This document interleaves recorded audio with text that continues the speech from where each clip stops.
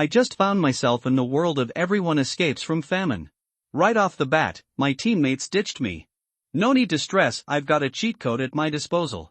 I started with a damaged pistol LV1, but I quickly upgraded it to a pistol LV2 that can fire bullets. Time to take aim at those so-called teammates. Next, I ramped it up to pistol LV3, capable of producing explosive effects. Plastic armor? Not anymore. I upgraded to iron armor, and then pushed it further to nuclear power armor, ultimately achieving Jarvis armor. What about homemade artillery? I transformed it from basic, individual artillery, to a long-range laser cannon, and finally to a massive, super-large star destroyer with a diameter of 100 meters. My three-wheeled RV? It became a four-wheeled RV, then advanced to a truck RV, and now? It's a flying RV. I've realized, the poor rely on mutation, while the rich stack up technology. Shinbei, there's no way out for you. We have to sacrifice someone to escape this cave, lure the rot wolves, and buy ourselves some precious time. Without your death, our chances of survival are slim. Inside a cave nestled in the desolate valley, Xiaolong's eyes burned with intensity as he spoke, his tone heavy with urgency. I leaned against the cold wall, a chilling pistol pressed against my forehead. I felt like a statue, my gaze distant and void of life.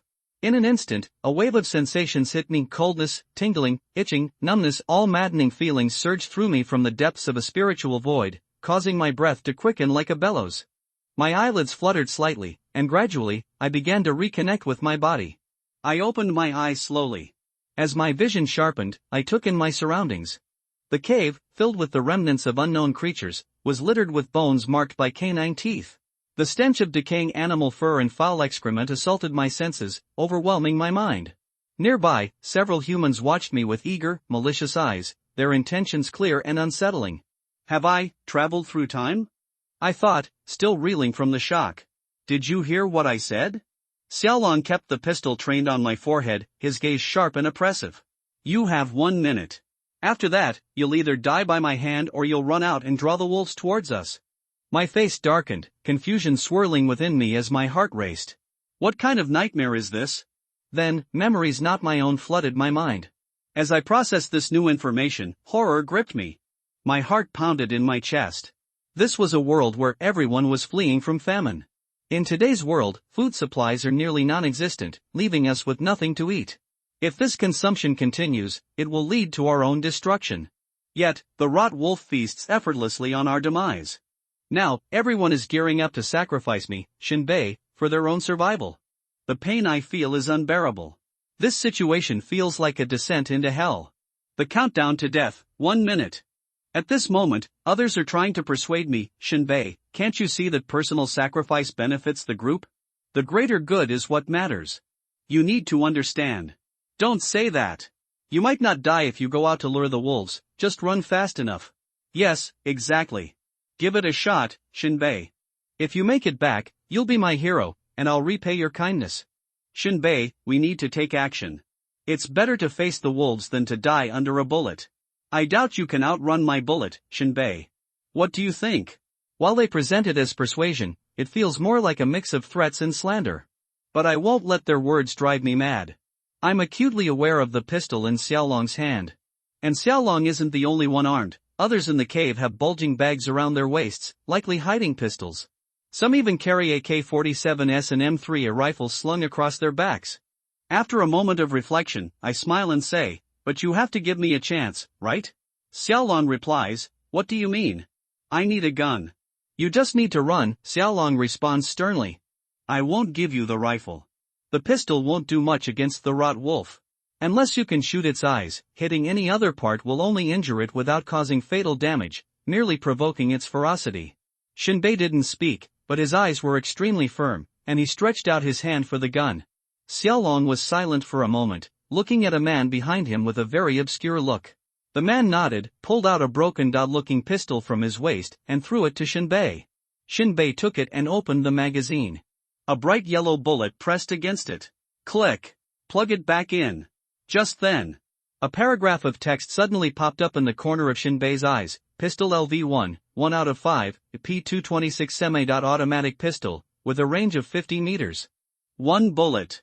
Tactical rail accessories are missing, the sheet-shaped front sight is missing, the rifling is severely worn, 100 burst, and cannot be used. Ha! Shenbei was distracted. Plug.in? Although the text is concise, why can't I understand it? What is the function of the plug.in? Did I increase my experience points in the process of pulling out and inserting the magazine just now? The more important information is, this group of people actually gave me a pistol that would explode. Shenbei temporarily suppressed his anger and did not scold or accuse him. He wanted to try what the effect of the pistol upgrade would be. Pull out and insert the magazine again. No experience points were added. Shenbei frowned and disassembled the pistol slide, barrel, recoil mechanism, frame, and trigger mechanism. Cleaned the sand inside the parts by the way. Reassemble. The moment the assembly was completed, the words in the corner of his eyes jumped again. Pistol LV1, 5/5, upgradable, sure enough. Disassembling and assembling items will increase experience points. Shenbei's consciousness moved, upgrade. Pistol LV2, 0 out of 10, a P226 semi-automatic pistol, with a range of 50 meters. 1 bullet. Tactical rail accessories are missing, the sheet-shaped front sight is missing, and the rifling is severely worn. It can be used, and the lethality is slightly improved. In addition to the level change, the description of this P226 also changed slightly. From unusable to slightly improved lethality. Is it so mysterious? Shenbei said to himself, it is worthy of being an energy world with superpowers, completely ignoring basic physical rules. Shenbei plans to upgrade again. He disassembled all the pistols and assembled them. Unfortunately, no experience points were added this time. Shenbei's mouth twitched, is this the end? There should be a way to upgrade, which needs to be explored. Shenbei's mind was full of miscellaneous thoughts. 1 minute is up, hurry up and get out. At this time, Xiaolong couldn't bear it anymore and urged. Shenbei thought about how to break the situation. The ferocity of the rotten wolves outside was beyond his ability to resist. But at this time, several people on the opposite side raised their pistols and pointed their rifles at Shenbei. If Shenbei hesitated for a while, he would be shot into a sieve within a second. Suddenly, Shenbei found a fragment in the original owner's memory. That is, before Xiaolong led everyone into the cave, he sent someone to arrange a lookout on the top of the cave. In theory, once there is any ferocious beast approaching or dangerous outside the cave, the lookout will find it in the first time and send a signal. Prompt the others in the cave to come out quickly and don't be trapped. But the fact is that after being surrounded by the rotten wolves, they did not receive any abnormal warnings from the lookout. That can only mean one situation. The Wolf King quietly attacked the lookout from behind. This is also the most fatal reason why everyone was set up. But this lookout is a sniper, carrying a Barrett M95. Shenbei's expression changed, and he thought carefully about the position of the lookout at the time. Good, good. You all want me to die, but you guys are still alive, right? Shenbei sneered in his heart, and a plan came to his mind. Then, Shenbei walked slowly to the cave entrance under the gaze of everyone. This was the first time Shenbei looked out at this world. The thin gray clouds in the sky kept changing, revealing a very beautiful blue sky, and the sun poured down like fire, pouring on the dry and cracked ground due to the heat. In the distance, the strong rot wolves were patrolling back and forth, their saliva dripping on the scorching rocks in the valley, evaporating into hissing white smoke. However, although they were hungry, they all stayed 500 meters away from the cave entrance. It seemed that they also knew that beyond this distance, the power and accuracy of the automatic rifle would be greatly reduced. There were more than 300 rot wolves looking around in the valley. If they left the protection of the cave, the fast and agile rot wolves only needed to surround them from all sides, and a charge could tear the entire team into pieces. However, the crowd could not afford to waste time, so Shenbei was pushed out to sacrifice. Shenbei observed carefully for a while. In the pack of rotten wolves, a different wolf was found. Its huge body and smooth pure black fur were rare among the rotten wolves, but the most shocking thing was that this wolf was standing. The alpha wolf would occasionally land on all four paws, but most of the time it would stand up and command the wolves with howls of varying lengths and heights and front paws. Shenbei listened carefully. My heart was shaken. This alpha wolf made at least 30 syllables. If these syllables can be combined, it would be a language. Is this really a rotten wolf? Shenbei took a deep breath and looked back at Xiaolong and others. Xiaolong lowered his voice impatiently, making his voice a little hoarse, and said, Action! What are you waiting for? Shenbei smiled, I want to say goodbye to you for the last time. No, just complete your mission. Oh, that's good. Bang! A blood hole suddenly appeared on Xiaolong's forehead. The bullet penetrated his head and exploded from the back of his head. For a moment, red and white sprayed all over the ground. A large amount of blood and water mixture splashed on other people's faces. Xiaolong instantly collapsed, without even a scream, and fell to the ground and died. This scene made everyone stunned. Shinbei put away the smoking pistol, and a smile of satisfaction appeared on his face. Damn it, you gave me a broken pistol and wanted me to die. I'll kill you with the last bullet first. A gentleman doesn't hold a grudge overnight, he took revenge on the spot.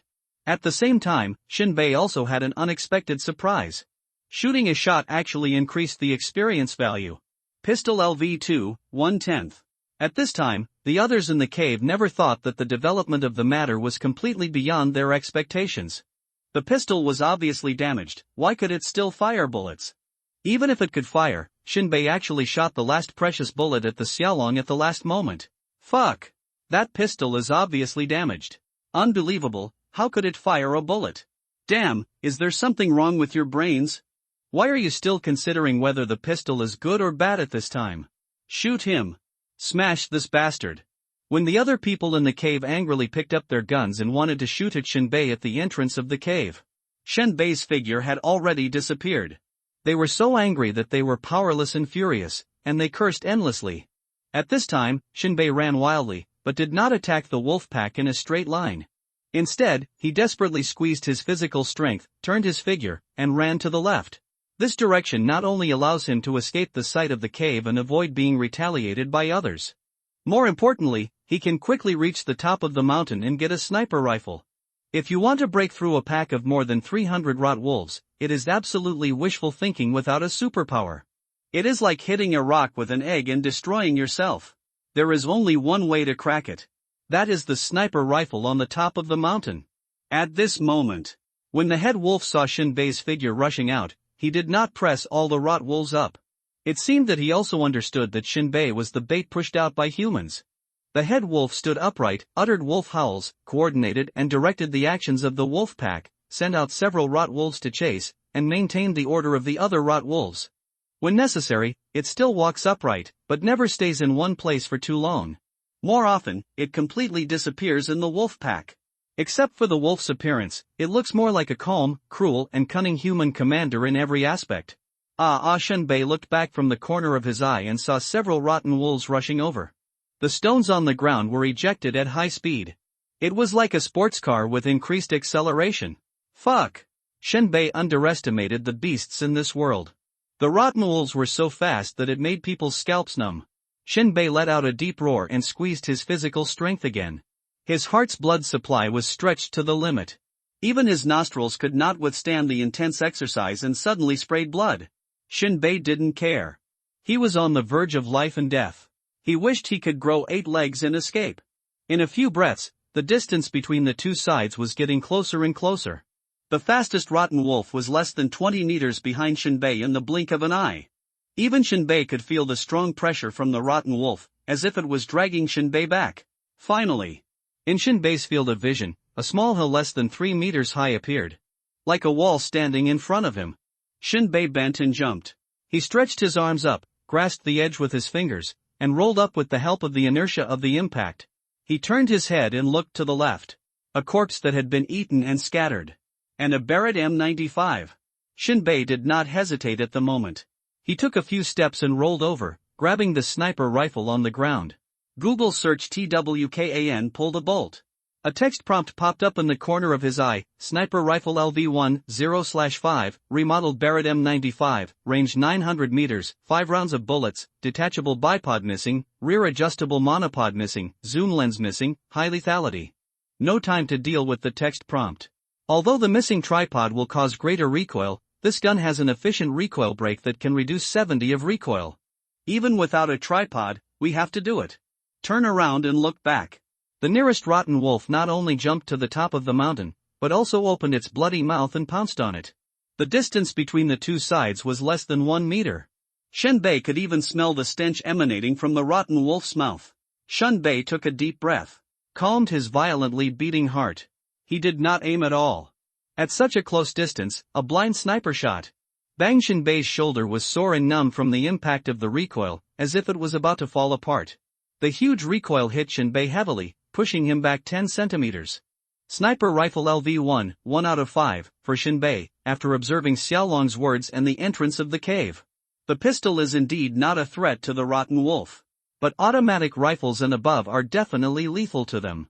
Otherwise, how could these rotten wolves suddenly become so smart? They know how to set traps and avoid the most lethal range of automatic rifles. And although they are hungry, no wolf will cross that invisible boundary. Such performance is simply like the army. Only fear can make the rotten wolf behave like this. Therefore, a sniper rifle that is more powerful than an automatic rifle must be a deadly guy. Sure enough, after Shinbei's blind sniper shot, a huge blood flower bloomed on a rotten wolf. The hot bullet blew its entire belly off. This was a strong male wolf with a head weighing 30 kilograms. It was blown several meters away by the impact of the bullet. After rolling on the ground for several times, it was able to struggle to stand up even though almost all its internal organs had fallen off. Although it suffered huge damage and lost its combat effectiveness, it still shook and roared at Shinbei in a deterrent manner. Until another male wolf jumped onto the top of the mountain and bit off its neck bone. This is the law of survival. A seriously injured rotten wolf cannot hunt, and the final outcome is to die quickly. And Shinbei was briefly stunned by the vitality of the rotten wolf. He did not dare to hesitate for a moment. He threw his hand and fired another shot. Sniper rifle LV1, 2 out of 5, the bullet clip was powerful and broke the other rotten wolf in half. Despite this, the rotten wolf was still biting the air and crawling towards Shinbei. Shinbei did not even look at it. The rotten wolf could not hold on for a few seconds and would naturally die. Shinbei turned the muzzle of his gun and shot the last rotten wolf's head that was about to jump up. Sniper rifle LV1, 3 out of 5, the bullet shot straight into its mouth, and the rotten wolf fell down like a rag doll thrown away, twitched a few times, and died. After dealing with the rotten wolves that were chasing and attacking, Shinbei turned over and lay on the top of the mountain. The old-fashioned sight above the muzzle slowly caught the head of the wolf below. For now, if Shinbei wants to escape the encirclement of the rotten wolves, he must shoot the horse first and capture the leader first. If he wants to kill all the rotten wolves, the ammunition base is not enough. Only when the leader wolf is killed, the other rotten wolves will be in chaos and even scatter. The reason why Shinbei had this guess was that when he observed the wolf pack at the entrance of the cave, there were also several male wolves who did not obey the management of the leader wolf and provoked resistance. This shows that this is a group of wolves made up of several wolf packs. Once the leader wolf dies suddenly, the wolf pack will surely collapse and return to a state of disorder.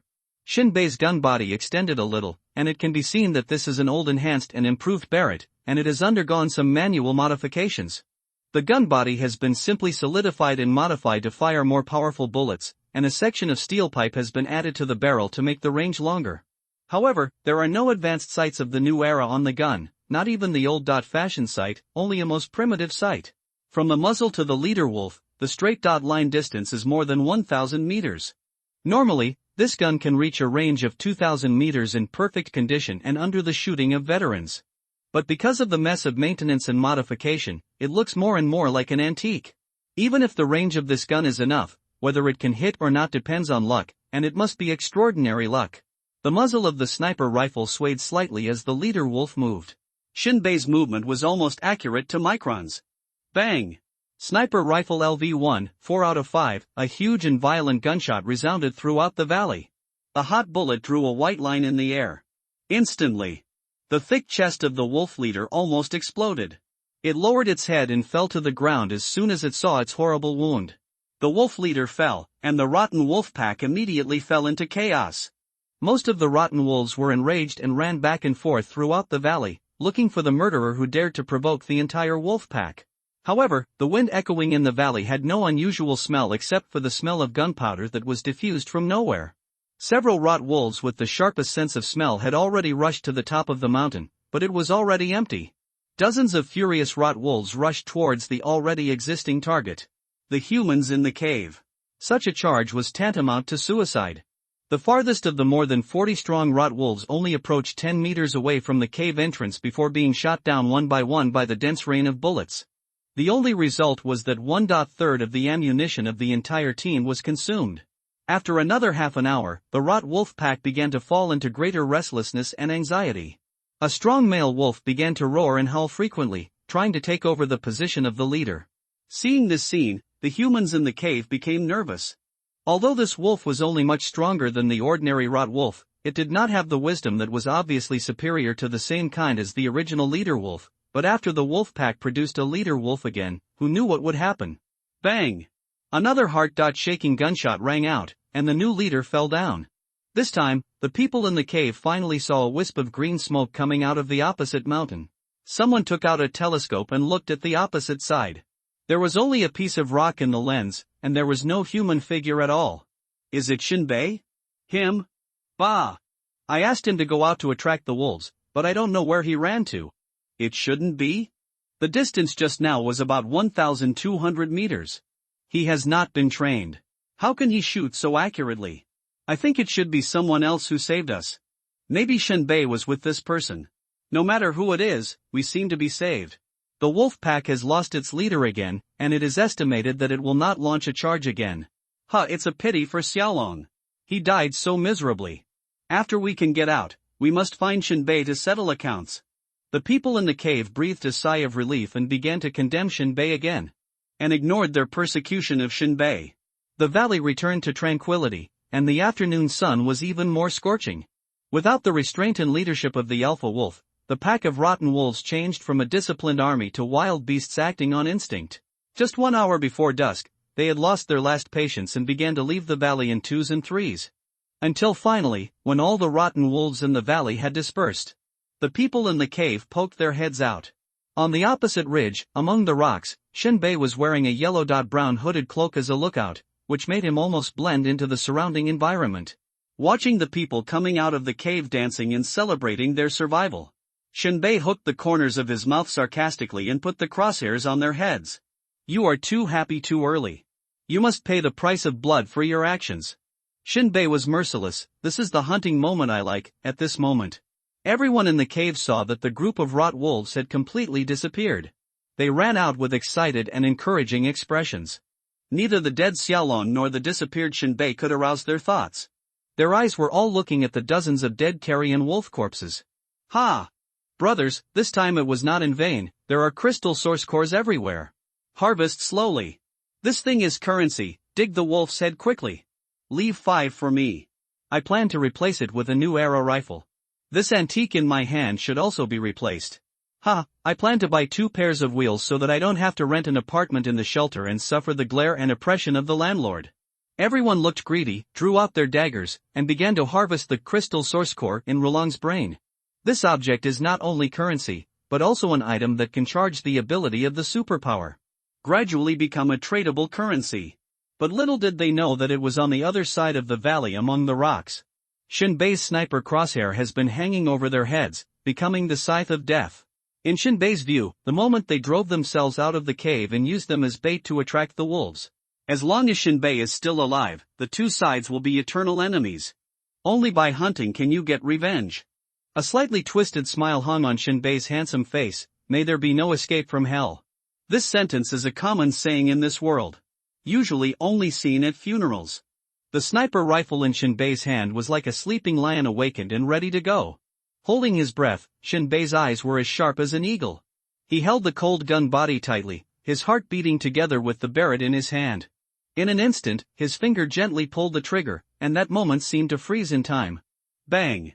A loud explosion-like sound instantly cut through the valley, and a blazing flame spurted out from the muzzle of the gun, like a meteor streaking across the sky. It was a bullet carrying the mark of death. The bullet came out of the barrel, piercing the air with a fierce gesture that exceeded the speed of sound, leaving an invisible but distinct trajectory. It stirred up a hot ripple in the air. A man in the valley was digging out the core of the crystal source with his butt raised, and his butt exploded. The lower body was shattered. And that fatal bullet raged through his body, mincing his flesh and blood, leaving a terrifying hole. Blood spurted out like a blooming red lotus, along with the broken internal organs, staining half of the sky red. The occurrence of this scene made others instantly panic and inexplicable. Some people's faces were trembling with extreme shock. It was as if someone's throat was being strangled by an invisible hand. His breath was suffocated and he could no longer speak. Someone's eyes suddenly turned blood red, and emotions of shock and rage swept through their hearts like turbulent waves. Enemy attack. Someone is sniping at us. Damn it, who is it? Could it be Shinbei? Don't care who it is, find cover, don't just stand there. The people in the valley were like roosters with fried feathers, scurrying around, trying to find cover to avoid snipers. Then, before the cave, there was an empty area. There are only a few stones that can hide the figure. Shinbei changed a magazine. Pull the bolt. Death bullets were fired one after another. Although everyone in the valley is running. But Shinbei was a top special forces soldier in his previous life. Not to mention moving targets, even S.type living targets can kill countless people. The accuracy of the marksmanship is quite high. Bang bang bang. After 5 consecutive shots, 3 bodies fell again in the valley. Shinbei stepped back and stood up, starting to circle around and change the magazine. There are 3 enemies left hiding behind boulders. Shinbei squinted his eyes, running like an agile cheetah. During the detour, Shinbei began to upgrade his sniper rifle. Sniper rifle LV1, 10/5, the modified Barrett M95 has a range of 900 meters, 5 bullets, the detachable bipod is missing, the rear adjustable monopod is missing, the magnifier is missing, and it is more lethal. Upgrade. Sniper rifle LV2, 5 out of 10, the modified Barrett M95 has a range of 1000 meters, 5 bullets, the detachable bipod is missing, the rear adjustable monopod is missing, the magnifier is missing, and it is more lethal. Increase shooting distance to 100 meters. Shinbei's heart moved. He wondered if continuing to upgrade would produce other effects besides increasing the shooting distance. After all, this is an energy world, and even people with superpowers exist, so it is understandable to transcend the rules of physics. A matter of moments. Shinbei has already gone half a circle. Return to the top of the mountain where you sniped the Wolf King. Set up the sniper rifle. Take a look around. Shinbei chuckled. The 3 enemies were still huddled in their original positions, taking turns, peering into the rocks on the opposite side, trying to find Shinbei's position to counterattack. Bang! Without hesitation, Shinbei put the enemy's head into the crosshairs and directly pulled the trigger. A slightly dull gunshot echoed in the valley.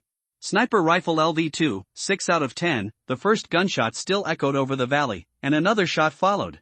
Sniper rifle LV2, 7 out of 10, before the gunshots reached the ears of the 3 people, an enemy on the left fell down.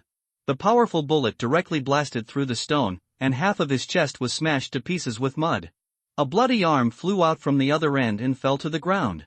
The second gunshot directly blew the head of the enemy in the middle.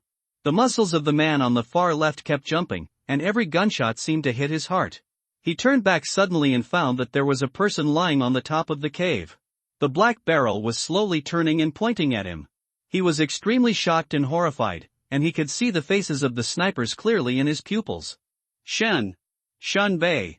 This person was extremely stunned and puzzled. He never thought that Shinbei, the worst in the team, was not only still alive, but also picked up a gun and started revenge hunting. How is it possible?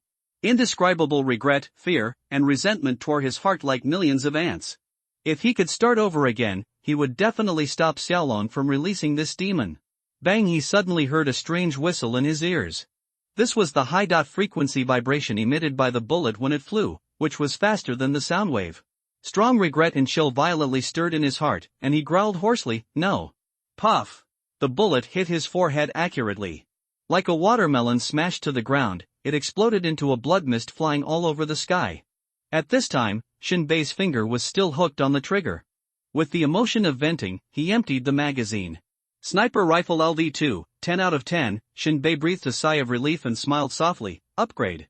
Sniper rifle LV3, 0/30, modified Barrett M95, range 1100 meters, 5 bullets, detachable bipod missing, rear adjustable monopod missing, magnifier missing, greater lethality, sports shooting, accuracy bonus of 20. After Shinbei read the information, the pupils shrank slightly. After this upgrade, a brand new entry is brought. That is, in mobile combat, the accuracy is greatly improved. You know, if a person wants to shoot a target while running, it is n times more difficult than a blind sniper. His body swayed violently while running, and he couldn't control the accuracy of a sniper rifle or a pistol. The only practical thing is the automatic rifle, which can shoot randomly. Even Shinbei of the Special Forces cannot achieve 100% hit in mobile combat, or in other words, 3 out of 10, it all depends on luck. It seems that my plug-in is very practical. Shinbei put away his sniper rifle, straddled his back, put on his hood, hid his face in the shadows, and walked toward the valley. Soon, Shinbei's field of vision was filled with the remains of rotten wolves and human beings. The bloody smell of two different creatures mixed together, causing Shinbei's nostrils to suffer tremendously. After a moment of adaptation, Shinbei began to clean the battlefield. In the memory of the original owner, all the ferocious beasts in the wasteland will produce crystal source cores. It is an important currency in this world, and it is also a common item for those with supernatural powers. This is the thought. Shinbei picked up the dagger on the ground and started collecting crystal source cores. Some crystal source cores have been dug out by enemies, so just pick them up directly. Shinbei picked up one of them and raised it for observation. At this time, night has fallen, and the bright moon hangs alone in the night sky, and its silvery light shines, providing a lot of vision. The core of the crystal source is about the size of a finger cap and has a rhombus shape on the outside, glowing with a blue halo. There is also a milky white color inside, with milk dot-like lines flowing slowly. Unfortunately, according to the memory of the original owner, this body does not have the conditions to awaken any superpowers and can only be used as currency. Shinbei sighed leisurely. However, Shinbei does not think that he cannot survive in this strange world without special powers. Just these ordinary people who were killed by themselves can survive.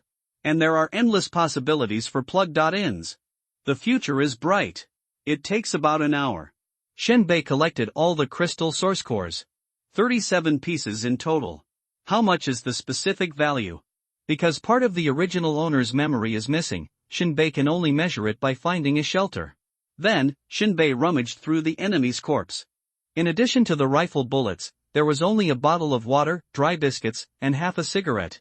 It seems we are really in dire straits and we have no choice but to break out. Shinbei smiled, sat cross-legged, chewing in small mouths.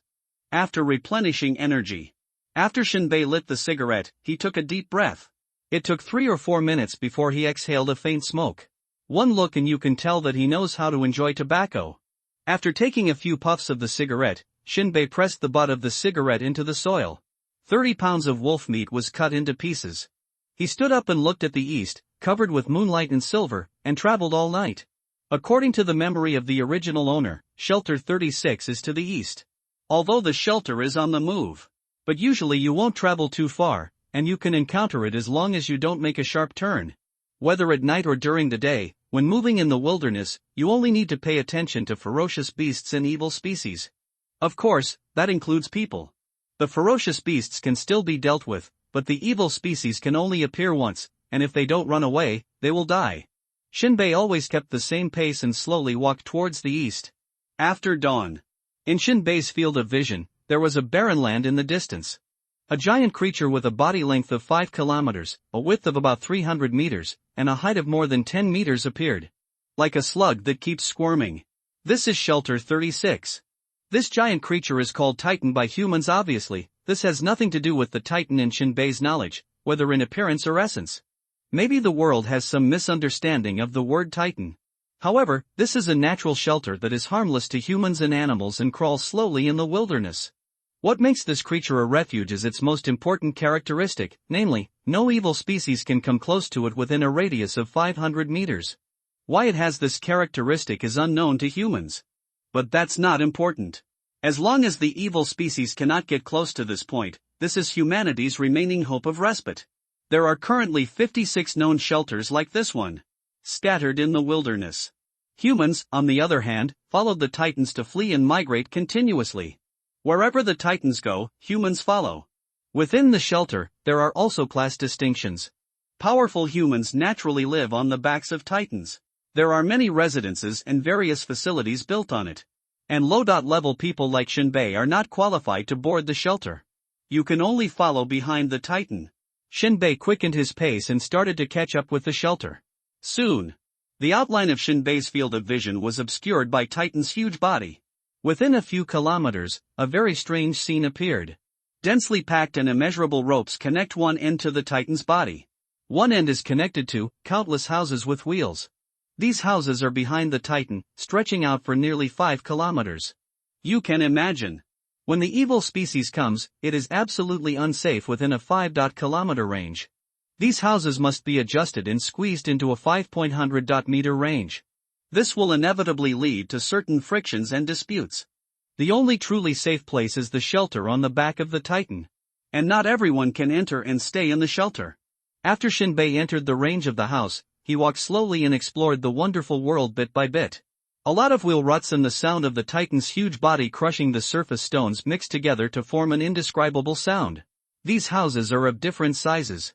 Some are residences, some are bars, and there are various shops selling items. Generally speaking, the more wheels there are, the bigger the house. This is why the enemy's lifelong desire in the valley was to buy 2 pairs of wheels, which is the real home. Shinbei went around and came to a store. The sign above is very simple, with only a water drop pattern. A store selling water. Shinbei climbed up the ladder and pushed open the door. Welcome. A bald boss sat behind the counter. Behind him was a huge water tank. The water tank was made of super-strong alloy steel. Even bullets could not penetrate it. A lot of steel bars were welded for protection. Shinbei took out the crystal source core and handed the water bottle over. Get a bottle of water. The boss took the bottle with a smile. Okay. By the way. The boss turned around and said, the price of water has increased. Now you need 5 crystal source cores. Shinbei? The price is a bit outrageous. The water bottle in Shinbei's hand is not big, it is a standard 500 milliliters mineral water bottle. A single bottle of water requires 5 crystal source cores. With such prices, how do humans survive in this world? Shinbei naturally knows that water is hard to come by. In this world, almost all groundwater and surface water are polluted. If humans want to obtain water, they must rely on titans. This giant creature often stops crawling forward, opens its huge mouth, stretches out a rotating hollow meat tube, and drills into the ground. The groundwater is pumped out, and the polluted water source is filtered through a special internal filtering organ, and stored in the stomach band to provide the water source protection needed for one's own life. Humans, on the other hand, will create a channel in the Titan's body, leading directly to the stomach, to extract clean water for drinking. Although it was quite strenuous, the water source was still enough to consume up and down Shelter 36. At this time, the store owner explained, Titan has not stopped to collect water for nearly 2 months. Things are scarce and the price of water has naturally increased. The boss placed a bottle of clean water on the counter. Thank you for your patronage. Shinbei shrugged and handed over 5 crystal source cores. Leave the water shop. Shinbei carefully put the water bottle away. Walking through the mobile homes according to the memory of the original owner. Arrive at an apartment. The apartment floor is not high, it can be compared to a 3rd floor. A small room in the corner of the 3rd floor is his residence. Back? The landlord was a greasy middle-aged man with a bloated figure who was chewing on the bones of an unknown ferocious beast. Yellowed teeth bit into the half-cooked flesh and blood. How was the harvest this time? Shinbei's face was calm. I'm all in trouble. That's what this fucking world is. The landlord wiped his hands and continued, yesterday we were drinking and chatting, but today we are dead. Shinbei nodded, turned around and walked upstairs. The landlord's huge head poked out. Why are you pretending to be confused? Shinbei stopped, turned around slowly, and asked in confusion, what? It's time to pay the rent. Only then did Shinbei remember that the original owner went out on an adventure to hunt ferocious beasts this time in order to obtain the core of the crystal source to pay the rent. He counted 20 crystal source cores and handed them to the landlord. The landlord had a big smile on his face and waved his hand. The harvest is not bad. I thought you would have to go out a few times to collect the rent. Come on up. Shinbei smiled slightly and continued to go upstairs. Judging from the memory of the original owner, the landlord used to be a person with supernatural powers. It was really beautiful for a while. Later, during a fight with a ferocious beast, he was struck by the miasma of divine punishment. As a result, the superpower is sealed and he becomes an ordinary person. Fortunately, I made a lot of Jingyuan cores, bought 4 pairs of wheels, built a 3-story apartment, and worked as a rent collector, and my life was pretty good. The so-called miasma of divine punishment is a kind of gas that appears irregularly and at any time and anywhere.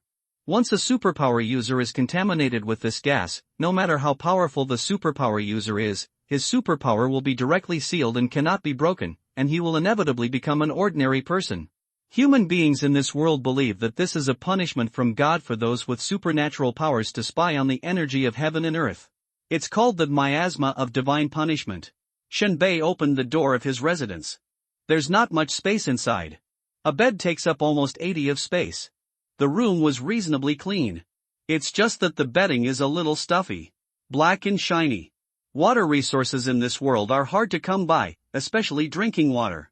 Even the luxurious upper class are rarely willing to bathe in pure water. It is generally a secondary water source filtered using purification equipment. This water source contains a certain amount of radiation, and your body will feel numb after washing. Although it's fine once it's firm. But it's not as comfortable as taking a bath at all. It's more like taking a bath under an electrified stream of water. Therefore, most humans seldom bathe, so their bodies are naturally extremely dirty. Shinbei pulled out all the few drawers in the room. They are all items of little value. But inside a packaging bag, there is a photo. The front of the photo shows a little boy and a little girl. Not very old, about 5 years old. There is a delicate font written on the back, which seems to be written by a woman.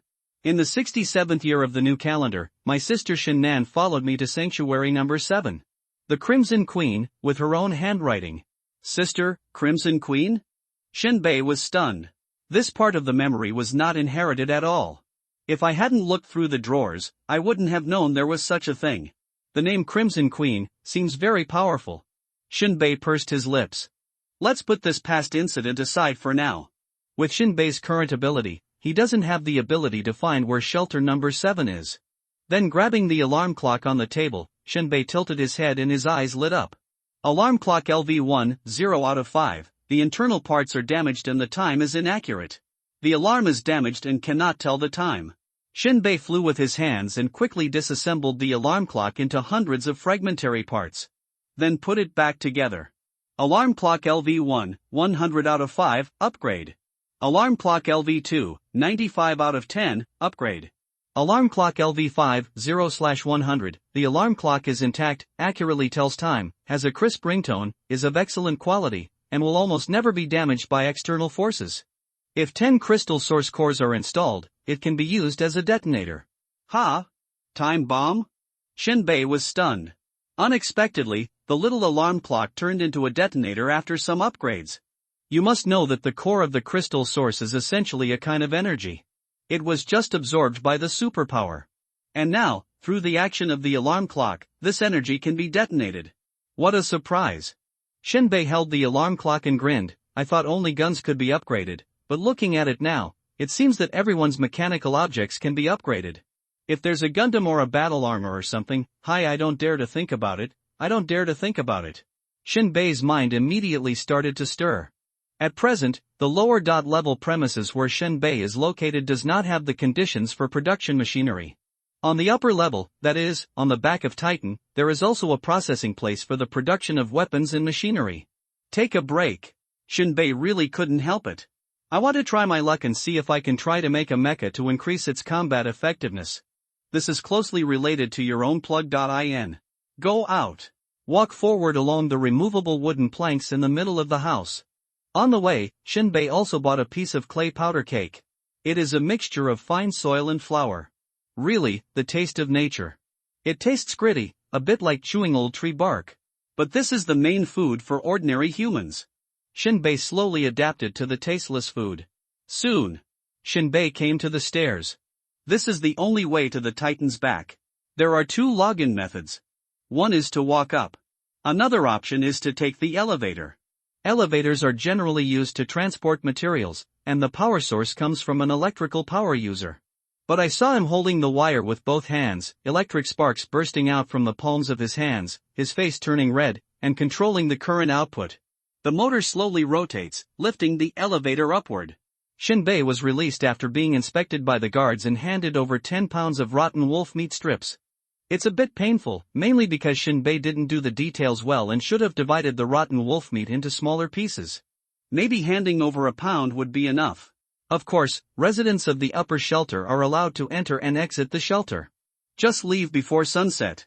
The guards are just taking advantage of their duties to make money. Climb to the top. Shinbei's eyes lit up. If we ignore the current environment of people fleeing famine and the evil species, the scene on the back of this giant creature is no different from a small city. The factories connected together produce a series of products from canned food, cement, steel to weapons and equipment. At the other end is a small power plant that provides power. The scale of production here is certainly not comparable to that of the old times, so there is no economy of scale. But in turbulent times, it has to be like this. There are more luxurious shops on the street. Flat roads. Houses lined up. There are even a lot of vegetation and flowers on both sides of the road. Further away, there are large tracts of farmland and steam-emitting turbines. Even in the end of the world, the powerful still live well and are not affected. Shinbei couldn't help but sigh. Walked along the street for a while. Found a small factory full of modernity. This is where humans use technology to purify polluted water sources, and it also works as a bathhouse. Shinbei lowered his head and sniffed the stench all over his body. If you want to find a job, you have to stand up straight. Without any hesitation, Shinbei decided to take a bath first. Even if it's numb, it's better than being suffocated to death. Entering the courtyard. You can hear the rumbling sound of machinery and the sound of water. At the same time, there are many superpowers coming in and out, obviously taking a bath. These people obviously care more about their appearance and image, which is much better than the lower class people who are still struggling to survive. Entering the house. You can see that there are 3 pipes separated from the water outlet of the equipment. One leads to the outside and is transported to other residences for mopping the floor, sweeping street dust, and watering trees and crops. Another leads to the steam power plant not far away. Another leads to a single room, that is, a bathing room. How much is the bathing fee? Shinbei asked while lying on the counter. A staff member did not raise his head or open his eyes, flipping through the novel. Are you a superpower? Please show your license plate. The license plate is the identity mark of the superpower. There are many shelters in the wasteland. Each shelter will issue licenses to its own superpowers. Although the styles and patterns of the licenses are different, the shelters recognize each other and provide certain conveniences. Superpowers can enjoy this price of 3 crystal source cores for bathing, no matter which shelter. If you are not a superpower, 5 crystal source cores. Shinbei was shocked. A bottle of drinkable pure water was only worth 3 before the price increase. Taking a bath actually costs 5? The staff raised his head and looked at Shinbei's stunned expression, knowing that he was a bumpkin. Do you think it's expensive? The staff quickly explained. Where do you think our water source comes from? If Titan doesn't stop for a day, the water purification plant will not be able to absorb surface water. Shinbei said. It turns out that water resources are still tight. Before Titan stops wriggling, water sources are indeed a big problem. Shinbei gritted his teeth and handed over 5 crystal source cores. Single room number 7, you only have 2 minutes. After the staff's reminder, Shinbei almost fell to the ground. Damn! Only 2 minutes for a shower? What a fucking rip! Shinbei hurried to the single room number 7 bathroom. Quickly take off your clothes. Twist on the shower head. Start rubbing. The powerful water flow washed over his body, and Shinbei's skin felt numb as if it had been electrified. Shinbei moved very quickly and rubbed his whole body. A lot of black water was washed away. The shower time cannot be too long. Although the water used for showering has been treated and the radiation level has been greatly reduced, it is still far from drinking water. If it lasts for a long time, it will cause irreparable damage to the body. Despite all the restrictions and high costs, being able to take a shower is still the most proud benefit of the residents of the shelter. The water flow on the shower head quickly turned smaller and eventually stopped. The last drop of water fell reluctantly, and a small splash of water popped up on the jade-like skin on his shoulder, and then flowed down along the smooth curve of the skin. So when the shower was over, he simply wiped his body. He felt a lot more relaxed and let out a long breath. I look like a human being now. Shinbei combed his hair in front of the broken mirror. He got dressed and walked out. But when Shinbei passed by the counter, the staff looked at Shinbei's brand new face. The slender, strong, slightly curved eyebrows, the shining pupils, and the lines that outlined the eye contour together formed a nearly perfect picture. He suddenly felt a little dry in his throat, although from the body shape, this person should be a man. But in this era of survival, desire has long lost its shackles, and sex and violence have long become the instincts of most people. Men and women, adults and children, humans and non-humans, in the eyes of those who crave excitement and climax, all boundaries are blurring rapidly. Hey! The staff shouted. Shinbei stopped and turned around to ask, is there anything else? I just want to remind you. The staff grinned. Sometimes, dirtiness is also a protective color. I hope you understand. Shinbei didn't understand what the staff wanted to say at first.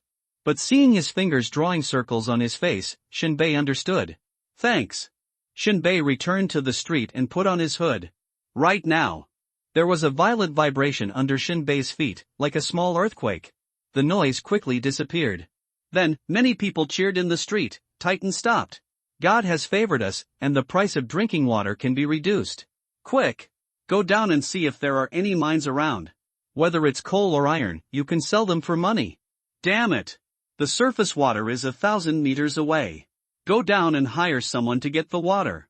Let's go cut down some trees, either chop firewood or process wood boards, and keep them for the winter. The squirming Titan finally stopped after crawling for 2 months. This is also the busiest time for the entire shelter. There's a lot of work to do.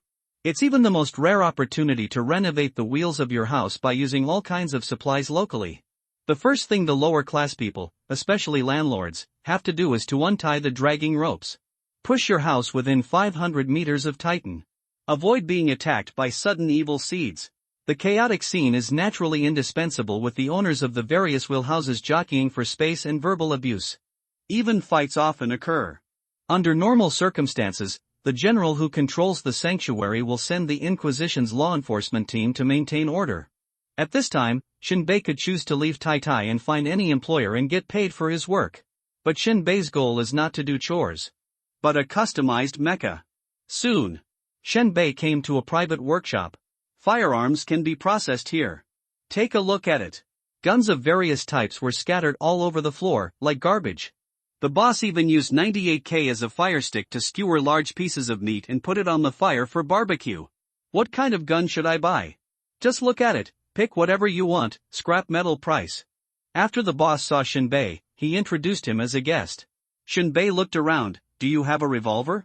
I knew you liked antiques. The boss slapped his thigh. You've come to the right place. You may not be able to find a revolver in other shelters, but I just have one here. Shinbei's knowledge of firearms in this world has once again risen to a new level. To put it bluntly, the guns in this private workshop could raise an armed thug in a small African country on Earth. But in this world, these guns are all antiques, guns used by poor ordinary people. Shinbei now has a pistol and sniper rifle. The sniper rifle is pretty good and its level is slowly improving. You can continue to use it. But the pistol is really unsatisfactory. The revolver is more powerful and is what Shinbei wants to replace. The boss rummaged through the weapons pile for a long time. He took out an M500 revolver. Give. The boss casually threw it to Shinbei. Shinbei took it and took a look. It was rusty and had no maintenance at all. The trigger is stiff and seems to be stuck. M500 revolver LV1, 0 out of 5, there are no bullets, the trigger moves abnormally, the wheel shaft is slightly stuck, and the pawl is not sensitive. The rifling is intact and the damage is great. There are many faults and it is not recommended to use. Shinbei's lips twitched. This revolver was twice as lethal as the Desert Eagle on Earth. One shot can kill a big rhinoceros. Looking at it now, it looks like scrap metal. But Shinbei doesn't care. He has a plug.in that transcends the rules of physics and can be fixed by upgrading. Where are the bullets? Shinbei asked. The boss was surprised. Don't you collect it? For combat purposes. The boss scratched his head. The bullet type of this pistol is quite special. What is it called? Let me think about it. Shinbei said directly, 500 SW Magnum bullet. Yes, it's just a toy. What a mouthful. The boss complained, I don't have this kind of bullet readily available. If you need it, I can process it for you on the spot. The boss pointed to the lathe and production line in the inner room, and said proudly, to put it bluntly, I produce all the bullets in Shelter 36. Of course, I can't play with the new ones used by superpowers. New guy? Shinbei asked. The boss smiled and said, it's the kind of gun that can use the core of the crystal source's kinetic energy to stimulate energy. Oh. Shinbei looked calm, but his heart was filled with fear. People with superpowers are also equipped with firearms as standard? Moreover, it is a firearm beyond his own knowledge. Have a chance to really see it. How much? Shinbei asked, fiddling with the revolver. The boss was very honest, I can give you this antique for free, but you have to customize no less than 300 rounds of bullets, and the cost is 50 crystal source cores. Shinbei rummaged through his pockets and found only 6 crystal source cores left. He also put down the 20 kilograms of rotten wolf meat on his body. It's not that much for now, Can this be considered as part of the deposit? The boss touched his chin. Show me your residence permit. Shinbei took out the residence permit of the original owner. The boss looked at it carefully for a while and wrote down the message, old resident. He thought for a while and said, for 20 pounds of rotten wolf meat, I can only count you 4 crystal source cores. I can process 300 rounds of bullets for you, but you have to give me back 80 crystal source cores. Don't think I'm evil, I'm already charitable enough. To put it bluntly, if you die in the wasteland tomorrow, can I still chase you to hell to get the crystal source core? Interest. In fact, the interest rate is very high. But the boss's concerns are justified. When a person dies, all debts are gone. Normally, 50 crystal source cores require 300 rounds of ammunition. The unit price is 6 rounds of 1 crystal source core. In the wilderness, when dealing with ferocious beasts, if you are lucky, if you kill a ferocious beast within 3 shots, you can get 1 crystal source core. The overall income is still good. Shinbei nodded, okay. After the two parties agreed, they wrote an IOU. The boss rummaged through the drawings of the bullet and went to the workshop. Come and pick it up in an hour. And Shinbei sat on the ground, dismantling the revolver and then reassembling it. Revolver LV1, 5 out of 5, Shinbei seemed to have figured out the pattern. As long as you get a new one, you can almost upgrade it depending on the number of removable parts. Except for the alarm clock. Upgrade. Revolver LV2, 0/10, no bullets, the wheel shaft is slightly stuck, and the pawl is not sensitive. The rifling is intact and the damage is great. It can be used, but pay attention to lagging. When shooting continuously, observe the operating status of the pawl. Done. Abnormal trigger activity disappears. From unusable to usable. This is what the upgrade brings. Cool.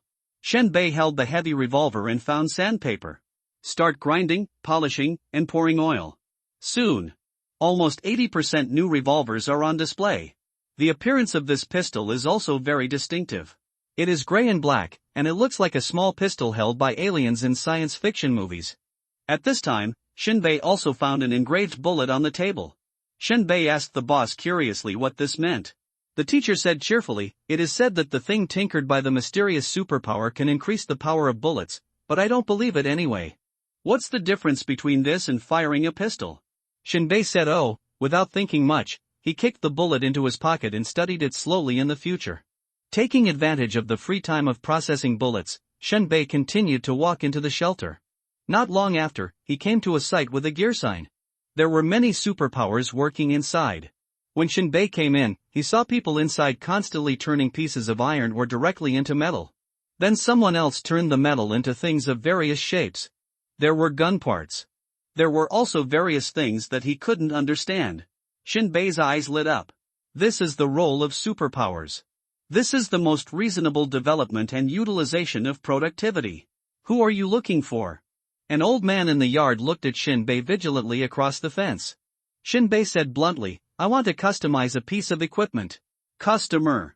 The old man smiled, my name is Chenanji, I'm the supervisor here, come in and talk.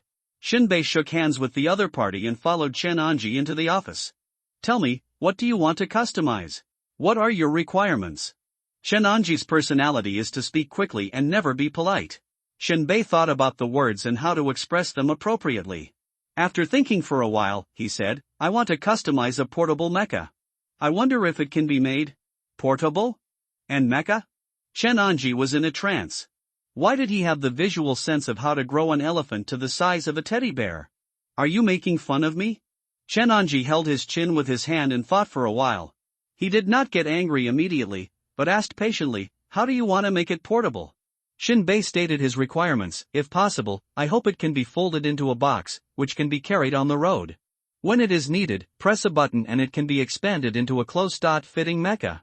Chenanji was stunned and looked at Shinbei in surprise. Excuse me, how much is such a portable mecha? Can you sell one to me? Shinbei. Chenanji continued, young man, what era is this? There are many superpowers. What's the use of a huge mecha? The power problem alone cannot be consumed. We are not a black technology factory here. You have come to the wrong place. A superpower who was converting ore into metal said with a curled mouth, and couldn't help laughing. Shinbei was not embarrassed. He was just testing the abilities of these people to see if there were special superpowers that could make such magical props. Seeing that the other party couldn't make what he wanted, he lowered his requirements. Then let me put it another way, how about close-fitting combat armor? Your requirements are higher than those of mechas. Chenonji almost jumped out. Shinbei pursed his lips. Then what kind can you make? My requirement is that it is as simple as possible and mainly portable. Shinbei's question is obviously contradictory. I hope readers will remember our domain name Taiwan Novel Network. How can a close-fitting armor be streamlined? It involves a large number of components and modules, including exoskeletons, armor skins, power modules, etc. The structure is extremely precise and complex. Chenonji touched his chin, thought for a while and said, in fact, our research institute has really tried to design armor. Although there are superpowers, there are also many ordinary people. If they can be equipped, they are also a combat power that cannot be ignored. Moreover, through the special molding materials of superpowers, plus the crystal source core, it is theoretically possible to design a close-fitting armor. When Shinbei heard the word theoretical here, he knew that something was wrong. They may have tried, but they definitely gave up halfway. Shinbei asked tentatively, what percentage of the ideal armor you envision can be achieved? Team Leader Chen pondered for a moment, rubbed his chin gently with his fingers, and said, let's not talk about where the research is for now, the question is whether you want it. Shinbei naturally nodded. If he didn't want it, why waste time?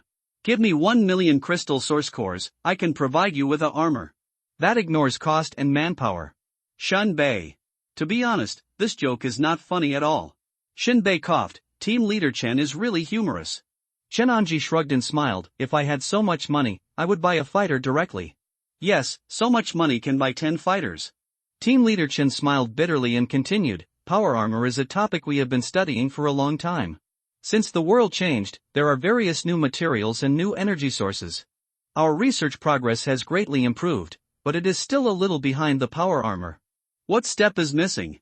Shinbei asked curiously. It's missing. A nearby technician coughed hurriedly. You idiot, I know what to say and what not to say, just do your job. Team Leader Chen glared at the technician, then said to Shinbei, the difference is in power. Our power armor can hardly support the high speed movement of the armor, that is, it is difficult to make the heavy armor run like a human, unless the crystal source core is used as energy at all costs, but the consumption is also very huge, and the gain does not outweigh the loss. Shinbei's heart moved. I wonder how heavy the armor you have developed is? By the way, how big is it? 1 ton. 2 meters and 5 meters tall, humanoid. Team Leader Chen said, in order to ensure the ability to withstand blows, we have tried our best to use the lightest materials, and this is already the lightest. Shinbei's eyes lit up when he heard this. If we use ordinary materials, can we continue to reduce the weight? Team Leader Chen said with a strange look in his eyes, if you don't need defense, you can delete many modules, even the materials can also be cheap, but to be honest, it is a waste if you buy it. This quality of armor is just a showpiece, because the material quality is too poor and it is easy to wear. It may break down in a few attacks without the enemy's attack. Shinbei thought about it and asked, what can this kind of power armor do? How much does it cost? Team Leader Chen, you guessed it right. I just want to experience the feeling of wearing power armor and satisfy my childhood wish. As for whether it has combat power, it doesn't matter. You don't have to waste money like this. Team Leader Chen was speechless, but still said, it can make you run. This kind of power armor weighs about 100 kilograms, but it is limited to running. The speed may not be as fast as you run yourself. As for the price, he calculated in his mind, if you don't want weapons, just a shell, I can make 1,000 spirit cores for you, and you can assemble them now. 1,000. Shinbei thought for a moment and said, is the material you are going to use bulletproof? What if it is not bulletproof? Even if it is a pistol bullet, I want to make it like Iron Man. I just want the appearance, as long as it can move, but it must be fully functional. For example, the propulsion engine of the hands and feet, the appearance is fine, performance is not important. By the way, the color must also be camouflage. Are you kid trying to steal the technology? Do you have a way to improve the performance? Team Leader Chen looked at Shinbei suspiciously.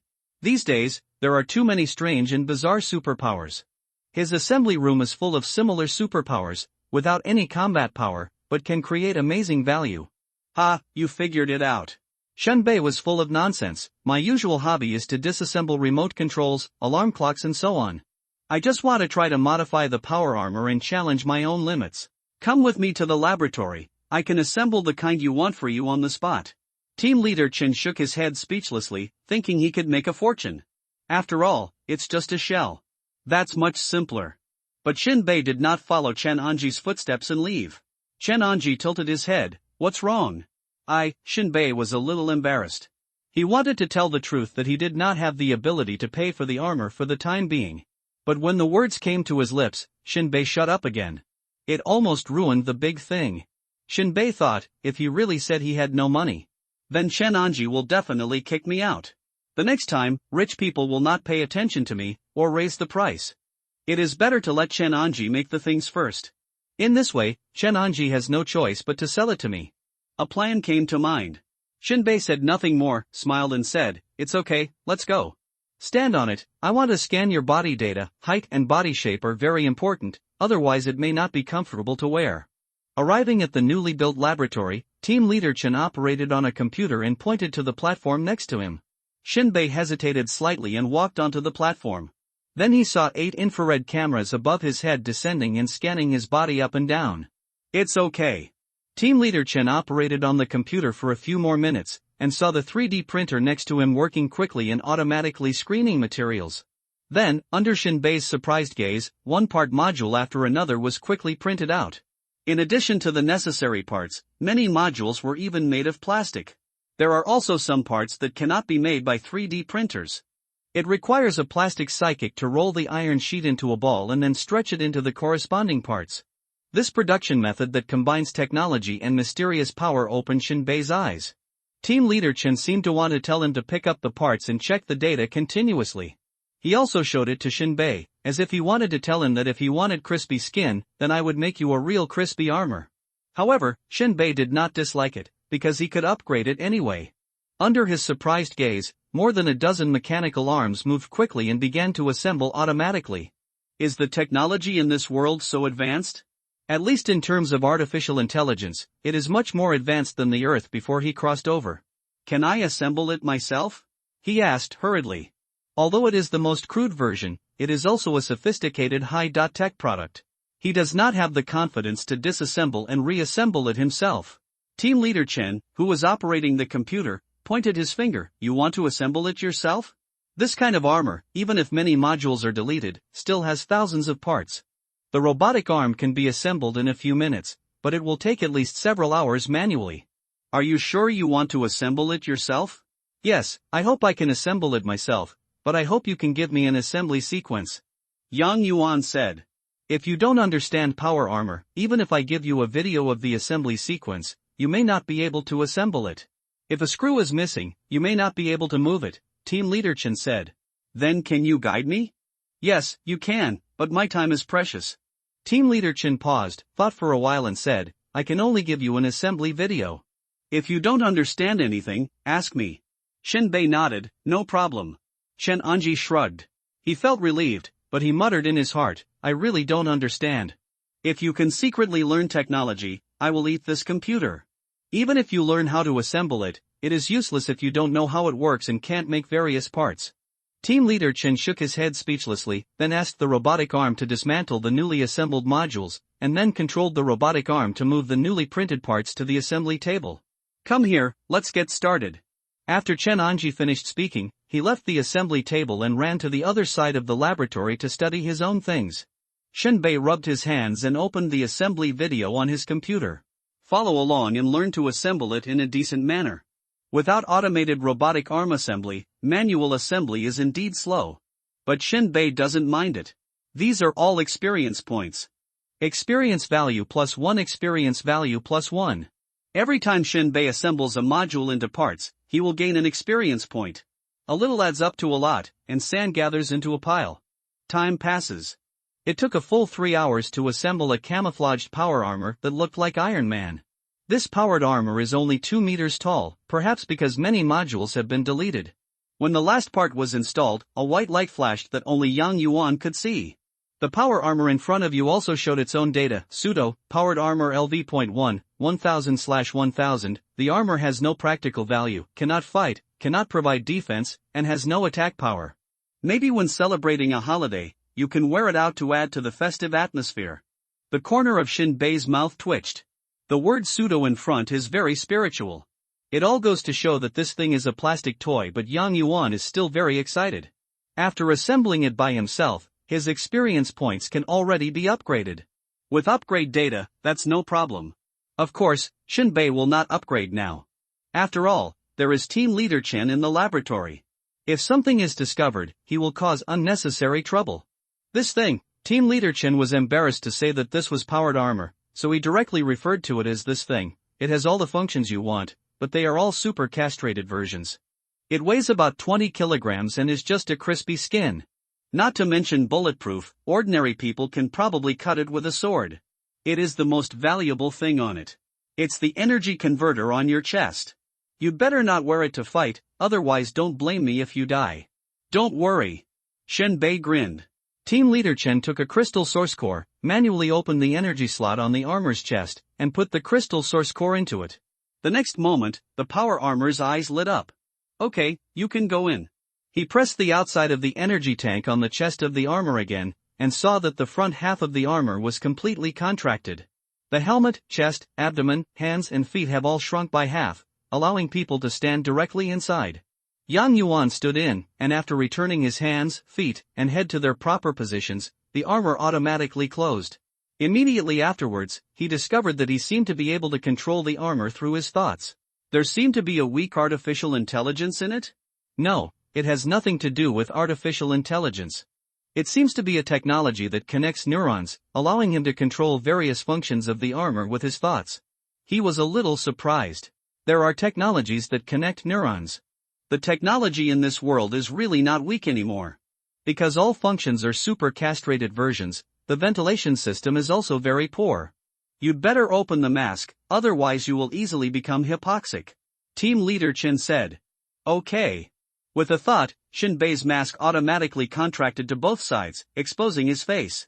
However, the contraction speed was a bit slow and the power was too low. He tried walking around and found that it was like he was wearing a heavy shell. Although the armor was very light and the movement speed was not slow, it seemed that there was no extra power. Immediately afterwards, he tried the engine functions of his limbs and found that the palms and soles of his feet could indeed eject light particles, but he could hardly feel the thrust. In addition, there is a hidden shooting port on each shoulder, which can hold 10 pistol-type bullets, but the power is. Don't try, the power is almost non-existent. All the functions you want are available, but as you wish, it's just a fake. You can only rely on your own strength to move it, but the joints are flexible enough. In theory, as long as the force is strong enough and the movement speed can be increased, but the parts are prone to wear. Team leader Chen shook his head helplessly. The crystal source core can last for 3 minutes. You can replace it yourself after it is used up. This energy converter is also a castrated version, which will cause huge energy waste. Shinbei slowly widened his eyes. Only, can it last for 3 minutes? Damn it. Isn't the time too short? I am embarrassed to say it out loud, it is easy to cause misunderstanding. However, Shinbei soon discovered a surprise. Just now, Shinbei put on the armor, and just 1 minute passed. The text in the corner of his eye jumped, pseudo armor, experience value +1, does it increase a little experience per minute? Can you gain experience by wearing it? He was delighted in his heart. In this case, the speed of gaining experience with this power armor is easier than that of a pistol. Shinbei summed up the experience. Anything can only be assembled once to gain a wave of experience points. If you want to gain experience points, you must use the item. For example, shooting a gun. But shooting not only requires bullets, but also requires hitting a person or a beast. This is also the reason why Shinbei emptied the magazine when he was sniping his teammate. Only when he hits the target can he gain experience points. And this armor is unexpectedly convenient to gain experience points. As long as you keep wearing it, you can keep gaining experience points. Isn't it so cool? At this time, Chen Anji said, okay, according to your requirements, the armor is done, 1000 crystal source cores, pay. Shinbei stepped out of the armor and laughed strangely, I don't have so many crystal source cores now. What? No ability to pay? Chen Anji's mouth twitched. He could see that Shinbei should be a resident of the lower class. If Shinbei didn't have any peculiar smell on his body, he wouldn't have received Shinbei. But you have no money, why are you still talking to me? Good guy. Now this toy is made, you tell me you have no money, who the hell can I sell it to? Can I borrow money temporarily? Shinbei asked tentatively. I'm a long-time resident of shelter number 36. Shenanji squinted at Shinbei, his face turning green with anger. Shinbei left the research institute amidst Shenanji's curses. Although Shenanji was unhappy, he still gave Shinbei a 10-day deadline. If he did not come up with 1,000 crystal source cores after 10 days, the toy would be destroyed directly. But Shinbei knew for sure that Shenanji would never destroy it. After all, it was money. Except for selling it to myself, no one else would even take a look. I am not willing to sell junk. Shenanji had no choice. Back at the weapon shop, the boss has 300 rounds of ammunition ready. Shinbei thanked him repeatedly and took it away. At the end of the day, Shinbei was in debt. But Shinbei felt no pressure at all. Plug-ins are the biggest source of survival. Finally, Shinbei used the remaining meat strips to replenish some sniper rifle bullets. After the sky darkens, Shinbei returned to the rental house. There is little entertainment in this world at night. Namely gambling in bars and brothels. Shinbei didn't like it at all and could only stare at the setting sun in a daze. At this time, there are still many residents in the wilderness rushing to the shelter. Some of them had to carry coal in the mine, and some had to carry ore. There are also wild fruits picked in the wilderness and dense forests, etc. Right now, the far distance in Shinbei's field of vision, between the sky and the horizon. Suddenly, several streaks of shocking black air, like wolf smoke, rose into the sky, forming 7 smoke pillars, which seemed to pierce the sky. In these thick black smoke pillars, countless ferocious faces condensed into black smoke. Shinbei looked at it intently, his heart beating heavily. That's, Shinbei exclaimed, evil seed, at this time. A shrill warning suddenly sounded throughout the sanctuary. The residents stretched their necks and looked to the west. The noise is endless, those outside, run quickly. The evil seed is coming. Damn it! This is the evil species of serious poison smoke. This evil species is still active? According to the records, the last time it appeared, it completely destroyed a city with a population of 1 million. No one survived, and everyone died. Damn it, those of you who haven't entered the safe zone yet, what are you thinking about? Throw everything away and run for your lives. Fuck! You idiot, you're still carrying something on your back and running away. At this moment, those humans who were still 500 meters away from the Titan sanctuary heard the warning sound. They all looked back. When he saw the terrifying evil species, his legs became weak from fear, and he ran towards the shelter like a ghost crying or a wolf howling. All the ores or wild fruits obtained after a hard day's work were thrown away on the ground. The entire wasteland was in chaos because of the sudden appearance of the evil species. People at the shelter kept cheering for the residents who had not yet entered the shelter. At this time, among the 7 smoke pillars, a burst of black smoke suddenly flew out, condensing into a terrifying human face the size of a football field, flying over, opening its bloody mouth, teeth, and even there were faint sounds of devilish laughter in the wind. The wind and strong air currents in the sky can even blow away people, let alone smoke. However, this cloud of smoke never dissipated, as if it was really a devil, which had to shock Fang Han. Wherever the smoke passed, the sky was dark and the earth was dark, and the sun and moon had no light. Those humans who ran slowly inhaled a puff of poisonous smoke, and their orifices immediately bled. It was as if their entire body had been stripped of their bones in an instant, and turned into a pile of flesh.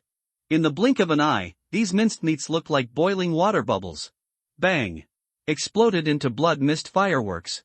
At this time, a resident looked horrified and ferocious. While running, he took out his rifle and turned around to shoot. The bullet hit the black smoke and burst out into clouds of sparks. But there is no way to resist the evil seed's advancing speed. Ah, no! Help! Pull me up! Black smoke swallowed up humans one after another, and clouds of blood mist fireworks exploded in the darkness. Miserable and beautiful. And among these desperate people, there is also a person with supernatural powers who keeps walking through them. But he saw the airflow all over his body rotating, and purple electric light crackling around him 3 meters away. Thumbs up! A blade of lightning swept across the sky, engulfing the heaven and earth, stirring up the sun and the moon. A powerful electric current penetrated the void and struck directly at the evil seed. There was a flash of thunder in the sky. Shinbei shook his head. Although this superpower's attack was fierce, the black smoke was an evil species. Even though the thunder blade struck in, it was still unable to cause any damage. However, people with superpowers are naturally much stronger physically than ordinary people. He ran extremely fast, and he didn't forget to grab a few residents who were lagging behind and take them with him. Final. After all the residents ran into the Titan shelter, they all fell to the ground, panting, and even coughing up blood. And the black smoke evil species, after approaching the 500-meter range of Titan, seemed to encounter an air wall unable to move forward. The residents in the shelter once again started to discuss the situation. How many people died this time? I did a rough calculation and found that there are almost more than 30 people. Damn it, this is such a shitty world. There is nothing we can do. Once Titan stops, it will be a good opportunity for us to replenish supplies. If we don't go out to get supplies, everyone will not have anything to eat or drink. The key is that the location of the shelter this time is not good. It is too far from the mine. Well, it didn't take long. The black smoke evil seed floated across shelter number 36, heading east and disappeared. The evil seed came quickly and left quickly. Only blood-red round pits were left on the wasteland. The residents have long been accustomed to life and death. In almost a moment, they played cards and drank. Shinbei sat in the hut and witnessed the fragility of life with his own eyes, and couldn't help but be dazed. Strong, I need to be stronger. Not to mention killing the evil seed, I have to run faster than the evil seed. The scene that just happened deeply stimulated Shinbei. To be frank, if it was me who encountered the evil seed in the wasteland, I really couldn't run. Therefore, upgrading the armor is imminent. I have to go out hunting tomorrow, collect 1,000 crystal source cores as soon as possible, and get the armor. As long as the armor is worn on his body, Shinbei believes that it will not take long to upgrade to Iron Man's button armor. The sun has completely set. Night falls. The stars are shining. The starry sky of this world is extremely charming. It is like countless diamonds inlaid. Shinbei blinked his eyelids and felt sleepy. Before going to bed, Shinbei tied a wire at the door as an alarm. Then, his head tilted. He fell asleep. This was his first time sleeping in this world. Shinbei had a strange dream. In the dream, he turned into a huge spaceship. He kept processing massive data and repairing the spaceship. But he couldn't repair the parts that were constantly damaged. In the super brain data, there was a red alarm. Halfway through sleeping, a signal was immediately sent out from the depths of Shinbei's consciousness. Like a high-speed computer, dozens of data were instantly transmitted to various parts of the body, so his body suddenly moved sideways by 30 centimeters strangely. Then he suddenly sat up, and at the same time, holding the revolver in his left hand, he sent it forward like lightning and pressed it against the chin of the uninvited guest. This series of actions was so fast that Shinbei's eyes really opened until the pistol was aimed at the target. In the darkness, his pupils flickered with a faint light. Shinbei was stunned. When did he sit up with the gun raised? An uncontrollable reflex? In a short moment, he realized that there was an uninvited guest. "Who are you?" Shinbei shouted in a low voice. Under deliberate suppression, his soft voice added a subtle magnetism, but the rough revolver was completely contrary to this gentle voice. The huge revolver cannon in Shinbei's hand, with its huge size, super-long barrel and shocking black hole muzzle, makes people have no doubt that this gun has enough power to blow the skull of the most sturdy armored giant bear into pieces at any range. This is not a weapon that ordinary people can control, and its fierce recoil is comparable to the firepower output of ancient war machines.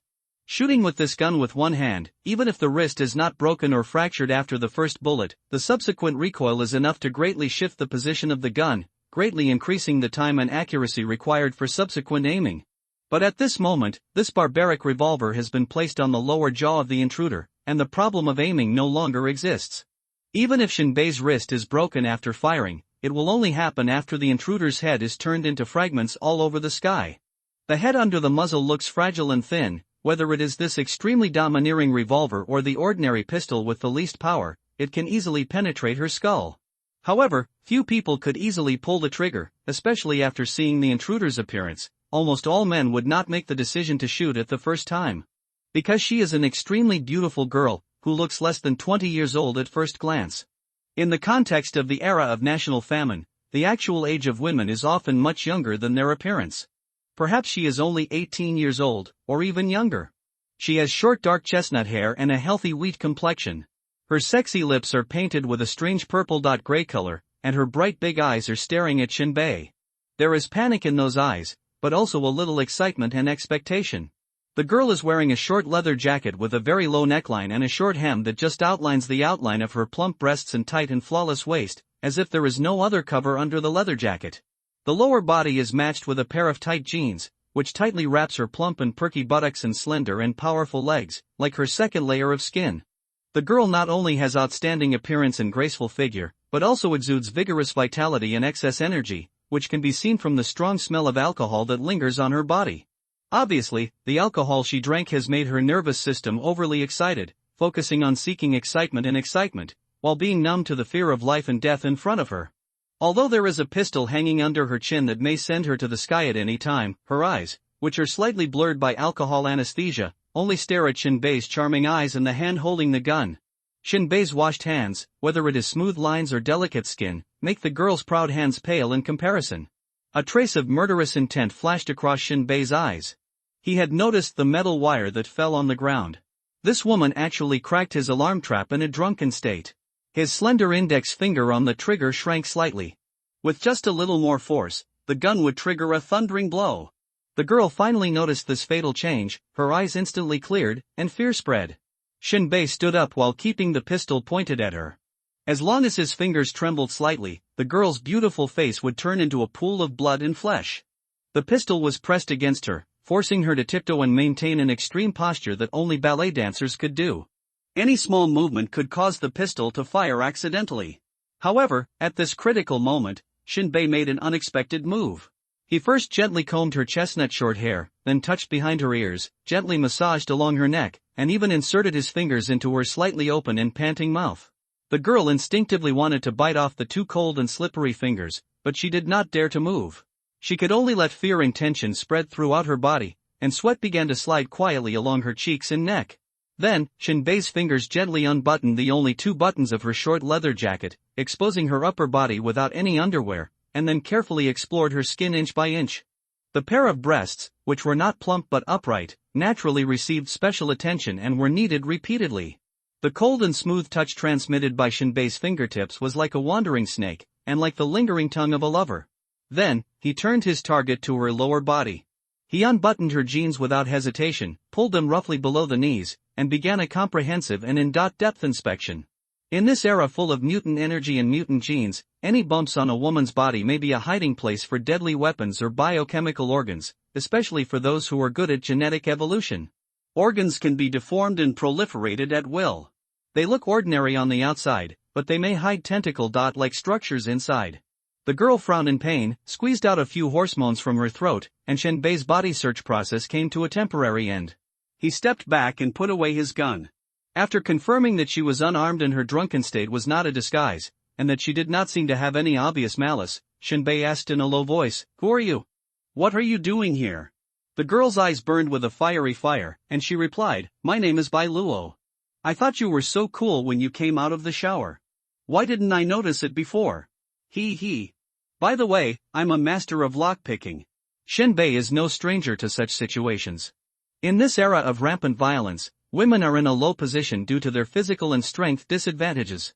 Many women can only exchange their bodies for basic survival supplies, such as food and water. With Bai Luo's youth and beauty, he can indeed survive in this way, but if he wants to live a better life, he must master solid skills and provide practical value to the shelter. As a mercenary in his previous life and a wilderness hunter in this life, Shinbei is already familiar with the nature of money, violence, women and transactions. However, the current situation does not seem to conform to his principles, because it touches some bottom lines that he is unwilling to compromise easily. I have no money. Shinbei now has no crystal source cores, which have long been turned into bullets and rent. Only 1 pound of meat is left. This girl is obviously worth more than this price. The fire in the girl's eyes burned more fiercely, and she suddenly pounced on like a female leopard, with such a strong momentum that she pressed Shinbei directly on the bed. While she was panting heavily, she tore Shinbei's clothes hard, and her mouth was a mixture of desire and roar. "No money this time. You searched so hatefully just now, give it to me, now." The action of getting straight to the point immediately achieved the effect. However, she had to stand up and leave the position that could immediately extinguish the lust in her body. Shinbei's revolver was against her chin again, pushing her up. "I have a lot of things to do tomorrow, so I have to save my energy." Shinbei was like a ball of fire a moment ago, but now he was completely like a block of ice. The girl was almost driven crazy by the change from hot to cold, but she had to leave under the pressure of the pistol. She was almost completely naked, holding her clothes, and watched the door slam shut and lock in front of her. Shinbei sat upright on the bed, with the pistol across his knees. Hearing the gnashing, hysterical threat from outside the door, Shinbei. Sooner or later I will rape you. Shinbei. After daybreak. Shinbei took out the meat strips, tore them off piece by piece, and ate them while sipping water. Then he put on the Barrett sniper rifle and put a revolver on his waist. The bullets were placed in the shoulder bag. He put on a small bag. He went out. The landlord looked at Shinbei meaningfully, baring his yellow teeth. Going out? Shinbei nodded. Young man, don't be discouraged. What's wrong with the 3-second war god? The main goal is to solve the problem quickly. The landlord said inexplicably. At first, Shinbei didn't understand at all. It took him a while to react. He asked in surprise, you know? Hi. The landlord smiled. There are girls who come out to find work on their own initiative, but I think this girl is not professional.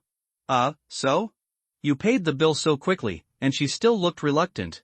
Shinbei. Of course she didn't want to. Shinbei explained, I didn't prostitute. The landlord nodded knowingly. No wonder she left cursing. Shinbei waved his hand and left directly. Shinbei did not leave the shelter directly to go in and out of the wilderness. But he turned to the mission hall. There is a blackboard hanging here. There are materials needed by the shelter, or temporary employment by other employers. Generally speaking, there are more tasks that require superpowers. After all, the individual combat power of superpowers is incomparable to ordinary people holding guns. Don't look at it as a shelter in name. But it is actually very large. It is not an exaggeration to say that it is a small town. This does not include the wheeled house behind Titan.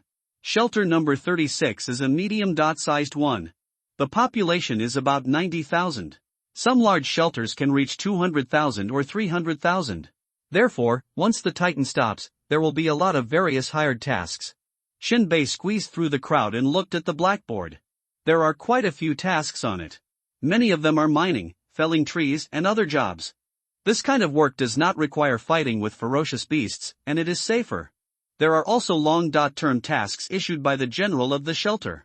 That is to scout the direction of the Titan's advance. Few people do this task. After all, you have to walk ahead of the Titan. And the Titan's route is not controlled by any human at all, and it can go wherever it wants. It is estimated to be a straight line, but it may turn the next day. When the scouts come back, you can find a shelter, and you will find one without saying a word. But this task is still of certain importance. On the wasteland, there are many huge city ruins. There are all kinds of cunning and cruel mutants, zombies, ferocious beasts, and other places. This is not a problem. The psychics in the shelter are not just for show. The only problem is, once the Titan enters the ruined city, it will have a huge overturning angle and a bumpy feeling. The shelter needs to reinforce the house buildings in advance. And the wheeled house following behind must untie all the ropes and go around in circles. This is a huge project. Naturally, early warning is needed. Every time they pass by the ruins, many people go bankrupt. Shinbei took a look and set his sights on a task. That is to explore an abandoned coal mine and find out whether there are ferocious beasts entrenched, and give 30 crystal source cores. If there are ferocious beasts entrenched and cleared, 200 will be given. In fact, the underground world is not suitable for snipers. The above-ground cities with numerous buildings in vast areas and the mountains and forests are the paradise for sniper activities. But this reward is too tempting. Generally speaking, the mines on the wasteland have been mined repeatedly. Today, shelter number 36 came, and shelter number 30 may pass by tomorrow. As for the nearby mines, they are naturally searched. There is little possibility of a beast inside. Shinbei secretly noted the location of this mission. Turned and walked out of the mission hall. Suddenly, a person stood in front of Shinbei, blocking his way. Shinbei, right? Hearing this, Shinbei slowly raised his head and looked over. The man in front of him was wearing a leather combat uniform, which did not look like the uniform of a regular army, and the buttons on his chest were half open from top to bottom, revealing his chest muscles covered with chest hair entangled and developed. The eagle-like nose and deep gray eyes made him have another kind of charm full of power and heroism. This appearance is somewhat similar to Xiaolong. Shinbei remembered this person's name in the original owner's memory. Xiaoying. He is one of the combat-type psychics in shelter number 36. Why did you come back alone? Where is my brother Xiaolong? Xiao Ying asked with a serious tone and unfriendly eyes. Shinbei shook his head. I don't know, they lost me on the way, so I came back. Huh? Xiao Ying looked suspicious and a little unconvinced. Did they abandon you? Yes, what's the problem? He. Xiao Ying's eyes were solemn and stern, his face was changing, and a trace of violent expression flashed in his eyes. The direction of your original mission should only have ferocious beasts like the rotten wolf, which is not dangerous at all. Why did they treat you as a burden and dumped you? Shenbei was too lazy to talk nonsense. Then ask your brother. I ask your uncle. Xiao Ying's temper immediately came up. What the hell is going on? You fucking tell me clearly. Where is my brother? Shinbei reiterated, I don't know. After saying that, Shinbei passed by directly. As a first-level superpower, as long as he was not attacked by surprise, he would not be afraid of a head-on battle. Guns and cannons still have threats and advantages. Especially the guns in Shinbei's hands, which can be upgraded. The eyes of the owl eagle were fixed on Shinbei's back. He seemed to have a bad premonition in his heart. He would not believe a single punctuation mark of what Shinbei said. After thinking about it, the eyes of the owl eagle flashed, and he walked out of the shelter and walked in the direction where Xiaolong was doing the mission. Damn it, if my brother is still alive, you Shinbei will be fine. If something happens to my brother, you will be buried with him. The owl eagle looked ruthless.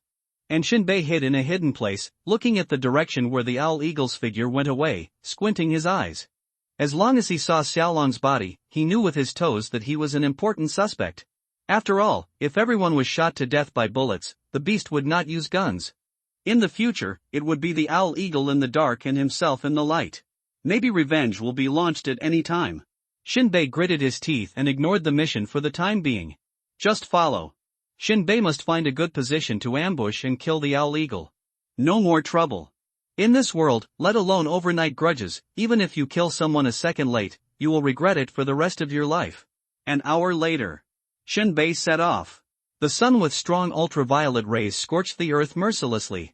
However, the heavy cloak on Shinbei's body blocked all the sunlight. He did not walk fast, but his speed was constant, and he did not stop until 3 hours later in front of a lonely house ruin.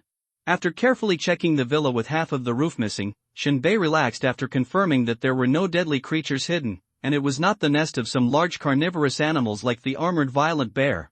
It's here. Shinbei ambushed the road that the owl eagle must take to return. This is the cemetery that Shinbei chose for it. So what if it's a superpower? It's either you die or I live. Shinbei waited quietly alone. He just closed his eyes and prepared to take a short break, and suddenly remembered something. He took out a bullet from his pocket. This bullet was taken from the table of the owner of the gun dealer in the shelter. There were complex patterns engraved on it. Touching it with the tip of his finger, he could feel the unreality of these patterns. It didn't look like they were engraved at all, but the patterns that the metal naturally had. But if he touched it carefully, he could still feel the grooves engraved in it. It's just that the grooves are very shallow, so shallow that they can't be recognized by the naked eye. It can be seen that the technique is superb, like a high-precision machine tool. Mysterious side superpowers. In this world, superpowers are roughly divided into two categories. Combat system and auxiliary system. The combat system is powerful and indestructible. In addition to the evil species, it can kill any fierce beast, zombie, etc. in theory. At the same time, the combat system has many branches. Common natural elements, gene expansion, etc. The auxiliary system lacks strong combat power, and its main function is to improve the life and equipment needs of the shelter. But the mysterious side is a bit weird. Some mysterious side psychics have combat power comparable to combat system. For example, they can manipulate space, time, etc. But some mysterious side psychics can only help combat system improve combat power. Now, the bullet with patterns in Shinbei's hand comes from a mysterious side psychic. At this time, the information of this bullet also appeared in the corner of Shinbei's eyes. Rifle bullet LV5, full level. Disposable items. This bullet is engraved with mysterious energy, which can increase the range by 500 meters, greatly increase the lethality, greatly increase the accuracy, and has strong armor-piercing ability. If necessary, this bullet can adjust the trajectory. After reading the information, Shinbei was numb. An ordinary bullet, engraved with patterns, actually produced such a terrifying change. The point of increasing the range alone is definitely a deadly trick to confuse the enemy. The enemy predicted that the shooting distance of the gun was not enough, but the bullet cheated. This is nothing. The most perverted thing is that it can change the trajectory. Shinbei couldn't imagine how to change it. Is it the shaking gun technique? Even in such a strange world, once the bullet is fired, it is no longer the shooter's responsibility. I can't figure it out. At this moment, a bright light flashed in Shinbei's consciousness. In the dark, it seemed that there was a divine power connecting the bullet in his hand. Ha! Shinbei suddenly found that the bullet in the palm of his hand had a slight left deviation. Turn right. The bullet had slowly turned and pointed to the right. Oh my god! Shinbei exclaimed. It turned out that changing the trajectory of the bullet was from the level of consciousness. In other words, after this bullet is fired, it can turn according to its own will in the flight trajectory.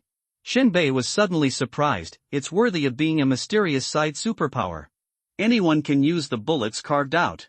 Shinbei smacked his lips, feeling that the owner of the gun shop was blind and missed a big business. At this moment, Shinbei took out his bullets and searched in his backpack. He took out an alloy file that was less than 10 centimeters long. He began to carve according to the pattern of the bullet. Although Shinbei was not a superpower. But he felt that as long as he imitated, he would definitely gain experience and would definitely be able to make such a bullet. Scratch, scratch, scratch. Soon, Shinbei found that he was a little too hasty. The lines of the bullets with these strange patterns were still quite complicated. Some of the interlaced patterns had no idea which pattern was written first. At the same time, due to lack of experience, the accuracy of control was not enough. After the first attempt to carve was completed, the text in the corner of the eye gave a hint: rifle bullet LV 0/5. There are scratches on the surface, which does not affect the use. Shinbei. It was a waste of effort. You have to be more careful. Shinbei looked up at the wilderness, there was no one in sight, and continued to carve. Rustle. Shinbei started to copy and carve from the simplest pattern. Experience +1, not bad, there is progress. Continue. After cutting the second pattern, he did not gain any experience points. Without any disappointment, Shinbei continued to carve. Experience points +1, experience points +1. Until Shinbei gained 5 experience points. There was no place left to carve on the entire bullet, but compared with the level 5 bullet, there were still many lines that were not carved in. Mainly because the lines carved by Shinbei were too thick. The spacing between the two lines was not comparable to that of the level 5 bullet. There is a problem with the tool, and there is also a problem with my technique. Shinbei summed it up. Then upgrade the bullet directly. Rifle bullet LV2, 0/10, there are scratches on the surface, which slightly increases the shooting distance and slightly increases the lethality. That's it. There are results, but they are not comparable to the level 5 bullet. However, this is a huge gain for Shinbei, no less than discovering a new world. Especially for someone like Shinbei who has no special abilities and can only rely on firearms to make a living, it is undoubtedly a huge help. If I had more sophisticated tools, I would definitely be able to carve a level 5 bullet. Shinbei then tried to carve a revolver bullet. A moment's work. The engraving is complete. Revolver bullet LV1, 5/5, upgrade. Revolver bullet LV2, 0/5, disposable item, there are scratches on the surface of the bullet. When the bullet is shot into the target, it will produce an explosion effect. At the same time, it will lose accuracy and shooting distance. Shinbei frowned. The killing radius of the M500 revolver is within 250 meters, and the effective distance is within 50 meters. After this bullet gained the bonus effect, it actually lost some accuracy and range. However, Shinbei didn't care at all. As for the loss of accuracy, it was no longer within his consideration.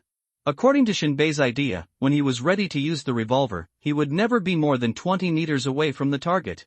Shinbei calmly handled the bullets, one after another, and he seemed to never get bored or tired. In a blink of an eye, a box of bullets had been processed. The patterns engraved on each bullet head were exactly the same. Even if it was engraved with a precision tool machine, it seemed that it was just that. During this period, all the bullets that Shinbei could carve were level 2, and level 3 had not been carved. Shinbei was not in a hurry. After finishing the things here, he would find this mysterious superpower and ask for more advice. Shinbei carefully put away the bullets, took out the second box of bullets and opened it. It seemed that the repetitive work for 2 hours did not make him bored. The experience of a special forces soldier in the previous life told him that enough patience was necessary for survival. Shinbei looked up again and looked outside. Suddenly, a figure appeared in the wilderness in the distance, carrying a corpse, running towards him at an average speed of about 30 miles. The owl is back. Shinbei put away the bullets and tools at an incredible speed, and took the barrett in his hand. With a flash of his right hand, he had pushed a modified bullet into the chamber. Then he stepped to the wall and looked out through a crack in the wall. While doing all this, Shinbei did not make any sound except the metal collision sound of the rifle loading. At this time, Shinbei's rifle had no sights at all. But this did not prevent Shinbei from sniping. Shinbei narrowed his eyes slightly to block the reflection of his eyes and looked outside carefully. He was an expert in long-range shooting and of course knew what would reveal his whereabouts. Getting closer and closer. Shinbei's gun barrel slowly extended out. The owl eagle on the opposite side was carrying the body of his brother Xiaolong and running in the wilderness. He was furious at this time. He had a premonition that his brother had died. But he never expected that after finding the scene of the incident, not only were all the members killed.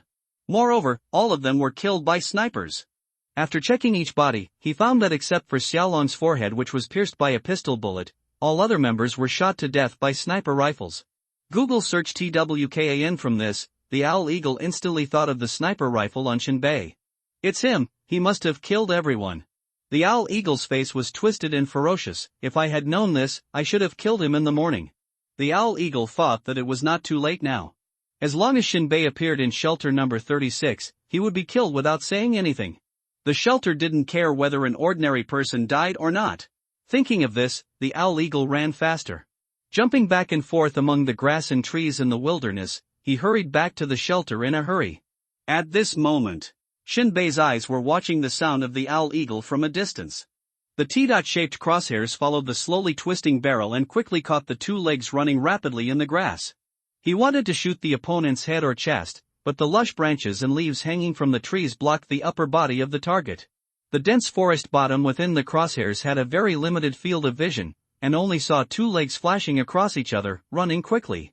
The upper body of the owl eagle was at an angle that was completely unpredictable.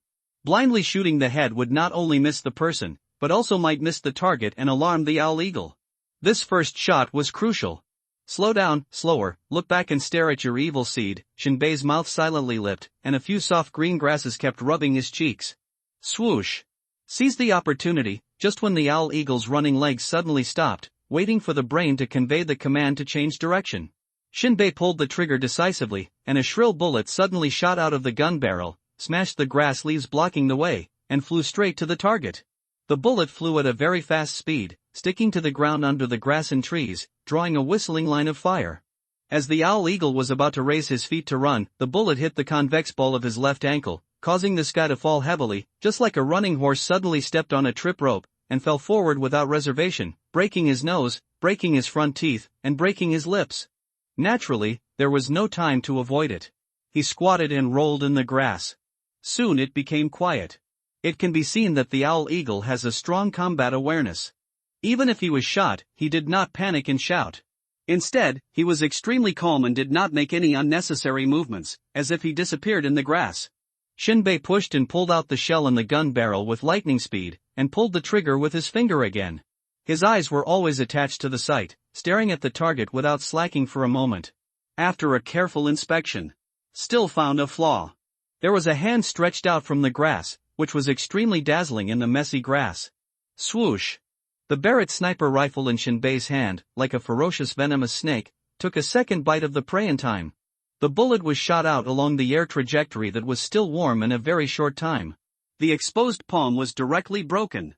Shinbei did not hear the expected howling sound.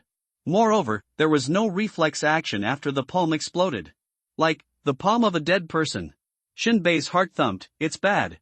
That's the body of Xiaolong. Shinbei's horrified expression still lingered on his face. He immediately picked up the sniper rifle and retreated behind the wall. He looked around and listened to the noises around him. Shinbei was very sure that the first shot must have hit the ankle of the owl eagle. The second shot was set up by the owl eagle as a bait and hit the dead body. Then, the owl eagle in the dark has already felt his position and should come around. Left, or right? Shinbei must move his position. At close range, he will definitely not be able to beat the owl eagle. It's a gamble. Shinbei's footsteps are slow, and he crouches to the left. He crouches all the way forward. Shen Bei goes straight to the position of Xiaolong. He wants to change his position, and when the owl eagle shows his head in the ruins, he will catch him off guard, or even shoot him in the head. Very quickly. Shen Bei touched the back of Xiaolong's body and set up his sniper rifle.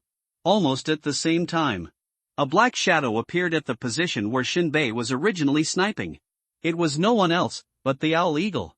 Shen Bei's finger that hooked the trigger gradually exerted force, and he fired decisively. Bang! A bullet flew out of the barrel and flew towards the haystack at the ruins. This white line that rushed past was only fleeting in the dense grass and trees. The sun and shadow on the bullet head alternated at an extreme speed. In the end, it only shook a few grass stems on the dense green plants slightly, and then it drilled into the ruins. Puff! A cloud of blood mist erupted in the ruins. Shen Bei thought he should kill the target this time. Although Xiaoying is a superpower, he is only a first. Level 1, plus his sniper rifle is level 3 and the bullet is level 2. It is definitely enough for him to be in trouble. But the next second, in the ruins, the muzzle of a rifle was exposed. It fired randomly in the direction of Shen Bei. Day. The gunshots were full of impotent rage and random shooting. Shen Bei moved quickly, pulled up Xiaolong's body to block the bullets, and then quickly rolled under a big tree. At this time, the gunshots stopped, and Xiaoying's shouts came from the ruins. Damn, Shen Bei! It's you, Shen Bei!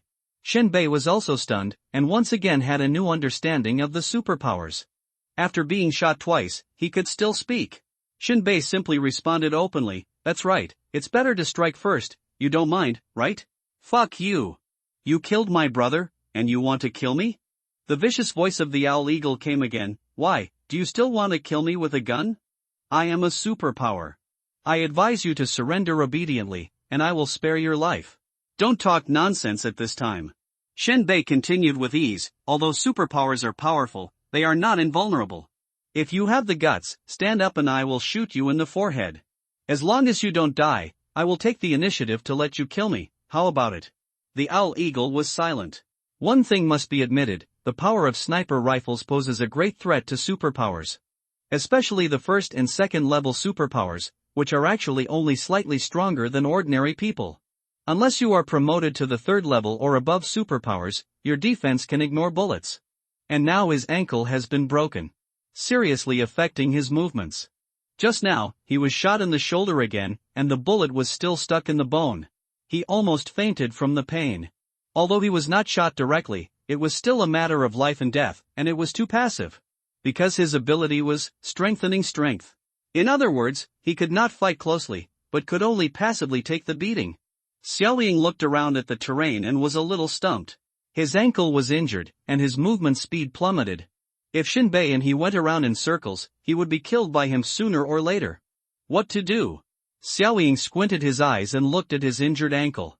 Shen Bei on the other side was also thinking about what to do. He didn't dare to get too close to Xiaoying. Once Xiaoying got entangled, he would definitely blow him to pieces in 2 moves. But Xiaoying hid behind the wall and didn't show his head.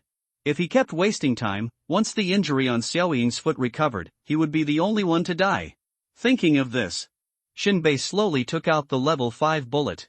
Finally, he took a look at the pattern and remembered it in his heart, although he was a little reluctant. But he pushed it into the bolt anyway. Can't afford to waste time. Shen Bei can't afford to waste time. If the target of the sniper attack was an ordinary person, Shen Bei would dare to charge with a revolver. But the opponent, Owl Eagle, is a superpower. His recovery ability is much stronger than that of ordinary people. No matter what the cost, he must seize this opportunity and kill him while he is weak. So, Shen Bei pushed the level 5 bullet into the bolt. Without hesitation. Fired decisively. Bang! The bullet was like a finger, pushing aside the soft plants at the front of the stone pit at a very fast speed and shooting into the ruins. In an instant, Owl Eagle hiding in the ruins made a sound. Shooting randomly? Behind him was a wall that even bullets could not penetrate. Useless effort. At this time, Owl Eagle's mentality had stabilized, and he just spent time like this. Whether Shen Bei retreated, launched a charge, or did nothing. In the end, only he would win. Time is on his side. Whoosh! Owl Eagle could see that a bullet passed over his head, leaving a white line. But the next moment, Owl Eagle's eyeballs exploded, his expression was extremely distorted, and emotions of terror, depression, and even despair were staged one by one. Because he saw that the bullet dragging the white line was originally flying in a straight line. Suddenly, it changed its angle, seemed to drift in the air, turned a corner, and turned around to shoot at him. What the hell? Owl Eagle completely turned purple, and there was incomparable fear in his eyes, which looked extremely terrifying. Where had he seen such a horrifying scene? It was incredible, unimaginable, and unbelievable. I couldn't imagine why the bullet shot by Shinbei would turn a corner. Could it be that Shinbei was a superpower? The ability to control bullets? Impossible. Absolutely impossible. But the absurd scene happened in front of him. Owl Eagle was completely dumbfounded. At this time, Shinbei's consciousness connected to the level 5 bullet and shot it out. A magical scene also happened. I can share vision with this bullet. After the bullet flew over the head of the Owl Eagle, Shinbei immediately controlled the bullet to turn and shot at the stunned Owl Eagle. Bang! The bullet accurately shot into the right eye of the Owl Eagle and exploded in his brain. The explosive force brought by the ammunition destroyed the brain tissue of the Owl Eagle from the inside. The skull was opened. The red and white things sprayed up like hot porridge in a pot. In Shinbei's vision, it was like a fountain of brain matter. Shinbei exhaled lightly. After consuming a precious level 5 bullet, all the troubles were finally dealt with. You won't kill the younger one and then the older one, right? Shinbei put away the barret and hung it behind him. After a few bounces, he returned to the ruins. Squatting on the broken wall, Shinbei looked at the body of the Owl Eagle, with a smile on his lips. Superpower, ha! Turned over and jumped down. Shinbei began to grope the pockets and shoulder bag of the Owl Eagle. A superpower identity card. Shinbei was still a little envious. With this card, you can get at least 30% off in all shelters. 50% off in some places is not a problem. And ordinary people, it's good enough if they don't pay more. Apart from the sundry things, the most valuable thing is the crystal source core. Shinbei counted them and there were exactly 330 of them. Golden belt for killing and arson. It's a universal principle in any world. Killing and robbing is the most profitable business without capital. Shinbei took the crystal source core. Took a box of cigarettes. Other things were thrown away directly. Simply ate some meat strips and drank a few sips of water. Shinbei started his return journey. His figure was like a ghost, moving fast and slow among the ruins. This world, which was like the end of the world, was just a description of humans. Humans like fixed living places, but now, under the pursuit of the elusive evil species, humans can only rely on Titan to live a life of fleeing from famine. But for other beasts, this world is heaven. The wasteland is not barren. There are all kinds of terrains and ecosystems. The return journey takes about 2 hours. Shinbei tried his best to avoid beasts and not provoke them. It's not that he can't afford to provoke them, but Shinbei has to rush back to complete the task of exploring the mine. This reward is more cost-effective. But things didn't go as planned. An hour later, Shinbei still ran into a strange lifeform head-on. Stone Man. This is a stone man more than 3 meters tall. It looks heavy, but the strange thing is that it makes almost no sound when it moves. On weekdays, it likes to lie on the ground, almost integrated with the earth, basking in the sun and sleeping, and hardly moving. But once awakened, they will desperately chase and kill the creatures that woke them up, and they will never stop. The most difficult thing is that the body of this stone man is very strong, and it is difficult to be injured by swords and knives, and ordinary guns can't hit it at all. Generally speaking, when encountering this kind of stone monster, it is best to have an ice-type psychic in the team to freeze it, and then swagger away. Once the fight starts, it is indeed a waste of time and has no cost-effectiveness. It is like a stone in a thatched cottage, smelly and hard. In addition to the psychic, there is another faster way to kill it. That's 5 bullets, hitting the same part in a very short period of time, piercing his heart. This is also not easy to do. A test of extremely accurate marksmanship. If the shot is too slow, the stone monster's wounds will heal directly. Especially in this world where people with special abilities appear frequently, the pistols in the hands of people with special abilities have gradually become a decoration. And ordinary people don't have that much money to buy bullets to train their marksmanship. Therefore, when you encounter a stone monster, you usually turn around and run away until the stone monster cannot catch up. Shinbei originally wanted to run away. But the stone monster is like a mad dog, pursuing it relentlessly. After running 2,000 meters, Shinbei was so tired that his mouth was dry and he was panting. Angrily, Shinbei took out his revolver, rolled over, turned sideways, and raised the gun to shoot. Aim for the stone monster's chest. But this thing also moves slowly. Shinbei immediately turned the direction of the gun. It was rough, thick, and simple, and aimed directly at his thick leg joints. Bang bang bang, a direct 5-hit combo. The powerful bullet directly broke half of the stone monster's left leg joint, causing the opponent's heavy body to suddenly fall to the left. Boom! Amidst the billowing dust and smoke, Shinbei saw that the stone monster's leg joints were growing rapidly. He is indeed a difficult guy. Revolver LV2, 5 out of 10, Shinbei ignored the text prompt. With the flick of his fingers, the pistol drum was opened, 5 hot bullet cases fell, and 5 more bullets were filled into the drum through dexterous fingers. Then there was a click, and the drum returned to its position. Almost without aiming, the muzzle of the gun was slightly raised. Just when the stone monster was about to get up and could not move, the muzzle spurted out a long tongue of flame again. Bang bang, he fired 6 shots in succession at the stone monster's chest. Bang bang bang bang bang. The bullets fired from the revolver were very powerful, and the huge recoil made Shinbei's mouth numb. The 5 shots almost all hit the same place, directly making a deep crater in the stone monster's chest. Immediately afterwards, the stone monster trembled and lost its movement. Revolver, 17 out of 10. Shinbei put away his pistol and lit a cigarette, feeling a little melancholy. It took 10 bullets to kill a stone monster. Only 1 crystal source core can be harvested. A crystal source core can only buy 6 bullets. What a loss! Shinbei dug out the core of the crystal source and continued on his way. At the same time, Shinbei took out his revolver. Upgrade. Revolver LV3, 7/30, 5 bullets, the wheel axis is slightly stuck, the rifling is intact, the damage is slightly increased, the ammunition capacity is +1, and the recoil is reduced by 20. Shinbei was a little moved. This upgrade works well. Not only is the insensitivity of the PAL completely gone, the ammo capacity has been increased to 6 rounds, giving it a sense of instantaneity with the My Thoughts ability. Cool. Shinbei looked at the pistol and muttered, I feel like one day, this pistol will turn into a small steel cannon. Shinbei quickly returned to the vicinity of Shelter 36. Can be seen. The giant titan's mouth burrows into the ground and is constantly extracting water. Shinbei kept walking north, beyond the shelter, and saw a large mountain lying across the wilderness ahead. Under the mountain, every few kilometers, there is a dark mine cave. Some mines are in a state of mining, and humans start steam machines and hang ropes to pull out the mine cars below.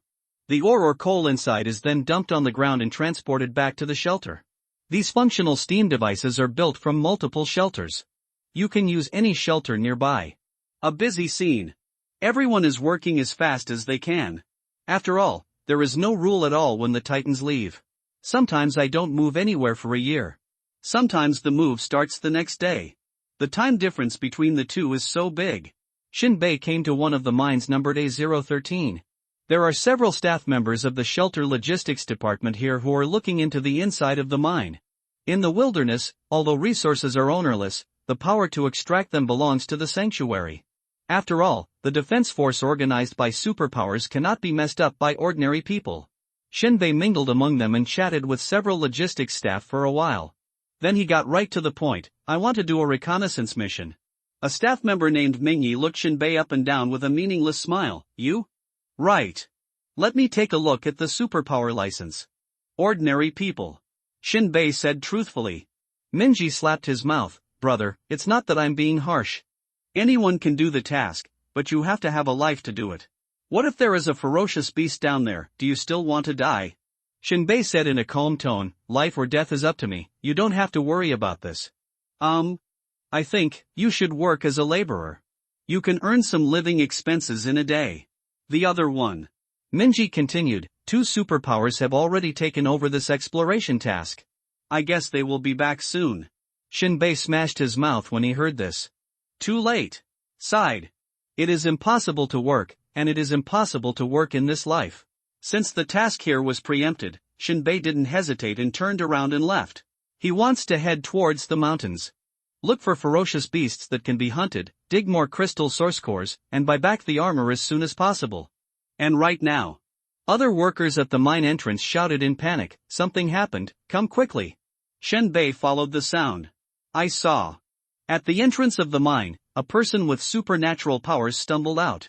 His body was in a state of disrepair, his face was like a crushed persimmon, and one of his eyeballs was missing, as if it had been forcefully gouged out. His body was covered with rodent bite marks and blood. In fact, the muscles on his arms were chewed to the point of leaving no trace of flesh and blood, and the bones were thick and white. After the superhuman fell to the ground, he still had a look of extreme panic on his face, and he only uttered 4 words: "Save people, danger." He couldn't say a single more word, so he froze up and died. Minji's expression changed dramatically, and his pupils suddenly shrank. "Hey! Is Thunder Tiger still alive? What's down there? Talk! Hey!" "Dead," the staff member on the side snorted, but there was no life left at all. "Damn it!" Minji's face suddenly became angry. Thunder Tiger must be in trouble as well. "What should we do?" Another person asked. "Thunder Tiger is still down there, maybe still alive. Do you want to go back and invite higher level superpowers to come over? We must mine the ore in this mine." Minji suddenly turned to look at Shinbei. "Do you still have the guts to investigate?" Shinbei's eyes were focused. "What are the levels of these 2 superpowers?" "2 first orders." "I accepted this mission," Shinbei said without any hesitation. Originally, Shinbei came to take over this task. He will not be timid just because a person with superpowers is uncertain about his life or death, or because a person with superpowers is dead. In other words, if you receive this task in advance, you still have to face the dangers you should face. People die for wealth and birds die for food. Just because 2 first-level superpowers have broken, it doesn't mean that I can break. "Okay," Minji said very directly, "if you can clean up the threats inside, I will add another 100 crystal source cores to you, for a total of 300. If Thunder Tiger can bring it back alive, I will add 100 more to you." Shinbei nodded and rolled in a nearby mud puddle, making his whole body dirty and covered in mud.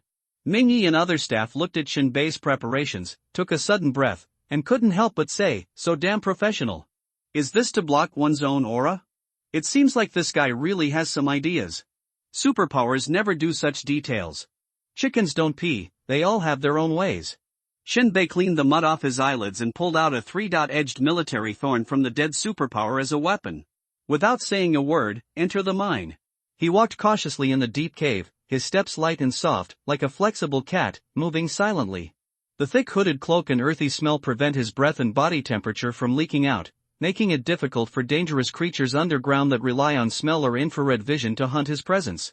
After all, a ferocious beast that can live underground must have an extremely developed sense of smell and infrared vision. At the same time, Shinbei held the sharp-edged triangular bayonet tightly in his hand. The front end was sharpened so that it could be swung or stabbed directly. It was a very terrifying weapon. Although the original owner was not good at fighting, Shinbei was a special soldier in his previous life, and his fighting skills for killing people with his bare hands had already come with time travel and were engraved in his genes. In other words, fighting skills are more like data, and time travel is like copying and pasting. Shinbei's modified rifle and pistol are carried on his back and hidden under his cloak respectively. His pistol is powerful but has poor accuracy. However, in terrain such as cave passages, the power of this pistol can be doubled. The problem is that in this deep and quiet passage, the sound of gunfire can travel very far, which is equivalent to telling the monsters within a few kilometers that I am coming. Relatively speaking, the bayonet is more suitable for the current environment. It's not dark inside the mine. At intervals, a kerosene lamp with a lampshade was lit on the wall. This is the oil lamp that the first 2 superpowers lit while exploring. Normally, when the oil lamp stops coming on, that's where something went wrong for them. At a corner, Shinbei suddenly stopped and retracted into his cloak, slowly disappearing into the darkness. There was a low rustling sound in the alleyway, and a mutated mouse about 1 meter long came out. The disproportionately large nose on its head kept squirming upwards, and its small eyes were dim. It seems to have almost degraded. The mice that lived on the surface decades ago are the same species as this mutant mouse. But now, the world has changed drastically.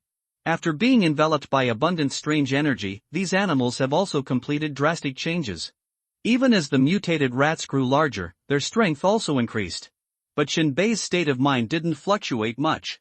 Judging from the memory of the original owner, 2 or 3 ordinary people could kill this thing as long as they were careful, so it wouldn't be too dangerous. At the same time, Shinbei was also puzzled. If it was just a mutated rat, how could 2 superpowers be defeated? Too bad? Shinbei had a hunch that there should be something more dangerous than mutant rats below the mine. No time to think about anything else. Shinbei hid in the corner, and the bayonet in his hand began to accumulate strength. Wait! Wait. Gradually, the mutated mouse approached the corner of Shinbei. Shinbei, who was quietly dormant in the darkness, suddenly moved.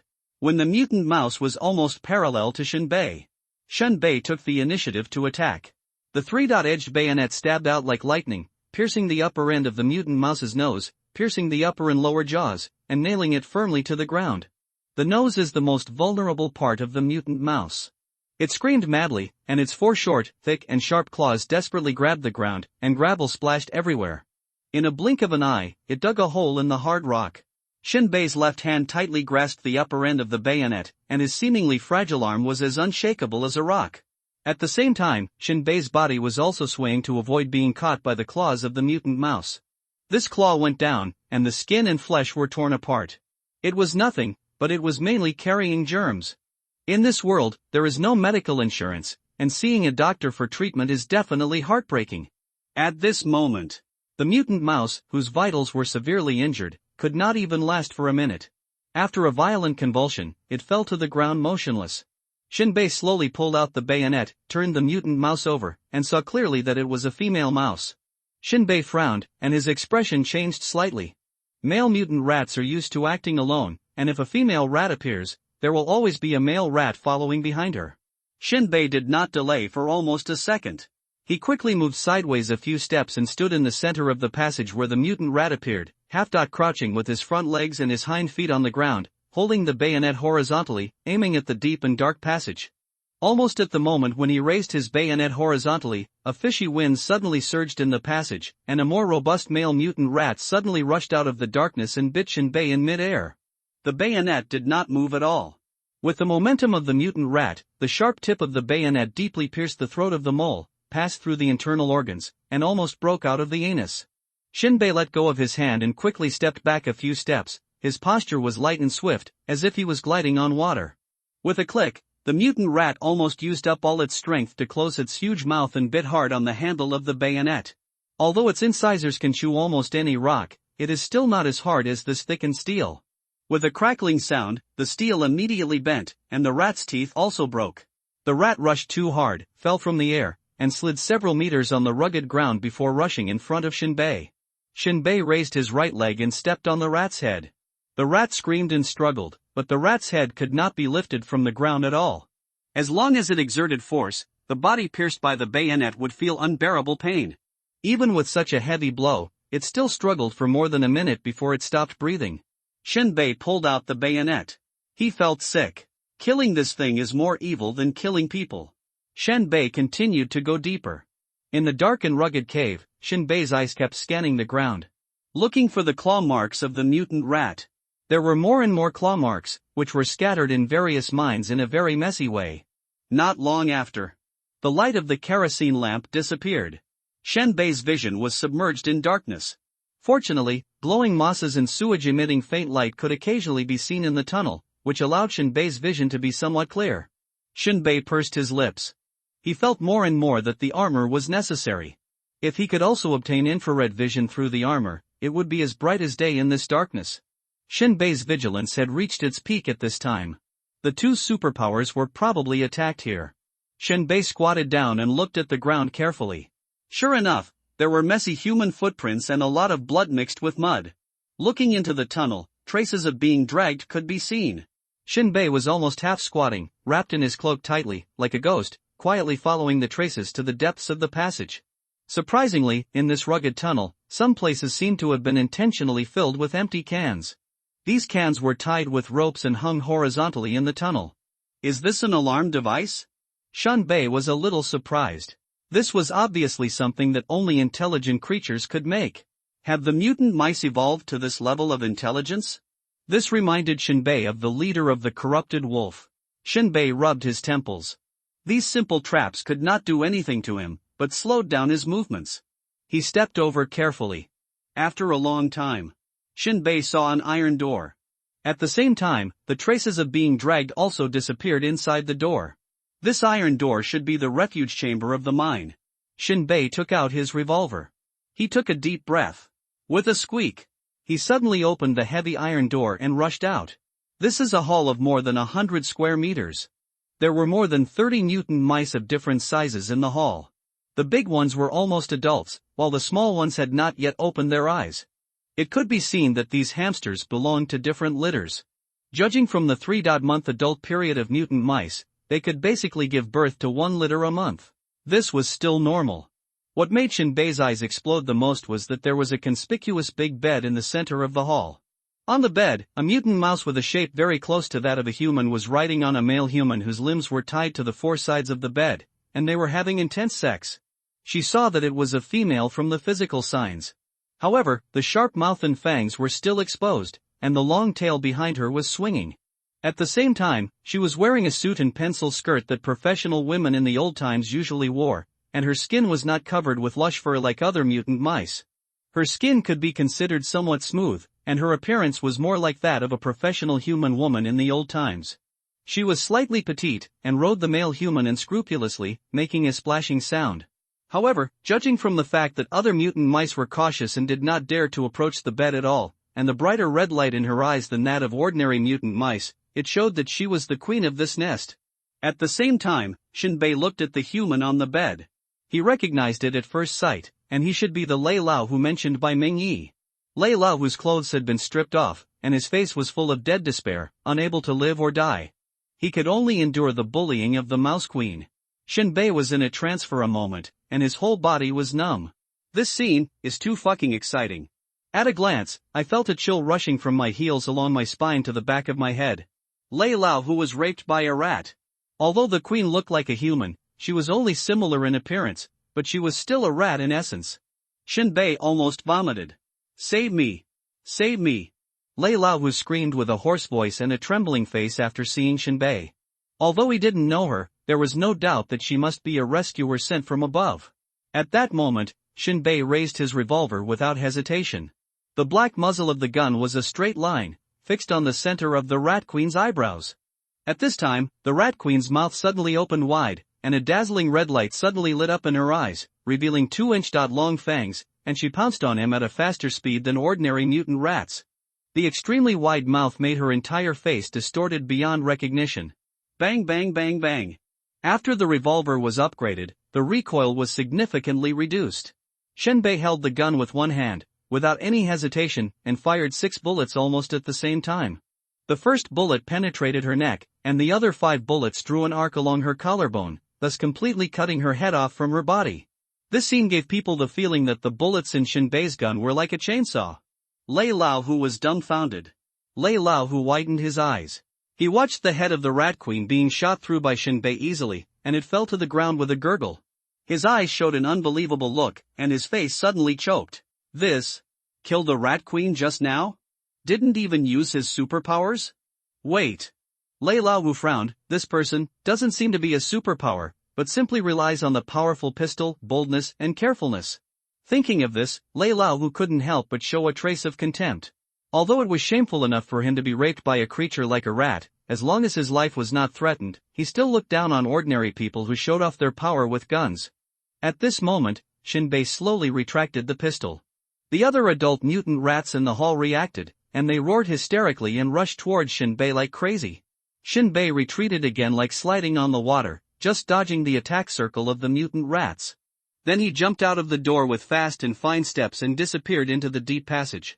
Squeak, squeak, squeak.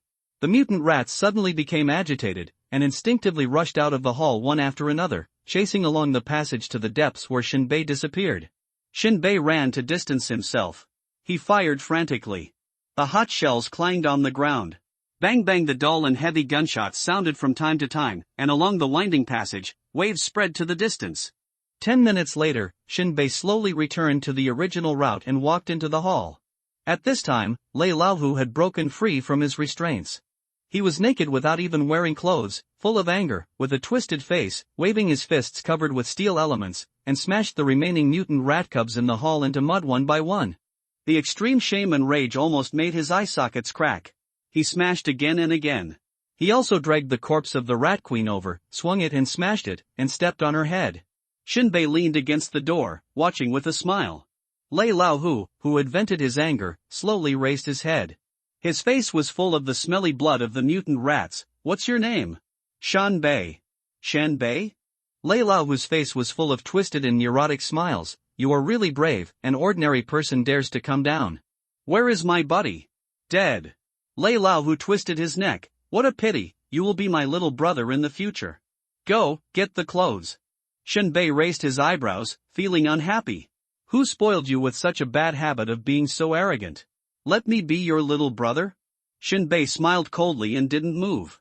Didn't you hear me? Lei Lao whose eyes were full of tyranny, cruelty and ruthlessness, you are an ordinary person. It is your great honor to be able to follow me. Shenbei's eyes were cold and deep, and he slowly said, will I be raped by a rat with you? Say it again. Lei Lao whose eyes were full of fear, resentment and disbelief, are you looking for death? I warn you, if you dare to say a word about this, I will kill you. Shenbei narrowed his eyes. Is this idiot just mentally ill?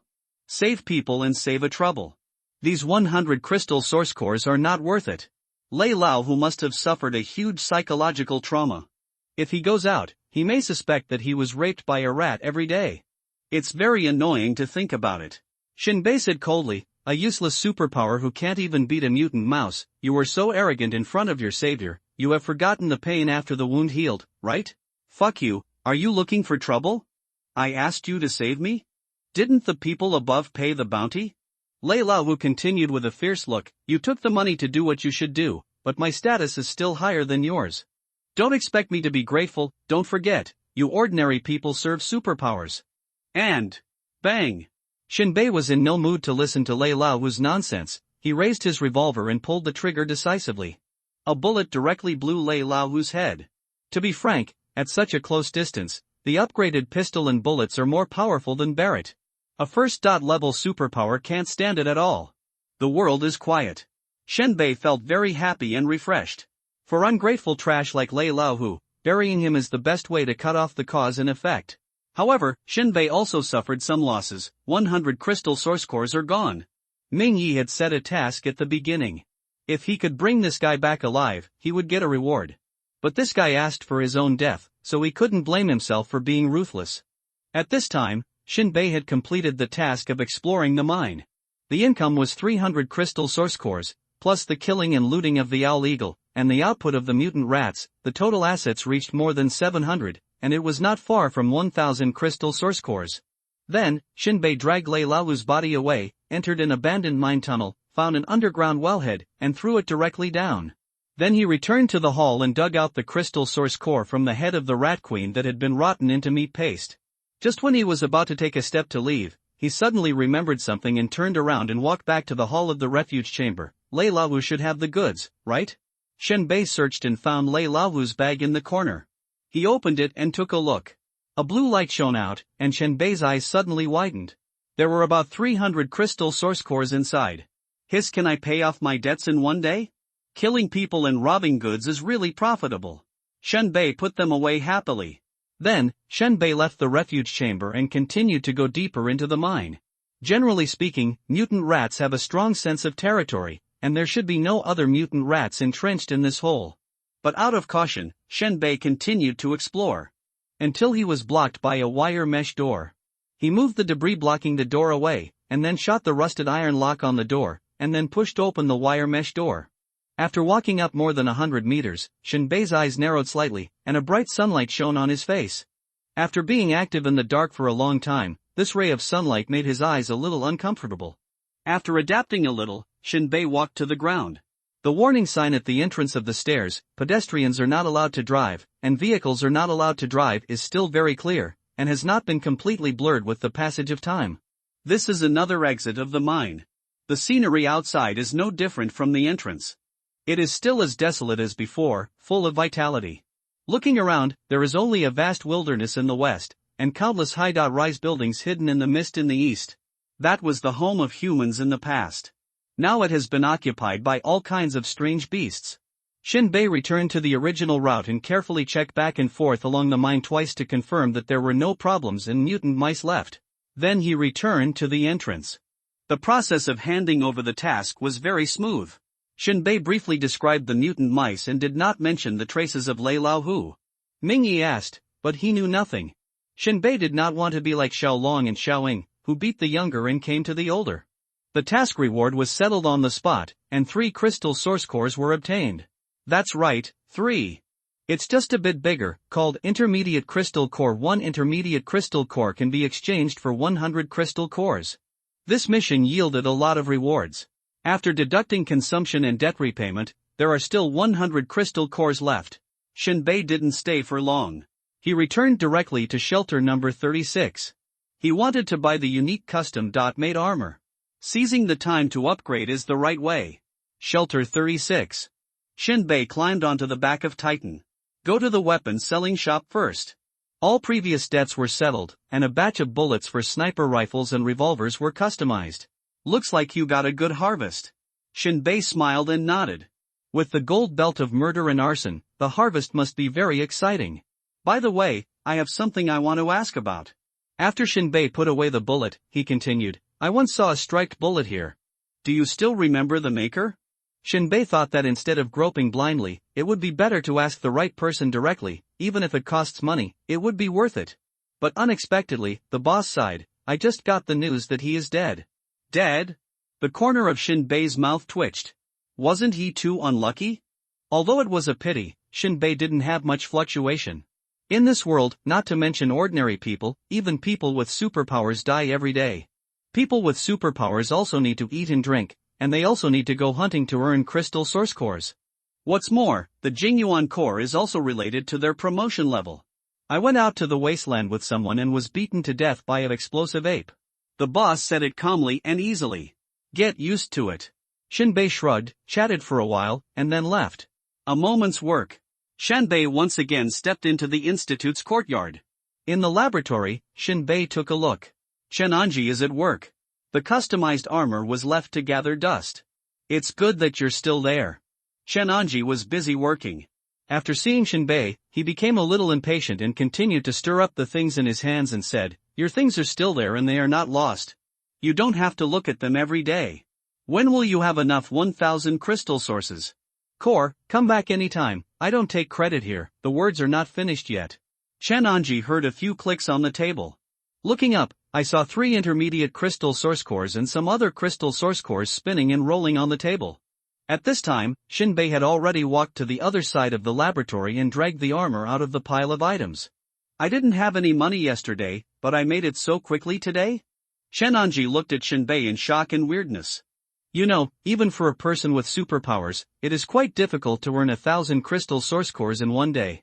How come Shinbei, an ordinary person, makes money so quickly? Didn't this guy stab the beast's nest? But Shinbei smiled and didn't answer. Originally, Shinbei wanted to wear it and go back to the rental house. But this thing is so clumsy so far. You can wear it and walk back, as long as you ignore the mocking looks of others and use up your energy. Shinbei thought for a while and decided to carry it back. He picked up his armor with a look of joy on his face. It's like holding a girlfriend. Don't tell me, it's quite heavy. However, this is not a drawback. As long as it can be upgraded, sooner or later it will become a button-type armor. Thanks. Shinbei happily took the armor away. Chenanji rolled his eyes and secretly thought that it was a waste of money. With the money he finally earned, he actually bought a large toy. As for why Chenanji didn't call Shinbei a prodigal, there was a reason. If you are rich, you are called a prodigal, if you have no money, you are called a prodigal. Shinbei hugged the armor and returned to the lower level and returned to the rental house. The landlord was shocked. He walked around the armor several times, marveling at it. A big guy 2 meters tall. Although most of it is made of plastic and looks like a toy, the design still has that flavor. I'm thinking about charging you 2 rent. The landlord propped up his chin and yawned. Shinbei said, This is not a human being. Ha ha. The landlord joked, So, do you plan to sleep with it? No, sleep in them. Shinbei said half-jokingly. In fact, Shinbei is serious. If you want to upgrade quickly, you must wear it to sleep. It will be uncomfortable at most. The landlord said, I sincerely suggest you stop doing these fancy things. Once you make money, it would be great to find a wife and have children. Shinbei was at a loss. Isn't this fucking world looking for trouble for children? That being said, the landlord choked, but why do people live? Shinbei was stunned, and the answer he gave was very straightforward, of course, just to live. It's superficial. The landlord suddenly said like a philosopher, What is the meaning of life? Leaving something remembered by future generations. In most cases, leaving behind one's own descendants and creating copies of one's own product, produce seeds, and pull them to grow. Shinbei smacked his mouth, rolled his eyes, ignored it, and went upstairs. In a peaceful world, this rhetoric is already old. Stop talking about this dangerous world. Return to the room. Shinbei put the armor on the bed, and there was no place for him to lie down and sleep. However, Shinbei still looked excited and happy. This energy is a bit like buying an inflatable doll and can't wait to get in it. But Shinbei still endured. To open the battle armor, you need a crystal source core. It can only last 3 minutes. It's just getting dark now, and it's not time to rest yet. Otherwise, if I take it off just once to go to the toilet, it will be a big loss. Shinbei decided to upgrade the armor first. The thought moved.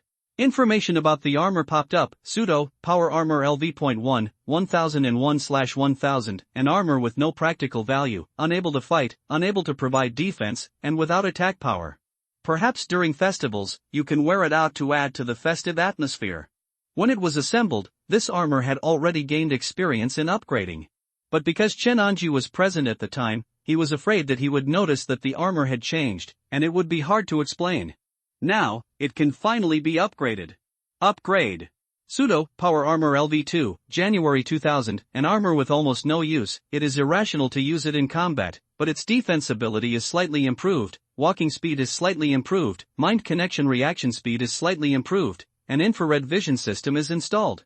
During the night festival parade, you can keep up with others and see the road more clearly. After reading the information, Shinbei smacked his lips. There are changes, but it is still far from combat. Although this is a small step, it is a big step for Shinbei's overall combat effectiveness. Put down the armor for the time being, and when you are waiting for a rest, you must sleep with this little sexy armor. Go out. Shinbei came to a bar. He was in a good mood today, so he had a drink and dinner. The dark blue glass curtain wall of the bar was spotlessly clean. A huge GG sign was erected on the roof, and the jumping flame mark on it was very eye-catching. Fire bar. This is one of the favorite places for civilians in the lower class wheel society. The light in the bar was dim, filled with the smell of alcohol and hormones, and women in revealing clothes shuttled back and forth, trying to find men who were willing to pay for their services tonight. On the small stage, 2 dancers who were almost naked were twisting their bodies wildly. Under the combined effects of psychedelic drugs and alcohol, they could dance almost crazily for 2 hours, and they would be lifted down after being exhausted. Many men like to vent their desires on their exhausted bodies. Of course, these dancers are all pretty good looking, and their value is naturally proportional to their faces and bodies. Shinbei found a seat and just sat down. An uninvited guest sat on the chair opposite and said carelessly, "You treat today." The speaker looked quite arrogant. A pair of steel ring-like beard, as if it had not been groomed for more than 10 years. There is even a scar on his face that extends from the corner of his left eye to the corner of his right mouth. Like a twisted earthworm. A memory of the original owner suddenly appeared in Shinbei's brain. His name is Rock, and he is a staff member of Shelter 36, working for the employment agency. That is to say, whenever there are any employment tasks, he will issue them. It can be said that he has many opportunities for others to work and make money. But any job that is thrown out is not a good job. The real money-making tasks were all digested by friends in his circle. The relationship between the original owner and Lord Luo was pretty good. However, since the original owner was not a superpower, many tasks could not be performed. However, there was no financial relationship, and they could no longer be purely friends. "How about a bottle of whiskey, man?" When Luoka smiled, he twisted the scars on his face, as ferocious as a coiled snake, and asked Shinbei. Shinbei smiled. The previous owner didn't need Roke, and now Shinbei is different. Then he nodded and paid, 12 crystal source cores. The price is pretty normal. I like this place. Rock poured a sip of strong wine, hissed, bared his teeth and spit out the alcohol, and continued, "The atmosphere of decadence, desire, and lust is everywhere here. Take a sip of wine, this is life." If Shinbei wasn't in a good mood today, he wouldn't like to come to a place like this. The smell here is so strong that it's almost indissoluble, and to most people it's almost equivalent to hallucinogens and aphrodisiacs. It will make you lose your mind and degenerate into only the instinctive desires of beasts. Shinbei could not help but think that a bottle of whiskey was worth 20 bullets. In the wilderness, these bullets could often save Shinbei's life, but whiskey would not. But Shinbei also took a sip of the whiskey. It doesn't taste very good. This is not a high-end product left over from the old days, but simply the wine produced by Shelter 36 itself. This kind of wine doesn't have the rich fruity wood aroma of old whiskey, but it is at least strong enough. Rock's drinking capacity is actually not that great. I am a rookie who loves food and drinks. After a glass of wine, he started to talk about his past deeds. According to the memory of the original owner, Rock is a repeater, and he can almost memorize those things. He can even predict what Rock will say next, and what kind of expression and tone he will use. Shinbei was a quiet listener while eating dinner. He couldn't interrupt, or rather, even if he did, Rock didn't answer. He still told about his heroic deeds that were not contaminated by the miasma of divine punishment. Shinbei only has one comment about Rock: poor and lucky. Even though he lost his powers, he could still get a good job, which was enough to support himself. He was one of the lucky few in this world. At this time, Rock drank a full glass of wine for himself and exhaled with satisfaction. I saw you going in and out of the upper level of the shelter today to get a large toy? Shinbei nodded. It's just for fun. Are you confused, or have you been deceived by that research institute? How to say? Rock raised his head and took a sip of wine, and said with a mysterious look in his eyes, the guy you fucked is of the wrong gender. Shouldn't he have a female form? Shinbei. That's not a play doll. Shinbei explained. Roke chuckled. I'm just saying, you don't have to do it if you want to play with women. Just at this time, a half-drunk young woman sat next to Shinbei and said almost into his ear, you are already so handsome that I feel like it, little brother. What do you want me to do? Rock laughed loudly. Look, your luck is about to come. As he said that, he took out some crystal source cores and threw them on the table, with an expression that I'll treat you. The girl laughed playfully, put away the fee, and stuffed it into her own gully. This was also an invisible show-off, showing that her chest was big enough and deep enough. Shinbei. To be honest, this woman has a good figure and appearance. Shinbei was inexplicably reminded of the girl by Luo who made a surprise attack last night and wanted to force herself on him. But Shinbei never had time to love his son and daughter, and when he wanted to sleep, he would sleep with his armor in his arms. Not in the mood to hang out with women. However, trouble always seems to come with women. Shinbei hasn't figured out how to refuse tactfully, without losing his grace, and at the same time, he can take out Rock's crystal source core from the girl's chest and return it back. A big dark hand pressed on the wine glass in Shinbei's hand, crushing the glass heavily on the bar. Then, the big hand fluttered in the air in a showy manner, and the glass shards fell to the ground, but there were no scratches on the palm. Shinbei slowly raised his head. He was a giant man almost 2 meters tall. The muscles all over his body shone like copper under the light, as if they were greased. The big man leaned down, his eyes were gloomy and formidable, and his tone was like steel rubbing against each other. Boy, are you trying to steal the woman I like? This is obviously provocation and trouble-seeking. It was obviously this woman who took the initiative to stick to Shinbei. At this time, the entire bar fell silent, and almost everyone was looking at this side. There are ordinary people, people with superpowers, women who need to earn bread for tomorrow, and many employees of Shelter 36. The boss stood at the counter with his arms folded, looking like he was waiting for a good show. Shinbei smacked his lips. He couldn't even eat in peace. Shinbei's expression was not moved at all, but he said lightly, you disturbed my meal. Eat? The big man's mouth was cracked to his ears, and his face showed an extremely cruel murderous aura. Do you want to eat my fist? Little white face. After saying that, the big man raised his fist. But every pore on his whole arm began to become coarse, constantly stretching and closing to swallow the air. The big man's fist was originally huge, and now it was more like an inflated balloon. In the blink of an eye, a fist bigger than a washbasin appeared in front of Shinbei. The big man was showing off and proud, and his eyes were not only cold and tyrannical, but also disdainful of Shinbei.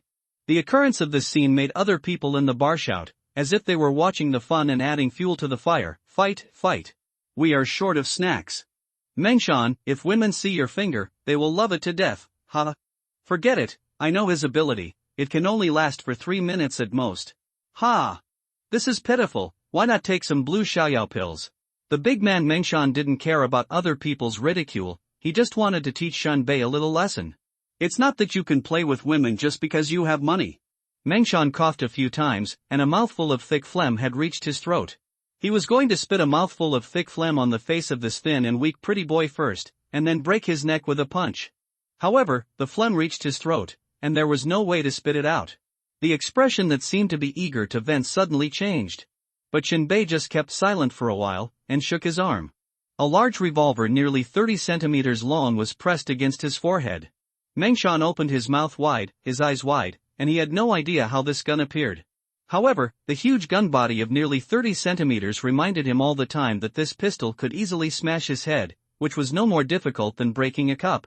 At such a close distance, even a superpower could not withstand the power of the bullet. "Brother, let's talk it over."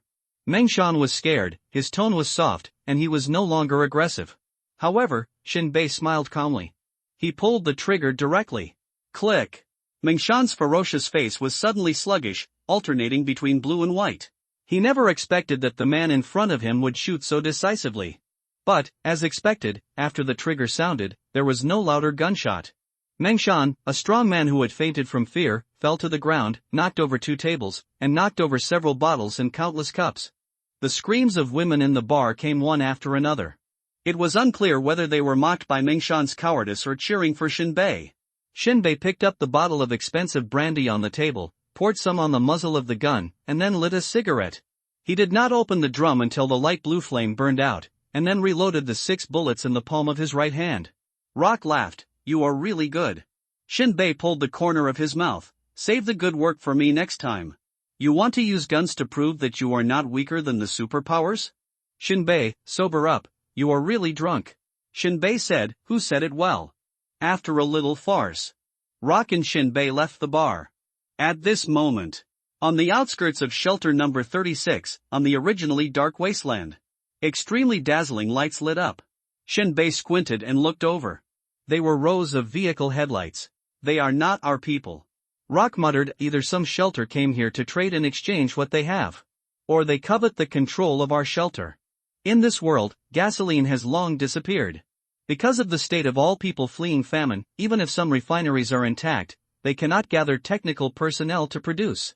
The cost-effectiveness is too low. Ferocious beasts are easy to say. The key is that wherever the alien species passes, it is like purgatory. Humans can only survive by relying on Titan.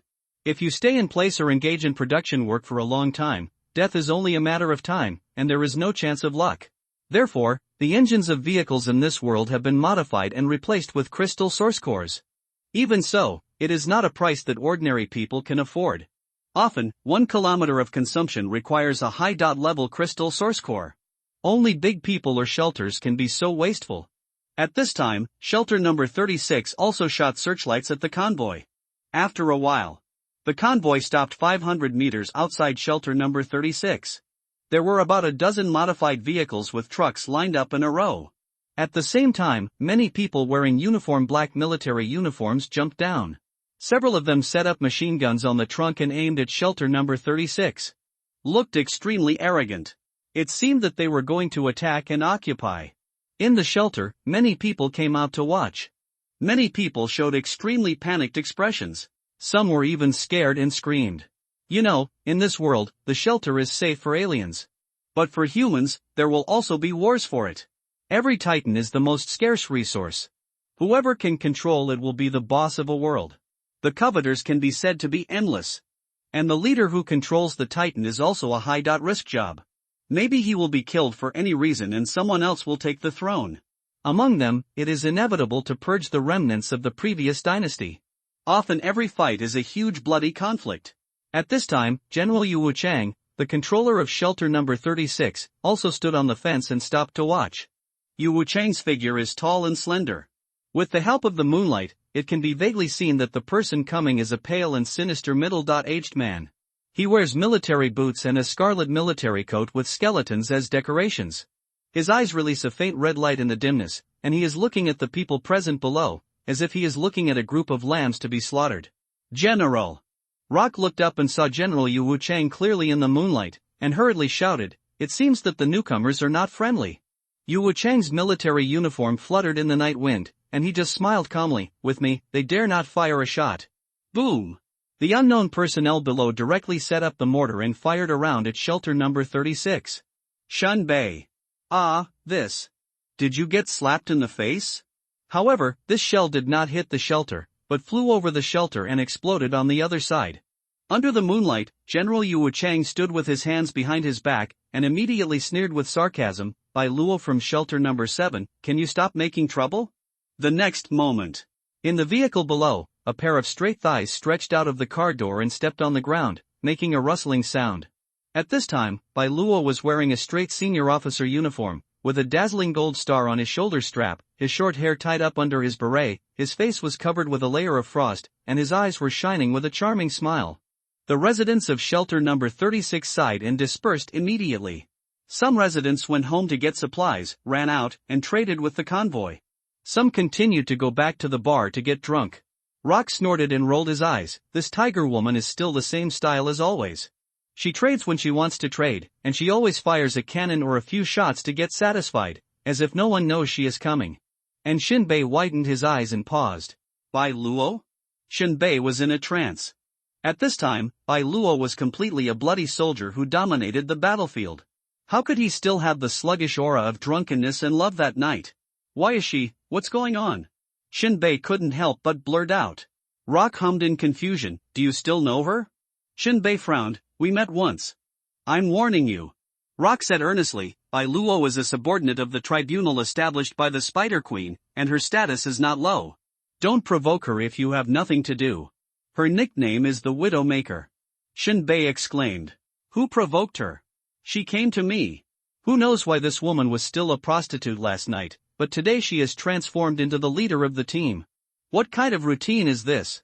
Shinbei was a little confused. Wait. This is not the point is the Spider Queen. Shinbei remembered that he still had a sister in the hands of the Spider Queen.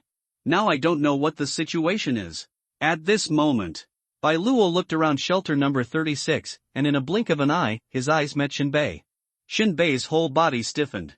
Bai Luo slowly raised his hand, pointed at Shinbei, pursed his lips lightly, and outlined a beautiful arc around his mouth, with an ambiguous smile at the corner of his eyes.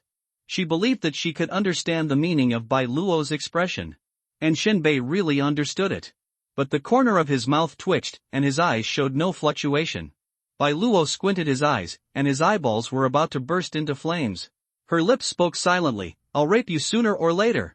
Shinbei smacked his lips, thinking that he could have a good talk with Bai Luo and find out about his sister Shinnan's current situation. But looking at the situation, it seems like we can only talk in bed. For the sake of his own integrity, Shinbei thought about it and let it go.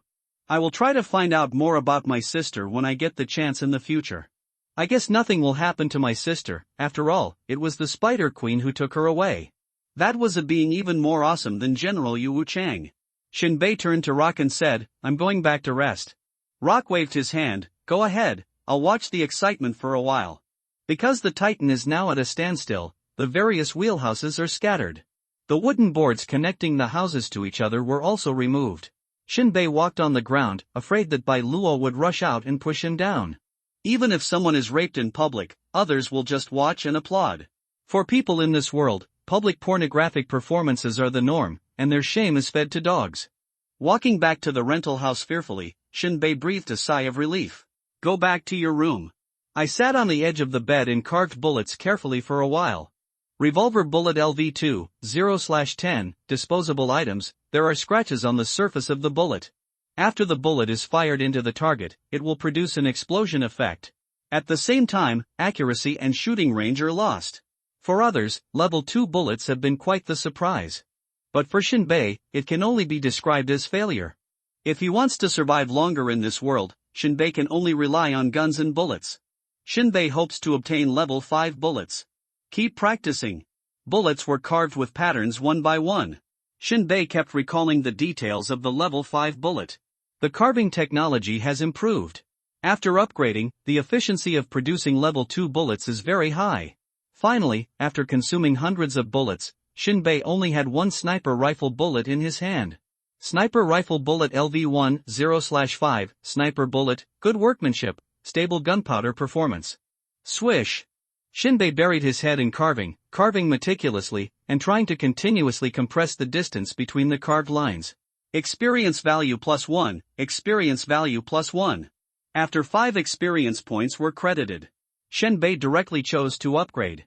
Sniper rifle bullet LV2, 0/10, sniper bullet, with a scratch on the surface, a range of +50 meters, slightly increased lethality, and slightly increased straight parallel distance. There is still room for carving this time. Shinbei held the bullet and looked at it in the moonlight. In this shelter, electricity is a precious resource, expensive, and limited to the research institute. The electricity that can be allocated to other people is very limited. Not to mention the lower-class residents. Only commercial places turn on the lights. For ordinary people, lighting candles is a luxury, and most people spend the night in the dark. Of course, Shinbei's room also has lights, but no electricity. If you need electricity, you have to find the landlord and pay extra. Shinbei thinks it is unnecessary. The moonlight alone is bright enough, at least several levels brighter than the moon on Earth. At this time, the more Shinbei looks at his masterpiece, the more happy he looks. You know, after carving hundreds of bullets, there is no space left on the surface of the bullets. And this time, the technique is more skillful. The control and understanding of the lines are clearer. I hope I can get a level 3 bullet this time. Shinbei picked up the carving knife again. His expression was focused and serious.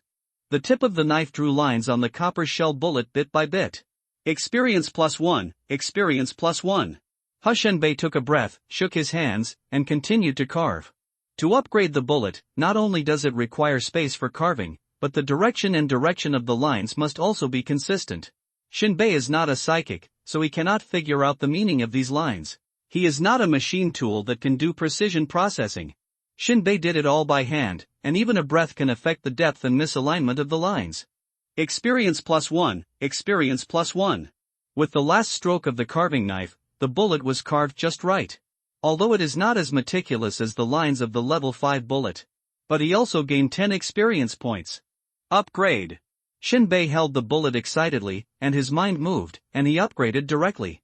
Sniper rifle bullet LV3, 0/20, range +100, increased lethality, increased penetration, and increased straight-line flight distance. Shinbei read the information and felt a little melancholy. It seems that I'm overthinking. Mind control should be a unique attribute of level 5 bullets. For level 4 and below, don't even think about it. Shinbei rubbed his temples. Put away all the bullets. Go to the toilet. The so-called toilet is actually a place you can find at will. After all, when everyone is fleeing from famine, there is no need to worry about hygiene issues. Fire a gun, change a place, why do you need a toilet? Just drain nature. After tidying up the housework, Shinbei took out a crystal source core and placed it on the chest of the armor. After the armor received the energy, it opened automatically. Shinbei hurriedly turned in. If he was slow, he would have to add another crystal source core, which was really not worth it. After lying in it, adjust a comfortable position. Go to sleep directly. Every minute, you can gain an experience point. This is called lying down to win. Shinbei is ZZZ. Experience point +1, experience point +1. The next day. When Shinbei woke up, his spine felt a little uncomfortable. After all, sleeping in a battle armor is not a good choice. But for the sake of experience points, Shinbei had no choice. Pushed the battle armor away. Shinbei jumped out and stretched his muscles. Next time, I have to put some bedding on it. Looked out the window. Bai Luo from shelter number 7 had left, and Shinbei breathed a sigh of relief. After rubbing his neck for a long time, he finally felt relieved. Turned his head and took a look at the battle armor information.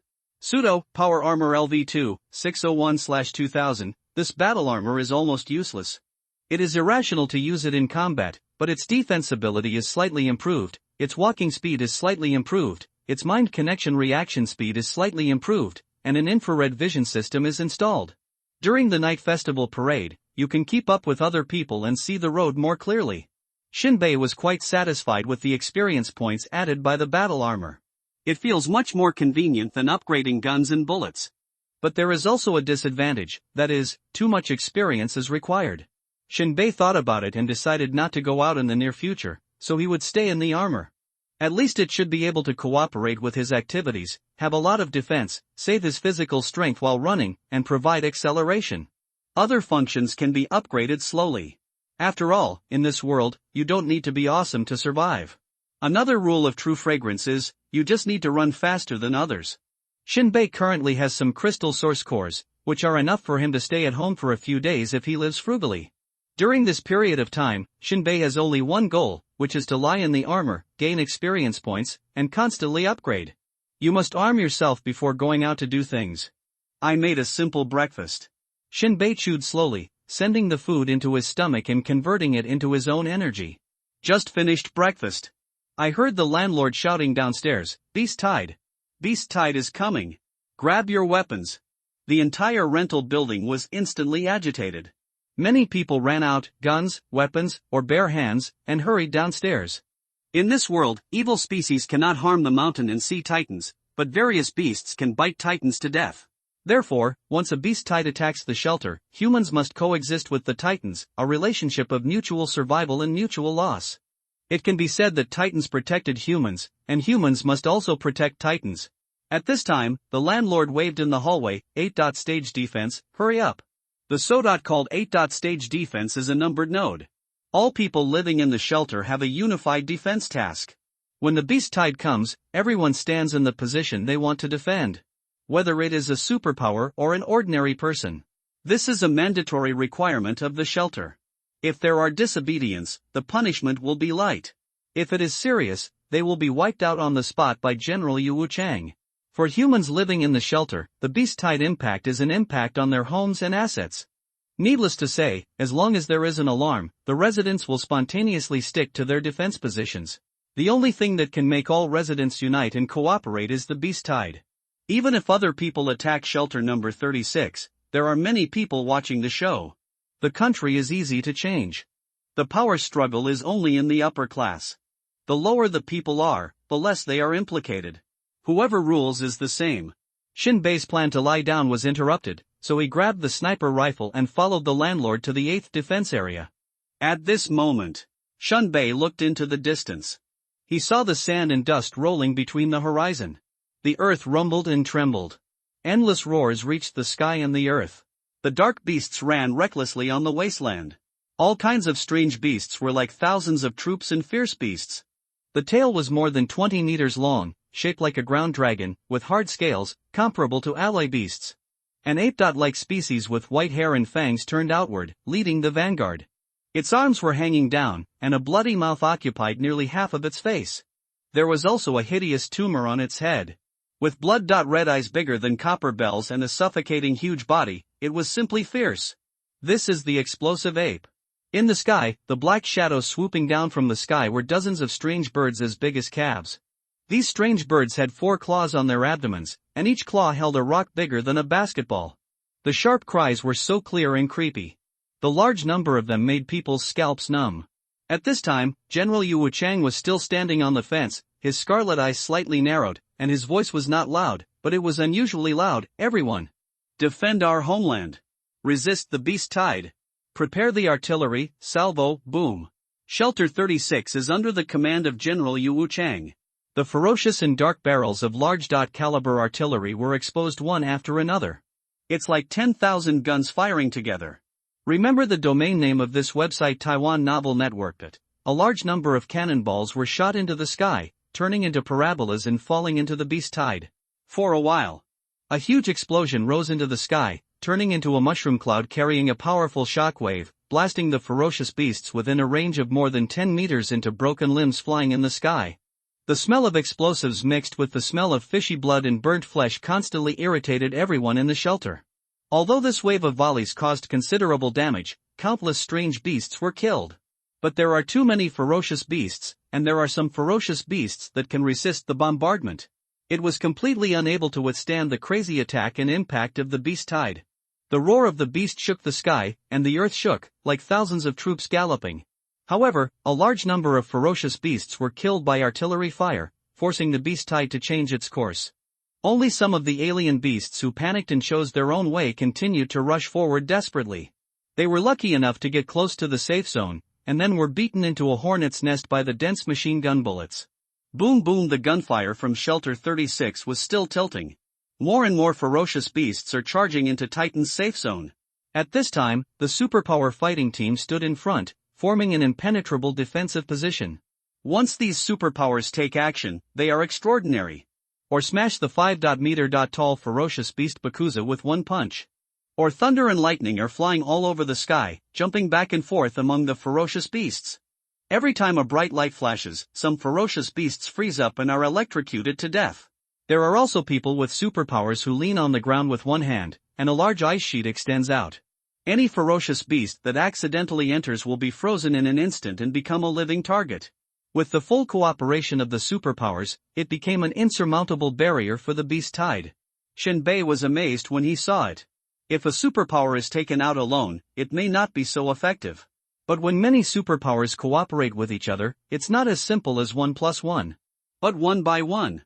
But as time went by, some ferocious beasts broke through the defense line of the superpowers. Launch an attack on the shelter. At this time, ordinary people need to have the courage to fight. Ordinary people are not as physically strong as those with superpowers. He could only rely on the gun in his hand to shoot at the ferocious beast that slipped in. Tadade many residents set fire to it, and the ferocious beasts fell one after another. The overall defensive effect is still solid. But right now, in the sky, there was a croaking sound. Black shadows swooped down from high in the sky. Are these strange birds going to attack Titan's back? Shinbei looked solemn. Logically speaking, even if he had the power of the sky, he would have to give priority to assisting other ferocious beasts in attacking those with superpowers. Head straight over the shelter. What is this going to do? Shinbei had no intention of showing off and immediately retreated into a house next to him. After all, the sky above the shelter was not a node that he had to defend. Just when Shinbei retreated into the room. Bang bang bang bang bang. There was a series of rapid gunshots, and the upper-level defense personnel were yelling and cursing while using their guns to shoot at the strange birds hundreds of meters in the air, as if to attract their attention. Bah!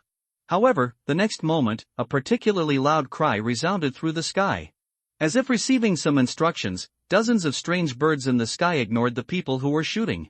Instead, he suddenly accelerated his dive, and when he was about to approach the center of the shelter, he loosened his claws and threw hundreds of rocks down. Amidst the dull howling of the wind, the rocks were thrown down like cannonballs accelerating. It was nothing less than a ferocious bombardment for the upper levels of the shelter.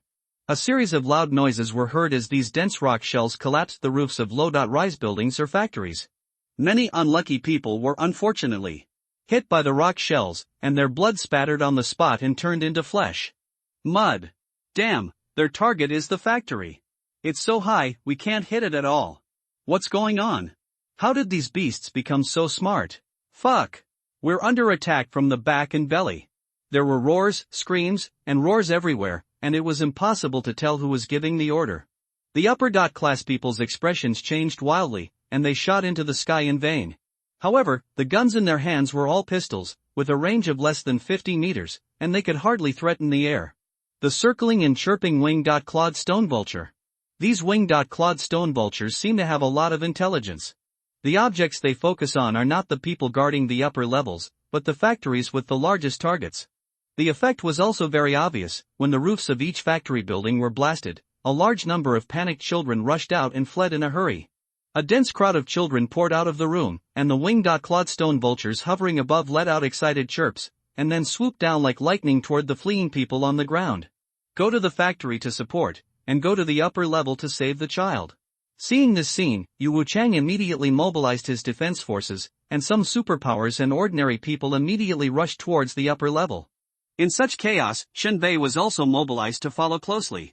When he reached the upper level, Shinbei was shocked. Ah!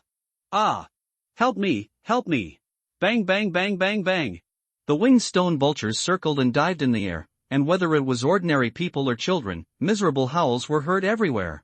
In the streets and alleys, the people who could still fight and the superpowers were shooting wildly with ferocious faces.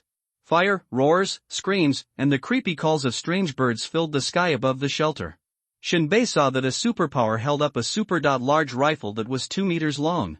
The shape was unusually rough, and the lines were full of violence and death. The muzzle was as big as a fist.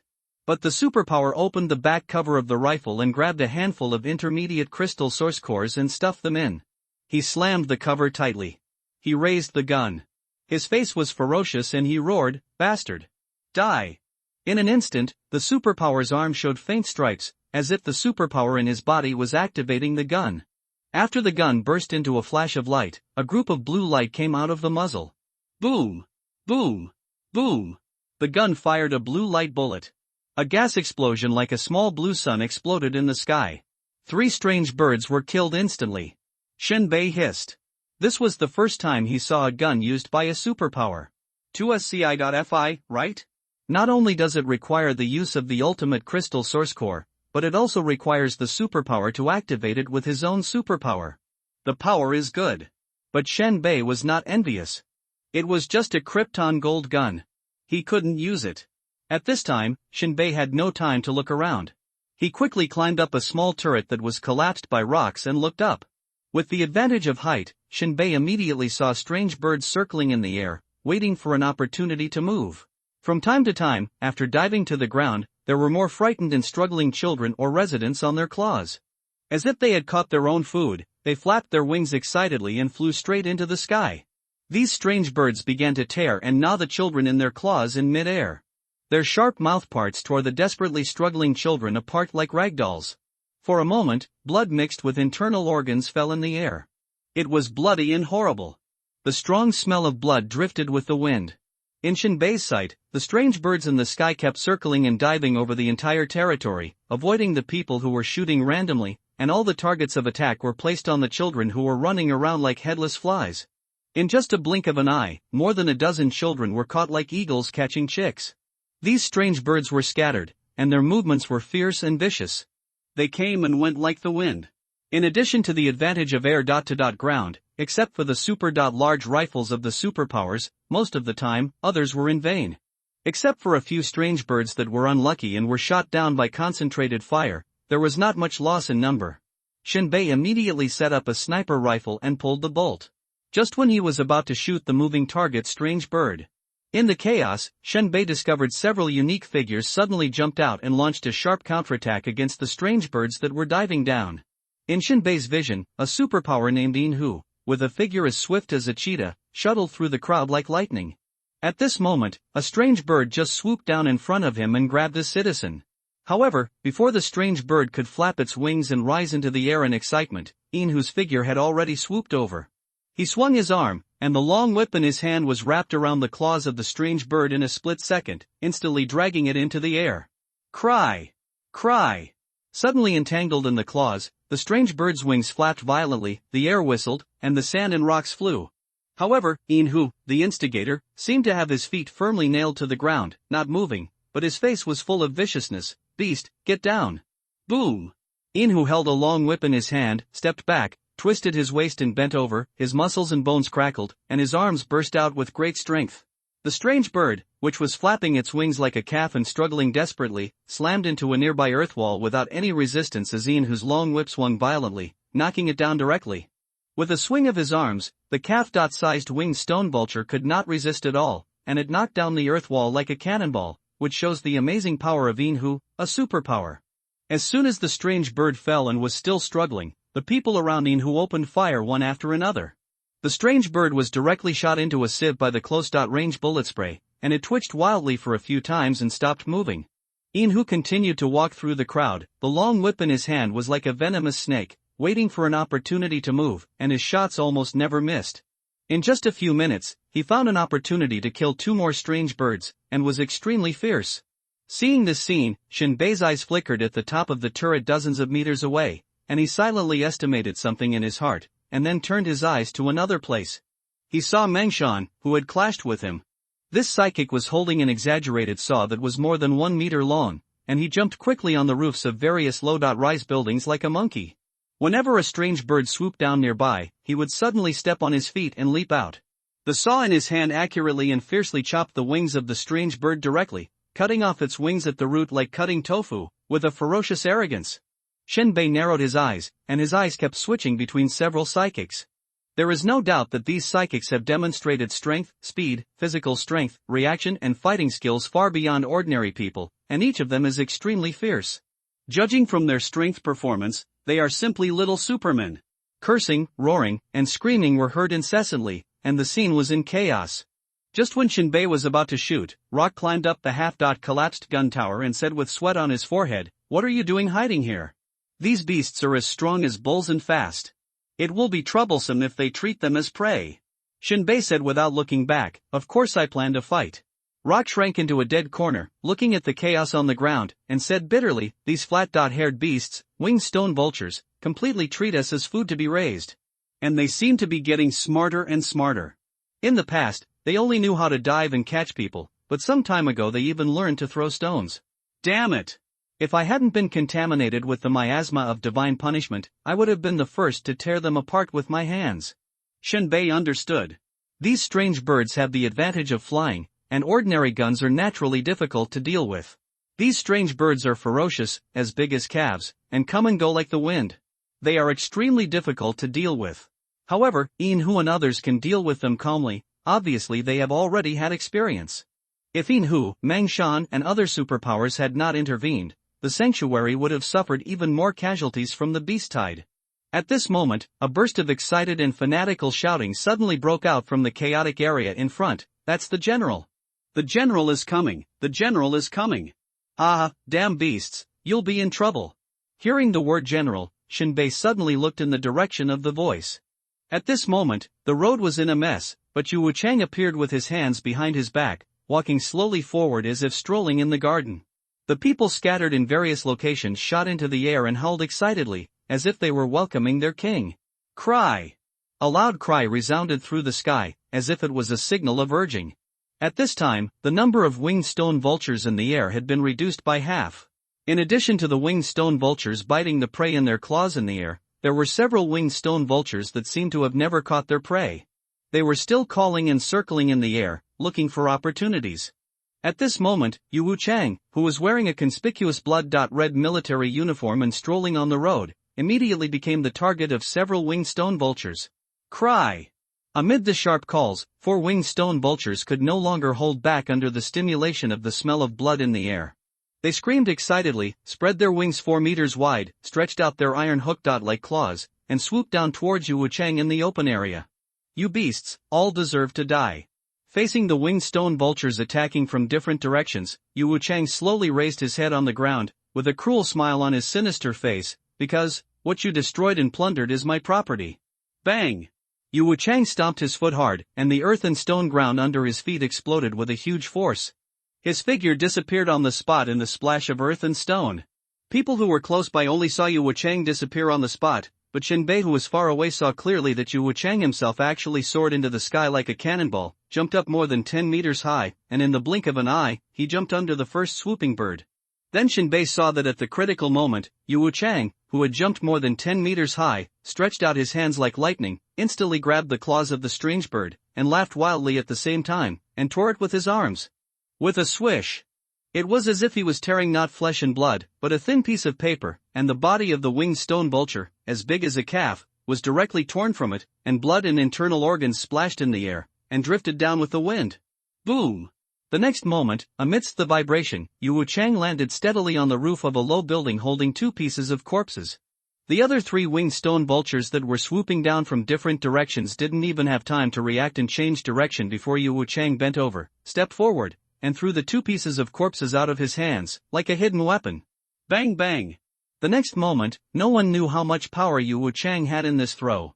The 2 pieces of corpses, with a sharp whistling sound, accurately hit the other 2 winged stone vultures that were more than 10 meters away from the ground, breaking their wings and falling to the ground, as if they were hit by a speeding car.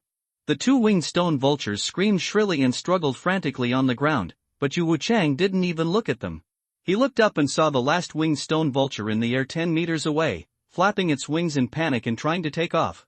With a hook and a kick, dozens of fist-sized pieces of gravel shot out like hidden weapons, making a sharp scream that broke through the air. Puff puff puff!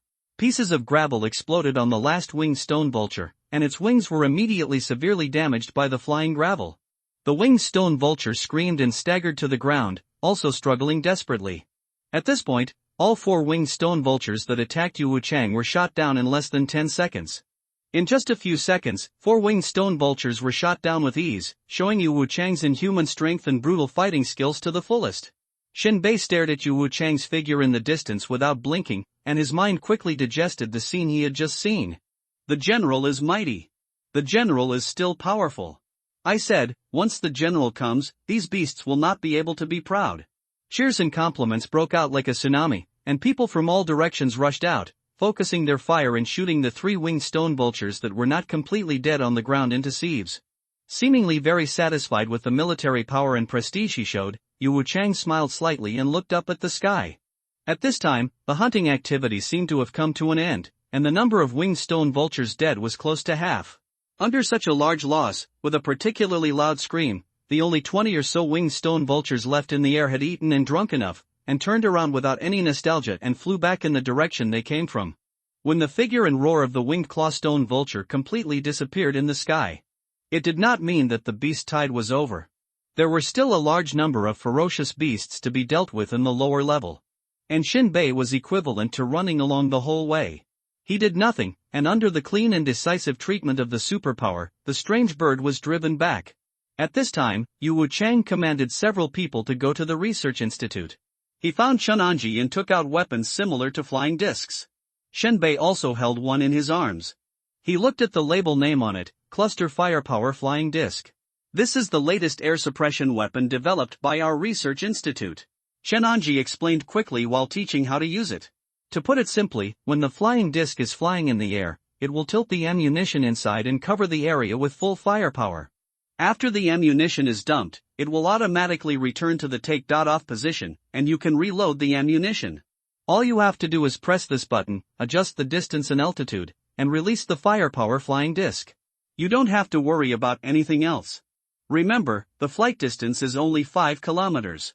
Chunanji wiped the sweat from his forehead and continued, "This thing is still under development and has not been officially produced. If there is no beast tide today, this thing will not be used. If this weapon does not respond or something unexpected happens, don't panic, after all, it is in the development stage. Just report to me directly." Shinbei looked at the weapon in his hand, and his curiosity rose again and again. According to Chunanji, the ammunition in this thing should be small special shells that are fired through a barrel similar to a railgun. In addition to huge penetrating power, there is also artillery damage. At this time, Yu Wuchang nodded, "Thank you for your hard work, Director Chen. Let's go, we have to continue fighting." Speaking of this, Yu Wuchang left only a few people on the upper floor to clean up the mess. The others all returned to the next floor to continue fighting the beast.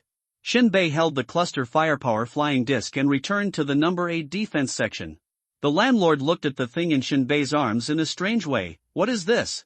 "A newly developed weapon. This bunch of shit's wasting research funds."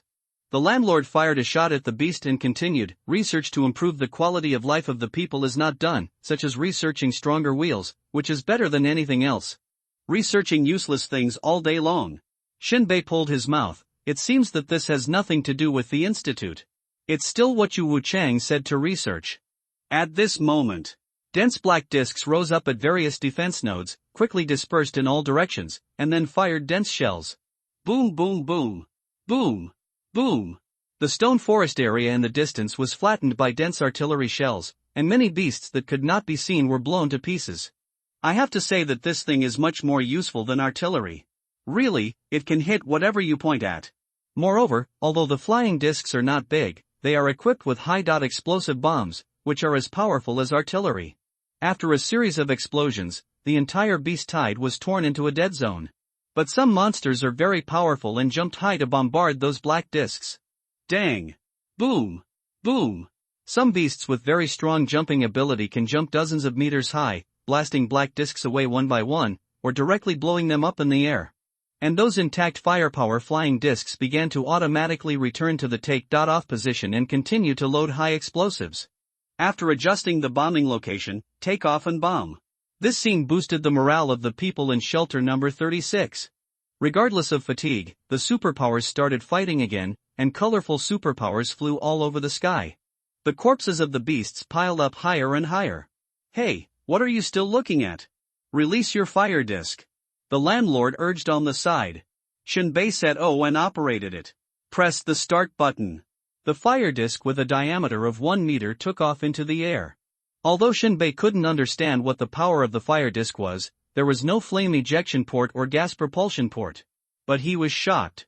However, after Shinbei's fire brazier flew out swayingly, it did not stay in the sky above the beast, but flew straight to an irrelevant area, the direction of the mountains. Finally, it turned into a small black dot in the sky and disappeared. The landlord was confused, pointing at the flying away fire disc, and asked, "Why is yours different from others?" Shinbei opened his mouth in surprise and snorted. "The research institute said that this is a product still under development, and there are some unknown and uncontrollable faults. Maybe I encountered it? Speaking, Shinbei sighed, set up a sniper rifle, and said, "Shoot the beast." The landlord didn't care, nodded, and shot one by one. In fact, Shinbei deliberately set the wrong parameters to make the fire disc disappear. In his mind, if this thing is upgraded, it will be a great weapon. It is equivalent to having air support to enhance your own strength. This good opportunity cannot be wasted. If you don't work for yourself, you will be punished by heaven and earth. After doing this quietly, Shinbei concentrated and started shooting the beast. This is not only for his own safety, but also to provide experience for the gun. In addition, there are superpowers in front, so he just needs to shoot without thinking. Bang! Barrett breathed out tons of fire. Pushed the bullet out of the gun chamber. Whoosh! An armored explosive bear that slipped into the safe area had its eyes pierced, and the powerful 2-stage bullet directly opened its skull. Accompanied by heart-rending wails, the armored explosive bear fell to the ground, twitched several times, and died on the spot. Sniper rifle experience +1. Fuck! The landlord lying on the side with an AK-47 in his hand was shocked.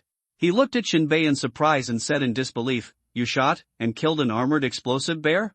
Shinbei turned the muzzle of his gun, continued to aim, and said, "Is there anything surprising?"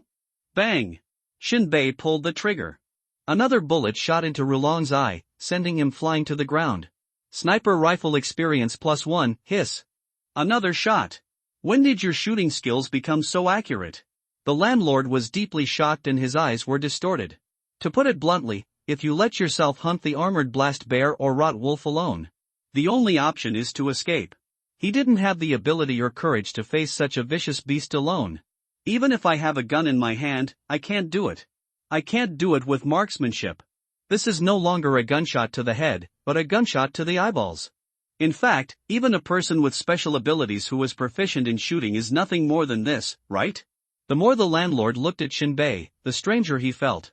What kind of perversion was this? Especially the crude, and outdated modified rifle, Barrett, which didn't even have a scope. But in his eyes, it became a rough, concise work of art that represented the aesthetics of violence. Shinbei was in no mood to chat with the landlord. The tide of beasts isn't just inviting guests to dinner, it's trying to overturn the table. Bang bang! Shinbei didn't care about bullets at all. Anyway, the shelter will compensate afterward. At most, it's just a loss of some 2-level bullets. Shot after shot. Keep shooting. Sniper rifle experience +1, sniper rifle experience +1. Shinbei discovered that with a level 3 sniper rifle and 2 levels of bullets, sometimes the technique was wrong. Even if it hit the golden armored dragon beast with high defense, the bullet could break through the defense and penetrate into the flesh. Although it cannot cause fatal injuries. But the guns in other people's hands were impenetrable to bullets. Every shot fired sparks, and every shot was silent. To deal with this kind of ferocious beast, we can only ask people with superpowers to come for help and fight violence with violence. The superpower responsible for supporting happened to be Mengshan. After a fight at defense node number 8, all the ferocious beasts that slipped in were eliminated. Shinbei temporarily got a chance to take a breather. He glanced at his gun. Sniper rifle LV3, 50/30ths, modified Barrett M95, range 1,100 meters, 5 bullets, detachable bipod missing, rear adjustable monopod missing, magnifier missing, greater lethality, sports shooting, accuracy bonus of 20. It's time to upgrade. But there's no rush. Empty all the bullets. Right now. Shinbei was hit on the head and stepped on. Shinbei was resting. Unexpectedly, that blind dog stepped over Shinbei's head. Shinbei's face changed, and he looked like he was angry. He directly cursed, "You have eyes that eat dry food? Are you blind? Oh, what if I step on you?" The tone of the speaker was quite rough. Shinbei looked up and saw that it was none other than Meng Shan. His tall figure completely enveloped Shinbei. He looked condescending and full of resentment, and had an extremely cruel smile on his lips. It's okay. At this time, the landlord stood up and said with a smile, "It's not intentional. Now is the period of defense against the beast tide. The situation is urgent, and bumps are inevitable. Are you right, Shinbei?" Shinbei's expression was cold and indifferent, and he reached for his revolver with one hand. At this time, Mengshan exuded extremely strong resentment and malice. "I stepped on it on purpose. You don't accept it?" Mengshan was so angry when he thought of the humiliation he received in the bar yesterday. Even though that revolver could kill him, But being played is the real shame. I was laughed at by the other people in the bar until I blushed and felt ashamed. The way he fell down was so embarrassing that he was thrown into grandma's house. Now I see Shinbei resting while I go around putting out fires and wiping my butt. Is this the treatment of a person with superpowers? Damn it, you Shinbei are more chic than me. Mengshan was even more angry and stepped on him in retaliation. Shinbei didn't dare to do anything to him even if he was left alone. Let's go, let's go. Seeing that something was wrong, the landlord hurriedly pushed Mengshan away. Mengshan looked back 3 times with each step, cursing. Spitting at Shinbei. He even let go of his harsh words, I'll fucking kill you sooner or later. Shinbei stood up, his face expressionless, his eyes full of extreme indifference. Yesterday I gave you a lifeless death, but today you are still seeking death, right? Shinbei shouted, Mengshan. Mengshan stopped, pushed the landlord away, and strode back, menacingly, with an extremely ghastly look on his face. His expression suddenly turned cold, and he shouted through gritted teeth, Why, do you still want to spar with me? From Mengshan's point of view, Shinbei would not dare to shoot and kill a person with superpowers even if he had 100 courages. And it's in public places. But if he kills Shinbei, no one will care. In this world, the status of superpowers is naturally one level higher than ordinary people. Mengshan came closer and grabbed Shinbei's collar.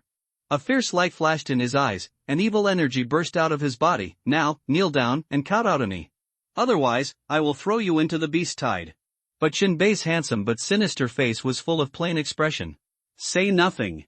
Shinbei raised his revolver and pressed it directly against Mengshan's chin. Ha ha. Mengshan showed no fear at all, with a ferocious face, and a ferocious smile suddenly appeared on the corner of his mouth. Do you dare to shoot? Do you know the consequences of killing a person with superpowers? There was an indescribable depth and coldness in Shinbei's eyes. I will naturally bear the consequences, and you, Shinbei flipped the hammer and exhaled again, and you will not see how ugly your death is. Mengshan's eyes flashed, and he sneered with an expression that said, What could you do to me? Shoot. Let me see how brave you are. Boom. Shinbei didn't hesitate at all and pulled the trigger decisively. The huge recoil of the revolver caused Shinbei's arm to drop suddenly. At the same time, the gunpowder flashed from the muzzle. In a puff of blue smoke. Not to mention 2-level bullets, even ordinary bullets, at such a close range, the head of a level .1 superpower would be bombarded into popcorn. And the moment Mengshan heard the gunshot, all his rage and resentment were frozen on his face. His eyes were full of dizziness, and he was as twisted as if he had seen a ghost. How dare he? How dare you shoot? Moment. Driven by the violent gunpowder, the bullet directly penetrated Mengshan's jaw and rolled into his brain, flying away the skull. Various red and white brains and minced meat were mixed with blood and exploded with a bang, sputtering in the air, flying everywhere. Shinbei pushed Mengshan's body away and wiped his face. Sitting aside as if nothing had happened, he carefully cleaned the meat residue from the revolver. The landlord and others were dumbfounded.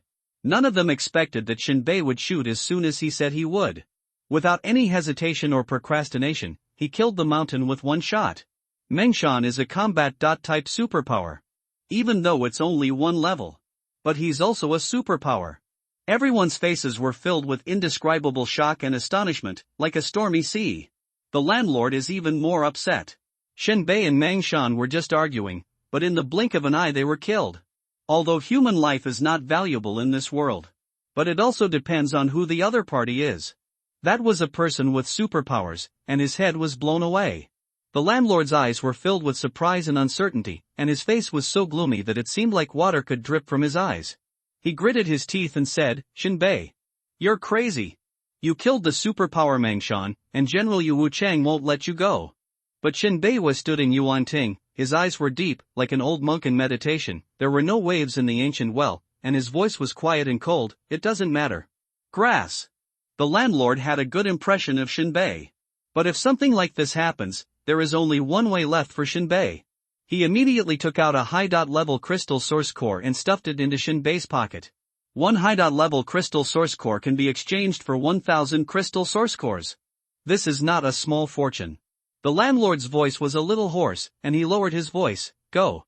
Get out of shelter number 36 quickly, go to the wasteland to find other shelters, and never come back. Although the landlord's words were unpleasant, Shinbei knew his kindness. In this fucked up world, there are still people with overflowing love. It's really rare. But Shinbei did not take the crystal source core, but threw it back, stood up, and a cold smile appeared on his face. "Thank you, don't be too sympathetic in the future, otherwise you will have to bear the other party's suffering." Speaking, Shinbei put away the revolver and left the number 8 defense node with Barrett on his back. "Where are you going?" the landlord asked. Shinbei waved his hand. "Find someone to settle the matter, otherwise I will end up dead." How could Shinbei not know that in this situation, killing a superpower is pure death? In the wilderness, it's fine to kill quietly.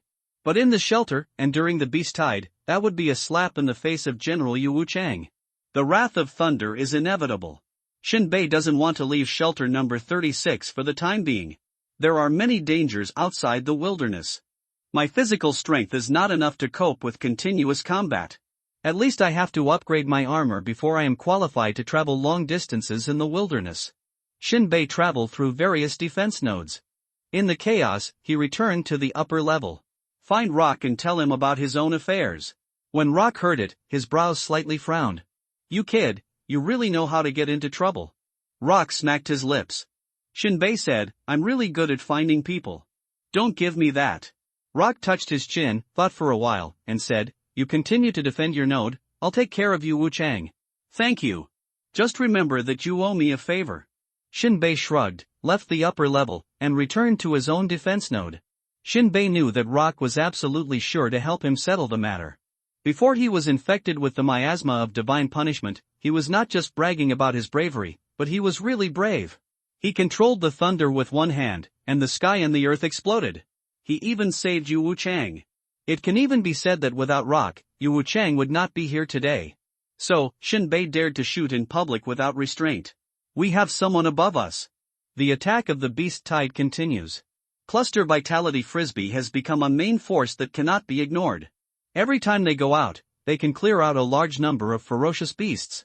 This allows the superpower below to save a lot of energy.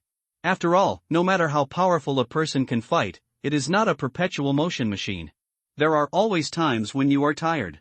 And shelter number 36 encountered an animal tide not once or twice. Both people with superpowers and ordinary people have experience in dealing with it. The only surprise is that the strange bird will throw stones this time, causing considerable damage to the upper level residents. Fortunately, General Yu Wuchang led his men to fight back in time.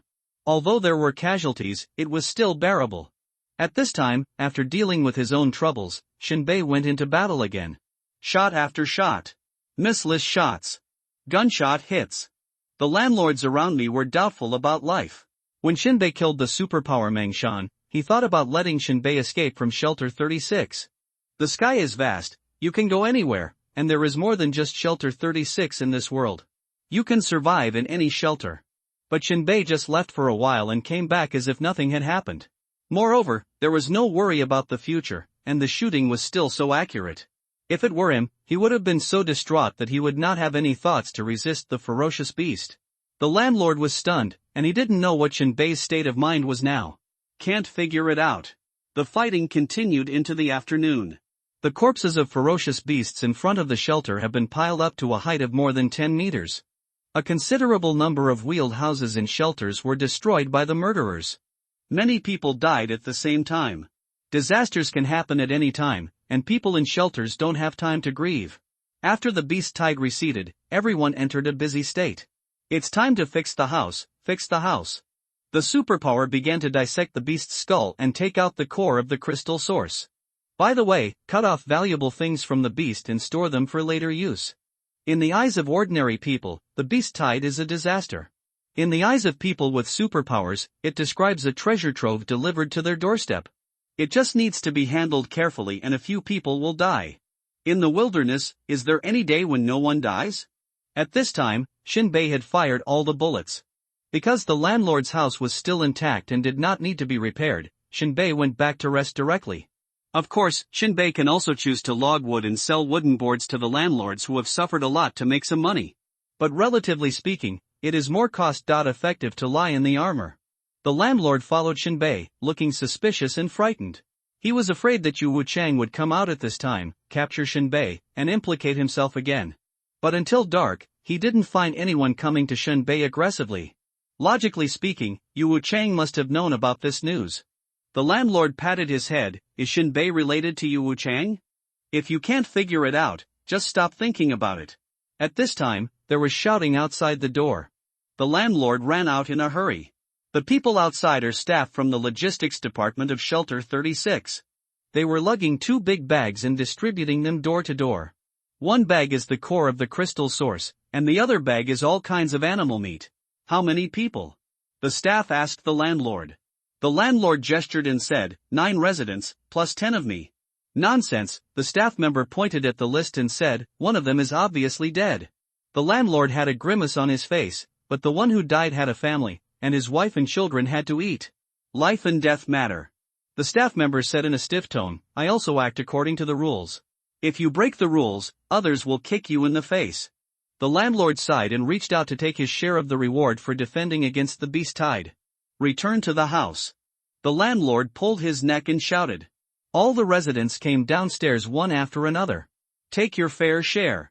Shinbei was the last to receive it. There are a total of 50 crystal source cores and 100 kilograms of animal meat. No one knows how this is distributed. Anyway, you can take whatever General Yu Wuchang gives you. Finally, the landlord also suggested that everyone take care of the deceased family and give them some points. Others are given more or less meat. But Shinbei gave the little boy a pistol. This pistol was still the one Shinbei used to shoot Xiaolong, but it had been upgraded. It is better to teach a man to fish than to teach him to fish. If you can't become a superpower, then a pistol is your guarantee of survival. The landlord was stunned and his teeth ached. Don't they need animal meat? Yes. Shinbei bared his teeth and said with a smile, what I gave you was food. No one eats iron. But ferocious beasts eat bullets. After saying that, Shinbei turned around and went upstairs, seizing the time to lie down. The landlord looked at Shinbei's back thoughtfully. He went back to the house to get a box of bullets and gave them to the little boy. And rubbed his head, Little K, your father is dead, it's time for you to grow up. The little boy named Little K is not very old, probably about 10 years old, but his eyes are clear and he nods very firmly. At this time, Shinbei was sitting cross-legged on the bed. He stared at the Barrett sniper rifle in his hand. A piece of information pops up. Sniper rifle LV3, 80/30ths, remodeled Barrett M95, range 1,100 meters, 5 bullets, detachable bipod missing, rear adjustable monopod missing, zoom lens missing, high lethality, sports shooting, accuracy increased by 20. Upgrade. Sniper rifle LV4, 50/100, remodeled Barrett M95, range 1,300 meters, 5 bullets, high lethality, sports shooting, accuracy increased by 20, blind sniping accuracy increased by 20, silencer effect increased by 20, recoil reduced by 20. Shinbei's eyes flickered. This upgrade has made a huge difference. Not to mention the increase in range. Even blind sniping can increase accuracy. It's simply amazing. There is also a silencer effect. Although the effect of reducing 20 is not great, the appearance of this new attribute undoubtedly indicates that after upgrading to the limit, it will be 100% silencer. This effect is simply explosive. You know, even if a pistol is equipped with the most advanced silencer, it cannot be 100% silent. The last one is the recoil. It is also quite awesome. The recoil of this Barrett is much greater than that of a revolver. When firing a revolver with one hand, Shinbei's arm was numb from the shock, and it was easy to dislocate if the posture was wrong. But if this Barrett is not held with both hands, or fired in a prone position, and fired with one hand, no matter what posture, the huge recoil will inevitably dislocate. Guns are man-made. But people may not be able to fully control it. The other M500 revolver was fired only once today, killing Mengshan. Nothing to see. Next. Shinbei took out his alarm clock. After Shinbei disassembled and assembled it, it has become a time bomb. Just add 10 crystal source cores.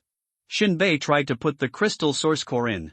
What is strange and surprising is that the alarm clock has no opening or place to place the crystal source core, but every crystal source core placed on the shell can be absorbed. Very good, Newton's coffin lid can't be held down. After putting in 10 crystal source cores. Look at the alarm clock again. Alarm clock LV5, full level, refilling progress, October 10th. In addition to being absolutely punctual and setting an alarm on time, it is also a time bomb. Shinbei clicked his tongue twice. I just don't know how powerful the explosion is. Maybe I can buy more alarm clocks to experiment.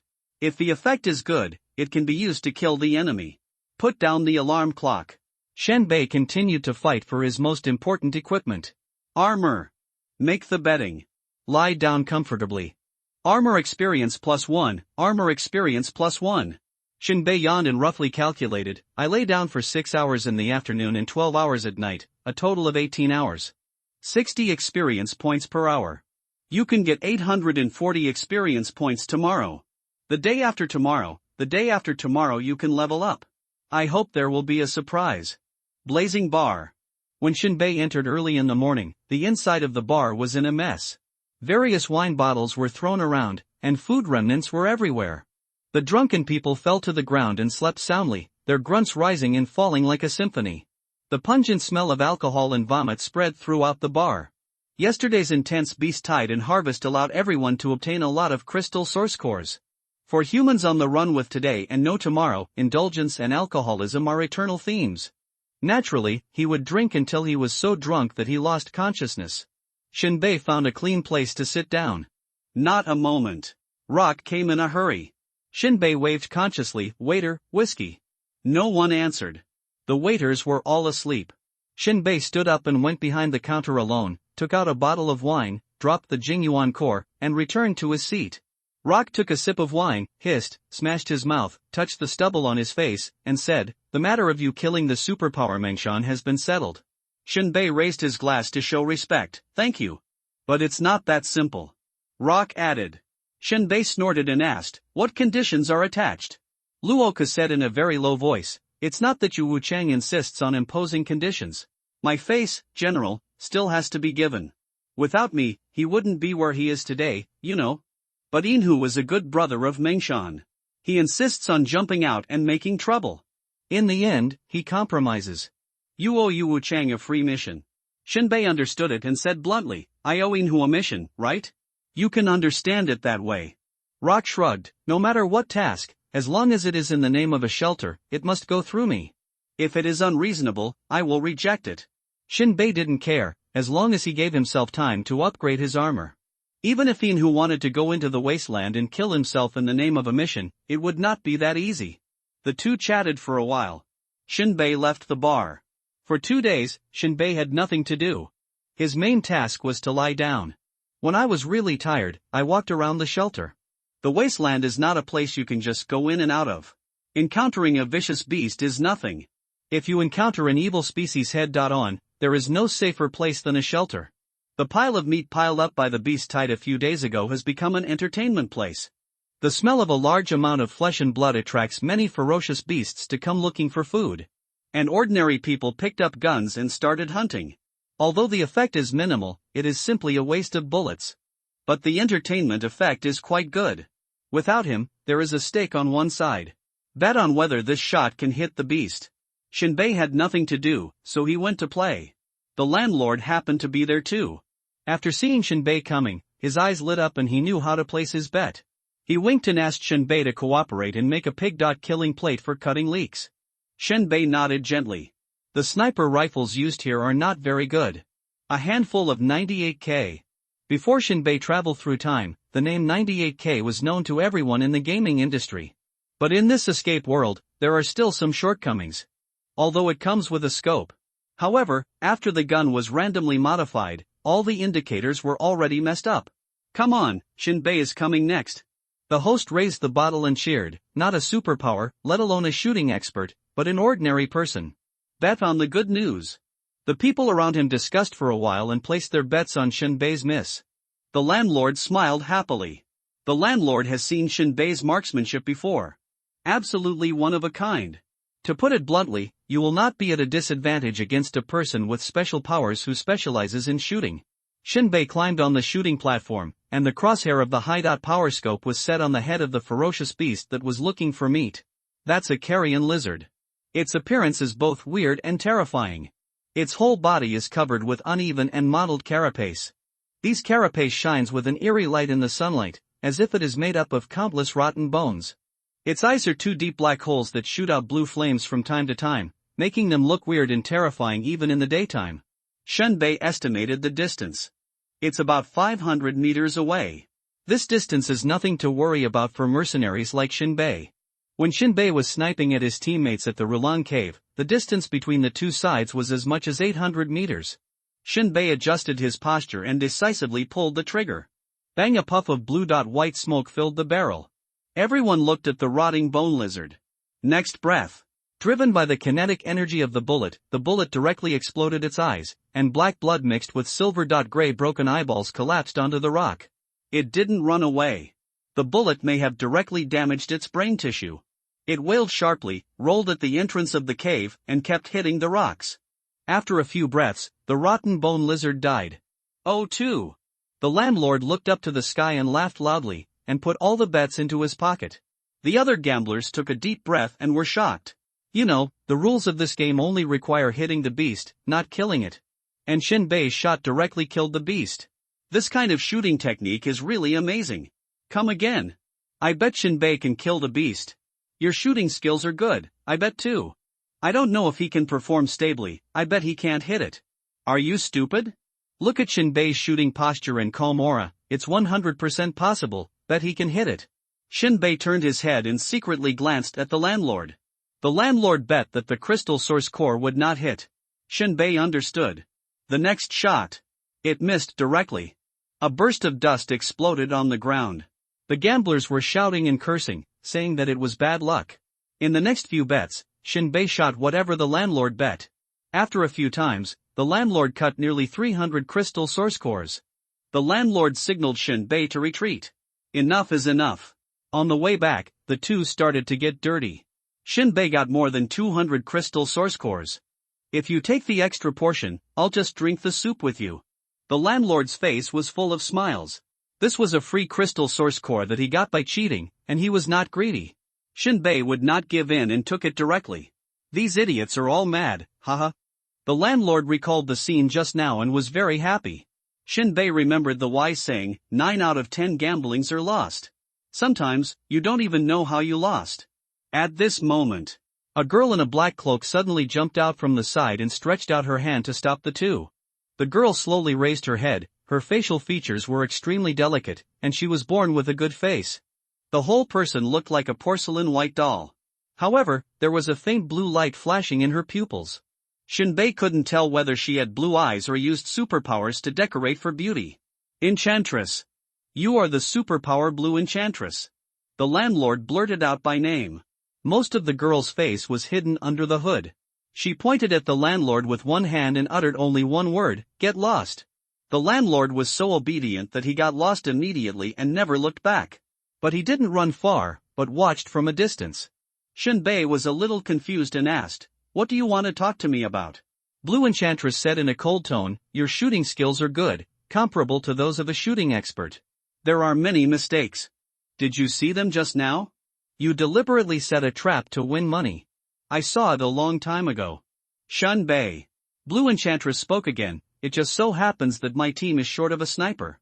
Although you are not a superpower, you are qualified to join. Shinbei said expressionlessly, I'm used to being alone. There will always be a time when you need teammates. Blue Enchantress passed Shinbei and turned back and said again, I will call you if I need you. A sense of not being able to refuse. This little girl is wild.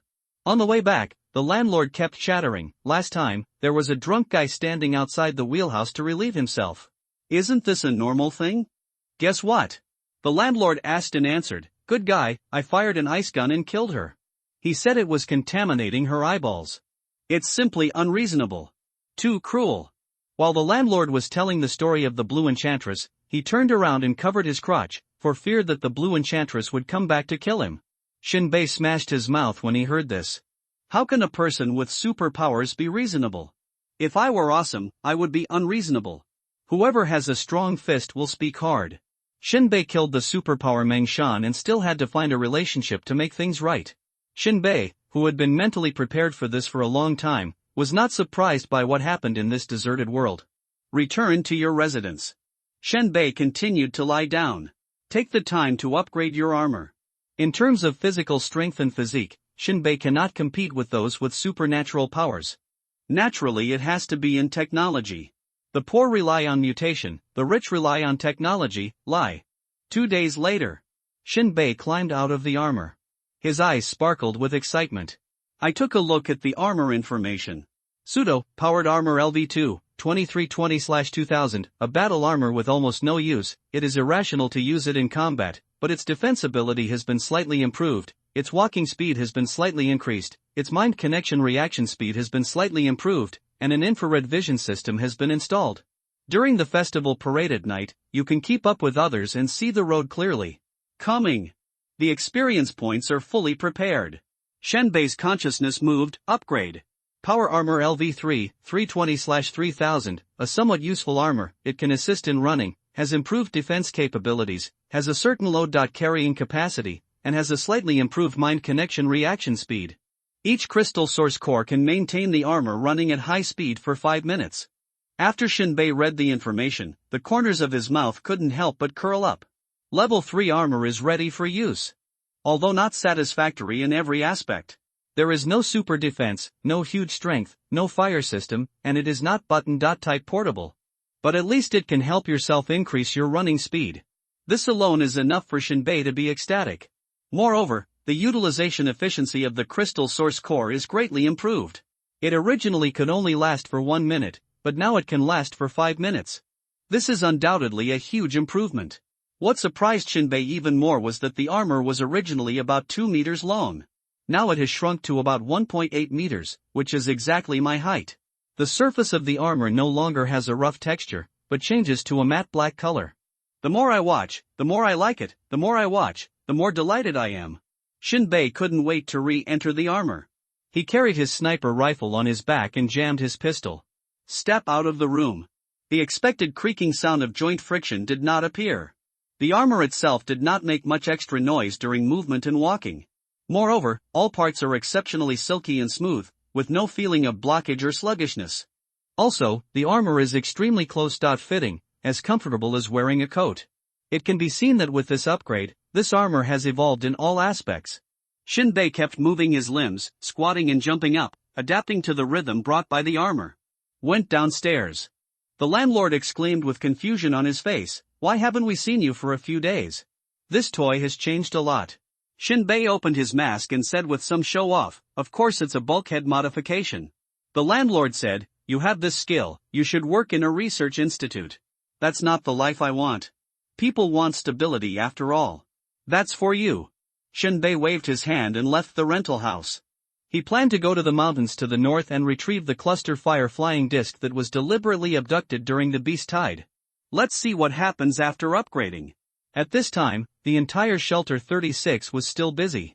Mining for mining, collecting wood for collecting wood. Shenbei swaggered all the way to the upper level of the shelter. Residents passing by were not too surprised when they saw Shenbei's dress. After all, among people with superpowers, there are also people who are armed to the teeth. For example, those who specialize in shooting, or those with special powers who can fight in close combat. However, the protective suits of these superpowers are designed to protect certain parts, rather than full coverage. Everyone's evaluation of Shenbei has only one word: cool. Coming to the weapons store, Shenbei replenished some ammunition. During the last beast wave, almost all the bullets were fired. Without bullets, a gun is just a fire stick. While collecting bullets, Shenbei asked the boss, "Why haven't I seen the large guns used by superpowers here? Last time I saw a superpower shooting strange birds, very fiercely." The boss held a cigarette in his mouth and smiled. "What, you want to buy one?" Shenbei blinked and had this thought, "Can I use it too?" Thinking too much. The boss said jokingly, "The kind of gun that uses the crystal source core as kinetic energy is not as simple as inserting the crystal source core and firing it. The user also needs to catalyze the source energy to shoot the light bullet out, otherwise, the light bullet will only explode on the spot. And the speed of the light bullet is related to the rank of the psychic.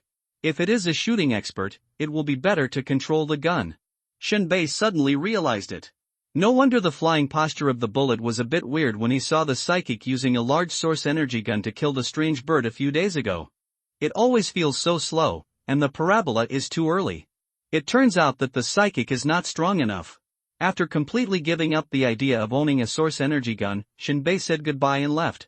Leaving shelter number 36. Shenbei started walking north. The low clouds in the sky revealed a gap, which just revealed the low sun, and a large piece of golden sunlight fell. Not long after walking in the wilderness, Shenbei discovered the weaknesses and shortcomings of the armor. That is, under the high temperature, the inside is like a furnace. Shenbei was soaked all over, as if he had been fished out of water. In fact, this armor has a temperature control system inside, which can even reduce the temperature to 0. But it needs to consume the crystal source core. Shinbei felt a little distressed, so he did not turn on the temperature control system. He could only open the mask to let himself breathe. Shinbei's steps were still slow, neither fast nor slow, and each step was the same distance, without any difference. About 3 hours later, just when Shinbei approached the edge of the mountain, behind Shinbei, a roar of the engine suddenly sounded. Shinbei turned his head and looked back.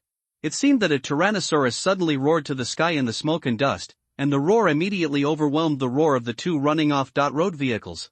Then a dark black motorcycle suddenly rushed out of the dust cloud, passed the two off-road vehicles at an incredible speed, and rushed straight to Shinbei. This motorcycle was modified extremely wildly, and the roar of the engine could fully match its incredible speed. Shinbei was somewhat familiar with this shape. After a little thought, he suddenly remembered. This is Bai Luo's car. Shinbei's mouth twitched, the ghost is still there. Almost without any hesitation, Shinbei took out the crystal source core and stuffed it directly into the kinetic device. In an instant, the armor power system was activated. Shinbei ran away. This woman is not to be trifled with. She is more unreasonable than Blue Enchantress.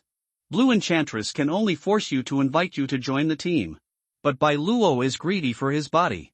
In this fucking world, when a woman goes crazy, 10 cows can't stop her. You tell me this is an ordinary person?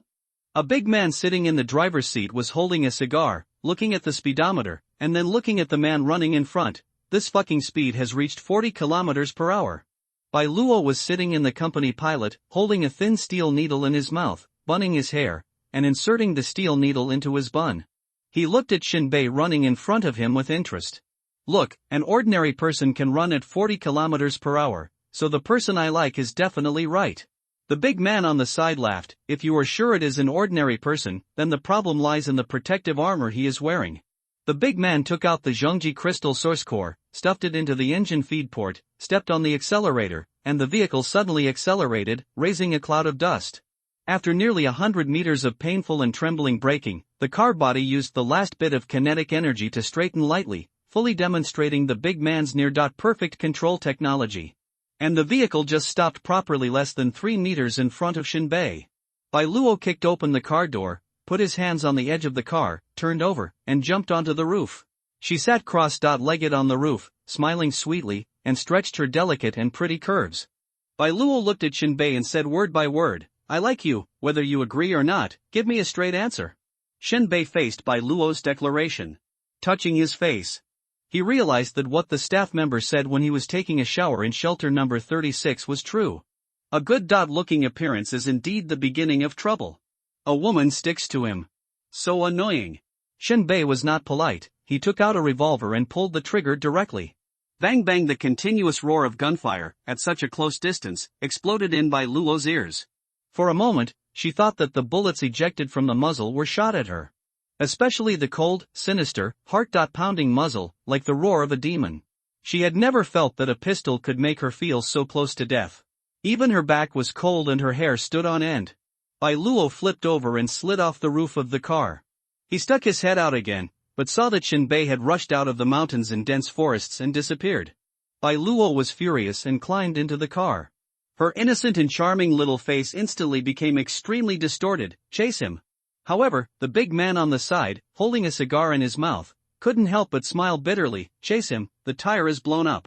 Bai Luo only realized at this time that Shinbei's 2 shots were actually shot at the tire. Bai Luo kicked the car door. The ground exploded with a bang as she stepped on it, and her body shot out directly. I want to see how far you can run. Bai Luo's steps were light and fast. Every time she leaped and landed, the lines of her body looked quite pleasing to the eye, but her stride and pace were far beyond that of ordinary people. A column of dust rose up behind her. Shinbei kept walking through the mountains and dense forests, and heard Bai Luo running wildly behind him. He couldn't help but freeze his face. Bai Luo's speed is comparable to that of a cheetah. If he wasn't wearing armor, which provided super fast movement speed, I'm afraid he would be captured by Bai Luo in minutes. Shinbei climbed over a hill. A ruined town appeared not far ahead. It should be an abandoned town. When Bai Luo climbed over the hill, Shinbei had disappeared in the ruined town. The long run made her blood rush, her face flushed, and she was panting. What on earth is he wearing? He is like a superpower. Bai Luo couldn't help but exclaimed. Then, she took out a thin and small dagger from her long boots and held it in her hand. There was a wolf dot-like light in her eyes, a cold smile on the corners of her mouth, and she walked straight into the ruined town. In front of Bai Luo was an abandoned town, a small river passed through the town, and the green light flowed, which could be called green waves. Due to the abundant water source, shrubs with surprisingly strong vitality grew everywhere. After being abandoned for decades, some trees even grew to dozens of meters high. Although it was still morning and the sun was very scorching, the ruins were still full of gloomy feeling, without a trace of warmth. And Shenbei hid in a small building. He looked outside through the glass window that had already been turbid. He could vaguely see Bai Luo like an agile leopard cat, and every time she jumped between the ruins, she landed gently like a feather. And the dagger in her hand, which was shining with light, could only cut some food if it was in the hands of an ordinary person. But Shenbei believed that in Bai Luo's hands, it would undoubtedly explode with huge lethality and give the enemy the most fatal blow. Shenbei didn't know what level of psychic Bai Luo was for the time being. But psychics are not all omnipotent. For example, if a psychic's defense reaches the third level, even if other attack methods are of the first level, he will be called a third-level psychic. Looking at Bai Luo's tight leather jacket, which showed his figure to the fullest, Shenbei could guess that Bai Luo's ability should be in attack. The kind of close combat. In this way, the defense level should not be high. There is an inference at the moment. Shenbei decided to get rid of Bai Luo here. This guy is very difficult to deal with. He can't be bitten by her every time he enters and exits the wilderness. Nothing can be done in that way. As long as you have patience, and Shenbei has the most patience. After taking a last look at Bai Luo's figure, Shenbei's figure silently retracted into the wall. Turn on the temperature control system inside the armor and drop the temperature to 0 degrees.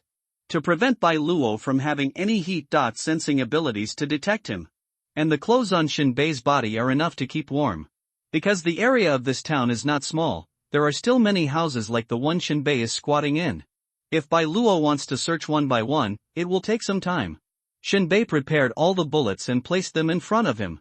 At the same time, he began to carve patterns on the bullets and increased the bullet level. Shenbei didn't dare to think that he would hit the target with one shot, but he had to be threatening. Enough! The sun set. The sky gradually darkened. Bai Luo was in a trance as she searched blindly in the ruined town. She suspected that Shenbei had left here quietly. She was left alone to play games stupidly. You know, she has a lot of experience in surviving in the wild. Apart from the evil species, she has never encountered prey that she can't find. And it was the first time she saw someone like Shenbei who didn't leave any traces, smells, or clues for her. Now Bai Luo's physical strength has been consumed by more than half, and her spirit and alertness are no longer as good as during the day. She had to admit that Shenbei was an extremely cunning ordinary person. Bai Luo was sure that Shenbei had not left, but was watching him somewhere, waiting for him to tire out. She looked around again. Dark. Suddenly, there was a touch like mosquito bites on her neck. He reached out and touched it, and a dark red flesh needle appeared in his hand. Bai Luo's heart skipped a beat. Poison spider bee. This ferocious beast is not big, about the size of a hand. But it's a combination of a bee and a spider. The abdomen of the poisonous spider wasp is abnormally bulging, resembling both the honey sac of a bee and the egg bag of a spider. Not only can it spray poisonous needles with anesthetic effects, but it can also tie up prey with spider silk. Spider silk poses little threat to people with superpowers. The speed of the spray is extremely slow and can be easily avoided. But once the anesthesia needle is injected, if there is no time to break free, the spider silk wrapped around the body will solidify over time and become harder and harder. Even if the superpower wakes up again and uses all his strength, he will not be able to break free. It's quite a problem. The next moment, anesthesia began to take effect in Bai Luo's body. Boundless fear began to envelope her. Her vision began to blur, her steps were weak, she stumbled twice, and fell to the ground with a thump. Then, before her will was completely asleep, she heard a rustling sound. A poisonous spider wasp flew over and circled twice above her head, trying to spray out spider silk to capture its prey. Right now. From the corner of Bai Luo's eye, 100 meters away, in a small building among the ruins, the glass windows suddenly exploded. A sniper rifle poked out. Then there was a flash of gunfire. Bang! A blazing line of fire is coming straight towards him. But Bai Luo only had one thought in his mind, to add insult to injury and capsize the boat in the gutter. Unable to withstand the intrusion of anesthesia any longer, Bai Luo passed out. Cold and stinging, like countless ants gnawing at his own flesh and blood, Bai Luo's consciousness drifted alone in the ocean of pain. In the midst of the chaotic consciousness, there seemed to be a faint chuckle coming. TSK, Boss Wu, what do we say if Captain Bai wakes up? What should I say? Isn't this a wish fulfilled? But Captain Bai is passive. Whatever, whoever gets it doesn't get it, it's just because it doesn't feel good. All kinds of faint and fuzzy sounds were like whispers in the darkness, causing waves in Bai Luo's will that was scattered due to extreme pain. I'm alive. In Bai Luo's spiritual world, it was as if the world's first light broke through the darkness, and a milky white light group gradually dispelled the darkness like the warm sun in winter. Coldness, tingling, itching, numbness, all kinds of maddening feelings spread throughout her body from the void spiritual world, causing her to breathe rapidly like a bellows. His eyelids trembled slightly, and he gradually regained his weak awareness of his body. Bai Luo opened his eyes little by little. I found myself in a relatively intact abandoned house. There is a bonfire next to you, which is very warm. The members of his team were laughing and chatting around the campfire. Hey, are you awake? Boss Wu, a big man, asked with a playful smile while holding a cigar in his mouth. Bai Luo propped up his body and found a sudden tearing pain in his lower body. Bai Luo's eyes slowly widened. He reached out and touched his lower body. When he took it out, he saw there was blood, and he suddenly took a breath. Boss Wu joked, when we came here, Shinbei had just gotten off of you. Grass. Bai Luo shouted angrily, where are the others? Gone. Leaving? Why didn't you stop me? All men are like this. Boss Wu laughed loudly, just pick up your pants and leave. The other team members were rolling on the floor laughing. Boss Wu said earnestly, if you lose in this game, isn't the price you paid exactly what you expected? It's not a loss. The corners of Bai Luo's mouth twitched, but I'm not happy yet. It's not fun the first time. Boss Wu grinned. Bai Luo closed his eyes and gasped for a long time before calming down the anger and humiliation in his chest. It's so damn shameless. Next time I meet him again, I will definitely be on top. Be ambitious. The team members cheered in unison and laughed for a long time. The jungle at night is undoubtedly dangerous. Any creature that dares to come out to look for food at night is a potential threat to ordinary people or people with supernatural powers. But Shinbei's pace was not slow, and although the armor on his body was far inferior to that of a person with powers in a hand-to-hand combat, but the poisonous needles ejected by those small creatures trying to sneak attack could not penetrate the armor at all. In addition, the armor is equipped with an infrared vision system, making it effortless to walk in the dark. He kept heading north, toward where the cluster fire disk had fallen. Taiwan Novel Network. The SO. Called Wanshan Race to Death. Although the straight line distance is very short, there are too many mountains to climb. The journey to Shinbei seems to be infinitely longer. Recalling the scene that just happened with Bai Luo, Shinbei couldn't help but feel funny. If a person is unlucky, even drinking cold water will hurt his teeth. After playing hide and seek all day long, Bai Luo actually relaxed his vigilance in the dark night. He didn't even notice the poisonous spider wasp behind him, which was really wrong. Finally, he was hit with a poisonous needle that was enough to anesthetize the explosive ape. He fell to the ground in the blink of an eye. At that moment, Shinbei had the intention to kill Bai Luo. But the gun was still aimed at the poisonous spider wasp. Finally, in order to discourage Bai Luo and end Bai Luo's stalking, Shinbei took advantage of Bai Luo's coma to have sex with her. During the whole process, Bai Luo was like a dead pig. But it's also very cool. I have to say, it's really tight, and it took me a long time to get it in. The quantity is also very large. This reminded Shinbei of a joke in a novel. A woman who was successful in cultivating immortals got married.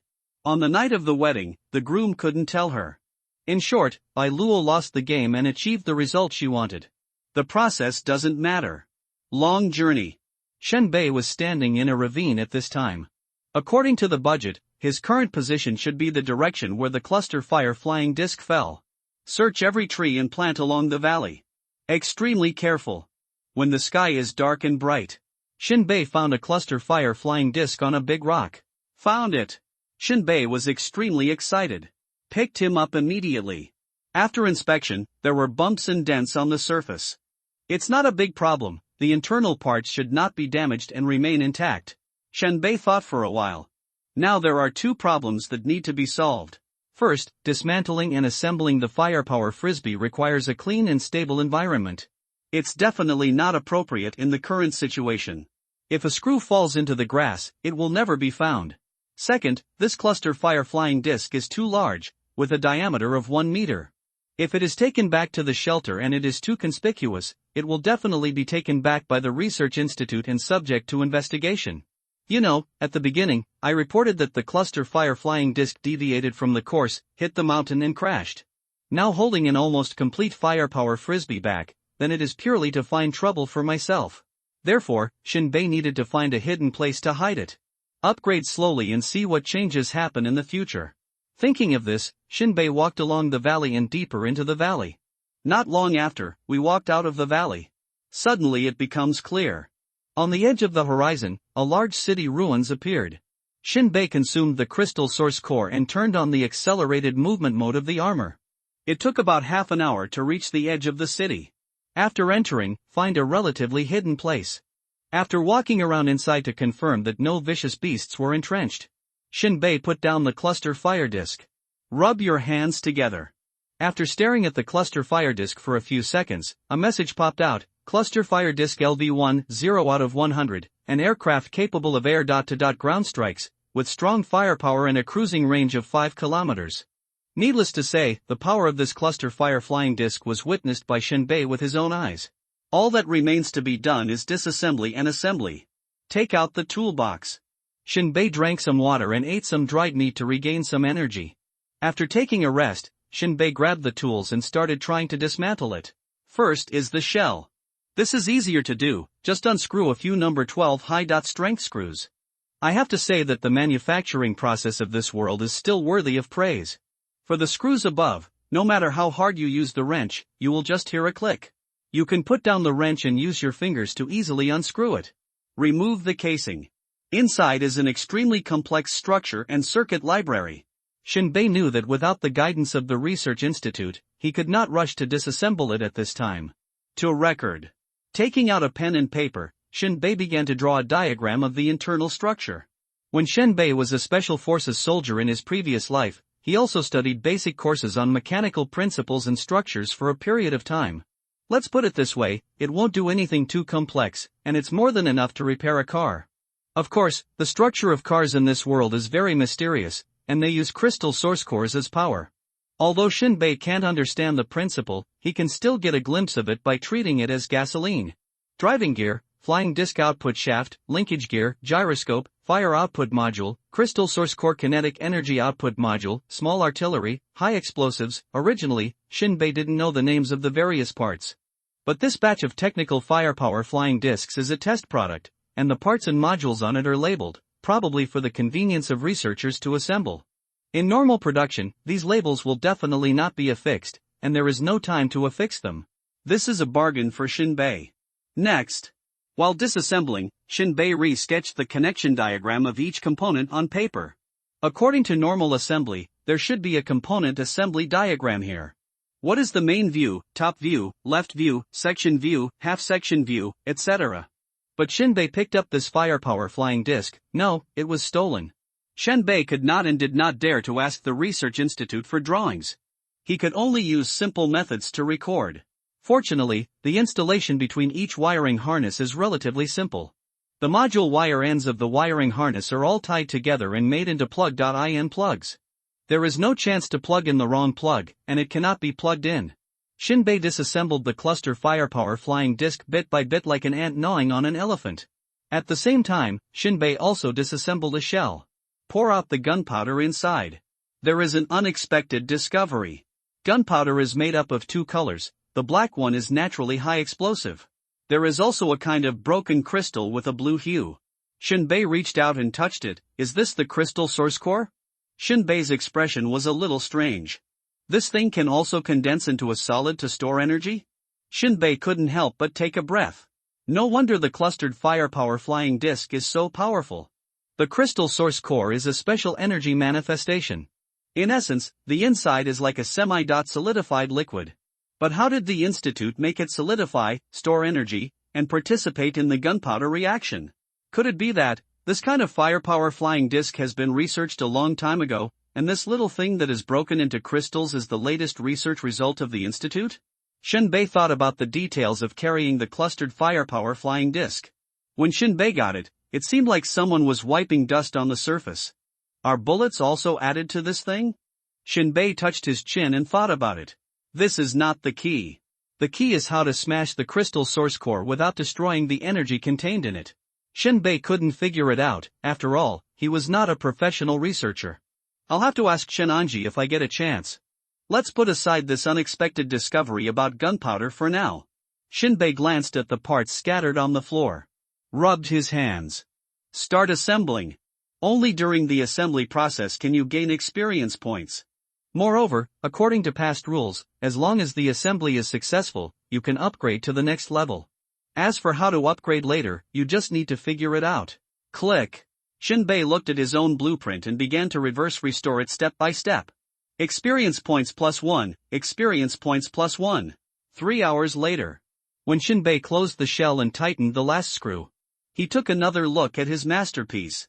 Cluster Fire Disc LV1, 100/100, a flying vehicle that can attack from air to ground, with strong firepower and a cruising range of 5 kilometers.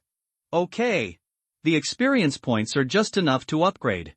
Shinbei did not hesitate at all. Upgrade. Cluster Fire Disc LV2, 0/200, a flying vehicle that can attack from ground to ground, with strong firepower and a cruising range of 10 kilometers, with increased wireless connection, slightly increased bombing lethality, slightly increased bombing speed, and doubled ammunition capacity in the ammunition compartment, which can be automatically loaded. Shinbei blinked. He ignored the information that popped up for the time being. Instead, he stared at the appearance of the cluster fire disc. Why is it getting bigger? Shinbei was completely confused. What he wanted was a cluster fire disc that he could carry with him. The smaller the better, and finally I can put it in my pocket. It would be even better if it could get bigger when I throw it out. But the fact is that this cluster fire disc not only did not get smaller, but its diameter reached 2 meters. Shinbei's mouth twitched. Can it only get bigger with the upgrade? Shinbei touched his chin. It's a bit difficult. The more it upgrades, the bigger it will be. How to hide this thing in the end? My head hurts. However, Shinbei didn't worry too much. It's big, and the wasteland is bigger. Not all places have been visited by humans. There are too many places that have not been visited for a year or two if you just throw it in a place. After all, when the whole nation is fleeing from the famine, the scope of human activities cannot be too far away from Titan, otherwise the danger is unpredictable. At this moment, a message popped up on Shinbei's armor screen. Wireless connection detected. Do you want to connect? It's quite smart. Connect. This armor was designed with a computer module. Although the memory is very small and the CPU is not powerful, it is probably like a castrated version of the car system. But it is still smart enough. Very quickly, the armor light screen popped up a message. Connected, data reset. Reset? Shinbei roughly understood that this was restoring the factory settings and deleting the control authority of the shelter center. After waiting for a long time, the reset was not completed. This is the weakness of the CPU. Shinbei looked at the updated information of the cluster firepower flying disc. Originally, it could cruise for 5 kilometers, but after the upgrade, it became 10 kilometers. This is undoubtedly a considerable improvement, and it is a doubling of progress. At the same time, this is not just an expansion in distance. In other words, it also greatly improves the efficiency of the crystal source core. This cluster firepower flying disc requires an intermediate crystal source core to start. It can be said that it can fly farther under the same energy, and the main feature is to save money and do things. Originally, the firepower flying disc had only 12 firepower systems, arranged in a clock. That is, there are shooting ports at 360 degrees, whether it is a circle around, or above and below, there are shooting ports. The surrounding circle, that is, the side of the flying disc, has a total of 9 32mm muzzles. And there are 3 muzzles on the top and bottom respectively. In other words, this firepower flying disc has a total of 12 32mm muzzles. As for the damage increase and shooting speed increase, there is no need to consider them. They are the attributes that must be obtained every time the upgrade is completed. At this time, the reset that has been silent for half a day has finally been completed. The information on the armor light screen is updated. Reset completed. This cluster firepower flying disc belongs to you alone. The wireless connection range is 1 kilometer. Within 1 kilometer, you can transmit signals through the armor to start the cluster firepower flying disc for cruising and support. Shenbei tried to control it. Because the neurons were bound, there was no need to select buttons. He just moved his mind, and the wireless signal was transmitted to the firepower flying disc, and it floated silently, controlling the movement of the firepower flying disc. The flying disc rose silently, and then flew around in the empty factory. At first, the flying disc was very slow, but gradually accelerated to 40 kilometers per hour. This speed is good. It is already comparable to the battle armor. Let the flying disc fall to the ground. Shenbei thought about it, then tried to sit on it, and then control the flying disc to take off. The 2-meter diameter and 30-centimeter thickness flying disc slowly rose. The speed was very slow, but it was indeed rising. This is very stable, not bad, suddenly he exclaimed, because the firepower flying disc suddenly tilted and threw him down directly. At the same time, the words, overweight, appeared on the virtual light screen of the power armor. Fortunately, after he fell, the firepower flying disc returned to normal again and was not damaged. Is it overweight now? Shenbei patted the dust on his body. I wonder what this thing will become if it continues to upgrade. In a trance, Shenbei felt more and more that the cluster firepower flying disc in front of him was like a dream he had that day. It turned into an extremely large spaceship. It's a bit far-fetched. Shenbei shook his head. Then, Shenbei circled around the cluster fire disc. Find out other ways to gain experience and upgrade. Shenbei tried both hovering and flying, but to no avail. After eliminating all incorrect options, there is only one answer left. That means you need to fire. Toothache. In fact, firing and bombing can also upgrade faster. 12 shells plus 12 shells in the ammunition magazine can get 24 experience points for one launch. 5 times can upgrade to level 3. But the problem is, the ammunition fired is high explosive. Moreover, it is high explosive mixed with crystal source core fragments. This thing is more difficult to deal with. Shenbei was melancholy for a while. He could only go back and think of a way. This place is 50 kilometers away from shelter number 36, it should be safe. Shenbei hid the cluster firepower flying disc in the corner of the factory and covered it with weeds. Go back and get the high-explosive gunpowder bomb, and then come back to continue upgrading. After doing all this, Shenbei packed up his things and began to return to the shelter. No matter which area of the wasteland, it no longer belongs to humans. Humans can set foot, but they cannot stay for long. In addition to danger, another point is water. Only Titan can purify water that humans can drink. Whether it is surface water or groundwater, they are all polluted beyond human tolerance. And humans cannot live without water, just like the world of escape cannot live without Titans. Shenbei walked cautiously in the ruined city. The city is also where the beasts are entrenched. Shenbei did not want to provoke them for the time being. After all, the terrain is too complicated, and a shot fired can easily alarm other beasts, which is far less than the open and tactical space in the wilderness. However, at this moment, Shenbei suddenly heard a dull and powerful gunshot on the road he had to pass. Day. Some bullets were fired in the direction of Shenbei's position, stirring up a cloud of dust. Shenbei was startled. He immediately lay on the road, using his hands and feet to crawl towards a half-collapsed house on the side of the street. Bullets don't have eyes, but the person who fired the gun also has eyes? Shenbei hid behind the corner of the wall. Wipe the dust off the armor mask. Pull out the sniper rifle on his back, eject the magazine, and it is full of level 2 bullets. Of course, Shenbei's technique of carving patterns became more and more exquisite, and he had a full magazine of level 3 sniper bullets, but he didn't use them and kept them as a backup. Pull the bolt with your backhand. Shenbei climbed to another window, stuck his head out, and observed the situation outside. But saw, 100 meters away, there were 2 groups of people shooting each other. A group of humans in black clothes were fleeing desperately, quickly drilling into the houses on both sides of the street, trying to use the terrain to fight back on the spot. Another group of people in khaki clothes set up machine guns and fired. For a while, bullets flew across the battlefield. Shenbei shrank his head. In this case, bullets are blind and cannot guarantee safety. Luck is the real guarantee. Shenbei didn't want to get involved in the dispute between them. Just want to stay away. Shenbei jumped out of the ruins with a crouch, and with the help of the buildings, he detoured away from the place of right and wrong. But the other party didn't seem to want to let Shenbei go, and shot Shenbei on his way forward. Almost shot Shenbei to death. Shinbei rolled over and hid behind the wall, shouting, "I'm a passerby. Don't hit me. Stop talking nonsense. Today, except for our mopping up team, everyone else must die." A man on the opposite side roared in response. Shinbei cursed and fired a blind sniper shot. Whether it hits or not is secondary. You must show your attitude. Faced with an unexpected disaster, Shinbei never thought of continuing to reason. In this fucked up world, reasoning is the most useless. All you can do is make the other party shut up and regret it. As for the so-called clearing team, shelter number 36 also has a team of the same nature. However, shelter number 36 is called the Punishment Brigade. Shelter number 7 is called the Court of Inquiry. It is a suppression team that deals with traitors and disputes internally. Shinbei didn't want to know which shelter this group of people came from. He only knew that he was a passer-by who seemed to have bad luck.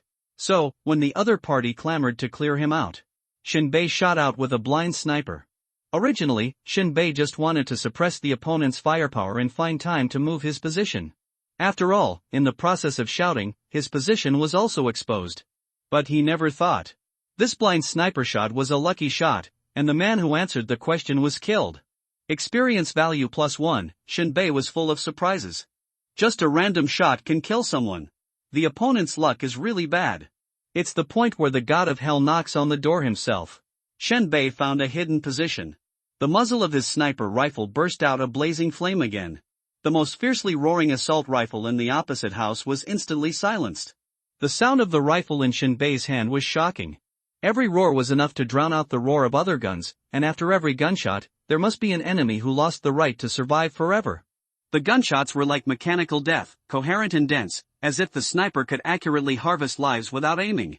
This scene greatly boosted the morale of the armed personnel who were just being hunted. Several seemingly experienced personnel seemed to be encouraged. Although they didn't know where the people who helped their side came from, at this moment, they were undoubtedly helping their side to annihilate the enemy. They jumped up from the ground, and took advantage of the gap in the enemy's firepower to decisively encircle from the left and right sides, intending to wipe out the mopping up team hiding in the house in one fell swoop. Enemies appeared in Shinbei's sight one after another, and then disappeared. Their faces before death were different. And Shinbei's eyes hidden behind the mask were calm and deep, silently watching the sudden end of life. Ta-ta. The dull and soul-stirring sound of heavy machine guns echoed again, and the two black-clad armed personnel in the front row were instantly nailed in the air, and several blood fountains burst out of their chests. Others were once again pressed by the dense rain of bullets and could only curl up on the ground, unable to raise their heads. Almost at the moment when the heavy machine gun sounded, Shinbei quickly adjusted the muzzle of the gun and brought the shooter operating the heavy machine gun into his sight. At this time, the heavy machine gunner also took the time to turn the muzzle of the gun and suppress Shinbei's position with firepower. However, Shinbei's finger holding the trigger was not in a hurry to press it. The one who was operating the heavy machine gun was actually a little girl who looked only 11 or 12 years old. At this age, she could operate a machine gun, so she must be a newly awakened superpower.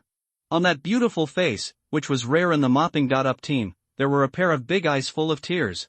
She bit her lower lip tightly, and her lip was bitten. The bright red blood slid down the corner of her mouth.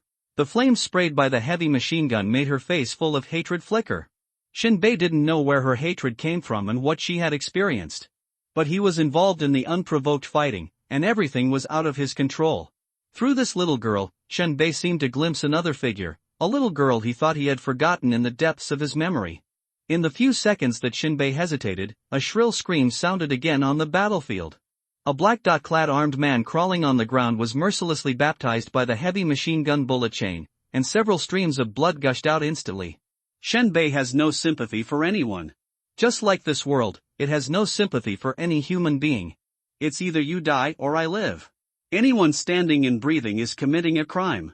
Shinbei's pupils shrank into needles, the muzzle of the gun slightly tilted, and he decisively pulled the trigger. The special bullet carried the power of thunder and went straight into the muzzle of the heavy machine gun. The roar of the heavy machine gun stopped abruptly, and then the sparks of the explosion splashed, and the hot parts flew everywhere. The little girl stood there for a few seconds, then fell down dejectedly, and a piece of heavy machine gun parts was deeply embedded in her forehead. The thick clouds were blown open by the strong wind, and the scorching sun poured down. In this ruined city, the gunfire did not stop because of the death of anyone. The firepower of the mopping.up team is still very strong. After all, the number of people is more than 10 times that of this side. Even under the encirclement, the number of black-clad armed personnel, who were not many to begin with, was killed by various cross-circuit tactics. At this time, a black-clad armed personnel crawled to Shinbei's position and asked Shinbei for protection with a panicked look on his face. Shinbei looked around. It seemed that only he and this stranger were left on the entire battlefield.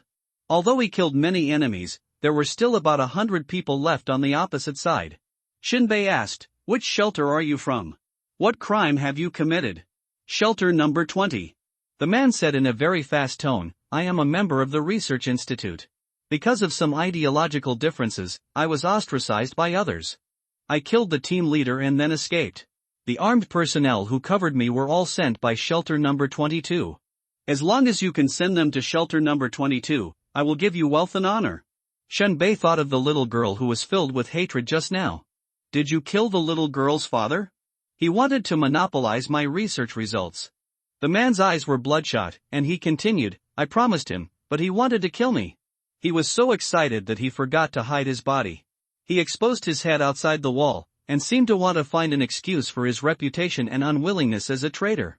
But the next moment, the dense firepower network of the opposite mopping.up team directly tilted on him. He was shot into a sieve in an instant. Shinbei. This is his own death. At this time, the opposite mopping.up team burst into strong cheers. Obviously, their mission target is this traitor. Shinbei didn't want to analyze who was right or wrong between them. Maybe the team leader wanted to silence him because he wanted to take the research results and escape. Maybe the team leader wanted to monopolize the results and wanted to silence him. Whatever the reason was, it was meaningless to whether he could survive. At this time, the clouds in the sky closed again, and the wilderness was gray and gloomy again. The heat brought by the scorching sun just now still lingered. When he stepped on the land, the heat waves under his feet were still steaming. Rustling within a radius of 100 meters from Shinbei's location, there were constant chaotic footsteps. The clearing team began to surround. In the encirclement of hundreds of people, even if Shinbei had the ability to fly through the sky, he would be shot into a sieve under a random shooting. After all, the armor at this time had not reached the level of being able to resist the power of bullets. "Force me to use a big move." Shinbei lay on his back in the ruins without a roof, squinting his eyes flashing, his pupils became bottomless, and instantly shot out a violent look.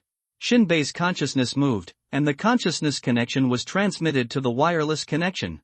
Far away, in that empty factory building, the cluster firepower flying disc, which was originally covered by weeds, soared into the air, constantly changing angles, passing through the urban ruins, and heading straight for Shinbei's position. At this moment, the members of the mopping.up team continued to compress the encirclement. At the same time, they seemed to be on the verge of victory, and started to laugh and ridicule, trying to suppress Shinbei's mind. "Boy, you are the only one left, surrender quickly. Don't touch our target person. I will give you a very decent death. Fuck your uncle, come out. Wait. Look, what is that in the sky?" With the reminder, the members of the mopping.up team looked up at the sky. A flying disc hovered above the center of the encirclement of Shinbei by everyone. And Shinbei, who was hiding in the ruins, raised the corner of his mouth. The next moment, Shinbei's consciousness moved. The cluster fire disc artillery system is activated. Kaka. 12 gun barrels extend out. At this moment, facing the encirclement of the suppression team, Shinbei was naturally unable to use firearms. On the premise of ensuring safety, he could break out of the encirclement or kill all the enemies. Shinbei could only use the firepower frisbee. No need at this time, when to wait. After receiving the wireless command from Shinbei, the fire-flying disc was already hovering above Shinbei's head. Those 12 cannons were like the eyes of 12 bloodthirsty dragons, glaring fiercely and coldly at the enemies on the ground surrounding Shinbei. The suppression teams all raised their heads and watched, looking puzzled and confused. "What the hell is that? It looks like a fire-flying disc. I went to shelter 36 and saw this thing. Is it great? That's bullshit." When they were experimenting, the bombing firepower was insufficient. Let's put it this way, it was similar to setting off firecrackers. The key warheads were too small and the gunpowder could not be put in. The lethality was very small. However, we still have to be careful in case we are blown up. "It's skinned." "Ha, hearing you say that, I don't think the roof can even be blown apart, right? I just doubt that Shelter 36 is still far away. How did this thing fly here? It's not a smoke bomb or anything like that. Everyone, pay attention, don't let that guy run away by playing tricks. Press in. The people in the suppression team below were still laughing and joking, as if they were watching a joke, and didn't care at all about the firepower frisbee above their heads. In their eyes, how many powerful shells can be fired from such a small barrel? No need to worry. Just rush in and that's it. Kill that bastard who killed so many suppression teams. The suppression team once again compressed the encirclement. But Shinbei's eyes were sarcastic and cold, and his consciousness moved. Firepower frisbees received bombing orders. In an instant, the 12 cannons on the firepower flying disc roared at the same time, and the fiery tongues of fire tore through the air in an instant, turning into 12 fireballs shooting out like meteors, dragging long flame tails, and rushed towards ground enemies. The bombing process was like the earth shattering, with hot barrages pouring down from the sky, turning the entire battlefield into a purgatory. Like Shura Field. The moment the warhead of high explosives and crystal core fragments mixed with explosives hit the ground, there was a continuous sound of explosions, forming a hellscape woven of flames, smoke, and debris. The shock wave swept across like a violent wave, and all buildings in its path were mercilessly destroyed. Boom boom boom. Cluster fire flying disc bombs 360 degrees without blind spots. Looking down from a high altitude, it looks like fireworks of death wreaking havoc on the ground. And in the middle of this place filled with strong smoke and the smell of death, Shinbei was lying on his back, looking calm and calm. Just like this artillery fire, it is his stage, his death movement. At the same time, those clearance teams who had been laughing at the lack of firepower of the frisbee were instantly dumbfounded. They found that whether they were hiding in houses or among the broken rocks, they were all blown away by the blast wave. Some people were even blown to pieces on the spot, their flesh and blood bodies exploded into bloody foam and dregs of flesh, and they were swept away to nowhere. The members of the suppression team suffered a head-on attack. They were all stunned, their pupils suddenly dilated, their eyes were extremely shocked and unbelievable, and they roared in horror and regret. Ha ha ha ha. Ah! Save me! Damn it, is this what you said? It can only burst the skin? My legs were all blown off. Hiss! Help! Help! Run! Run quickly! Terrified by this sudden firestorm, the members of the suppression team were killed in the flames before they could react. Broken limbs and broken arms were scattered in all directions, and the blood was mixed with the soil, which was particularly dazzling under the firelight. The bombing lasted only a short time, but every second seemed like an eternity.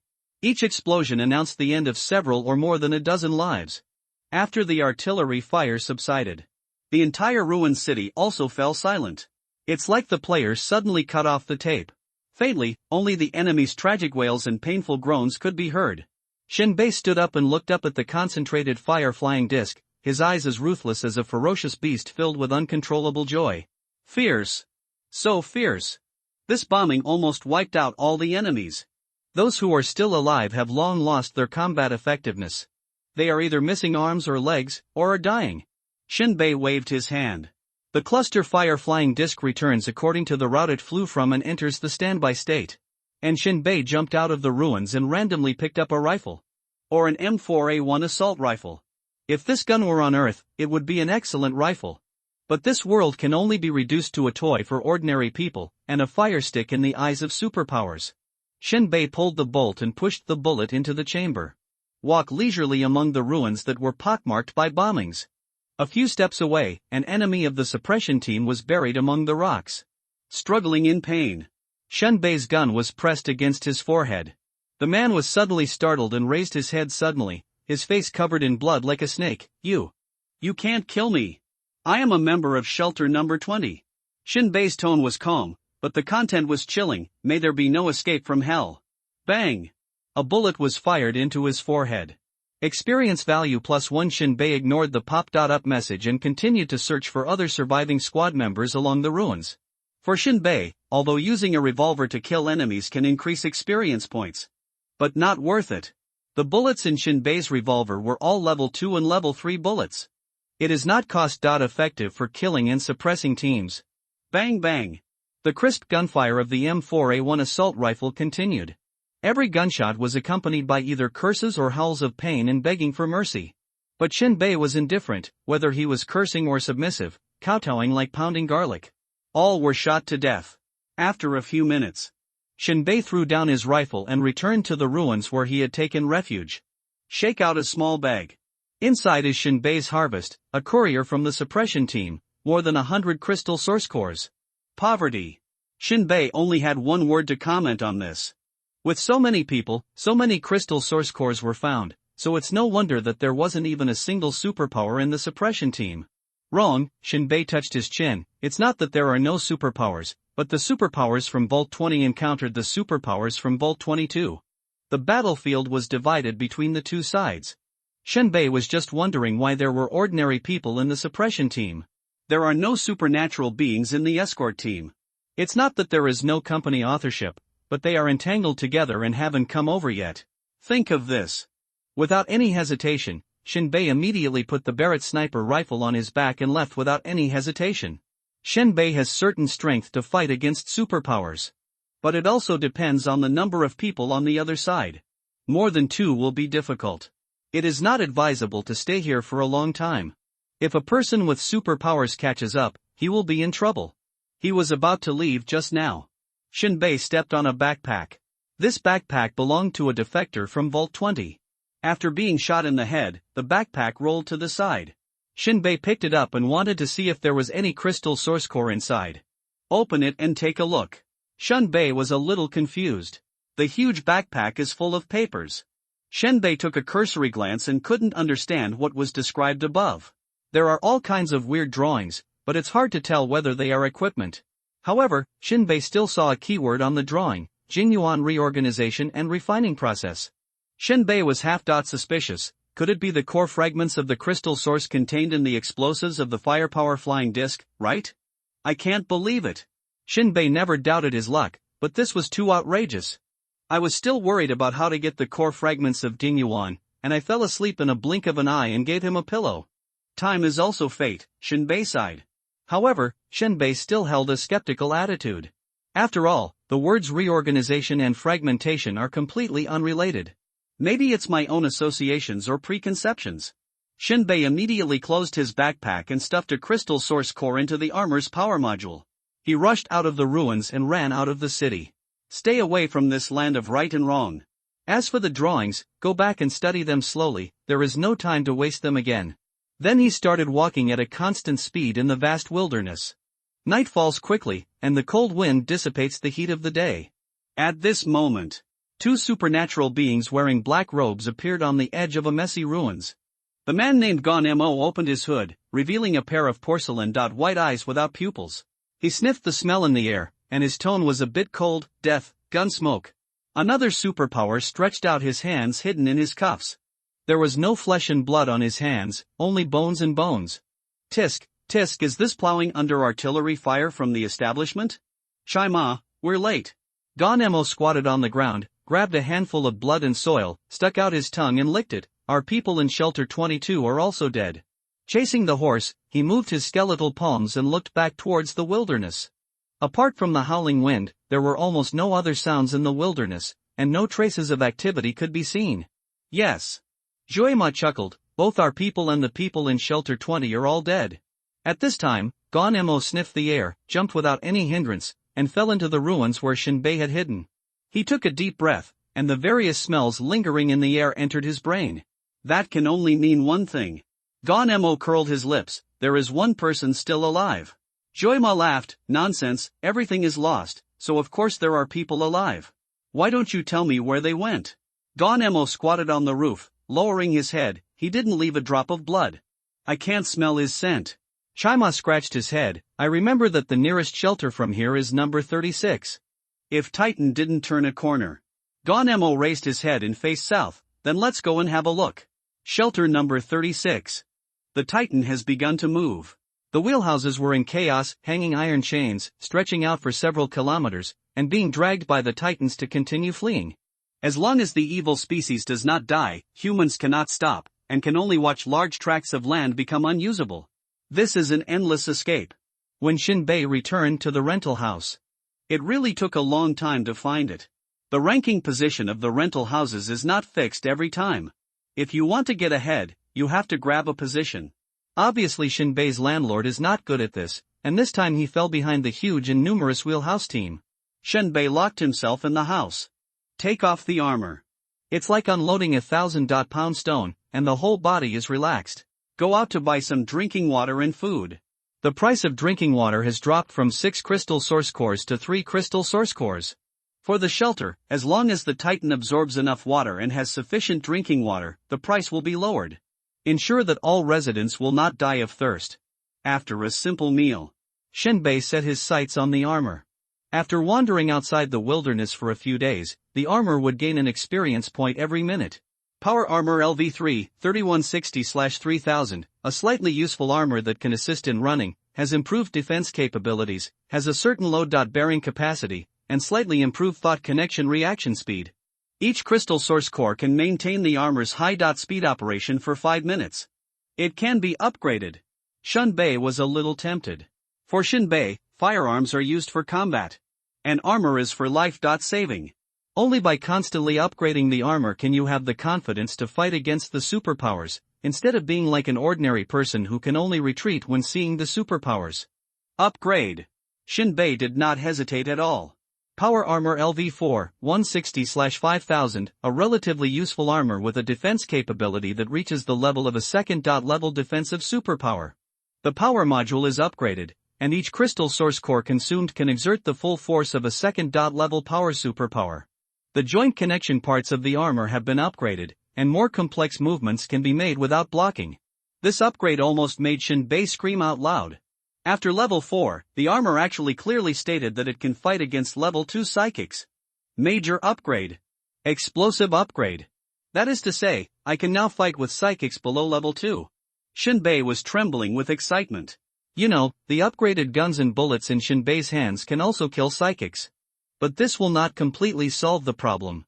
Once the psychic gets close, the gun is a burden, and melee is the only choice and way out. In the past, Shenbei was afraid of being approached by a psychic. Now, he is not afraid at all. The technology tree is my way out. However, even though Shenbei was surprised, he did not get too carried away. The psychics in this world have strange abilities, which are not abilities that can be solved by super high defense. In this regard, Shenbei knew clearly that there was still a long way to go in the process of upgrading the armor. At least, it had to reach the level of Iron Man. At present, it seemed that there was still a long way to go. Dealing with the armor. Shenbei took out the backpack he got in the ruined city. He spread out the drawings inside one by one. If the table couldn't fit them, he would stick them on the wall. Soon, the small room was covered with densely packed papers, as if the walls were covered with paper. Shenbei looked at them one by one according to the page numbers. All the theoretical data parts were taken down and burned directly. Shenbei didn't need theories, let alone study the principles. He wasn't inventing anything. Besides, he couldn't understand it. Then he burned all the other technical papers. After a while, the papers on the wall were reduced by more than half. Now all that was left were drawings of crystal source reorganization and refining equipment. These drawings were almost all hand-drawn. But every stroke was comparable to computer printing. It also shows its professionalism. Take down the drawings of the parts and put them aside. This is the type that can be used or not, and can be seen or not. There are still more than 10 drawings on the wall. 2 of them are the complete composition of the whole equipment. The other few are assembly parts. Shenbei touched his chin and studied for a long time. He found that if this thing is made, it will take more than 300 square meters to put it. Of course, this specification is also for mass production. If Shenbei uses it alone, the floor space will be much smaller. At the same time, there are dozens of assembly parts. This does not include other parts in the assembly parts, which are simply impossible to count. Shenbei's head hurts a little. I don't know where to start. If I ask the research institute to manufacture these equipment, regardless of the size of the equipment, just making a request will make the institute alert. After all, the institute has similar research and practical applications. It's bad intentions for an individual to do this. If he reports it, Rock may not be able to save himself. What if I just want a shell? Shenbei looked at the overall equipment concept map. I don't need to mass produce, as long as it is enough to cluster the fire disks. Shenbei estimated that it was about 1 square. It can be fixed on the fire disk. The only question is, with the shell, will my plug.in be upgraded? Practice makes perfect. Guessing is useless, you will know after trying. So Shinbei began to rebuild the shell based on the equipment. Strive to make it impossible for even the research institute to know what the equipment is from the shell. Add a circle here, and a circle here. Shinbei wrote and drew, and changed the original equipment concept map completely. It can't be seen at all.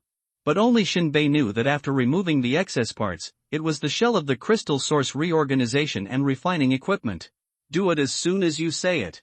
Shinbei put away all the other drawings. Go out with the crystal source core. Arrived on the back of the Titan, the second floor of the shelter, and went straight to the research institute. When Chenonji saw Shinbei, the prodigal, reappear, his face was full of doubt and ridicule. How is the armor? Shinbei praised, your craftsmanship is still good, very good. Chenonji snorted, you are just being stubborn. It's hard to walk with that thing, what's the fun of it? It's a bit annoying to use it as a decoration. You know, even on the back of the Titan, there are limited places to move and use. Not to mention the wheelhouse on the lower floor. Shinbei coughed, spread out his own sketches, and explained his purpose. I want you to help me make something today. Chenonji smiled and asked, let me see what you are going to do. At a glance. Chenonji was completely confused. It was messy, like an iron hedgehog. What is this thing? A toy I designed. Can it kill ferocious beasts? No. Chenonji held his forehead and sat on the sofa, just for fun, no power module or firepower system? Shinbei nodded. Chenonji licked his lips, okay, we'll have fun if we have money. It's a shaky thing to lie on a woman's belly anyway. This toy can at least leave something for yourself. Shinbei laughed, funny, really funny. To be honest, the drawings you drew are too sloppy, and there are too many weird things on them. You need 300 crystal source cores. Come and get them tomorrow. To be honest, the price is a bit expensive. But it's expensive, but it's not bad. If you don't add more to cover up other parts, it's easy to expose the real equipment. Once exposed, it's not a problem that 300 crystal source cores can solve. Shinbei paid on the spot. Leave the institute. Shinbei returned to the lower level and went to the blazing fire bar. Although it was afternoon, there were still many people in the bar. They were all drinking and eating meat. Especially the vanilla smoked meat, which was full of fat and fragrant. The price of meat is also falling now. It's just because the beast meat left over from the last beast tide could not be eaten up. Most of it was smoked into hard meat strips. Meat strips are not as delicious as fresh meat. Shinbei just sat down. Rock led two strangers to sit opposite Shinbei with laughter. Introduce me. Rock pointed at the two people and said, this is Yuema, and this is Gon-mo. They are from shelter number 22 and just passed by us. According to tradition, it is a pleasure to have friends coming from afar. Shinbei was stunned. His expression did not fluctuate, but his eyes secretly looked at the two people. His right hand subconsciously touched the revolver at his waist. Shinbei was extremely nervous at this time. Especially when Rock introduced the two people from shelter number 22. My heart was beating in my throat.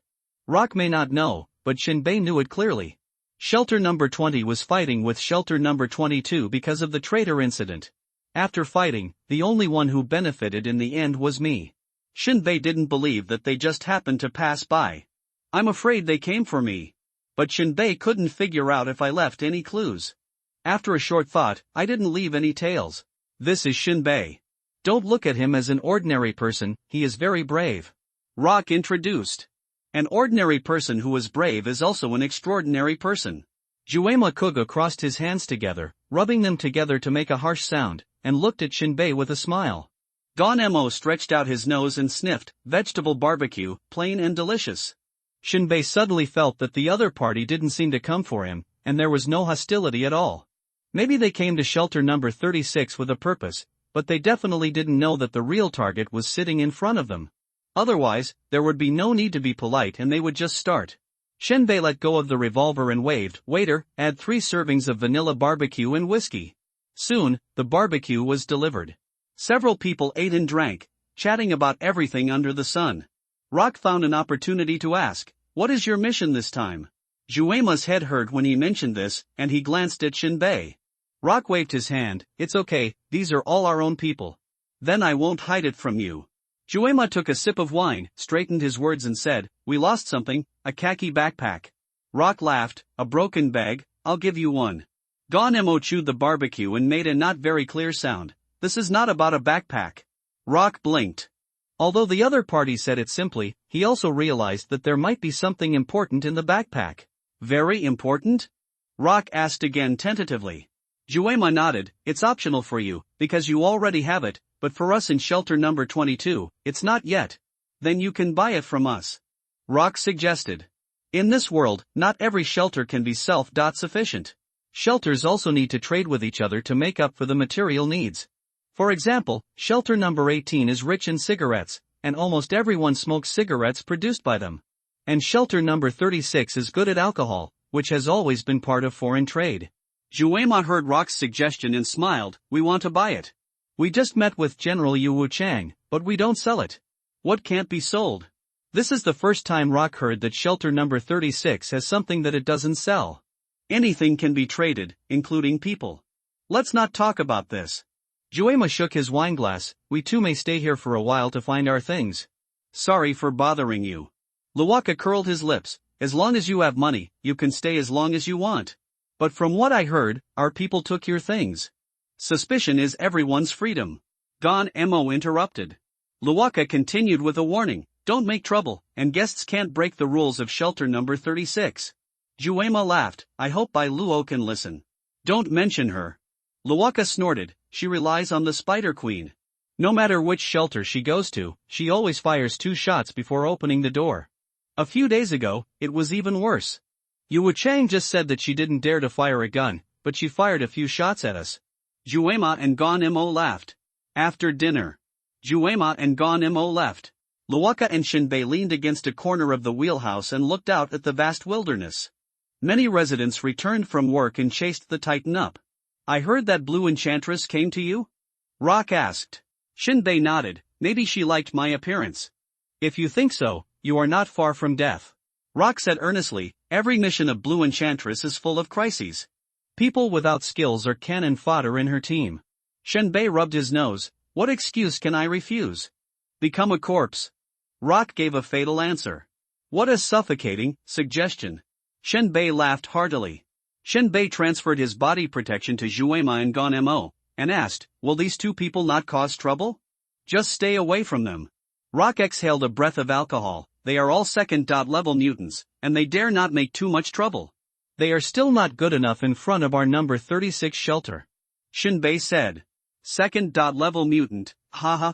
That night, Shinbei took the khaki backpack and left the shelter in the dead of night. He ran 50 kilometers south in one breath. He found a broken crack in the ground and threw himself down. Then he returned to the shelter. He copied all the remaining useful drawings and changed them into paintings that only he could understand. He burned the original manuscript. Go ahead and look for it. You are awesome if you can check me.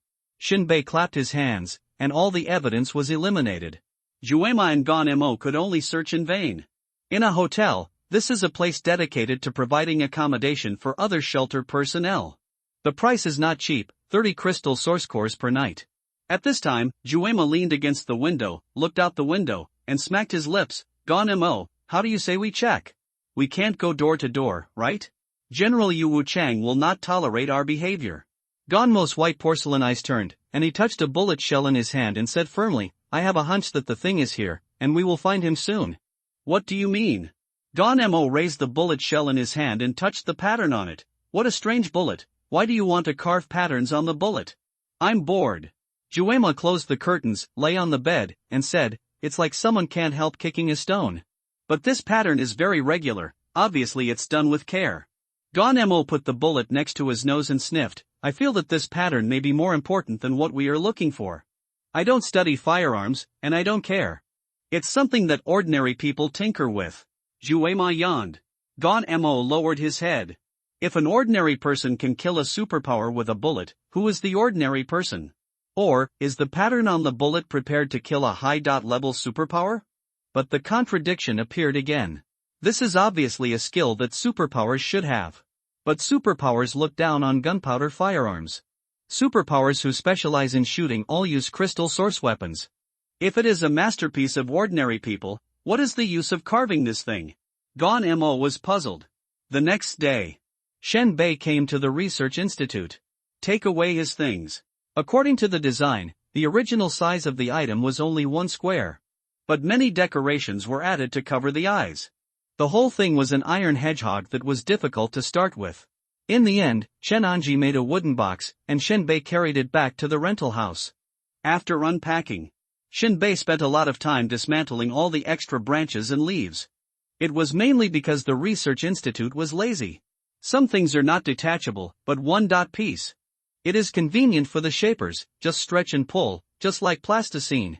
But it is troublesome for Shinbei to disassemble it. Several saw blades were broken. It took a long time to work. Finally, the small crystal source reorganization equipment was restored to its original appearance. At this time, the equipment only has a shell. There is nothing inside. Shinbei fixed his eyes on the equipment. Soon, the information popped up.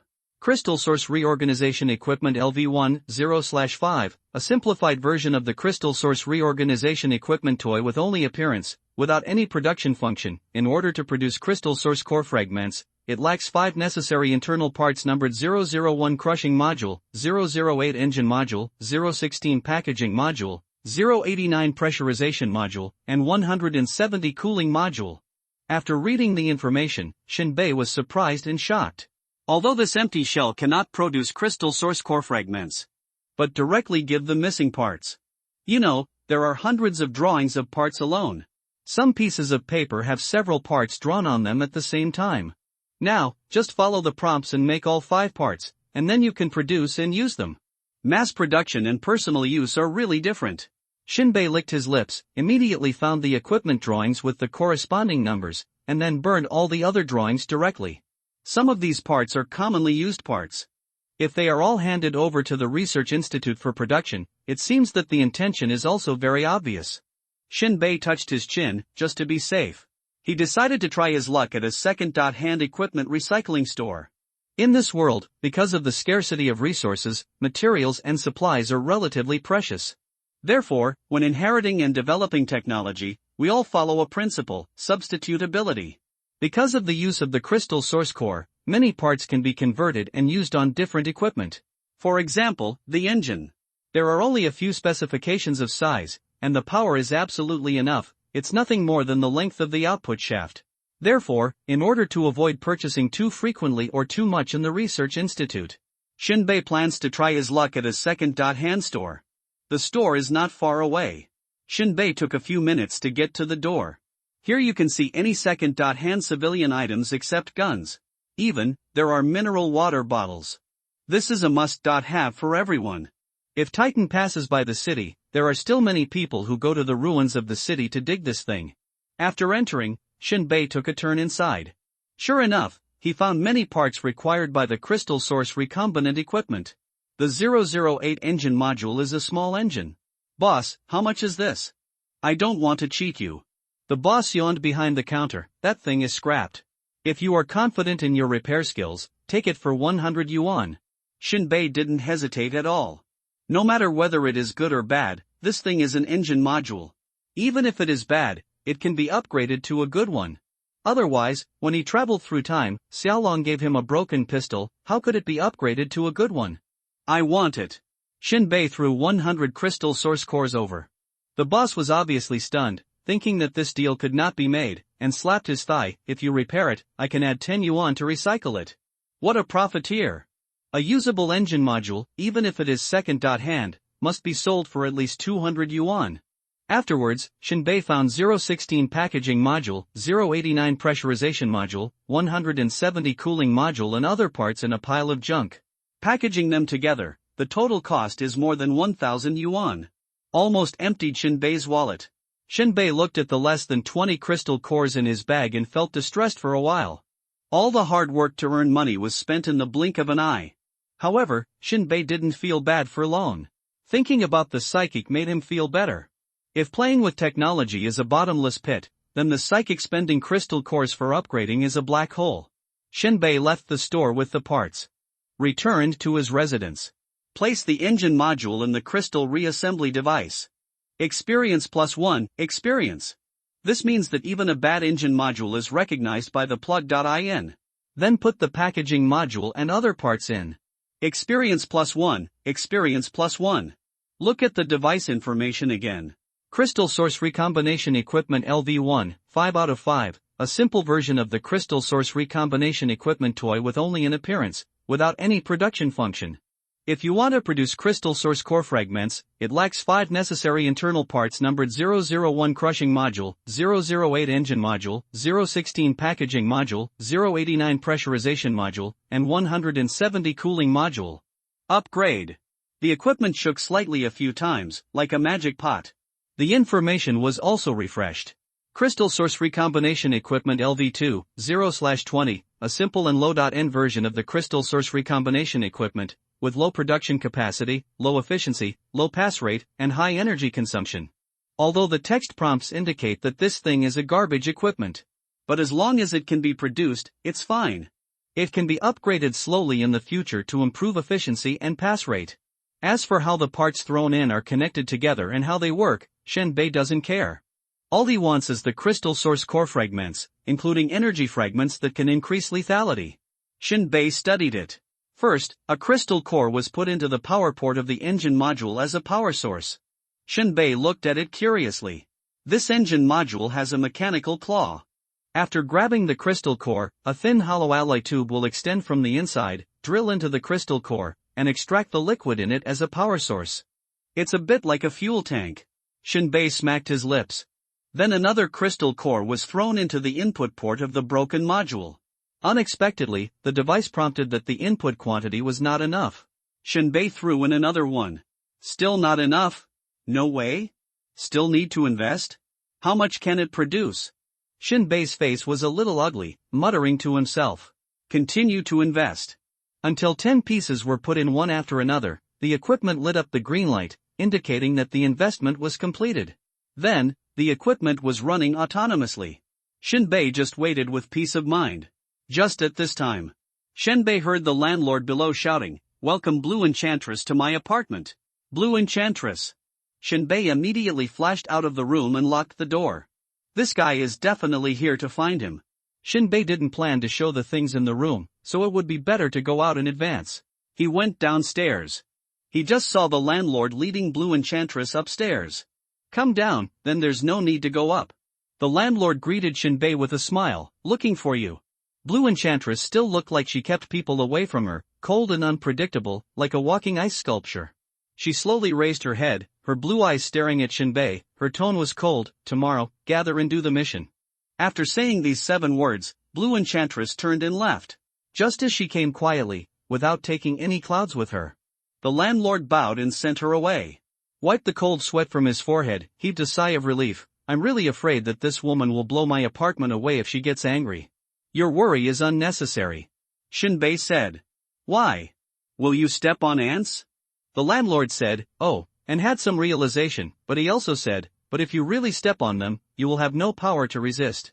So, Shenbei squinted his eyes and said, weakness is the original sin. For the landlord, it is true. For Shenbei, it is also true. Shenbei dared to say no to Blue Enchantress's order. Blood splattered on the spot is light. The fear is that you can neither live nor die. It seems that every time Shenbei kills someone, he gives the other person a quick death. Strictly speaking, Shenbei is still a good guy. Returned to the room. The Crystal Source Reorganization Equipment has completed production. An experience point is also obtained. Can you get an experience point for each production? Shenbei nodded calmly. The upgrade method is quite standard. Opening the discharge port, Shenbei was stunned. There were only crystal source core fragments less than the size of a fingernail inside. This output ratio is frighteningly low. Shenbei's eyes, mouth, and eyebrows twitched. 10 crystal source cores produce this amount of fragments. According to the ratio of high explosive gunpowder and fragments in the cluster firepower flying disc bomb, it can only produce 1 bomb. The initial investment is huge, the pass rate is low, and it costs too much money. Shenbei almost vomited blood. The hope of upgrading the firepower flying disc quickly was instantly shattered. At this rate, it will cost countless money. Shenbei held his forehead helplessly. Even if it hurts, he has to invest. He has to invest even if he grits his teeth. He can only hope that after the upgrade of the Crystal Source Reorganization Equipment, the qualified rate will increase and the consumption ratio will become lower and lower. Shenbei carefully put away the Crystal Source core fragments. Then he pulled out the Barrett's magazine. He pulled the bullet with one hand. The orange-yellow bullets fell on the table with a crackling sound. Use tools to pry open the annular groove. Take out the detonator under the primer and the ignition felt. Pour the propellant out of the ignition hole. Mix a certain proportion of crystal source core fragments, then fill the propellant back and seal the shell. Shinbei looked directly at the bullet. The information popped up: rifle bullet LV3, 0/20, range plus 100, add crystal source core fragments, greatly increase the lethality, increase the penetration and armor.breaking ability, and greatly increase the straight-line flight distance. If the bullet stays in the body of the psychic, it will repel the crystal source energy in the psychic, and have a shock effect. The information has changed. A few more sentences of description. In addition to greatly increasing various effects, it also has a shock effect. Although it must be stuck in the body of the psychic will either be shot to death or have a strong physique and will suffer a second blow from the bullet. This is a bit mysterious. The shock effect is equivalent to the feeling of being hammered head-on, with a short dizziness and loss of consciousness. This is undoubtedly a great help to Shinbei on the ever-changing battlefield. Even if the psychic is not killed by a shot, it can make him lose consciousness for a few seconds. Whether it is running away or continuing to sniper, it is a great choice. Shinbei thought about it, and the artillery shells of the cluster firepower flying disc did not have this effect. Can only the third-level bullet activate this effect? Shinbei does not know how to depict the artillery shell pattern. The pattern of the bullet has not been played yet. After so many days of practice, it is only possible to ensure that 6 out of 10 bullets are level 3. I don't know when we can achieve level 5 bullets. However, this time, the effect of the bullets loaded with crystal source core fragments was immediate. Shinbei did not delay for a minute and began to modify the bullet gunpowder. A full hour. After Shinbei used up all the crystal source core fragments, he obtained 10 bullets with shock effects. Not bad. Shinbei pressed the bullets into the magazine separately and used them when necessary. After all, crystal source core fragments are hard to come by at this stage. All are fed by money. The next day, Shinbei put away his bag, put on his armor, and locked the door. He left the rental house and came to the designated place of Blue Enchantress to meet. It's time to go out and make money. I just don't know how dangerous this trip is and how much reward I will get. Soon. Other people kept appearing at the meeting place. Everyone looked at Shinbei in surprise.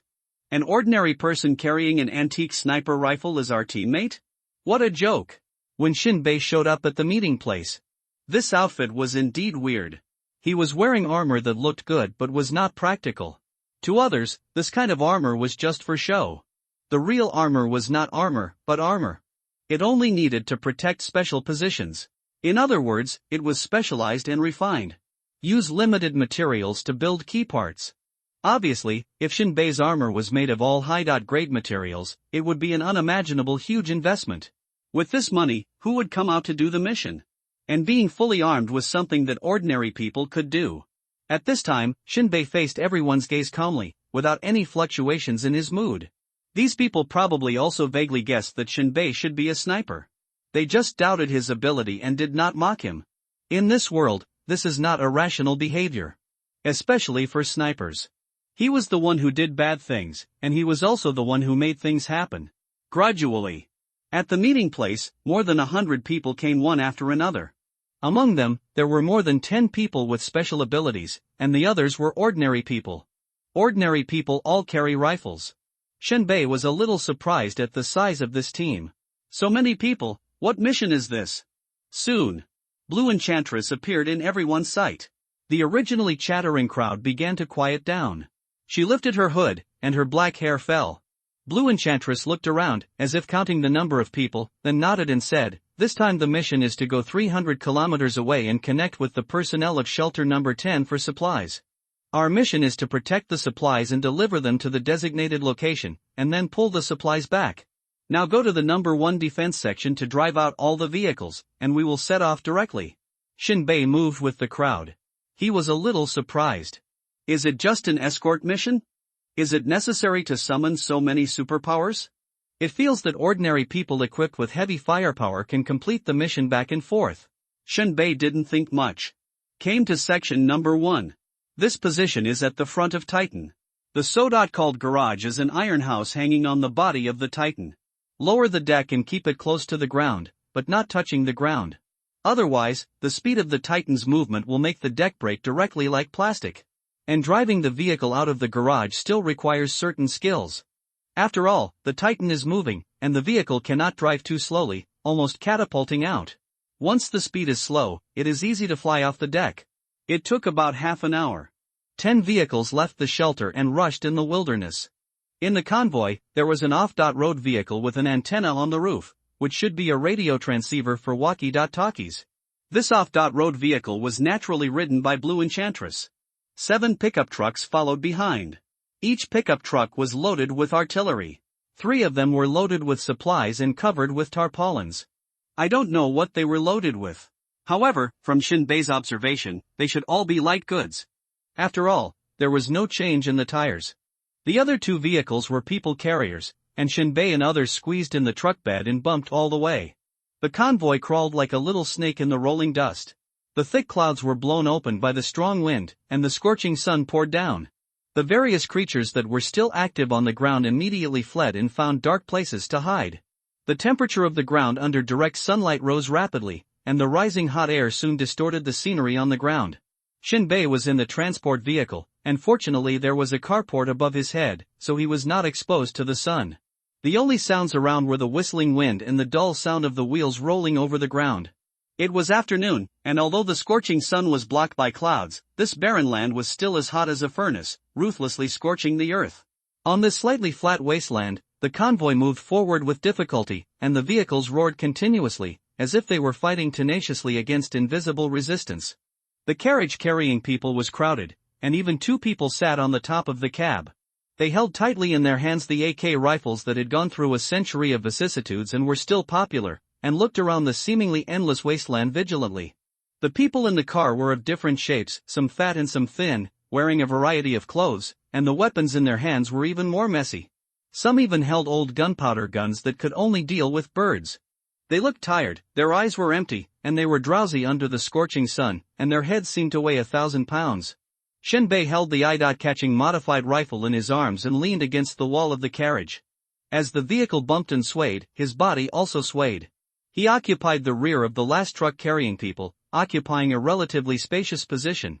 In this carriage, there were several fierce characters who also dominated a corner. They were all first-level superpowers. Even in this makeshift team, no one dared to provoke them easily. Compared to those sturdy guys, Shinbei, who is thinner in stature, can enjoy the same treatment, all thanks to the carefully modified sniper rifle in his hand. These ordinary people who have survived countless life-and-death battles know that in fierce battles, an excellent sniper can often turn the tide and save their lives. Therefore, they don't want the sniper's precious physical strength to be wasted in vain during the journey. So Shinbei could sit on the truck and rest without any trouble. The convoy traveled for 5 hours, and the terrain began to become rugged. Not far away was a collapsed highway, and abandoned country villas could be seen from time to time. After marching for so long, they had not yet reached the scheduled location, and even the psychics on the truck became listless. At this moment, the vehicle suddenly stopped. Blue Enchantress came to the truck where Shinbei was and waved. Everyone jumped off the truck. Shinbei looked around. Except for the people in his shelter number 36, he did not see anyone. Blue Enchantress called Shinbei aside alone. As a sniper, there should be no problem with the lurking mission.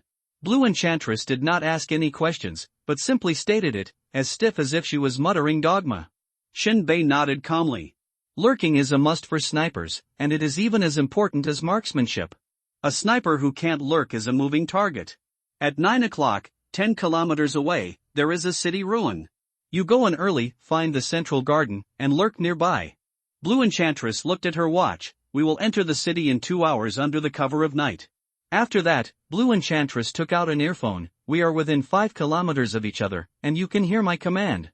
Go. Shinbei smacked his lips, carrying a sniper rifle, and was about to carry out the mission, but he stopped and asked with a question, if I find someone who is against me. Blue Enchantress stared at Shinbei with a deep blue gaze, which was meaningful. Shinbei shrugged and understood. No one's life is more important than your own.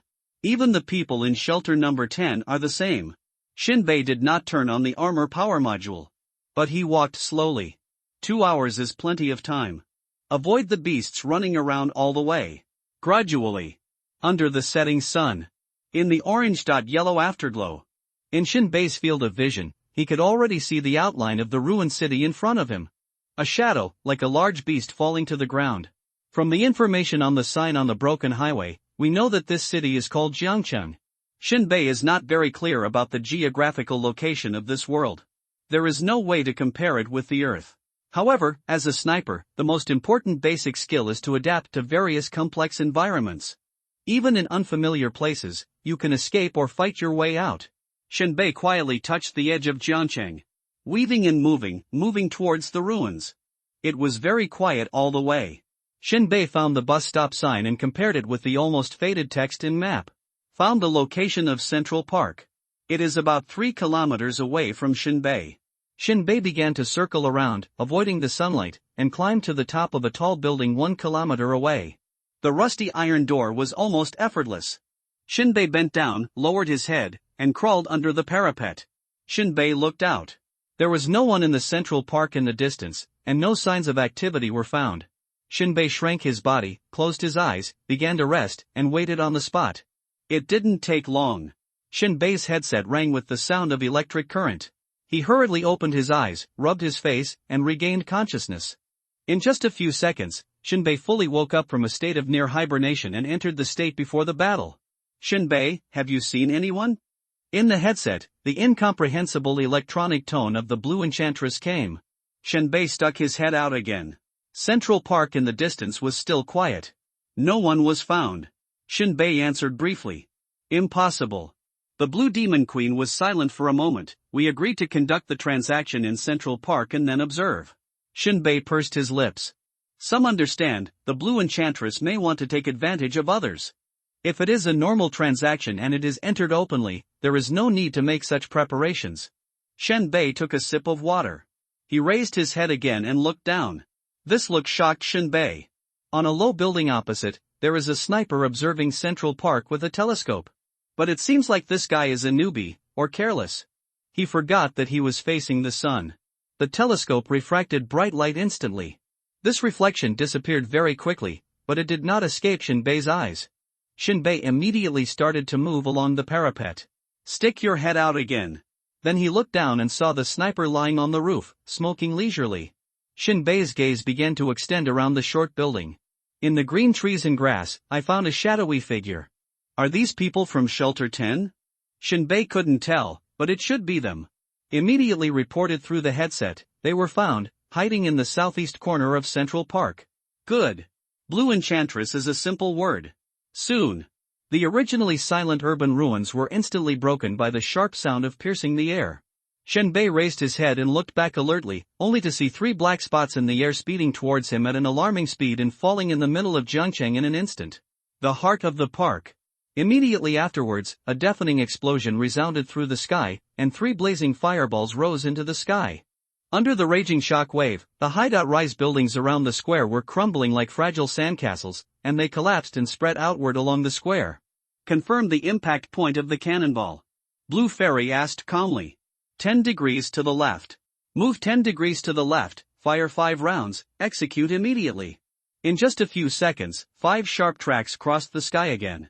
Another round of artillery shells slammed into Central Park, and suddenly smoke billowed and wails filled the air. Although Shinbei's hiding place is more than 1 kilometer away from the central square, the air is already filled with heat and burnt atmosphere. I'm afraid these shells are filled with fragments of the core of the crystal source, right? Shinbei took a deep breath. Ordinary artillery shells could not produce such a shocking effect. Only a place like a shelter can manufacture such weapons on a large scale. My small-scale production is simply child's play. Although he was unable to witness the fate of the residents of Central Park Shelter 10, under such a powerful blow, there was little hope of survival. However, the Blue Fairy's artillery offensive did not stop. According to Shinbei's accurately marked targets, the subsequent attacks were more intensive and accurately covered the entire area. There were constant whistling sounds in the air, and fireballs exploded over Central Park one after another. Some people even flew into the air with the explosion, which was extremely miserable. Those who were lucky enough to escape began to run away, screaming at the top of their lungs to get people to disperse. Shinbei's black hair flew wildly in the shockwave, and he could feel the earth trembling. Battles in the past were all contests between individuals, but the scene in front of you is a true portrayal of war. In just a few minutes, hundreds of artillery shells rained down on Central Park, blowing everything into pieces. The artillery fire continued to roar, and everything was wiped out in the destructive firepower. Blue Enchantress worked closely with Shinbei, and with the help of the precise coordinates provided by Shinbei, the impact point error of the cannon was controlled within 10 meters, blasting all the targets hiding in the building into bloody mist and bone fragments. Shinbei shuttled through explosions and smoke, using the chaos as cover and never staying in one position for too long. He knew that the next wave of shells could roar overhead at any time. Constantly changing positions to increase the difficulty of locking him is an essential survival skill for every sniper, and it applies equally whether the enemy or friendly forces attack. The Blue Enchantress can completely deduce her position. It is not uncommon for donkeys to be removed and killed. After several consecutive transfers, Shinbei found that no shells had landed on his previous position, and his tense nerves relaxed slightly. The sudden bombardment has passed, and occasionally one or two heavy artillery shells will fly in and accurately hit a specific building. The heavy artillery shells fired at this time are more powerful than before. A direct hit can destroy a small building below the third floor. The building was easily raised, and the number 10 shelter personnel hiding in the small building naturally had only one fate. Shinbei went to the top floor of an abandoned building and looked out through the window. From this angle, you could just see the square of Pendulum City, where the fire was blazing and the surrounding buildings were almost completely destroyed. Bodies were strewn across the square, and the charred remains of living organisms could also be seen. Shinbei calculated in his mind that only half of the enemies in shelter number 36 were destroyed or killed in the square. Some psychics were running too fast. It takes time for the shells to fly, and they had strong perception and had already rushed out a few steps before the shells landed. At most, they were blown away by the shockwave and were not seriously injured. Even ordinary people with nervous nerves and concentration can find the shells flying over. But ordinary people can't defend against shock waves. Most of the deaths are these ordinary people. Shinbei took off his rifle, loaded the bullet, and then sent his judgment through the headset. After the initial panic, the personnel of shelter number 10 reorganized.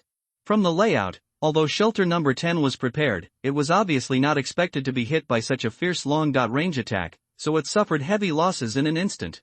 But their reaction speed was also excellent. The survivors quickly organized themselves, busy but not chaotic. Soon, Shinbei received the order to cover. Blue Enchantress began to command the team to split into several groups and encircle Central Park. Street fighting was about to break out. Gunshots, explosions, screams, scolding, and accusations were heard one after another, and the battle was very fierce. Shinbei crouched on the roof with the muzzle of his gun sticking out. He kept scanning the entire battlefield. At this moment, Shinbei saw a person from shelter number 36 hiding behind a corner, holding a gun and shooting casually. He didn't realize that an enemy had come up behind him. Shinbei fired decisively. A bullet with a hot white line instantly penetrated the enemy's head. Like a tomato that exploded, it exploded in the air, and red and white were thrown in the wind. The enemy also softened in the corner and slowly slid down, leaving a deep red bloodstain. It was like a blooming plum tree, and the enemy's body was the trunk. The rescued man was stunned for a moment, and then he realized the enemy behind him. He looked up and saw Shinbei on the tall building, secretly surprised. This is nearly 1,000 meters away. Such a distance, but he hit it with one shot. He gave Shinbei a thumbs up. Shinbei nodded and continued to patrol for potential enemies. At this moment, a blue halo flashed in front of Shinbei's eyes. Jingyuan giant gun. Shinbei was suddenly shocked, and his eyes instantly locked on the direction of the enemy's shooting. It was in a building almost parallel to himself, and a superpower was holding a 2-meter long gun, firing superpower bullets. Shinbei was too late to dodge. In a short moment, a thunderous sound rang in Shinbei's ears. The wall around him seemed to be made of paper. It burst directly. The strong shockwave tore through the air, and the surging airwave threw Shinbei out in an instant, and the remaining momentum smashed another wall fiercely, and fell directly from the 6th floor. This scene was also seen by Blue Enchantress. She shook her head in disappointment. An ordinary person was bombarded by a firearms expert with a crystal source giant gun, and fell from the 6th floor. There was no escape, and death was inevitable. Swish! Dirt, dust, bricks, Shinbei. Like garbage, it fell down from the 6th floor. Boom! Shinbei howled and fell to the ground. A large number of bricks fell. buried him instantly. Damn it! Shinbei felt that the skin, muscles, and bones, the 3 layers of human body defense, were torn apart like paper, and a wave of overwhelming pain came over him. Shinbei was numb all over. Because of the protection of the armor, it was not a big problem to fall from the 6th floor. At most, the internal organs were shaken. But the shot from the psychic just now almost killed Shinbei. If it weren't for the wall to resist some shock waves, his armor would have been torn to pieces. At this time, Shinbei had a new understanding of the psychic who specialized in firearms. It was also a killer. Shinbei lay on the ground for a full minute before regaining consciousness. Pushing away the rubble, Shinbei took a breath to let his body return to normal. He picked up the sniper rifle and pulled the magazine with one hand. With a crisp sound, the magazine automatically fell off. Shinbei used the fastest hand speed to replace the 3rd level crystal source core fragment bullet magazine. At the same time, a crystal source core was thrown into the armor power module. Buzz, the armor power system was charged. Shinbei wiped the dust off the mask, stepped on the ground, and the dust and smoke rolled. Under the strong kinetic energy output of the armor, Shinbei rushed out of the dark alley in an instant. A superpower, right? Wait for me. Shinbei slowly pulled the corner of his mouth, revealing a smile that was more ferocious than a demon. This high-intensity melee made Shinbei feel the long-lost blood. That was the excitement of taking the enemy's head in the rain of bullets in the last life. It was the genes cheering and the cells beating. At this moment, Shinbei felt like a huge computer, constantly calculating various routes, from what angle to insert detours, and how to kill the superpower who specialized in firearms. At this moment, the battlefield was in chaos. Shinbei, who was approaching the opposite building, could see it. Although Blue Enchantress launched a sneak attack. But the personnel of Shelter Number 10 on the opposite side had extremely high combat quality. They were still resisting stubbornly. Bullets from both sides flew like they were free. Gunfire flashed continuously in every alley. Although it was a casual gun technique, bullets had no eyes. At the same time, the superpowers of both sides were also fighting. The fight was so dark that the sky and the earth shook. At this time, Shinbei got out of a dark alley in the shadows and saw Blue Enchantress and the leader-like figure on the opposite side confronting each other. The man looked very rough, with muscles as strong as iron and copper. Enchantress, is this your attitude towards trading? You are so insidious, aren't you afraid of losing your life? Blue Enchantress's red hair fluttered as she spoke indifferently. Iron Dome, you offended me first, blood debt should be paid with blood, why not? Bullshit. The man named Iron Dome was furious. The last time we traded, your people took the initiative to bring the goods to my Shelter Number 10, and we accepted them all, why not? Blue Enchantress slowly raised her hand, and the cold air burst out from her palm, and an ice cone spear emerged from the ice air. She clenched her hand tightly, like a goddess of doom, with no fluctuations in her expression. If you dare to eat our defectors, you must be prepared to pay the price of bloodshed. Ha ha, Iron Dome's laughter became louder and louder, the sound waves rolled, shaking the void, and he opened his arms. Okay, I want to see what you, a 5th level mutant, are capable of. Don't be captured by me, otherwise I will ravage you severely and let you enjoy the pleasure of being a woman. At this moment Shinbei, who had just run out of the dark alley, instantly attracted Taichion's attention. Little bastard. Die first. Shinbei. I was just passing by. An unexpected disaster. Taichion laughed grimly, stomped his feet, and the streets trembled under the violent force. He was like a cannonball, and he rushed towards Shinbei in the blink of an eye. But Shinbei did not sit and wait for death, and he threw his hand and shot a blind sniper. Bang! The muzzle sprayed gunpowder and shot the bullet out.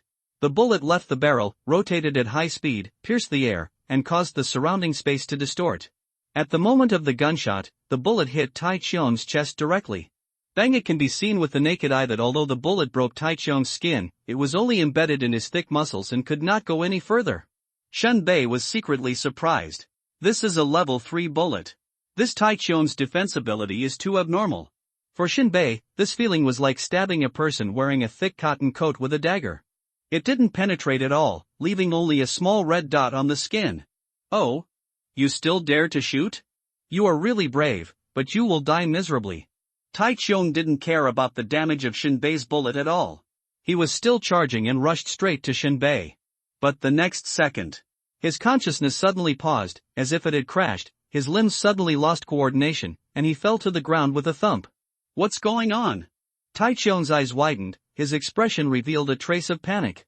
He felt that his energy was rejecting his use, as if there was energy that didn't belong to him causing trouble. Taichung struggled and tried to stand up. But his hands and feet just didn't listen to him, as if his hands and feet had no friction, so he couldn't stand up. Blue Enchantress was obviously stunned. But without any hesitation, Taichung took advantage of the loss of coordination in his limbs. She raised the cold ice spear and stabbed it out. The sharp spear tip pierced the air, squeezing, blasting, and collapsing layer by layer, forming pure white airwaves flowing along both sides of the Blue Enchantress's arms. An extremely dull burst of air mixed with strong energy fluctuations directly penetrated Taichung's head. This is not over yet. The Blue Enchantress is like a vengeful fire. After a fatal blow, she keeps stabbing Taichung's body into a hornet's nest. Taichung grabbed the ground with his head, his face was covered with blood, his body was broken, his whole body was shaking, and his bones and internal organs were shattered countless times by the continuous violent thrusts of the ice spear. At the same time, there was a large amount of blood spreading out from under his body. His whole body was as dilapidated as a rag doll, and he was directly killed by the Blue Demon Queen's brutal and violent death. At this time, the Blue Enchantress slowly breathed a sigh of relief and turned to look at Shinbei. She was dumbfounded by Shinbei's appearance, her pupils suddenly dilated, and her eyes were extremely shocked and unbelievable. Surprise and astonishment flashed through his eyes. "You're actually still alive?" Shinbei shrugged. This word is actually very inappropriate. The Blue Enchantress frowned. For her, no one has ever corrected or refuted her statement. However, what surprised her at the moment was not that Shinbei was still alive, nor that he was the one who committed the crime. But that shot was so weird. Did you hit the enemy numb? It has no lethality, but it causes the opponent to appear in an abnormal state of shock. How is this possible? It was completely beyond her knowledge. The Blue Enchantress was just about to ask Shinbei how he did it. But he saw Shinbei waving his hand, diving into an alley on one side, and disappearing in the blink of an eye. The Blue Enchantress was stunned again, running so fast? At this moment, Shinbei didn't have time to chat with the Blue Enchantress. He kept his head down and ran. Rushed to the building where the firearms expert is located again. Shinbei could already see that the guy was still shooting randomly with a gun, and every blue light bullet was equivalent to a cannonball. It's simply a humanoid fort. Under the suppressed fire, the personnel of Shelter 36 could not raise their heads, and there were constant calls for people with supernatural powers to take action. Shinbei held the sniper rifle and rushed out of the alley again. As long as he climbs to the building opposite, at a distance of 200 meters, Shinbei is confident that he can kill this superhuman with one bullet. But Shinbei just emerged from the alley. Just heard the rattling sound of machine guns. The bullets poured down like a torrential rain, shooting out a dragon of dust and smoke on the ground.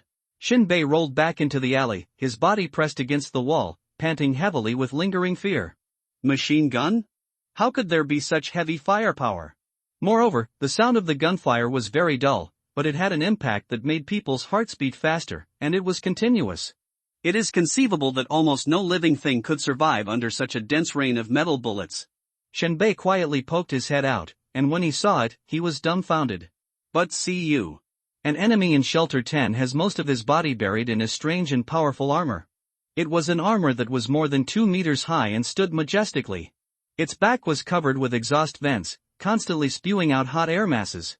What was particularly eye-catching was the gear turntable inlaid at the joints. Whenever the enemy made a move, those gears would then whirl wildly, like the pulse of life. This power armor is equipped with an extraordinary power system and excellent control performance, and is as flexible as the enemy's second skin. What is even more frightening is that what the enemy is holding is a rare multi-barreled rapid-fire cannon. This kind of weapon is usually only equipped on heavy tanks and is definitely not controllable by ordinary soldiers unless they have firearms expertise. Only monsters with superpowers can be controlled freely.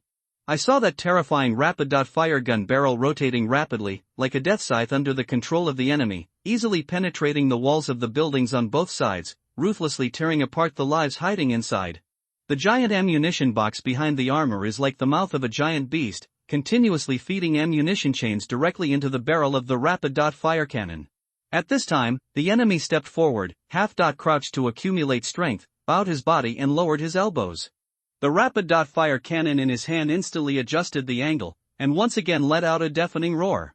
In an instant, the gun barrel danced like a tornado, the bullet chain shot out like a meteor, and nearly 100 shells swept through a 3-story building 100 meters away like a torrential rain. The personnel in Shelter 36 had not had time to scream. Has been instantly turned into fragments of flesh and blood, and it is even impossible to tell how many people were hiding in it. However, Shinbei's eyes accurately captured a fatal flaw of this power armor. It was not a completely closed structure. The enemy's head was exposed and he only wore a helmet with limited protection. This weakness undoubtedly became an excellent entry point for him to counterattack. At a distance of 1,000 meters, Shinbei was 80% sure that he could hit the enemy's head. Even if it only hit the helmet, the impact of the bullet would break the neck of the enemy inside. Shinbei took a deep breath and stuck out the barrel of the gun. The crosshair is inserted into the enemy's shaking head. Bang! Without even looking at it, Shinbei ran out of the alley and headed straight for the building opposite. Shinbei pulled the trigger with his sniper rifle, pulled it back, and started running. As for the guy driving the power armor, Shinbei didn't even look at him. At a distance of less than 200 meters, if he still couldn't hit the target, Shinbei felt that there was no need to survive in this world.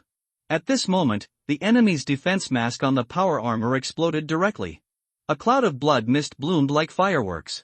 The barrel of the high-speed multi-barrel machine gun deviated upwards because of the sudden death of the enemy, and the bullets were consumed meaninglessly, and then fell down with a bang. At this time, Shinbei had already entered the building and reached the predetermined position. His current position was 300 meters behind the firearms expert. Shinbei stuck the sniper rifle out of the window. The crosshairs were inserted into the enemy's head. At this time, Shinbei could see clearly that the enemy was wearing a thin armor, and the leather base was covered with armor pieces as thin as paper, which seemed to be more decorative than protective. In addition, he also wore an antique helmet, which was incongruous with the armor on his body. This guy was chewing gum vigorously, and his temples were bulging on the crosshairs of Shinbei's crosshairs. Just when Shinbei was about to pull the trigger, the enemy suddenly turned around and looked directly at Shinbei. Shinbei's face was extremely deep, flashing with a murderous light that dropped to the freezing point. He gestured a little finger at the enemy. And the enemy's dead and pale face showed a look of fear. Everyone's Adam's apple rolled and the hair stood on end. He never expected that he had hit this man in a full set of armor, and he was also thrown off and fell from the 6th floor. He didn't die.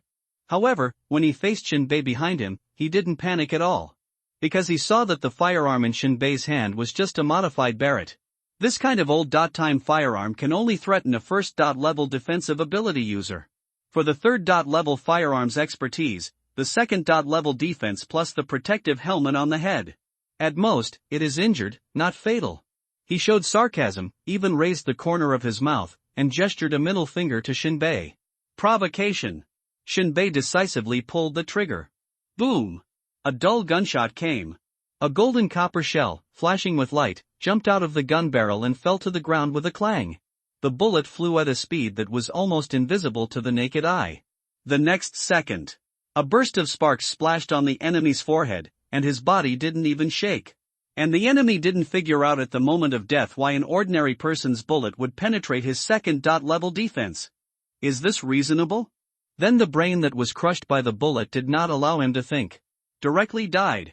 Shinbei put away the sniper rifle, with a chuckle on his mouth.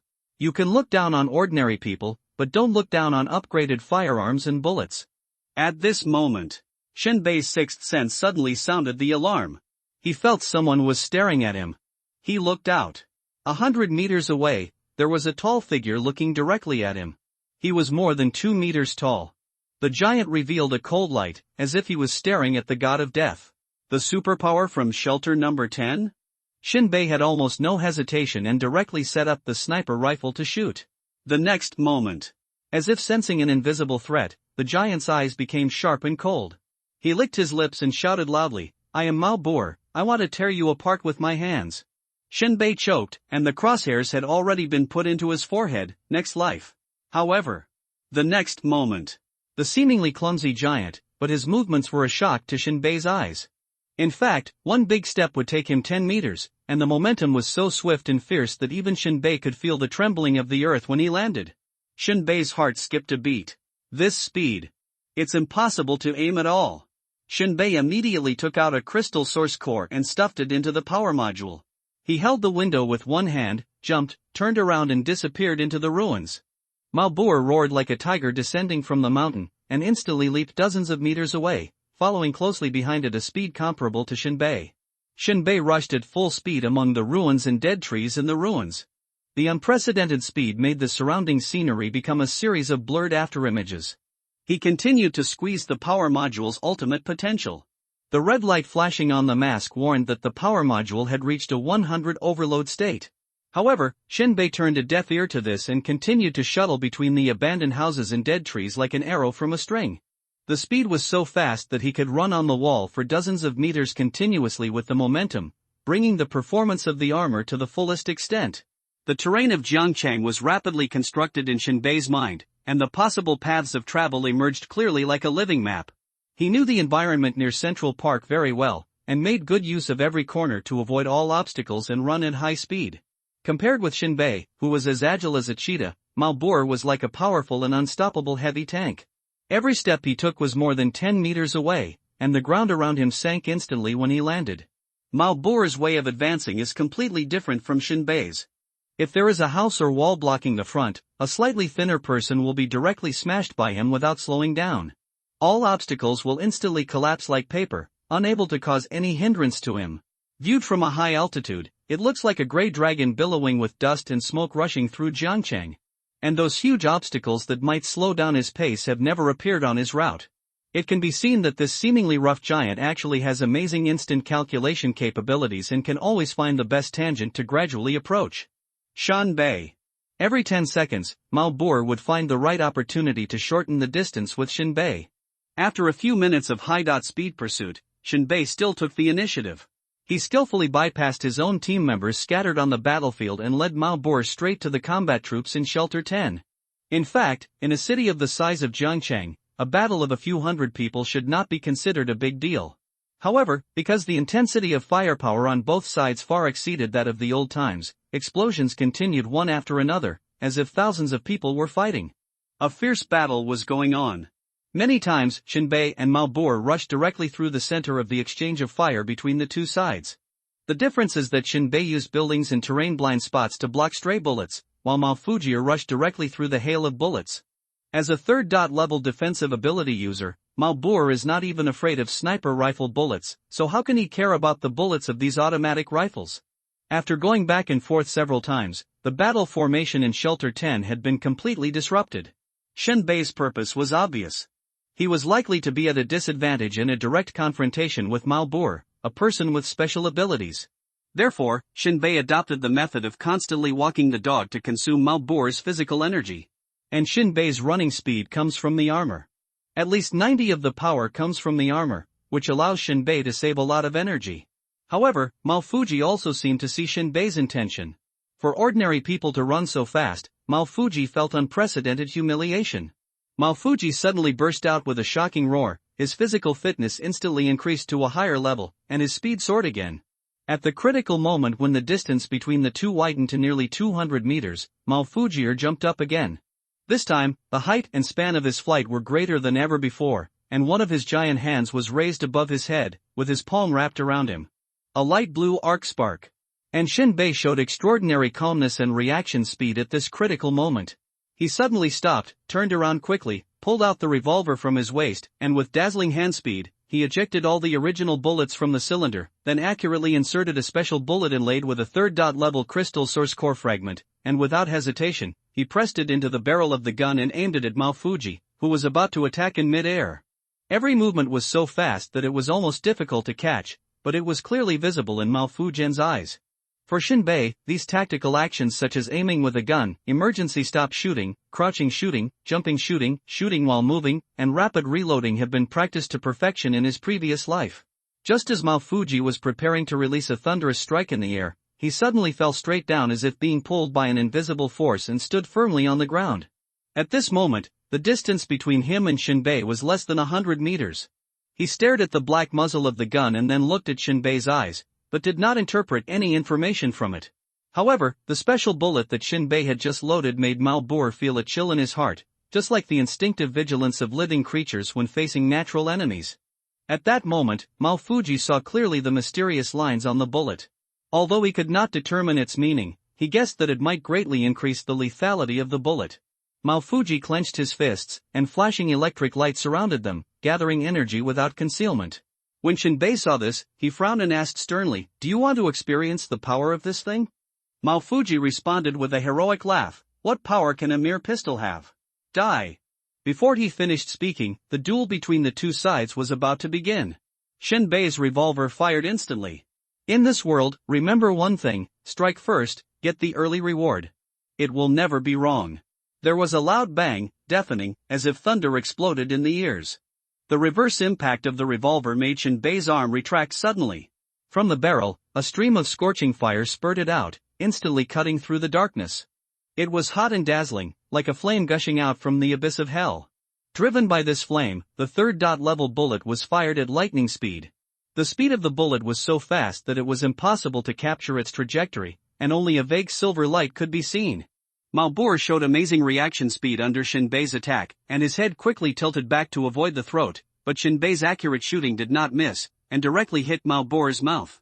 Although Malbor had the protection of the third level defense ability, a close range shot still almost smashed his chin.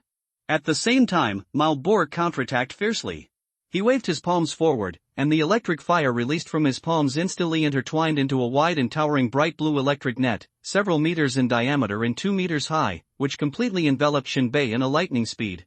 This ultra-high voltage current instantly penetrated Shinbei's armor, and the skin under the combat uniform was also burned black. Although Shinbei had expected Malbor's counterattack, the power of the electric net was far beyond his imagination. As soon as the electric net came into contact, Shinbei's skin and flesh on the surface of his body were instantly carbonized. When the dazzling blue electric net came into view, Shinbei seemed to have felt the approach of death. With a heavy sound of falling to the ground, Shinbei, whose whole body was charred like charcoal, fell straight to the ground.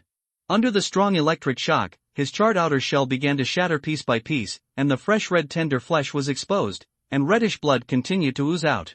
Shinbei, who fell to the ground, did not move at all. If it were someone else, such an injury would have been fatal. However, under the protection of the armor, Shinbei's chest was still rising and falling slightly, indicating that he still had a trace of life. On the other side, Malbor's situation was equally tragic. After suffering a severe blow, he did not completely destroy Shinbei. At this moment, he even lost the ability to go forward to confirm Shinbei's life or death. He covered his face tightly with both hands, roared in extreme pain, and his huge body rolled on the ground. Every impact was enough to destroy several buildings. In this chaos and pain, Malbor was also suffering from severe pain.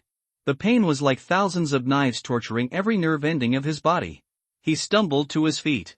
But surprisingly, he fell again. Ha! Malbor tried to stand up again, and fell again. This happened several times.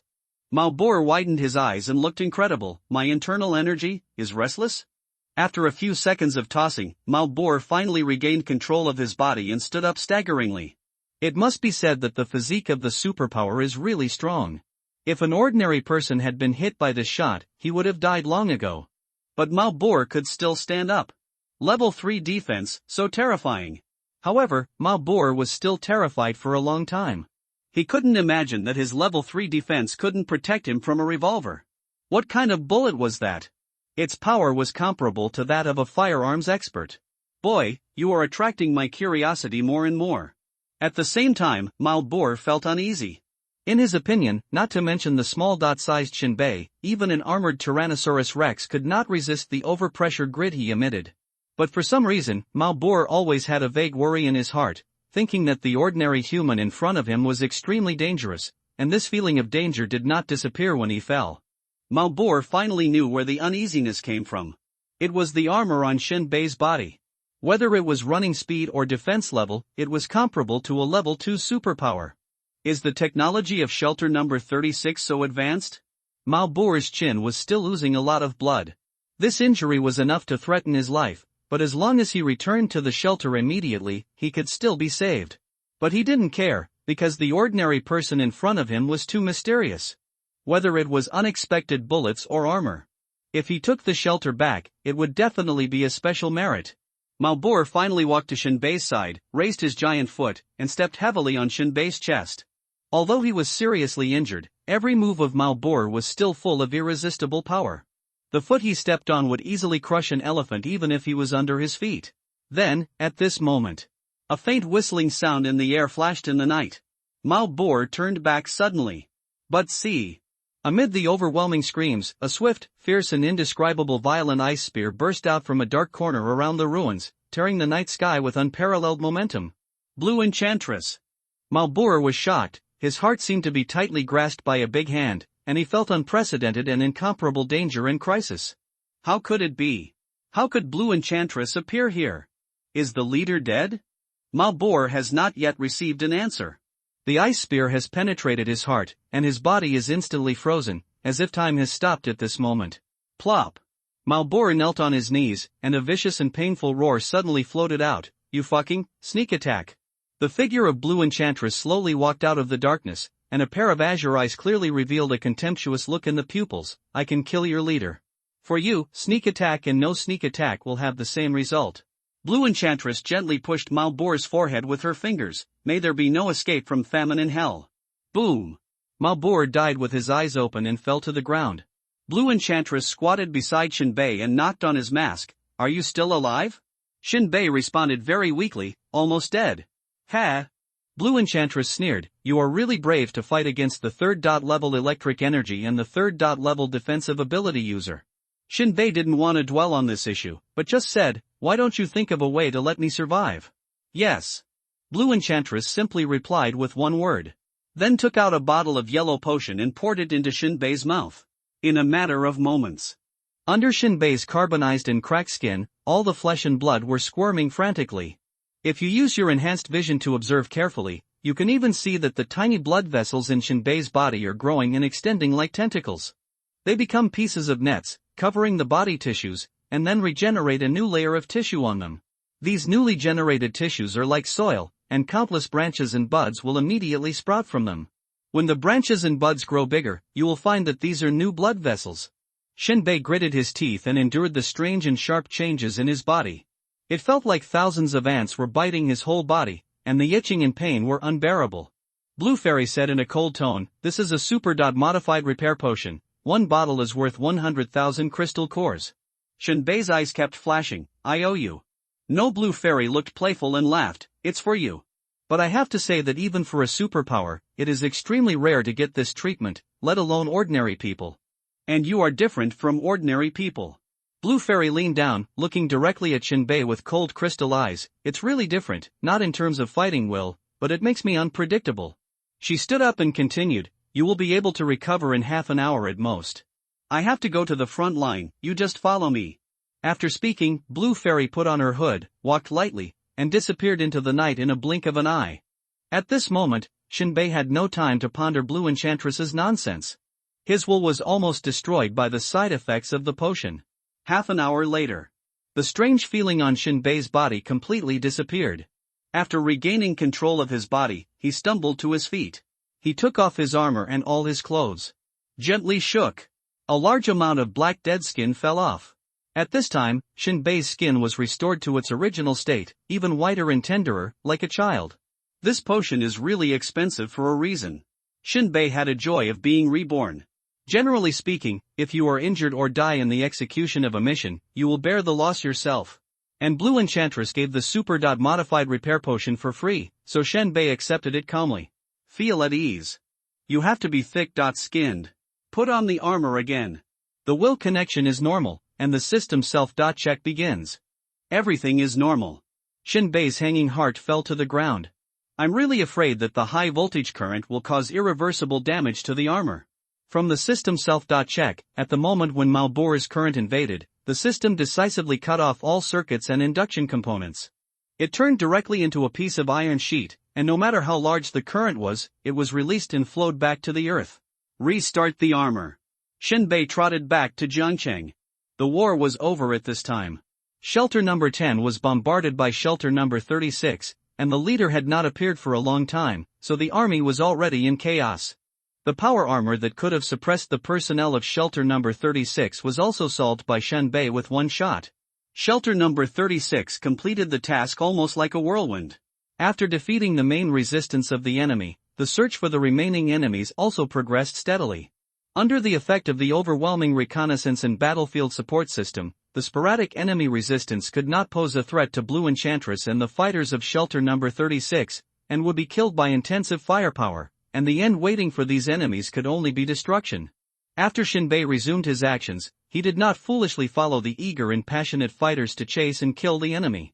Instead, they gathered around Central Park and started picking up corpses. Cigarettes, bullets, crystal cores, kettles, anything that could be sold and used, Shinbei packed them all up and took them away. After an hour or so, Shinbei had picked up a large bag full of odds and ends. That night, Blue Enchantress ordered to withdraw from Zhengcheng. They found a sheltered place and set up camp to rest. However, compared to when they came, there were a few more vehicles. Shinbei took a look at the mark on it, which belonged to Shelter Number 10. Moreover, the tires were flattened, so there must be a lot of supplies in the car. Hey! At this time, a superpower came to Shinbei and stretched out his hand to grab his bulging bag. All the spoils must be handed over and redistributed. Shinbei had some impression of this person, who seemed to be the deputy captain, known as the Third Master. But he was not very old, only about 30 years old. People with the word master in the title are generally not easy to mess with. But Shinbei did not let go at this time. His eyes changed slightly and his brows twisted into a knot. I haven't heard of this rule, let go. Bullshit. If you haven't heard of it, it doesn't exist? The Third Master looked angry and continued, don't find fault. I've seen a lot of young people like you. Shinbei's eyes were as deep as the abyss and full of indifference. Then he slowly took out his revolver and put it on his forehead. I clearly saw many people picking up things, but you just robbed mine. Are you killing the fat sheep? Ha! The Third Master faced Shinbei's gun without a trace of fear. In his opinion, Shinbei's bullets would not pose any threat to him. Of course, if he had seen Malbor's end, he would put away this idea. Put it down. At this time, the light voice of Blue Enchantress came from the tent. Whether it was Shinbei or the Third Master, one put down the pistol and the other put down the big bag. Blue Enchantress lifted the door curtain and opened her red lips. Although temporary rules are rules, they also have to be divided among people. The Third Master was stunned when he heard this. He didn't expect that Blue Enchantress actually favored Shinbei in his words and deeds. Captain. He took too much. The Third Master defended. That's his ability. Ability? How many enemies did he kill? Why didn't I see it? Didn't he just guide the direction of the shells? In the Third Master's cognition, Shinbei did nothing. Guiding the direction of the shells is something that even a dog can do. At the same time, although Shinbei was not seen in what position during the melee, he was not seen killing enemies during the pursuit. So, the Third Master thought that Blue Enchantress was too partial. It's not like he is a superpower with a superior status. Why? At this time, Blue Fairy slowly turned her head and stared at the Third Master. Her face was as cold as ice, but her eyes rarely revealed waves of anger. You talk too much. The Third Master's eyes trembled, and a sense of absurdity rose uncontrollably. He shook his sleeves, snorted, and turned away. Too unruly. Shinbei smacked his lips and said, you are unruly. Blue Fairy's eyes were deep, and she warned in a deep voice. Shinbei pointed at herself, he stole my things. Blue looked at Shinbei expressionlessly. I said, temporary rules are also rules. He is the deputy captain, and you can only obey. Shinbei gritted his teeth and snorted. Shinbei figured it out. If you don't have a hard fist, you will have to suffer. The Blue Enchantress shows up today, who cares about you tomorrow? Rest, we have to travel tomorrow. The Blue Enchantress left a soft word, turned around and got into the tent. There are no tents in Shinbei at all. For ordinary people, this is a benefit for people with superpowers. Shinbei came to a place where ordinary people gathered and found a place to sit down. In the middle is a roaring bonfire. The campfire crackled, sparks rising in the hot wind, like brief sparks blooming in the dark night sky. The aroma of burning wood fills the air, intertwined with the unique smell of the wilderness, creating a unique and reassuring taste. Some people were grilling cans and meat strips, chatting and laughing. Shinbei? A man leaned next to Shinbei and said hello, thank you for saving my life today. Shinbei turned around and took a look. It was the guy who was almost shot to death by the enemy. Please eat meat strips. Shinbei chewed a few mouthfuls, but couldn't taste what kind of animal meat it was. For humans in this world, there is no choice in what kind of animal meat they eat. It's good to have something to eat. The man sighed, this time we lost more than 30 people, including 3 people with supernatural powers. Cold numbers, Shinbei sounded completely emotionless. When will this escape period end? The man kept chattering. Shenbei thinks this is an unsolvable problem. As long as an evil species that cannot be killed is alive, it is impossible to end the escape. The man poked Shenbei and continued, I have heard rumors that evil seeds can be killed, do you know that? Shenbei was stunned, is there such a thing? Some people have seen the corpse of the evil species, but they don't know how they died. The man looked up at the bright starry sky with hope, hugged the rifle tightly in his arms, and said with great excitement, I always dreamed that it was killed by a person with superpowers. The corners of Shinbei's mouth twitched. Then go ahead and dream. The next day, the Blue Enchantress reorganized her team. The convoy begins its return journey. Everyone is very happy. As long as they return to the shelter, they can settle the reward this time. All the staff of shelter number 36 set out for the return journey. Those who can still stand and go back at this time are undoubtedly lucky. Those humans who died in the battle yesterday disappeared in time from now on. No one will bury their bones in the loess, and no one remembers their names. The return journey was smooth. Except for some blind beasts that were easily solved by concentrated fire on the way, all the staff arrived at shelter number 36 safely. Blue Enchantress commanded everyone to drive the vehicle to the garage. As for what materials were in the vehicle obtained from the enemy, no one knew except Blue Enchantress. Then, everyone returned to the upper level of Titan and gathered at the task release station. Blue Enchantress left after handing over the task to Rock. And Shinbei and others began to line up to receive the task rewards. When Shinbei came forward, the other staff had already received their rewards and went to the bar to have fun. In this world, it happens frequently that you have money but no life to spend it. The crystal source core you spend is yours. Otherwise, it is the wallet of the strong. Once the mission reward is in hand, I can't wait to spend it all immediately. I heard that you are in trouble again? Rock held a cigarette in his mouth and exhaled a puff of spicy smoke. I don't like the word again. Shinbei spread his hands, sometimes it's not me who is looking for trouble, but trouble that comes to me. Third Master is also a ruthless character. Rock flicked the ash, otherwise I wouldn't be the deputy captain of Blue Enchantress. Shinbei understood, I am also very fierce. Rock was stunned, and then laughed, then you take care of yourself. Then, Rock handed the mission reward to Shinbei. Shinbei opened the paper bag and looked inside. There were 10 intermediate crystal source cores in it. Shinbei looked confused, did you calculate it wrong? According to the mission reward for ordinary people is 3 intermediate crystal source cores. Even if Shinbei is a sniper, it is only 5. And only those with superpowers can get 10. Obviously, there is an error in the reward issued by Rock. If it were someone else, Shinbei would not remind him, but it was different with Rock. Shinbei did not want to take advantage of him. Rock pointed at the paper bag and said, yes, that's 10.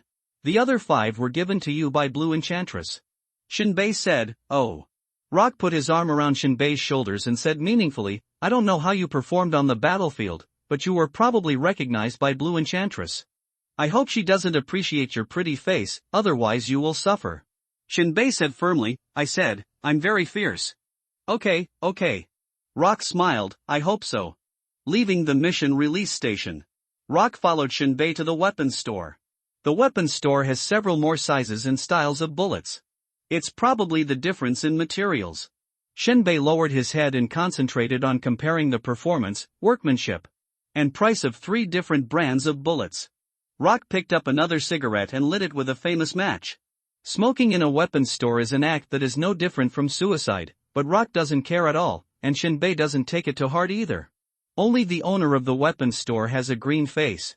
Some of the gunpowder in his batch of bullets is no longer the traditional gunpowder of the old era, but high-energy gunpowder. The special charges used in some special ammunition are even more dangerous. However, the owner of the weapons store can only keep his mouth shut and say nothing. Of course, he knows Rock. Although he is just an ordinary person, he is a very awesome person. Shinbei carefully selects bullets. Rock, who is waiting, is a little impatient. You are picking and choosing like a woman. I don't think there is any difference. Rock pinched the bullet and looked at it, but couldn't see any difference. Shinbei shook his head, that's because you are not sensitive to bullets. Boss, this type of bullet has 300 rounds, and this type has 100 rounds. So many? Rock stared slightly, you won't really shoot on the battlefield? That would be your own money. Are you still going to mess around? You really said it. The two walked out of the weapon store, and Rock whispered, "Some people just mess around, don't fire a shot, hide in the corner, no one can find them, and when it comes to the final charge, they jump out and scream." Shinbei's mouth moved, speechless. Mess around is also a skill. Rock patted Shinbei on the shoulder. "Learn well, don't rush to the front when there is something going on, this kind of people will die the fastest." The two came to the next floor. Rock was going to drink, Shinbei had his own things to do, and they separated on the spot. Shinbei bought some food and water. Back to the rental house. The first thing was to take off the armor that had been worn for 4 days. Hang it on the special bracket and start to check the appearance of the armor. Although this armor saved his life several times, and the various modules inside can still work. But the surface is already pitted. There are even scratches and paint peeling in some places. This is not an eyesore. What Shinbei can't accept the most is that the entire armor is very dirty. Various bloodstains and meat scraps emit a fishy smell. Shinbei carried the armor out of the house and went outside. He got some water. He started to clean the armor. These water sources are simply filtered and cannot be used for drinking. They are usually used to flush toilets and wash clothes. Soon, as the Titan moved, a straight line of bright red blood was left on the ground. It was quickly evaporated by the sun. "Shinbei, you're busy." Chima suddenly appeared, squatting on the edge of the RV's wooden board, smelling of alcohol and looking at him with a smile. Shinbei had met him once before. He nodded and said in a neutral tone, "Clean the toys." "Toy?" Joima looked over curiously and knocked on the armor. The texture was a bit unclear. Like high-strength plastic? From Joima's point of view, the material of this armor has never been seen before, and it is not the mainstream synthetic gold. In this world, synthetic gold is a general term. There are many branches of materials below. The synthesis of these materials usually uses the fur of ferocious beasts. The more advanced ones use the powder smelted from the bones and mix them with the new era alloy to obtain a new alloy material. There was some contempt in his heart. Ordinary people can't afford synthetic materials, so they just like to tinker with these useless things.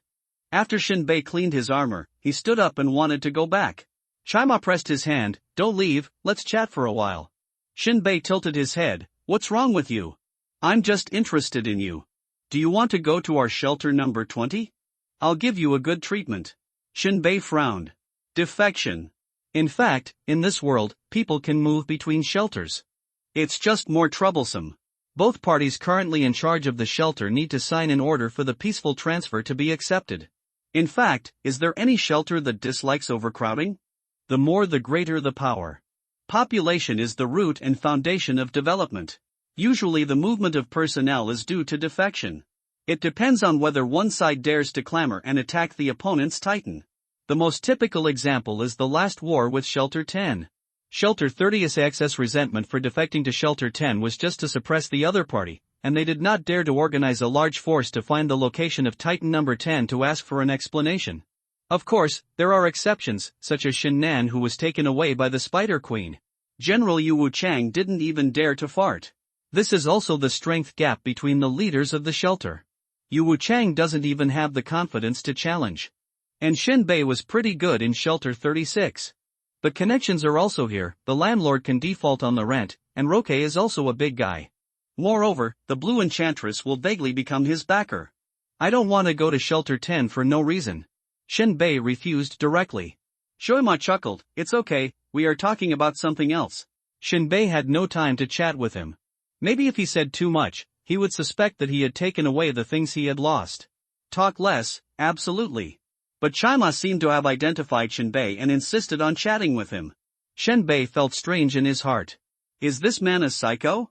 There are so many people in the shelter, so I have to talk to myself. It took more than 10 minutes to get rid of the chasing horse. When Shinbei returned to the rental house, the landlord was found lying on his back on a chair, fast asleep. "Hey! Aren't you afraid of twisting your neck?" Shinbei woke up the landlord. The landlord then woke up with a hiss and shook his head. "Damn it, I didn't want to sleep. I don't know where the evil wind came from. It flashed in front of my eyes and I fell asleep." When Shinbei heard this, his heart thumped. Draw the revolver. Looking directly at the steps leading upstairs. The wind. In Shinbei's opinion, there is no wind. It should be a supernatural person who knocked the landlord unconscious with a blow at a speed that is invisible to the naked eye. I hope readers will remember our domain name Taiwan Novel Network. In addition to repairing the house and collecting rent, the landlord's duties also include guarding the gate to prevent strangers from entering and causing tenants to lose things.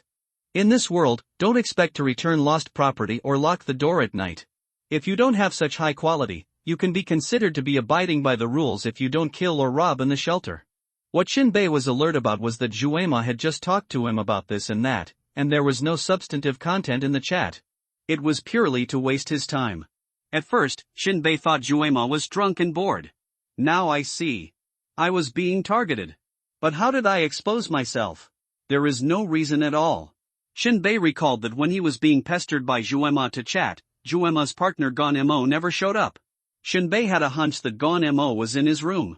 Although all the drawings about crystal source crushing and reorganization and the yellow backpack had been processed. I don't know what he is looking for. But it's definitely okay. Especially the simplified version of the crystal source crushing and reorganization equipment left in the room. Even if Gon Mo might not know what this thing is, it's better to be safe than sorry. Immediately, Shinbei took a revolver and walked upstairs slowly with light steps. For Shinbei, even if he ran into Gon Mo head-on, he would have the strength to fight. The upgraded pistol and bullets are not vegetarian. A third-level defense mutant can be shot half to death with a close-range shot. 2 bullets will kill him. Shinbei leaned against the wall.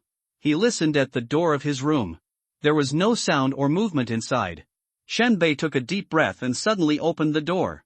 He squatted down quickly and looked around with his gun raised. Because the room was not big, just a small single room, he could see through it almost instantly. No one was there. Shinbei put away his revolver. He began to check the placement of his belongings and the dust. He had been out for several days. He went out to clean his armor as soon as he came back. Although the dust in the room was thin, it was still quite a lot. Look at the floor. In addition to his own footprints, there was indeed another row of footprints. Moreover, the other parties seemed to be unscrupulous and had nothing to hide. He did not disguise himself and just opened the door and walked in. He looked along the footprints. Straight to the corner. And on the corner, his Barrett sniper rifle was hanging. Ha! Shinbei was very confused. There was no sign of moving or searching for anything in the whole room. Gon Mo knocked out the landlord and sneaked into his room just to see his sniper rifle? Shouldn't he open the cabinet and look for the backpack? At least he should look at the crystal source crushing and reorganization equipment, right? But there was no handprint on it. Such abnormal behavior completely confused Shinbei. Shinbei took off his sniper rifle. Did they do anything to my sniper rifle? Shinbei's eyes were fixed on the sniper rifle. If the sniper rifle was tampered with, the information should prompt him. Soon, the information about the sniper rifle popped up. Sniper rifle LV4, 120/100, reformed Barrett M95, range of 1,300 meters, 5 bullets, large lethality, sports shooting, accuracy increased by 20, blind sniper accuracy increased by 20, silencer effect increased by 20, recoil reduced by 20. Except for the change in experience value, no other information has changed. It seems that there has been no tampering. Shinbei was even more confused. Then what did Gon Mo come in for? Shinbei pulled the bolt and a bullet jumped out. Ha! Shinbei frowned. Logically speaking, there is no bullet in the gun chamber. This is also to ensure that there is no accidental discharge of the gun. The bolt is only pulled during combat to push the bullet into the gun chamber. Now a bullet popped out, which means that someone has pulled the bolt. Why did he pull the bolt? Shinbei looked at the bullet that fell on the ground in confusion, bent down to pick it up, and planned to reload the magazine. Just in this moment, a flash of lightning suddenly flashed through Shinbei's mind. His pupils shrank. His face stiffened. It's bad. I forgot a fatal detail. Shinbei finally figured out why Gon Mo pulled the bolt. He was checking the bullet. And his bullets are completely different from those used by other ordinary people. There are patterns on them. And in the ruins of the city, I participated in the rebellion of Shelter 20, and I fired a lot of guns. There must be bullet shells with patterns left at the scene. As long as you compare, you can find that the bullet came from me. And on that battlefield, all the members were killed, and there was no one alive. Only I am alive. Then, who has the backpack? It is self-evident to Gon Mo. But the above assumptions and inferences must be based on a precise premise. That is, Juema and Gon Mo must correctly identify themselves before they can prove the evidence. Otherwise, there are many people using sniper rifles in shelter number 36. If they sneak in and search one by one, there will be trouble sooner or later. Strange, how did they locate me? Shinbei paced back and forth in the room, trying to stand in the perspective of Juema and Gon Mo and infer and complete the chain of evidence. After a moment, Shinbei remembered. That is, after the beast tide ended, he and the landlord set up a game to shoot scattered beasts and won a lot of money. Even Blue Enchantress could see that he pretended to miss to win money. So Juema and Gon Mo asked who had good shooting skills in shelter number 36, and they would naturally find out his name. Shinbei twisted his neck and said to himself, my only negligence was the shell left on the battlefield, a fatal flaw. But why didn't they take this opportunity to look for the blueprints? It's really strange. Shinbei felt vaguely that they didn't seem to care about the crystal source crushing and reorganization equipment at all. After all, the simplified version of the equipment was placed in the house, and no one touched it. It seems that they are looking for something else. However, Shinbei was not in the mood to guess what they were looking for. At this time, he had been targeted by Juema and Gon Mo.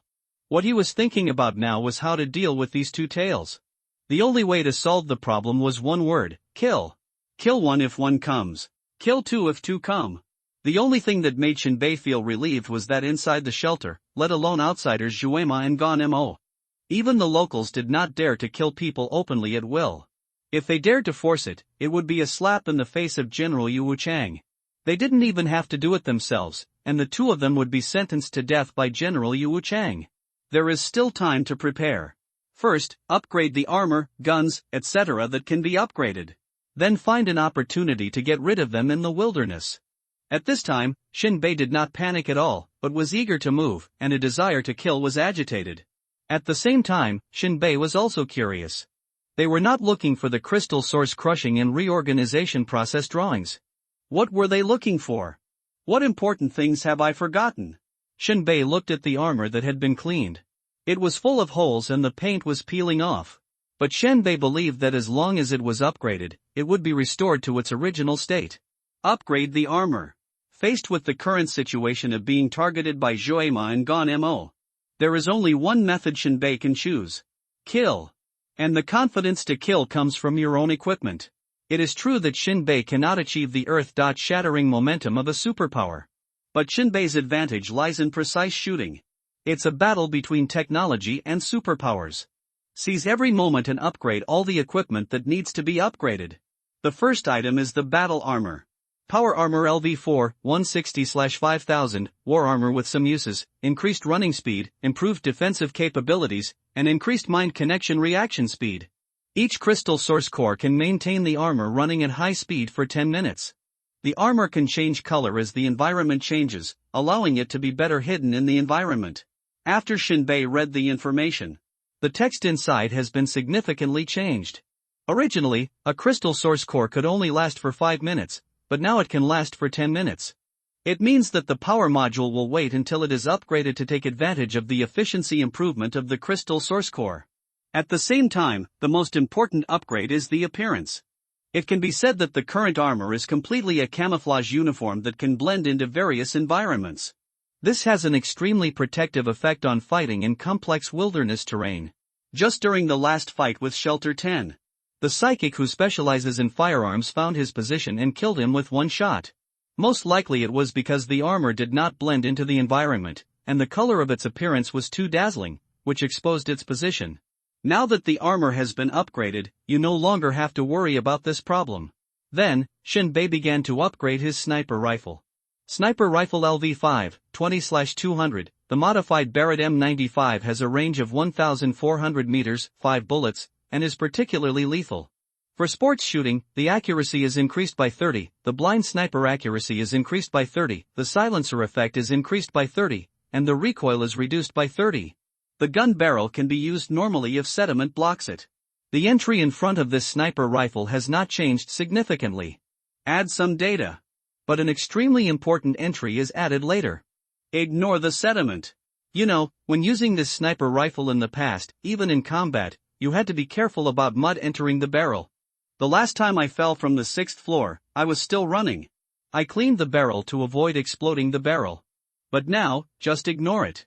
Even if you are rolling in the quagmire, you can just pull out the gun and shoot without any problem. This upgrade is so practical. Shinbei couldn't help but feel happy. Then, take out the revolver. This revolver was rarely used by Shinbei. But in the last battlefield, I also shot several times at close range. The experience leveling up should be enough. Yunmu glanced at the information. Revolver LV3, 37/30ths, 5 bullets, the wheel axis is slightly stuck, the rifling is intact, the damage is slightly increased, the ammunition capacity is +1, and the recoil is reduced by 20. Upgrade. Only by constantly upgrading can the superpowers fight. Revolver LV4, 7/50ths, 5 rounds of bullets, intact rifling, increased damage, ammunition capacity +1, and recoil reduced by 30. Continuous fire damage increases. Shinbei was stunned. Originally, this revolver also had a stuck entry. After this upgrade, it will disappear directly. This is a brand new pistol with no mechanical problems. Moreover, the new entries added are even more domineering. If it is a combo state, the damage caused by the bullets will increase. This has an absolutely fatal effect on those who can break defenses at close range. Fierce. It's so fierce. After all 3 main combat preparation items have been upgraded. Instead, Shinbei thought deeply. After the last battlefield comparison, Shinbei originally thought that the level of firearms corresponded to the level of superpowers. But in the battle with Mao Buer, the revolver, which was clearly a level 3 revolver, was almost pressed against Mao Fuji's chin. It didn't shatter his head, but shattered his chin. You know, it's a level 3 revolver plus level 3 bullets mixed with high explosives and crystal source core powder. From this point of view, it is absolutely unreliable to simply compare people with powers by level. If you want to smash the third level defensive abilities, you must reach a lower level or surpass the level in terms of firearms and bullets to be qualified. This is just passing. If you want to be excellent, you have to do more homework and pondering. However, with Shinbei's current strength, being able to fight against third level superpowers as an ordinary person is already an extremely dazzling achievement. This is also the reason why the Blue Enchantress was shocked. Within the subsequent period, Shinbei began to upgrade Jingyuan core crushing and reorganization equipment. At present, this equipment is still relatively large and the production efficiency is low. You have to invest money to feed them. Shinbei now has 9 intermediate crystal source cores in his hand, which is less than 30 crystal source cores. Leave an intermediate crystal source core as a spare. All other money will be consumed. Others were drunk and dreaming after receiving the reward for the mission, but Shinbei was thrown into a bottomless pit. As the device boots up, experience points keep popping up. Experience value +1, experience value +1, experience value +1. Shinbei shielded the information, took out the produced crystal source core powder, mixed it with gunpowder, and then sealed it inside the bullet. 1, 2, 3. Work for a while. Shinbei checked the device information. Jingyuan recombination equipment LV2, 25/20ths, a crystal source recombination equipment that picks up leaky and low profile versions has low production capacity, low efficiency, low pass rate, and high energy consumption. Pause work. Upgrade.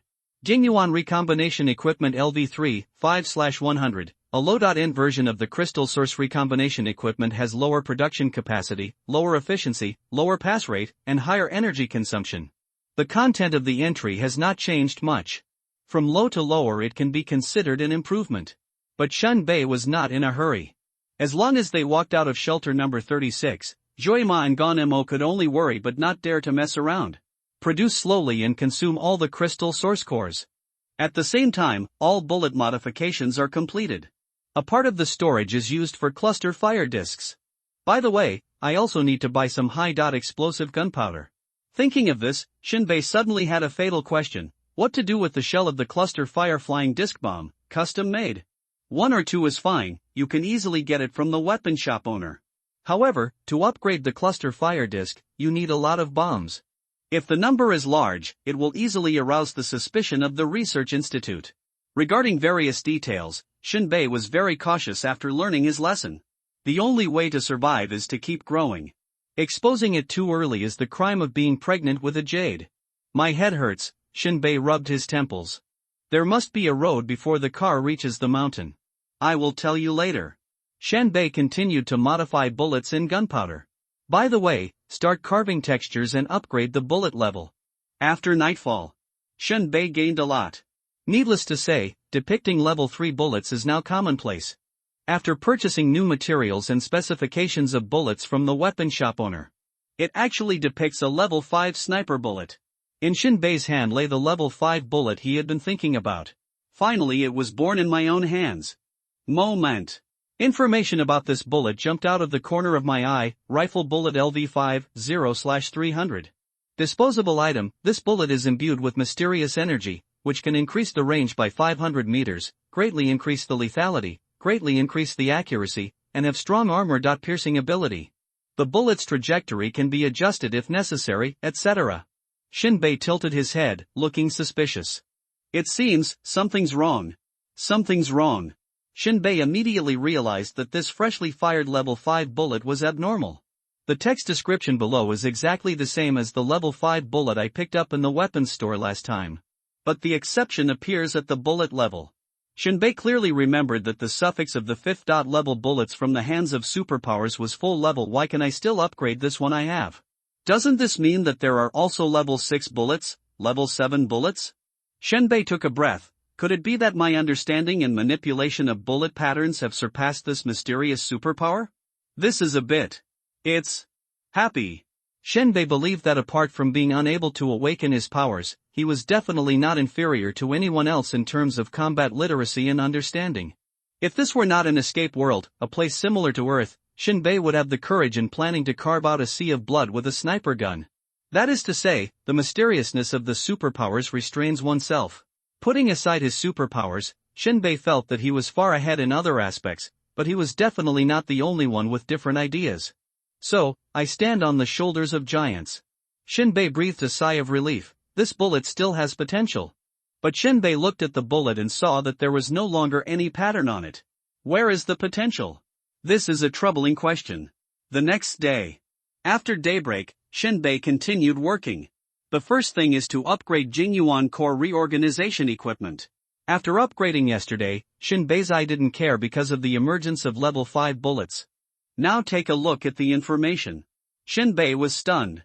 Jingyuan recombination equipment LV3, 880/100, a low-end version of the crystal source recombination equipment has lower production capacity, lower efficiency, lower pass rate, and higher energy consumption. All crystal source cores have been consumed. Gain 880 experience points. No hesitation. Upgrade directly. Jingyuan recombination equipment LV4, 780/300, a low-end version of crystal source recombination equipment has low production capacity, low efficiency, low pass rate, and high energy consumption. Keep upgrading.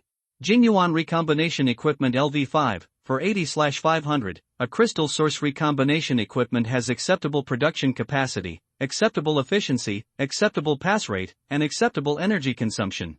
After upgrading 2 levels in a row, the original word simple disappeared directly. Production efficiency has also entered the qualified stage. This means that the same 10 crystal source cores can only be equipped with 2 bullets. Can now produce enough for 5 bullets. What a huge improvement. Shinbei sighed. But a little melancholy. Others squandered their money to at least eat, drink and play. But he could only chew meat strips and upgrade the cold equipment. There is no one who does not want to enjoy life and sensuality. But the situation is so pressing that Shinbei can only call himself an ascetic at this time. Shinbei touched his chin. Said to himself, there are still 20 experience points left to reach level 6, do you want to do it? Shinbei quickly got the answer to his question. Dry. If you have obsessive-compulsive disorder, you must do it. Put in 20 crystal source cores and let the equipment produce first. Pack the produced crystal source core powder and keep it for later use. Go out and get some water and food. Went to the material store again to purchase a batch of high explosives. This thing is not a controlled item, or in other words, General Yu Wuchang doesn't bother to control items for ordinary people. The most useless ordinary people are the most useful ordinary people. The sight of a spear and a shield. On the way back, they happened to encounter Zhue Mine Gon Mo leaning on the fence, pretending to be looking at the wilderness, but in fact they were secretly observing Shinbei's movements. You haven't left yet? Instead, Shinbei stepped forward to say hello. Gon Mo was a little surprised and responded, the mission is not completed yet, we need to stay for a few days. Shinbei said turned and left. At this time, Joima chuckled a few times and asked, "When will I go out?" Shinbei stopped and said calmly, "It depends on what mission there is. I plan to go to the mission station tomorrow to have a look. I wish you all the best," Zuamapi said with a smile. Shinbei nodded and left directly. At this time, the smiles on Joima and Gonmo's faces gradually disappeared. Gonemo sniffed the remaining warmth in Shinbei and hissed, "His blood must be sweet. Don't be ridiculous." Joima said matter-of-factly, "I have drunk human blood, it tastes bitter and salty. That's for you." Gonemo took out a bullet with carved lines and stroked it. "I've always been curious, what is Shinbei's intention of carving lines on the bullet?" "It's free." Chima leaned against the fence and put his weight down. "We can complete the task soon. As long as Shinbei leaves the shelter, everything will return to our control." "You said," Joima raised his head and asked, "where did he throw his bag?" Joima smacked his mouth, but in fact what they were looking for was not the blueprint for the fragmentation and reorganization of the crystal source. That's just a cover. The most important thing is the bag. Leather bags are priceless. Shelter number 10 can gain a group of combat troops who are brave, fearless, obedient to orders, and fight wherever directed, even if they jump into a pit of fire without fear. It must have been lost. I sneaked into Shinbei's room and never smelled the smell of the bag. Gonemo looked at Shinbei's disappearing back, raised the corner of his mouth, and continued, "But one thing is for sure, the discarded position is in his mind." "Ha!" Chima's eyes suddenly flashed with a mysterious light. "I'll do it this time. I prefer to pry open other people's heads." Return to the rental house. Shinbei couldn't wait to upgrade Jingyuan's core equipment. Jingyuan Recombination Equipment LV5-0/1000, a crystal source recombination equipment has acceptable production capacity, acceptable efficiency, acceptable pass rate, and acceptable energy consumption. Newly added, various types of bullet casings can be produced by mixing crystal source core powder and steel. Note, lack of container module, lack of finalization module, lack of fusion material, true spirit element. Shinbei? Wait a moment. What does this upgrade mean? Can crystal source core and steel be made into bullet casings? Shinbei's jaw almost dropped to the ground, with a look of surprise on his face. Isn't it incredible? Unexpectedly, after the upgrade, this device has been expanded. The problem of cluster fire frisbee shells was solved in one go. At the same time, Shinbei suddenly thought of level 6 bullets and was secretly shocked. Is it possible that level 6 bullets need this kind of cartridge case to depict them? Shinbei's thoughts suddenly opened up in a daze. The capacity module and the stereotype module are easy to understand.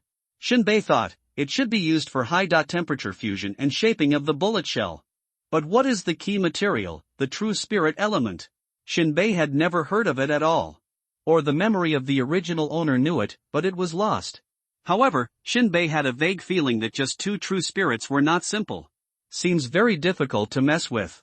But Shinbei didn't feel any discouragement or frustration. As long as you collect the true spirit elements, you can produce shells by yourself, and the cluster fire flying disc can be upgraded by leaps and bounds. Shinbei suppressed his excitement. Now is not the time to think about this, let's kill Joima and Gonemo first. Shinbei put on his battle armor, put the food he bought into his backpack, and arranged the water source. I don't have to worry about food. There is no shortage of food in the wilderness, as long as you have the ability to hunt ferocious beasts. The water source is enough for Shinbei to survive in the wilderness for 10 days. That's almost enough. Fasten the backpack chain. Turn around and inspect the firearm. The largest number of level 3 bullets was placed in the backpack on the back, and 5 level 4 bullets were inserted into the left waist. These level 4 bullets have increased lethality compared to level 3 bullets. Another point is that the bullet does not need to be stuck in the body of the superpower. As long as it hits, it will have a concussive effect. More convenient. The only level 5 bullet was inserted in the left waist, ready for use at any time. At this time, Shinbei had entered a pre-war state. He planned to leave the shelter today and tonight. Presumably Joima and Gonemo must find a way to catch up with themselves. Let's have a drag race. Shinbei shook the crystal source core in his bag, glanced at the armor, and raised the corners of his mouth. Then, quietly waiting for dark. A few hours later. Mid-morning and midnight. Shinbei slowly opened his eyes from his rest.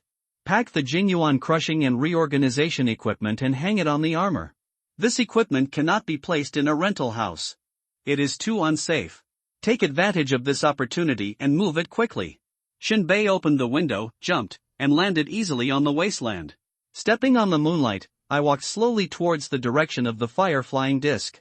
Fight! It's about to begin. Dawn. Two figures left Shelter 36. It's Chima and Gon Mo.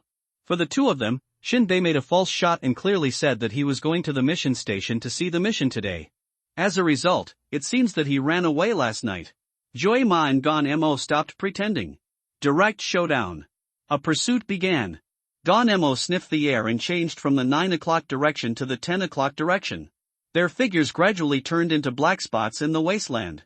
The scorching sun scorched this wasteland mercilessly. The sky showed a turbid gray blue, and the sun hung high, like a fireball, with dazzling light and unbearable heat. The air is filled with sand and dust, and when the wind blows, it stirs up waves of yellow-brown dust, like ancient ghosts wandering around. Joima and Gon Mo walked at neither a fast nor a slow pace, saving energy while maintaining maximum speed. A few hours later, Chima raised his face hidden in his hood.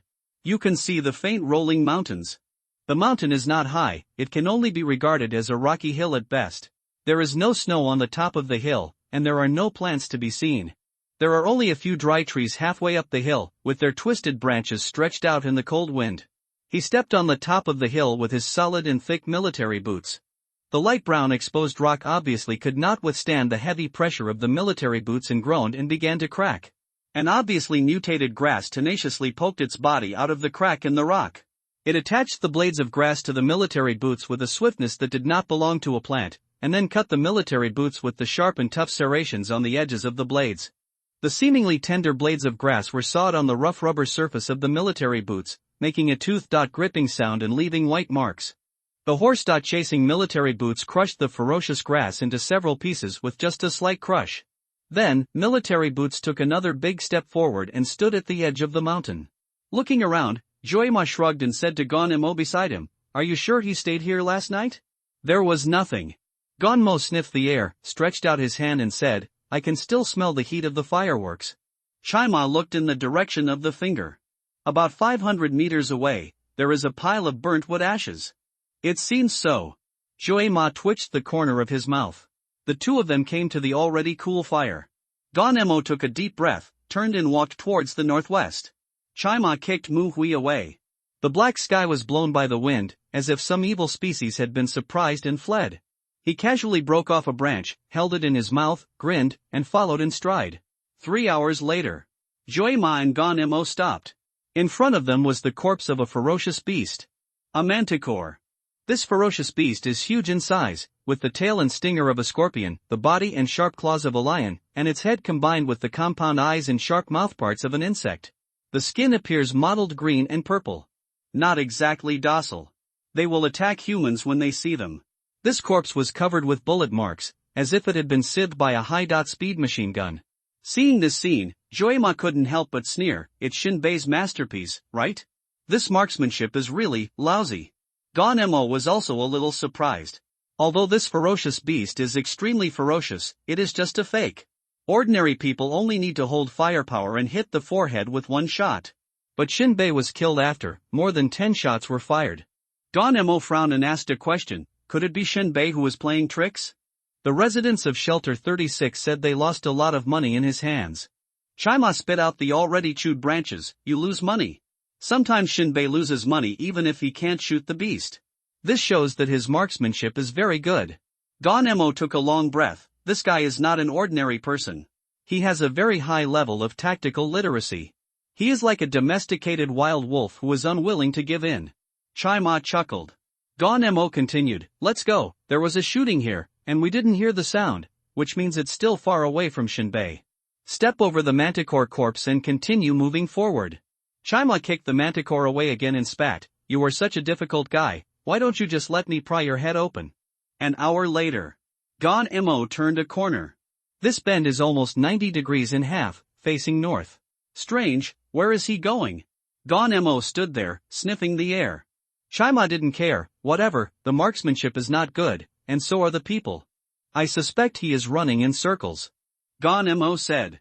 At this time, Shinbei was traveling at a constant speed in the vast wilderness. He had returned to the ruined city with hidden cluster fire discs last night. And the crystal source crushing and reorganization equipment is also hidden here. He didn't stay long, and then left and entered the wilderness. At this time, the armor's pace control is more stable, and it can accurately make within 2 steps without missing a beat. Shinbei walked almost passively in the armor. The energy required for walking and running is completely different. A crystal source core can last for about 2 hours. Therefore, Shinbei spent almost no energy. His modified rifle weighed heavily on his back, giving Shin Beepingkong some confidence. He has to deal with the chasing horses and the Ganmo group behind him in this endless and complex terrain, which is a competition of patience and maybe luck. After all, a third-level Mao Fuji almost killed himself back then. Now there are 2 third-level superpowers. Although they don't know what level their defense is, they must not take it lightly. What Shinbei has to do is to consume their patience and their physical strength.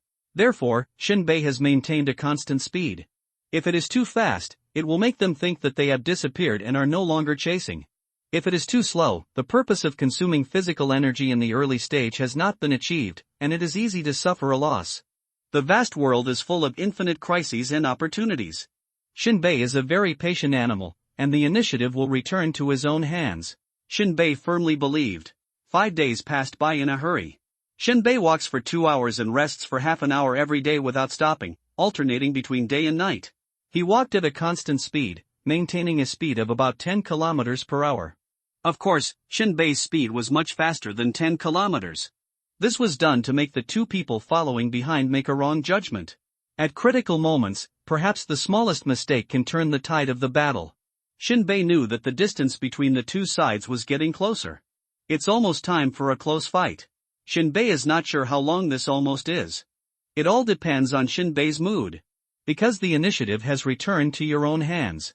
30 kilometers away. Chaima looked dusty and unhappy. Depressed, he set up a collapsible army pot, put the rations into the pot, and then poured water.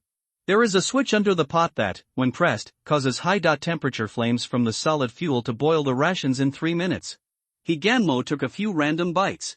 The more I eat, the more angry I become. 5 days. Chaima's originally nonchalant attitude had been completely consumed at this time, and restless emotions were surging all over his body. This damn guy slipped away from us for 5 days. Ganmo ate the food without saying a word. After chewing slowly, I took out the water and drank it.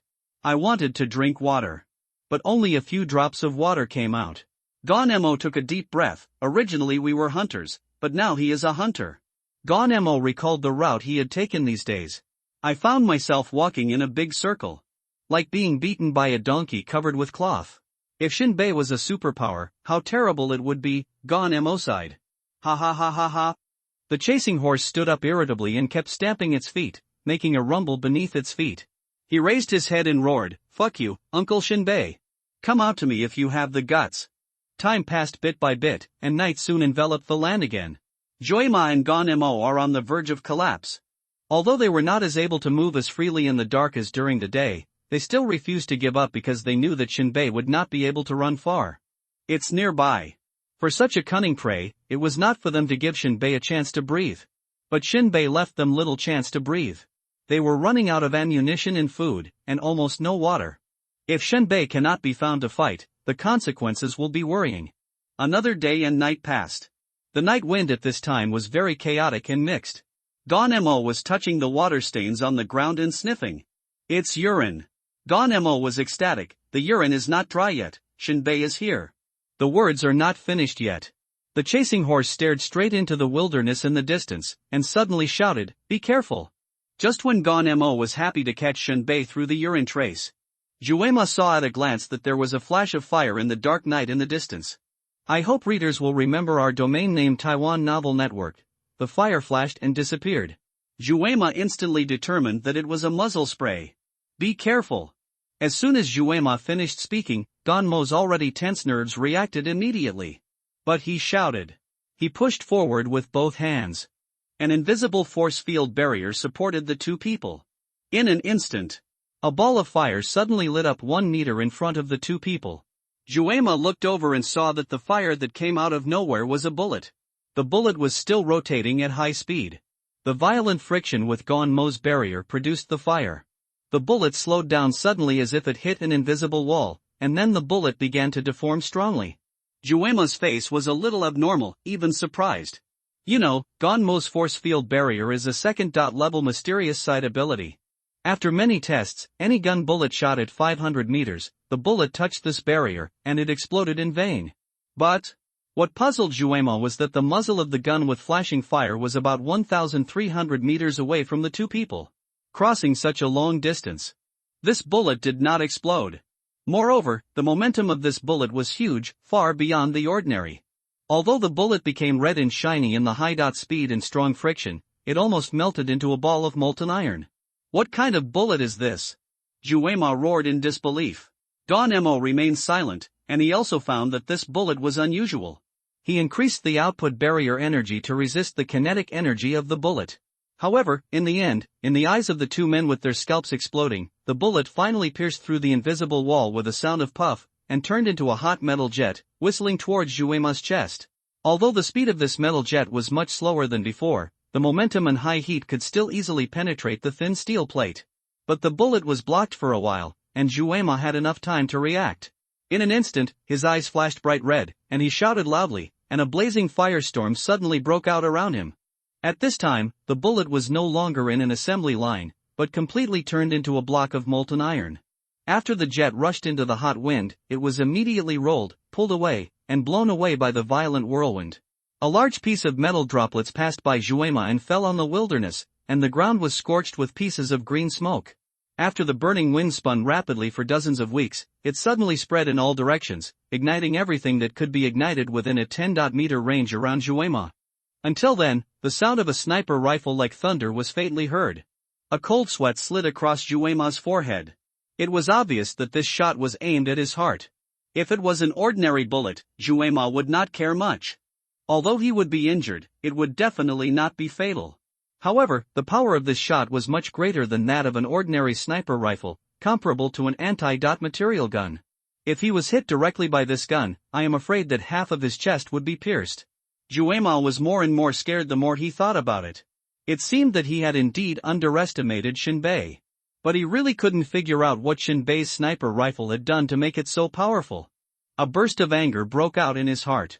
His legs suddenly burst into flames. One step trampled. A fierce wave of fire suddenly burst out from his body, and the distance of more than 10 meters around him was like a sudden hurricane, rolling up a flurry of flying sand and rocks. It burst out in vain. Little bastard, you're looking for death. Looking at Juema's furious figure, he kept changing his charge route, drawing an S-shape, erratic. Don Mo also started to run wildly. In his opinion, the distance between the two sides was so close, a distance of 1,000 meters, could an ordinary person still outrun a superpower? This is in the wilderness. Shinbei had already opened up the distance early. If they started running together, it would be enough to leave Shinbei several blocks away. Victory is in sight. And Shinbei had already figured it out after firing a shot. Don Mo is a superpower on the mysterious side, and his main abilities are tracking and assisting. And Juema is a combat superpower. The main superpower is fire. Touch the opponent's trump card.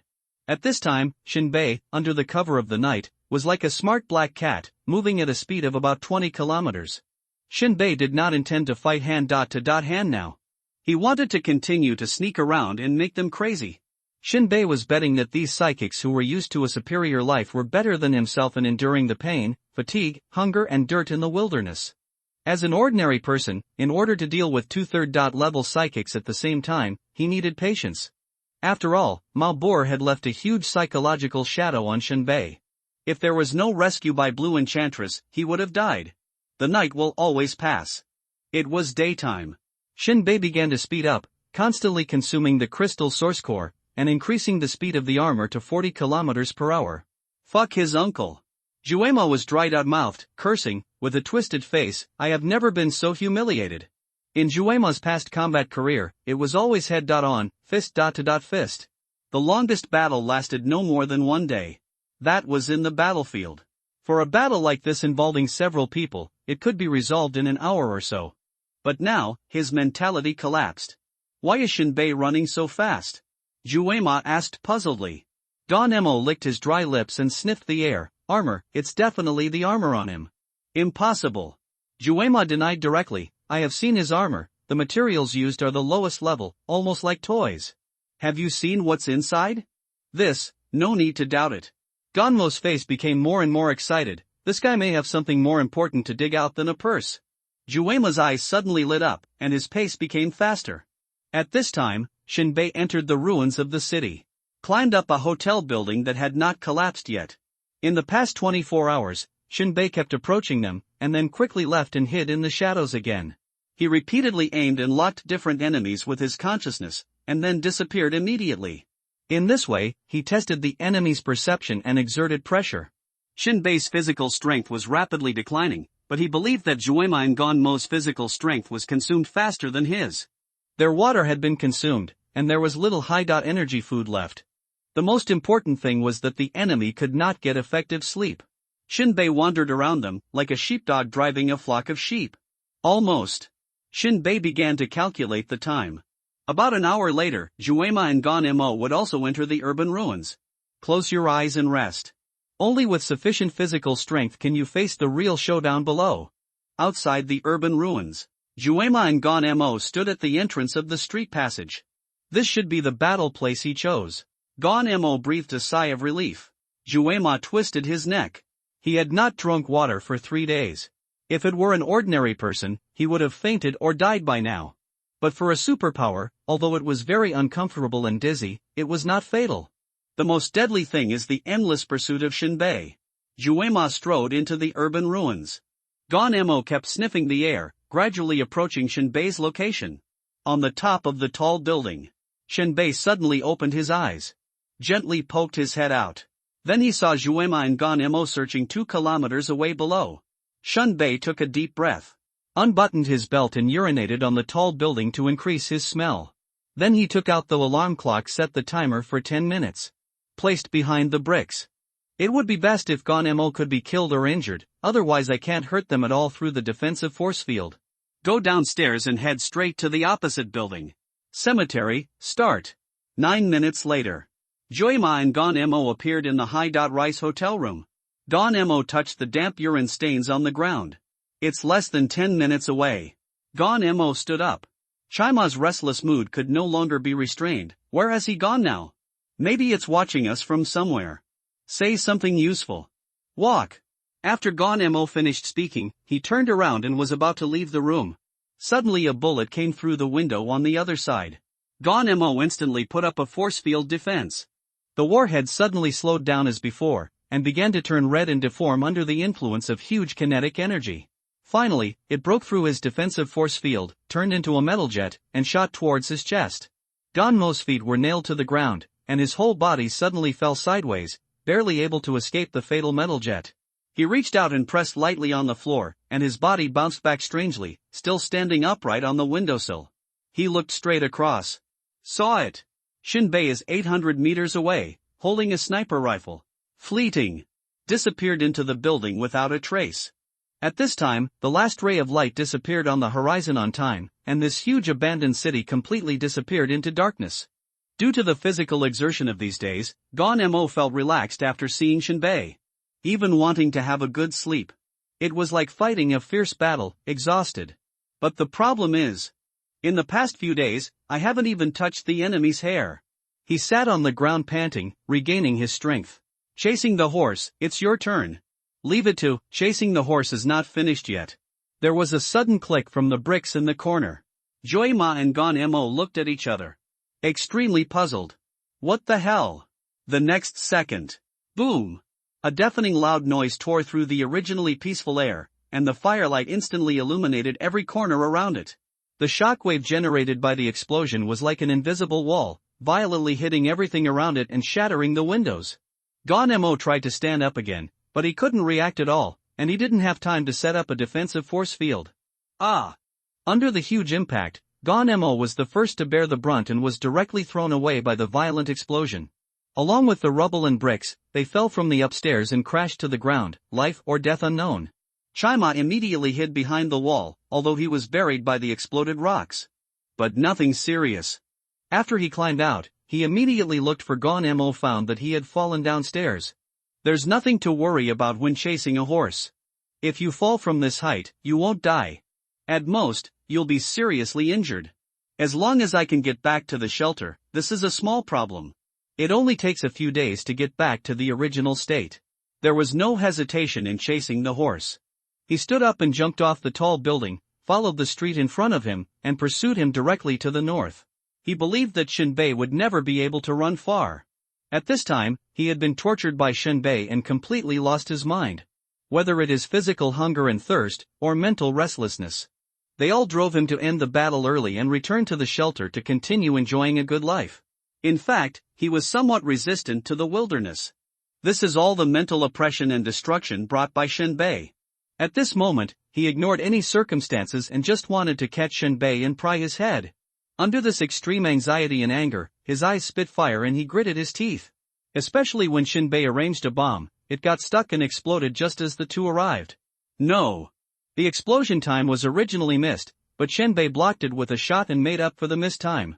This cunning calculation ability made Chaima even more angry. Reason is complete, only the desire to kill is left. And when he hasn't finished half the distance.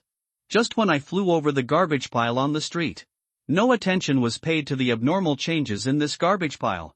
If he had still retained his sense, he would have discovered that the garbage pile showed signs of being moved. Just when he passed by the garbage pile. Sudden. There was a crash. A chunk of concrete the size of a fingertip rolled down from the wasteland in garbage. The chasing horse stopped suddenly, turned around, and then saw a figure standing on the garbage pile. The figure raised the revolver with one hand.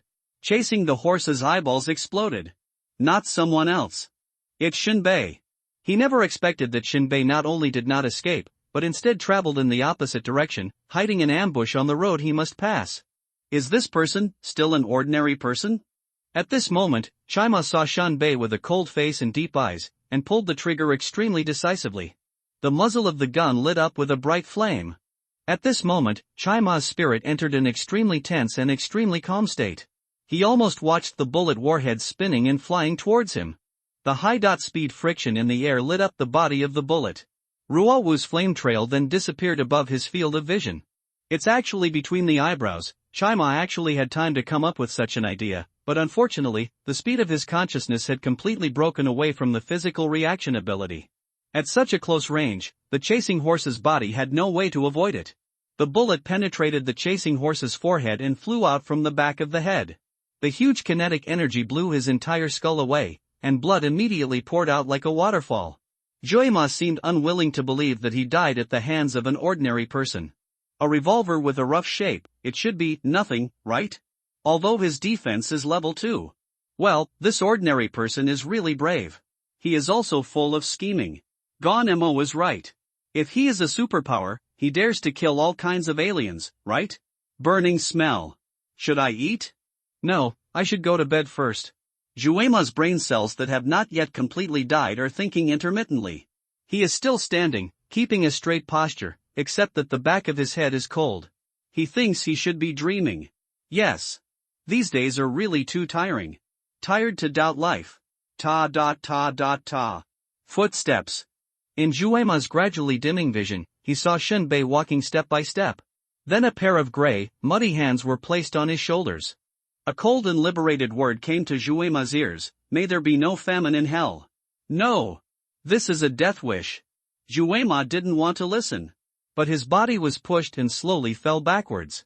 He looked at the night sky blankly, and his right hand slowly stretched upwards, as if he was groping for something. Juema's right hand clenched tightly, like a drowning man finding a straw. He opened his mouth and wanted to say something, but at this moment, the spirit in his eyes had disappeared, and his right hand gradually became weak and loosened. He died of suffocation. Shinbei stripped Juema clean inside and out, and took away everything he could. Then he quickly returned to the bottom of the hotel building. There is another Gon Mo here. According to Shinbei's estimation, Gon Mo will be injured by the alarm bomb, and with the fall from the building, he will be at least seriously injured. That will be easier to grasp. Shinbei pulled the dying Gon Mo out from a pile of waste rocks. Shinbei squatted beside him, smiling, hello, Gon Mo. When Gon Mo was pulled out of the rubble by Shinbei, the whole person's face was covered with blood, and his face was ferocious and twisted. He had thought that someone would dig him out. But he never expected it to be Shinbei. This all explains. Chaima is dead. Otherwise, would Shinbei have the courage and time to dig himself out? You. Gon spit out a mouthful of black blood and almost fainted. He couldn't believe that an ordinary person, could kill a third-level superpower. At this time, Shinbei was playing with the revolver and emptying the magazine inside. Then insert another bullet into the chamber, spin the wheel, make a clattering sound, and push the wheel back to its original position with a click. The corner of Shinbei's mouth curled up, his face was like a thousand-year-old glacier, without any warmth, and he put a gun on Gonmo's thigh. Me? What am I? Killing a third-level superpower is impossible in your opinion. Is it right? Gon seemed to be trying his best to suppress the boiling anger and murderous intent, and his voice was hoarse. I understand, you are a cunning person. Oh. In Shinbei's pupils as deep as the sea, there seemed to be a faint light flashing away. On the battlefield, there is only life and death, there is no despicable and noble. As a person with superpowers, you have forgotten even this most basic common sense. You deserve to die. Not a task. Gon had a frightened expression on his face. Only at this moment did she realize Shinbei's intentions and methods. They used the kinetic armor to sneak away for so many days in the wasteland. From their perspective, it was a pursuit, but from Shinbei's perspective, the fight had already begun. The entry stages of both parties are completely different. He and Juema felt that the real fight started before the explosion and only after seeing Shinbei. But that is not the beginning, but the end. Tell me, what are you looking for? Shinbei asked in an indifferent tone. Gonmo's eyes were extremely gloomy, and countless complicated thoughts flashed from his heart. Jingyuan broken blueprint. Pa Shinbei pulled the trigger directly. This frightened Gon so much that he turned pale and closed his eyes tightly. But fortunately, there was only one bullet in the wheel and it was not fired. Gonmo's answer sounded like a fool to Shinbei. If you are looking for the drawings of the shattering and reorganization of Jingyuan, why don't you even look at the equipment placed in the room? Do you really think I'm a child? Innocent. You're lucky. You lied and no bullet penetrated your head, but that won't happen next time. Shinbei's eyes were like a bottomless abyss, and there was no emotion in his tone. If I don't get the answer I want, I will pull the trigger again. You only have 5 chances. When you take a purse, you naturally know what's inside. Tell me, what should I look for? Pa, the revolver hammer went off again. You're so lucky. Shinbei continued with a playful tone. Go on, I want to see if it's your mouth or the bullet that's tougher.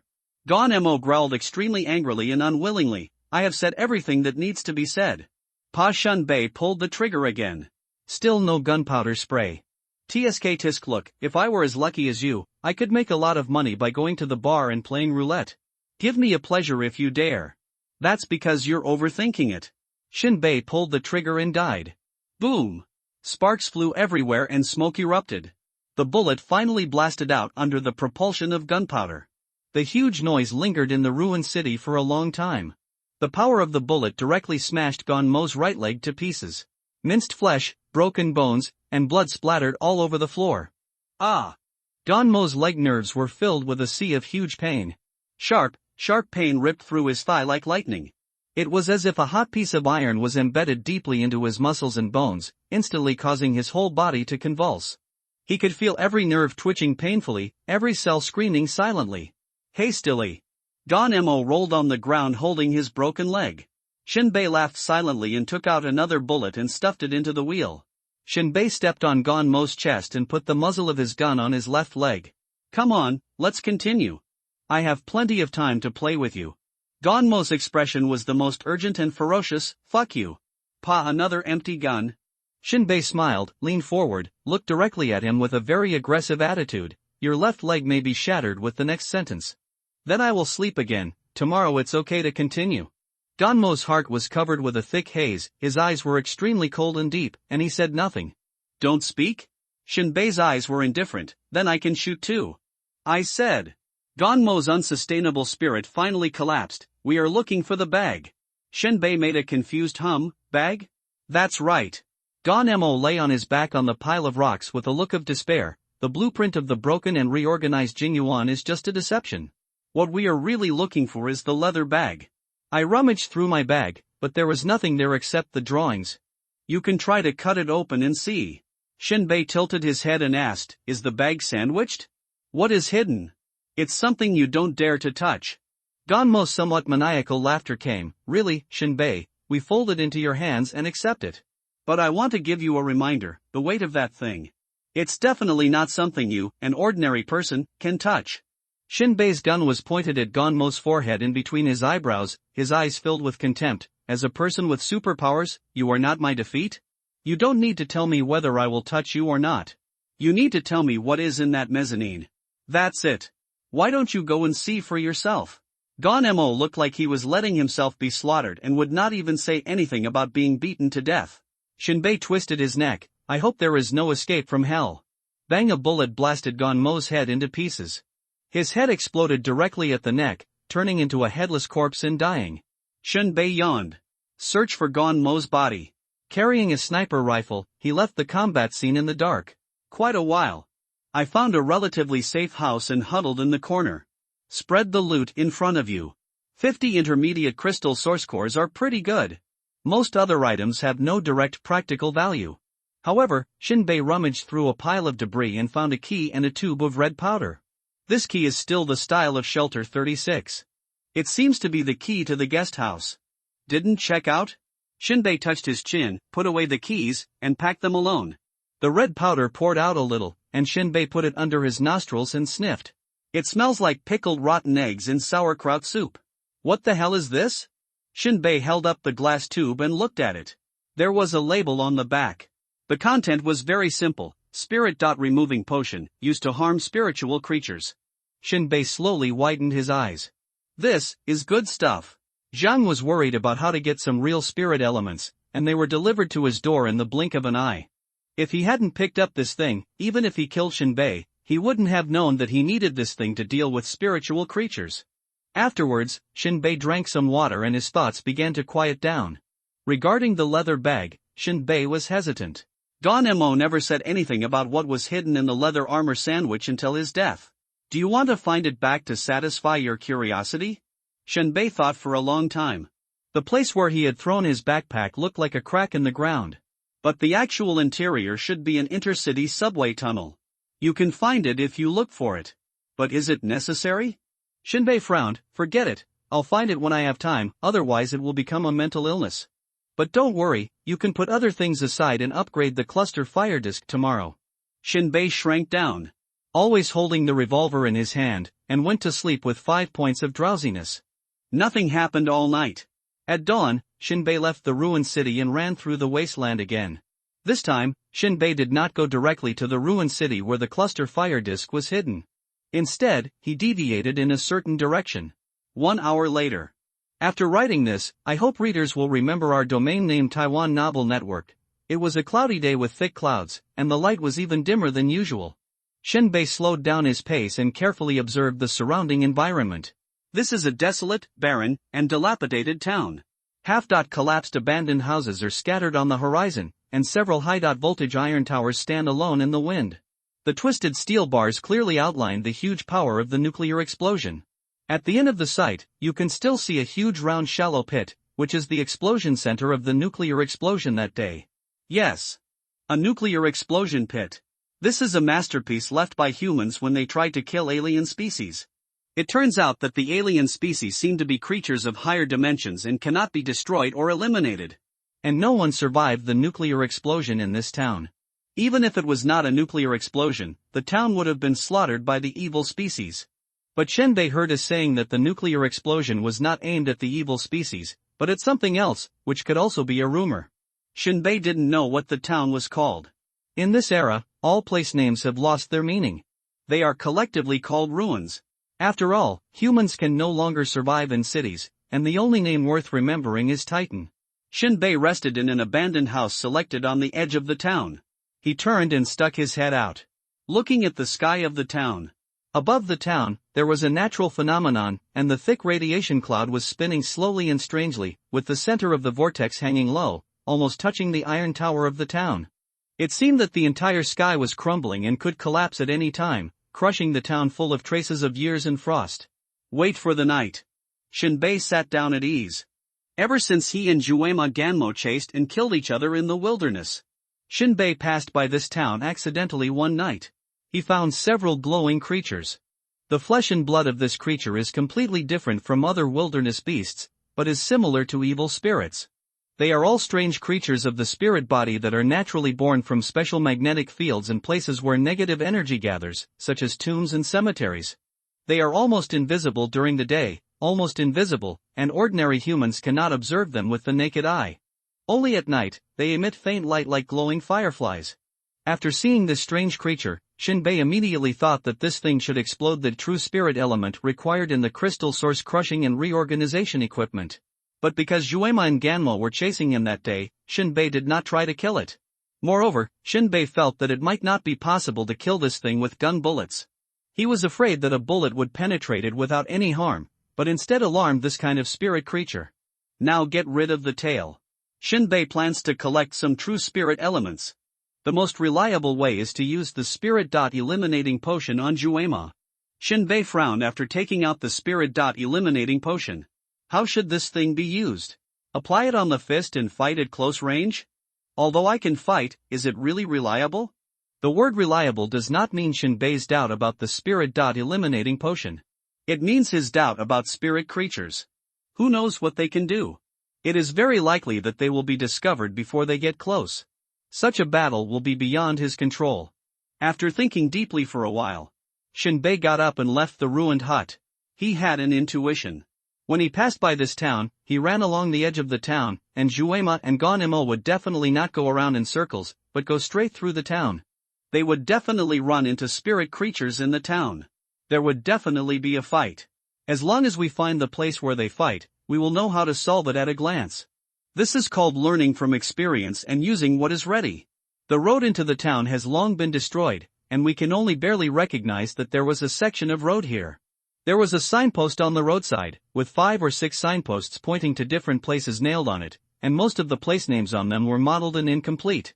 Shinbei looked around the town. Because it was daytime, there was no need to worry about attacks from spiritual creatures. He could walk through the streets without restraint. He came to the central area.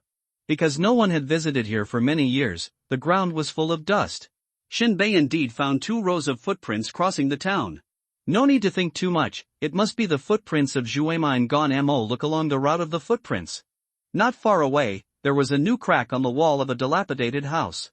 Shinbei trotted over. The crack on the wall was caused by a steel coin from the old era. The steel coin had been completely twisted and embedded in the wall. And below the wall, in the gap between the rocks, there was a strange light blue crystal. True spirit element? Shinbei picked it up with one hand. It was cold to the touch, like a piece of ice that could not be melted. Shinbei stared at it.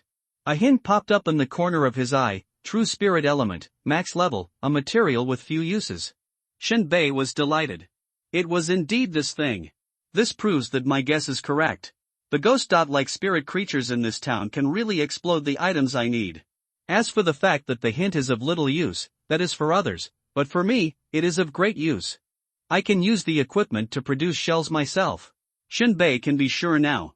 At the beginning, Juema and Ganmo used the flying of steel coins to kill the spirit creatures.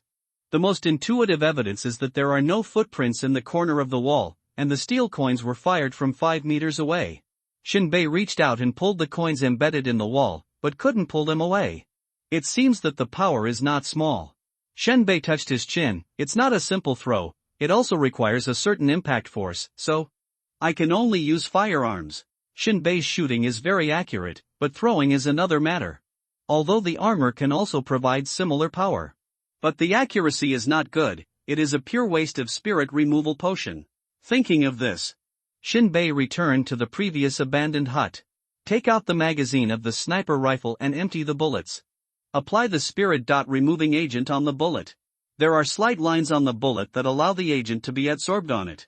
As for whether the gun barrel will get stuck, what a joke. After the sniper rifle has been upgraded, it can be fired normally even if there is mud and sand in the barrel. About 20 special bullets were made. After Shinbei made all these preparations, he put the remaining things into his backpack and began to rest with his eyes closed. Night fell. Shinbei woke up on time.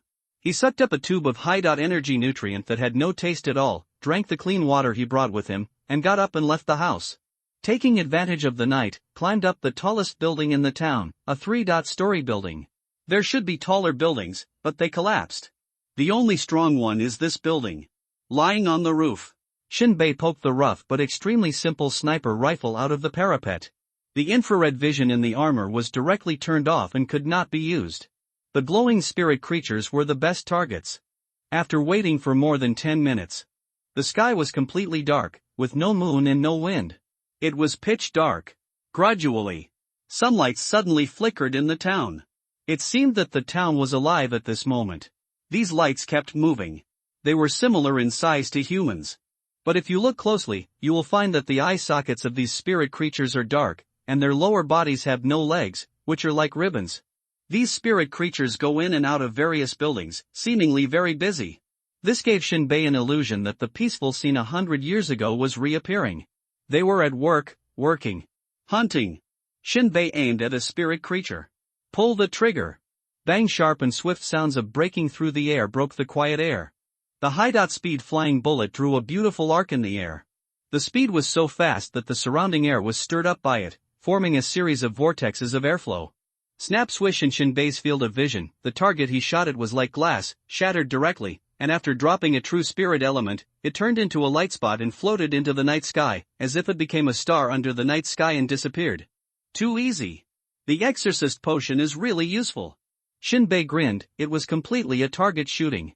However, just when Shinbei was about to shoot at the second target, Shinbei suddenly found that all the spirit-like creatures in the town were collectively looking at him.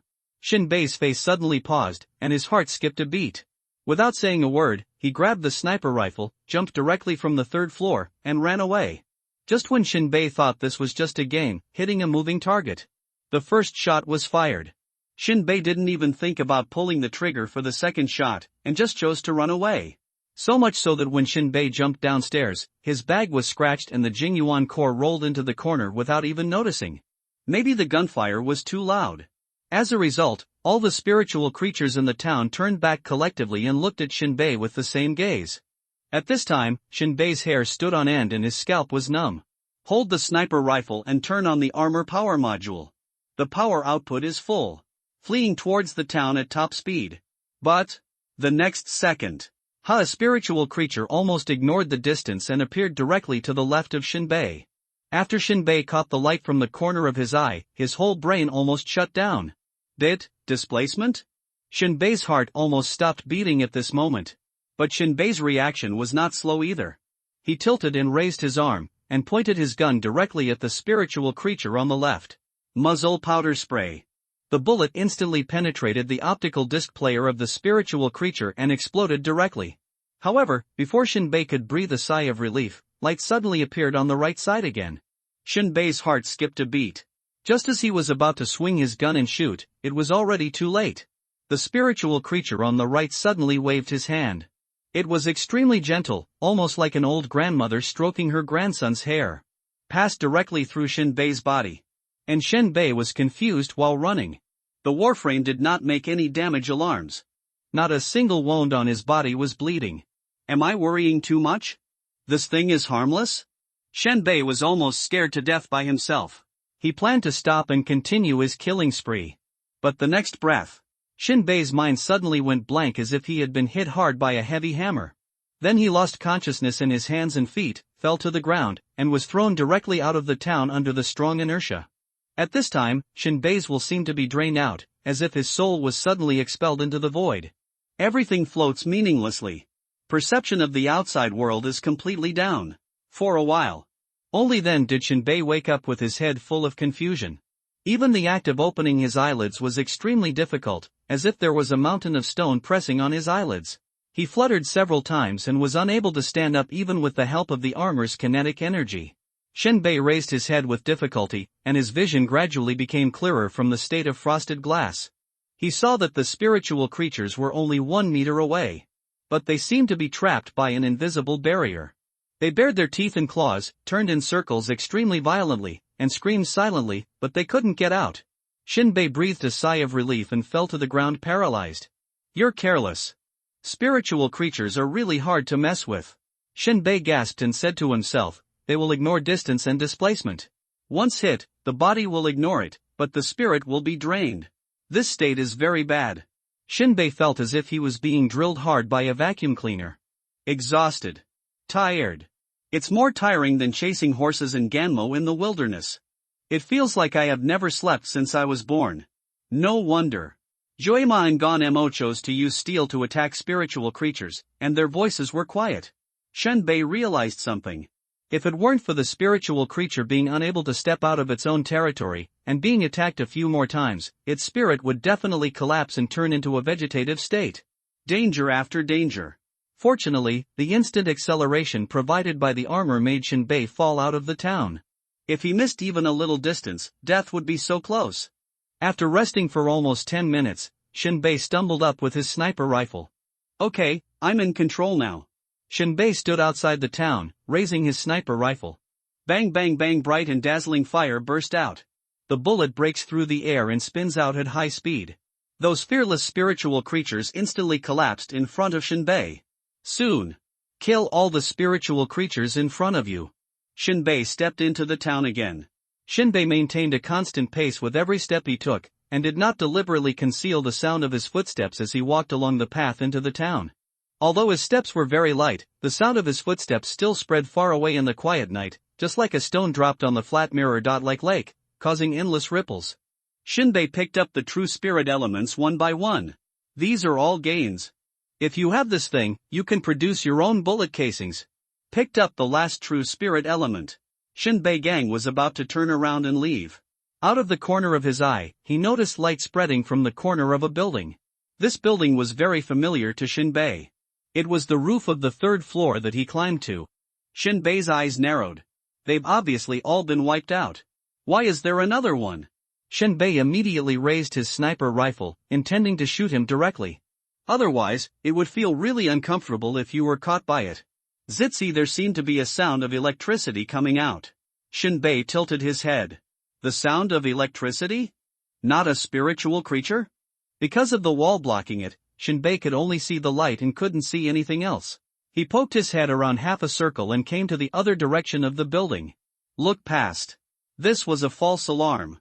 It's not the light emitted by a spiritual creature at all. It seems like a light bulb on a circuit board is flashing.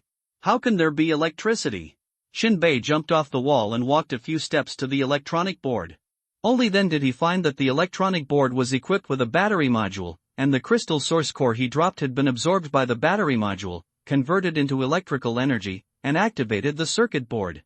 But this is not a simple circuit board, there is also a small screen on it. It is similar to a small computer. Shenbei looked over and over again. There were 3 slots on it, but he couldn't tell what was on the device. However, Shenbei had a way to get the information. His eyes were focused for a few breaths. A text prompt popped up in the corner of his eyes. World.destroying Starship Intelligent Chip.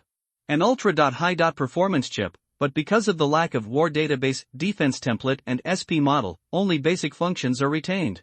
It can be installed on the cluster firepower flying disk to add some new functions. Shenbei? What the hell? Starship chip? What does this mean? Don't tell me that there was a spaceship flying in the sky, and it exploded and disintegrated, with its parts scattered all over the world. Although the style of the painting is a bit wrong, it seems to be the most reasonable explanation. Of course, Shenbei has never heard of the existence of starships in this world. Am I ignorant? Shenbei frowned. Now I am still in a hazy stage about the vastness and mystery of this world. If it weren't for the armor protecting me, I would never go out into the wilderness alone. It seems that there are still many secrets in this world. Ask Rock when you have time. Shenbei put away the circuit board. No matter what, this is also an unexpected surprise. I wonder what functions will be added if it is installed on the cluster firepower flying disk. Things in the town have been dealt with for the time being. Shenbei packed up his things and walked through the town. There is wind in the town. Every time the cold night wind blows, it will cause a few street lamps to sway and sway, making a creaking groan. So the damaged buildings became more excited at this time, showing off the posture of overlapping and rotating buildings. The town behind him gradually disappeared into the darkness. The bright moon dispersed the clouds and sprinkled silver light on the earth. The whole world was illusory and real. Shenbei almost trotted all the way, advancing towards the ruined city where the cluster fire disk was hidden. He circled around and avoided the territory of the beast. When the sky was bright, he arrived at the predetermined location. I can upgrade the cluster fire disk. Shenbei was excited. However, before that, Shinbei came to the battlefield where he picked up the leather bag. He planned to pick up some ironware as raw materials for producing shells. After all, those discarded guns are all high-quality iron. As a result, when he came to the silent battlefield, there was nothing but blood on the ground. Both the corpses and the guns disappeared. Ha! Has anyone cleaned the battlefield? Shinbei was a little surprised. You really don't leave anything for yourself. Shinbei's mouth twitched, and he turned around and left without stopping. As for iron, the ruined city has plenty. It's just that the quality is not good. But you can make up for it by quantity. Although I didn't pick up any good iron. But Shinbei found a collapsed iron bridge in the ruined city. Although the channel steel on it was severely corroded by the air and rusted, after scraping off the rust, you can still see some good iron inside. Enough. It took Shinbei a lot of time to get about 50 kilograms of iron blocks off the iron bridge. Back to the factory. Shinbei placed the cluster firepower flying disc, crystal source crushing and reorganization equipment, circuit boards, true spirit elements, as well as the tank module, the shaping module, and the crystal source core powder on the linen. The tank module and the shaping module had been purchased as early as shelter number 36. Install it directly. The installation method is also very simple. Just open the lid and throw the two things in. Close the door. It's okay. It's a bit like putting an elephant in a refrigerator, with a visual sense of several steps. Although my own golden finger is awesome, it's unreasonable. The main focus is on incredibleness and efficiency. Soon, the information of the crystal source reorganization equipment changed. Crystal source recombination equipment LV5 0/1000, a crystal source recombination equipment, with decent production capacity, efficiency, qualified rate and energy consumption. Crystal source core powder can be mixed with steel to produce various types of shells. Missing fusion material, true spirit element. After adding two things, the only thing missing is the true spirit element. Shinbei put the true spirit element, crystal source core powder and iron block into the feed port at once. The equipment fused the raw materials. After a moment, some unqualified molten iron was still spit out from the waste slag port. Shinbei had expected it, otherwise it would be impossible to get so many iron blocks back.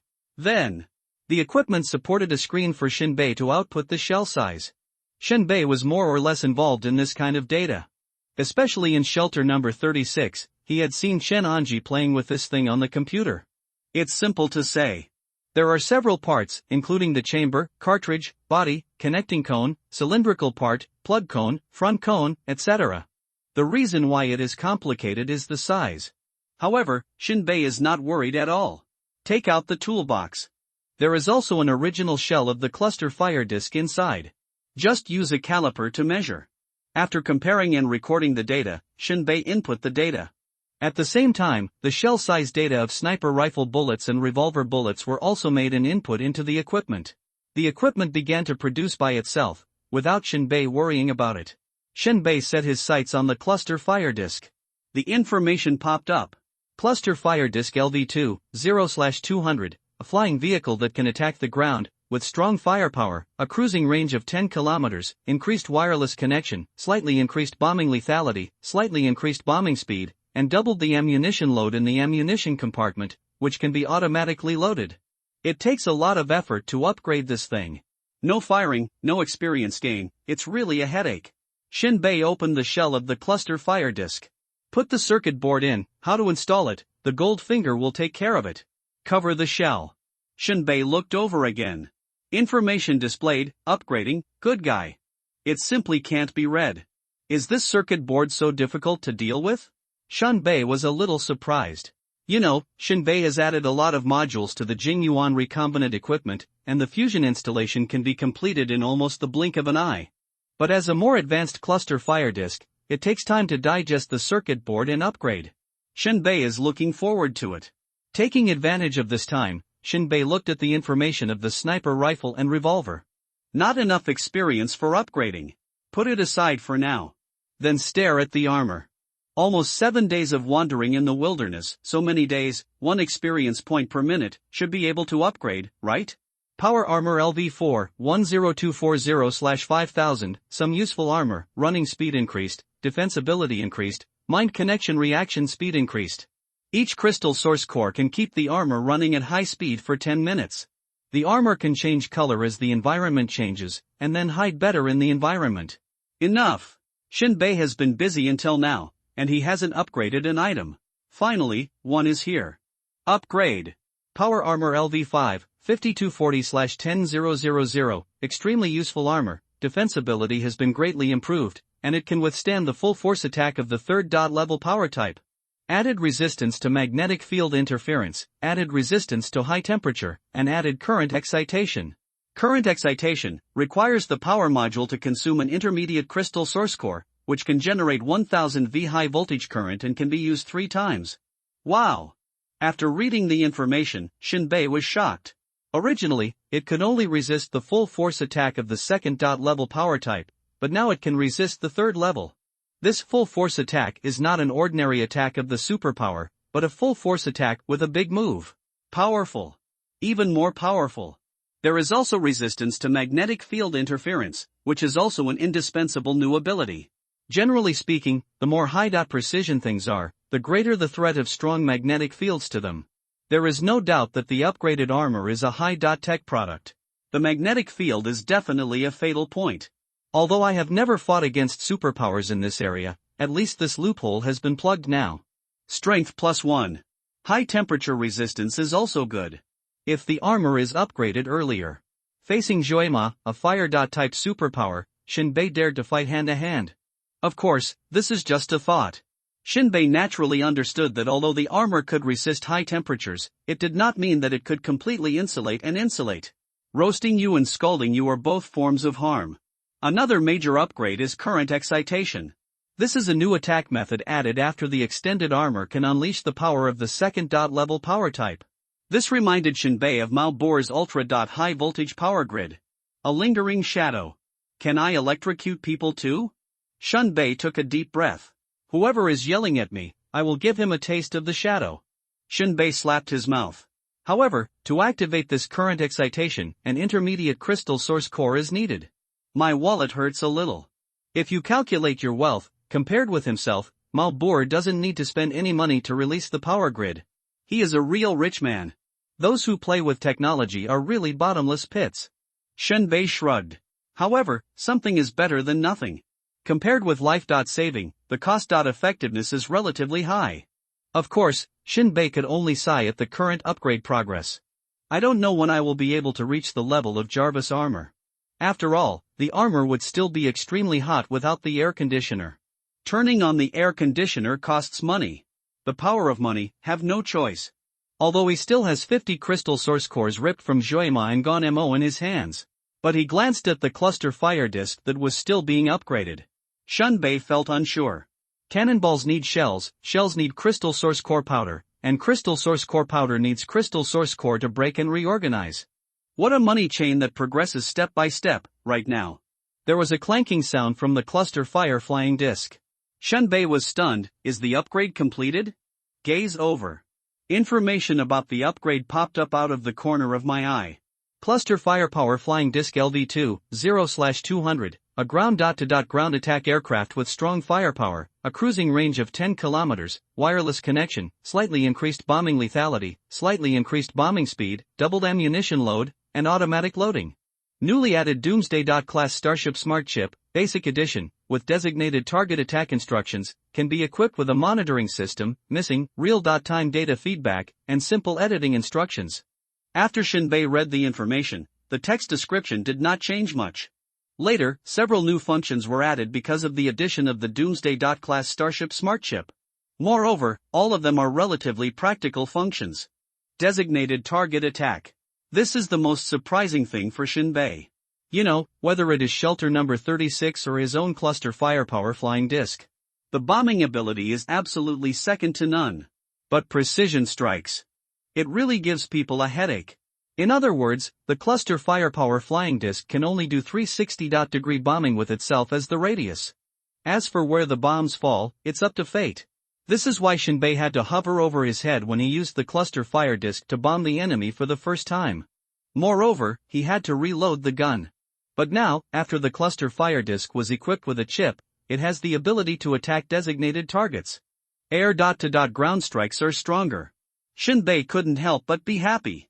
Compared with the indiscriminate bombing like plowing the land, Shinbei prefers precision. Just like a sniper rifle. Although the high-speed multi-barrel heavy machine gun has a larger killing range, it is still not as interesting as a sniper rifle. Monitoring system. Sky Eye? Shinbei thinks this is also an important upgrade. It allows him to have a bird's eye view of the battlefield and the armor. Cameras are easy to get. But the problem is, let the cluster fire disc openly detect images on the battlefield, it must become the target of the enemy's concentrated fire. This is a bit difficult. Shinbei has a deep understanding of how hard it is to upgrade a cluster fire disc. If one is damaged, it will be painful. Although you can simply edit the command to let the cluster fire disc avoid the enemy's attack. But the chip is incomplete, and the computing power is not enough to cope with the ever-changing battlefield situation. It's a bit useless. Shinbei shrugged. However, it's better to have it than not. At this time, the crystal source crushing and reorganization equipment completed its work and spit out 24 shells. Shinbei looked over curiously. The appearance of this shell is a blue iron gray. It is very different from the appearance of the standard shells in shelter number 36. Then, Shinbei kept busy. Take out the high explosives in crystal source core powder and fill them according to the proportion. Soon, one by one, the usable shells were processed by Shinbei. Reformed cluster shells, the shell of the shell adds the true spirit element, which is more convenient to shape and will not make any sound when fired. The crystal source core fragments are filled inside, and the explosive lethality is greatly increased. Hiss! When Shinbei saw this information, he took a breath of cold air. Isn't this too abnormal? Shinbei never expected that after adding the true spirit element, there would be no sound when firing. You know, any shell explosion will go through two stages, a loud bang from the barrel and another loud bang when it lands. But now, Shinbei's shells are missing one bang. In other words, if the enemy is blind and doesn't pay attention to the cluster fire disc in the sky, they can only detect the bombing after the shell lands. In other words, the enemy sees something shot out of the cluster fire disc, but doesn't know what it is. Awesome! Shinbei immediately thought, then my sniper rifle comes with a silencer? When this idea came out, Shinbei was so excited that he almost jumped up. This is the Silent Nether Hunter. Power plus 100. Plus 1 is not enough, it must be plus 100. Shinbei rubbed his hands. The first batch of 20 pieces was made. Let's see what the effect is. Load the shells into the cluster fire disc magazine. After a series of clicks, the cluster fire disc barrels distributed in 12 directions are all automatically loaded with shells. Blast it up and get 20 experience points first. The wireless connection in Shinbei's armor has been ready. The mind control command was issued. The cluster fire disc real-time data was transmitted to the screen of Shinbei's armor. Not much information, but useful. Cluster fire disc, kinetic energy remaining 10, 12 pieces of ammunition. 4 pieces remaining in the ammunition compartment. Terminal wireless connection 1 meter. Edit command, none. Shinbei walked out of the abandoned factory with the cluster fire disc. After the human activities in the whole city were gone, the tall buildings were submerged under the cover of plants, and there were thick vines everywhere, as if they had emerged from another space overnight. Some trees had branches that glowed white, and on them were glowing catkins like dandelions. When Shinbei passed by, he carried them flying in the air. Some other trees have bright red fruits like strawberries on their tops, each as big as a TV, emitting bursts of dazzling red light. The road has been cut into thousands of gullies by strange vegetation. The tall buildings around are wrapped in thick vines, and some plants even stretch out directly from the buildings, revealing branches of different colors. The whole scene seems to be an abandoned ancient city thousands of years ago. At this moment, Shinbei heard some rustling sounds. He looked forward. Shinbei frowned. But see! A slender and twisted body, showing a translucent, slightly gray-green strange color, and the surface of the skin is covered with fine scales. It rushed like a tide. It seemed that it smelled Shinbei's scent and the speed of the collective charge was getting faster and faster. Shadow creeper? Shinbei thought of a name. One of the most striking features of this insect is the row of slender and flexible tentacles growing on its back. These tentacles stick to the body when they are still, but when the shadows move or hunt, they will stretch out quickly like spirit snakes. At the same time, when they gather together, their bodies will rub against each other, making a low and disturbing sound, like the low hum of the earth. If you take out one of these insects alone, any ordinary person can deal with it. It's probably the same as hitting a mouse with a stick. But once they gather together, that's a qualitative change caused by quantitative change. At this time, there were densely packed insects in front of Shinbei. The collective growth made them have a momentum that dared to attack even the evil species. Shinbei did not choose to flee in panic. Instead, he thought and immediately gave the cluster firepower flying disc a bombing order. Anyway, they all get experience points, and bombing anything is bombing. It's not bad to practice with insects. Although this kind of insect will not explode the crystal source core, it has a crop inside, and the crop contains fragrant liquid, which is the best for brewing wine. As for whether you can pick up a few intact crops, it depends on luck. The cluster fire disc reacted to Shinbei's command very quickly. The gun barrel was slightly raised. The bombing began. Boom! Boom! Boom! Cluster fire disc shells fired in unison. One after another. Although the muzzle spewed out dazzling flames, it was silent, like an ordinary stone thrown out. One by one, the hot shells cut through the sky, with the roar of death, attacking the shadowy creeping insect swarm on the ground. Those insects that originally intended to bite Shinbei had no fear at all. Boom boom the next moment, it was like hundreds of thunders bursting together, and the sound of the shells exploding resounded through the world. The dense shells crossed a distance of hundreds of meters in an instant, and several blazing flames suddenly exploded in the air and the ground. The calm air was torn apart in an instant, and the strong airflow swept violently, shaking the earth. The sky was shaking, the earth was wailing, and the air waves and shock waves generated by the explosion swept the nearby sand and debris into the air, forming a chaotic storm. In the blink of an eye, the flames and smoke submerged the shadowy creepers. The air was filled with the smell of gunpowder and burning, which intertwined with the unique weird breath of the shadowy creepers, forming a disgusting mixture. Some insects were torn apart by the bombardment of artillery fire and thrown out on the spot. The surviving insects seemed to feel the power of the artillery, and their instinctive fear made them start to flee everywhere. Fierce. Shinbei stood on the roof of an abandoned car, looking at the rhythm of the cluster firepower flying disc. I have to say, the modified shells have several times more explosive power than standard shells. Huge craters and shock waves. A large area of the surrounding buildings collapsed. It's worth the shells I collected materials to build. This firepower support is definitely my trump card. Shinbei was amazed, and other teams faced such swarms of shadowy creepers. If there is no fire-type mutant present, there is only one way out, that is to run. Even high-speed machine guns can sometimes miss. At this moment, Shinbei, relying on his own strength, killed most of the shadow worms with just a few shells. The other half was still in the instinctive escape. However, this time the shells were fired differently from the previous 360-degree salvo. The upgraded cluster fire disc knew to point the firepower at the enemy instead of wasting ammunition and bombing other meaningless areas. Every time a barrel fired ammunition, the cluster fire disc rotated its angle and the next barrel continued to bomb. The empty barrel automatically reloaded shells again, waiting for the second shot. Experience +5, experience +5. Shinbei's eyes widened slightly. What? The experience gained from each shell was 5 points? Surprise! It was really unexpected. Is it because the shells are hard to come by? Shinbei could only guess like this. After all, it is really hard to make this kind of shell. It took too many steps to achieve it in the early stage. One shell is equivalent to 5 shells, which seems reasonable. If all 20 shells are fired, then we can upgrade. Awesome! Shinbei kept issuing instructions with his mind, chasing and bombing the fleeing bugs. Shoot until they are all gone. Shinbei followed behind and searched for the crop of the shadow worm. Until the tactical panel showed that the ammunition compartment of the cluster fire disc was empty, Shinbei did not pick up a few intact crops. This shell is too powerful, which may not be a good thing. Shinbei weighed the more than 10 crops in his hand and couldn't help but smile bitterly. The crop is not strong at all, and even a dagger can pierce it. If a normal person wants to earn this money, he has to be careful when taking the crop. Not to mention the powerful bomb. In the crater, there was an intoxicating aroma.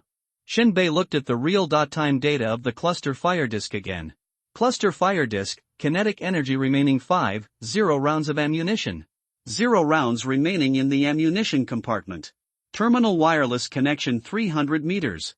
Edit command, track target bombing, completed. This time the energy consumption is still quite high.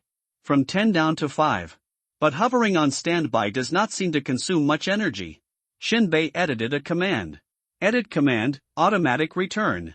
In the blink of an eye, the cluster fire disk returned to Shinbei. Editing commands is very useful. It allows me to be distracted without giving orders in real time. Shinbei gave a thumbs up. Then, Shinbei couldn't wait to start upgrading. After so many days of busy work in the wilderness, except for dealing with Zhuema and Gonmo, everything else revolved around upgrading the cluster fire disk. Upgrade. Very quickly. Under Shinbei's gaze, the cluster fire disk grew larger again. This time the diameter was 5 meters long. The thickness also increased by 1 meter. Although it was still in the shape of a disk, it felt weird.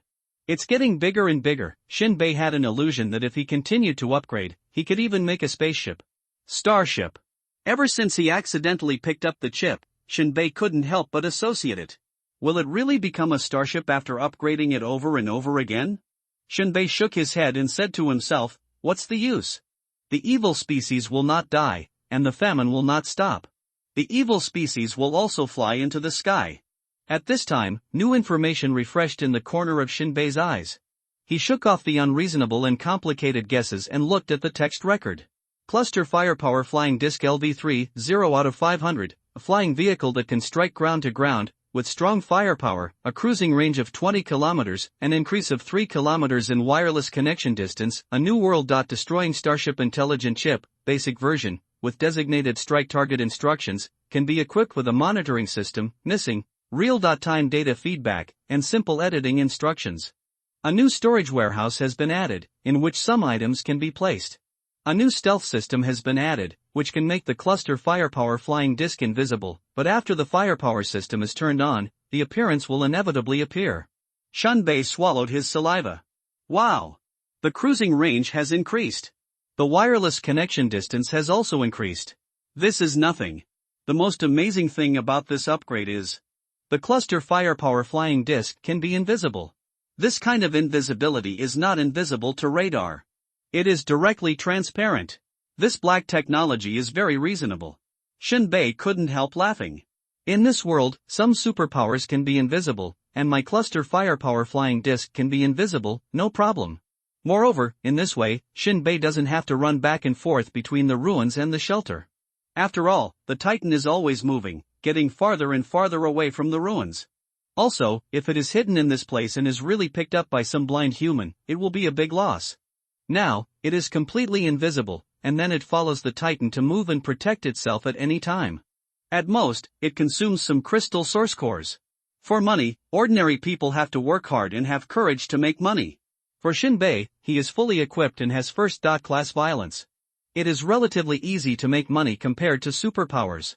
Immediately, Shinbei edited the command, edit command, invisibility float 500 meters automatically follow, after the order was issued.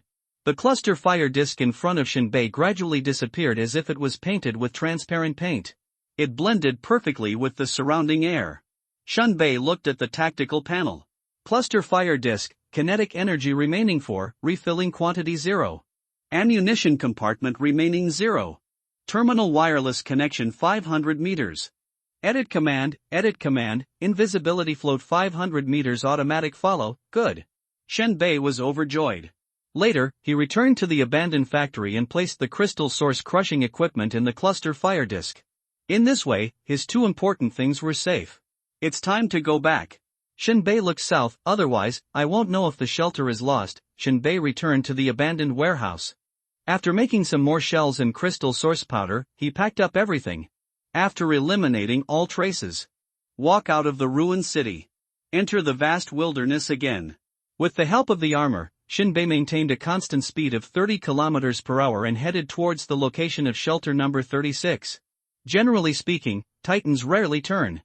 As long as you keep moving forward, you will see it.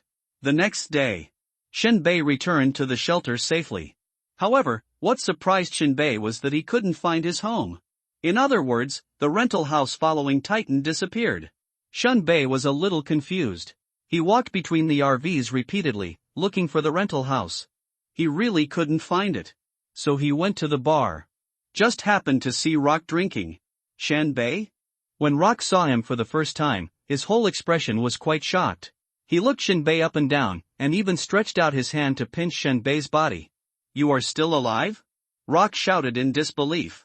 Shinbei sat down with some confusion, ordered a glass of water, and poured it into his mouth to moisten his already dried organs. Why can't I live?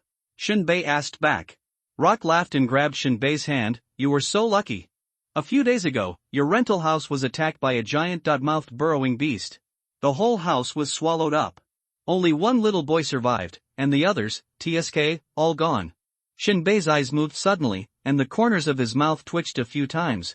No wonder he couldn't find his rental house. It turned out that he was killed by a giant mouthed burrowing beast. This beast can reach a length of 100 meters, and its mouth occupies most of its head, which is full of sharp and twisted fangs. These fangs seem to be able to tear everything apart, whether it is solid metal or thick stone walls. They seem vulnerable in front of them. It is the beast that destroys houses the most in the wilderness, except for the beast tide. Every shelter has a record of RVs being swallowed by it. And it is hard to prevent. Mainly because this beast hides underground. Titan passed by, but it was too big to move, and it was as obedient as a dog. But the RV passed by. The giant mouthed burrowing beast hidden underground broke out of the ground, like a dragonfish jumping out of the water, and it was one bite at a time, crisp. After swallowing it, it went directly into the ground and disappeared. Not to mention ordinary people, even superpowers can't do anything with this thing. Can only hate it. Shinbei took a deep breath. He had been in the wilderness these days, but he escaped. Shinbei calmed down and asked one more question, who survived? He hoped it was the landlord who could default on the rent. After all, this guy still has some strength to get another RV. Mainly, he can default on the rent. For Shinbei, who is a bottomless pit of money, saving a little is a good thing. But Rock's answer surprised Shinbei. It's a little boy named K. K. Names in this world are so casual, Shinbei is used to it. Let alone K, no one said anything about the name Blue Enchantress. Shinbei remembered K, the little guy who gave him a pistol when everyone else gave him beast meat after the beast tide. Very lucky. Shinbei nodded.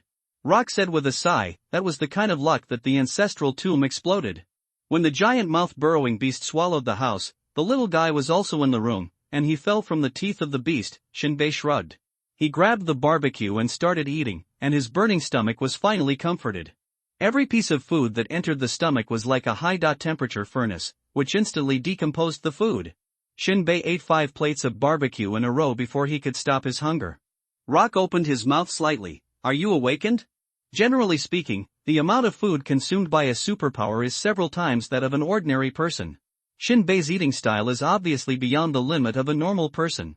Shinbei shook his head upon hearing this. You know everything about me. Then why do you eat so much? Rock did not forget to tease, like a starving ghost. Shinbei did not say much. Eat when you are hungry, eat until you are full, not the amount of food, nothing wrong. The two chatted for a while. During the chat, Juema and Gon Mo were mentioned. Although Rock was a little suspicious, why did Shinbei disappear only a few hours after Juema Gon Mo left? But he did not think deeply about the feud between Shinbei and Juema Gon Mo. He would not think too much, nor dare to imagine that these two superpowers had been killed by Shinbei. After eating, Shinbei took another sip of wine. He took out the crop of the phantom worm he had picked up and gave it to the waiter to pay the bill. This thing is considered a hard commodity in the bar. According to the rules of merchants, after the settlement, the excess crystal cores must be settled and returned to Shinbei. But the bar owner was very straightforward and deposited several boxes of wine and snacks for Shinbei. It made him seem very generous. Rock was a little dissatisfied and wanted to talk to the bar owner. Shinbei said, I didn't suffer any loss. I deposited a few boxes of wine here. You can come and drink any time. Rock sighed and rubbed his hands. This is so embarrassing. It's meaningless to be distant with me. Shinbei wiped his mouth and said, does this world need human relations? Yes and no. It depends on the person. Blue Enchantress doesn't need it, her strength is also a standout in Shelter 36. Speaking of being rude, even General Yu Wuchang is not as good as him. But Yu Wuchang needs human relations, especially to other shelters. Although there are many wildernesses, there are more teens wandering in them, and they meet from time to time. And the shelters are not so harmonious, and there are even conflicts. There are even wars, killings, and mutual attacks. Shinbei also needs human relations. A few bottles of wine are not worth much, and the effect is fast. I have something to ask. Shinbei lit a cigarette and inhaled it deeply into his lungs. At this moment, his spirit was extremely happy and relaxed. Rock took a sip of wine and said with a smile, "Don't you know where to sleep tonight? Come to my bed, baby, there is enough for the two of us to roll in the sheets." Shunbei. Forget it. Shinbei blew a smoke ring, lowered his voice, and asked seriously, "Have you heard of the world-destroying starship?" Shinbei was too curious about this question. The chip of the world-destroying starship was picked up by himself. Doesn't it mean that starships existed in this world? Where are the starships now? And starships are technology? What kind of technology is this world? It's just a weakened version of punk, and the sense of separation is a bit serious. Where did you hear this word? Rock asked seriously. Shinbei made up a lie. I accidentally saw this word on a wall in the ruined city. What's the matter? Rock knocked on the table and said, not many people know this word, and you don't need to understand it, let alone touch anything about it. This is a taboo, remember. Ah? Shinbei asked in a daze, you talked about it, but there is no substantive information. Have you changed your career to become a charlatan? Speak quickly. Rock smacked his lips and rolled up his sleeves. Okay, then I will tell you clearly that all the rumors and secrets about the world-destroying level are in the bloody meeting. Bloody meeting? What is this? A meeting organized by the leaders of the shelter. Rock whispered, not all leaders are qualified to be a member of the bloody meeting. Our General Yu Wuchang is not qualified. By the way, the leader of the bloody meeting is the Spider Queen. Shunbei. As soon as the Spider Queen's name was mentioned, Shinbei knew there was no need to continue talking. The name is too taboo and mysterious. Writing this, I hope readers will remember our domain name Taiwan Novel Network. At this time, Luoka suddenly remembered something and said, by the way, you still remember Ain Hu, right? Mengshan So. Called Good Brother. Yes, he is going on a mission recently. Shinbei snorted, does that mean I'm following you for free? Luoka took a sip of wine, stood up and patted Shinbei on the shoulder. Do what you want, and mix it up if you can. After all, Ain Hu has two missions, one is you, and the other is the real mission. After saying that, Rock yawned, stretched, and continued to ask, are you sure you don't want to stay at my place tonight? Hotel prices are not cheap. Shinbei smiled, I'm talking. Gone. Rock disappeared at the door of the bar. Shinbei lay on his back on the seat, looking straight at the ceiling. Ain Hu. Are you finally planning to take action on yourself and avenge Mengshan? Shinbei exhaled a filthy breath. Shinbei is not afraid of fighting with superpowers. I am afraid that other factors may interfere with the task, such as the task target and other people. You need to be vigilant and careful. Shinbei set a goal for himself. Get up and leave the noisy bar. After walking a few steps, he suddenly found someone following him behind him. Shinbei turned his head slightly. I found a small figure standing behind me. Little K? He was not very tall, only about 1.3 meters tall, and his eyes were filled with confusion. I'm homeless. Shinbei chuckled softly. In this world, sanctuaries protect humans from evil species. But it does not include food, clothing, housing, and transportation. Children who have lost the protection of their parents are worse than wild dogs. Of course, there will be people who will adopt these children. As for what will happen if you accept someone else's upbringing, you don't know. In this world, even if you don't even pretend to be perverted, humans with all kinds of fetishes are very popular. Shinbei waved, follow me. Shinbei is not overflowing with love, but he plans to buy wheels and build a house by himself. And for money, I often have to go out into the wilderness, and I can't do it without anyone watching me. It's easy to get everything stolen. It just so happened that the little boy knew the basics and was worthy of his taste. Little K came to Shinbei in a few steps and raised his head. Shinbei touched his hair. Little K's eyes were no longer as clear as before, and even a little cloudy, with red and swollen eyes. Apparently I hid in a corner and cried for a long time. Shinbei sighed, my food is not good to eat. I won't raise you in vain. You have to look after my home and care for me. Little K nodded. You can't speak? Little K nodded again. Shinbei choked up and laughed. He led the silent little K to the upper floor of the shelter. Shinbei went to the research institute. After waiting for a long time, Chenanji finally found time. Ha! When Chenanji met, he made a confused voice. The armor you are wearing, why is it different again? Team leader Chen wants to admit that my skills are good, right? Shinbei responded with a smile. Chenanji touched his chin and circled around Shinbei's armor. The transformation is indeed good, at least there is absolutely no obstacle to movement. Are you interested in working in the research institute? Facing this invitation, Shinbei waved his hand. I am not a superpower. Afraid of being looked down upon? Shenanji laughed and continued, there must be a chain of contempt, even among people with superpowers. This is the world. The law of the jungle is the law of the jungle. If you are born in this world, you have to accept it.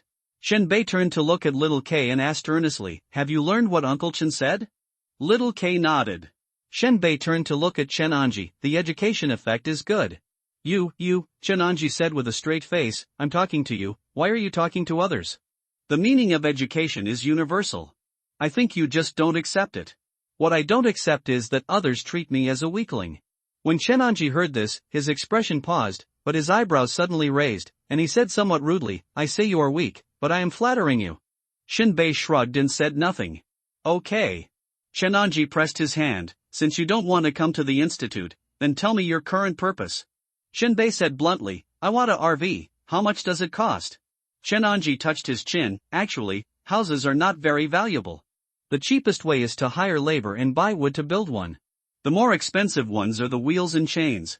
It requires a high-grade crystal source core. Shinbei was a little confused. Although the technology in this world is a bit off. But it doesn't mean that even the cost of making wheels is extremely expensive. He thought it was because the cost of building a house was too high. After all, real estate developers in the old days deceived the people like this. One high-level crystal source core is equivalent to 100 intermediate crystal source cores. This is quite a fortune. If the cluster fire frisbee had not been upgraded, Shinbei still had 50 crystal source cores on his body. No matter how hard he worked, he could get the remaining 50, whether it was hunting ferocious beasts or killing people. But now, after the upgrade, Shinbei only had one intermediate crystal source core left. Shinbei knew that the RV was not cheap, but he didn't expect it to be so expensive. He might not be able to buy it on credit.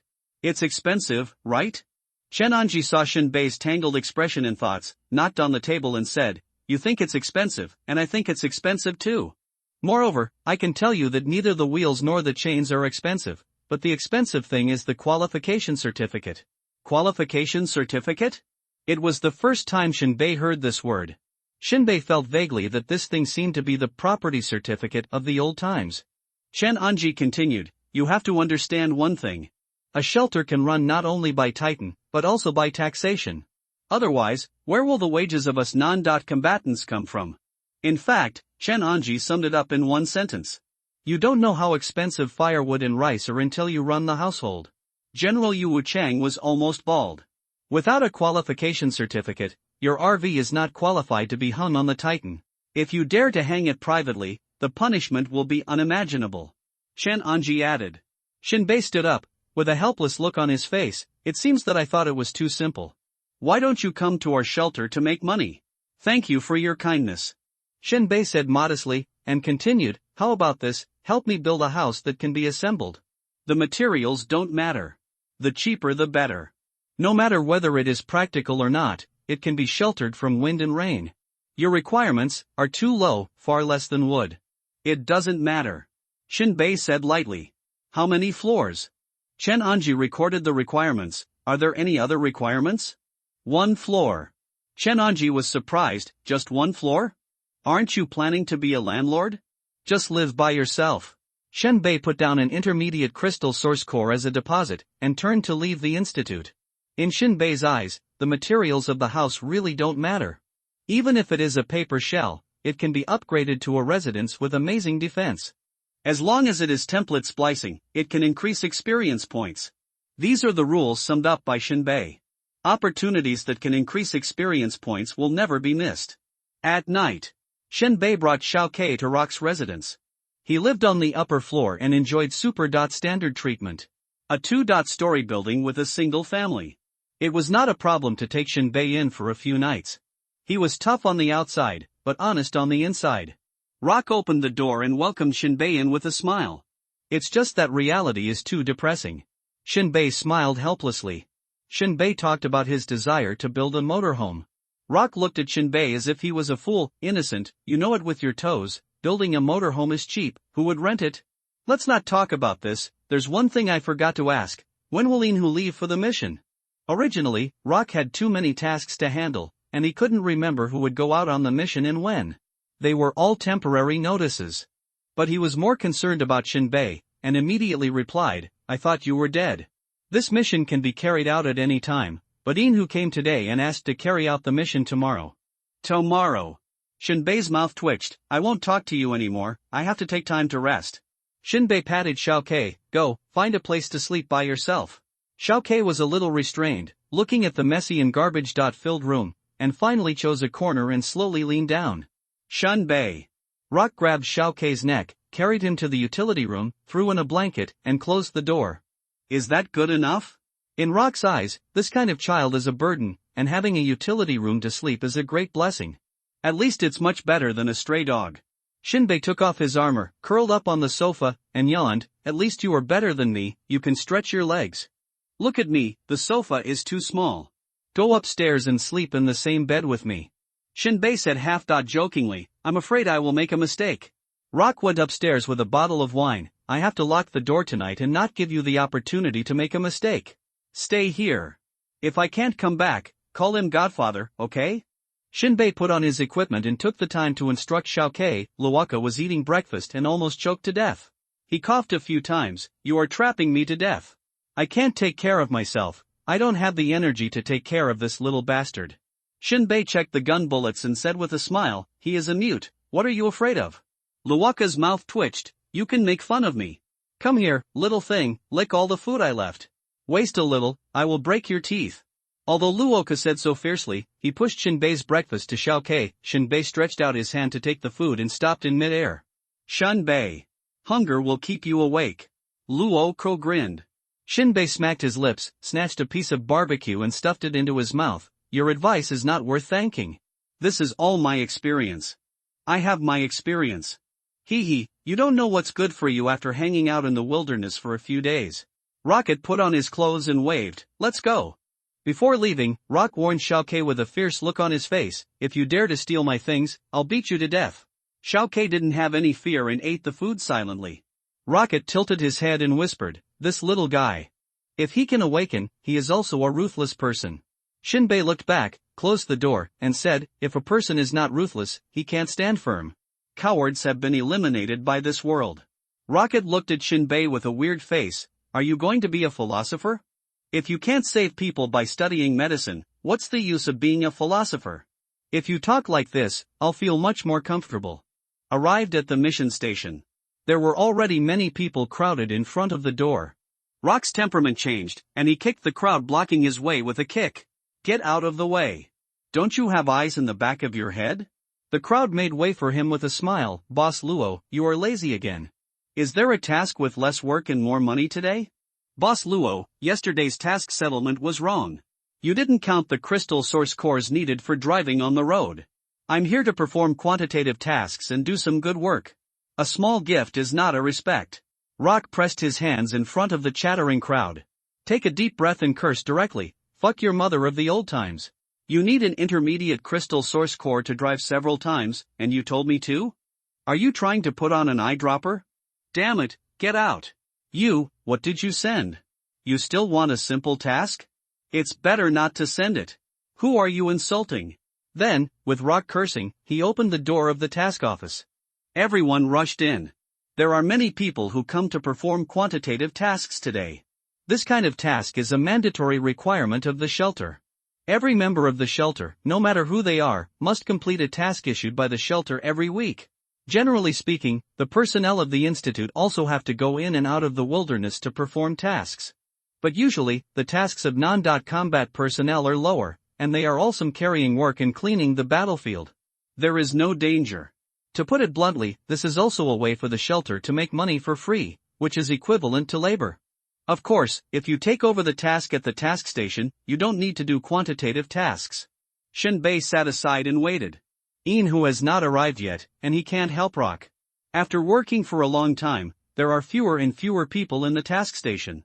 There is no rest in the world of escape from famine. Everyone is like ants, going in and out around Titan, storing various supplies. No one knows where Titan will go. It is relatively comfortable to be in a temperate climate. Once you enter the frozen land, you don't know when Titan will go out. All the food and land on the upper level are scrapped. A lot of wood is needed for heating. The entire shelter will be in a state of stagnation. We can only survive by relying on the stored supplies.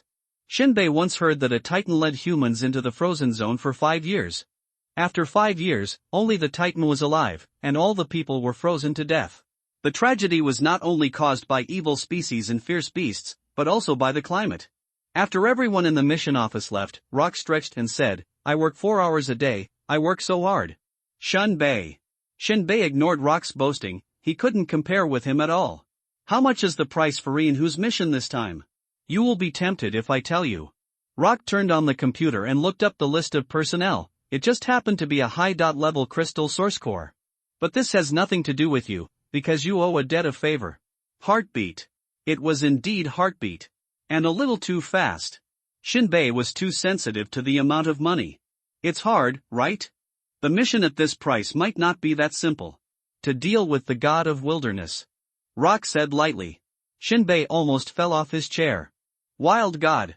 That is the existence second only to the evil species. The evil species is feared by everyone because it cannot be killed. Although the wild god can be killed, the attack power of this creature is no less than that of the evil species. It takes a high-priced psychic to unite and suppress it. Inhu leads the team. What rank is he? A 3rd level superpower. What a joke."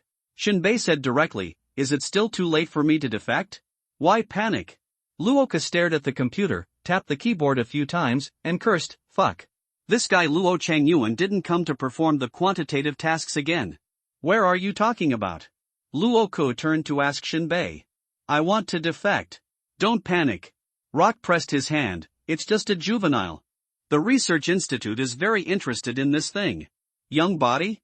Shinbei breathed a sigh of relief. "The difficulty of the juvenile body is much lower.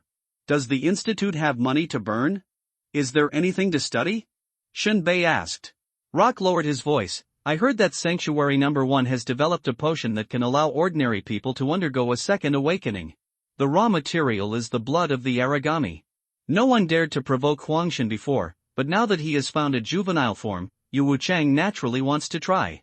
Normally, if an ordinary person is over 18 years old and has not yet awakened his powers, there is almost no hope in this life. And now, technology can enable people to have a second awakening, which is kind of science fiction." Shinbei frowned. "Is there no price for the second awakening?" Rock opened his hands and blasted with his mouth. "Yes, if it fails, it will explode. The kind of explosion where the body will explode into flowers." Shinbei completely lost interest in this thing. It didn't take long. Inhu walked into the mission with a few people. This time, the equipment of Inhu and others was a little different from usual. His whole body was wrapped tightly, and he was holding a gas mask and antidote in his hand. "Mr. Luo." Inhu ignored Shinbei and reported to Luoku immediately. Luoka's face looked a little displeased. "You are a bit uninteresting. You still need a gas mask for Shinbei. It's a pity that the logistics department is gone." Inhu didn't even bother to find excuses, he just made them up. Shinbei. Rock turned to look at him. "The place you are going to is the swamp deadwood forest. Now go to the logistics department to pick up a set of anti-virus equipment." With that said, Rock began to write a note. Without a note, it would be impossible to collect supplies from the logistics department. At this time, Inhu said, "There is no time, just leave." Rock slowly raised his head, and his sharp brows suddenly frowned. "Is your time valuable?" "The time in the institute is very valuable." Inhu was not afraid of Rock's questioning. Rock's teeth chattered. If he had dared to talk back to him like this when he still had superpowers, he would have been beaten violently. But a phoenix falling into the water is not as good as a chicken. General Yu Wuchang may have given Rock some face. But Yu Wuchang's superpowers somewhat looked down on Roque. At this time, Shinbei stood up and said calmly, "If you don't need it, just leave." "Gas mask? Can that thing be used with a battle armor?" "Burden." Inhu's face was filled with a vicious and happy smile. "Then what are you waiting for? Let's go." With that said, Inhu turned around and left with the people. Luoka glared at Shinbei. "You're confused. You don't even know how to mix. That's a place full of miasma. If you don't wear a gas mask, do you want to die?" Shinbei waved his hand and put his sniper rifle on his back. "I'll give you a chance to be a godfather. I'll be your grandma's legs." Rock filled his heart with an indescribable feeling of mania, and he spat, "If you can't fucking come back, I'll just throw that bastard little K into the wilderness." Shinbei maintained an indifferent attitude, neither appearing serious nor pretending to be relaxed, and changed the subject. "I have only one request. If I am the only one who comes back, find a way to make accounts and use this hideout-grade crystal source core. Get it out. I want to build an RV." "Rock?" Shinbei followed Inhu and others along the hanging board to the garage in front of the Titan. The hanging board is a kind of hanging board that is hung on the Titan, like a swing. It swings when walking. Shinbei secretly looked at the composition of the team. There are 5 ordinary people, all holding rifles. The leader is Inhu, a 3rd level psychic. His weapon is a long whip, which is very powerful. When the beast tide came, he killed many winged stone vultures. There are 2 other psychics, one is called Fei Shu and the other is called Suli. The level of the 2 is unknown, and their abilities are unknown. However, Suli carries a dark red bow on his back, so he should be a combat psychic. This is the trouble. In order to kill Juemine Gon Mo, he had to escape from them for several days, and he killed them because they were annoyed. Now there are 3 psychics. However, Shinbei was not afraid at all. Whether it is the armor or the clustered firepower disc that follows the head, it is enough for them to drink a pot. Soon, everyone came to the garage. Inhu's team was not the only one picking up the car in the garage. Shinbei also saw Blue Enchantress. She was wearing a close-fitting leather military uniform today, which wrapped her perfect body, and the whole person exuded a thrilling and cold aura. With her blue hair like ice, it was unforgettable. Blue Enchantress hooked her finger. Shinbei pointed at himself. "Come here." Blue Enchantress still had the same frosty face as before. But her tone was very pleasant. Her voice was very clear and shallow, like the autumn wind blowing the red leaves, and the sea reflecting the ice wheel. "Is there something?" Shinbei asked in a humble and neither humble nor arrogant manner. In fact, Shinbei was a little panicked. He was afraid that Blue Enchantress would calculate the cost of the super-modified repair potion with him. That was worth 1 million crystal source cores. Something that can save lives can really take lives. "Where are you going?" Blue Enchantress's tone was cold, but her lips were bright red, glowing with attractive vitality. "Swamp Deadwood Forest." Blue Fairy was very surprised. "Why did you get such a mission?" Shinbei shrugged. "I owe it to General Yu Wuchang." "Don't go, follow me." Blue Fairy's eyes were calm and focused. "The most deadly thing in that mission is not the god of wilderness, but the miasma." Shinbei's face was a little hesitant. Of course, he knew that Blue Fairy's status was higher than Inhu. As long as Blue Fairy opened his mouth, Inhu would not dare to say a word. Shinbei asked, "What is your mission here? How much money can you make?" "You can get 5 intermediate crystal source cores." "Forget it, I'd better go to Swamp Deadwood Forest." Shinbei directly rejected Blue Fairy. What a joke. Only 5 intermediate crystal source cores. Here is a high-level crystal source core, but he doesn't make money, but goes to make that little Karami. Lost the watermelon to pick up sesame seeds. Although Shinbei didn't know whether Rock had a way to make the money account. But he had to complete the task first. "Heh, you're pretty stubborn." Blue Enchantress looked at him sharply. "Take care of yourself." Shinbei shrugged and returned to Inhu's team. Everyone checked the weapons, vehicles, and other tools. After confirming that everything was ready, Inhu received the vehicle, and everyone boarded the motorcycle, rushed out of the garage, and headed towards the direction of the withered swamp forest. The blazing sun tried to penetrate the thick gray clouds and fell on the black and yellow land.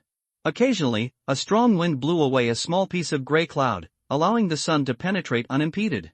Shinbei looked out the window and saw a tall plant in the wilderness, with half-meter-long thorns on its pale stems. Every time the sun shines down, it twists its branches and stems to accept the baptism of strong light as much as possible, and then grows wildly at a speed visible to the naked eye. What a shocking world! There is only unimaginable distortion, not non-existent distortion. In the car, Inhu lit a cigarette and put his legs on the windshield. His eyes sparkled with frightening excitement, and he smiled in a gloomy way, saying, "When we get to the swampy Deadwood Forest, we will split into 2 teams to search for the young form of the wild god. Don't panic, everyone. It's just a young form. I can handle it even if I meet it alone. Shinbei, Fei Shu, Suli, you 3 will form a group, and the rest of you will follow me." After making some arrangements, Fei Shu and Suli looked back at Shinbei in the back seat and grinned maliciously. Shinbei's eyes showed an imperceptible look of watching the show. This arrangement is indeed interesting. It is said to be divided into two groups, but Shinbei feels that he, an ordinary person in the superpower group, is just a cannon fodder. If he is killed accidentally, everyone is happy. If he is not dead, then everyone will let him die. The corners of Feishu's mouth suddenly raised a ferocious arc, and he directly forced Shinbei into a dead end with one sentence: as a sniper, scouting the battlefield is a basic skill, is this okay? Shinbei's heart trembled, and he felt a chill on his spine for no reason. However, Shinbei looked calm, nodded, and smiled in an ambiguous way, no problem. The other ordinary people in the car felt a strong smell of gunpowder. They looked at each other, and they couldn't understand how Shinbei offended Inhu. In their minds, if a superpower wanted to kill an ordinary person, would he need to calculate? No need, right? Although the sniper rifle behind Shinbei is scary and rough, it seems to be a threat to the superpowers. But superpowers are naturally better at fighting than ordinary people. They also need some tricks. This Inhu is a little too cautious. But for Inhu, he has to be cautious. Shinbei once had a conflict with San Yi, and San Yi asked about it afterwards. Only then did he know that Shinbei shot down Tai Qiong and killed Mao Boer. Not to mention Tai Qiong. Mao Boer is even more powerful than himself. If Shinbei is treated as an ordinary person, it would be purely irresponsible to himself. Therefore, Inhu's arrangement is absolutely correct. Let Fei Shu and Su Li first test what kind of weirdness Shinbei has. Is it just that the sniper rifle is accurate? As long as Shinbei's trump card is known, and Shinbei does not have a gas mask, he will not last long in the miasma. It is entirely possible to let Shinbei explore the way first, squeeze out his surplus value, and pave the way for the mission. After all, Shinbei's reconnaissance ability was recognized by Blue Enchantress. He is definitely good at this. Then beat him into a pulp and avenge Mengshan. At this moment, Inhu became more and more angry the more he looked at Shinbei's armor. He snorted a few times, turned his head, and pecked at the cigarette fiercely. An hour later, the hot wind rolled, the smoke and dust rolled up, and the roar of the locomotive echoed in the wilderness. After 3 hours of speeding, Inhu and others saw a large area of gray swamp covered with fog and exuding a dead smell in front of them. Driving through a flat and moist grassland again, there were scattered swamps covered with gray dead leaves and shrubs in front of them. Wisps of fog swayed in the wind, and tall, straight, deformed gray trees grew in them, forming such a large swamp forest that was difficult to see the end of. Flying Squirrel said loudly, "Captain, there are pieces of unrecognizable swamps ahead, we can't go any further." Stop the car far away. Shinbei looked at the swamp forest from a distance, which was obviously not a good place, and his expression flickered. The outer area of the withered swamp forest is a flat and open grassland, which can be seen everywhere. Su Li also looked back and forth. "Captain, where should we start? In such a large swamp forest, we can only rely on luck to find clues about the young wild god." Inhu narrowed his eyes and looked more serious. "Don't rush in, let's look for any traces nearby." Flying Squirrel nodded, threw a crystal source core into the engine, and the vehicle drove at a constant speed, and began to search around the outer area of the withered swamp forest. Soon, on the grass in front, pieces of grass were turned up, leaving a series of irregular mud pits with a spacing of more than 10 meters, and extending all the way into the swamp forest. "Here!" Flying Squirrel immediately stopped the motorcycle and checked the irregular mud pits with large intervals. Inhu jumped off the car and looked in the direction of the desolate swamp forest. The soil has not dried completely, which means it has not been long. This should be the footprints of the wild god Black Bat. Group up and enter. In the swamp forest, the light gray miasma was floating around, filling the forest like fog. The ground was covered with gray fallen leaves, and the swamps were hidden under the thick fallen leaves, which seemed to be hiding a different kind of murderous intent. In such a gloomy and murderous atmosphere, 3 figures slowly broke through the mist and walked over, trampling on pieces of dead leaves and making a crackling sound. At this point, I hope readers will remember our domain name Taiwan Novel Network Method G. Situation. Shinbei walked in front. Flying Squirrel and Su Li were a few steps behind, on the left and right sides of Shinbei. Their current task is to explore the interior of the swamp deadwood forest. To find the juvenile body of the wild god Black Bat. Su Li looked around and listened to all directions. He stopped and turned around to ask, "Flying Squirrel, did you find anything?" The sharp-nosed and monkey-faced Flying Squirrel took off his gas mask, closed his eyes slightly, and fluttered his nostrils, as if he was catching something. Cough, cough, cough. The face of the Flying Squirrel flashed an abnormal red. He quickly put on the gas mask while coughing violently, and said in a muffled voice, "There is a bloody smell in the 3 directions of 1 o'clock, 11 o'clock, and 9 o'clock. but the bloody smell in the directions of 1 o'clock and 9 o'clock is very weak, and the smell in the direction of 11 o'clock is very strong, and there is also a sense of corrosion. It should be left by the black bat. Very good. Su Li's eyes lit up, and he immediately commanded Shinbei, "You, 11 o'clock direction, go deeper." Shinbei turned his head to look at the flying squirrel, and felt that his ability was similar to Gon Mo. He can capture and distinguish all smells within nearly 1 kilometer, and can remember and track them. Although this ability does not play a big role in combat, it can be regarded as the top ability of the auxiliary system in terms of auxiliary functions. However, the poison barrier is everywhere in the dead swamp forest, and even the physique of a superpower cannot sustain it for too long. Although Feishu's hunting sense of smell is strong, it cannot continue to track. Just taking off the mask is a verification point, and he choked before taking a few puffs. Of course, Feishu has another ability, that is, extraordinary hearing, and can even sense and distinguish infrasound like a bat. Although it is not as strong as his hunting sense of smell, it is also very good in exploration. As Shinbei walked, he was thinking about how to get the task reward after completing the task. But it requires blood. At this time, Su Li and Feishu were also exchanging glances. There was obviously a sense of surprise in their eyes. Since they separated from Inhu, they thought that Shinbei would not be able to hold on for long in the swamp deadwood forest without a gas mask. Unexpectedly, they still underestimated Shinbei's tightly wrapped armor. It seems to be a good thing. Su Li kept gesturing with gestures, and Feishu understood it. He wanted to study the armor on Shinbei's body to find out what functions it had and whether it had unexpected effects. Feishu nodded and understood. At this moment, Feishu seemed to hear something, smiled at Su Li, pointed to a place less than 3 meters in front of Shinbei, and gestured. Su Li turned his head and looked forward. According to Feishu, if Shinbei went forward, he would definitely be attacked. There would be a good show to watch then. And Shinbei paused at this moment. The armor's sound system received a rustling sound. This rustling sound is almost inaudible to ordinary people. Only psychics with superior hearing can hear it. And the upgraded armor also has an additional sound amplification function, which can reach the level of psychics. 3 meters away, there is something under the rotten leaves. Shinbei did not hesitate at all.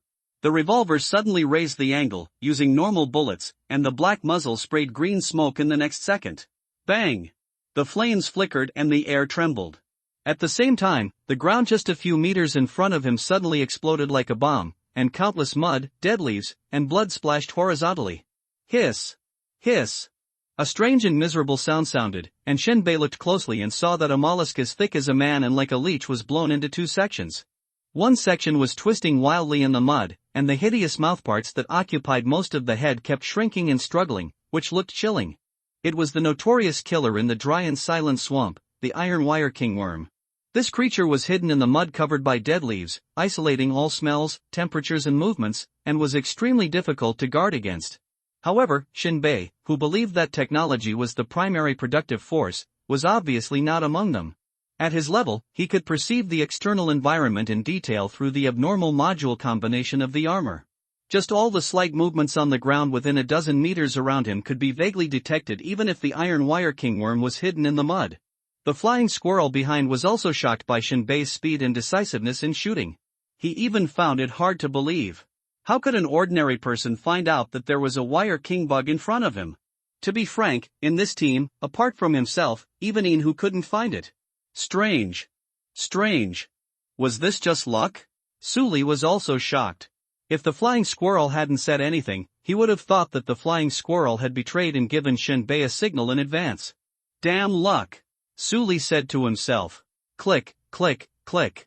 The sound of dead wood and dead leaves breaking continued to ring out. In the faint poison barrier, Shinbei advanced in the swamp forest. Behind him, Feishu and Su Li were tense, observing and listening to all the clues as if they were facing a great enemy. In the withered swamp forest, one second they were stepping on solid land, and the next moment they might step on the swamp under the dead leaves and be attacked by the iron wire kingworm, so the two had to be extremely alert to prevent being ambushed. Unconsciously, Shinbei came to a small open space in the center of the withered swamp forest. There were few trees here, and the ground was covered with dead leaves and shrubs. Under the seemingly flat terrain seemed to be a mud mortar, and murderous intent was hidden. At the same time, the trees on one side could even clearly see the traces of some large reptiles passing by, and a large pool of black blood. Shinbei did not take another step forward, but turned to look at Fei Shu and Suli. I think we can't go any further. Should we call Inhu over? In Shinbei's view, Inhu is indispensable if he wants to complete the mission. Inhu wants to be cannon fodder himself. Has Shinbei ever wanted him to be his stepping stone? Fei Shu took off his gas mask, flapped his nose again, and distinguished the remaining smell in the air, with an excited look on his face. Whether it was the footprints or the corrosive bloody smell, they were completely cut off here. All of this showed that everyone seemed to have found the hiding place of the young body of the god of wilderness Blackbat. Fei Shu thought about it, his crooked nose looked a little funny and a little hideous, and said, "Why do you think you have found the god of wilderness Blackbat? Isn't it a waste of time if you don't see the real body? Keep exploring until you see the black bat." Shinbei's eyes seemed to be covered with a thin layer of dust, so he had to turn around, flipped his wrist, and pulled the trigger of the revolver without hesitation. As expected, under the thick layer of dead leaves on the surface of the open space, there is actually a swamp that swallows all life. Bullets broke through the cover of dead leaves without hindrance and sank deeply into all directions of the swamp. In a few blinks of an eye, Shinbei finished shooting the magazine, and then, boom boom boom boom boom. 6 muffled sounds suddenly broke out in succession from all directions of the swamp open space. There was no ripple, just like a stone thrown into the lake. At this moment, Shinbei's eyebrows jumped involuntarily, and a sense of uneasiness suddenly emerged in his heart. That kind of uneasiness was as if there was something extremely evil in the swamp in front of him that was slowly waking up, making his soul tremble. He began to jump in the opposite direction, turned in the air, and ran wildly to the back. While Fei Shu and Suli were slightly stunned. Shinbei had already leaped behind them. "Fuck, why are you running? Get in front of me!" Suli roared loudly. Shinbei shrugged, "Maybe I inhaled too much miasma, and I'm a little dizzy." Flying Squirrel cursed, "Don't be sneaky. I'll say it again, if you can't see the real body of the wild god Blackbat, you have to wade through it." In the eyes of the Flying Squirrel, Shinbei was just a false alarm. At this moment, there was a crash. The calm swamp suddenly became turbulent, and then mud, dead leaves, etc. rushed up into the sky like a curtain. In the swamp, a tall, ferocious shadow suddenly rushed out with mud and dead leaves. Shinbei would not expose himself to danger. After the bullets were fired, he decisively began to retreat. And when the quagmire rose into the sky, a black shadow covered in mud and not much larger than an ordinary person shot out. But its speed was as fast as lightning. Even Shinbei, who had been staring at the mire, didn't even see the specific appearance of this thing. And when it first appeared, a turbulent sound wave visible to the naked eye was like a stormy sea, sweeping across all directions. Bah! Sound waves swept across, breaking through gold and cracking rocks, emptying in cracking clouds. The air shook with a bang, like boiling water, and countless dead leaves broke into pieces and flew all over the sky. As the first ones to bear the brunt of the sonic attack, Suli and Fei Shu both groaned, as if there were dozens or hundreds of gongs buzzing in their minds, causing them to freeze on the spot. Especially Mamanga, who was the closest. His special ability was originally superhuman hearing. He was even more seriously injured under such a violent sonic attack. He was bleeding from all his orifices on the spot and stood as still as a puppet. And Shinbei had turned off the loudspeaker module system early, otherwise he would have suffered greater damage from the sonic attack, even more serious than Flying Squirrel. And taking advantage of this opportunity, between the lightning and flint, the black shadow jumped out of the swamp and struck instantly. A pair of sharp claws like blades stabbed Mamanga to the core. Ah!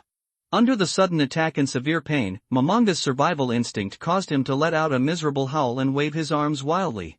However, before he could desperately fight back, a bloody mouth dropped from his head. A snort! Without even making a sound, the black shadow's bloody mouth instantly bit off the Flying Squirrel's head up to its neck. The blood spattered crazily in the black shadow's mouth, causing it to let out a childish and cruel cry. Then the black shadow's headless corpse with a Flying Squirrel strung on its sharp claws suddenly rushed to the shore on the other side of the swamp, completely ignoring the existence of Shinbei and Suli as if it could not bear the hunger in its belly, and suddenly he buried his head in eating and started chewing. In the blink of an eye, Mamanga, a superhuman being, died on the spot. Brute! The next second, Suli, who had recovered from the impact of sound waves on his brain, was stunned when he saw this scene. At this moment, he clearly saw the black shadow that suddenly attacked. It was a dark, bat-shaped beast, with afterbirth mucus hanging on its body in addition to mud. And its fleshy wings were wrinkled, even shrunk together and not yet stretched out. Coupled with the afterbirth mucous membrane hanging on its body, it seemed as if it had just broken out of the shell. This is the target they are looking for, the juvenile form of the origami black bat. At this time, Suli roared angrily, with veins popping out on his forehead, "Shinbei! You fucking noticed the danger and didn't warn me, and you killed Fei Shou." In Suli's opinion, if Shinbei had warned him earlier, Flying Squirrel would not have been so close to the young black bat. You can completely retreat with Shinbei. But Shinbei didn't warn him and even lied that he had inhaled too much miasma. That's a few seconds wasted. Shinbei looked innocent. "You have too many demands on ordinary people. You." Suli gritted his teeth and couldn't think more about it. The god of desolation appeared and it was time to call in Hu to encircle and suppress him. As for Shinbei's problem, we will settle the score later. He first sounded a penetrating whistle. The next moment, the long bow behind him appeared in his hand like lightning. At the same time, the muscles on his two arms rioted, and the three actions of taking the bow, drawing the arrow, and pulling the string were completed in one go. Collapse! Boom! 3 exploding arrows appeared in the hand, and then the muscles of the arm agitated, and the bow was like a full moon in an instant. Whoosh whoosh! Gas explosions and screams sounded, and 3 meteors tore through the air instantly. Almost at the same time when Suli fired 3 arrows, the black bat, which was engrossed in eating the flying squirrel's body hungrily, seemed to have sensed the danger in advance, and immediately abandoned the body in front of it, turning into a black lightning and flashing suddenly. Boom boom boom! The black bat's movements were extremely fast and he narrowly dodged Suli's 3 explosive arrows. The ground shook, the earth and rocks exploded, and 3 large craters appeared. The mutilated body of Momonga was also lifted high by the airflow of the explosion, rolled down into the mire, and slowly sank. The small black bat that dodged Suli's arrows had already appeared on the branch of a dead tree, looking down from a high position, staring at Suli with its dark eyes the size of a dragon's eye, drool dripping from its mouth, and its eyes were full of cruelty. With a vicious look, looking up to the sky and neighing, "Hungry! Hungry! Hungry!" It felt like a hungry beast that hadn't eaten for several days, vividly showing its extreme hunger, bloodthirsty, and desire to eat. And the food was naturally Suli who attacked it. "What are you looking at? Come closer to me!" Suli roared. Not only did Shinbei not move closer, but his face pretended to be frightened, but he retreated further and further. If this were applied to ordinary people, they would definitely move closer to those with superpowers. After all, it's easy to enjoy the shade under the big tree. But Shinbei didn't think so. Once he got close and the tree collapsed, he would be cannon fodder. Seeing that Shinbei was indifferent, Suli noticed his fear and immediately changed his tone and said, "A newly born origami is the weakest in its life at this stage. It can't even fly now, so it's a perfect opportunity to catch a turtle in a urn. This beast is just fast and has weird sound attacks." Momonga was just caught off guard and was restrained by the sonic attack before the accident happened. By blocking our ears, we can reduce the impact of the sound waves to the greatest extent. It doesn't cost much for you to cooperate with me. You can take it. Think about it, a complete, larval origami, what a great contribution it is to the shelter. This is a once-in-a lifetime opportunity, and you can't miss it, do you understand? Shinbei chuckled in his heart. The deception method is really too low level. Wouldn't it be better if I waited for you both to suffer losses? Shinbei pretended to change his tone and hid behind the tree. I'm scared." Suli groaned, cursed a piece of trash in his mind, stopped talking to Shinbei, and turned around to concentrate on dealing with Black Bat. He blocked his ears with rags. "Draw the bow again and aim at Black Bat." Hiss, hiss, the small black bat was still crouching on the dead wood on the other side of the swamp. On its flat, ugly face, its mouth was open and saliva was flowing. Its dark eyes were staring straight at Suli, full of creepy hunger and greed. "Look!" The next moment, the black bat flew straight through the air. Die! Bang bang bang! Bang bang bang! Bang bang bang! 9 bowstrings sounded in succession. 9 arrows roared through the sky, like comets striking the moon, bursting out from Suli's hands. The air was burnt by violent friction, giving off a burnt smell. The roar of the 9 big arrows bursting out in succession was like the howling of thousands of ghosts, and the sound was so harsh that it seemed to tear out the human soul.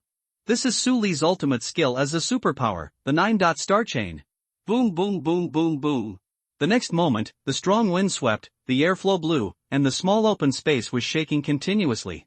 Time seemed to have frozen. The small black bat that was still in mid-air maintaining a ferocious pounce posture had not yet landed. the throat, shoulders, chest, lower abdomen, etc. The position was like a bomb exploding close to the body, bursting out 6 flowers of fire and blood. Bah! The flesh and blood larva origami was naturally unable to resist, and his flesh and blood flew everywhere in the explosion of fire, and he was thrown away with a scream like a ragdoll. Click click click. The body of the small black bat crushed a tree branch and fell to the ground hard. You can clearly see that this death-like evil beast has 6 horrific blood pits on its body, and even some of its internal organs are missing. It is extremely miserable. Although Suli's 9-star chain didn't hit all of them, it still directly seriously injured the black bat. But at this moment, with all his strength, Suli's arms were in severe pain and he was unable to draw the bow again for a decisive blow. Seeing the black bat flying with flesh and blood and suffering such heavy injuries, Suli continued to call Shinbei from behind, "It only has 1 breath left, don't let it run away." Did you hear that? Come on. Where are the people? Wherever there was Shinbei's shadow in Suli's field of vision, it had disappeared long ago. Grass. Suli was so angry that he felt dizzy and almost vomited blood. Damn it, don't let me see you again. At this time, the severely injured black bat roared and struggled. Amid the painful roar, he suddenly turned over and dragged his severely injured body towards Suli again, as if all his ferocity had been aroused. After being severely injured, the black bat's movements were far less swift and difficult to defend than before. At this moment, Suli saw that the black bat did not want to escape after being severely injured, but attacked him instead. Suli could no longer draw the bow and arrow. He began to flee stumblingly, and while he was angry at Shinbei, he also complained that Inhu's support was too slow. If he continued like this, his fate could be imagined. At this moment, Suli heard a lot of footsteps coming from a distance. He looked up and roared with joy, "Brother Hu, save me!" Inhu was running towards him at this time. He was originally searching for the wild god black bat in another direction, and when he heard the whistle, he immediately brought people to support him at a high speed. Inhu saw the severely injured black bat running in the opposite direction at this time, and immediately looked surprised. "Leave it to me next." A severely injured black bat, holding a fist in his hand. Stupid thing. Inhu smiled contemptuously, passed Suli, and rushed straight away. The two sides were about to collide. Inhu bent over and stepped sideways, nimbly dodging the attack of the black bat, preparing to consume the opponent's physical strength by fighting. This young wild god had strong vitality. Even if it was already seriously injured, it was not impossible for it to drag him down with it before dying. So he had no intention of dealing with it head-on.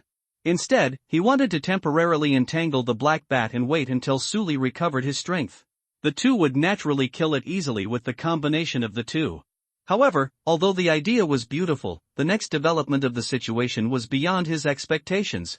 The fishy wind blew past him, and he saw that after the black bat missed the attack, it did not continue to chase as Inhu expected, but suddenly burst out of its broken body with a huge, thunderous sound, and then the short black hard hairs on the black bat exploded together, like steel needles standing up.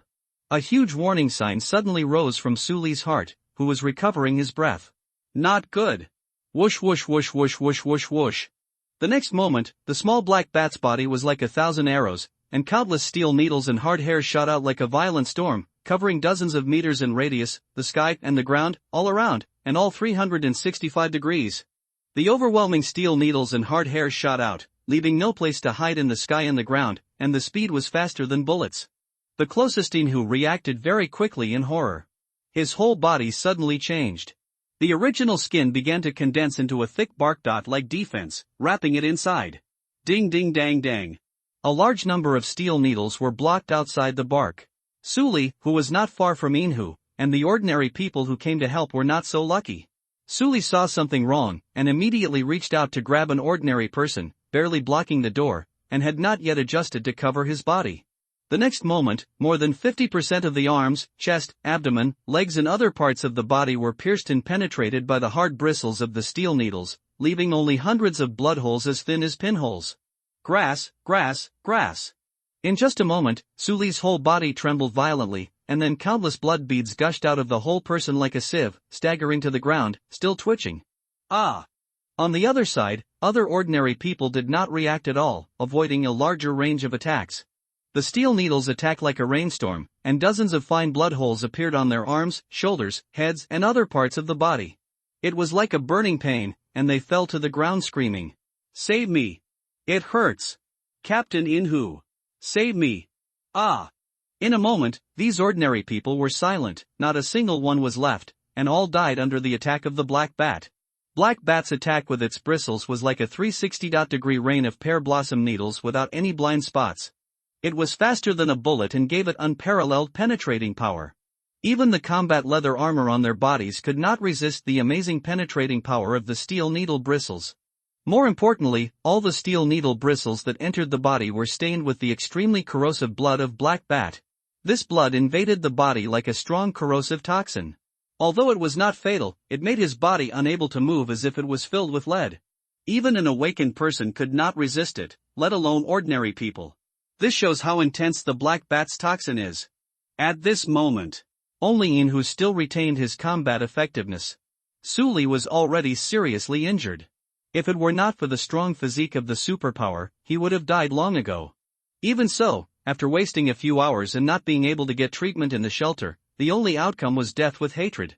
And those ordinary people did not even have the qualifications to be cannon fodder. They all died in one encounter. Roar!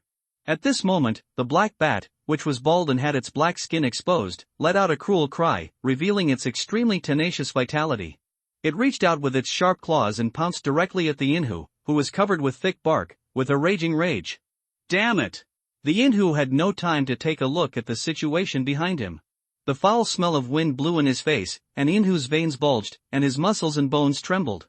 He barely avoided the black bat's extremely fierce attack, but there were several deep wounds on his chest that could be seen to the bone. At the same time, half of his body was also hit by the black bat's steel dot-like body, and he flew backwards like a cannonball, crashing into a dead tree that was as thick as a man's embrace, and fell to the ground. The black bat beast was even more excited. It stopped suddenly and pounced towards the direction where the Inhu landed again with its broken body. This beast. One careless move, and the whole game is lost. At this moment, Inhu, who fell to the ground, felt a sharp pain all over his body, and felt as if all the blood in his body had coagulated. The cruel, excited, and ugly face of the black bat approached rapidly, and the shadow of death came wildly. Inhu, who was kneeling on the ground, had a twisted face, and the energy in his body was rioting, and he suddenly shot back. He turned his wrist, and a whip exuded a strong green light, like a venomous snake, and appeared in his hand. The next breath, Inhu took a step forward, and his speed was so fast that he dragged a series of dark green afterimages behind him. While he was running wildly, the long whip in his hand swung violently, just like a sword, slashing out a long and narrow aura like a full moon in the air, bursting out with the momentum of a comet attacking the moon. Bang bang bang bang! Wherever the green full moon passed, whether it was a rock as big as a millstone or a giant tree as thick as two people hugging together, all of them broke apart like tofu, but the remaining force of the energy shattered all obstacles in front of it. Beast! Die! The next second. Whoosh whoosh whoosh whoosh. There were several dull explosions in succession, and the long whip in Inhu's hand spewed out a grim light, as if it was a living creature with life, rapidly passing through the void. Straight at the black bat. With a puff, the black bat was hit hard, and blood spurted wildly. At the same time, its strong forward momentum was lightly hooked by Inhu holding the whip with one hand, and then it was thrown in the opposite direction with great force, and flew out directly. The next moment, Inhu did not give the black bat any chance to react. He raised his hand again like lightning, and slapped the air fiercely. Suddenly, green light shone in the air. In the rolling airflow, a green palm print of 1 meter square was formed in the void, crushing the air at an unimaginable speed, and crashing into the black bat. Boom! The next moment, like thunder from the ground, the shell exploded in the air, and the ground within a radius of more than 10 meters shook violently. The black bat, which was already at the end of its strength, had no ability to avoid the violent energy bombardment of Inhu.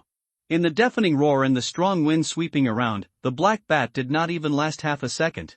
It immediately let out a heart-wrenching scream, as if it was hit by a speeding train, and then flew backwards with a series of firecracker-like bone-cracking sounds. In mid-air, it was hit by unimaginable force, and the wound on its flesh that was originally shot by Suli was squeezed out again. A large amount of blood was sprayed out, and the blood was sprinkled in the sky. With a thud, the black bat finally flew more than 30 meters away, and then fell heavily to the ground. Its body was broken and it couldn't stop shaking like a sieve.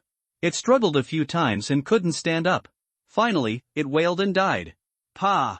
Inhu wiped the wound on his body and cursed inwardly, I almost capsized in the gutter. Inhu turned his head to look at Suli, panicked, and ran over. But Suli was already in an extremely weak state. His whole body was green, obviously poisoned. Inhu's eyes were gloomy. Damn it. Where's the flying squirrel? Suli's face was sad. Dead, dead. Shenbei? Run, run. However, as soon as Suli finished speaking, Shenbei proved with actual actions that he did not run.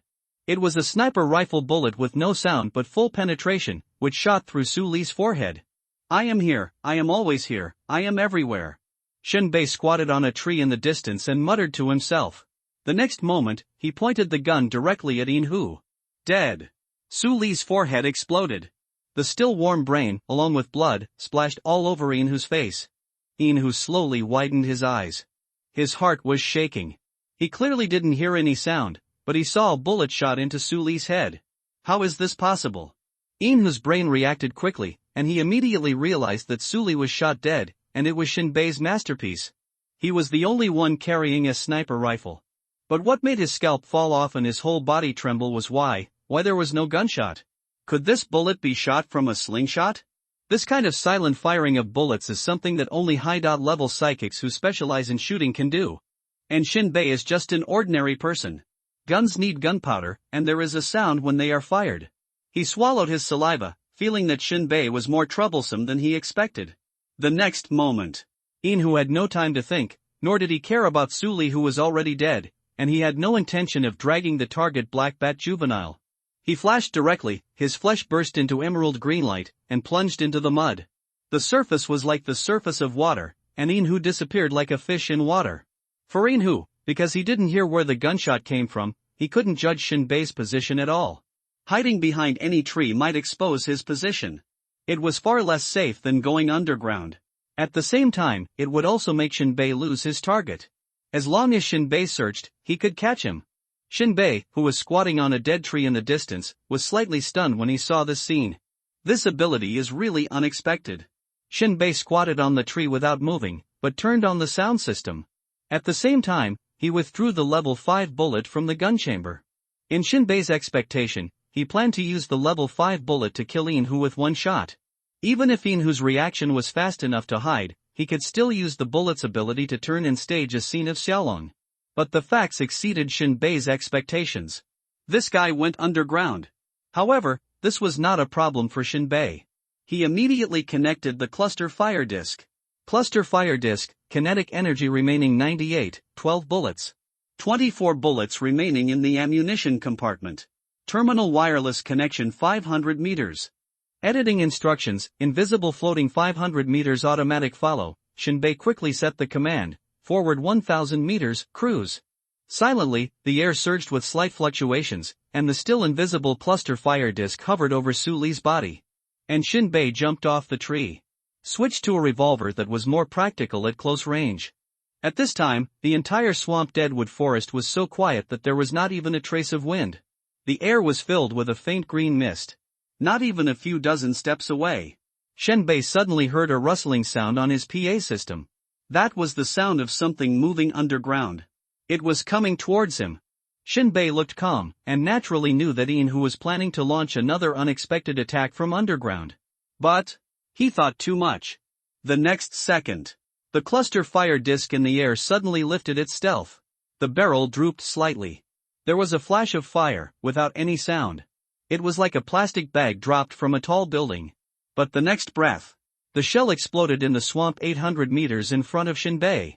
A powerful shockwave swept across the entire swamp in an instant, instantly lifting the originally calm mud. The mud mixed with water splashes formed a series of mud pillars that soared into the sky, like the roar of the swamp, rushing straight into the sky. Under this huge force, the plants in the swamp were uprooted, accompanied by the splashing of mud, drawing messy tracks in the air. The vibrations from the explosion made the ground around the swamp tremble, as if the entire wetland was shaking in anger.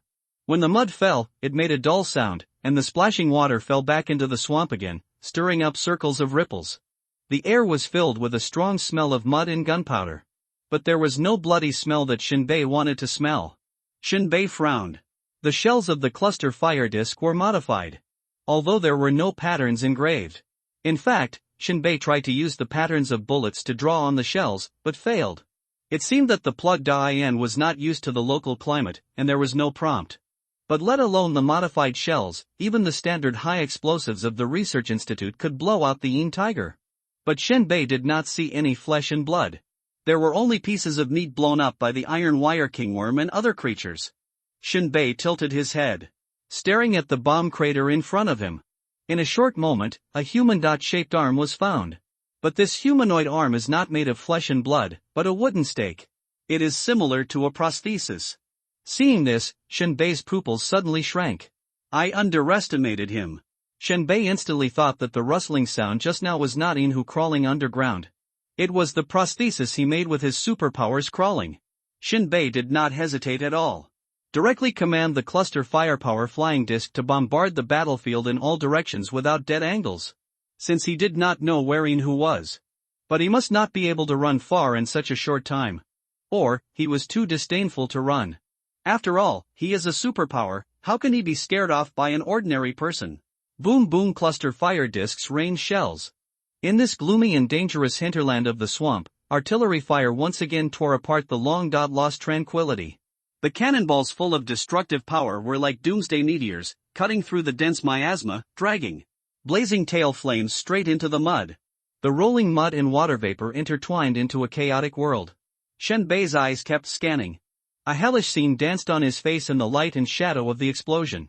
Under such intensive artillery bombardment, Shenbei didn't believe that Inhu's body couldn't be exploded.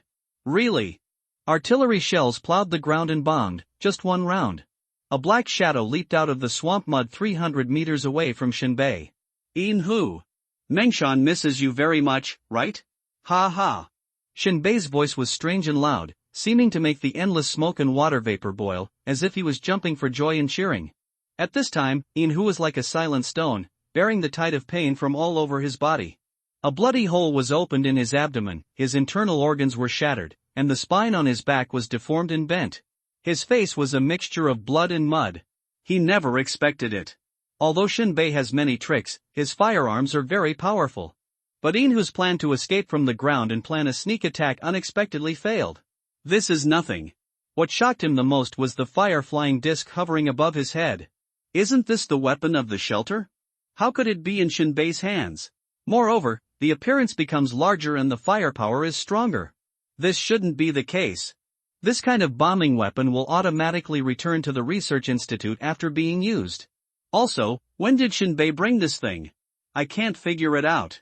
I can't figure it out at all. Shenbei.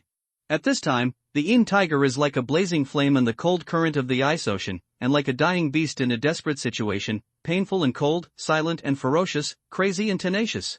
You want to kill me with your heat? You are thinking too much. Even though Inhu's body was broken, he still rushed over at top speed. This is his final madness. If he can't catch Shenbei again, he can't afford it. Especially the fire-flying disc in the sky is a huge threat. Shenbei raised his pistol calmly. You are overthinking. You know nothing about technology and have no awe at all. Ta. The dull sound of gunfire sounded like a violent storm, and a flurry of bullets flew towards Inhu at an astonishing high speed. Shenbei's shooting speed was staggering. It seems to ignore the huge recoil of the revolver. The bullets fired from the muzzle were like multi-barreled machine guns spitting tons of flame up to 1 meter long. At the same time, the cluster fire-flying disc was loaded with artillery shells, and the artillery shells were aimed at Inhu and bombed away. At this time, there was a roar of gunfire, and bullets and shells came and went.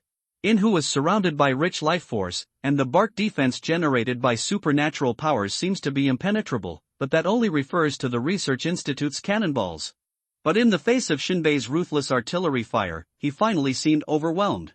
Violent shockwaves continued to penetrate the bark shield, throwing him into the air again and again, and then fell heavily to the muddy ground. His body was covered in sores and scars. Finally, when the last shell exploded near him, the bark shield could no longer withstand the destructive force and collapsed completely. Inhu was overturned by the huge air wave and fell to the ground. He struggled feebly and just got up. My forehead felt hot. That's the heat of the barrel. Inhu's face was covered with blood, and his eyes showed infinite resentment. Who are you? I have never seen anyone in the wilderness who can use hot weapons to become a threat to people with superpowers. There was a hint of ferocity on the corner of Shenbei's mouth, and the killing intent in his eyes was as real as ever. You have to stand at attention when you are beaten. There is no point in asking for more details. May there be no escape from hell. You. Bang! The swamp deadwood forest returns to tranquility again. Shinbei squatted beside Ian, whose head had exploded. He poked his mouth with the muzzle of a gun. Heh, I thought you had a hard head, but you're just stubborn. Cleaned up the battlefield. He barely found more than a dozen intermediate crystal source cores from various personnel. If it's not poor, who would go out to do the mission? Shinbei smacked his lips. Then, he dragged the black bat's body onto the vehicle. This was the goal of this mission. Without it, Shinbei couldn't get the money. As for the bodies of Ian Hu and others, Shinbei didn't even look at them. In this world, wherever you die, that's your grave. No matter who dies, even if General Yu Wuchang dies in battle, no one will collect the body.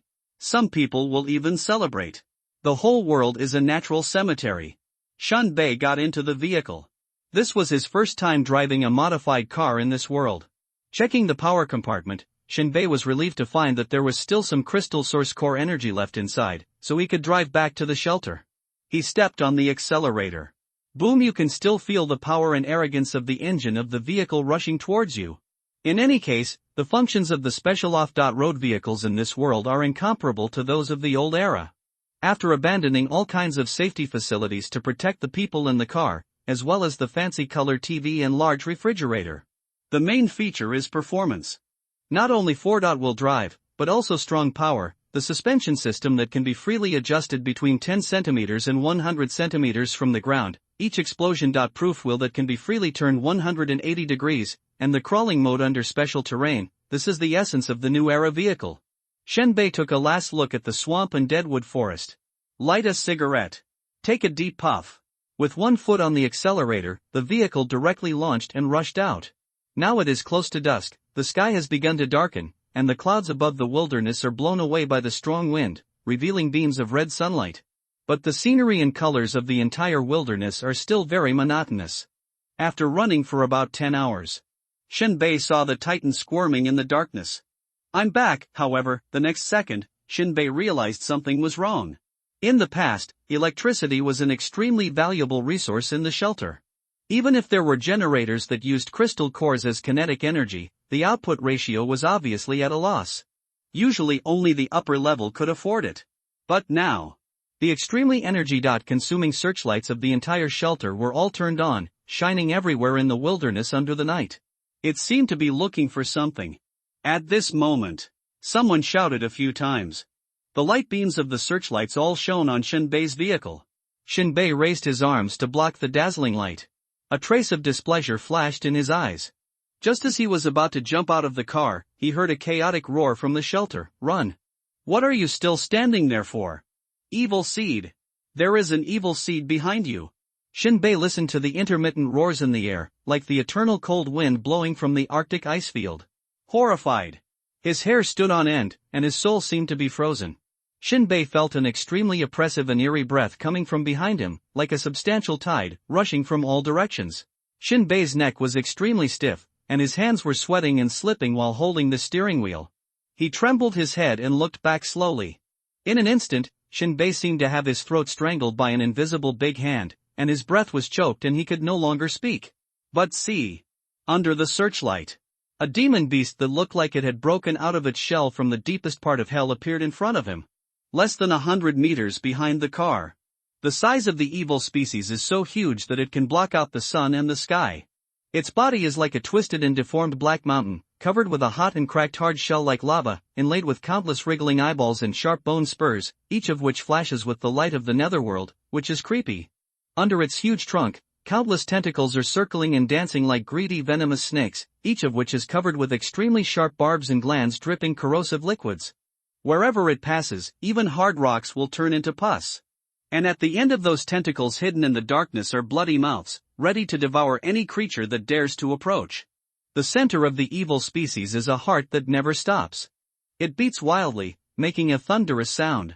Every beat releases evil energy ripples, making the surrounding space tremble. Although it was covered with scars and incomplete, the evil seed could always grow new tissues from the wounds. This immortal characteristic made any attack pale and powerless in front of it. The chaos body of the end, Shinbei uttered the name with difficulty. A terrifying creature that seemed to be cursed with eternal life. For a moment, Shinbei felt as if his life was stripped away. Shinbei dared to fight against fierce beasts and dared to fight against superpowers. But facing the evil seed, all his means were pale and powerless. Shinbei! What the hell are you thinking? Run! Suddenly, Rock's roar came. Shinbei was shocked. Run! If you don't run, you will die. 300 meters. As long as you run within 300 meters, you will be within the protection range of Titan. 300 meters between life and death. Shinbei stepped on the accelerator, feeling as if he was stepping into the power compartment. The wheels of the off-road vehicle were spinning in place, and gravel was flying. Whoosh, an afterimage almost appeared in the corner of Shinbei's eyes, and the off-road vehicle flew out. Step on the gas. Don't let go, step hard. Hold on to the steering wheel. People on the shelter kept waving their arms and shouting. In the driver's seat of the off-road vehicle, Shinbei was sweating profusely, breathing rapidly, and his hands holding the steering wheel looked very stiff. He really didn't understand why it was so difficult to drive at this moment. Before returning from the swampy deadwood forest, he felt like a western cowboy wanderer. I'm still in the mood to shoot some vicious beasts. But now, when I was escaping, I was extremely nervous, and the movements of my hands and feet were completely uncoordinated. It was as if every part of his body started to do its own thing as soon as he touched the steering wheel, and his judgment of space, speed, and distance would frequently make errors. Fortunately, the armor is an exo-mechanical skeleton. Shinbei wanted to prevent the steering wheel from deflecting at a distance of 300 meters.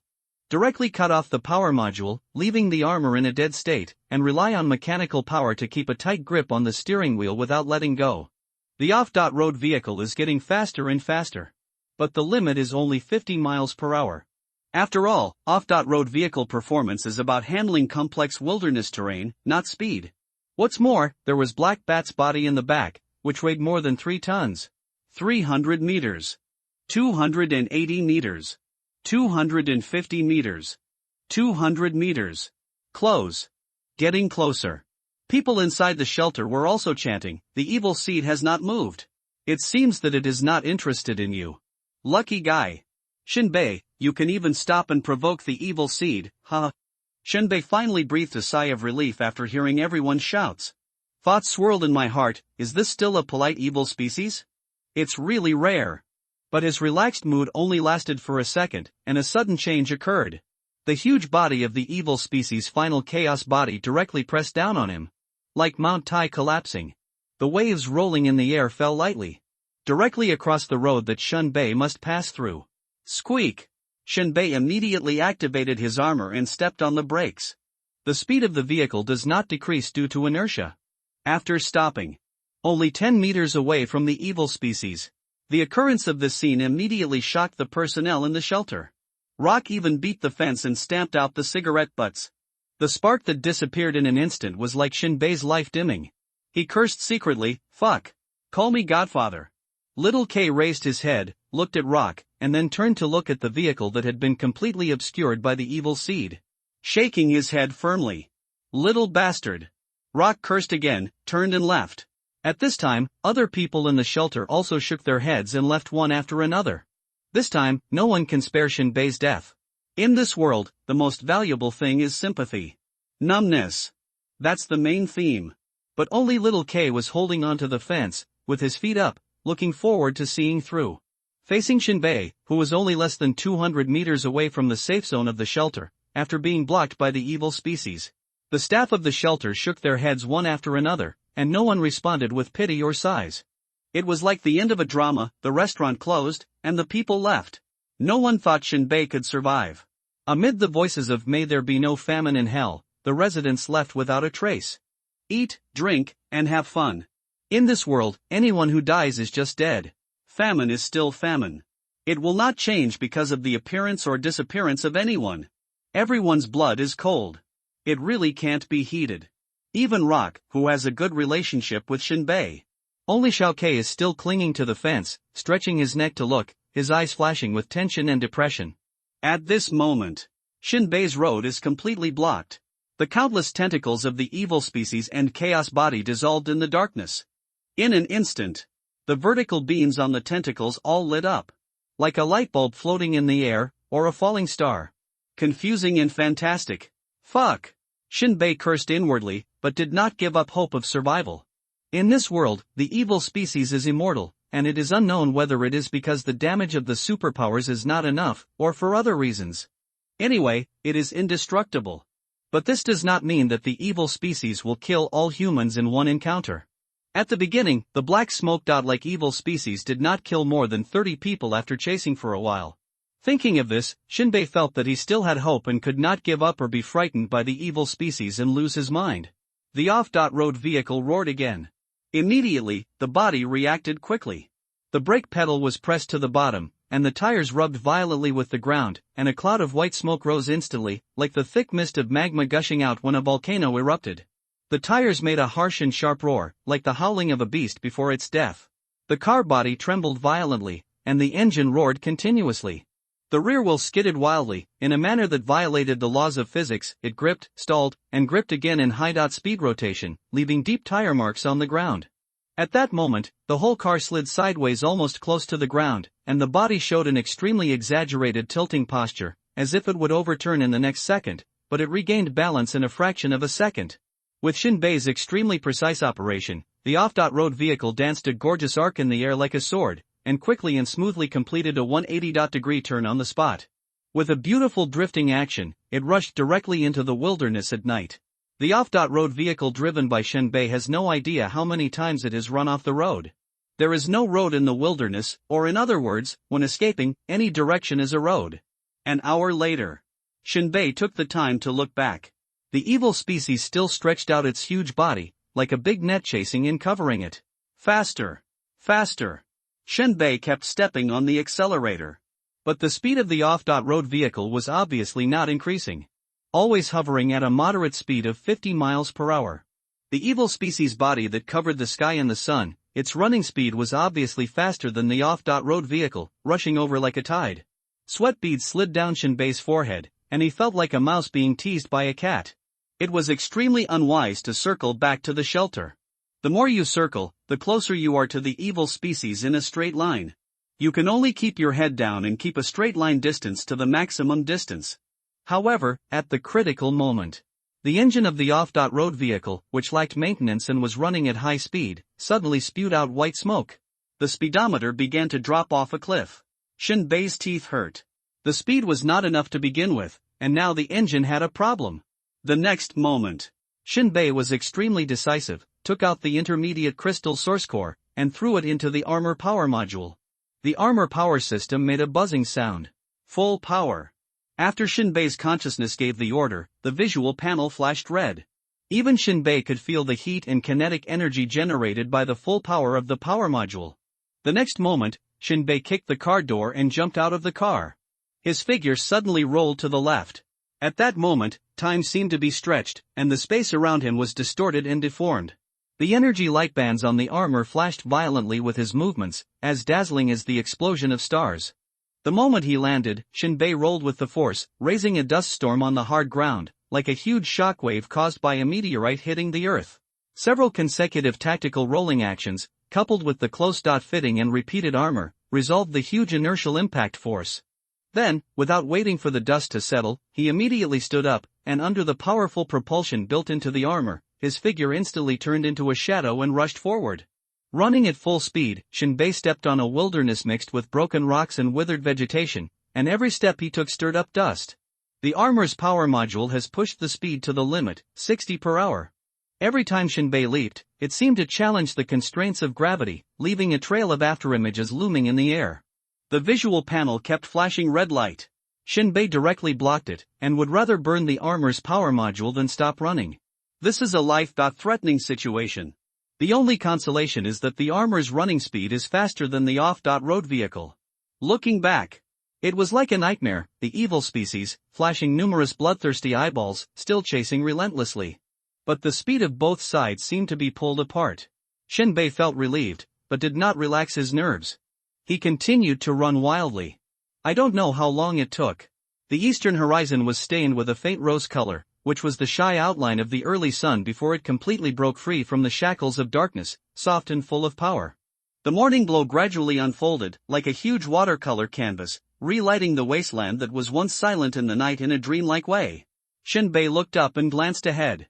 The ruins of the dilapidated buildings outlined mottled figures in the dim light, and the rusted iron frames and broken concrete flashed a cold and mysterious silver-gray luster in the morning light. Shinbei's body tilted a little. Bypass the urban ruins. If you plunge into the city, a large amount of ruins will become an obstacle to speed. In a few breaths, you will be caught up by the evil species and end up in a place where you will perish. Until the sun rises completely. The whole world becomes bright. Shinbei also bypasses the urban ruins and runs wildly in the wilderness again. On the road to death, Shinbei keeps adding intermediate crystal source cores to the armor power module. Burning money. Absolutely burning money. Compared with his life, Shinbei feels that it is not enough, and he wants to put in a high-level crystal source core to stimulate the armor's more powerful kinetic energy. But Shinbei knows that the high-level crystal source core is useless, and the level of the armor limits the maximum speed. About an hour later, Shinbei crossed a hill and rushed down, and suddenly a group of humans appeared in his sight. It should be a team from a shelter to hunt beasts and get meat. There are 4 cars in total, all of which are broken. The leading green Jeep has iron sheets welded everywhere, and there are graffiti on the doors and the front of the car. The man driving the Jeep is a man with dreadlocks. On the passenger seat, there was a bald giant with a wrist as big as a pear. He hugged his shoulders and seemed to have seen Shinbei's running figure and was staring at him. The sound of a car came. Shouting, whistling, the running tires of the Jeep, the thugs who looked like evil spirits, the magazines tied to their chests, and the crazy dancing carbines all showed that they were not good people. "Hey, kid! Come over and play. Don't run, you will be exhausted and your butt will be in danger. Robbery! Hand over the crystal source core on you. Which shelter is it from?" However, just a few seconds after they discovered Shinbei, their originally arrogant expressions suddenly paused. One is that Shinbei moved too fast. The second is, a dark mass of strange shadows appeared behind the hill. When the strange shadow completely climbed up the hill and revealed its true form, everyone was stunned. For a moment, boundless fear overwhelmed the whole scene. Some people even lost their balance and fell to the ground from the car. Damn it!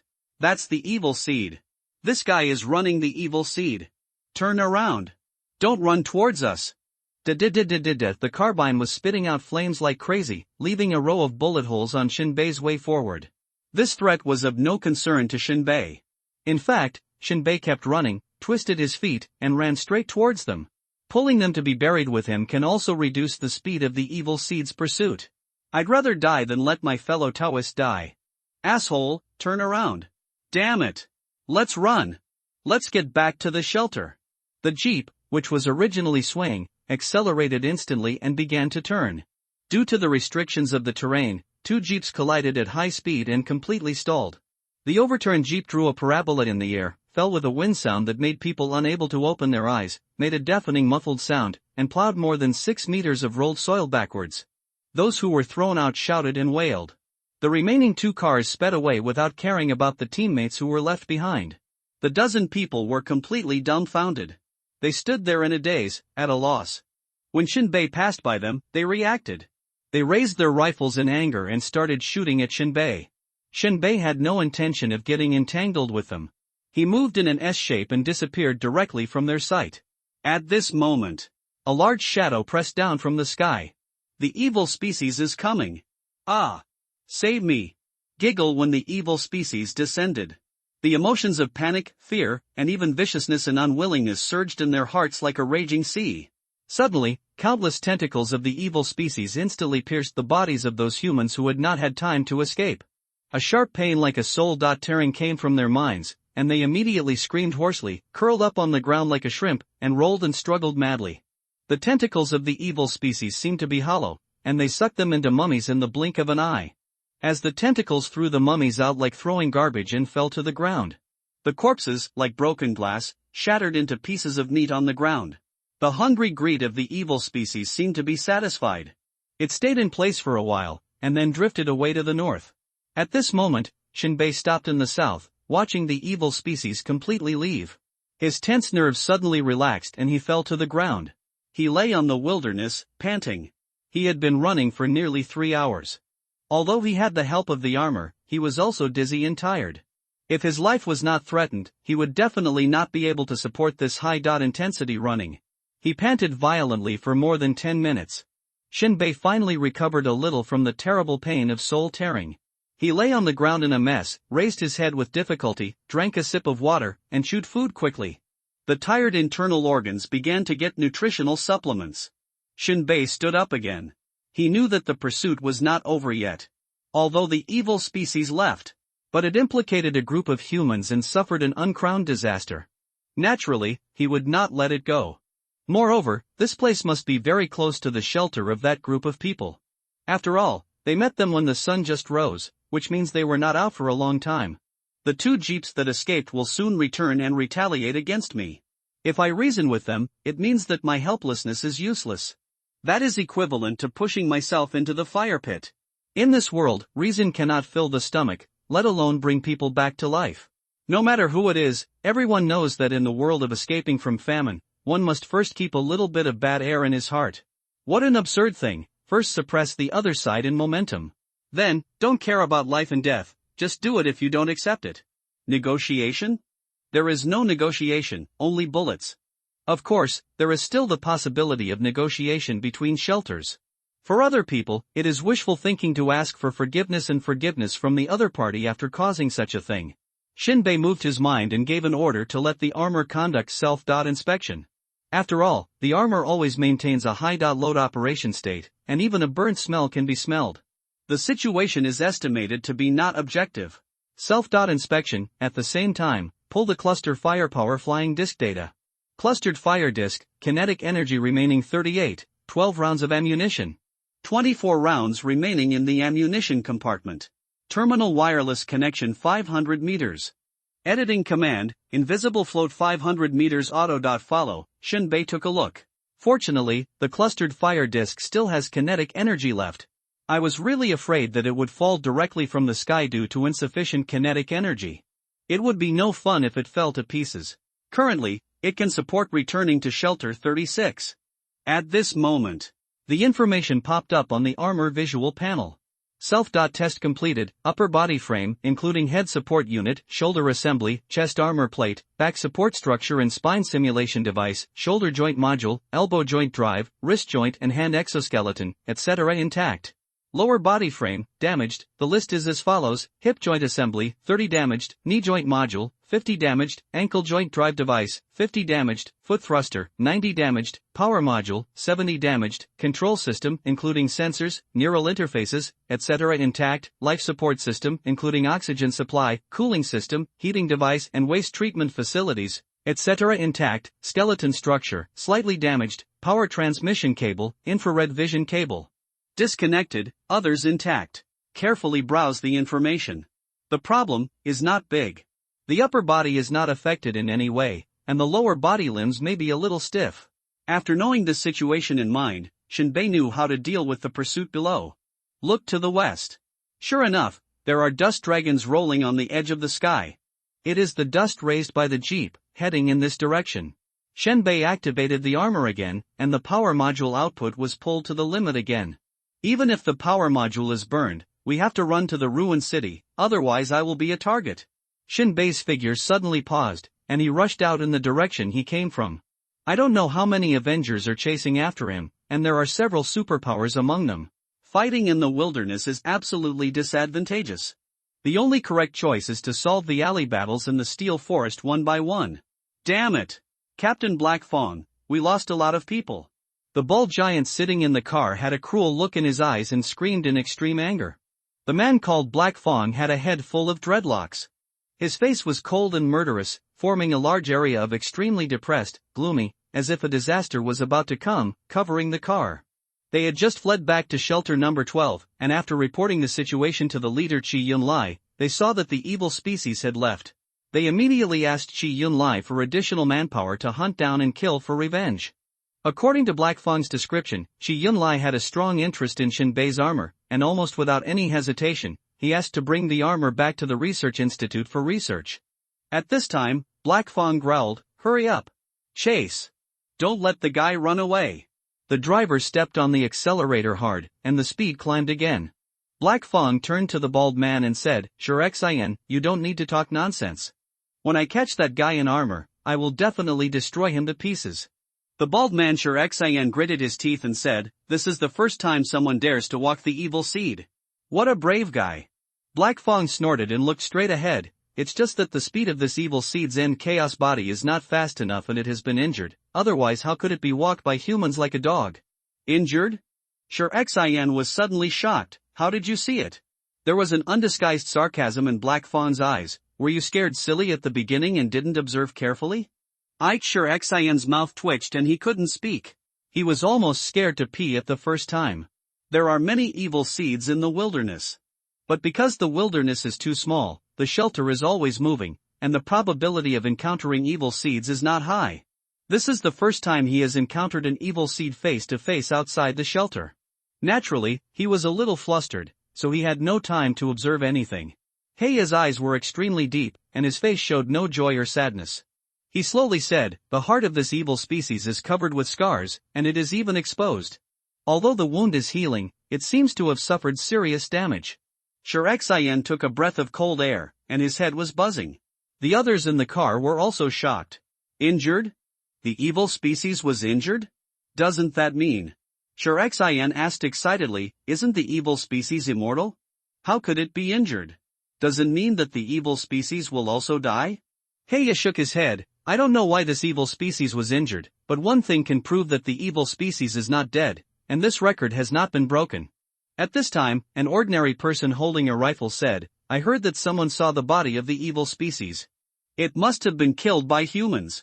Only you naive idiots will believe that the body of the evil species was destroyed by us humans," Heia said bluntly. Everyone lowered their heads after hearing this. What's wrong with believing this? Who wants to flee from famine for a lifetime? Heia took a deep breath, exhaled and said, "It's useless to think about those nonsense. The current task is to avenge our brothers." This sentence directly ignited the depressed mood in everyone's heart, and everyone cried out, "Damn it, I don't know which shelter this person is from, it's just misleading. Just kill him. There are more than 10 of us, and we can't take him down? Don't kill him first, I want to get him." Everyone was emotional and indignant. For them, bullying others is normal. Others bully them, that's against the Tiangang. This can't be tolerated. They kept urging the driver to step on the accelerator, not wanting to wait for a moment, and wished they could cut the culprit into pieces right now. But Black Fawn still had some rationality. He pressed his hand and said, "This man is wearing a suit of armor and runs at an amazing speed. I think his equipment is beyond our expectations. We have more people and we can definitely catch him, but we must be careful not to capsize and lose." Everyone nodded in understanding. Hohoa Shanbei was almost at the point when the power module was about to burn out. Finally rushed back to the ruined city. Shinbei is here to completely eliminate the Avengers who are chasing him. There is no possibility of reconciliation between the two parties. There is no such possibility. For Shinbei, the only thing to blame was the misfortune of those who died tragically at the hands of the evil species. And the Avengers who are chasing him are seeking their own death. Of course, Shinbei could also continue running all the way back to Shelter 36. But if you don't shake off your tail, there will still be endless troubles in the future. Therefore, the roots cannot be left behind when cutting the grass. Shinbei chose the ruined city as his battlefield. After stepping in, Shinbei seemed to have awakened the fighting gene. The blood is rushing and the heart is beating rapidly. His palms were itching, and his nostrils were eager to smell the smell of blood. Moving along the road, the skyscrapers that once stood high in the clouds seemed to have been mercilessly eaten by the beast of time, leaving only their dilapidated skeletons standing crookedly. In the streets and alleys, abandoned vehicles are piled up in disorder, like thrombus coagulated in the blood vessels of the dead city. Shinbei's steps stepped between gravel and ruins, making a slight friction sound that echoed in the chest of this dead city. Observe every possible favorable terrain that may become a sniping location. He silently calculated the wind direction, light and sight obstruction in his mind, trying to find the best position that would allow him to hide himself and launch a fatal blow to the enemy. Shinbei walked for about 10 minutes. Climbing over the cracked building, the figure was as agile as a cat, sometimes hanging from broken beams, sometimes flashing between broken glass windows, and finally stopped at the top of a half-collapsed high-rise building. The view here is wide, and the surrounding ruins form a natural barrier, which just provides him with an excellent ambush point. Apart from one public building and a small church, there are only a few dozen houses. Obviously, even in the old times, this was not a prosperous place. He took out the Barrett sniper rifle and assembled and debugged it skillfully. Then he ordered the armor to change color and blend into the background silently, like a shadow waiting for prey to appear. It's a little cold today, with low temperatures. Shinbei lay on the cold broken wall, looking at the city below that had long been turned into ruins. The wind kept passing over him. Because the armor was damaged and the ceiling was not good, the chilling wind was forced into his armor. Shinbei's body temperature has dropped to exactly the same level as the environment, and the wind will not make him feel colder. But Shinbei still doesn't like the cold, which makes him very uncomfortable. Low temperature will slow down the blood flow, as if he and the world are slowly solidifying. It didn't take long. More than a dozen people appeared in Shinbei's field of vision. Shinbei saw two familiar faces, a man with dreadlocks and a bald man. The two people walking at the front of the team were obviously experienced hunters. Their sights were covered like a finely intertwined net, scanning for suspicious traces in their field of vision without missing a beat. Their team is very open and organized, and they have obviously undergone rigorous training. Despite their appearance, they look like a group of uncivilized savages. But the tactical cooperation is much better than what Shinbei has encountered before. A dozen of them were nearly a kilometer apart. In Shinbei's field of vision, some people could not even see clearly, there was only a blurry black spot. Shinbei sniffed. The armor still needs to be upgraded. I hope it can be upgraded next time to help magnify the vision. At this time, far away, there were two people among them who kept looking towards the low mountains on both sides. They were obviously experts in long-range sniping, and their sights swept over possible sniping locations again and again. Shinbei felt that the eyes of these two people passed by his hiding place several times, but they should have been unaware of it. Most of the time, when a sniper specializing in firearms searches for another sniper, he relies on his infrared vision. This is a must-awakening ability for firearms specialists. But Shinbei lowered his body temperature to the point where it was exactly the same as the surrounding environment. He was thousands of meters away, and the appearance of the armor completely blended in with the surroundings. It was far from the red armor they had seen before. With their preconceived ideas, it is naturally difficult for them to detect it. He wouldn't even imagine that his armor would change color. I'm afraid that in their eyes, only red objects will arouse their alertness. Black Teeth and others soon entered the ruined city. This guy is not a man at all. Shirek said carelessly, he actually ran all the way into the ruins. Black Tooth watched the people in front searching various areas and replied calmly, this is a cunning fox. When the evil species left, he expected that we would hunt him down and ran here to hide in advance. What's hidden? Shirek chuckled, full of contempt, it's just delaying his death. I remember this guy was carrying a sniper rifle. He should be a sniper. Black Tooth looked around, looking for clues. A good sniper has patience. It may take us some time to catch. Heya hasn't finished speaking yet. Suddenly, a chill passed through his heart, so strong that he couldn't help but shudder, and immediately shouted, everyone takes cover. In an instant, he grabbed Shirek and rushed into the opposite house as fast as lightning. Bang! A slightly dull gunshot echoed in the sky above the ruined city, but the one who fell was a sniper occupying the bell tower of the chapel. The first gunshot was still echoing in the sky above the abandoned town, and another gunshot followed. Before the gunshot reached everyone's ears, the second sniper expert who set up a sniper position on the second floor of a house fell down. The powerful bullet directly blasted through the wall, carrying mud and ash, and smashed half of his chest. A bloody arm flew out of the window at the other end and fell on the central square below. This time, Shinbei cleared the approaching targets with ordinary bullets. There are silent bullets, but not many. They must be used at the critical moment of unexpected attack. These small fish and shrimps, even if they expose the gunshots, will not harm the overall situation. It's a bullet from 1,300 meters away. Shirek listened to the gunshots and his face was a little pale. After taking shelter in the house, he leaned against the window and looked out. The sniper expert's arm just fell straight down in front of him. It's 1410 meters. Black Fawn corrected the error in Shirek estimation. But his face was very ugly. After all, he was a 4th level combat ability user in the combat system. His main strength was close combat. Long-range sniping was not his forte. At this point, it was clear without too much complicated analysis that they had fallen into a trap. The terrain nearby was not complicated. Shinbei occupied a favorable position, and the two sniper experts on his side were killed in the first time. It can be said that the situation of this battle has become a losing game for ordinary people. He could only rely on himself and Xin to break through and kill. Just as Black Fawn was calculating how to quickly reach Shun Bei's position, the sound of sniper gunfire rang out continuously, and people fell from the roof of the house one after another. Exclamations rang out in the ruined city. While looking for a safe place, they tried to determine the direction of the sniper cluelessly. However, Shin Bei's shooting speed was really too fast, so fast that he didn't look like a sniper. As long as someone looked out, he would be immediately hit by a bullet.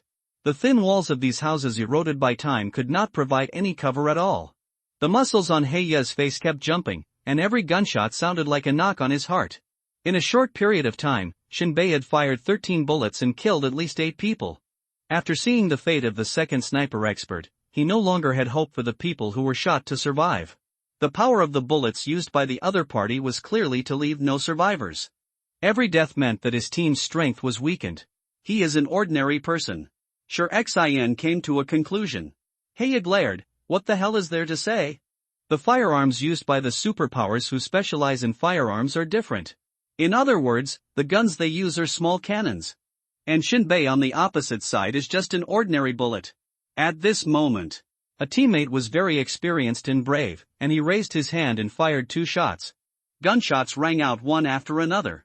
The first shot opened a large hole in a broken outer wall in front of Heiya. The second shot in from the hole, completely punching through the floor, and blasting a large amount of dust in the next floor. Wood dust even sprayed out of the window. In an instant, an extremely agile figure came out of the window along with the smoke and dust. As soon as he landed, he jumped up and rushed to another house that could be hidden like a cheetah. Heiya watched the figure jump out and shouted, "Great job! Force him out! Go!" Heiya was the first to rush out of the house and rush towards Shin Bei. After Shin Bei was forced out, Blacktooth suddenly burst out with a strong desire and joy to kill. He immediately called Xin and rushed out. As long as Shin Bei shows up and is surrounded by everyone, there is only one way to die. Xin ran faster, and the dilapidated streets beneath his feet began to break into spider web cracks with every step he took. Just at this time, in Heiya's field of vision, a black spot suddenly appeared in the house where Shin Bei disappeared. What's that? Blacktooth was confused. It looked like a bullet. During the flight, ripples in the air were caused by the high-frequency vibrations emitted by the bullet. Bullet? Blackteeth was almost dazed. How could it be? How can there be bullets without gunfire? Stoneheart, be careful. Heiya also didn't think about why Shin Bei, an ordinary person, would shoot silent bullets. Very fast verbal reminder. Although Xin's defense has reached level 3. But if you are hit by a sniper rifle, although you will not die, you will still be injured. At this time, Xin was a little reluctant to Heiya's reminder. So what about a sniper bullet? He won't shoot himself to death. Most injured. In the wilderness, injuries are commonplace. But Xin's hatred for Shin Bei spilled out of the screen. He also wanted to capture Shin Bei alive and impose the most horrific punishment and torture on him. Therefore, Xin still chose to avoid it in a short moment. His movements were very fast, and he suddenly flew forward and sideways, then rolled and reached the edge of a house, where he could immediately hide in the blind spot for shooting. At this moment, another bullet quietly penetrated the air and flew over. Just right, it hit the landing point where Xin flew. In an instant, a large amount of blood suddenly spattered on Xin's body, and his whole body flew off the ground. After rolling several times in the air, he fell heavily to the ground. The body that landed on the ground had no signs of life at all, because almost half of his waist was missing. In fact, Xin's tragic death did not even utter a single cry. He died so neatly and without any pause. And all this happened in just 2 or 3 breaths. A third-level superpower is dead. Blacktooth looked at this scene in disbelief. I felt ice-cold from head to toe, and I stood there blankly in the open space, almost forgetting that I was on the line between life and death. He knew very well that Shin Bei was far more cunning than he imagined. Shin Bei first used one bullet to cause Xin to dodge, and then the second bullet was the skill of a real killer. This kind of calculation and scheming is as terrifying as a computer. How could he penetrate Xin's defense?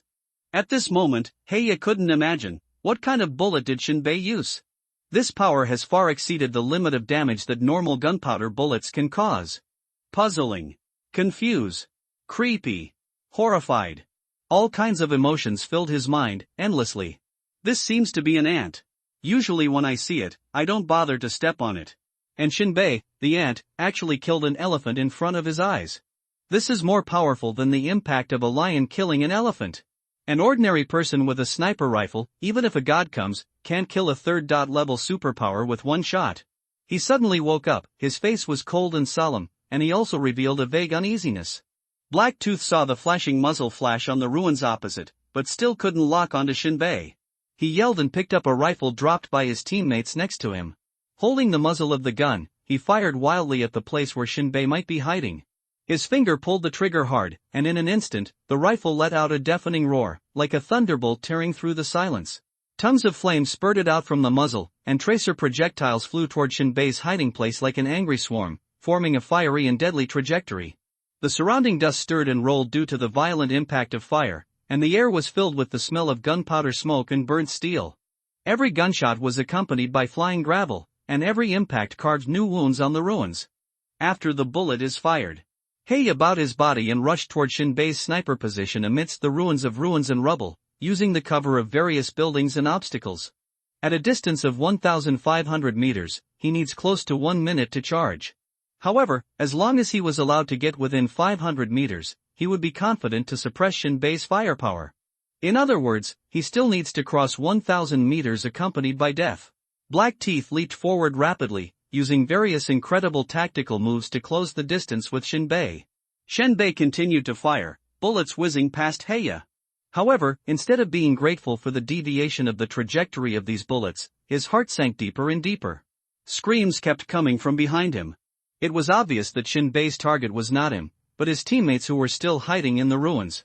Walls or roofs could not stop Shinbei's bullets at all. For targets behind obstacles, the shooting mode was very standard. He killed the targets one by one. The frequency and switching speed of shooting broke through any sniper rules he knew. Heiya was once again shocked by the unimaginable power of Shinbei's bullets. This penetrating power is too fantastic. It was as if the wall was made of paper. It was maddening and numbing. When Black Fang continued to advance and was less than 800 meters away from Shinbei, except for the two cowards who hid in the basement, all the people Black Fang brought died under Shinbei's gun. At this time, Black Fang saw that Shinbei's armor had turned into a khaki color as the base, like a camouflage combat uniform with large patches. Armor that can change color? Black Fang's eyes fluctuated for a moment.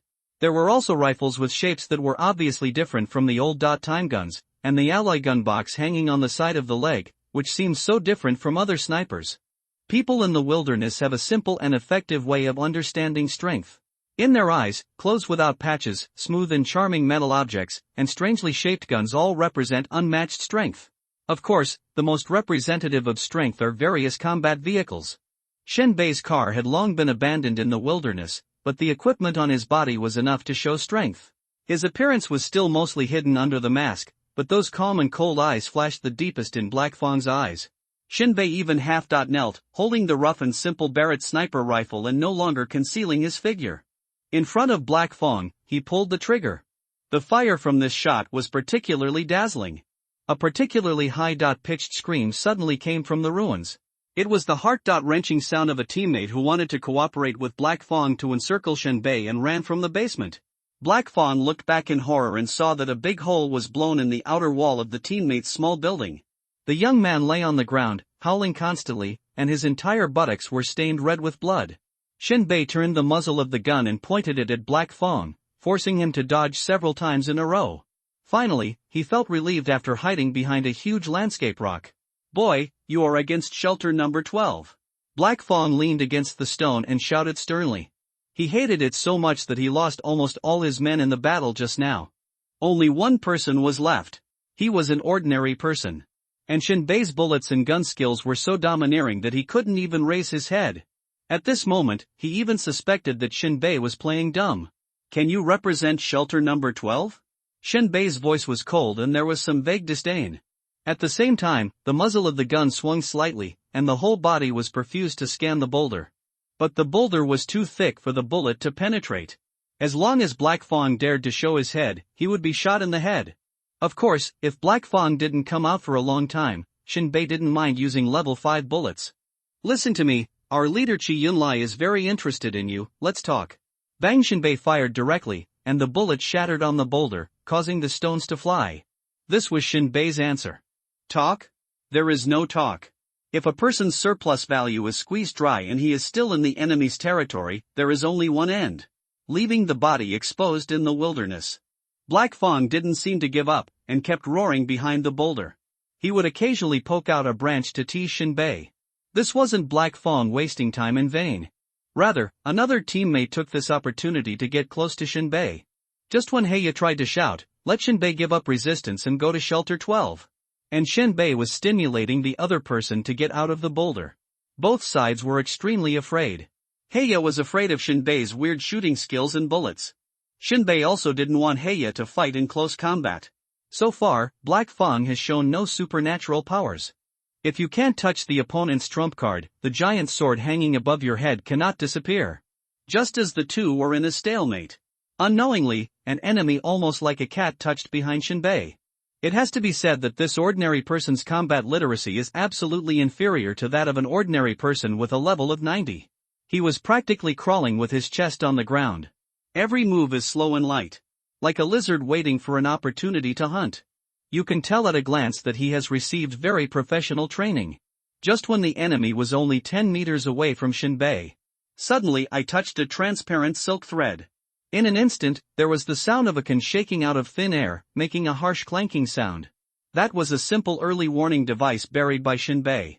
Simple, yet difficult to detect. At this time, Shinbei suddenly turned around and shot blindly. Bang! The enemy also reacted very quickly. As soon as the can exploded, he rolled sideways and fell to the ground to avoid the bullets. When the enemy raised his gun and was about to fight back, his hand was only halfway extended when he had to freeze in the air because a dull saber was already placed on his neck. Shinbei's right hand slowly raised, and the enemy had to raise his head and stand on tiptoes. From the slight tingling on his skin, the enemy could feel the sharpness of the saber. He did not dare to make any movement at all and could only tiptoe upwards following Shinbei's arms. Under the threat of death, his throat trembled sharply, and despite the cold weather, large drops of sweat had already appeared. Shinbei's right hand suddenly raised, and the blade of the saber passed against the skin of the enemy's throat. The extremely sharp blade shaved off the stubble, leaving a smooth strip of skin on his neck. In just 1 second, the enemy's face was covered in sweat. He only saw the flash of the sword, and then a chill on his neck. Then I saw red blood spraying. At the same time, the body temperature also dropped sharply. It seemed like something was being ruthlessly stripped away from the body. Just as he was about to scream, Shinbei's left fist swung out like lightning and hit him squarely on the nose. This tall and strong man flew out as lightly as a weightless doll, hit the wall of a shed heavily, broke a big hole, and fell into it. Easily take out the sneak attacker. Just when Shinbei was about to continue dealing with Heiya. Then there was a roar. A wall was shattered by brute force. Blacktooth's figure collided directly with him like a high-speed train. Accompanied by a shocking and ferocious laughter, "You bastard! Let's see how you can still run away." Black Fang collided with his terrifying physical strength, showing extreme violence. Coupled with the strong movements of his arms, the veins bulged out, and it was like a ferocious iron whip being smashed down. Boom! Shinbei was caught off guard and was whipped away by Heiya with one arm. It was thrown away like a rag doll. Boom! Shinbei smashed into countless stones and rubble and was buried among them. Even the sniper rifle slipped out of his hand and disappeared without a trace. Tada! Black Fang's energy in the body moves at an extremely violent speed, vibrating the internal organs and rubbing the muscles and fascia. A cold, chilling energy that seemed to freeze one's blood quickly spread into the void. The corner of Heiya's mouth curled up, revealing a different kind of bloodthirsty. After all, he is an ordinary person, so vulnerable. Blacktooth snorted, "I have to dig you out and bring you back. I have lost so many people and I have to give an explanation to the leader." Just when he thought Shinbei was doomed by his collision. Among the pile of rocks, a piece of gravel rolled down. It was obvious that there was an upward force pushing up inside the pile of rocks. Soon. 1 piece, 2 pieces. Countless rubble began to roll down. Heiya stared at the pile of rubble that looked like a tomb from the old era, squinting his eyes, feeling like a demon was about to break out of the ground. Still alive? Heiya was a little surprised. With this impact, even if Shinbei was wearing armor, he would still be killed. He would be disabled if not dead, and would have absolutely no power to resist. But now, the situation once again exceeded his expectations. The defense of the armor is very advanced, right? Blacktooth's eyes changed, and his heart suddenly surged, and he couldn't help but have a suspicion that even he couldn't believe. The next moment. Wow! Shinbei's arms struggled out from under the heavy rubble. That arm was covered with iron-black armor, and the light path on it flickered faintly, as if it was flowing with strange and mysterious vitality. The joints of the armor made a low and powerful friction sound, like the roar of an ancient demon when it broke free from its restraints. Immediately afterwards, more gravel flew everywhere. Shinbei's body began to slowly squirm from the pile of rocks.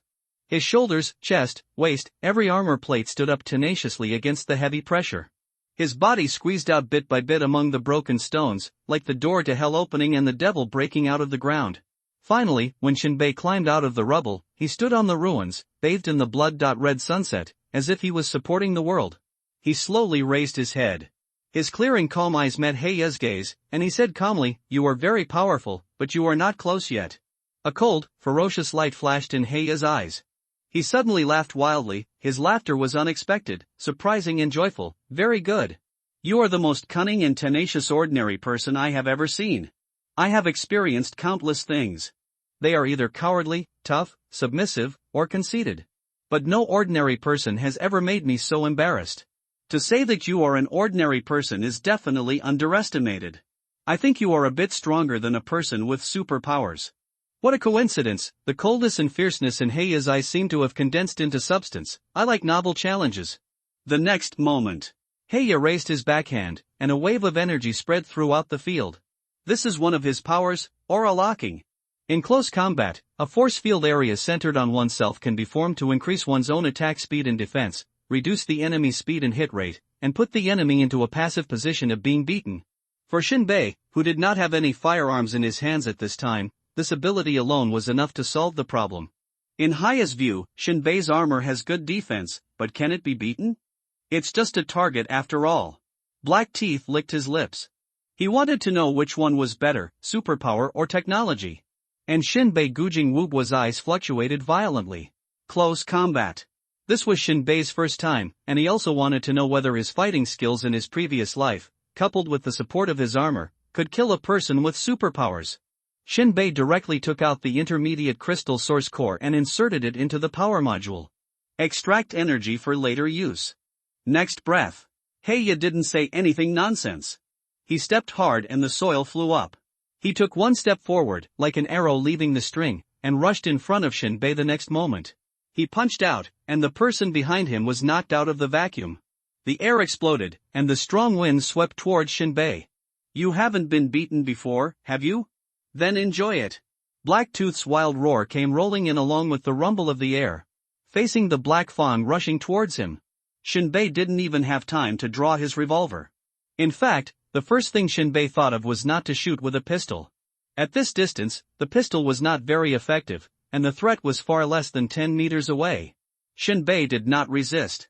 Instead, his body was as fast as a whirlwind. He twisted his body to dodge, suddenly flashed to the side, stepped on his feet, and the foot thruster burst out strong kinetic energy again, pushing his body sideways. When Black Fawn's attack missed, Shinbei had already jumped 10 meters away in a few steps. At the same time, he had already held the revolver in his left hand. In the moment of landing, he pulled the trigger directly. I saw the 6-chamber rotating chamber at the muzzle rotate rapidly. With a low and powerful click, the bullet in the cylinder was ruthlessly pushed into the endless dark barrel. A flash of light suddenly appeared at the muzzle, as if a spark ignited the grease, ready to go. The sparks produced by metal friction were like stars in the dark night, short and dazzling.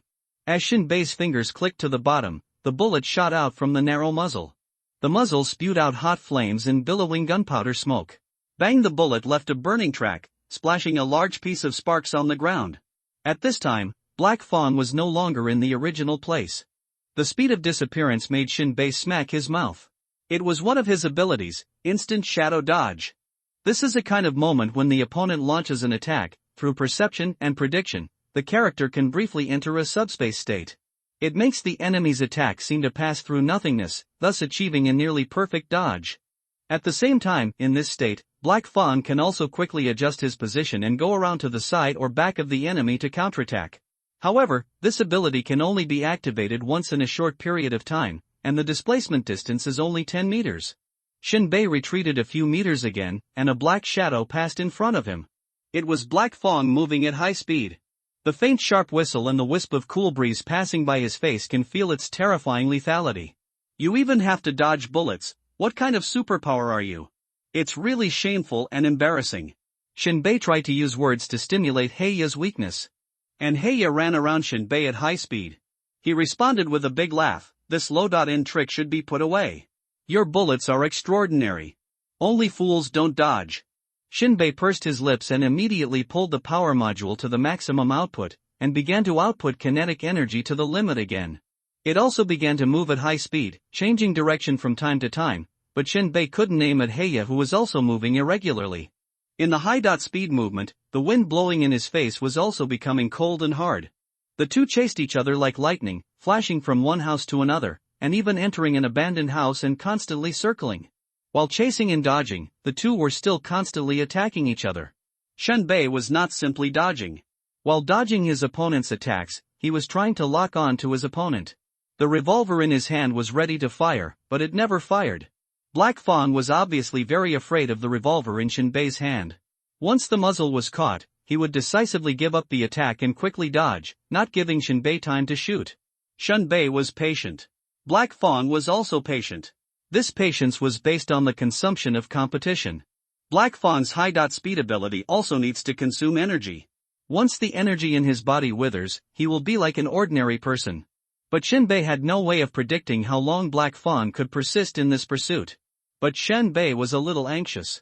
His armor was already in a damaged state after being chased by the evil species. If it was a peak armor, Shinbei could consume Black Fong as long as he had crystal source cores. No matter how much energy a superpower has, it can't be more than a crystal source core. But now the situation is very unfavorable for Shinbei. He urgently needs to find an opportunity to deal a heavy blow to Black Fong. The chase has been going on for more than half a minute. In a fight at this distance and speed, the disadvantage of a pistol is actually very obvious. The short time from aiming to pulling the trigger to firing the bullet is enough for Heiya to react. Shinbei held the revolver in his left hand, crouched down, and moved between buildings like a ghost under the high load support of the armor. And Heiya crouched even lower, and more often even used his hands and feet, like an extremely swift reptile. At this time, Shinbei observed the surrounding environment. His brain was working rapidly, and he suddenly jumped up from the ground, bounced onto the outer wall of a building, and then went around the corner at the fastest speed. At this time, Heiya was like a cannonball, shooting from the roof more than 10 meters away, with a light bang, and then tightly attached to the outer wall of the building. He was lying sideways, and then like a gecko, he crawled along the outer wall at a much faster speed than Shinbei, and rushed to the corner of the building in an instant. And Heiya seemed to have a flash of inspiration in his mind, and did not rush into the corner rashly. Instead, he flipped his palm, and a thin line that was almost invisible shot out, turned in the air, and pulled towards the blind spot behind the corner. This seemingly inconspicuous thin line is actually very powerful. For a brick and wood structure like this, it can easily leave a cut more than 10 centimeters deep. Before the thin line was pulled solid, he had already rushed out of the corner. It seems that he is very confident in the power of his weapon. However, his confidence was met with the deep and bottomless muzzle of the revolver. Black Tooth screamed strangely, and the thin thread flickered in the air, stabbing towards Shinbei's arm like lightning, and then his own body used the force to pop back at the same time. This is the best response to the current situation, both offensive and defensive.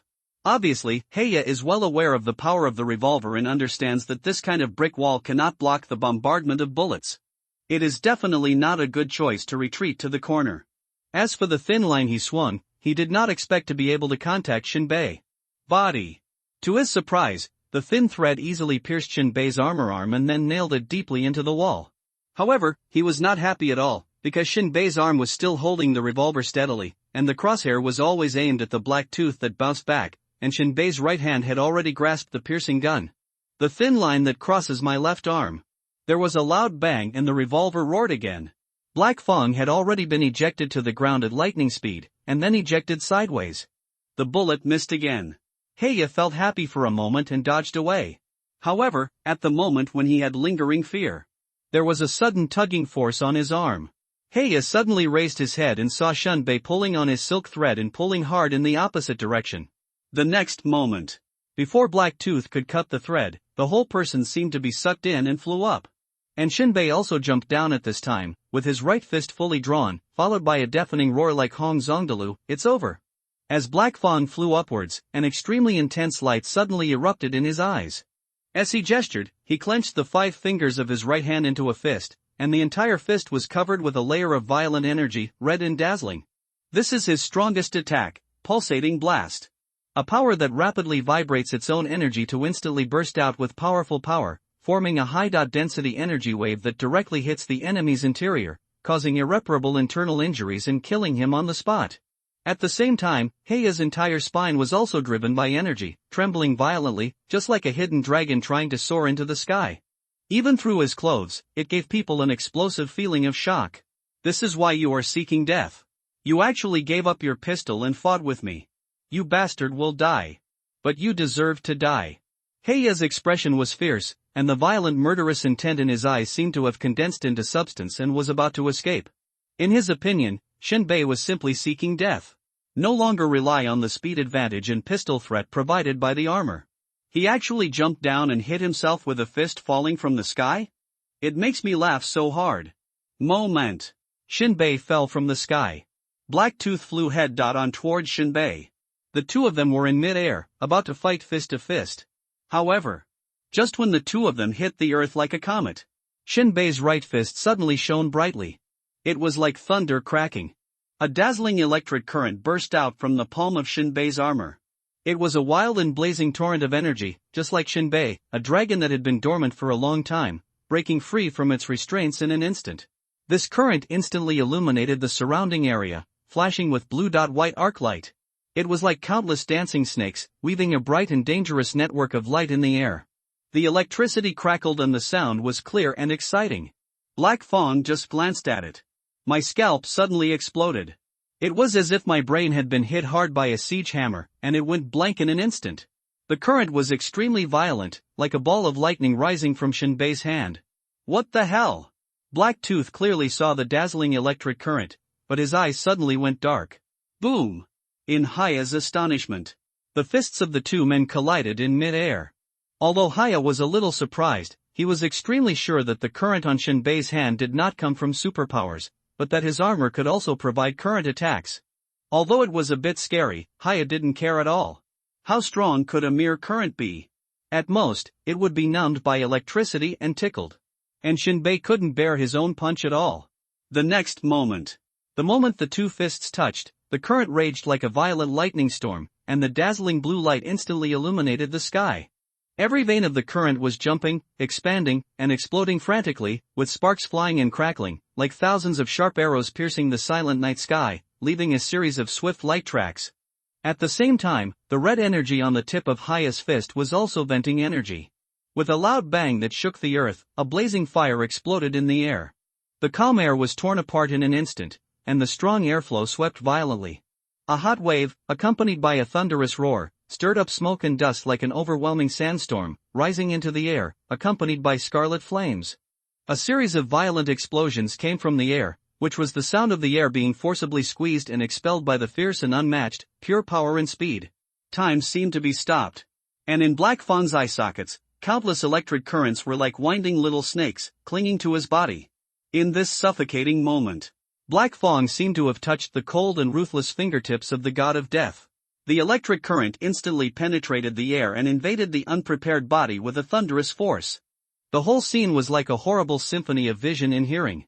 A strong arc of electricity broke out in an instant, presenting a strange and gorgeous blue-white light, which twisted, jumped, and spread, like a violent and greedy light snake tightly wrapped around Black Fong.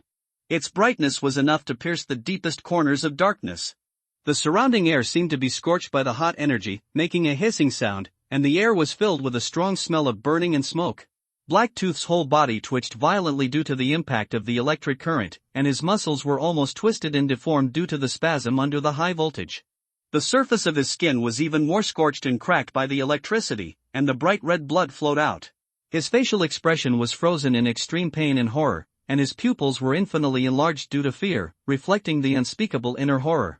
His body seemed to have turned into a temporary lightning conductor, and every pulse was challenging the limit of life, and every tremor was like a wail on the edge of life and death. Black Tooth never expected it. The current released by Shinbei was so violent. It was like a 1000-volt high voltage power grid. How is it possible? How is this possible? Black Tooth's eyes jumped wildly, his eyes were red and his mouth was wide open.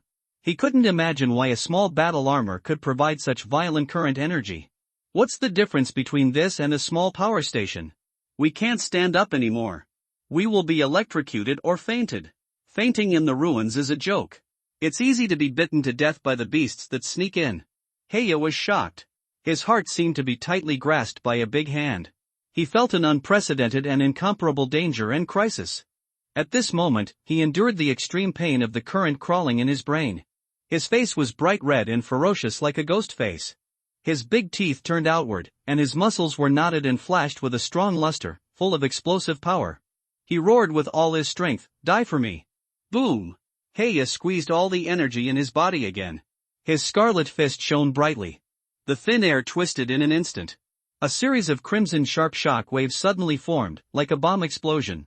The scarlet shock wave suddenly spread out, and everything that blocked along the way broke silently. Then the red shadow covered the whole alley, and the earthen buildings on both sides instantly broke and collapsed like tofu. And Shinbei was also directly blown away by Heiya's blow. His figure flew up uncontrollably, drew a parabola, and fell heavily to the ground. Squeak! Shinbei slowly got up from the ground, and there was a stiff friction sound at the joint of the armor. Gently stroking the armor, Shinbei smiled. It is worthy of being an upgraded armor, and it can really withstand his strongest attack. Superpowers are powerful, but technology is even more powerful. He walked step by step towards Heiya, who was lying on the ground, twitching all over and foaming at the mouth. He picked up his revolver casually. Shinbei strolled leisurely, as if walking in the void, and his eyes seemed to be nostalgic and sighing. Some people are waiting for death, some people are avoiding death, and you are chasing death. At this time, Heiya opened his bloodshot and bulging eyes. A charred face, the charred and necrotic skin kept sliding off, revealing the flesh that was almost scalded. His veins were throbbing, and he stared at Shinbei, who was walking towards him with a look of horror and disbelief. Who are you? Why would you? Shinbei pressed his hands and hushed. This means nothing to you. Shinbei raised the gun and said calmly again, life and death are determined by fate, wealth and honor are determined by God, all are predestined disasters. You see, now you are making a fuss, and in the end everyone will be buried with you. Why bother? Do you regret it? Give me a reason not to kill you. Shinbei asked at last. Under Shinbei's gaze, Heiya laughed helplessly and bitterly. Heck, can I save a bullet? Is this a good reason? Shinbei had originally wanted to kill, but this man's words stunned Shinbei himself. He stared at the ugly and miserable smile and laughed dumbly. Do you think you are very humorous? I don't need your bullet. Heiya's eyeballs trembled violently, indicating the drastic changes in his inner emotions. He said in a humble tone, regret, really regret. I was wrong. I was really wrong, spare my life, let's not interfere with each other. In Heiya's view, as long as Shinbei is soft-hearted, he can crawl back to the shelter and still be alive. As for the later things, it's not too late to settle the accounts later. After all, this matter is all Shinbei's fault. If Shinbei didn't provoke the evil species, there would be no such things.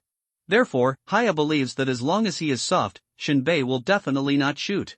However, Shinbei shook his head, his eyes full of cruelty. No, you don't know you are wrong, but you know you are going to die. Instantly, Black Fang's resentment, rage, even panic and horror burst out. How dare you? You are the enemy of shelter number 12. May there be no famine escape in hell. Bang! The sound of gunfire vibrated and echoed in the ruined city. Not long after, Shinbei walked out of the ruined city. There were more than 30 intermediate crystal source cores on his body. This was the spoils Shinbei had looted. All the way to the west, Shinbei maintained a speed of 10 kilometers per hour and began to trek. The armor could no longer be overloaded. It would be completely scrapped, and even walking with leverage might fail. Under his feet was a silent carpet of endless yellow sand and rusted mechanical wreckage. The once prosperous ruins of civilization were now eroded by time, and only a broken skeleton remained, as if telling an elegy of famine escape in a distant era. The sky was a dark and depressing leaden gray, and the heavy clouds seemed unable to bear the resentment of the world. It began to rain sparsely. The rainwater can be drunk, but it may cause gastrointestinal infections. The only safe water source in the world is the purified water in the giant stomach of the Titan.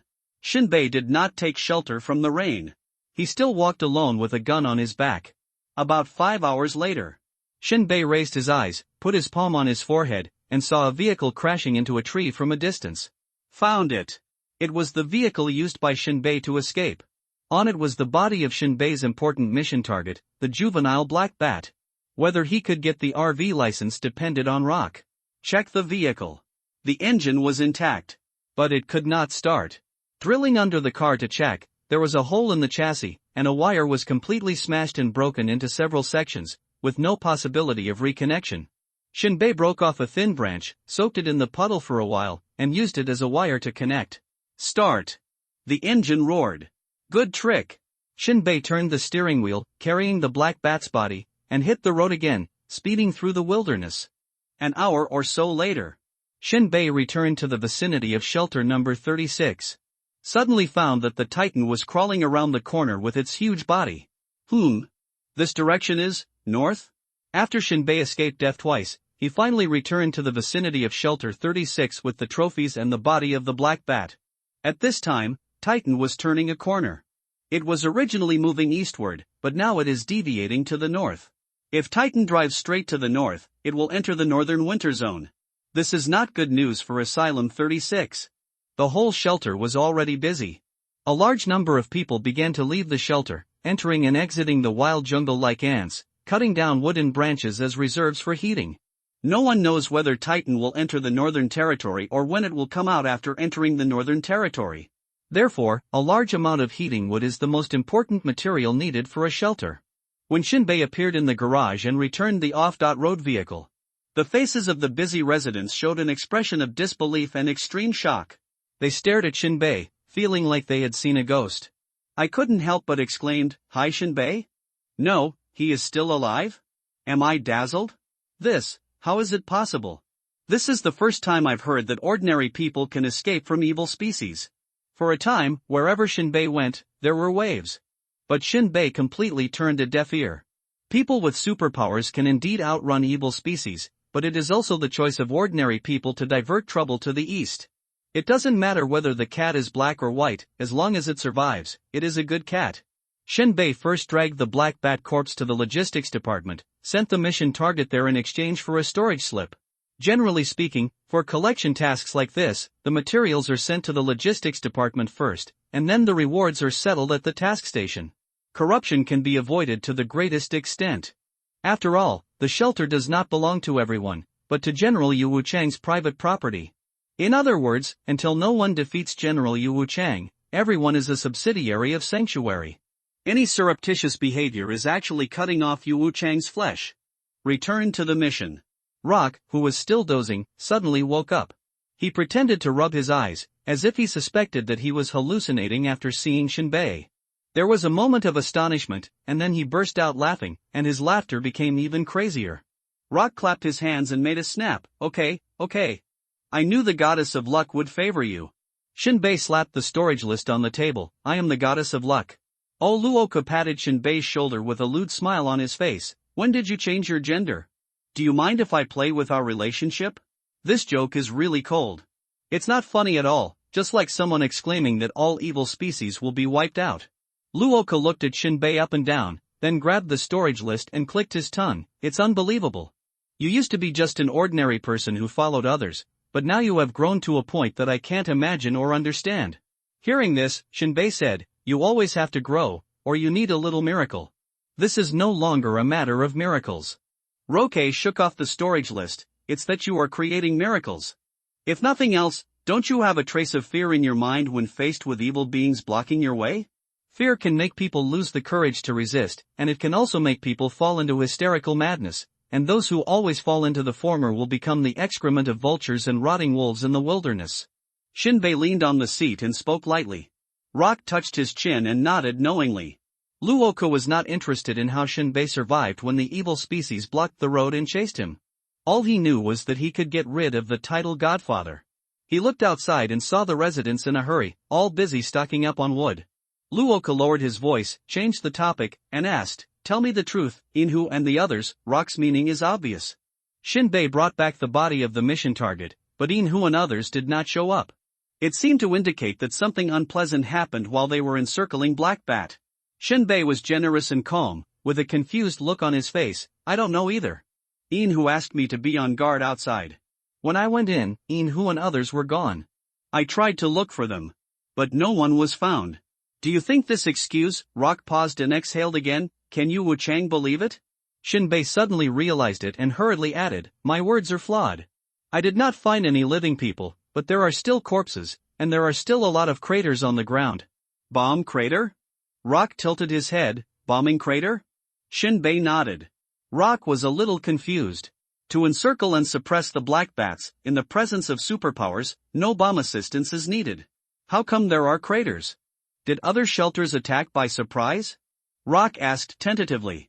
Shinbei still admired Luoka's brainstorming. As for Shinbei, he was not afraid of Yu Wuchang's subsequent investigation. Investigation is useless. In the entire scene, except for Inhu, almost everyone else was killed by the Black Bat in one blow. Su Li and Inhu were shot in the head by themselves. But Shinbei didn't forget to use a cluster bomb on the two of them before leaving, blowing them to pieces. There were no signs of bullets being fired at all. What's more, Shinbei picked up all the bullet casings that fell on the ground. It is still difficult for General Yu Wuchang to grasp his own handle. Just because you are alive and others are dead, you can't doubt that you killed your teammates, right? Who will dare to go on missions in the future? At this time, Luoka was filling in the details in his mind, checking and filling in the gaps in the entire process. At least when reporting, General Yu Wuchang could not find faults. As for why only Shinbei came back alive, Luoka had an idea. Only the winner deserves to breathe and have a beating heart. But he still has deep doubts about Shinbei's method of killing people with powers. Is it just by virtue of the firearm in hand? This is a bit incredible and unimaginable. Do you really think that people with superpowers are targets? Roque doesn't think about it either. He can't understand or figure it out. It's just a waste of brain cells. But Rock still persuaded her with sincere words, Shinbei, you must always remember that you are an ordinary person. Maybe you can still deal with the superpowers at this stage. Once you encounter someone like the Blue Enchantress, stay in awe and lower your head. No shame. Shinbei's lips curled up. You'd better find a way to make an account of the mission rewards for me. I suggest that if there can be a breakthrough in this research institute, Rock ignored Shinbei for the time being and continued, you can try to have a second awakening and become a superpower. Shinbei's expression moved. I think Rock's suggestion is quite pertinent. But Shinbei didn't want to gamble his life. Half the chance of awakening, half chance of exploding to death. There is no room for maneuver, and the risk involved is too great. Here, a high-grade crystal source core. Rock threw the mission reward into Shinbei's hands. Shinbei slapped his mouth. So fast? No need to do accounts? Rock shrugged. As long as one person comes back alive, you won't get any mission rewards. Now that everyone is dead, even though you are doing the mission for free, the mission reward can only fall on you. Shinbei grinned. The logic is perfect. Rock waved his hand. Take your little K away. What's wrong? Damn it. There was a hint of displeasure on Rock's face. He actually did it behind my back. Shinbei's eyes widened slightly. Did little K steal something? He actually cleans my room. Damn it. I hate being spotless and orderly. There is no warmth in such a house. Rock almost growled. You understand? There is no temperature. Shinbei. Shinbei stood up slowly, took a deep breath, and patted Roque on the shoulder. It seems that you need a woman who can give me children. Rock was stunned. Looking up again, Shinbei had left the mission station. He lit a cigarette, took a deep sip, and said, having a child? Oh, why should future generations suffer in this damn escape? Shinbei came out of the mission station. Went to the service center. The so-called service center is the central department of the shelter. Whether you are a person with superpowers or an ordinary person, you can come here to handle any matter.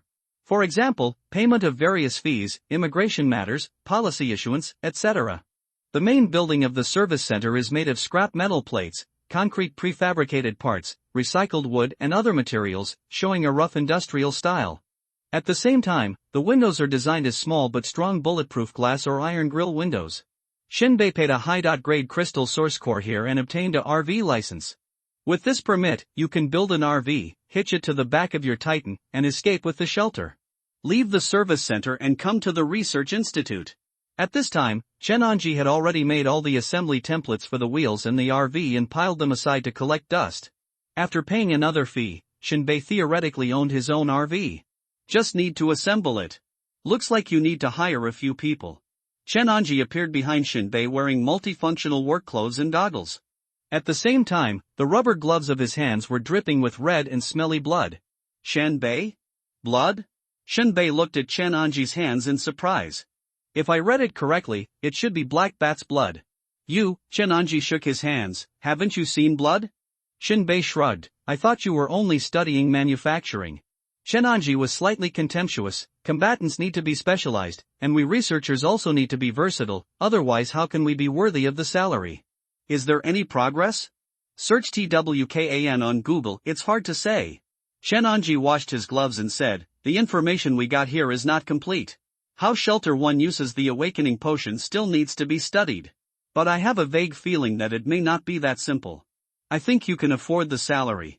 Shinbei said calmly. This sentence reached Chenanji's ears, as if Shinbei was mocking their nonsense. But Chenanji was not angry either. You have to admit that your skills are inferior to others.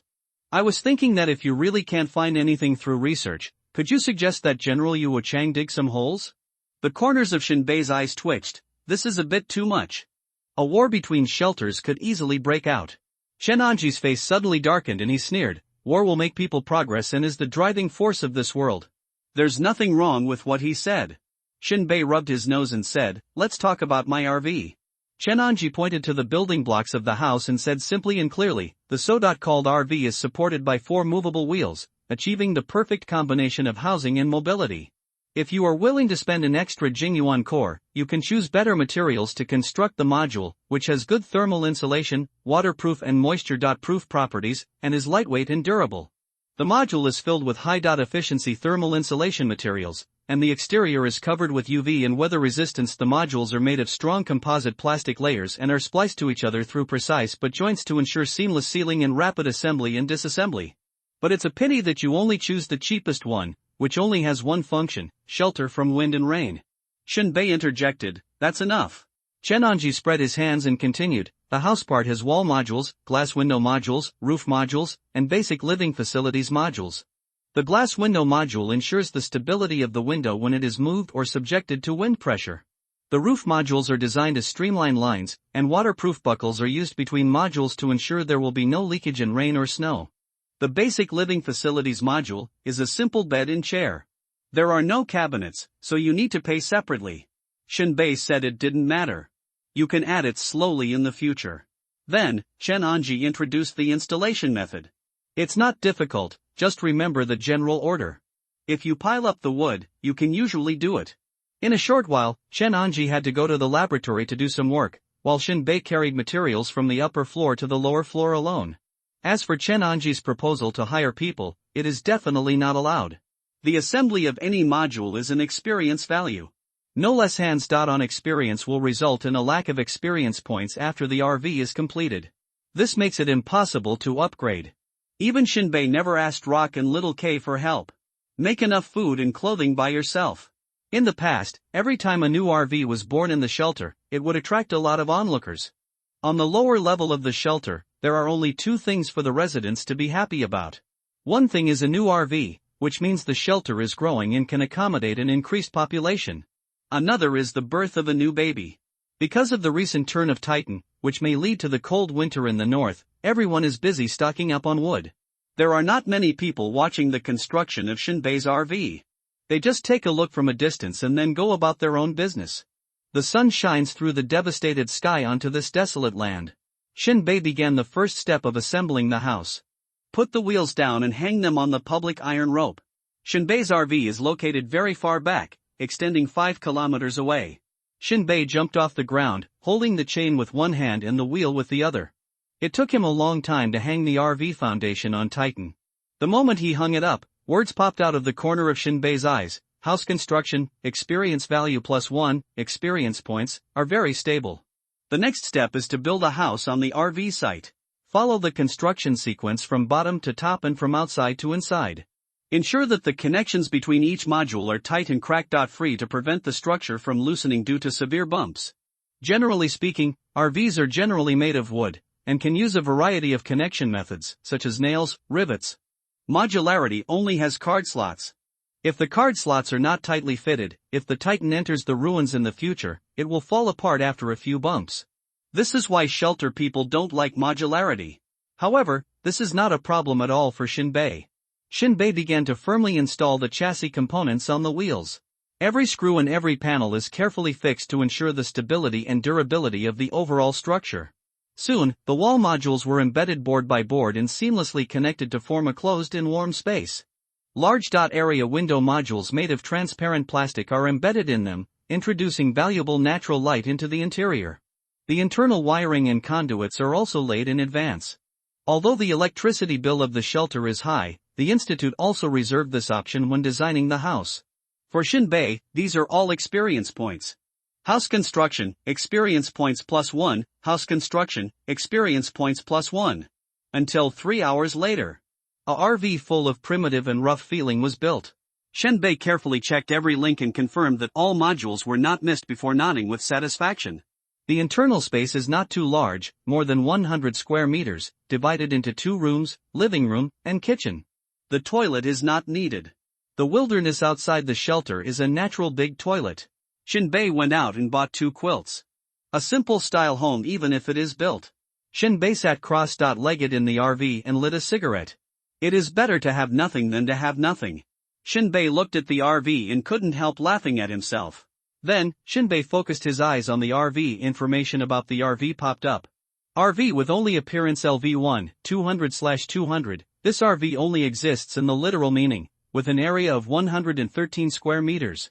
The construction materials are low quality and the stability is worrying. It is similar to a tent and can only block wind and rain, but the vent design is unreasonable, which will cause rain to pour in. High temperature is like a steam furnace, low temperature is like an ice cave, it has no defense function and no comfort. Trample it gently, otherwise it will fall apart. Shinbei. This evaluation is a bit too much. Why is the RV, which is obviously not bad, so terrible in the plug.in description? Is it evaluated according to the standards of an all-terrain steel chariot? Shinbei sniffed, it's a bit exaggerated. I dare not imagine how terrible it would be if this RV was upgraded to a super-large mobile fortress. Don't think about it for now. Shinbei thought, upgrade. A halo that others cannot see spread along the RV with only a show LV2, 0/500. This RV only exists in the literal meaning, with an area of 113 square meters. The vent design angle has been improved, and rain will not pour in. The door lock core has been upgraded, the safety has been improved, the connection of the RV building module has been strengthened, the stability has been improved, the building module materials have been upgraded, and the durability and defense have been slightly improved. After reading the information, Shinbei took a deep breath. Sure enough, the upgrade is still powerful. Although I chose the lowest grade building materials, with the upgrade, it can also reach the level of alloy steel defense. At the same time, the appearance has not changed, but the interior has changed dramatically. Awesome! Shinbei stood up and stroked the RV. I feel that this RV may be the most important existence after the sequel of the Beamfire disc. Everyone will definitely have a surprise in the end, right? Shinbei muttered to himself. Then, Shinbei began to clean the room. After sweeping the dust for a while, Shinbei gave up directly. Cleaning the room doesn't increase experience points. How can I continue to upgrade in the future? Shinbei touched his chin and couldn't figure it out for the time being. There must be a way when the car reaches the mountain, no matter what. At this moment, the door rang, and Rock walked in with little K. Rock looked around and complained, "Why didn't you notify me? I'll help you do some work." Shinbei grabbed the broom and handed it to him. "It's not too late now." Rock threw the broom to little K and patted him on the back of his head. "Go clean up." Little K naturally knew that this was their new home, and he worked very hard. Shinbei took off his armor and hung it on the wall. Shinbei began to check the parts that needed to be replaced in the armor and recorded them one by one. Prepare to go shopping. Little K. Before going out, Shinbei instructed, if someone breaks in, just shoot him with a gun. Don't talk nonsense, okay? Rock glared, this is a shelter, who dares to kill people? In the end, it's just stealing, just warn. Shenbei shrugged. The two walked towards the titan body. Rock coughed and lowered his voice. I have two pieces of bad news. Which one do you want to hear first? Shenbei? Am I hallucinating? Shouldn't it be, one good news and one bad news? The upper level of the shelter. A car passed by rows of dilapidated factories and chimneys with thick smoke, and stopped in front of the only neat manor surrounded by walls and with villas. The villa in the manor is not small, clean and grand, and is undoubtedly luxurious compared to the low-rise buildings in the territory full of the old industrial-era style. In addition to luxury, there are also a group of armed minions patrolling and guarding in the manor, and the convoy has just stopped at the gate. You can see that the people dressed as servants and butlers are already waiting respectfully, and when the car stops, they bow their heads and greet, "Welcome back, General." At this moment, the sleepy minions in the car have already woken up, and all of them look at this magnificent manor with extremely envious and yearning eyes. Compared with the lower-class people who are pale and thin and have no clothes to cover their bodies, even the servants in General Yu Wuchang's manor are full of spirit and neatly dressed. The living conditions of the two are simply one heaven and one earth. After General Yu Wuchang got off the car, someone stepped forward and took his cloak. A man who looked like a butler stepped forward, bent over and said, "General, Inhu, Suli, Fei Shu and others are dead." Yu Wuchang's temples twitched slightly, but he had a smile on his face, and it was not visible at all. Life and death are impermanent. The word impermanence is Yu Wuchang's life creed. Everything is impermanent. They will become part of the world of escape. Although Yu Wuchang felt a little distressed, he still looked at it quickly. He then asked, "How is the mission completed?" As long as the mission can be completed and the awakening potion can be developed, combat-type psychics like Inhu can be cultivated artificially. The Institute may need to dig into the corner of the Institute in shelter number 1. There is no conclusion or plan yet, so I will let you know in advance. The housekeeper paused and continued, as for the body of Black Bat, it was brought back by Shenbei. Moreover, he was the only one who came back alive. Shenbei? Yu Wuchang was shocked. This guy didn't die after encountering the evil species? He is really lucky. The housekeeper replied. Yu Wuchang didn't care, and seemed to have a brainstorm. Sniper, dangerous and safe, just lucky. What did Rock report? Rock conveyed that Inhu and others were bombarded. Bombardment? Yu Wuchang was stunned. They didn't carry cannons, did they? The housekeeper shook his head. Yu Wuchang's face sank. Send someone to survey the scene, focusing on the shells, to see which shelter is ungrateful. The housekeeper nodded in response, and then said, "General, a radio communication will be held soon." Radio communication meeting. It is a way for people in the world of famine to communicate across the air today. Under ideal conditions, such as using a high-power transmitter, an efficient antenna, and a suitable communication frequency, and in an open and unobstructed environment, radio waves can theoretically span thousands or even tens of thousands of kilometers. However, in the world of escape, especially surface communication, considering the influence of various complex factors, the coverage of radio communication generally ranges from tens to thousands of kilometers. At a specific time, each shelter must contact each other once, initially to confirm the news of each other's existence. Now, it has almost become a place for the leaders of the shelters to curse each other in the air. Yu Wuchang's frown relaxed slightly, boring. With that, Yu Wuchang stepped into the manor. Came to a study. Lifted a piece of oilcloth. An old-fashioned radio device that has experienced vicissitudes of life stood quietly on the dilapidated workbench. The shell is no longer the smooth black color of the past, but is covered with layers of heavy dust and rust, as if wearing a mottled camouflage coat. Those originally smooth edges and corners have now been worn rough and uneven, covered with traces of bumps and wear. Although the knobs and buttons are severely worn, their original functional labels are still clearly visible. The wires are exposed, and the joints are also showing patches of patina due to oxidation, but this old radio equipment still works tenaciously. Whenever the knob is turned and the frequency is adjusted, it can still send out electromagnetic wave signals, penetrating the silence of the famine world, trying to find possible responses in the distance. Soon, the huge antenna is supported in the manor. The radio is powered on. The staff on the side began to operate the radio. The noise of the electric current soon turned into a human roar. "This is shelter number 25, Cubs, are you still alive? Ha ha. This is shelter number 8, Spider Queen, shut up. Okay. This is shelter number 12, the leader Chi Yunlai is looking for a human, male, unknown name, height 180, features, wearing red armor. If any shelter shelters this person, it is the enemy of shelter number 12. This is shelter number 36. General Yu Wuchang solemnly warns all shelters that sneak attacks are shameful, and shelling our personnel will pay a bloody price. This is shelter number 20, looking for our personnel. Juema, Gon Mo, features, Juema's hands are dry bones, Gon Mo's eyes are all white.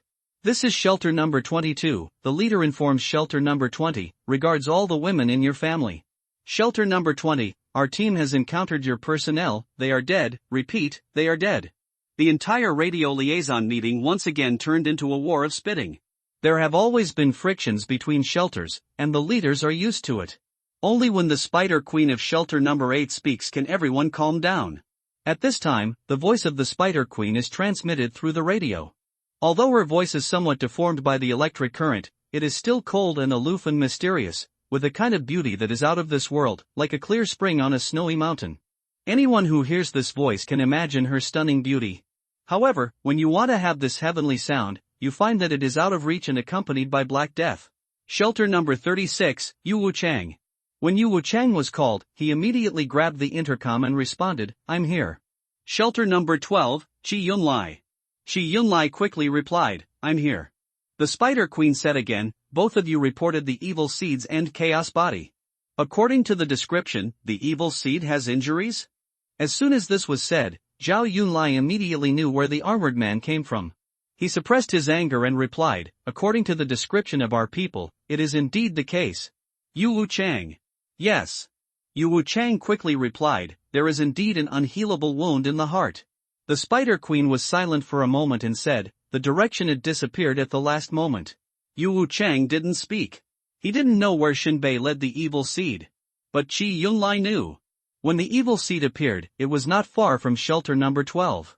As far as the eye could see, the evil seed turned into a black spot and advanced towards the north. Chi Yunlai reported the situation. After receiving the message, the Spider Queen was silent again for a while, and said calmly, then I will move. Just a few simple words. In the eyes of other leaders, the 15th level Spider Queen is going to chase the evil seed and chaos body. Chi Yunlai trembled all over, Spider Queen, can you kill it? The Spider Queen answered decisively, it is absolutely impossible not to be injured, as long as you are injured. How did the evil seed get injured? The Spider Queen sighed, that is the power from deep space that we can only look up to. That's it, you guys chat. After the Spider Queen went offline, a noisy sound rang out on the radio. Discussing what is the power of deep space for those who are not members of the Bloody Conference, it is a bit difficult to understand this rhetoric. Or rather, it is not difficult, but they dare not think about it. At this moment, many leaders looked up at the sky, confused. At this moment, fuck your uncle Yu Wuchang. Chi Yunlai directly named and cursed. Yu Wuchang felt puzzled and looked unhappy. He personally went into battle and spit into the intercom, Chi Yunlai. Being too presumptuous is just wasting your life. Your people killed a squad of mine. Who is presumptuous? I am not as skilled as others. Life and death are unpredictable.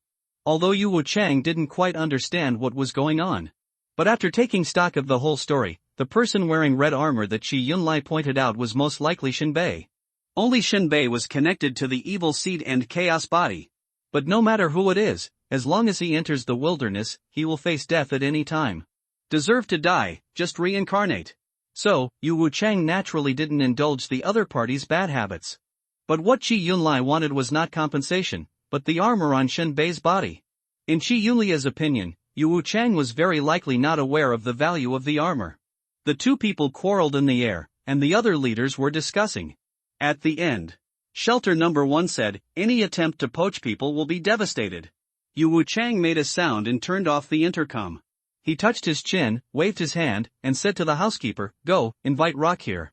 We are definitely wrong about Shinbei's estimate. An hour later, Rock walked out of the manor. He came to the lower floor and met Shinbei. There are two bad news now. Which one do you want to hear first? The first bad thing. Rock's face was a little heavy as he continued, Titan may have to march into the northern winter. Shinbei was not surprised when he heard this. So far, Titan is slowly turning, and the route into the north is something that everyone can feel. Now the entire shelter is busy collecting wood, and it still has experience in dealing with it. Nothing. Shinbei replied calmly. The second thing. Luoka stared at Shinbei and took a deep breath. I just came back from Yu Wuchang Manor. The leaders of each shelter held a radio contact. Shi Yunlai from Shelter 12 is eyeing you. This news made Shinbei's eyes suddenly focus. How is this possible? Heiya's team had clearly been killed by him. He never revealed which shelter he came from, so how did Shi Yunlai target him so accurately? Thinking about everything, Shinbei thought of a very absurd possibility, that is, the evil species' ultimate chaotic body. As long as Shelter 36 and Shelter 12 communicate with each other about the movements of evil species, Shi Yunlai can easily think of himself as coming from Shelter 36. Rock continued, according to Yu Wuchang, you killed an entire team from Shelter 12 by yourself? When Rock said this, his face was filled with an incredible look. Not to mention that Shinbei is an ordinary person, even if he is replaced by a superpower, it would be quite energy-consuming, time-consuming and labor-intensive to chase down a team and annihilate them all. But Shinbei not only escaped from the evil species, but he also killed a team with ease. It's evil. Who is the evil seed? When Luoka heard the news at first, he didn't believe it at all. He even argued with Yu Wuchang and insisted that it must be Shelter 12 who threw dirty water. But the housekeeper on the side also confirmed the conversation on the radio. That must be the Stonehammer. At this time, Shinbei did not hesitate for too long. After weighing it, he answered with a very firm tone, it doesn't matter, we are far away from Shelter 12, and the Titans will also enter the Northern Territory. In a short time, there's nothing you can do against me. Did you really do it? Kill the superpower with one shot? Rock asked with wide eyes. Shinbei's face was filled with a malicious smile, and he said slowly, it's true that they are fearless. Isn't it unusual for bullets to kill people with superpowers? Rock showed an expression of relief, relaxation, and a little appreciation. It seems that as Yu Wuchang said, he underestimated your combat power. This is a good thing and a bad thing. How to say? If you go on a mission in the future, the difficulty will inevitably increase. Shinbei shrugged, risk is directly proportional to return. The bigger the storm, the more expensive the fish. Rock shouted, the bigger the storm, the more expensive the fish. You just have to know your own strength, know your own firearms. High-level superpowers are not afraid of hot weapons. You must have a bottom line in your heart, run away decisively, don't hesitate. That advice is worth buying you a drink. No need. I'm very busy these days. Oh? What's the matter? Rock looked around and saw that there were only two people nearby. He lowered his voice and said, two things. Yu Wuchang may set up a biological research institute and organize a team to poach people from Shelter 1. Shinbei had heard some rumors about this matter from Chen Anji. Shinbei asked tentatively, then, we are not allowed to fight? So, Yu Wuchang asked me to study what kind of manpower to organize. Don't worry, I will definitely not let you take this risk. Shinbei frowned. Rock continued, another thing is that before we enter the cold winter in the north, other shelters will send multiple teams to gather here. Shinbei was very surprised by this. For shelters, other shelters and even transactions are outside Titan and within the wilderness. Only a small number of people, such as Juema and Gon Mo, can enter the shelter for a short rest. Putting a large-scale organized team into the shelter is simply sending the enemy's sharp knife into the heart with your own hands. If people from other shelters cause trouble, they can't be suppressed. What is this for? Shinbei's face was full of questions. Roke's face was cold and frightening, and he said word by word, the cold winter in the north is not silent. On the contrary, there are many people active in that area, and there are even top-secret information hidden in the ruins. This time several shelters will jointly launch a mission. Mission, get ready to explore. Shinbei's heart filled with gossip, top-secret information? Please elaborate. Rock stretched and waved his hand, I can't go into details. Your current task is to collect wood. Just your broken RV. Ha, I am not disparaging, it is not useful.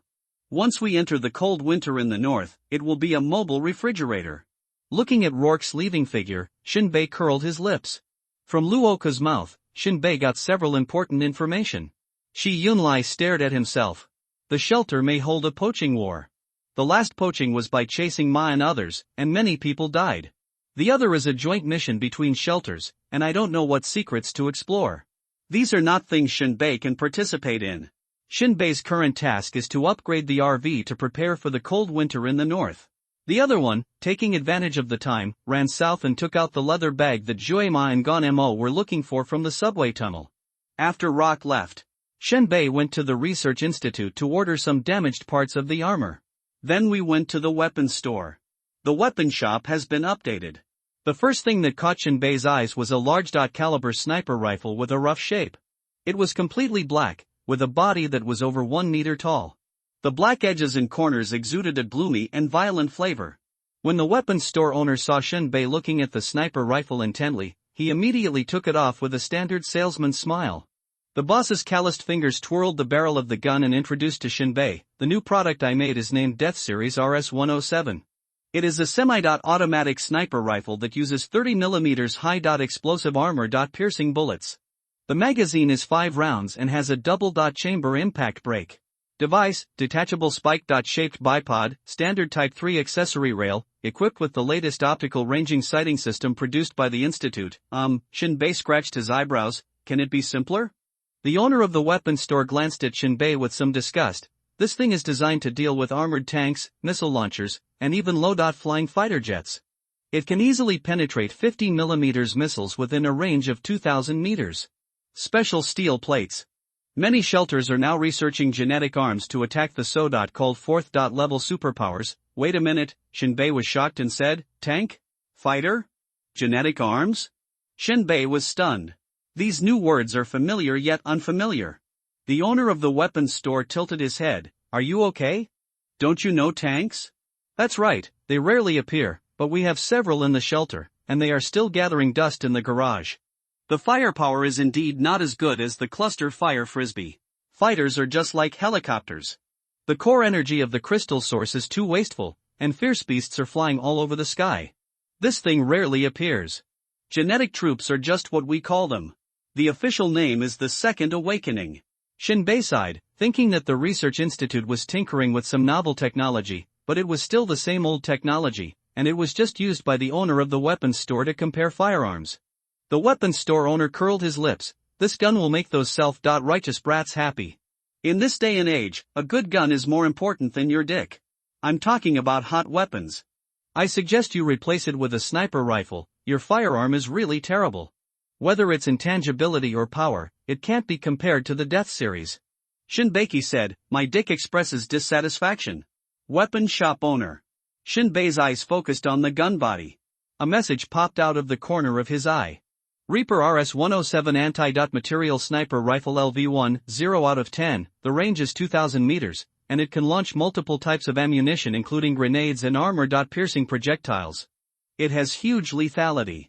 Shenbei felt that this thing was boring. Although the starting damage is much stronger than that of Barrett's level is not comparable to that of this sniper rifle. But Shenbei still asked one more question: "How much?" "Basic model, without other accessories, 80 mid-level crystal source cores. Bullets are not included." Shenbei's eyes flickered. "Let me ask, can this thing kill evil spirits?" The weapons store owner glanced at Shenbei. "It's best not to make this kind of joke happen again." Shenbei laughed after hearing this and hugged his shoulders. "You were the one who teased me with such an expensive thing in the first place." RS-107 is the master of the Reaper series. It has a long range, high accuracy, high power, many types of ammunition, and perfect performance in all aspects. If you can make choices about the performance requirements of the gun and lower the standards appropriately, I would recommend it. "Give you something else." Shenbei thought about it for a while. He actually didn't covet the RS-107 sniper rifle. The reason was very simple. There were too many pendants. The more complex the firearm, the more harsh the environmental conditions. Otherwise, even in the era of escape, the AK series is the king of civilian firearms. It is resistance. Then, Shenbei's eyes searched back and forth on the iron shelf, and with a startled glance, he looked at the other gun, giving information from the corner of his eye. Finally, Shenbei's eyes froze. He pointed with his hand. "How can I sell this gun?" What Shenbei was talking about was a firearm with a very peculiar shape. It was only more than 20 centimeters long, with brass and silver interlaced, and the diameter of the muzzle was more than 15 centimeters, comparable to a large apple. This made the whole gun look top-heavy and unusually weird, and its shape was similar to the early Germanic hand cannon on Earth. This gun in particular was stained and had obvious signs of wear and tear, which made it look particularly shabby and ugly among all the firearms. This gun, the owner of the weapons shop seemed to want to laugh, and he tilted his head. "It's quite suitable for you. Shotgun LV1, 0 out of 10, the owner of the weapon shop was imaginative. There was only one, and production was abandoned due to the extremely poor evaluation of no accuracy, too much recoil, ridiculous range, too much muzzle load, and it will be scrapped after a few uses. Because of its age, it has been damaged. Even when it was intact, there was a high possibility of explosion. The drum can hold 3 bullets, and all bullets will be fired at once after pulling the trigger. Shinbei has long stopped pursuing the accuracy of firearms, and is more pursuing pure and direct destructive power. There are sniper rifles for long-range shooting. There are revolvers for close-range shooting. The only shortcoming is shooting at medium-range shooting. And it's a shotgun. That is, the big spray in the common people's cognition. Shotguns have the characteristics of being able to fire clusters of projectiles, fierce firepower, high first-shot hit rate, and good rapid responsibility. They are mainly used in encounters in complex terrains such as jungles and towns, and sudden battles such as ambushes to kill close-range targets. Generally speaking, shotguns have thick barrels, large calibers, no rifling, and bullets are mostly composed of dozens of small projectiles. The sound is huge when fired, and the close-range target will be honeycombed after being hit, which can kill the enemy on a large scale. This is the large-scale lethality that Shinbei has been eagerly pursuing. Of course, cluster firepower flying discs can also do this. But the range of cluster bombs is too large. When a bomb is bombed down, even oneself may be affected. The fan-shaped bombardment of the shotgun makes up for this shortcoming. But don't blame me for not reminding you, this thing is broken and can't shoot bullets. The owner of the weapon shop kindly reminded. In his opinion, he still wants to recommend the Death Series sniper rifle. After all, he can make a lot of money. Shinbei picked up this weird dot-shaped hand cannon. Without looking up, he asked, broken? Then I can only collect it. Name a price. If you want this thing, 10 intermediate crystal source cores are enough. It's expensive. I'll give you another 100 bullets. Shinbei threw out 10 crystal source cores without hesitation. Apart from anything else, although the shotgun is damaged, the problem can be solved by upgrading. The shotgun bullets alone are worth it. You know, shotgun bullets are different from rifle bullets. There are only 3 main types of conventional shotgun bullets: birdshot, deer bullets, and single-headed bullets. The structure is primer plus cartridge plus bullet. The difference from other bullets is that there is a cartridge in the cartridge to separate the bullet from the gunpowder. Take the pistol bullet as an example. There is no insulation between the bullet and the gunpowder. Therefore, the production process of shotgun is more complicated than other bullets. A broken gun plus bullets, cost-effective.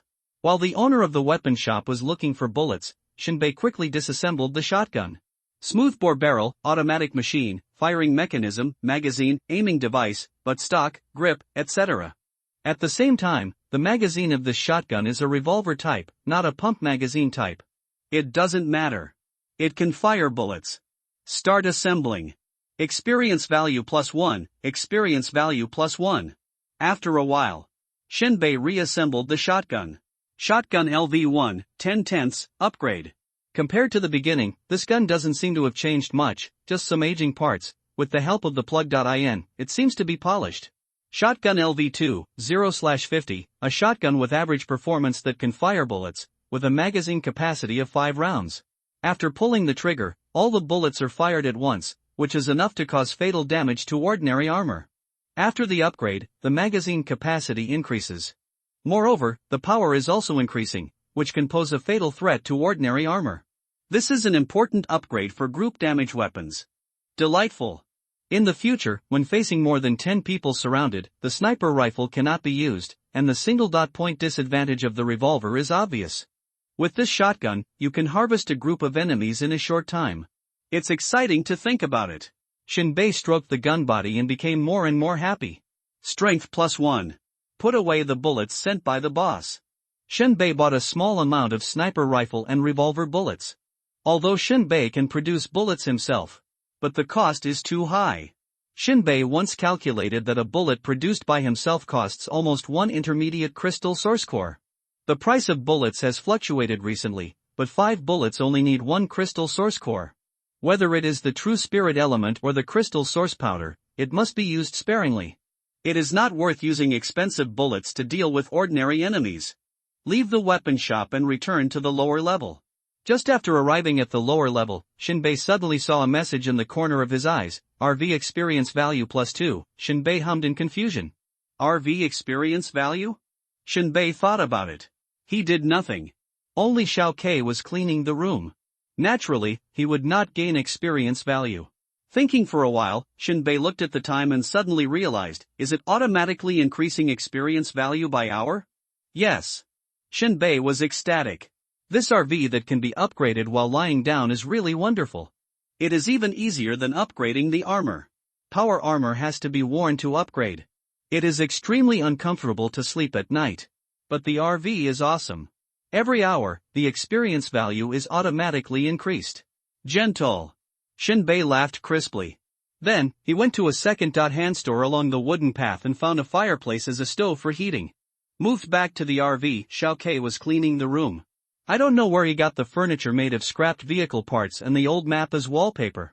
The bed was made from a used car seat, the table and chairs were made of iron pipes and wooden boards, and there were simple storage racks on the wall, on which tools, canned food, and water were placed. There were also messy things filling the empty room. Shinbei's mouth twitched. The aesthetics of the people in this world, the painting style is surprising. After installing the fireplace, Shinbei began to repair the armor. The toolbox was spread out, with various high-strength wrenches and screwdrivers, arc welders and laser welding guns, solder, etc. Will it increase experience points? Before Shinbei started, a question popped up. If it can increase experience points, it will be a bug that Shinbei can exploit. But the facts proved.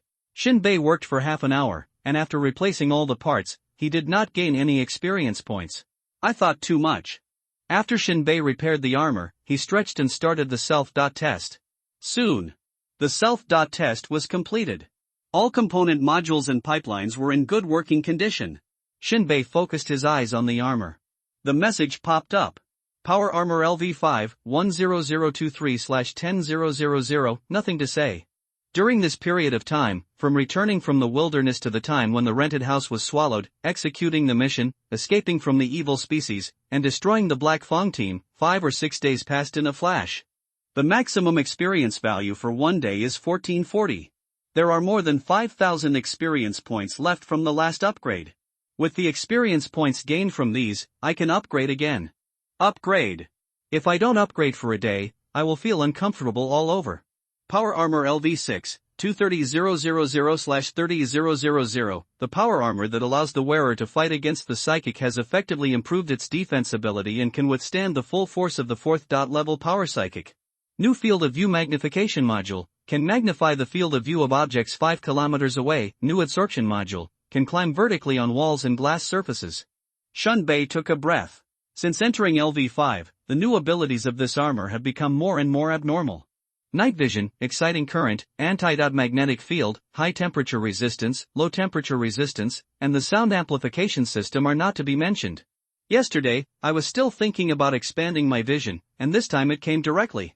May your wish come true. Another new ability is also quite good. It allows you to ignore gravity and climb, which is absolutely useful at critical moments. Strength +1. At night, Shinbei lay lazily in the room. Xiao Kei rolled up his legs and feet and chewed the barbecue strips slowly. Shinbei got up and remembered the leather bag mentioned by Gon Mo. It was time to pick it up and study what secrets were missed. He lit a cigarette, his face hidden in the smoke. Xiao Kei. Shinbei called out. Xiao Kei put down the meat strips, straightened his posture, and looked back. I'm going out tomorrow. You collect some wood and come back to prepare for the cold winter in the north. Xiao Kei nodded obediently. For Shinbei, Xiao Kei's age should still be in school on Earth. But in this world of escape. Work does not discriminate between men and women, old and young, and death does not discriminate between ages. Reasoning cannot fill your stomach. Shinbei was still sleeping. He heard the sound of people trampling on the wooden walkway. Shinbei looked over and saw a faint white at the edge of the sky, heralding the arrival of another morning. The sun had not yet completely broken free from the horizon, but the power that was ready to go had already passed through the gaps between the clouds, casting a faint but firm dawn. People outside started a new day of work. The main task was to collect wood. One was to use it for themselves, and the other was to sell it to the residents of the upper class. At any time, social classes were there. Some people were busy and could not get enough food. Some people were free to enjoy a good meal. Xiao Ke got up early. When Shinbei walked out of the room, Xiao Ke had already walked out of the shelter with the large army. Shinbei was not in a hurry. He ate some meat strips and dried fruits and vegetables, plus a little energy paste that tasted like a ragwike with vegetable juice. He put on the power armor and had a revolver on his right waist. A dagger is placed on the left. Carrying a sniper rifle and holding a shotgun, he walked out of the door. It doesn't matter whether the door is locked or not. It is better to guard against gentlemen than villains. There are no gentlemen in the world of escape. This rare species of human beings has long died. There is no education to recreate gentlemen. Everyone can live one day at a time. Shinbei's RV is at the back of Titan. After a few steps, the slowly receding wilderness scenery comes into view. Shinbei calculated the distance. The place where the bag was discarded was 50 kilometers away from Titan. Now Titan is constantly moving. The distance has increased by more than 30 kilometers. The total mileage is about 80 kilometers. It will probably be at night before we can reach the cracks in the subway. Shinbei jumped off the shelter, his feet stopped on the ground, stabilized his body, and ran in the opposite direction of Titan. About 10 kilometers ahead, the residents of shelter number 36 can still be seen, pulling wood. Adults and children alike were carrying dead branches on their backs. After walking another 20 kilometers, Shinbei could no longer see any signs of human activity. There was only the vast wilderness and the ferocious beasts that kept appearing. A faint but steady mechanical sound came from inside the armor, and Shinbei's pace gradually quickened. If you can get around the ferocious beasts, get around them. If you can't get around them, shoot them from a distance. Finally, before nightfall, Shinbei was only 2 kilometers away from where he had discarded the bag. Along the way, Shinbei had not met anyone except the ferocious beasts. After walking another 2 kilometers, Shinbei could complete his mission and uncover the secret of the bag. However, Shinbei stopped and hesitated. At this time, he stood on the top of the mountain, and in the night wind blowing in his face, Shinbei seemed to smell the smell of blood.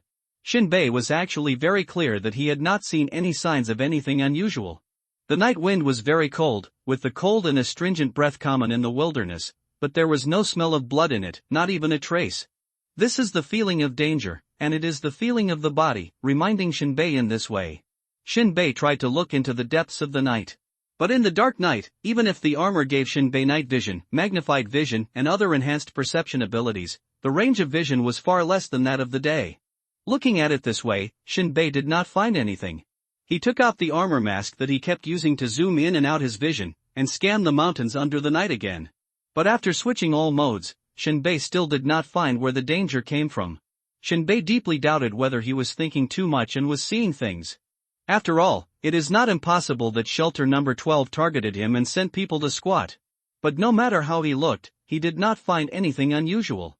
At least, everything was quiet within the field of vision. Just when Shinbei thought that his feeling was wrong, a ball of red light suddenly lit up on the distant mountain. Then there was a dying scream of a human, and finally a dull gunshot. Sniper! Shinbei turned around suddenly, his pupils contracted sharply. 2 groups of people are fighting nearby? Shinbei frowned even more. Along the way, there was no fighting anywhere else, but it happened to be near the leather bag? Is it such a coincidence? Soon. In different places, red lights lit up one after another, followed by screams and gunshots. There was more than one sniper. Moreover, bullets flew everywhere, and one bullet almost hit Shinbei. Shinbei crouched on the top of the mountain, observing the light spots of gunfire. What was painful was the direction of the 2 groups shooting was just on the road that Shinbei had to pass. Moreover, they were moving towards the cracks in the subway. The target is the same as mine? Shinbei's mind was a little confused. Shinbei didn't remember that there were no high-value items worth looting in this almost buried and broken ruined city. If there was, it was just the leather bag. But the location of this leather bag was unknown to even Juema and Gon Mo. How did these 2 groups of unidentified armed men know this? Shinbei took a deep breath, took off the rifle on his back, and rushed into the vast night. In the night, only a faint silver light could be seen flashing, and then everything returned to darkness. Shinbei put all the complicated things behind him and didn't think about why these 2 groups appeared here. He concentrated on walking silently in the darkness. But Shinbei's mood was vaguely strange and joyful. He liked the current moment. In the dark, in the wilderness, and fighting alone. Before he traveled through time, He was a special forces soldier in the first few years and a mercenary in the next few years. The change of identity does not affect bullets in fighting. This is the world he is familiar with. Shinbei threw himself at the sniper who was the first and closest to the flames. His whole body seemed to be integrated with the darkness, and he seemed to be able to feel the pulse of the earth and even the entire world. Until the well-hidden sniper was less than 1,000 meters away and Shinbei had vaguely sensed his position, the sniper had not discovered Shinbei. At the same time, Shinbei heard their shouts to each other through the loudspeaker system. After just listening to a few words, Shinbei frowned. These two groups of people turned out to be combatants from Shelter 20 and Shelter 22. The defecting researcher was from Shelter 22, and Joema and Gon Mo were from Shelter 20. Shinbei can be sure that these people must be here for their bags. But even more confusing is, how did they know the location of the bag? Location transmitter, Shinbei thought of this possibility. Now, Shinbei is even more curious about the items in the mezzanine of the leather bag. The defection of a researcher has not ended yet. It can only show that, what Gon Mo said is true. The contents inside the mezzanine of the leather bag are priceless. If you want to get your things back, you have to kill them. At this time, Shinbei stopped behind a rock, set up his rifle, and aimed at a mound halfway up the hill in the distance. The sniper was hiding behind the mound, still searching for the location of other enemies. The other snipers were either evacuating or moving, but the guy who fired first didn't move. A rookie, Shinbei said something contemptuous of a veteran ruffian. Those who have been on the battlefield many times without dying, their words are vulgar and vicious, but many times they are sharp and sharp. To become a good sniper, accurate marksmanship is only one of the most important things. But like Shinbei, becoming a dancer in the dark requires more things. Bang! The moment the gunfire sounded, Shinbei had already started moving. The mound of soil in the distance was completely blown apart. Even if this soil was very solid, it could not withstand the power of the Barrett rifle in Shinbei's hand. Flying up together with the broken soil were large pieces of flesh and blood and half of a calf. Shinbei's shot only hit the sniper's lower body, but did not kill him. It wasn't that he couldn't do it, but he wanted to make the dying sniper a distraction and a target for attracting attention. It's like lighting a lamp in the dark. No matter how focused a person is, he will always take a glance at it occasionally. The sniper kept rolling and screaming. Shinbei's shot completely amputated both of his legs. This huge pain was unbearable. Although this kind of injury is fatal, he will not die in a short time, so this light in the dark night is destined to stay on for a long time. On the battlefield of life and death, Shinbei's heart became as cold as a solid stone, his methods were as fast as thunder and dark fire, he was strong and ruthless, and he could do anything. The moment the sniper's screams spread far away, two fellow snipers stopped and turned to look. Just such a difference between movement and stillness allowed Shinbei, who was sneaking in the darkness, to lock their whereabouts. In the wilderness, only a sniper can deal with another sniper. This statement is at least partially true. Shinbei silently touched one of the snipers. The distance of more than 1,000 meters only takes a few minutes. The chaotic fighting became more intense as Shinbei entered. Shinbei began to clear the enemies on his way. Taiwan Novel Network. That was a sniper from Shelter number 20. This enemy quickly chose a new sniper position and lurked. The snipers in Shelter number 20 were well trained and coordinated. Some of them moved forward, while others set up sniper positions and ambushed. About 10 minutes later, they moved forward again to find the next position. Under the cover of the night in the mountains, this was originally a very good tactic, but unfortunately, Shinbei was also a master of sniping. The sniper quickly found a new target and steadily put the opponent into the crosshairs of the scope. At this time, his opponent, the enemy from Shelter number 22, still knew nothing about it, lying on the ground, trying and searching for the enemy in vain. The sniper's breathing was calm and steady. Just as he was about to pull the trigger, a hand suddenly grabbed his mouth and nose, pulled his head up, and then twisted it with force.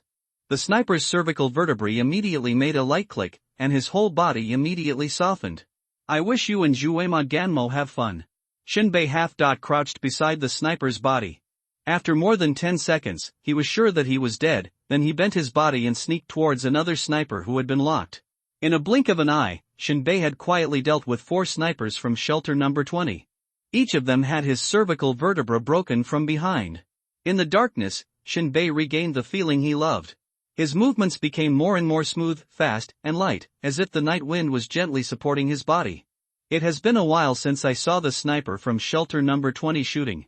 On the one hand, more than half of the personnel from Shelter Number 22 had been killed in the battle, and on the other hand, many snipers from Shelter Number 20 had also died at the hands of Shenbei.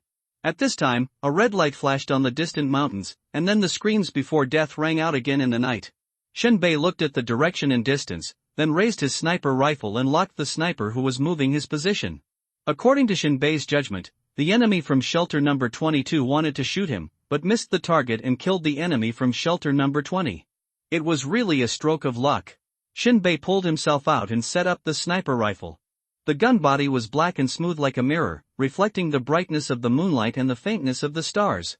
On the precise sight, the crosshairs were firmly locked on the target in the distance. Instantly, a dull and shocking gunshot tore through the silence of the night. The bullet was like a meteor that cut through the sky, rushing straight to the target with the force of thunder, leaving behind a flashing line of fire and a deafening echo.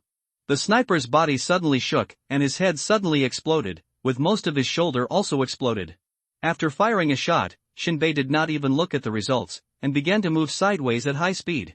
He had to race against time to enter the subway passage and pick up the bag. Shenbei put away the sniper rifle and began to move at high speed under the cover of darkness. The rugged terrain became his best cover. 2 minutes later, 2 more enemies had their cervical vertebrae broken by him. At this time, when Shenbei was less than 800 meters away from the crack in the subway, he looked at a hill 1 kilometer away. He always felt that there was a sniper, or a superpower, aiming at him. Boom! On a distant hill, in the darkness, a gun muzzle flashed a deep and fascinating blue light. A brilliant blue energy bullet instantly burst out from the barrel of the gun, like a meteor streaking through the night sky, carrying a terrifying power that rivals that of a cannonball and rushing straight to Shenbei's position. This blue energy bullet rushed away at a speed beyond the naked eye's capture, and the air tore a subtle but shocking sonic boom trajectory under its violent impact. The foot thruster under Shenbei's feet suddenly burst into particle impact, and the recoil made Shenbei's body like lightning, and he suddenly jumped to the side. In an instant, he had deviated from the original aiming trajectory of the blue energy bullet, and narrowly passed by the destructive energy torrent. Although he successfully dodged the energy bullet that hit him directly, the powerful shockwave it released spread rapidly like a ripple, sweeping everything around him. Although Shenbei was not hit head-on, he still could not completely avoid the residual power of this raging energy. His body shook slightly, and the gravel under his feet instantly splashed everywhere. His figure staggered slightly, as if he was hit by an invisible huge wave. Shenbei rolled forward several times. Then he used his hands and feet together, crawling irregularly like a spider, but his speed was extremely fast. With just a few turns, Shenbei had moved dozens of meters. Shenbei began to speed up, like a night wolf, taking advantage of the wind, running around in the dark. Shenbei's speed was getting faster and faster. Just when he was about to reach the maximum speed of the armor, he suddenly shuddered, as if a basin of ice water was poured on his head. Shenbei's body bowed and bounced, and suddenly stopped. Less than 1 meter in front of him, a large piece of dust suddenly exploded, and gravel hit his face and shoulders, causing a burning pain. This was a high-powered long-range sniper energy bullet from a shooting expert. If Shenbei had not been alerted suddenly, he would have been hit. Shenbei immediately looked along the trajectory to where the bullet came from, and happened to see a little blue light flashing. Without thinking, Shenbei immediately jumped to the right, rolled over after landing, and then shot out like lightning. However, while still in the air, Shenbei's whole body shook, as if he was hit by a high-voltage current, and he fell heavily to the ground. Behind him, a large pile of mud bounced up again. Nearly 1,000 data on the visual panel of the armor gathered instantly, and Shenbei immediately knew that another bullet had just passed by his body, and shattered the armor on the outside of his left arm, taking away a large piece of flesh. If it weren't for the defense of the armor, this shot might have blown up half of his body. Fortunately, the remaining muscle fibers can still support the movement of his left arm. Shenbei half-crouched on the ground and aimed at the direction where the bullet came from. But there was no one in sight. How could it be? Shenbei frowned, quickly moved behind a huge rock, and then lay on the ground, constantly adjusting the color of the armor, swimming like a lizard, almost blending into the surrounding environment. At this time, Shenbei knew that the psychic who specialized in shooting was trying to stop him from moving forward. This short distance of less than 800 meters, if you force your way through, you are likely to be shot, your armor will explode, and your spine will be broken. That would be a big trouble. Shenbei thought for a while. Just as he slowly poked his head out from the ridge, searching for the whereabouts of the shooting psychic, another bullet almost passed over Shenbei's head. The head armor shattered again, and a few strands of burnt hair fell in front of Shinbei's eyes. He saw the position of the sniper again, but it was too late to fight back. Shinbei quickly retreated along the slope and then moved to the side. Sure enough, 2 seconds later, a spring of soil suddenly gushed out from where he had just crouched, and the sniper bullet drilled out of the soil layer and flew into the vast night sky. This shot, with the help of the power of the sniper bullet, penetrated the soil layer on the peak of the ridge. If Shinbei was still lying there, then this shot would hit him in the chest. This was the second time he had brushed shoulders with death. Shinbei lay on his back on the back slope of the hill, his muscles trembling slightly, and his body began to fear. Shinbei suppressed the fear in his body and tried to think. The sniper rifle had been wrapped with camouflage strips made of composite materials, and his movements were irregular. Under the cover of night, whether in dim light or infrared mode, it was difficult to find Shinbei's whereabouts. How was he discovered? How should he lock on to the opponent? He quickly turned on the internal cooling of the armor to make his body temperature drop to the same as the surrounding environment. If the enemy kept locking on him, it was probably similar to thermal imaging ability, or life detection ability. This was the first time Shinbei encountered such an enemy. In the past, Shinbei had seen many powerful people. This was the first time he had seen someone who could suppress Shinbei so thoroughly in the wilderness and sniping. Traditional sniping and anti-sniping methods seemed to be completely ineffective on this opponent. This was an opponent with outstanding athletic ability, excellent hiding skills, and enough patience. At the moment he fired, Shinbei could still lock onto him, even if it was only for a short moment. Shinbei decided to play a dirty trick. He had just appeared from the ridge when the muzzle of the gun on the opposite side turned around and aimed at this side. Then there were 3 consecutive shots, one of which forced Shinbei back, and the other 2 passed by a few meters to the left and right. If Shinbei moved sideways and showed his head, he might have been hit. Fortunately, Shinbei simply retreated. Then, Shinbei directly connected wirelessly to the cluster firepower flying disc that was invisible and on standby in the night sky. Explosion is art. Shinbei borrowed someone's famous line. Obstacles are everywhere. Shinbei had to admit it at this moment. In the previous battles, everything went smoothly, but at this moment, the shooting expert in the Dark Knight really taught him a lesson. In the face of absolute strength and skills, Shinbei was suppressed and couldn't raise his head. He brushed shoulders with death several times.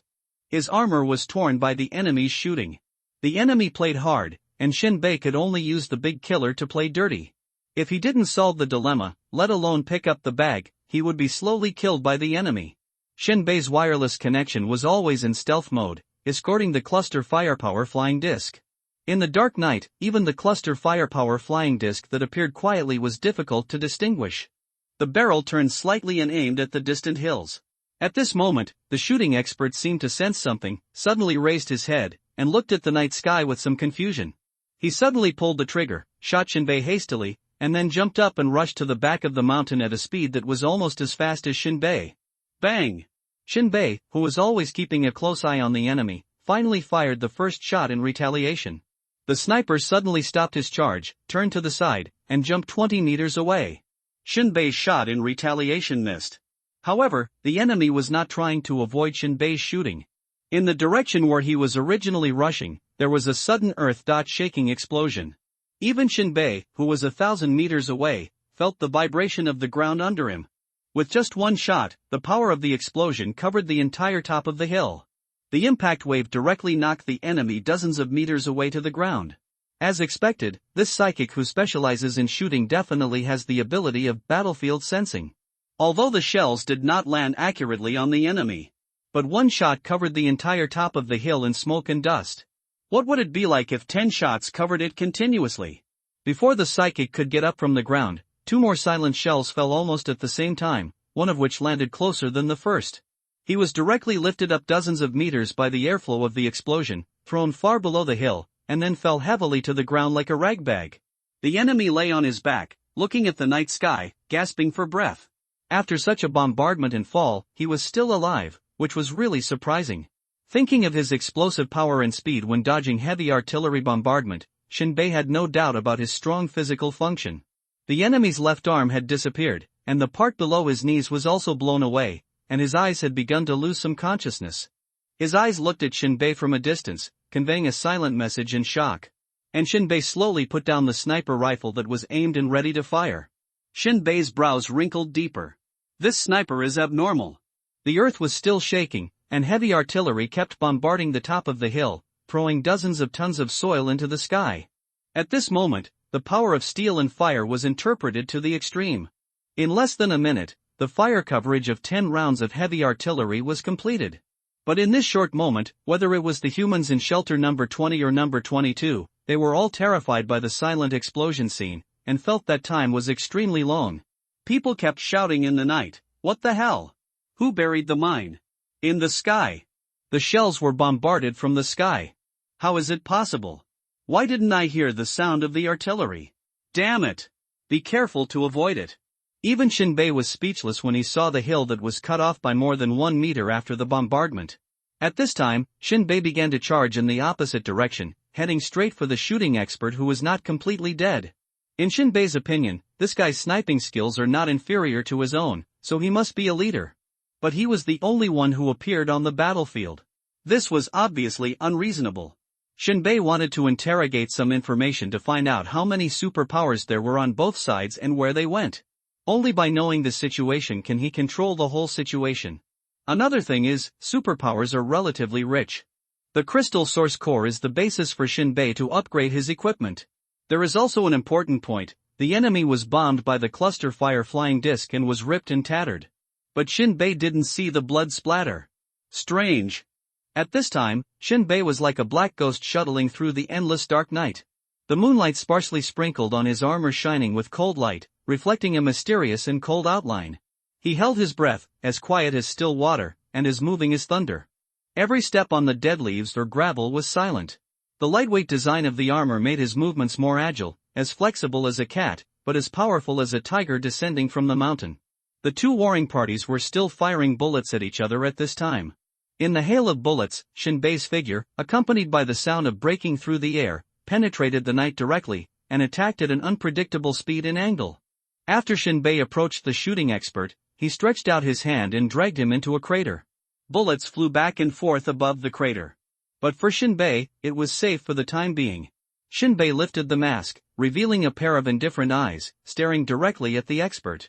His pupils dilated slightly in an instant, and his face showed a bit of shock. This is an old man with a hooked nose, skinny body, and bone earrings.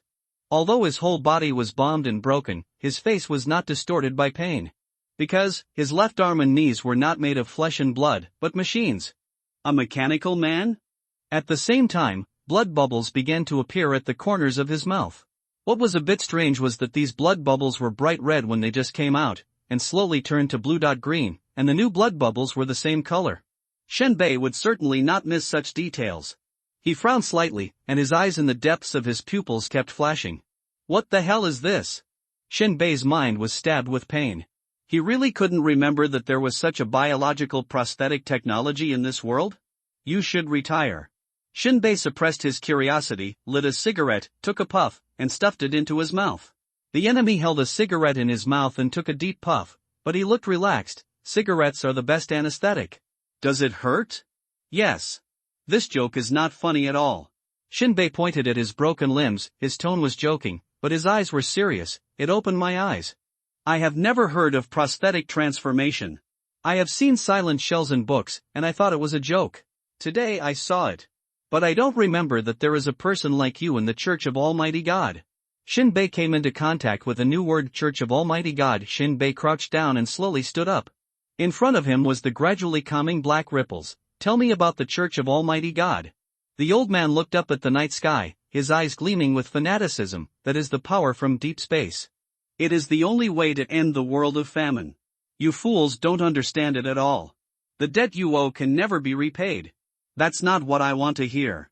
Shinbei took out a revolver and pointed it at the old man's head. What the hell is the Church of Almighty God? The old man turned his head slowly, his eyes seemed to be covered with a thin layer of dust, and his eyes were like a black and white TV. You must be an escapee. Otherwise you can't have his power, and the Church of Almighty God will catch you and make up for the incompleteness. If you keep talking nonsense, I'll kill you. Shinbei felt that this old man seemed to be crazy and spoke incomprehensibly. Shinbei only wanted to know the core information, not the mysterious words. Tell me how many superpowers you have on both sides, and where are they distributed? Shinbei stopped entangled with the Church of Almighty God and turned to ask for the most important information at the moment. But as soon as the voice fell, the old man's body temperature suddenly rose sharply, and Shinbei immediately became alert and took a step back. The sniper screamed suddenly, and a blue flame spurted out of his mouth, and then flames came out of his nose and ears. His body, the ground, and any place stained with blood began to burn fiercely. "We will definitely catch you. The Church of Almighty God will end everything. You, the escaper, are destined to summon, to rise, the power of deep space." The old man spoke intermittently, and the fire on his body was very fierce. In almost a minute, he was burned into a charcoal. His clothes and equipment were all burned in the fire. If there was a prosthetic control chip in his body, it must have been damaged. Shinbei didn't expect that his blood could be converted into such a fierce fuel. Is this sniper really a human? Shinbei's mind was even more confused at this time. He just wanted to find out the truth, but in the end he only got weird and strange information. Shinbei shook his head. There are only a lot of lunatics in this world. Shinbei temporarily regarded it as the crazy words of a lunatic. The current task is to pick up the bag. As for what the Almighty God Church is, Rock must have heard of it, and it's not too late to learn about it later. Then, Shinbei picked up the old man's bones and the crystal source core in the mechanical ruins, got up and left. He went straight to the crack in the subway. Under the cracks of the subway, in the underground passage that was as dense as a spider web and lurked with countless deadly creatures, Song Yu and Wang Yi leaned against a dong room to take a short breath and recover their strength. Song Yu's pink shirt was open, revealing a corner of the yaksha tattoo. He was not tall, with sharp short hair and murderous eyes. Wang Yi was wearing a crooked military uniform, with a dimpled collar and a bandage around his neck. The last button of the military uniform was open, making the hem look ugly. From his expression to his appearance, Wang Yi was a bit sloppy. Song Yu took a deep breath and reached out to turn over a corpse. That was his teammate, a third-level mutant. There was a big hole in the heart. After fleeing to this place, his fate was doomed and he was already dead. Song Yu wanted to find some cigarettes. He was addicted to cigarettes, and his eyes revealed an indescribable anxiety and irritability. Every nerve ending was screaming with longing for nicotine. But this teammate didn't smoke or drink, just like the legendary Puritans of the old times. Even Wang Yi, who liked to burn people with fire and felt strange pleasure when hearing screams, didn't smoke or drink, and didn't use any stimulating drugs. If it weren't for Wang Yi's naked and undisguised lustful eyes when he looked at women, Song Yu would have thought that he had no interest in women at all. Song Yu gave up the futile search, but his fingers rubbed and caressed each other involuntarily, as if being pulled by an invisible force, simulating the actions of pinching and lighting cigarettes all the time. Finally, he held tightly in his hand a wrinkled piece of clothing on his teammate. Song Yu glanced at Wang Yi beside him. "Throw it," Wang Yi urged, holding a khaki leather bag. "Otherwise, how do we know how far behind us the enemy in shelter number 22 is?" Song Yu smacked his lips. "Can you also identify the distance by sound?" "Everyone can identify the position by sound," Wang Yi responded arrogantly. Song Yu sighed, annoyed. Why did he have such a teammate who couldn't understand what he said? In such an empty subway tunnel, the sound of gunfire can be transmitted very far. There are a lot of echoes, and it is impossible to judge the distance of the enemy. On the contrary, it will expose your position. Song Yu was a little unhappy, but he can only do it for now. Who made Wang Yi a fourth-level psychic and the commander of the operation in shelter number 20? Song Yu threw it hard, and the clothes instantly flew out of his hand, drawing a smooth and powerful arc in the air, like a phantom given life, rushing into the depths of the tunnel. With the faint glow of the fluorescent mushrooms, you can see the clothes dancing in the air, and the dynamics of each fold are realistic, just like a person flying forward with a resolute attitude. The next moment, there was a sharp metal friction sound in the distance. That was the sound of the heavy high-speed Gatling gun barrel turning. In an instant, the gunfire flashed, and the bullets poured out like a rainstorm. The hot bullet chain gushing out of the muzzle of the Gatling gun formed a dancing fire dragon in an instant. The bullets streaked through the night sky like meteors, and each bullet dragged out a series of dazzling trajectories. Each bullet was fired with a wave of hot air waves, stirring the surrounding air like boiling water. These trajectories woven into an airtight light net in the dim subway tunnel and went straight to the clothes rolling and spinning in the air. Da-de-day. Almost in one breath, the clothes thrown by Song Yu were beaten to pieces. Like sparks, they fell to the ground powerlessly. Song Yu's mouth twitched, and he turned to ask Wang Yi, "Distance?" 300 meters. Wang Yi continued with great certainty, It is estimated that the people above will definitely not be able to support. We will rush forward 100 meters. Then you will drag back and attract them to chase to the left tunnel, and I will break out from the right tunnel with the briefcase. After this order was issued, Song Yu spread out a map with a complicated tunnel route on it. His finger moved to the left, and his expression suddenly became extremely gloomy, twisted, and even a little frightened. The left side of the forked tunnel 100 meters ahead is a dead end. What is your awareness? Wang Yi asked with a cold face. Will you be happy if we both die here? Song Yu's cheeks twitched a few times, and an imperceptible trace of gloom flashed in his eyes. He put away the map and nodded. Okay. Wang Yi breathed a sigh of relief. Both of them are 4th level superpowers. Once they start to argue, it will be difficult to resolve and the consequences will be unpredictable. Fortunately, Song Yu obeyed the command and followed the order carefully. I'll count to 3, 2, 1, and we'll rush out. Wang Yi leaned against the wall and gave the last command. Song Yu's figure was in the shadow, without any response, and the whole person was like a stone sculpture. On the ground, the battle between the two sides continued.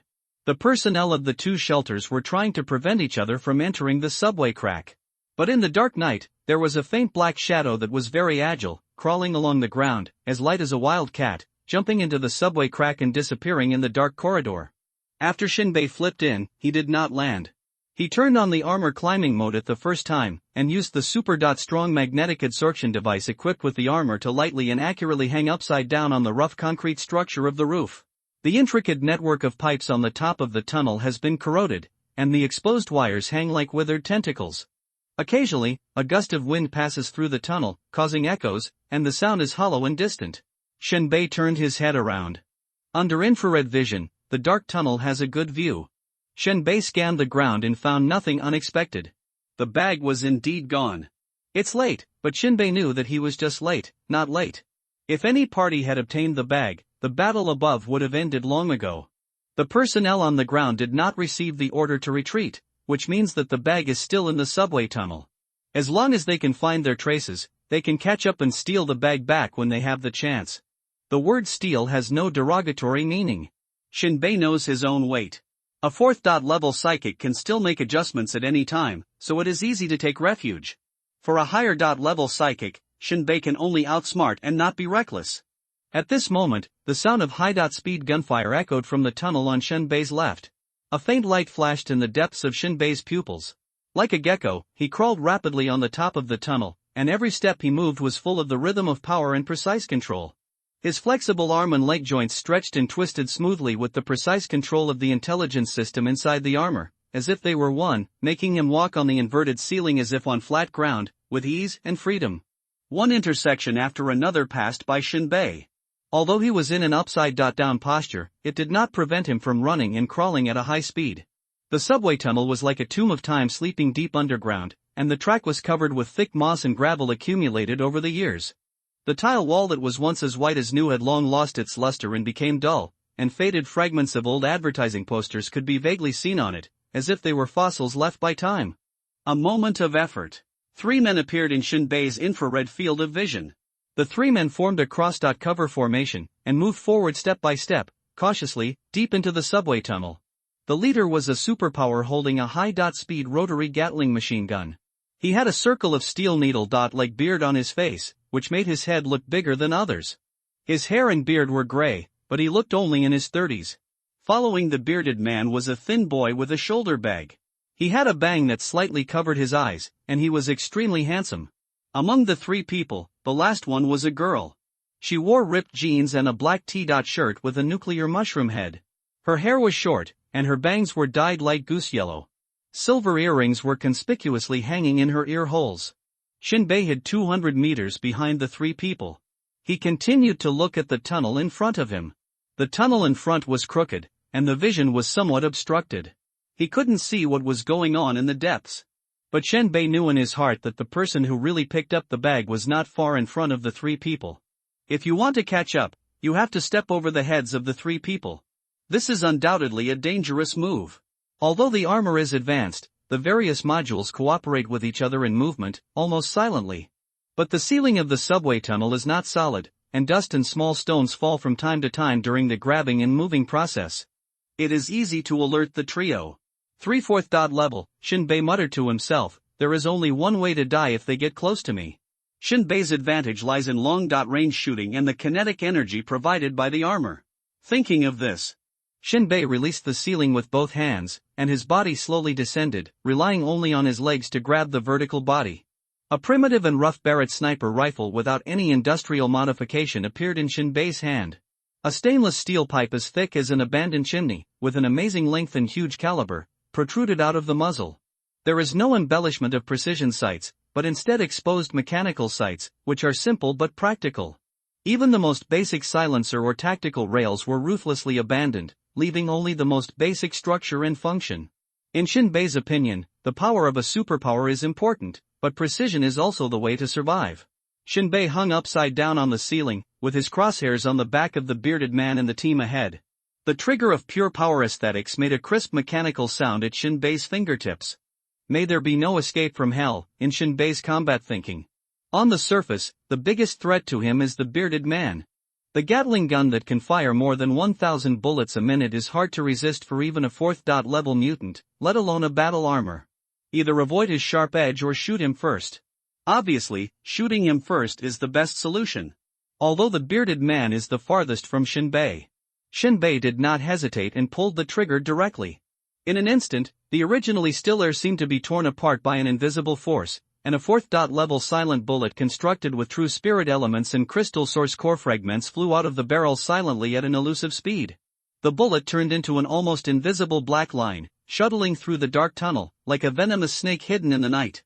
Although the bullet was silent, Shinbei was hanging upside down, and under the impact of the recoil, Shinbei shook violently like a rope. Although his movements were distorted, Shinbei kept adjusting the angle of the sniper rifle in his hand, and the sight was always on the back of the bearded man's head. The next moment, blood slowly seeped out from the back of the bearded man's head, staining his collar red, which was a shocking and gorgeous touch. But he did not fall down immediately like an ordinary person. His face twisted, his eyes widened, his heart was shaking, and the unbelievable horror even made him breathe hard. His expression was painful and stunned. His body shook under the impact, like a giant tree about to collapse. He stumbled forward a few steps, almost fell, and finally stood firm. Ah! Damn! The bearded man was a psychic with a 4th level defense and a 3rd level gun mastery. Although he was not killed by Shinbei's bullet, his muscle tissue was shattered and his blood vessels burst. The pain was like 1,000 arrows piercing his heart, sharp and lasting. The skin on the back of his head cracked instantly, revealing the rolling and twisted flesh underneath. The pain could be described as breaking bones and tendons, and every tendon and every nerve was wailing and screaming. The bearded man's face was distorted by extreme pain, his facial features were wrinkled, and a painful roar overflowed from the corners of his mouth. Damn it! Who is attacking me? The occurrence of this scene made the three people extremely stunned and confused. The pupils of the young man following behind him suddenly shrank, his eyes changed wildly, and he shouted in horror, "How did you get hurt?" The woman's eyes suddenly condensed. A sneak attack? Where did it come from? In a short moment, the two guessed many possibilities. A 4th level defensive ability user was attacked by a sneak attack, and at least a 5th level power was required to cause such a huge trauma. But what about the sneak attacker? Even if he was invisible, he had to show up. Could it be a gun? That was even more impossible. Even a powerful sniper rifle could not break the defense. What's more, there was no gunshot. The key point is that there was no gunfire. And the gunfire of a superpower who specializes in shooting will emit a blue light. But the scene that just happened, nothing happened. It's really strange. And the bearded man was even more confused and unbelievable. Until now, he was immersed in extreme shock. He was clearly walking in front, but he was attacked from behind? At that moment, the bearded man thought that his teammates behind him had betrayed him. He was about to reach out and grab the foreign object embedded in the back of his head, intending to see what was attacking him. But the next second, he was shocked all over, and the energy in his body began to run wildly, causing his nerves to pause and present an abnormal state of mental shock. At this moment, in the darkness, another line of fire flew over. Accurately, without missing a millimeter, it shot into the wound on the back of the bearded man's head again. The wound that was broken through the defense could no longer withstand the power of the bullet. The moment the back of the bearded man's head exploded. Like the effect of water splashing, the tissues and bones in his skull were instantly scattered under the huge impact force, and the blood mist and brain matter mixed into a blurry red mist, which spread in the air with the end of life. Plop! In the stunned eyes of a man and a woman, the bearded man fell heavily to the ground and died. Their hearts were shaking wildly, and their heartbeats seemed to miss a beat. His face was twisted and deformed bit by bit, and horror and disbelief were forming in his eyes. What the hell is this? The young man seemed to have insufficient combat experience, and he only shouted and screamed in panic, "Why is he dead?" The woman's horrified eyes gradually became chaotic and sluggish. But she reacted quickly, and suddenly looked back at the subway tunnel behind her. Although there was a faint halo of fluorescent mushrooms, she still didn't see anyone standing behind her. However, the next moment, the woman's pupils shrank and she raised her head suddenly. A few hundred meters away, in her field of vision, there was a figure hanging upside down on the cold, hard and damp stone ceiling. His body was hanging, swaying slightly, but the sniper rifle in his hand was aiming at her. The woman's face turned pale as paper in an instant, and cold sweat slid down her forehead, leaving wet traces on her cheeks. She never dreamed that someone would approach her silently behind her. In her imagination, anyone walking between the rails would make a sound. Only the ceiling was left behind. And, it was a fucking ordinary person. Enemy attack. The woman suddenly spoke, and her figure suddenly jumped to the left. After a few rolls, she hid in a cave. After the woman was safely hidden again, she showed an extremely strange expression. Damn it! A sniper rifle can actually kill a 4th level defensive superpower. The bullet is silent. Damn it! Don't move. We are here. Ambush, snipers are afraid of getting close. Although the opponent is an ordinary person, his bullets are too weird, and he must have a melee pistol that is fatal to people with powers, so he should not be underestimated. This was the first time that she was extremely afraid of ordinary people's bullets. Her mind was confused, and she had never heard of any shelter bullets having such power. Even dare to harden steel superpowers. Did you hear that? The woman asked several questions, but no one responded. There was a thump in her heart, her stiff neck slowly turned, and she looked around her, but there was no one there. Her eyelids trembled and she stuck her head out. But see, a few meters away. His teammate, a young man, stood sluggishly in the tunnel. The woman secretly cursed, "Trash." He was so frightened that he stood still. She called out urgently, "Come here. Come here quickly." The words just fell. There was a sound of footsteps, and a cold and emotionless voice floated in the tunnel, "Stop shouting, let him rest." The woman suddenly retracted her body and immediately heard a pop. She took a deep breath, closed her eyes tightly, and gritted her silver teeth. If you think about it with your toes, you will know that the 4th level defense cannot withstand 2 shots, and the young man with a 2nd level defense is already dead. A wave of panic spread throughout every inch of her heart and mind. She really couldn't figure out why an ordinary firearm could explode a 4th level defensive superpower. Simply unimaginable and incredible. However, the woman listened to the footsteps getting closer and licked her lips. There was a hint of cunning on his face. She slowly pulled out a dagger, like a female leopard ready to strike, hiding in the darkness, just waiting for Shinbei to step forward. If you take the initiative to approach, you are seeking death. In her opinion, the enemy behind her did not take advantage of the long-range advantage and actively searched for her. Once she was entangled by her, she was confident that she could cut the opponent's throat in one move. Tread. The footsteps in the tunnel are getting closer. The woman huddled in the dark, her back pressed against the cold wall, listening to the sound. Estimating the distance between the two sides. 50 meters. 40 meters. 30 meters. 20 meters. 10 meters. The footsteps are still there. The woman's face looked as if she had seen her favorite prey, full of joy and determination to win. 5 meters. That's it now. A cloud of smoke suddenly burst out from under her feet, and she jumped out like a ghost. A cold light in her hand dragged out a series of fleeting and faint after-images, so fast that the human eye could not catch it. The lithe movements of the woman's body were as invisible as a ghost. Amidst the screams in the air, a dark and gloomy light seemed to appear in the tunnel faster than the sound. As a senior combat power user in Shelter 22, he has extremely rich experience in life and death fights. At this distance, from rushing out of the chamber to assassinating him, she firmly believed that the other party would not have time to draw a gun and shoot. Stable. You must win. However, when she imagined rushing out and stabbing the opponent's throat with a dagger, she was instantly shattered. Because She saw that in the tunnel, a mechanical armor with only the lower body seemed to be executing commands and automatically moving forward, making the sound of footsteps. There is no upper body for the armor, let alone a person. At this moment, the woman's mind was in a state of confusion. She has seen defensive equipment such as battle armor. The weaker the person, the more they rely on these things to save their lives. But it is not practical, mainly because it is a technical difficulty to connect the modules, coordinate the control center, armor materials, etc. In other words, the armor itself can be developed and broken through. But the emergence of supernatural powers has severely shaken the science of this world.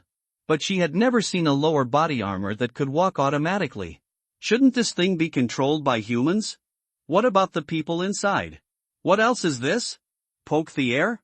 The woman swallowed, her mind was numb with thoughts, and she realized that her short-sightedness had led to her being deceived. No, or rather, it's not short-sightedness. But the enemy's technology is beyond this era. Hello. Suddenly, the back of the woman's head felt cold. The muzzle of a cold gun was pressed against the back of his head. Shinbei's head slowly poked out from the side of the woman, like an evil ghost. Shinbei sighed quietly, his voice hoarse. Let me guess, are you looking for me? At this moment, the woman was pointed at the back of her head by Shinbei's revolver. She was only a gun barrel away from death. Her face suddenly changed drastically, and her pale face was filled with shock and horror. You, ha!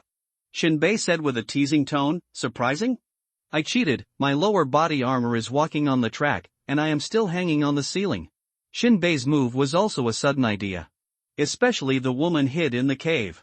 Shinbei originally planned to use the level 5 bullet to deflect the bullet and shoot her. But there is a disadvantage, the field of view provided by the bullet does not have infrared vision. There is not even a trace of light in the cave, and it is easy to miss. There are not many level 5 bullets, which is too wasteful. So Shinbei took off the lower body of the armor, output instructions on the visual panel, and walked in a straight line, giving the enemy an illusion that he was approaching.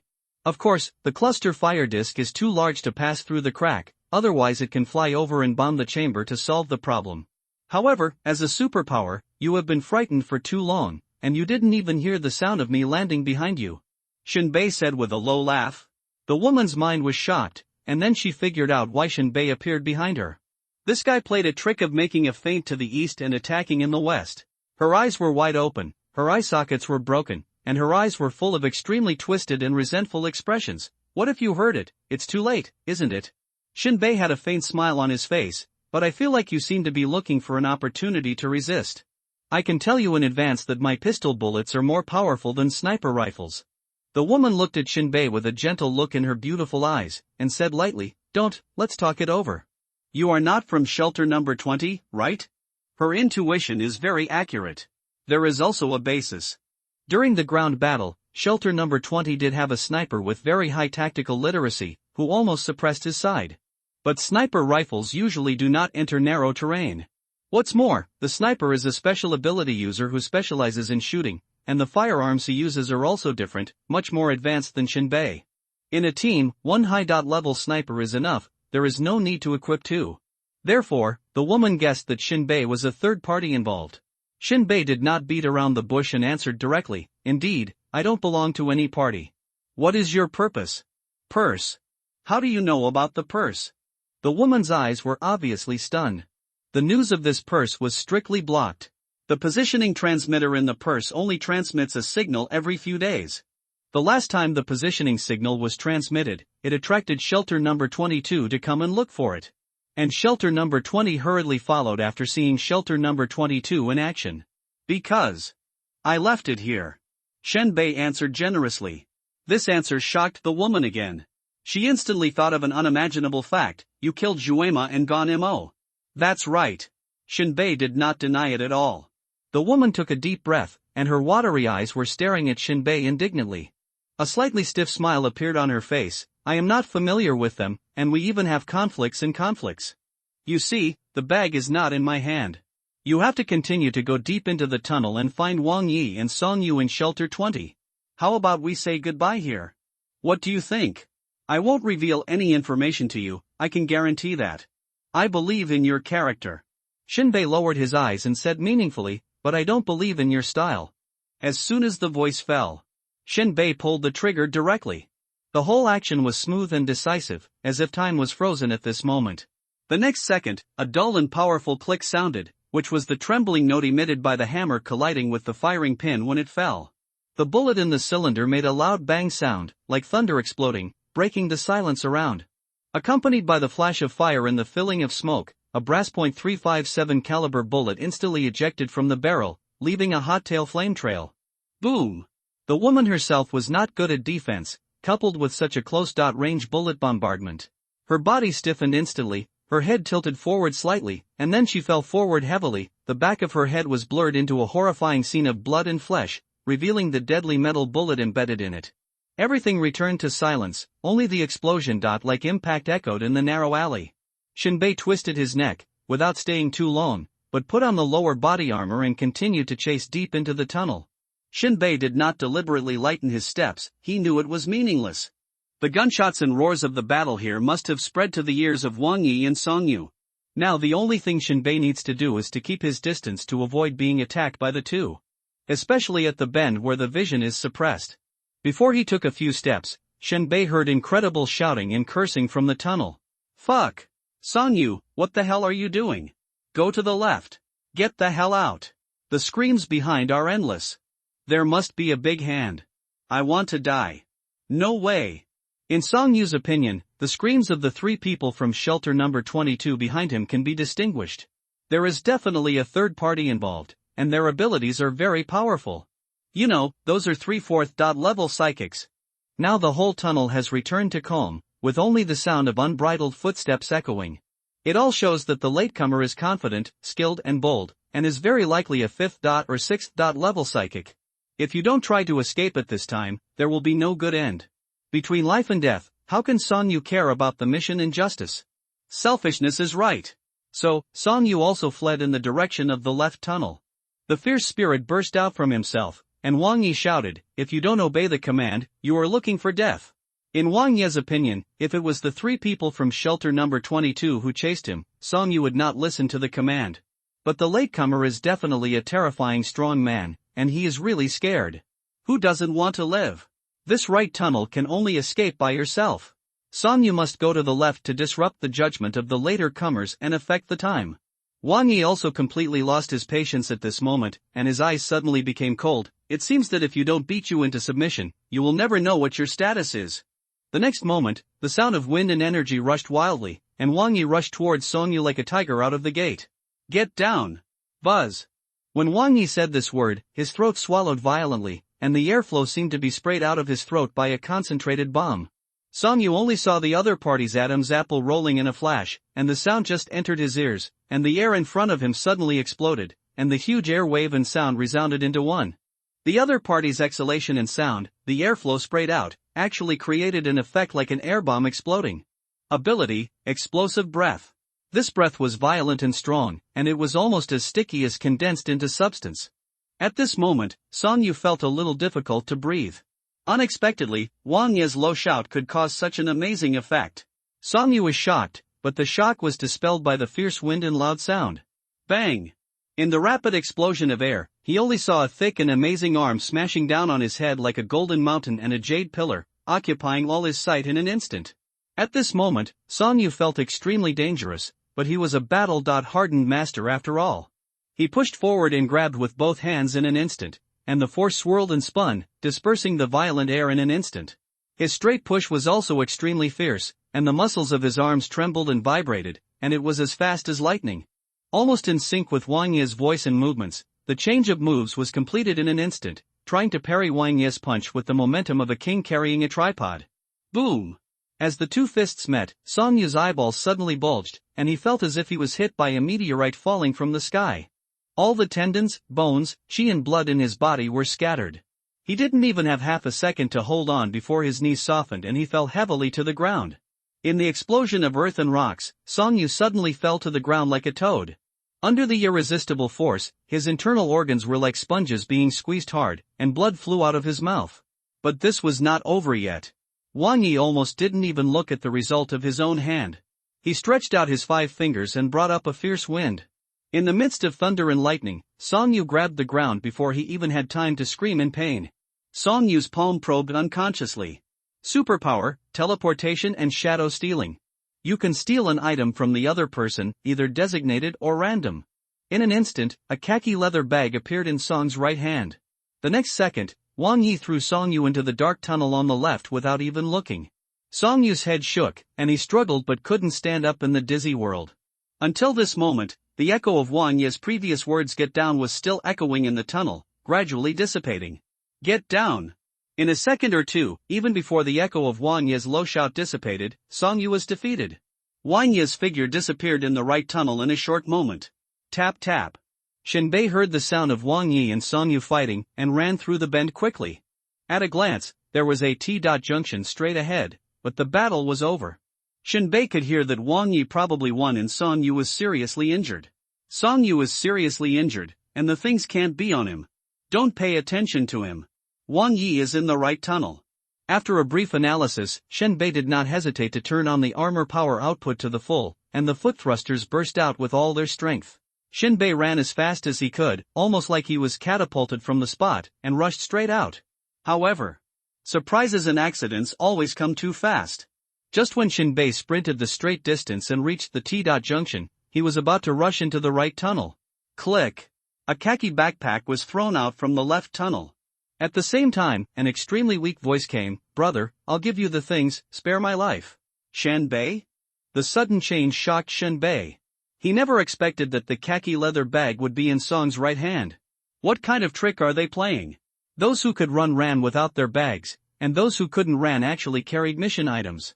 Shinbei looked at the leather bag at his feet and was extremely sure that it was the bag he had left behind some time ago. Shinbei tilted his head and looked at Song Yu, who had fallen to the ground and was slowly looking up at him in the tunnel on the left. It was a look of surprise and uncertainty. In Song Yu's mind, the person involved in the third party should be a big shot, with a rank of at least 5th level, possibly 6th level. But now, after Song Yu saw the third-party personnel Shinbei clearly, his whole face was distorted. A person wearing armor and carrying a gun. His bloody face was full of disbelief. Ordinary people? Song Yu spat out a mouthful of blood with a loud sound, obviously suffocating his heart and making him angry. Song Yu's lips were livid at this moment, and he was so fucking dumbfounded. Who would have thought that the person fighting behind him and killing 3/4 level superpowers would actually be an ordinary person? I thought he was a superpower. This world is completely incomprehensible. Song Yu's throat was speechless. And Shinbei slowly picked up the bag, put it away, and said politely, "Thank you." Put it down. Song Yu's teeth hurt. If he knew he was an ordinary person, why would he be so powerful? Wang Yi could kill him with just a casual move. Moreover, it must be obliterated. Because Wang Yi also has a special ability, deflection field. Specialized in bullets. In Song Yu's imagination, although he didn't know how Shinbei killed 3 level 4 superpowers, if he only relied on firearms, he would have defeated Wang Yi. A cold sneer appeared on Shinbei's face. "It's me who picked it up. If you have the ability, just stand up and ask for it from me." Song Yu struggled a few times, but couldn't get up. Wang Yi's attack was too damn cruel. His blood-stained face stared at Shinbei with an extremely malicious expression. "I originally thought about throwing away my leather bag and trying to survive under the hands of someone with big hands and superpowers. Result? I thought too much and made him a wedding dress." The regret was beyond description, and Song Yu wanted to die. He could only watch Shinbei leave quickly. Grass! Song Yu hammered the ground with both hands, filled with regret. Shinbei left for about a minute. The sound of rapid footsteps came from the tunnel on the left side of the T-junction. An angry Wang Yi rushed out of the darkness. "Damn you, Song Yu. You stole the bag. Are you still alive? Give me a reply." Wang Yi was really going to explode with anger. He ran far away and found that his bag was missing. You don't have to think about it, Song Yu must have used his supernatural powers to steal it, hoping to survive under the hands of a big hand. Therefore, Wang Yi turned back as quickly as possible. Regardless of whether Song Yu was alive or not, he would definitely whip the corpse to vent his resentment. "I'm not trying to save my life." Song Yu's vain voice came out. Wang Yi took a sip of thick phlegm and said, "You're not dead? Okay, this means that the big hand has taken away the bag, and you are just living an ignoble life, right? It's useless to say anything. We made a big mistake. It was your fault." "No, the third person is not a big shot at all, but an ordinary person." "What? Wang Yi walked into the tunnel on the left and lifted Song Yu up. Pain, viciousness, disbelief and other emotions in his eyes took turns. Ordinary people? That's right. Song Yu gritted his teeth and roared, they are just ordinary people, carrying guns on their backs. If you hadn't commanded them blindly, how could they have ended up like this? Fart. Wang Yi threw Song Yu out and walked out of the tunnel, but his voice was filled with unexplainable anger. You are afraid of death. When I get the bag back, I will definitely take you back to the shelter and let you accept it. Everyone's judgment and contempt. Song had an angry look on his right face, his eyes were frighteningly deep, and his voice was hoarse. Both you and I are at fault, I'm not afraid of judgment. Wang Yi did not respond, but his eyes revealed an indescribable cruelty as he stared straight into the tunnel ahead. But when he saw his stature dwarfed, the corners of his mouth curled up, and he said to himself, ordinary people, the guns, can also kill 4th level superpowers, which shows that he has extremely high combat literacy, good marksmanship, and armor. Extraordinary help. However, your true identity is exposed. As long as you are not a big hand and only use firearms, then I have nothing to worry about. The next moment, Wang Yi stepped on the ground, and the ground shattered, and there was a volley of cannon-like sounds all over his body, as if there was a strong wind and violent explosions. Almost as soon as the deafening roar sounded, he had already crossed a distance of more than 30 meters and rushed straight away. Wang Yi let go of his speed and ran through the intricate passage at a speed of over 50 kilometers. What he has to do is to use his overwhelming advantages in physical strength and speed to catch up with Shinbei, kill Shinbei, get back the bag, and return to the shelter to complete the mission. Wang Yi's eyes were filled with angry flames. The world in my eyes has become colorful, and there is a very obvious trace among the colors, marking the route that the bag has taken. Power, directional tracking. As long as items are stained with his scent, they will outline a trail that cannot be seen by others. You can't run away. A moment later, Wang Yi watched another intersection appear in front of him. His combat instinct instantly made him feel uneasy. He suddenly leaned back, and his feet suddenly pressed against the rails. A sharp metal sound suddenly sounded, and Wang Yi slid on the track in a unique posture. The soles of his leather boots with soft alloy embedded in them rubbed against the rusted rails fiercely, splashing a trail of blazing sparks, like a meteor across the dark abyss. At the same time, energy seemed to pour out of his body. The surrounding space seemed to become twisted and fluctuating like liquid metal in an instant. Superpower, deflection force field. The intersection passage was like the open mouth of a giant beast, connecting to a secret maintenance tunnel. Shinbei stood quietly in it, holding the rifle steadily in his hand, and the muzzle stared at the depths ahead like a cold moon. His eyes sparkled in the dark night, like rare jade inlaid on an endless dark canvas, flashing a mysterious and deep glimmer. When Wang Yi's figure came into Shinbei's sight, the entire underground tunnel was instantly lit up by the flames gushing out of the muzzle. The deafening sound of the gun was like thunder, echoing in the empty passage. Shinbei fired a shot. And the force field around Wang Yi acted on the high speed rotating and hot bullet in a way that violated the laws of physics. The bullet, which was originally flying in a straight line, changed its trajectory incredibly the moment it came into contact with the deflected force field. As if it was pulled and disturbed by an invisible force, the trajectory deviated, and the bullet originally aimed at the vital point deviated from the intended trajectory. The bullet flew to the wall of the passage, and the concrete wall collapsed under the violent impact, and huge stones splashed in all directions, hitting Wang Yi's cheeks and palms like raindrops, bringing bursts of needle-like pain. Shinbei's attack was decisive and precise, and the bullet whizzed out along the edge of the side wall of the passage, but he never expected that Wang Yi would slide backward in a way that almost violated the laws of physics. At the same time, with the blessing of supernatural powers, the fatal bullet barely passed the edge of his chest, leaving a shadow of death. And Wang Yi not only defended Shinbei's shooting in this short moment, but also swung his left hand the moment he saw Shinbei. In his hand, a bright ice-blue light bloomed like a butterfly emerging from a cocoon, turning into a huge icicle with a diameter of more than 3 feet, and the edge of the icicle was as sharp as a blade. With a flick of Wang Yi's wrist, the icicle flew out of his hand in an instant, like a meteor that streaked across the sky, heading straight for Shinbei. On its flight path, the air was frozen into pieces of ice crystals, leaving a shocking ice-marked trajectory. Supernatural power, ice penetrates stone. When Wang Yi raised his head again and searched for Shinbei at the intersection of the passage, the cunning Shinbei had disappeared from his sight. However, a round piece of ice with a diameter of more than 3 feet was embedded on the cement wall of the maintenance passage. The edge was extremely sharp and deeply cut into the hard concrete structure, nearly a palm deep. Wang Yi carefully pulled out the ice and found that the edge of the blade was not stained with blood. In this sudden ambush, neither side achieved a decisive victory. Although Shin Bei's shocking shot temporarily calmed Wang Yi's violent anger, it could not extinguish the anger in his heart. Facing the traces left by Shin Bei, Wang Yi followed without hesitation, knowing that if he missed this moment, it would be impossible to meet Shin Bei face to face next time. The close combat just now has revealed that even if he is an ordinary person, Shin Bei is still a potential deadly threat and may take Wang Yi's life at any time. But Wang Yi still pursued without hesitation. Thanks to Song Yu, the idiot, the target item of the mission must not be lost. Shin Bei ran very fast, and his planned retreat route had been disrupted. A tough guy. At this moment, Shin Bei had to admit that Wang Yi's ability was extremely restrained. The invisible force field can change the trajectory of the bullet. Completely different from the three psychics just now. But Shin Bei came to a conclusion that Wang Yi's force field could never take on multiple bullets at the same time. Otherwise, facing the Gatling gun of the bearded man in shelter number 22, he would definitely be at an advantage, and he would not be chased by them. If you can't find the opportunity and angle to attack, there is only one way to go. That is to escape. For Shin Bei, calm and decisive escape is a compulsory course. This is not shameful. As long as you get rid of your opponent, you will win.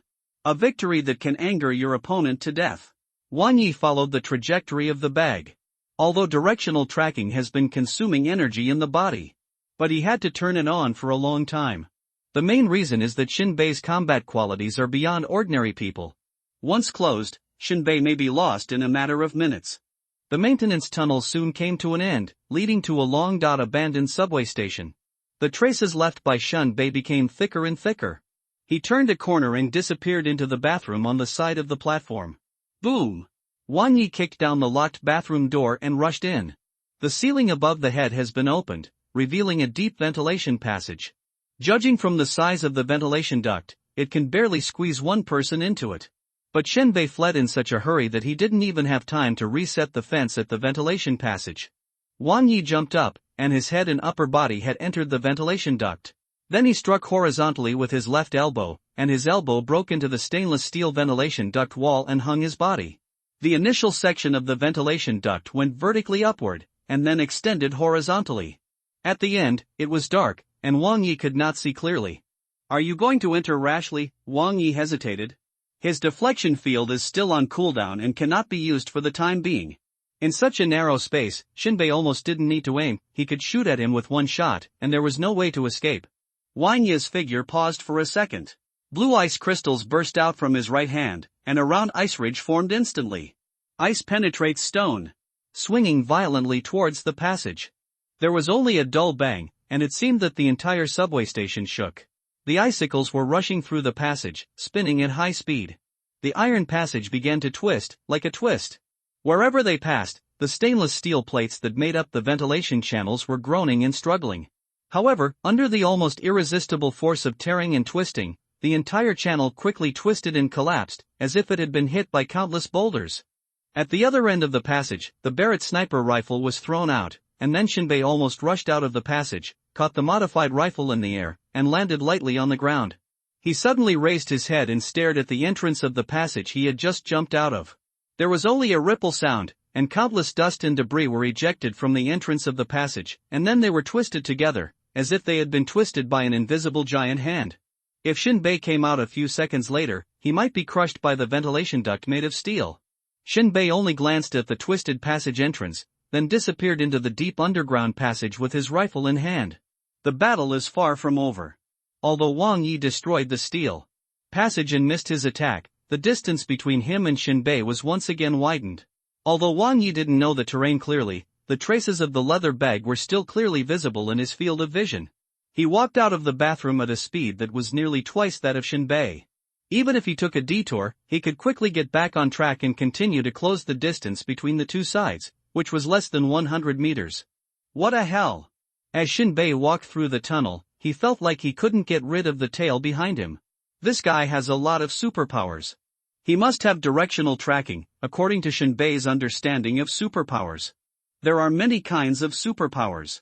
As long as you can afford the crystal source cores, you can light them up one by one like a game point skill tree. Of course, the premise is that you have the corresponding grade level.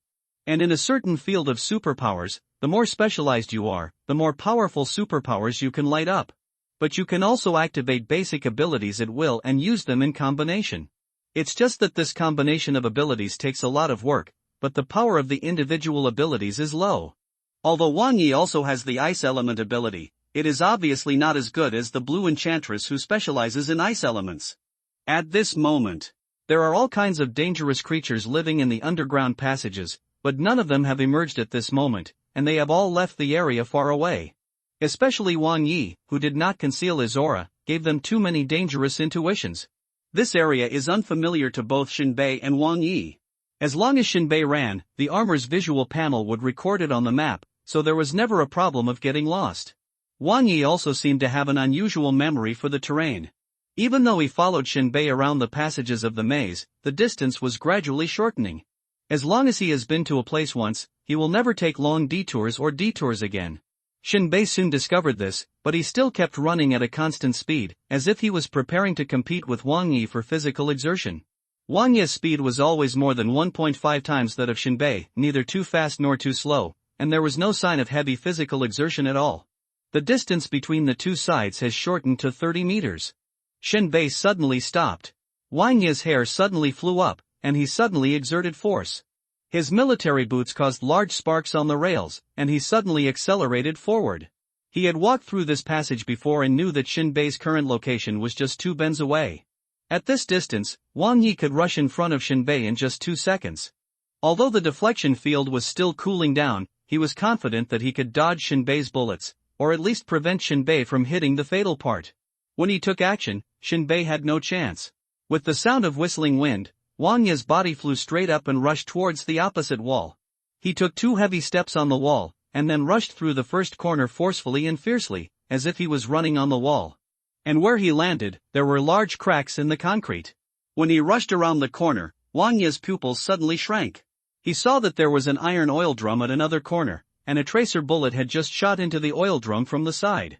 The fire suddenly illuminated every dark corner in the passage, and the raging flames rolled over, rushing wildly along the closed space of the underground passage.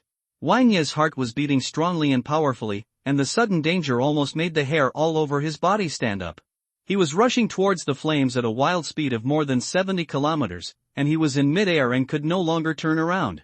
Wang Yi instantly bent his body, protecting his head with his arms, and his legs were bent forward and straightened behind, posing a full defensive posture in mid-air.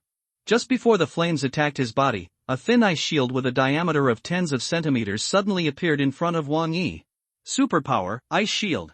This is one of Wang Yi's only 2 ice element superpowers. At this time, the raging oil and gas flames from the detonated oil barrel completely engulfed Wang Yi, not only completely offsetting his momentum and shattering the ice shield, but also pushing him backwards and throwing him hard against the wall of the passage, squeezing and colliding with Wang Yi's body. The oil and gas flames that hit the wall had no way to rush forward, so they had to turn left and rush to the side passage. In a blink of an eye, the power of the explosion had diminished, and the passage was full of burning flames. These flames from gasoline were extremely difficult to extinguish, and the temperature in the underground passage suddenly rose to a point where ordinary creatures could not survive. Wang Yi fell from the wall, and he landed in a standard posture, but he still almost fell. There were still large pieces of flames burning on his clothes, and his hair was also burned to pieces. He coughed violently, his skin was burned, and he retreated at a high speed. After landing, he rolled on the ground, trying to extinguish the flames. Fuck! Wang Yi cursed inwardly. His current actions were very dangerous, but he didn't care. Under such a high-temperature flame, Shinbei naturally couldn't bear it. Presumably, the armor had already turned into a hot iron sheet. If he didn't die, he would be disabled. Who was more uncomfortable, you can imagine. This madman is digging his own grave. Wang Yi thought so. At the other end of the passage, Shinbei was not afraid of the flame at all. The armor's anti-high temperature sensor directly activated the power module, and it automatically started to cool down without Shinbei's order. After the armor was upgraded, it was not afraid of the burning of high-temperature flames. At this time, Shinbei held the sniper rifle horizontally with one hand, with the muzzle pointing forward. In front of him, there was a fierce oil and gas flame. The flame rushed fiercely, and the field of vision was also red. The most intense stage of the oil and gas flame passed quickly. Wang Yi did not break out of the flame as Shinbei thought, and it seemed that he was seriously injured in the explosion. If he really rushed out of the flame, Shinbei would not be surprised. This somewhat wretched young man has deep ice elemental abilities. It is not a miracle for him to do anything. Shinbei has already felt it. Shinbei stood in the underground passage that was sometimes bright and sometimes dark, quietly looking at the underground passage that was burning everywhere in front of him. He kept searching for Wang Yi's figure. Wang Yi was indeed a powerful young man. He had many mysterious abilities and was definitely a Krypton gold maniac. However, this would not shake Shinbei's determination and confidence to kill him. This time, he found the oil barrel unexpectedly, which was his only chance to fight back. In Shinbei's estimation, Wang Yi must not know that he was not afraid of fire, so he should relax his vigilance and be busy with his own firefighting. He could have shot him to death before he could react. At this moment, the flames finally dissipated. In Shinbei's infrared vision, a twisting red appeared. I found you. Shinbei's sniper rifle's crosshairs were set on Wang Yi, who was still rolling and beating the flames in the tunnel. The next moment, Wang Yi, whose flames were not extinguished, suddenly raised his head. In his last vision, a silent bullet was piercing through the darkness and appeared in front of him. The distance was less than 30 centimeters. Instantly, his body trembled like a sieve. His face was full of panic and fear of death. His heart was surging like a stormy sea. Incomparable fear and regret filled his mind, almost making him collapse. Wang Yi's face was distorted, and he screamed like a dying beast, no. He really couldn't figure it out. They were all hit by the flames, why was Shinbei safe and sound, and he was able to start shooting it the first time? Is this scientific? You know, as a superpower, he was burned by the kerosene in the oil barrel. And Shinbei, who was wearing a battle armor, was not burned. However, Wang Yi's thoughts were useless. Although the deflection field had cooled down, it was too late to start. The bullet penetrated his forehead and exploded at the back of his head. Blood and flesh splattered. Wang Yi's face was full of struggle, his eyes were gray, and he looked like a deflated ball. His body couldn't help but twitch a few times, and he fell to the ground and died. And the flames that had not yet been set on fire burned even more vigorously. Shinbei breathed a sigh of relief. He slowly lowered the sniper rifle, with the muzzle pointing at the ground. He didn't even look at it. Shinbei walked steadily towards the ground along a sloping staircase. He walked up the steps step by step and pushed open the half-closed wire mesh door. The morning light is shining, and the stars are still shining. Shinbei sees the light of day again. At dawn, the morning sun shines. The pale golden light, like broken silk ribbon fragments, quietly falls on Shinbei's bloodstained armor, reflecting a silent cold light. The morning breeze blows across the barren land, bringing sand and dust. In the distance, abandoned buildings are buried in the sand, and the wreckage is looming. Shinbei slightly turns his head and looks back at the exit of the subway tunnel. He tightens his briefcase. Stepping on the gravel, making a rustling sound, he moves towards shelter number 36. This time, Shinbei's harvest is only a briefcase and a small amount of crystal source cores. For 4th level mutants died in the tunnel, and they must have a lot of crystal source cores on them. But because the battle rhythm is too intense. Except for picking up a few crystal source cores of the almighty prosthetic transformer, all others were wasted. However, Shinbei's initial goal mission was completed. The secret in the briefcase must be worth a lot of money. Otherwise, there would not be fighting between the two shelters. At this time, Shinbei had no time to check the interlayer of the leather bag. He let go of the speed and ran in the wilderness, leaving behind a dust dragon. This is the advantage of the armor. As long as there is a crystal source core, there is unlimited kinetic energy. Much stronger than the little energy stored in the body of the mutant. At this time, there were few gunshots on the battlefield in the distance. It is estimated that both sides have noticed something wrong and seem to be retreating. Shinbei made a circle, avoiding unnecessary troubles, and advanced to shelter number 36 from other routes. About 5 hours later, Shinbei could already see the slowly crawling Titan in his vision. Titan is like a moving mountain, slowly unfolding its spectacular and terrifying existence on the horizon. Its skin is a mixture of rust like dark red and sand like gray yellow. With every crawl, it reflects a strange luster in the sun. Even the wind in the wasteland seems to be holding its breath quietly, not daring to disturb this behemoth. The only hope of the famine world. If the humans in this world still have the concept of home, then the word that replaces it should be Titan. No matter who you are, you can only leave Titan for a short time. This time is the limit time after the kettle dries up. 3 days. So, there is a saying in this world, maybe you are lucky in this life and will not encounter an evil species, but you will never encounter a clean water source. Shinbei sniffed, quickened his pace, and gradually followed. An hour later, Shinbei caught up with the RV group. With a light jump, he jumped onto the connecting wooden board. Return to his own RV and push open the door. Add a lot of wood to the room and place it in the corner. Xiaokei is not here, probably still working in the wilderness. Shinbei turned around and locked his door. Take off the armor and hang it on the hanger. Although the armor has been upgraded many times and fits the human body, it is not skin after all. It doesn't matter when fighting, but once you rest, it's a bit uncomfortable to wear this thing. It was like being wrapped in a balloon. Shinbei also needed to breathe. Although wearing the armor could gain 1 experience point every minute, Shinbei changed into a light linen shirt. This shirt has a unique style. It is hand-woven from a wild hemp fiber in the wilderness that is resistant to wind and sand and has good breathability. The texture is rough and tough. Its collar is high, which can effectively prevent the invasion of wind and sand. At the same time, the collar is fixed with metal buckles made of scrap vehicle parts. It has both decorative effects and can be used as an emergency tool when necessary. The cuffs and hem are cleverly cut to ensure that the wearer will not be restricted during the action. Some practical pocket designs are also cleverly integrated into the shirt, such as hidden multi-dot functional pockets. If you spend more money, some styles of tailors will also sew several layers of additional protective fabric on the back or shoulders. Although it is useless. After feeling relaxed, Shinbei sat on his bed. This bed was assembled by Xiaokei using materials. The bed frame is made of rusty steel bars, scrap mechanical parts and broken concrete blocks. It looks messy but is extremely stable. The bed surface is made of worn-out tarpaulins and multiple layers of sandbags, covered with a layer of recycled military blankets. There are multiple storage compartments under the bed, surrounded by scrap metal plates, for storing daily necessities and defensive weapons. It is not comfortable, but it is enough to sleep. In this fucked-up world, owning a motorhome of your own is the greatest achievement for ordinary people. Then, Shinbei put the leather bag on his knees, took out the scissors, and began to carefully disassemble the leather bag. Shinbei carefully chose the starting point, which was the most worn place but did not affect the overall structure. The tip of the scissors was inserted into the seam of the leather bag. With a slight turn of the wrist, the scissors quietly penetrated like a snake.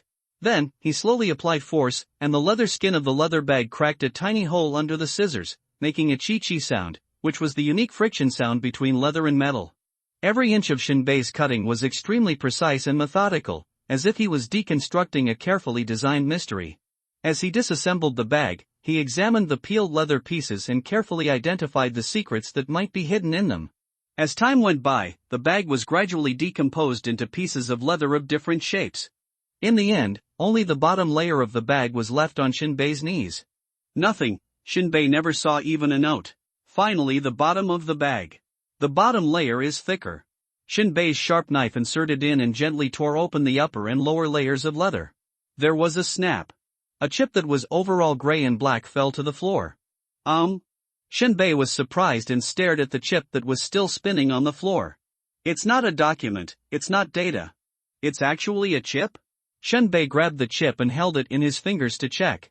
The edge of the chip seems to adopt a bionic design, simulating the shape of desert plant leaves, with smooth lines and slightly raised edges. There is a translucent crystal core in the center, containing complex and dense circuits.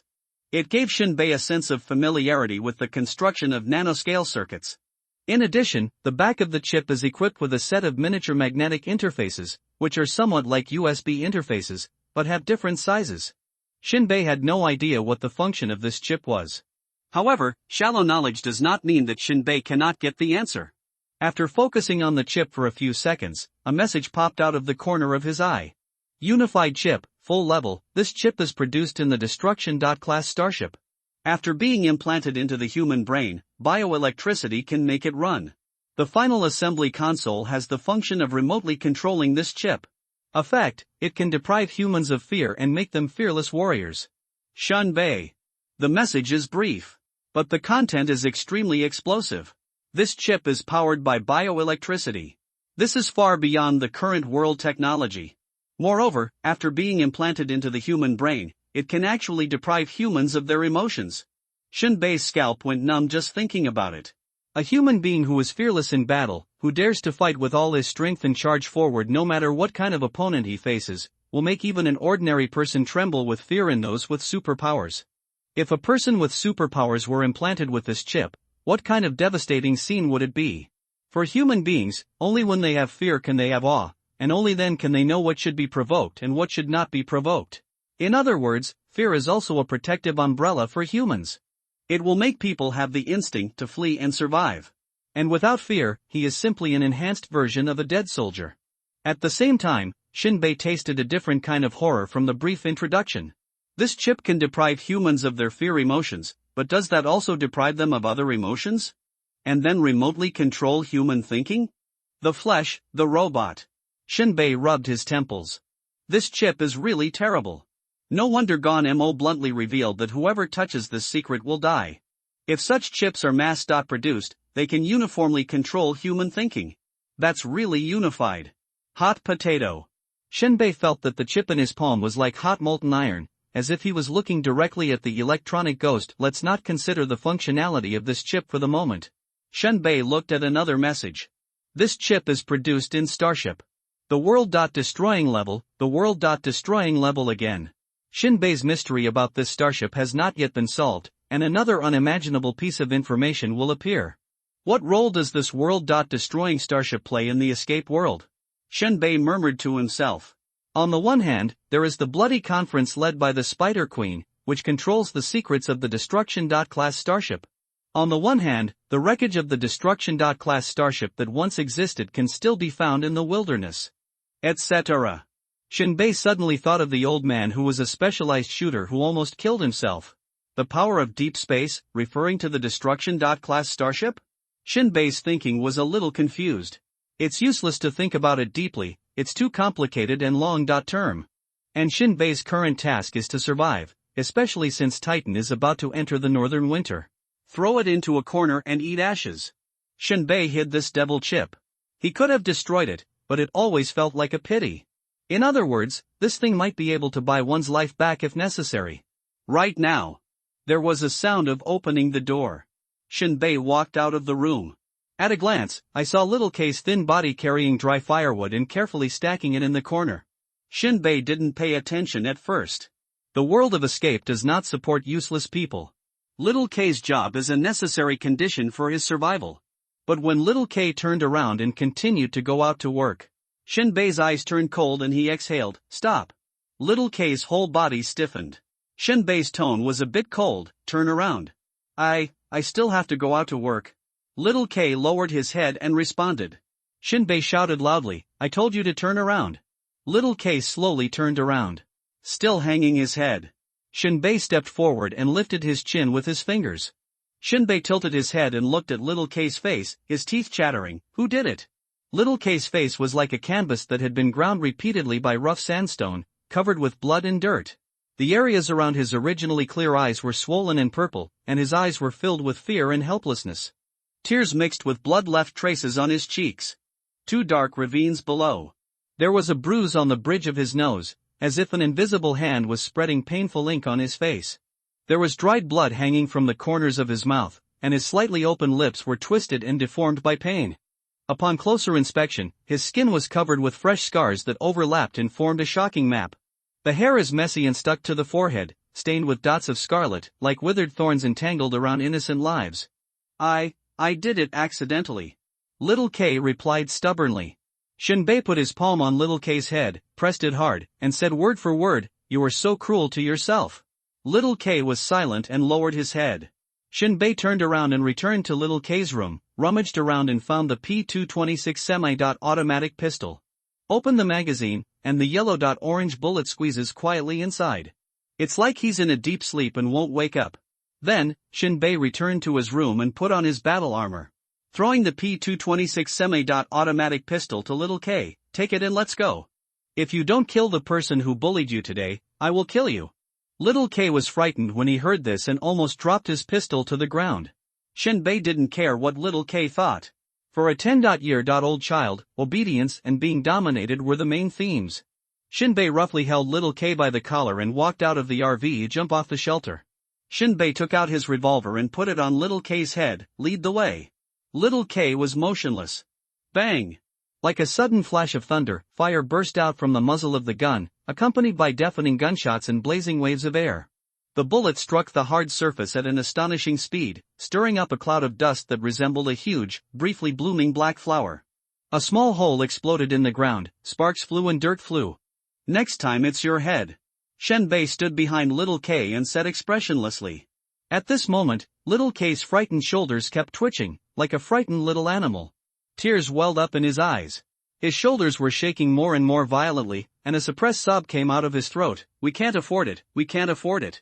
Shinbei sneered, pony crossing the river, you are the one I can't afford to offend.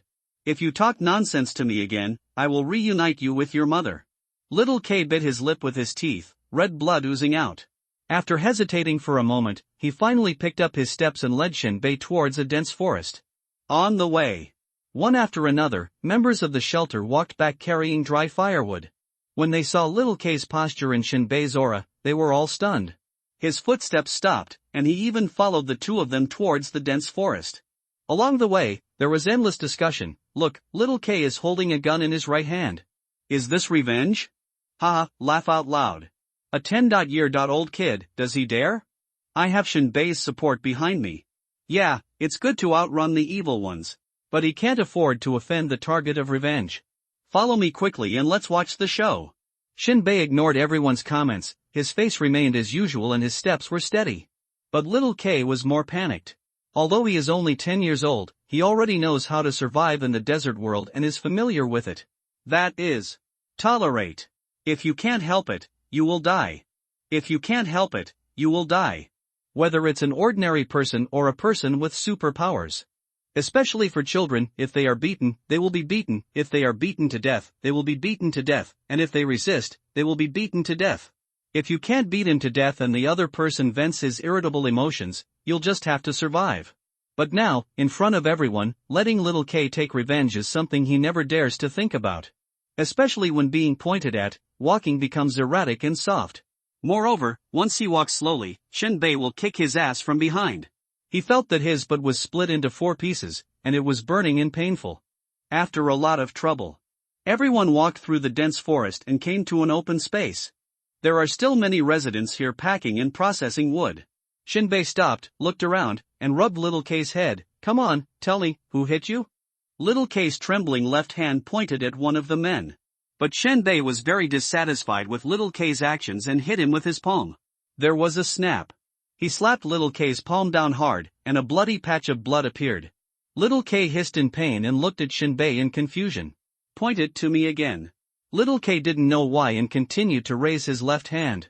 Snap. Shinbei interrupted again, his tone a little cold. I don't want you to make a third mistake. Little K's confused eyes flickered, and he raised his right hand holding the pistol. Shinbei nodded with satisfaction, smiled and rubbed his little head. That's right. Shoot. Little K. Seeing that little K's finger couldn't seem to pull the trigger, Shinbei put the revolver against his head. I said, shoot. At this moment, the noise made by Shinbei has attracted everyone's attention. The crowd around him burst into noise again. Ha, do you think Xiao K dares to shoot? Although he is young, his IQ should still be there. He definitely doesn't dare. Don't even mention Xiao K, even Shinbei doesn't dare. Yeah, if the people under the third master collapse, it will be a disaster. I heard that the third master and Shinbei have a conflict. Is Shinbei doing it on purpose?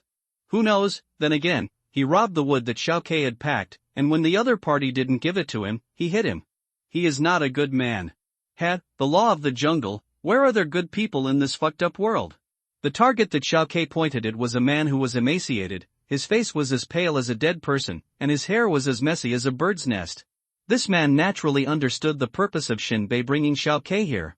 But he was not afraid at all. Although he was an ordinary person, his backer was not an ordinary person, but a superpower. He crossed his arms, laughed out loud with a playful look on his face. Hey, Shinbei, you support a little brat, is your face so worthless? Shinbei's reputation in shelter number 36 is more or less. He can be called a battlefield ghost with extremely high combat literacy. But that's all. It's still useful to perform tasks that are not difficult. Once the difficulty of the task increases, he is not a superpower after all, and he is useless. Faced with the man's ridicule, Shenbei turned a deaf ear. Anyone who looked at him was a blasphemy to himself. Shenbei just stared at Xiao Kei calmly. The man's eyes became more and more wanton, and he ridiculed again. Shenbei, why don't you raise your gun and shoot me? Afterwards, the third master will find you, don't cry, huh? Shenbei's expression moved slightly. What a coincidence! He is the third master's man? Shenbei became more excited and squatted beside Xiao Kei. If you don't shoot him today, he will shoot me tomorrow, think about it yourself. Xiao Kei's pupils shrank. He held the cold metal handle of the gun firmly with both hands, took a deep breath, and aimed at the man in front. With a crisp trigger pull sound, the pistol instantly burst out with a powerful force. The recoil hit his still tender body fiercely like a beast out of a cage. In an instant, the pistol shook violently in his hand, like a small beast trying to break free from its restraints. Xiao Kei's shoulder was hit hard by this force, and his whole body involuntarily took a step back, and his arms trembled like dead leaves in the autumn wind. His cheeks were slightly twisted because of his gritted teeth, and his eyes were blurred by tears and gunpowder. The bullet had pierced the man's forehead, and blood splattered all over the ground. Before the man died, his blood-stained face was filled with shock and horror. It seemed that he could not imagine that after he lifted up the third master, Xiao Kei really dared to shoot. At this time, the sound of the gun was like the mute switch of this world. The whole audience fell silent instantly. There was only the sound of the man falling to the ground. Xiao Kei panted rapidly. His first murder made him sweat profusely. His whole body was weak and trembling slightly. He raised his right hand and was about to wipe the sweat from his forehead. Shenbei interrupted again, turn off the safety. Xiao Kei nodded in understanding. It seems that Rock's evaluation of you is a bit distorted. Shenbei gave a derogatory evaluation. Rock thought that Xiao Kei would be a beast once he awakened. But now it seems that Xiao Kei was scared when he killed someone for the first time, and it was obviously overrated. You know, Shenbei had no feelings when he killed someone for the first time, as if he was born to be a cold killing machine. Of course, it seems that there is no comparison. Shenbei was 16 years old when he killed someone for the first time. At this moment, there were hurried footsteps in the dense forest. At the same time, a voice filled with anger penetrated the air and reached the ears of everyone in the open space. How dare you kill my people? Shenbei's eyes slowly turned over, showing an extreme coldness and ruthlessness. He saw.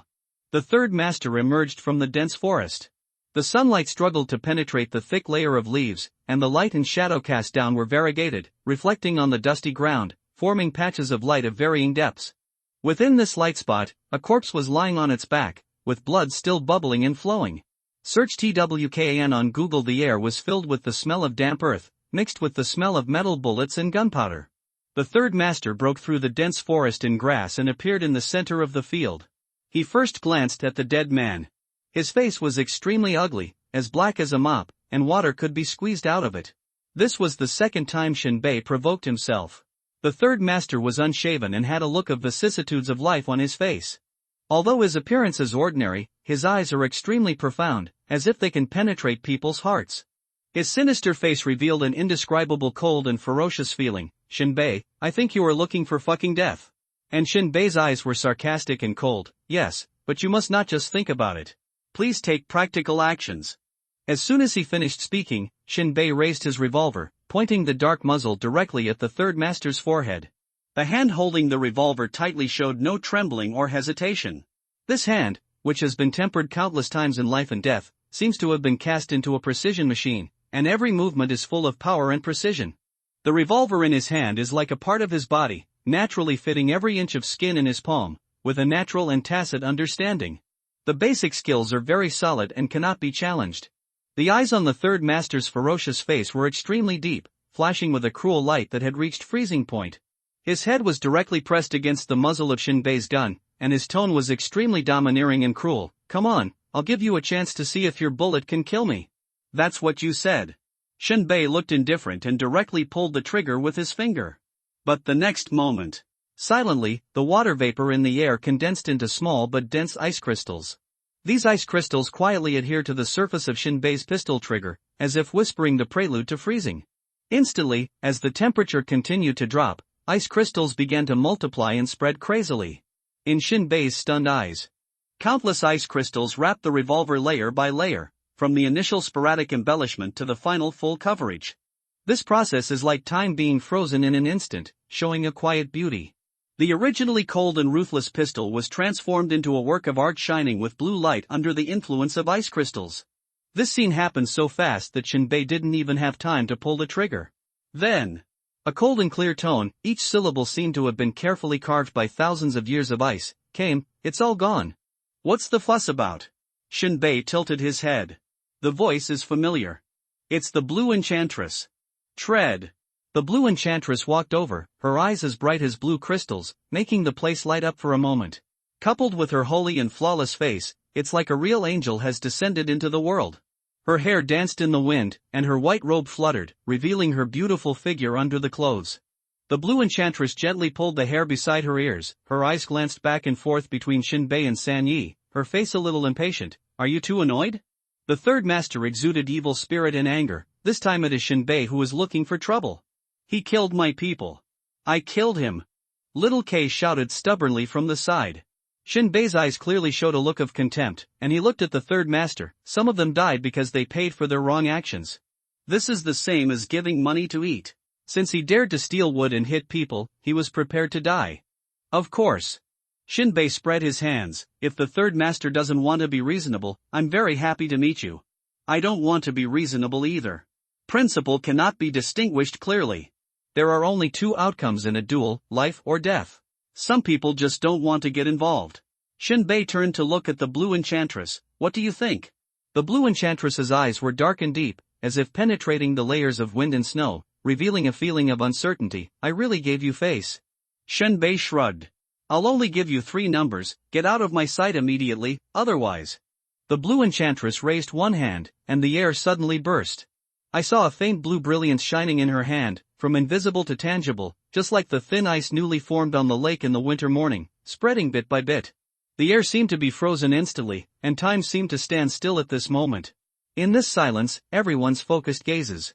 A crystal-clear ice gun gradually took shape, its tip was as sharp as an ice-breaking sword, and the cold light overflowed.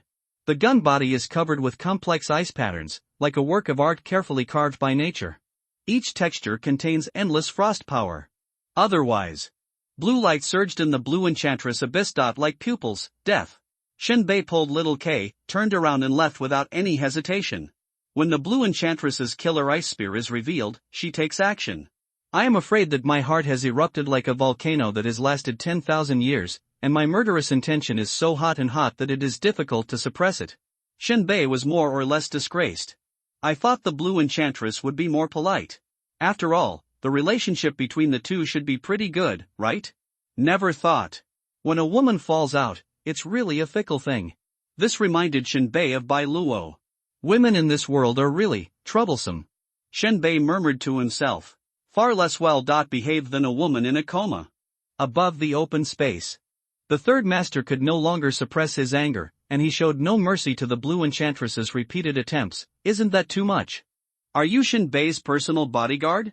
The Blue Enchantress said in a calm tone. He is at the same level as you. Do you think he dare not kill you? As soon as these words came out, the third master's face suddenly stiffened, his eyeballs exploded, and he roared in disbelief. Enchantress, although I am your deputy, I am not your pistachio. Isn't it fun to make fun of me? Yu Wucheng has already adjusted his evaluation.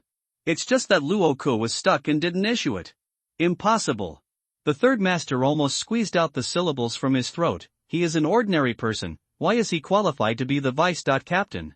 The Blue Enchantress raised her ice spear, looked directly at the third master, and exhaled a cold breath. Are you questioning me? The corner of third master's mouth twitched. I didn't mean that. You should ask Rock. The Blue Enchantress turned to look at the crowd of spectators and scolded. What are you looking at? Do you want to freeze to death in the cold winter in the north? Work! With one sentence, the shelter members who were immersed in the idea that little K dared to shoot and kill were awakened. Their thinking really can't keep up. Hooped. Everyone carried the wood and disappeared without a trace in a few breaths. The Blue Enchantress strolled back, tilted her head slightly, and said, according to Rock's arrangement, you have a mission in the near future. You have to go to Shelter 1 to poach people. Please calm down for a while. Don't waste yourself and delay the mission. The third master's eyes were gloomy. It didn't matter whether the task was a task or not. He only cared about one thing: since Shinbei can be on an equal footing with me, will he go? The blue fairy paused and said, if he goes, you might die. Joke. However, the third master's eyes kept flashing. To put it bluntly, women are naturally timid. The blue enchantress raised her eyes with a playful look on her face. Are you creating an opportunity for me to find a second in command? Then Shinbei must have this ability. The third master didn't care at all about the malicious teasing of the blue demon fairy. Why, Shinbei gained his status by relying on your evaluation? What's wrong with dragging him out? Are you afraid that he will lose his life and you will lose face? What did Yu Wuchang say? Heroes are tempered, and true men are born from fighting. The blue enchantress who is constantly stimulated by the third master. In his heart, Shinbei has become the person he must kill. If we don't eradicate it, we really can't sleep. As long as the blue enchantress doesn't interfere, anything can be said. Okay. I'll create a chance for you. The blue enchantress only replied with one sentence, then turned and left. Inside the RV, little K tied bandages and cleaned the wounds alone. Shinbei sat lazily on the floor and lit a cigarette. His eyes flickered in the smoke. Third master has a serious problem on his mind. Elder brother. At this time, little K held up the bandage as if asking for help. Shinbei stretched out his hand and tied a bow on both ends of the bandage. Your godfather should do this for you. Little K was stunned. Uncle Roque? Shinbei nodded. Remember, call me godfather when we meet. Why aren't you my godfather? I could die at any time. Little K was silent for a moment. Shinbei patted little K on the shoulder and said with a smile, a good backer is more important than your hard work. The wound where little K was slapped opened. He hissed and bared his teeth. Shinbei slapped his mouth. I'll give you another message. Little K straightened his posture, sitting in front of him and listening. If you feel pain, it's because your good or evil is not pure enough.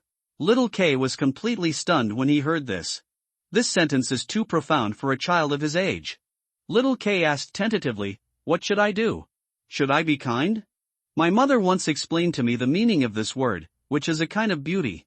Shinbei shook his head. You should jump repeatedly. Until the day when the evil species is completely eliminated. I don't quite understand. This is impure and more painful, isn't it? Shinbei lay on his back, spread his hands, and said, at least, according to the biological definition, repeated horizontal jumps can still be called a human being. Little K curled up, lying in Shinbei's arms, yawned, and fell asleep. Shinbei patted little K on the back and whispered softly, I hope your future life will not have fatal flaws after what happened today. This shortcoming is self-evident. A few days later. Shelter number 36 received an uninvited guest late at night. They say they are uninvited guests, but they are actually secret agents sent by Yu Wuchang. He came back with a message. There is a researcher at the number 1 Biological Research Institute who cannot bear the price offered by Yu Wuchang and plans to defect. For the escape world, except shelter number 8, you cannot mess with them. All the other shelters are the younger ones compared to the Spider Queen. The strength of each shelter is half a catty to 8 liang. It was quite noisy, but in fact, no one could do anything about it. This results in unscrupulous poaching, depending on who is willing to invest and sacrifice. As a result, Yu Wuchang's plan was quietly launched. Rock is selecting suitable pick-up and drop-off personnel to complete this mission. The main difficulty in poaching this time is how to safely return the defectors from Shelter 1. The dispatch level is too high. Once it is broken, it is not worth it. You know, high-level superpowers cost a lot of crystal source cores to cultivate. They cannot be dispatched until the critical moment. In fact, it must be hidden and regarded as a trump card, so that other shelters cannot be sure of its strength and become a deterrent force. However, the level of the dispatched superpowers is too low to ensure the efficiency of completing the task. If something goes wrong, the gain outweighs the loss. After calculation and thinking, Rock believed that if someone in Shelter 1 was found to be defecting, the composition of the personnel in Shelter 36 would be unclear. There is a high probability that high-level superpowers will not be used. Therefore, based on comprehensive judgment, Rock searched on the computer and found the list of 5th-level superpower users in Shelter number 36, as well as the list of 4th-level superpower users. Start organizing the team. Rock's thinking is cunning. 3 teams were formed with different numbers of members. Team A acts as the lure, Team B supports from the side, and Team C serves as the main force. Moreover, the 3 teams are heading in different directions, and their retreat routes are also different. Yu Wuchang didn't care much about this. He believed in Rock's ability, but he still vaguely mentioned that Shinbei should be used as a sniper and a forward reconnaissance sentinel. Rock goes in through the left ear and out through the right ear. Completely ignore it. But just when the list of mission personnel was being finalized, the Blue Enchantress visited late at night, and the two talked in depth for 3 hours. In the end, Shinbei's name appeared on this mission list. Time passes. Titan's path is officially determined. After a big turn, we crawled straight towards the northern winter realm. People in shelters have no choice. Either lose the wilderness or follow the Titans. No one with any sense would leave Titan and wander in the wilderness. That's not wandering, that's sending yourself to death. Gradually, the surrounding temperature has changed quietly, and even this devastated land, which has been ravaged by time, has also felt subtle changes. There is a unique smell in the air, which is unique to the transition period between cold and warm. The members of the shelter were even busier, harvesting wood for the last time while there was still vegetation in the wilderness before the official sight of wind and snow. Night. The pale moon hung in a corner of the sky, using its semicircular side to reflect the faint light. The other ugly part happened to be lurking in the thick clouds, casting only a bunch of branches, broken and messy shadows. In the wilderness, the various RVs hanging behind Shelter 36 made the sound of crunching stones. When these sounds come together, they form a loud noise that continues to surge. Little K clasped his ears and lay on the ground, flipping through comic books left over from the old era. Even though he didn't know a few words. But the cities and stories described inside made him unable to take his eyes off it. Brother, in the old days you could drink water at will? Little K asked curiously in his childish voice. Shinbei brought a water glass and placed it in front of him. Little K held the water glass, took a shallow sip, and pushed it back to Shinbei. Shinbei smiled. No, drinking water in the old days also cost money. Little K said feeling much more comfortable. Drinking water requires money, which is not beyond his understanding.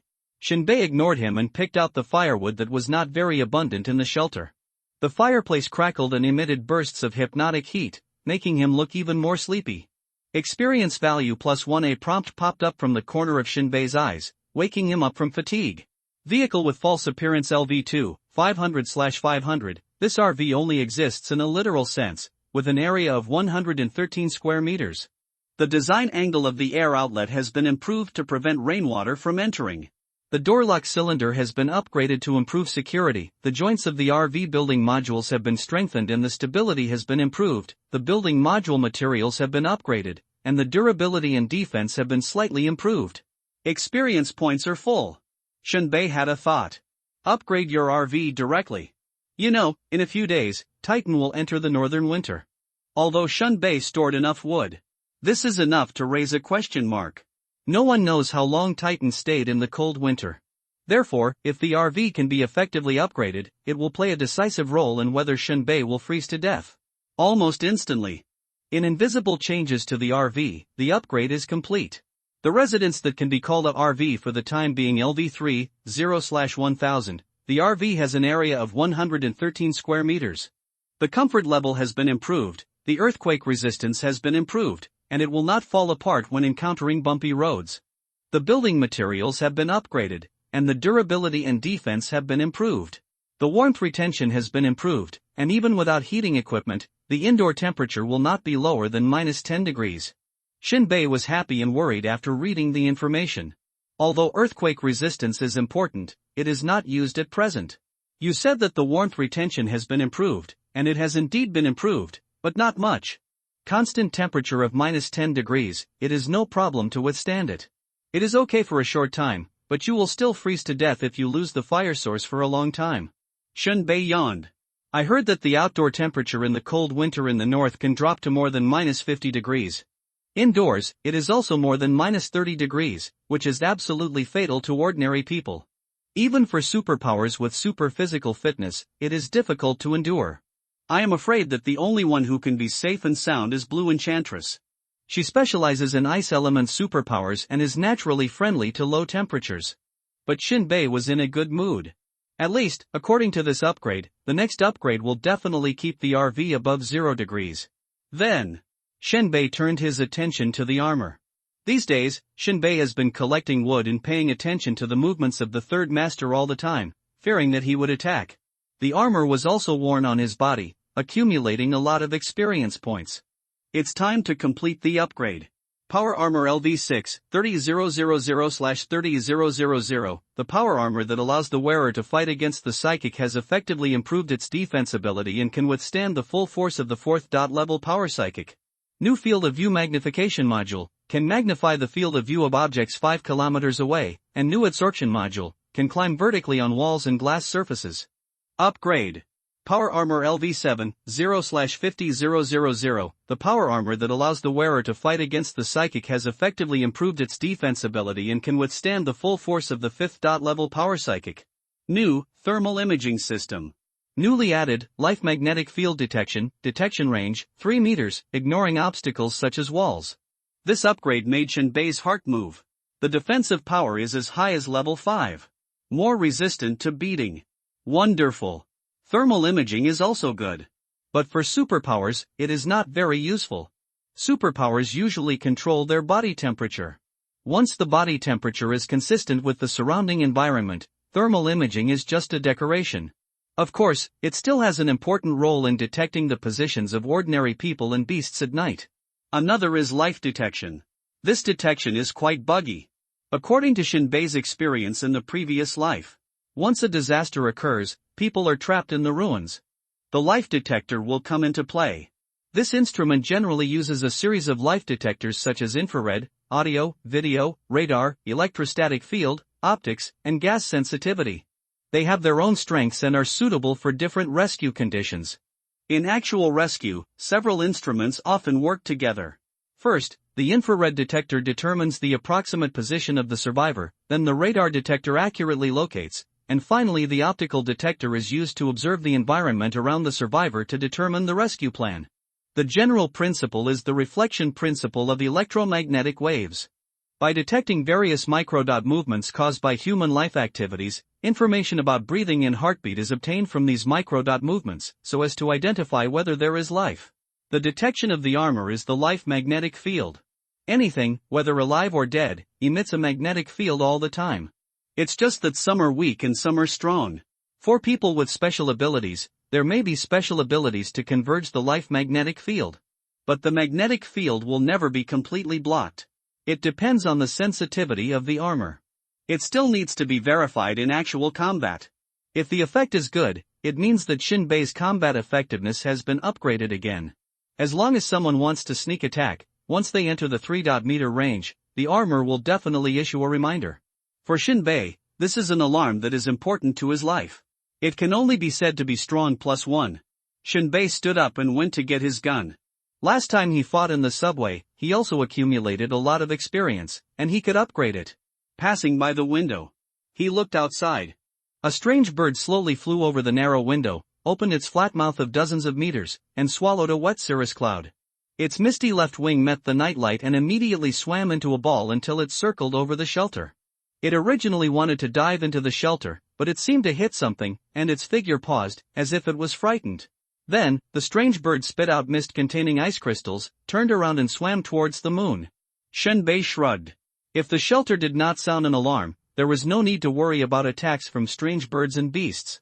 Suddenly, a human head suddenly appeared on the narrow window. Shinbei was startled, like a cat whose tail was stepped on. Is there a woman hiding in the house? I knocked on the door for a long time, and it was always open. Rock yelled while lying on the window. Shinbei. What's going on? I want to kick the door. As soon as Rock entered the room, he kept muttering, 2 deaf people, 1 big deaf and 1 small deaf. Shinbei ignored Rock's complaints and said to Xiao Kei, call someone. Godfather. Xiao Kei shouted crisply. Shinbei looked at Rock with a smile. What a polite child. Rock's face was dark. He wanted to turn around and leave. He couldn't stand being a father for no reason. But thinking that there was something important today, he still endured it and said with a smirk, be good, if you call me Godfather again in the future, I will pull out your teeth, okay? Xiao Kei howled, covered his mouth, and ran back to his room with a squeak.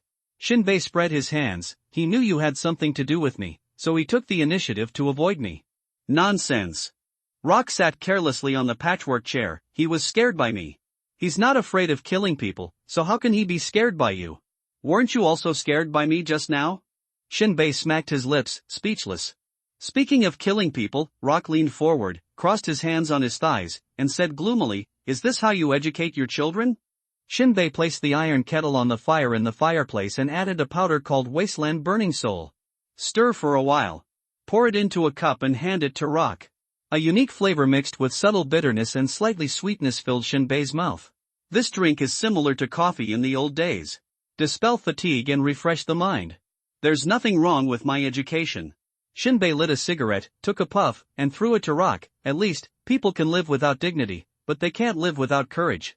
Let's not talk about this for now. Rock raised the burning cigarette and asked, "Why did you take the first puff?" "I helped Shao Kai kill someone for the first time, is there any problem?"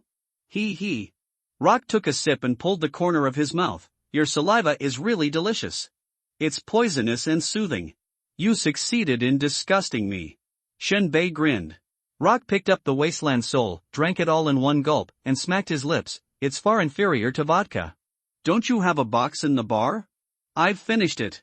"So you're looking for an excuse to come here and ask for punishment. Thank you for giving me a way out." Shinbei tapped his cigarette. "But, then please do it, I'm listening." Rock spread his arms behind his back, stretched his waist, and looked at the ceiling. "I once said that I would suppress your mission, but failed." Shinbei seemed to understand something. Rock really tried to avoid Shinbei from participating in dangerous missions that only superpowers could handle for the sake of their relationship. After all, Yu Wuchang's evaluation of Shinbei's ability has been upgraded to that of a superpower. Ordinary people's power is not important, but it should not be underestimated. The best people in any field, even a carpenter, can create value that others can't imagine. In this era, technology has developed, but the gap in craftsmanship is very serious. Every shelter pays attention to talents. Even in the upper floors of the shelter, in addition to some dignitaries, there are also many outstanding ordinary people living there. At this time, Shinbei looked playful and smiled. "This is not worth your coming to tip off. You should wish me to make a lot of money. The bigger the wind and waves, the more expensive the fish?" Rock raised his eyebrows. "If it is a joint effort, I don't mind giving you a high-risk task, but this time the situation is special." Shinbei pressed his hand. "Let me guess, there is a third master in the team? When will you get Alzheimer's disease and let me show you?" Rock pursed his lips. Shinbei shrugged. "I hope there will be this opportunity."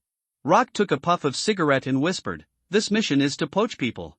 I originally planned 3 teams and could easily separate you and the third master, but Blue Enchantress intervened." Shinbei tilted his head. At first, Shinbei thought Yu Wuchang intervened. Unexpectedly, it was her. "Women are trouble," Rock said. Shinbei didn't say much, nor did he ask further. Rock must have talked with Blue Enchantress for a long time before making this decision. Shinbei only cares about one thing: how much can I earn? You should care about whether you can come back alive. This is the difference between you and me.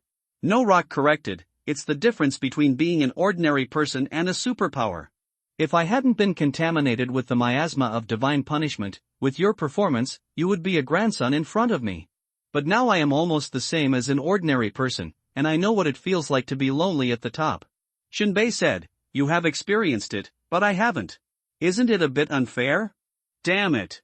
Rock pinched out the cigarette but with his fingers. "If there is fairness, why am I Shao Kai's godfather, but you are not? Then I can let Shao Kai call me grandpa." "Fuck." Rock's mouth twitched. "If you say this, there is no box of vodka that can't solve it." "Okay." Shinbei said with a smile, "I don't care about others, tell me how much money I can get." 3 high-level crystal source cores. Shinbei nodded. "The reward for this task is really good. Your own cluster fire disk is a real bottomless pit. Experience points for other equipment can be generated out of thin air. Only the cluster fire disk requires money. No funds, no upgrade. Shinbei needs a large amount of crystal cores most urgently. Moreover, the cluster firepower flying disc consumes energy just by following stealthily. Without a certain amount of financial resources, it is really not affordable." Shinbei shouted to Shao Kai in the inner room, "Come out and send your godfather away." "I haven't said I'm leaving yet." Rock stared. Shinbei waved his hand. "There's nothing to talk about. I can at least provide some suggestions." "Your suggestions are always from the perspective of a superpower, which is useless to me." "Leave them for others." Rock snorted, "Weirdo." After Rock left, Shinbei stared at the fireplace with a distracted look. The firewood in the fireplace had gone out. When Shinbei finished his days and wanted to add more, it was too late.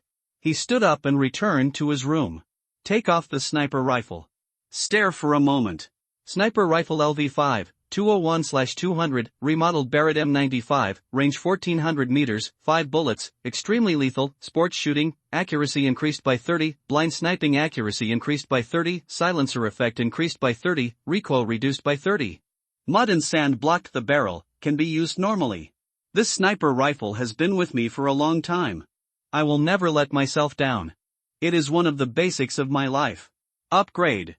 Sniper rifle LV6, 1/300, remodeled Barrett M95, range 1500 meters, 6 bullets, lethality greatly improved, new accessories, flamethrower, spray distance 10 meters, each use consumes an intermediate energy core. In addition to increasing the range, this upgrade also adds a new accessory that Shinbei did not expect.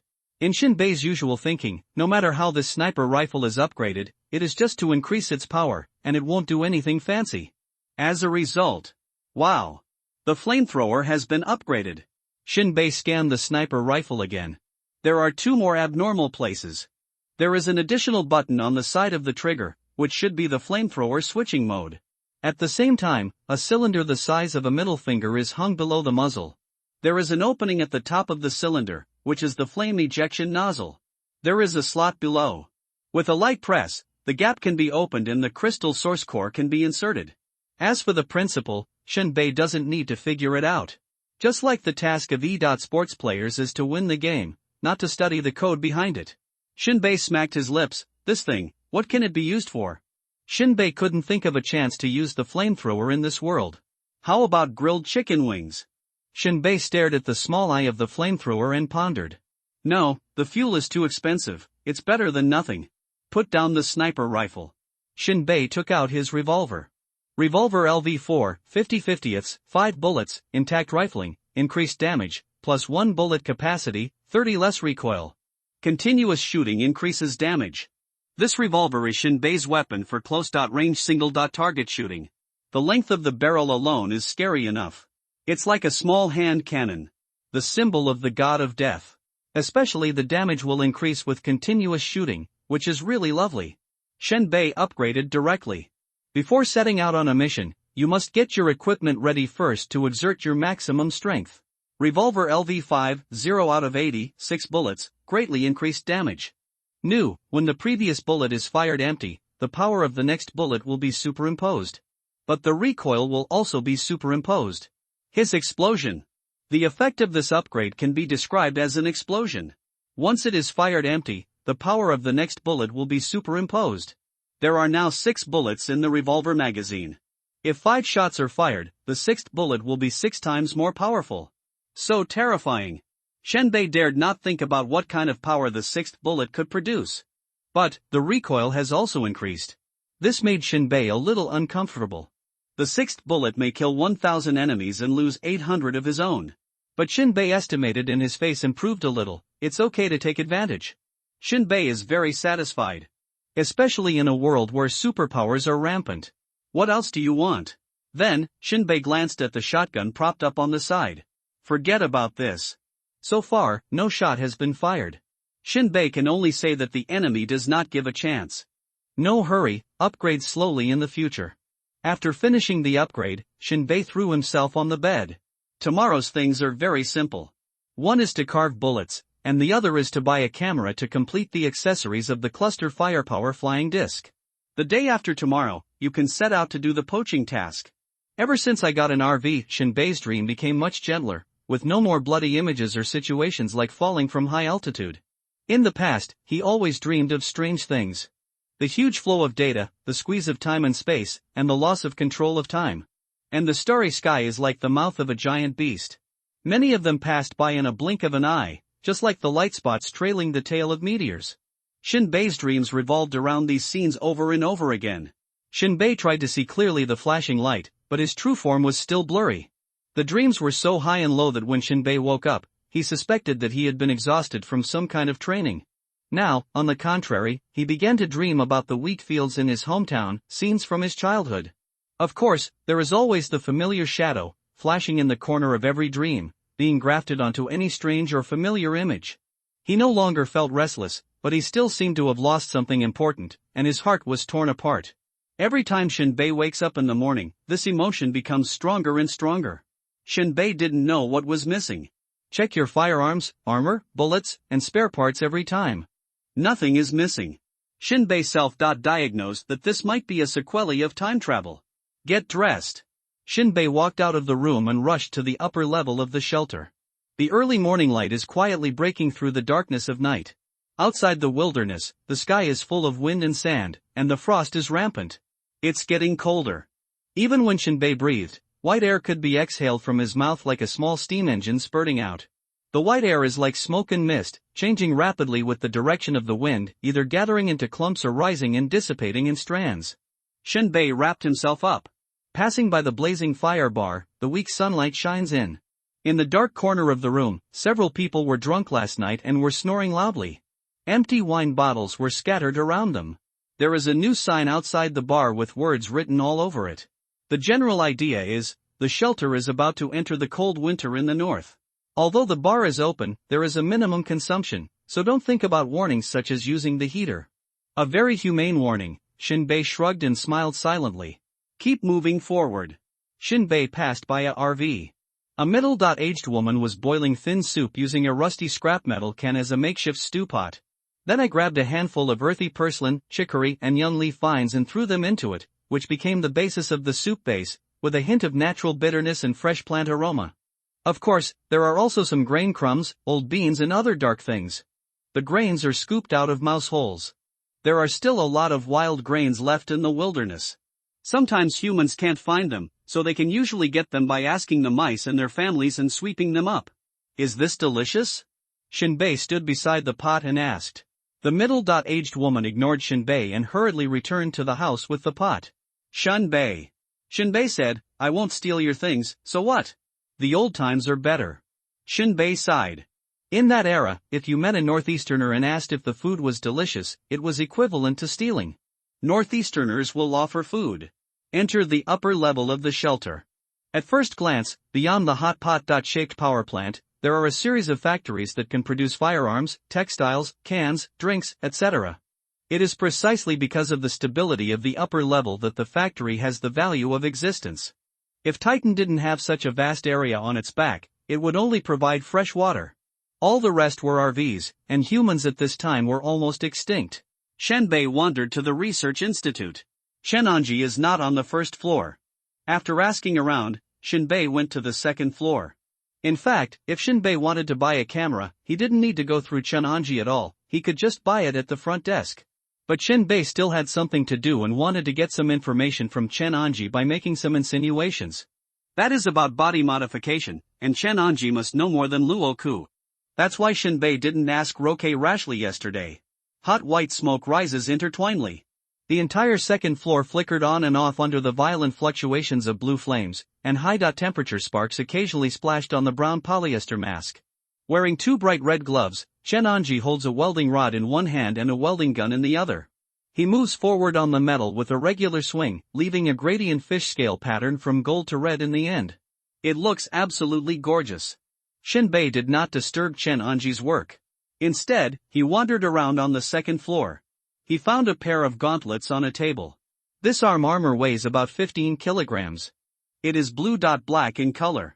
The structure is not very precise, but it is made of sufficient materials. The most distinctive feature is that the joints connecting the fingers and the palm are equipped with dark red bearings. The elbows use unknown bearings. Wrapped in famous shiny leather. What the hell is this? Shinbei muttered to himself. Chenonji stopped his welding action, looked back, turned around and continued welding, and said, a piece of equipment that can mine gravel. After our testing, it can be used by able-bodied adult men, and it can greatly improve mining efficiency. Shinbei said oh. He picked up one of them with both hands and played with it for a while. He put on the gauntlets, inserted his fingers into the cold-touch metal knuckles, took a deep breath, and heard a crisp click. He moved his fingers and tried to pick up the water glass with his right hand, but as soon as he exerted force, the water glass was crushed. The strength is not bad. Shinbei disassembled it and threw it on the table. This thing is almost useless. His armor can easily reach this level of strength. There is no need for mining in Shinbei, so there is no need for it at all. However, he still focused his gaze for a moment and let the plug.in pop up a message. The plug.in is very user-friendly. If you don't stare at it for a few seconds, no message will pop up at all. Otherwise, Shinbei's vision would be useless if he only glanced at the information. It is simply unbearable to bounce information on even a stone. Mining Gauntlet LV1 0 out of 20, a piece of equipment used for convenient mining. Because the energy it provides exceeds the strength of ordinary people, it can also be used to kill people. How many? After Shinbei read the information, he asked Chen Anji directly. But Chen Anji concentrated on welding and ignored him at all. Shinbei's decisive price inquiry was purely instinctive. Information prompts can be used to kill people. Good. Shinbei is short of murderers. It is conceivable that after continuing to upgrade, it will definitely become one of the alternative weapons. Who would object to this little thing? Especially for Shinbei, an ordinary person, any backup option that can improve his strength is worth Shinbei's efforts. Of course, Shinbei despised that kind of equipment that could only be activated by people with superpowers. Waited for quite a while. Chen Anji straightened up. It's done. Shinbei, help me take off the mask. Shinbei helped the other party take off his mask, and Chen Anji, who revealed his face, exhaled heavily and carefully peeled off a layer of bright red gloves as thin as cicada wings from his hands. Then he put the pair of gloves into the sterilized water tank that had been prepared long ago. Without taking off his insulating clothes, he picked up the turbine engine on the table and looked at his craftsmanship. The turbine engine is only slightly larger than a human heart and is polished to shine in the sun. There are 4 side-by-side brown metal tubes on the top of the engine, embedded in the complex internal metal structure. 2 gear-shaped fans that run from front to back are welded to the lower part. The structure is exquisite and thoughtful, full of special industrial beauty. Shinbei stared at the turbine engine without moving his eyes for a moment. Soon, the message popped up. Blazing Heart Tornado Engine, accessories, full level. Although its appearance is small, it contains surging power, like a beating heart that gives life to the machine. The Scorching Heart Cyclone turbine engine is recommended to be used as the core power system in devices that are high efficiency, compact and require strong thrust support. Its exquisite craftsmanship and high efficiency design can not only meet the stringent requirements for performance, but also be able to output kinetic energy over a long period of time. Nice one. Shinbei stared at the truth. It can completely replace the power module on your own armor. You know, although the battle armor is excellent, the power module has always been a flaw. Overloaded at every turn, running and fighting for a long time, kinetic energy could never keep up, and heat damage often occurred. In the past, the combat intensity was not high and it was still usable. If it really encounters extreme combat, the power module will definitely burn down the nest. Shinbei licked his lips and was about to speak. Chen Anji put down the turbine engine, took 2 quick steps to pick up the sterile forceps, then picked up the red gloves in the sterilization box, put them into a special medical bag to exhaust and seal, and then put the medical bag into a thermostatic cabinet with a password lock. Shinbei? What is this operation? What about a broken glove? Good guy, it seems to break when touched and melt when pinched. Shinbei couldn't help showing a somewhat frivolous expression. He. Looking at Shinbei's expression, Chen Anji perked up and began to brag, I am short-sighted. These gloves are essentially consumables. They are most afraid of germs and will fade and rot in the air within 40.8 hours at the earliest. Shinbei gasped in disbelief. Consumables? After Chen Anji finished building the turbine engine, he had nothing to do and began to show off his authority in this field. Like a teacher, he gave an eloquent introduction. Shinbei probably understood. Many parts are mixed with some strange materials from this world, such as the ashes, blood, etc. of ferocious beasts. Causes materials to develop strange properties. Moreover, the working environment is extremely harsh, and ultra-high temperature is the most common. For example, the working environment that Chen Anji's hands were exposed to just now, the surrounding environment even has temperatures of hundreds of degrees.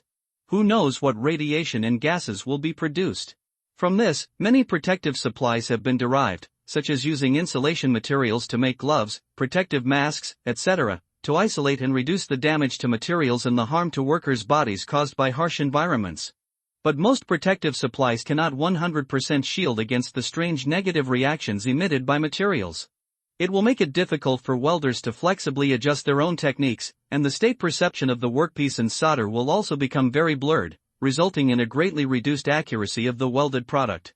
Shen Anji's gloves are one of the top protection products. They can almost completely shield the strange negative effects caused by the material due to high temperature, and the damage accuracy is extremely small. For a researcher like Chen Anji who needs practice, this glove is indeed a lifeblood. Go ahead, the boy who brings wealth.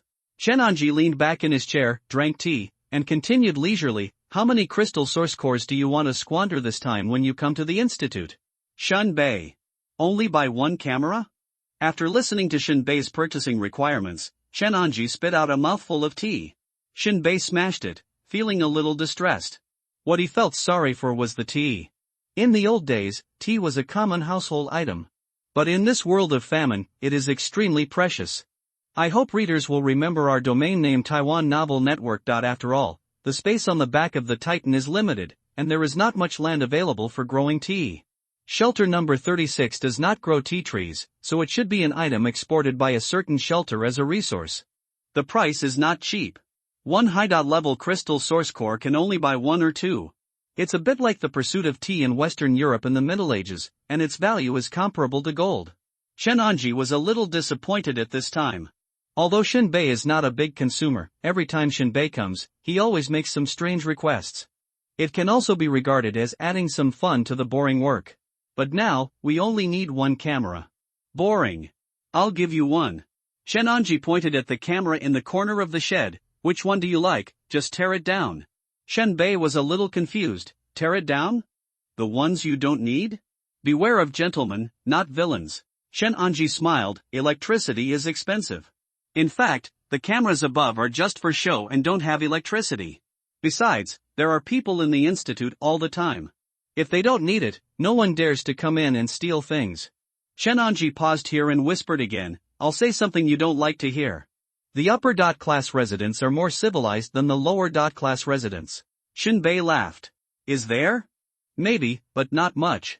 It can be seen that Chen Anji has never been beaten by society and has always lived a comfortable life in the institute.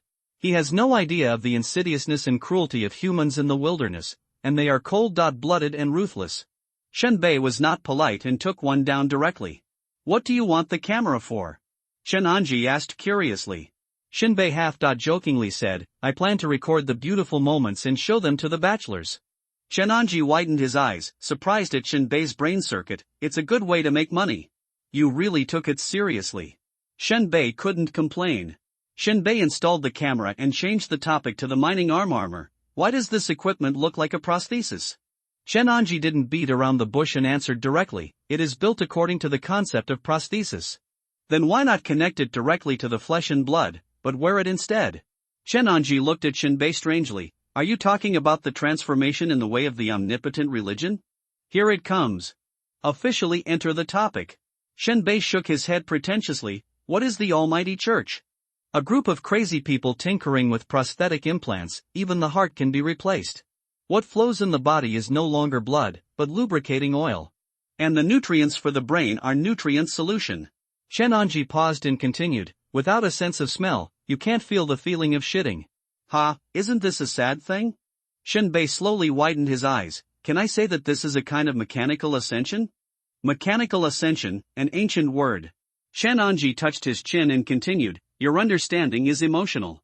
The truth is that prosthetic implants are an implant, not a complete replacement of the body. You can think about it.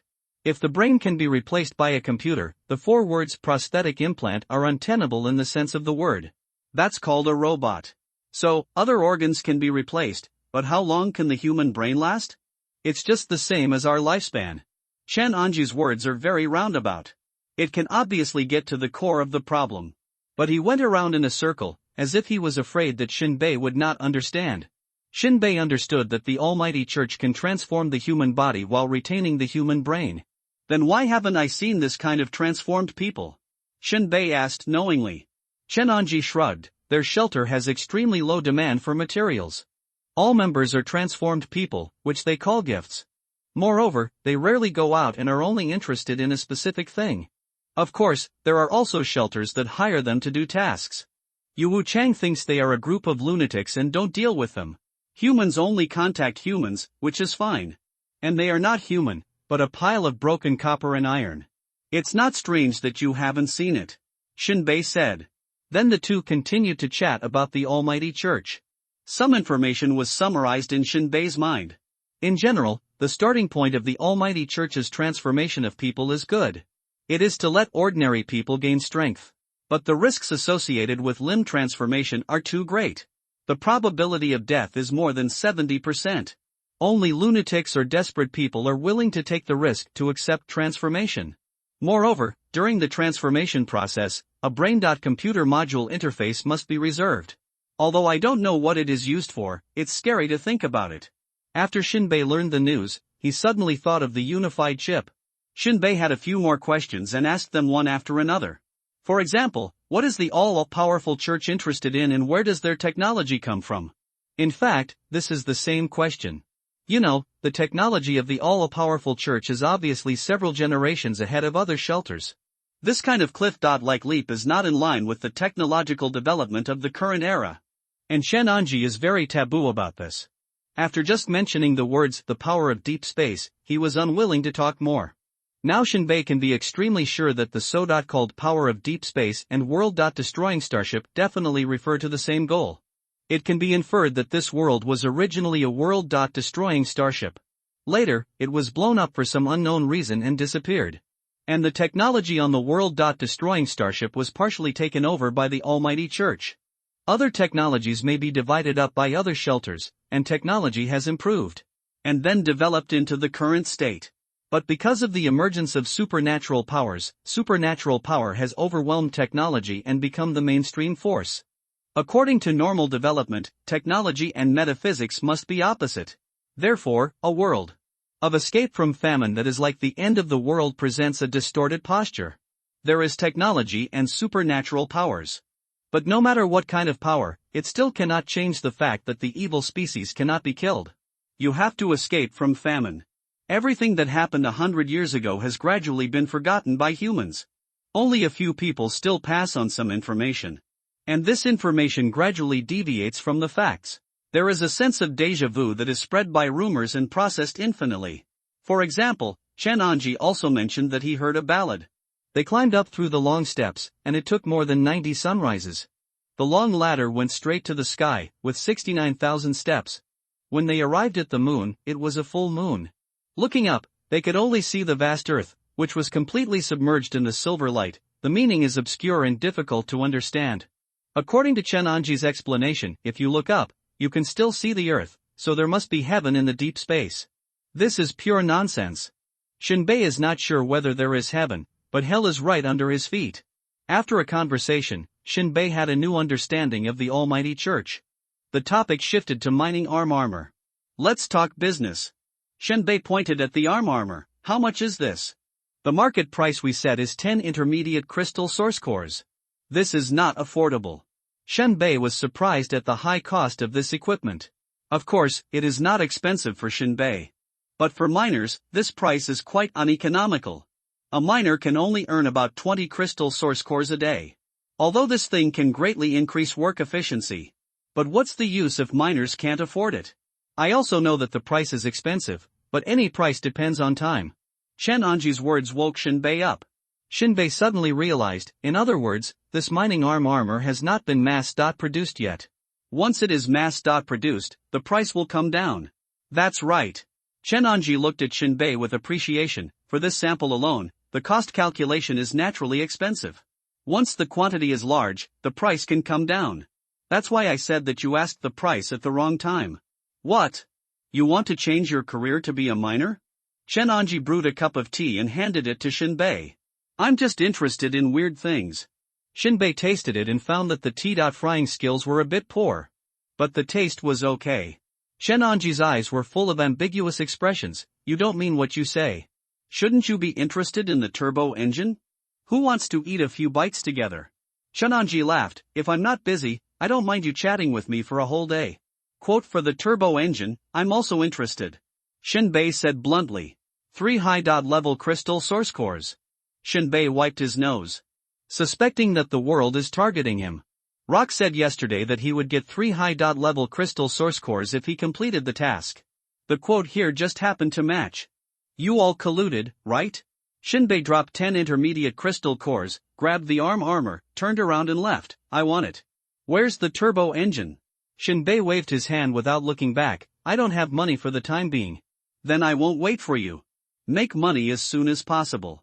If others want it, I will buy it directly. Shinbei paused and looked back in surprise. Others want it? No one can use it, right? Ask the Almighty Church if they want it. Chen Anji rolled his eyes. Shinbei's mouth twitched. Be sure to keep this toy for me. Chen Anji grinned. No problem. Shinbei left the upper level. He did not go home. Instead, he bought some high-dot explosive gunpowder and scrap iron, then jumped out of the shelter and ran 30 kilometers in one breath. Until he found a shady place beyond the skyline and could no longer see Shelter 36. Shinbei wirelessly connected the cluster firepower flying disc and let it fall to the ground. After taking a look, the corners of Shinbei's mouth moved. There was an impact crater on the flying disc, but it was not big. Shinbei thought of the strange bird yesterday. No wonder the figure paused. It turned out that it hit the flying disc. It seems that we need to pay attention to the flying beast. However, there is no problem with the cluster firepower flying disc after self-inspection. Shinbei put down his hanging heart. Start the crystal source reorganization equipment. Throw the crystal source core, true spirit element, and scrap iron into it, and start producing shells. At the same time, Shinbei installed the camera on the cluster firepower flying disc. In the upgrade some time ago, the cluster firepower flying disc has a wide-angle field of view function. Today, this function is completed. After staring for a moment, Shinbei glanced at the information. Cluster fire disc LV-3, 320/500, a ground-to-ground attack aircraft with strong firepower, a cruising range of 20 kilometers, an increase of 3 kilometers in wireless connection distance, a new world-destroying Starship intelligent chip, basic version, with designated attack target instructions, a monitoring system, real-time data feedback, and simple editing of instructions. A new storage compartment has been added, in which some items can be placed. A new stealth system has been added, which can make the cluster fire disc invisible, but after the fire system is turned on, the appearance will inevitably appear. The text display has not changed much. Last time, I bombed a wave on the way to the subway tunnel, and gained a lot of experience points. In addition, the monitoring system originally had a missing prompt, but now the function is intact. Shinbei pulled down the cluster fire disc data again. Cluster fire disc, kinetic energy remaining 10, replenishment volume 12 pieces. Ammunition compartment remaining 24 pieces. Terminal wireless connection 1 meter. Edit command, none, throw in an intermediate crystal source core to fill the kinetic energy. Shinbei looked at the experience value of the cluster fire disc again. There are still 100 points, which is 20 shells. Shinbei touched his chin and wanted to fire a few shots to gain experience and upgrade. But it was really a waste of money. Moreover, it was a meaningless bombing. After thinking about it, estimate the shells produced. Shinbei decided to upgrade first. Now the cluster fire disc has 36 shells. All of them are wasted, just enough for upgrading. And in the crystal source reorganization equipment, 10 shells can be produced while retaining sufficient bullets. It should be enough. After waiting for an hour, Shinbei put away the bullet shells. Take out the toolbox and the cluster fire disc and start filling the shell gunpowder. Shinbei's focused eyes are like a hawk. First, carefully take out the tightly sealed high explosive block from the backpack. It is a hard and dark material. The ceramic knife cuts precisely, and each stroke is as accurate as a surgical operation, ensuring that the amount of explosives is just right, not a cent more or less. Then, Shinbei opened another tightly sealed small jar, which contained homemade crystal source core powder. This light blue powder with a mysterious glimmer is like stars falling into the mortal world, with immeasurable energy potential. Shinbei held his breath and gently moved with a slender glass rod, carefully sprinkling the appropriate amount of powder evenly into the shell, and his movements were as gentle as treating fragile living cells. Then the explosive column, explosive tube, and fuse were assembled together and inserted into the shell. If it was the old era, smoke agent would also need to be filled. But in the world of escape from famine, this thing has been eliminated, and the reason is unknown. Shinbei doesn't want to think deeply about such meaningless things. Finally, the tail tube, basic powder tube, and tail fin. After being combined together, the shell required for a cluster firepower flying disc is completed. Shinbei's hands did not stop, and he worked for half an hour. Assemble the 10 shells and put them aside. Then Shinbei connected wirelessly and output the command. The cluster fire disc began to take off. Adjust the angle and, under Shinbei's command, start pouring shells. A series of blazing and dazzling flames shot out from the muzzle like a comet hitting the ground, dragging a long tail flame. The moment the shell hit the ground, the earth wailed in pain, a dazzling sea of fire rose with thick smoke, and soil, gravel, flames and steel fragments flew. Experience +5, experience +5, experience +5. Take advantage of this time. Shinbei took a look at the Jingyuan recombination equipment. Jingyuan recombination equipment LV5, 1030/1000, okay. After using it a few times, this equipment can be upgraded. Shinbei's mind moved. Upgrade directly. Jingyuan recombination equipment LV6, 30/3000, a Jingyuan recombination equipment, qualified production capacity, qualified efficiency, improved qualified rate, good energy consumption. New, can be connected to a 3D printer for interactive operation, 3D printer missing, Shinbei looked at the words that popped up in the corner of his eyes.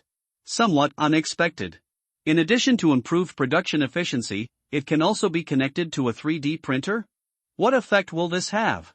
Shinbei couldn't think of it for the time being, but he wrote it down and tried to get a 3D printer later. Then, Shinbei took out the arm armor amidst the explosion. Rubbing his hands, Shinbei looked excited. Let me see what happens after the upgrade. Open up. Shinbei did some research. The composition of this arm armor is quite complex, with at least a dozen or even dozens of parts with different functions precisely assembled. But it can be roughly divided into several parts. The main frame, which serves as the basis for supporting the entire arm armor, is made of high-strength alloy. The handguard protects the palm and fingers from direct impact and wear. The material is made of blue-black hardened unknown metal. Spherical bearing components, including dark red bearings, rotating hinges, internal bushings, etc. Elbow joint reinforcements. This part contains complex mechanical structures, such as reinforced brackets, flexible links, etc. But Shinbei doesn't need to completely dismantle this part, just take it off as a whole. If it was really torn into pieces, Shinbei wouldn't be able to put it back together. Then there are the elbow protectors, sections wrapped in a glossy leather that provide cushioning and comfort. Connect fasteners, bolts, nuts, rivets, etc. to ensure the stability of the overall structure. There are a few other parts, not too important. Shinbei carefully adjusted the angle of each dark red bearing to ensure that it could smoothly detach from the main frame without being damaged. Then came the blue-black handguards. Each guard plate was connected by a carefully designed fitting structure. With the help of a special small wrench, he unlocked the hardened alloy locks one by one and gradually peeled them off. It took a while. Shinbei finished disassembling the arm armor. Recall the steps just now and start assembling.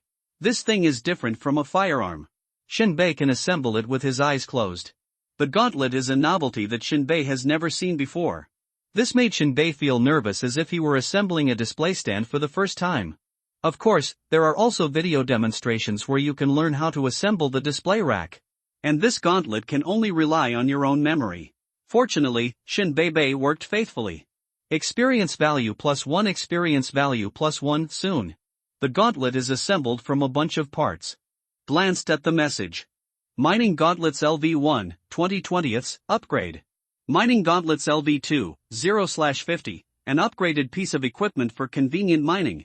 The mining efficiency is increased by 10, and a new hook lock is added, missing the grapple hook and chain, which can launch a 30-meter hook lock to hook the target and move it, well. The promised killing. Why did it become a hook lock? This left Shinbei a little confused. Does it mean that a murderous weapon must continue to be upgraded before it can appear? However, Shinbei was not disappointed. At least the added hook lock would be nice. It feels like Spider-Man is there. Just assemble the grappling hook and chain.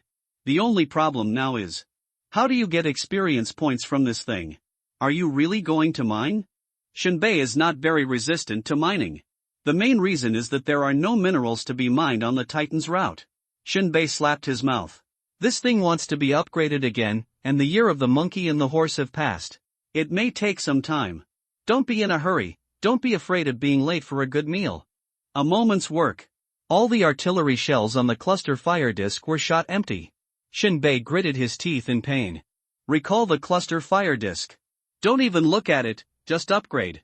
Visible to the naked eye. The cluster fire flying disc expanded to a diameter of 10 meters. There was a bit of a sense of oppression. Moreover, the appearance has also changed, becoming more and more like a cub that was just born in the spaceship. Cluster Fire Disc LV-40/1000, an aircraft capable of ground-to-dot surface strikes, with very fierce firepower, a cruising range of 30 kilometers, and a wireless connection distance increased by 5 kilometers. Newly added, a sound transmission system, can transmit sounds in a stealth state. Newly added, Super Dimensional Light Beam, can be designated to pick up specific items. Newly added, Storage Warehouse, 1 cubic meter. It's interesting. After Shinbei read the information, the cruising range and the distance of the wireless connection have been increased. The sound transmission system is also good. It can be invisible and shout from a distance, which can scare people to death.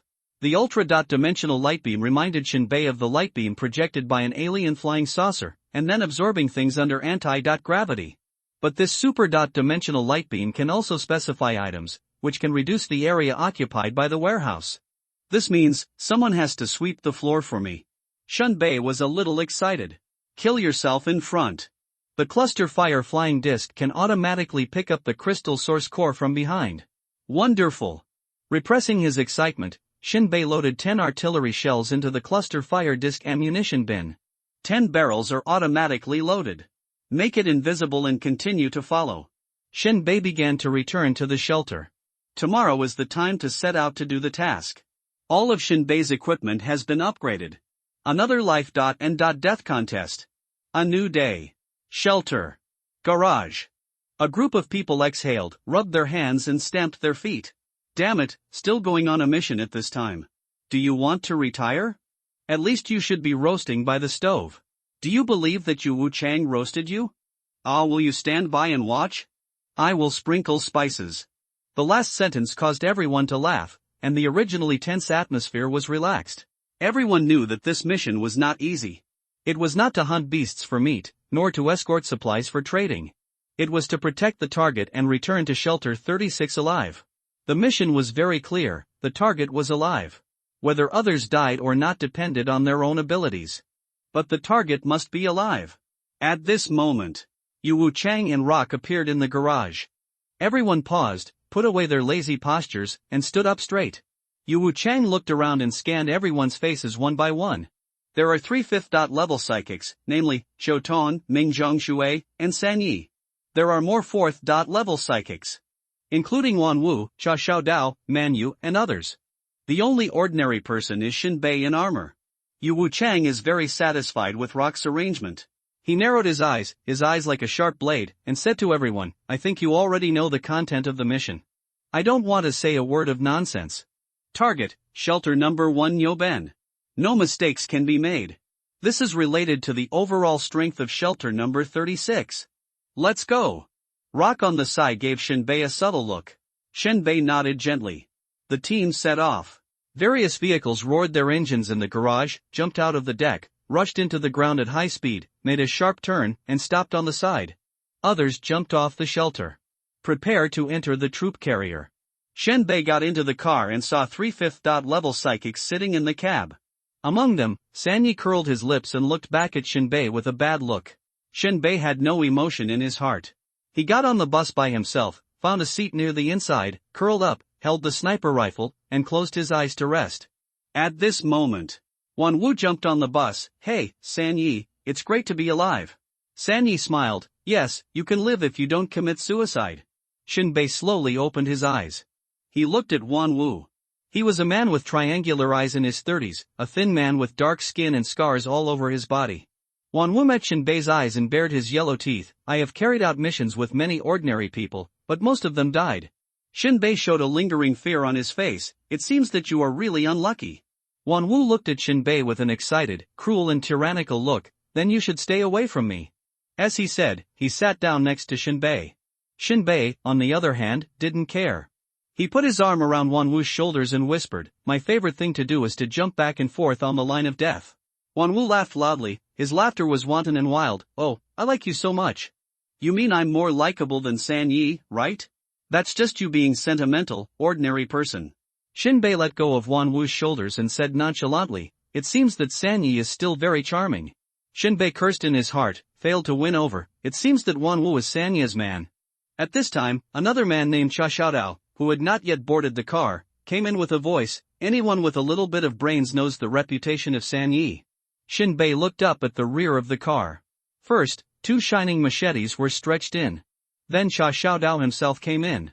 He was wearing a shiny black leather coat, high boots, a white scarf, and an old-fashioned Western cowboy outfit. In his chest pocket, there was a cut cigar, not a cigarette. Holding 2 machetes in one hand. Shinbei was surprised. It must be said that Cha Xiaodao's pair of double knives, both in shape and in the materials used, were something Shinbei had never seen before. One of the blades showed a deep and strange blood-red color, like solidified blood, or like a cursed flame dancing.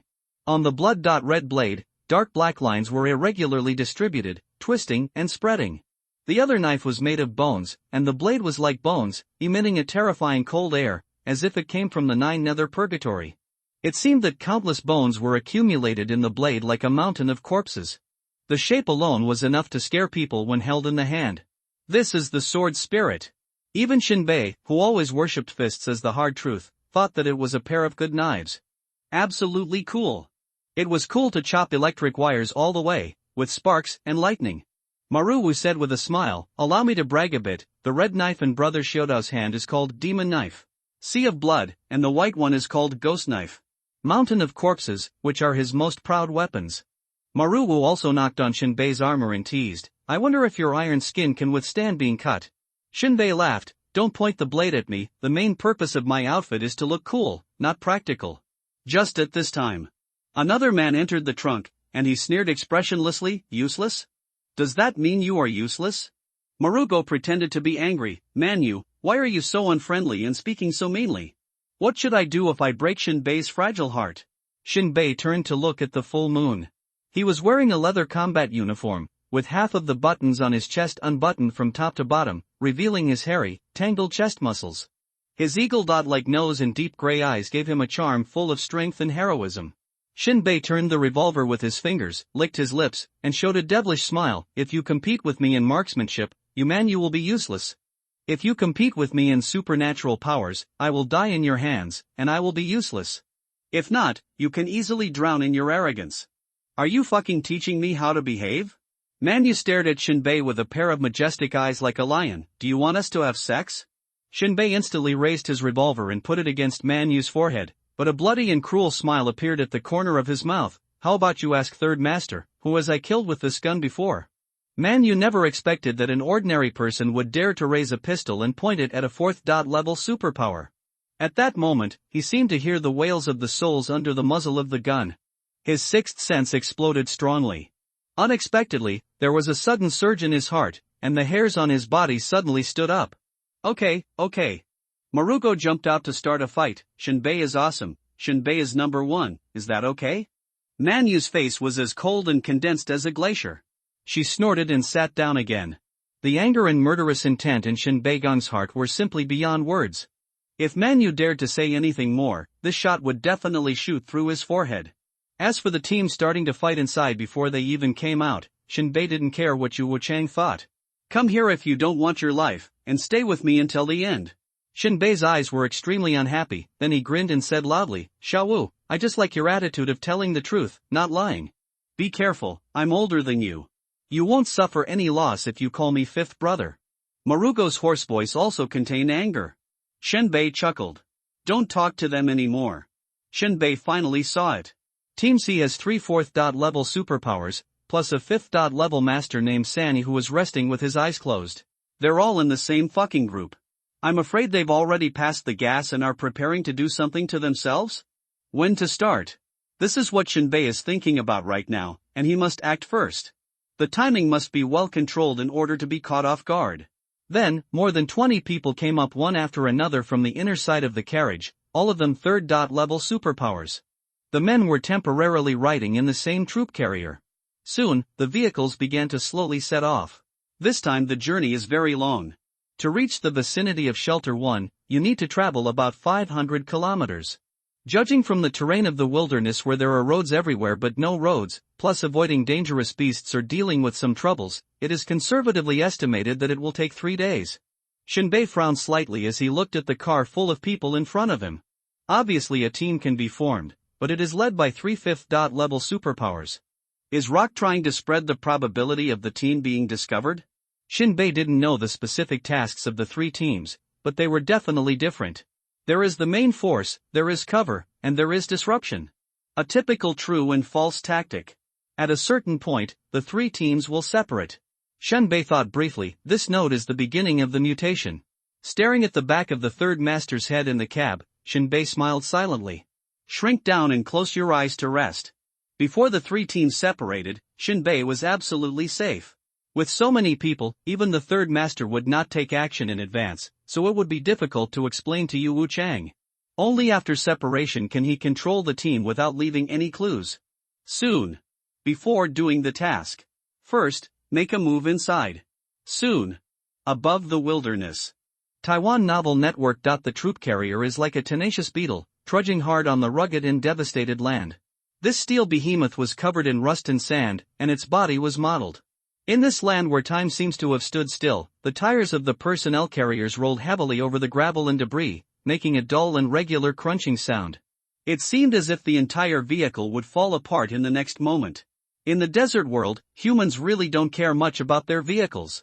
As long as the engine can still work, other components are ignored. Even if the tire blows out, keep driving without worrying about replacing it.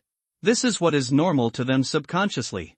The two dim headlights on the front of the car struggled to penetrate the darkness, illuminating the blurry road ahead. The dust dancing in the beams danced like ghosts. Inside the car, exhausted people clung to the rusty and cold seats, their faces blurred by smoke and sweat, as the vehicle swayed. It felt like my brain was about to be thrown out, and I felt dizzy. After driving for 2 consecutive days, it was almost too crowded to move, and even stretching one's legs was a luxury. The car was filled with the unique smell of engine oil and sweat, mixed with the smell of rust, causing the crowd to cough constantly. Shinbei looked up at the outside of the car. The sky is like an ancient canvas eroded by time, and a weathered moon hangs between the stars.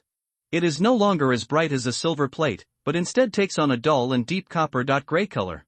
The edges of the moon are blurred and uneven, like scars left by countless wars and sandstorms. In a daze, Shinbei seemed to understand what Chen Anji said when he heard the ballad. Looking up, you can still see the land. You don't mean the moon, right? The sniper rifle held tightly in Shinbei's arms continued to be in a daze. I don't know how much time passed. Morning comes. Shinbei could feel that the vehicle began to turn eastward. And the speed is gradually accelerating. Shinbei didn't know where the vehicle was currently traveling. Many places in the wilderness have no place names. After all, except for Titan, any place name has no actual meaning. It's like the heart of going out to work that cannot be retained in the old hometown. It's not just myself that's forgotten, but also my name. Gradually. It's bright. At the same time, Shinbei also felt that the temperature was gradually rising. The exposed land was burned by the scorching sun and cracked into thousands of ravines. On the distant horizon, the outlines of the once prosperous city are faintly visible, now reduced to piles of broken concrete and metal skeletons. You can also see groups of iron-thorned beasts running through the oasis. This is a kind of body nearly 40 meters long. Its skin is like ancient bronze armor carved over time, covered with rough and hard rust. Brown scales and sharp horny thorns.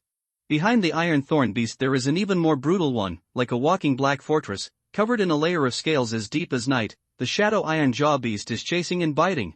The vehicle cleverly avoided the path of the vicious beast. It's not that I can't afford it, but it's not cost-effective. After about 5 hours of driving, the troop carrier stopped in a small valley. Everyone jumped down one after another. Stretching their muscles and feeling tired, they all spoke out, "Damn, that's tiring. It's so crowded. I've never been so tired riding in a car before. What is this place? Where is Shelter 1? It's baffling. What's going on? Why did it stop here? Get out of the way, I'm going to release the water. Get out of here and go." At this time, the prison boy stood in front of everyone. He has a high nose and wide mouth, a head of wild hair like a lion, and a strong body standing there casually, giving people an oppressive look like a towering mountain. And his eyes were like glass, with silver light flowing from time to time in the deepest part, adding an inhuman and mysterious feeling to his whole person. Quiet. Just 2 simple words, the momentum overwhelmed the entire audience. Everyone kept silent. From now on, Team A has 10 minutes to rest, Team B has 20 minutes, and Team C has half an hour. Having said this, the prison boy waved his hand.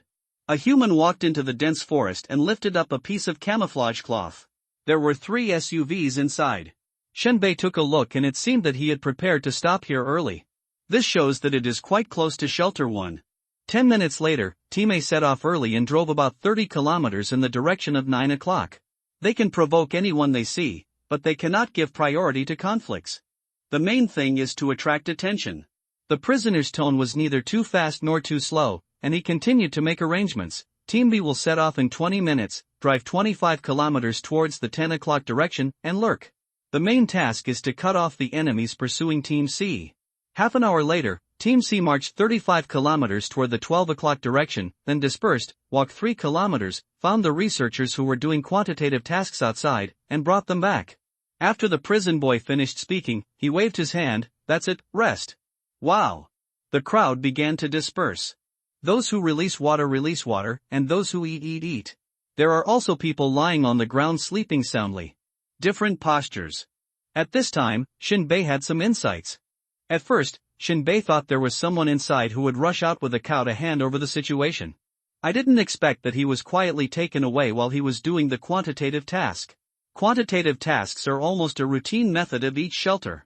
Shelter number 36 also has it. Even Chen Anji has to walk out of the shelter and walk around outside in a proper manner.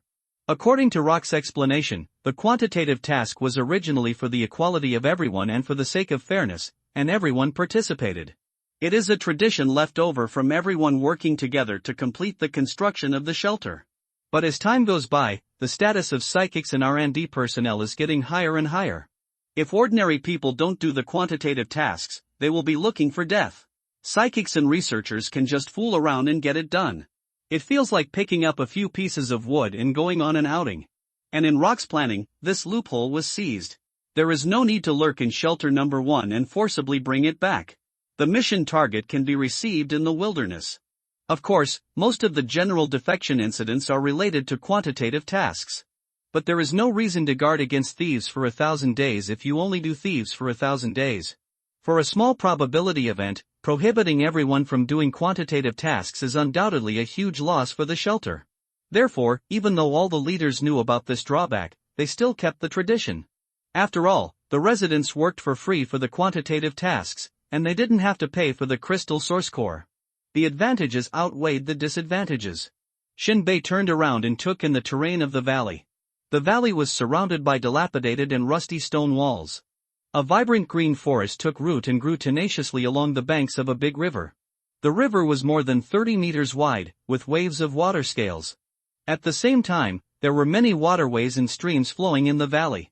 At this time, everyone was on the east bank of the river. The sun penetrated the heavy clouds and fell through the gaps in the leaves, forming mottled light and shadows in the green forest. Shinbei knew that the change would happen in half an hour, when the other teams left. The third master would definitely not let him walk out of this valley. Shinbei knew the general terrain clearly and decided to disappear first and wait for an opportunity. Shinbei walked through the crowd and headed for the dense forest. But he always felt that someone was watching him. Out of the corner of his eye, he saw Sanyi leaning against the carriage, chatting with the prisoner Ming Zhongshui. Shinbei pretended to untie his belt, which made Sanya's eyes shift away. Shinbei went deep into the dense forest, looked back, and saw that no one was following him. He walked a few steps quickly, and finally trotted along the broken rock wall of the mountain, like a racing hare, running towards the top of the mountain. About 10 minutes later, Shinbei was halfway up the mountain, climbing up a big tree, and the visual panel of the armor began to enlarge the field of view. Shinbei saw that in the valley not far away, the members of Team A had already set off in an off-road vehicle. Sliding down from the tree, he ran along the ridge of the peak. Shinbei's armor had turned green, but for safety reasons. While running, Shinbei instinctively grabbed a handful of grass and chewed it fiercely. A bitter taste like electricity filled his mouth. He then smeared the sticky slurry on the sniper rifle. Sniper rifles don't change color. In order to better hide himself, Shinbei felt that no matter how much he did, it was not enough. Soon, Shinbei came to the entrance of the stream and the forest tributary. He lay under a big rock and used the lush vines to cover his body. In the valley, Team B members had already set off for 10 minutes. Now it was the turn of Team C led by Sanyi to set off. Team C had a total of 10 people. All were waiting for Sanya's instructions. But Sanyi was not in a hurry at all. His eyes were still looking at the direction of the dense forest where Shinbei disappeared. Another 5 minutes passed. Sanyi was a little restless because he hadn't seen Shinbei come back yet. Sanyi, that guy couldn't be. Wanwu squatted on the side, holding a stick in his mouth, and didn't finish his words. Man Yu and Sha Xiaodao laughed. The other members were confused, and then they realized that it seemed that the team was missing a guy named Shinbei. Someone whispered, could it be that he was taken away by the beast in the valley? Sanyi snorted and laughed, this place has been surveyed by spies, and there are no beasts at all, otherwise how dare we come in? In my opinion, Shinbei has defected. The others looked at each other. They were half believing and half doubting Sanya's statement, but no one spoke. Manyu licked her lips, her eyes incited, for defection in the battle, according to the regulations of the shelter, we need to hunt down and punish. Sha Xiaodao rubbed his two knives, expressionless, then what are you waiting for, give the order. Sanyi was waiting for this sentence, waving his hand, everyone, the pick up and drop off mission can be delayed, but the punishment of Shinbei cannot be delayed for a second, search. Hit him when you see him, kill him when you catch him. After a brief silence of 1 second, the other members of Team C showed anger on their faces, and immediately began to execute the order. Many of these third-level psychics carry guns. For those who lack means of attack, shooting is also a convenient option. Although bullets are not very effective. But a blind cat can kill a dead mouse.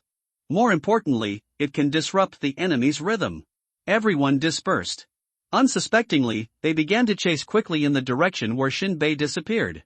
Shinbei's current location has not reached the top of the mountain. It is located slightly higher on the mountainside. He gently parted the grass and looked down the mountain. On their own route, San and others led the team in a fan-shaped search towards the mountain. The first few superpowers seemed to be in a deserted place, and they didn't know that they were about to become the cannon fodder of the explorers. Shinbei set up his sniper rifle, and with the help of the armor's magnified view, the crosshair was set on the looming third master's head. But Shinbei didn't fire. It would be unwise to shoot the third master with the first bullet. Firstly, it would not be safe. Secondly, it would easily be detrimental to the retreat route. Ordinary snipers can easily make such serious mistakes. After Shinbei calmed down, he first wanted to clear out the superpowers on the left.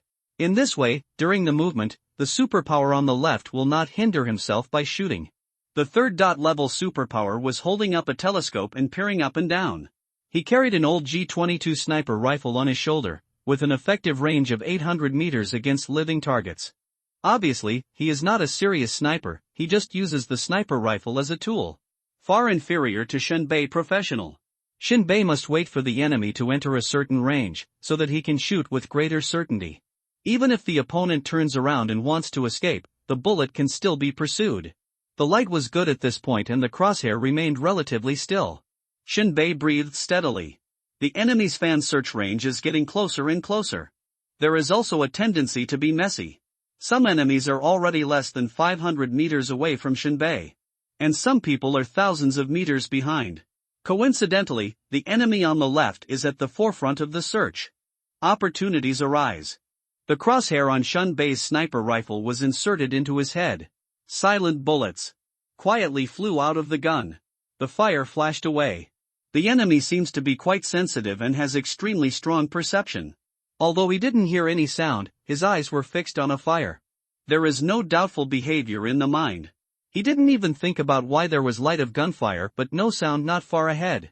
He immediately flew sideways. Shinbei didn't give him any chance. He seized this gap and fired the second sniper bullet to catch up. The bullet flew out, and the air seemed to freeze for a moment, and then shattered like glass. The bullet turned into an invisible sharp arrow and penetrated the enemy's back accurately. The enemy was shaken violently by the impact of the bullet, and an indescribable pain instantly spread from his back to his whole body.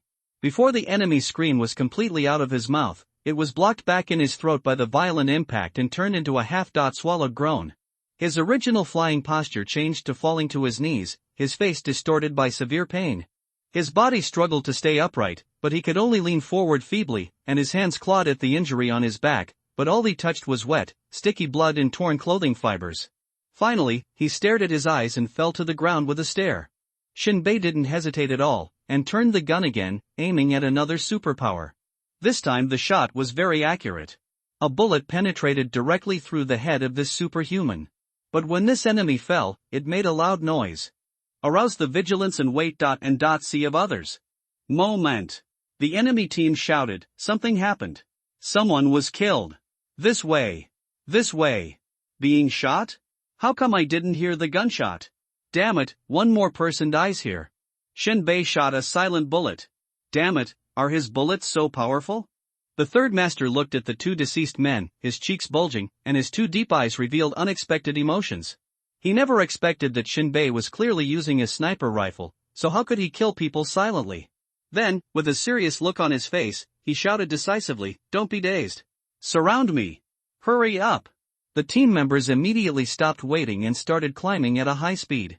But Shinbei had already given up his position and ran wildly to the left. During the march, the branches trembled wildly, becoming the most eye-catching sway. Tap tap tap.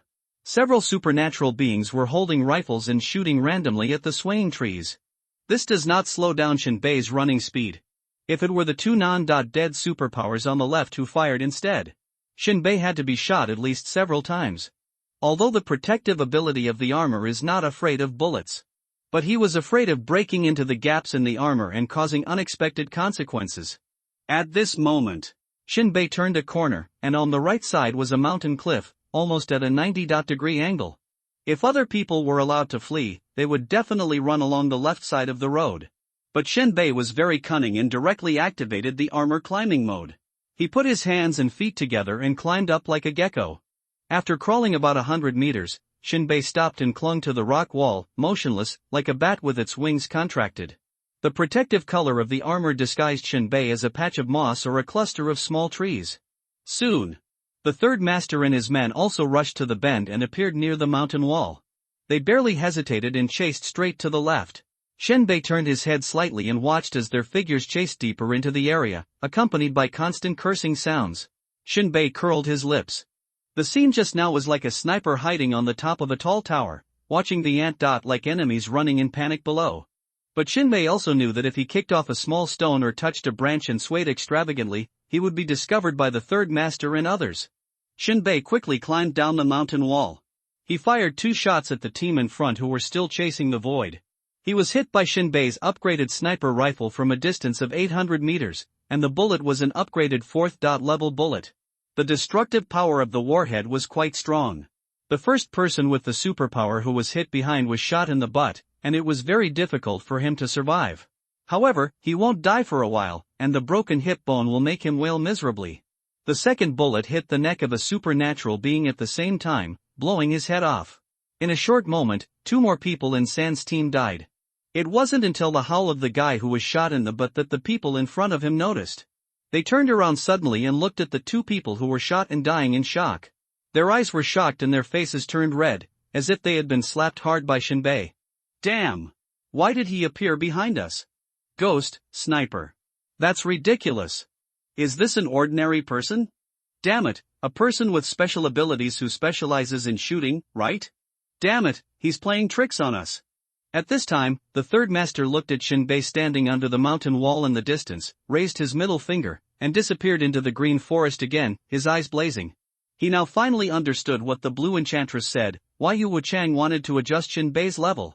This kind of combat literacy and boldness and carefulness are definitely not something ordinary people dare to do. Instead of running away, he bravely climbed up the mountain wall and successfully took advantage of everyone's blind spots to escape. The third master sniffed and became more certain that there was definitely something wrong with the bullets in Shinbei's firearm. Shooting people with superpowers is like manipulating ordinary people, it is simply unimaginable. The shock still lingered in his eyes, countless thoughts flashed through his mind, and he gritted his teeth and said, "Defectors will be killed no matter how far away they are. As long as Shinbei is approached, we have 100 ways to kill him. He's just an ordinary person, and he's scared out of his wits?" After saying that, the third master's feet exploded, cracks appeared on the ground, sand and gravel flew out, and suddenly rushed out. Marugo and the others didn't care. They also knew that it was not their time to appear yet, so they followed closely. The remaining 4 level 3 superpowers were a little panicked. It's obvious that Shinbei must deal with the little miscellaneous fish first. But Naiha could only obey the third master's order and follow him bravely. Shinbei cut down a cluster of shrubs, tied the fishing line, raised it up to the crown of the tree with a long wooden pole, and then led the fishing line back to his sniping position. The low tree crown is like a sniper wearing a camouflaged raincoat. When you tug on the fishing line, it seems like someone is twisting left and right among the branches. Sunny rushed over with Marugo and others. Then there are two third-level superpowers. Shinbei quickly pulled the fishing line, creating the illusion that someone was crawling in the grass. Sure enough, the two lagging superpowers were immediately attracted. There was little hesitation. The stranger raised his hand, condensed a fireball, and threw it at him. The other person moved swiftly, dashed forward and swooped forward, with his right fist fully drawn. Bursts of lightning burst out, and with the posture of an eagle attacking a rabbit, he punched into the flaming grass. Touch boom, you little bitch, die. However, when the fist of this superpower punched the ground into a deep pit, he realized that something was wrong. It seems, there is no obstacle of flesh and blood. Just stiff dirt and dust. Only then did he suddenly wake up. This was a trap. You've been fooled. Get out. He turned back to greet the superpowers behind him. However, when he saw his teammates clearly, he realized that there was a bloody hole in his forehead and he fell straight backwards to the ground. He was lost for a second. Phew! He felt a chill on the back of his head and a hard foreign object in his mouth. He spat out a mouthful of blood, and a bullet casing fell out of his mouth. His vision gradually blurred into black and white blood, he staggered, fell to the ground, and died. It's not interesting. Shinbei withdrew his sniper rifle and continued to shift positions and shuttle across the battlefield. He really felt like he was abusing a child. Perhaps the development of superpowers has made them so complacent that they can't even spot the simplest disguise. It's not like the old days, where the guns were about the same power and whoever got hit would die. We can only continue to specialize in developing battlefield skills. At this time, Shinbei ran back along the ridge, reached the peak, climbed up a tall tree, and was hidden in the lush canopy. Look around to see where everyone else is. At this time, the entire valley seemed to have pressed the mute button. Nothing happened. There are still 3 masters and 4 left. Come on, let's see who can enter the finals. Shinbei began to wirelessly connect to the concentrated fire disk, turned on the camera, and provided God's vision. At this moment, the visual panel in Shinbei's armor shows the God's perspective of the cluster fire disk. Shinbei took a closer look. The whole scene of the valley was presented. But the clarity of the camera was a bit low. After all, the camera from the Institute was also a toy to fool people. Although there were some problems with the clarity, it did not hinder Shinbei's observation. There was still no movement in the valley. Shinbei reduced the God's perspective map and placed it in the lower left corner of the visual panel. Then he turned on the thermal imaging module and scanned the bottom of the valley. There was no gain. Third Master and others probably used their superpowers to cool down. Then, Shinbei turned on the life magnetic field detection and put it in working state. As long as there was a living creature approaching within 3 meters, it would be detected. Although the distance was a bit short, it was also a life-saving warning. Shinbei slid down the tree, ran a distance, and reached the predetermined location. The dense dwarf trees around him were generally less than 3 meters high. The crown of each dwarf tree was like an inverted green lotus leaf. The branches of the crown almost drooped into the wet mud on the ground, and some even grew fleshy buds and fibrous roots. He swung at some side branches before he could lean against the trunk, so that the armor on his body could blend into the dense leaves. The long sniper rifle was poked out from the messy branches by Shinbei. Through the crosshairs, the entire south end of the valley was quiet. But Shinbei was not in a hurry. He still leaned against the tree. The crown of the tree held him upside down like a glass cup, and a dark muzzle was motionlessly pointed at the south of the valley. I don't know how long it took. Shinbei's patience was rewarded. He saw branches shaking in the bushes on the south side of the valley. Shinbei did not hesitate at all and shot out a line of fire. In the field of vision, the shaking bushes suddenly shook. But Shinbei was stunned. It was as if a clay figure was blown to pieces, with dirt and rocks falling all over the ground. Not a human? Shinbei was suddenly shocked. His eyes tilted slightly to the left. A horrifying scene appeared. In Shinbei's field of vision, Manyu's grim smile appeared. A chaotic and violent energy vortex lingered around him. He was seen holding his right hand with his left hand, with the 5 fingers of his right hand spread out. The energy in his palm was surging like boiling water, gradually gathering into a blazing light ball with a diameter of 1 meter, shining with dazzling blue and white light. Superpower, entropy explosion bombardment. He swung his arm violently, as if pulling the trigger of a giant cannon. In an instant, the concentrated energy ball whistled out like a meteorite, tearing the air, leaving a hot and twisted space-time crack. The air was compressed sharply under the impact of the energy ball, and a continuous sharp sonic boom broke out, like thousands of artillery fires. The airwaves stirred up along the way, rolled the trees and rubble into the sky and hit Shinbei directly. Shinbei suddenly had an unprecedented feeling of terror filling his heart. The speed of the full moon's supernatural power bombardment was very fast, and the explosion was estimated to be quite powerful. Even if the armor could withstand it, some modules would be damaged. There were no spare parts to replenish in such a place. Even if Shinbei started running and dodging now, it would be too late. However, Shinbei reacted very quickly and stretched out his left hand suddenly. The mining armor shot out a rope with a whoosh, and nailed it directly to a big tree about 30 meters away. When the full moon bombarded and exploded, a powerful force suddenly erupted from the mining armor winch. His feet left the ground instantly, and his body, which had lost its support, drew a sharp parabola in the air, like a stone ejected by a slingshot, passing through the light and shock wave of the explosion, and flew backwards rapidly. Boom! At the moment of the explosion, a hot beam of light tore through the air, and thousands of dazzling cracks appeared. Trees, gravel, and even the air were all turned into dust under the violent energy impact. In this earth-shaking explosion, time seemed to slow down for a few seconds. Shinbei was disturbed by the shock wave and turned uncontrollably in the air, like a piece of paper blown by a tornado. In an instant, Shinbei's foot thrusters ejected kinetic energy, allowing Shinbei to straighten his posture, and then twisted his waist in the air, turning his posture around and facing the full moon. He raised the sniper rifle with his right hand. There was no need to aim, and he didn't even look, just pulled the trigger. At this moment, the full moon in the distance was clearly visible. He looked a little surprised, and his eyes were very surprised. Surprised at Shinbei's means of escape, he actually used the iron chain hook to pull his body out. Although the explosion had already occurred, Shinbei must have been affected. But it was not the center of the explosion, so the power of his entropy explosion bombardment would naturally be weakened. At the same time, this was not what surprised him more. Did Shinbei have the time to waste bullets and shoot in this short moment? TSK. There was an undisguised sarcasm on Manyu's face, and he even crossed his arms across his chest, looking at a fool, and just stood there motionless. Ha! There was a strong contempt in Manyu's eyes. If you shoot without aiming, you can't shoot a hammer. As he said, Manyu raised his middle finger. Shinbei's bullet did miss. Moreover, it was still ridiculously off, and the straight line of the trajectory was not even in the same dimension as Manyu. The bullet went 5 meters to the left of Manyu and went into the dense forest.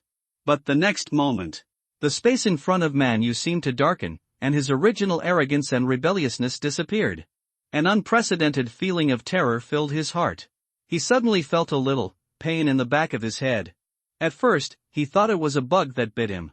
But the pain became more and more intense, as if some metal object was rolling in his brain. His face suddenly became terrified, as if there was a terrible monster lurking in the endless darkness behind him, dragging him, and the whole person was howling and struggling weakly. Ah! Manyu trembled with his right hand and stroked the back of his head. Sticky and warm. Bring it to your eyes. It's blood. How could it be? In a short moment, Manyu thought of many guesses. Maybe Shinbei had an accomplice who attacked him from behind. It's also possible that Maru used his Earth-related ability to condense an Earth spear and pierced his back of the head. It's also possible that Cha Xiaodao stabbed him. In the end, he still couldn't figure out why he was injured. In a moment, the brain was crushed by the metal object, and then burst out from the forehead. Plop! Manyu, a 4th level superpower, fell to the ground and died after just one attack. At this moment, Shinbei also fell to the ground, smashing several wrist-thick trees in succession, which stopped his body. Cough cough. Shinbei took a breath, feeling that his internal organs seemed to be dislocated, and his brain was dizzy. Shaking his head, he woke up. So fierce. Shinbei was still frightened. If the mining armor was upgraded with a hook lock. After Manyu's bombardment this time, even if he was protected by the armor, he would be disabled. This money was not wasted, it really saved my life at a critical moment. Shinbei breathed a sigh of relief, quickly put away the hook lock, and continued to move his position with a sniper rifle. As for Manyu, Shinbei didn't even look at her, and she was sure to die. Although he was shooting in the air, it was not even a blind sniper, and his marksmanship was one level lower than that of random shooting. But he fired a level 5 bullet. It doesn't matter if the shot is off target, the spiritual consciousness is connected, and it will be done by turning. On the other side, Maruwu ran to Manyu's body, frowned, snorted, turned his head to look in the direction where Shinbei disappeared, and his teeth chattered with anger. Just over 10 minutes ago, the third master ordered the 4 people to form groups of 2, covering each other in chasing Shinbei. Maruwu and Manyu were in the same group. He used his Earth-related ability to make a dummy, running on the side, trying to shoot Shinbei, and entering to find out Shinbei's position. The fact is successful. Shinbei was fooled. Moreover, Manyu also discovered Shinbei's figure and directly launched a supernatural bombing. Just when Maruwu thought Shinbei was going to die, it was Manyu who died. This made Maruwu's silent and resolute face stand up with hair, and his eyes filled with murderous intent burst out. He felt the shame of being teased. Although he had heard before that Shinbei had a very high combat quality. But after all, he was just an ordinary person, which made Maruwu look down on him. Now, he finally had to face this cunning opponent. Shinbei was not only cunning, but the gun in his hand was definitely modified incredibly. It can bring the defense of the superpower to the level of ordinary people. Damn it! Maruwu was very annoyed. When he stepped on the ground and the soil flew, the soil under his feet lifted him up slightly. Like anti-gravity magnetic levitation, it took him through the dense forest at a high speed and headed straight for the direction where Shinbei disappeared. Moreover, during the pursuit, he kept absorbing the soil on the ground, wrapping himself up, forming a thick mud cocoon. Hua la la! Shinbei came to the bank of the river. Without any hesitation, he jumped directly, and the foot thrusters made Shinbei swim across the river quickly like a speedboat. At the same time, Shinbei also dropped several alarm bombs and hid them under the water. After landing, look around. There is a huge rock on the hillside, which is a good ambush site. But Shinbei paused for a moment and looked back at the river. Think for a second. Shinbei jumped into the water again, lying on his back and sinking to the bottom of the water. In Shinbei's calculation, the chasing enemy must be an Earth-type mutant. There is no doubt that a close-range underwater raid is the best choice. Although it is a bit risky. The first alarm will explode in 2 minutes. Shinbei estimated the time when the enemy will catch up. From Manyu's death to here, Shinbei ran for 1 minute and 40 seconds. Shinbei believes that there must be accomplices near Manyu. Especially the clay dummy. Either it is the masterpiece of the third master, or it is Maruwu's method. Sha Xiaodao's weapon is a pair of swords, so his ability will definitely not develop towards the Earth system. If it is the third master, that would be wonderful. Shinbei took a deep breath and began to wait quietly. Time passed. The countdown of the alarm bomb was recorded on Shinbei's visual panel. There are still 20 seconds before the first alarm explodes. 10 seconds. 5 seconds. 3 seconds. 2 seconds. 1 second. Boom! Maruwu followed Shinbei's trail and came to the shore. He stepped on the soil and flew close to the ground. He hesitated for a moment, as if observing the movement under the water. But the river water was so turbid that he couldn't see clearly. This also made him relax his vigilance. He couldn't see under the water, and if Shinbei was lurking under the water, he couldn't see the surface of the water. What's more, he could fly close to the water surface without causing any splashes. It's not a big problem. Maruwu immediately started to pass through the river. He hadn't flown 2 meters. Boom! A bomb of unknown origin suddenly exploded under the turbid water. Maruwu was startled. He had no time to react. In an instant, the originally silent lake surface seemed to be ignited by the flames of hell. With a low and shocking muffled sound, the lake water seemed to be torn apart by an invisible giant hand, forming a gorgeous and terrifying water column.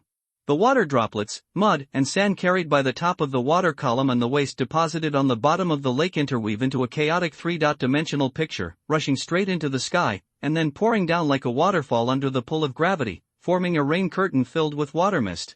And at the center of the explosion is Maruwu's position. The mud cocoon wrapped around his body was also cracked by the shock wave of the explosion, and some mud even fell into mud blocks under the scouring of the water column. The content of Maruwu in the mud cocoon was not affected at all. But he was still shocked, and his eyes were a little distorted. Underwater bomb? Damn, there are quite a lot of tricks, there should be no more in front, right? Maruwu had a little concern, that is, it is better to turn back. At this time, he was only 2 meters away from the shore, and he could go back and consolidate his mud cocoon.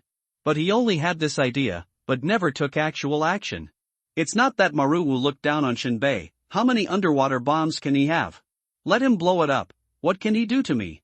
Can he blow himself to death? That really underestimated himself. Moreover, Shinbei probably ran away to the dense forest on the other side. He didn't dare to do it at all. The energy in Maru-Wu's body surged, and he continued to fly close to the water surface. It's not that he didn't want to increase the flying altitude, but the supernatural power flying on the soil can only fly so high. After advancing 3 meters, there was another abnormal movement under the water. It was as if a monster was turning the river and the sea upside down under the water. There was a loud explosion. This time, the mud cocoons on Maru-Wu's body fell off a little again. Keep going, who's afraid of who? Maru-Wu didn't care and continued to move forward. As long as the body is not injured, there will be as many mud cocoons as you want. Afterwards, there were explosions on the water surface one after another. Water columns exploded one after another along Maru-Wu's route. If ordinary people had been smashed to pieces, their bodies would have been flying.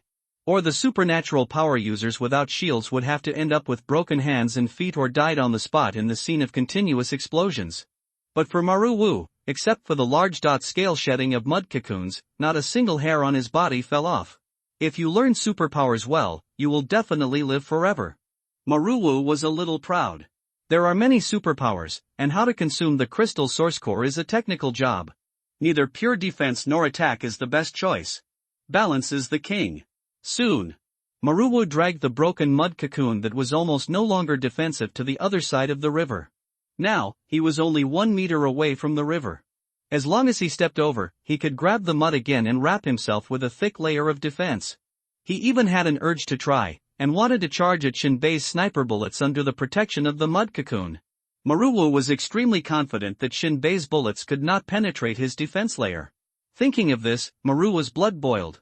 This feeling is like standing on a 500-meter high skyscraper, looking at the ground, and the brain has an uncontrollable urge to jump down. The last meter. Maru-Wu drove the stone under his feet and flew straight over. At this moment, there was a crash. Maru-Wu's eyes paused. There are bombs? But the sound didn't sound like a bomb. What is that? He looked down instantly. His pupils shrank suddenly. He saw a gun muzzle as black as ink and as cold as iron breaking through the water. Every millimeter of the rise was accompanied by a suppressed and pressing tension. When the gun was fully exposed, Maru-Wu could see clearly that it was an extremely uncoordinated, oversized revolver that seemed to have been modified countless times. This revolver was the largest revolver Maru-Wu had ever seen in his life. It was simply born by magic. Then, in the short moment when Maru-Wu was stunned, a vague outline began to loom in the turbid water. It was a creepy form, like a war armor ghost returning from hell. Shinbei's face gradually emerged from the water, like a lightning that suddenly appeared in the haze, shocking Maru-Wu and catching him off guard. The face was half hidden in the water, but even if it was only partially exposed, it was enough to project endless intimidation and murderous aura. Shinbei's sudden appearance directly disrupted Maru-Wu's rhythm and broke the original calm. The air around him instantly became heavy, as if even the light was shocked by the sudden murderous aura, becoming dim and drooping. Surprising? Shinbei showed a mouthful of white teeth. What are you going to do now? Maru-Wu was completely dumbfounded. He never expected that the mud cocoon he had been bombed into would be shattered. He was finally about to reach the other side, but at this moment, Shinbei not only did not enter the dense forest, but hid in the water to ambush. What to do? What else can he do? At this moment, Maru-Wu felt that the air around him was frozen. There is no doubt that the two sides are less than 1 meter apart now, and the revolver looks several times wilder than the sniper rifle in his hand. If a bullet is fired, he is afraid that he will. Brother, it's not necessary. Maru-Wu was panicked, his eyes became confused, trying to distract Shinbei's mind and move towards the shore. There are 2 forms in the mud cocoon. One is to directly grab the soil layer, which can instantly form a mud cocoon. The other is to grab soil and rocks from a distance, which can also wrap up a mud cocoon. The speed of this form is not slow, but it is definitely not as fast as a bullet. A hideous look appeared on the corner of Shinbei's mouth, and the murderous intent in his eyes was as real as substance.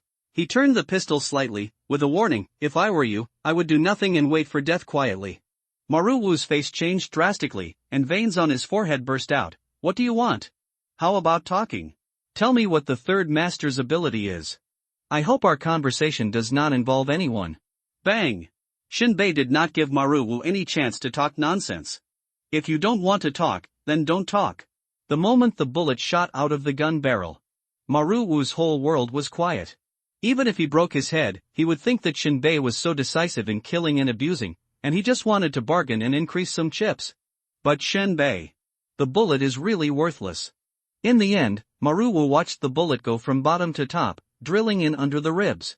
Then it burst out from the back. Maru-Wu let out a cry of grief, and his heart fell into the abyss. The eyes were bleeding in tears, the vertical pupils were closed, and he collapsed on the shore. His body was in an abnormally twisted posture. His face was twisted in pain, and his skin was pale and almost transparent, like ice and snow under the moonlight. He could still breathe, but his breathing was as rapid and irregular as a bellows. At this time, Shinbei stood up from the river, his armor began to heat up, and steam came out. When he walked back to the shore, there was no water on his body, and he was extremely dry. Click! Shinbei put the revolver back to his waist. He took the sniper rifle with his backhand, walked past Maru-Wu, and said lightly, "You can play mahjong, right?" Maru-Wu's eyes showed infinite resentment and anger, and his tone was not formed. "You won't succeed. You don't count." Shinbei continued to move forward. "I will definitely put together a mahjong table for you in Manua. He. Maru-Wu exhaled more than he inhaled, and blood foamed at the corners of his mouth. His vitality was fading quickly. Finally, he choked out a sentence, "The third master will send you down. I'm waiting for you to play landlord." Shinbei raised his hand and disappeared into the dense forest. Maru-Wu's body gradually became cold, his pupils began to dilate, and he let the river water wash him, like a feather floating on the water. Not long after, he sank into the river and rotted with the mud and sand. Tap tap. When the third master and Sha Xiaodao rushed to the river, all wet, the water surface was already calm. The third master leaned down and touched the cold blood on the stone, his eyes became even colder. Maru-Wu is also dead. Sha Xiaodao's face was gloomy. "We must face Shinbei. There are 11 people in the whole team, and only man you caused damage to Shinbei. The others didn't even touch a hair, and they all died." In fact, Sha Xiaodao's words also revealed his dissatisfaction with the third master. As a team leader, his command was completely terrible. "It's so embarrassing. Let Shinbei jump back and forth, kill one after another, it's really shameful." Sha Xiaodao's words seemed to pierce into the heart like a sharp knife, making the third master's blood rush to his head, and his eyes instantly turned red. What's the use of talking so much nonsense? There was also an uncontrollable anger in the third master's tone, and he growled, "Chase. I want to see what new tricks Shinbei can play." At this time, Shinbei sat next to a bush shrub. He looked at the time on the battlefield visual panel, from killing the first person, to voltage pill 5, and took a total of 10 minutes. Next, there were San Yi and Sha Xiaodao. Shinbei did not know how to deal with it, especially those who did not know the 5th level of San Yi. Shinbei never handled it. If San Yi's defense is the 5th order, according to Shinbei's estimation, a lot of guns need to be shot to hurt him. Therefore, it is only to be a priority to check the knife, and the power defense of this guy will never be too high. Death the 3rd order. After the upgrade of his own firearms, the 3rd order defense is similar to ordinary people. This is the advantage of upgrading technology. It doesn't work, technology comes to make up. If you can't reach the powerful body of the power, pull it to the standard of ordinary people. The problem is easy to solve. More, you can only act at the opportunity. But Shinbei believes that one who can walk out of the valley must be herself. Although Shinbei is unreasonable, he does not want to die. Shinbei silently felt the surrounding situation. Although there was nothing to feel, even a small animal did not feel it, but he always felt that something was silently looking at himself. Whenever he was stared, Shinbei felt very uncomfortable. On the last life of the mercenary battlefield, this feeling was almost true every time, and it was also the ability to save Shinbei countless times in the past. But now, Shinbei cannot find a peeping person, although it must be very close. Shinbei keeps fighting at any time. He enlarged the perspective of God with a bundle firepower flying disc in the lower left corner. He found out where it was wrong. After watching it carefully, on the picture, San Yi and Sha Xiaodao still disappeared. But Shinbei trembled slightly, and seemed to understand a little. He looked up not far from the perspective provided by God's perspective. He slowly squatted down. This was a posture that could be exerted at any time, and then looked at everything around him carefully, and didn't even let go of a small leafy leaves. A burst of wind blowing, the surrounding shrubs were blown to one side, and then stood up together. But there is a shrub, which is slower and slower than the companion. There was nothing strange about this, and it was impossible to have exactly the same two trees. However, in Shinbei's eyes, this 1-meter-high shrub branch is a bit softer than similar people, and it should have been faster. Shinbei took out 2 Barrett bullets, removed the warhead, poured the gunpowder on the shrub in front of him, and ignited it with a lighter. With a cry, the shiny flame quickly spread to the entire shrub. The gunpowder blinked, but this tree is obviously very flammable. Not only the flames on the branches are getting stronger, but the bark is constantly bursting. Finally, it sprays a more brilliant blue flame from it. At this time, I heard a pain name that does not belong to human audio and screams similar to curse. The ultra-high frequency vibration that is invisible at the ear is sent out by the shrub in front of me. If it wasn't for Shinbei's Warfer Metaplasty system, he couldn't hear it with people's ears. But see, the speed of that thing that does not belong to the plant is twisting the branches, and even the long roots of their own and long roots are pulled out of the land. Seeing those broken roots, you can imagine its pain. Essence, this shrub is like a sprinkler sprinter, and it starts to crawl quickly, but wants to escape. Wonderful escape world. This plant is alive. Shinbei watched the dense shrubs around him curiously, and Shinbei knew that there were at least a dozen strange shrubs hidden. As for the quickly climbing tree, Shinbei was not worried. At the speed of burning, it will be burned as gray at most tens of meters. Despite the preparation in my heart, the durability and mobility of this shrub still shocked Shinbei.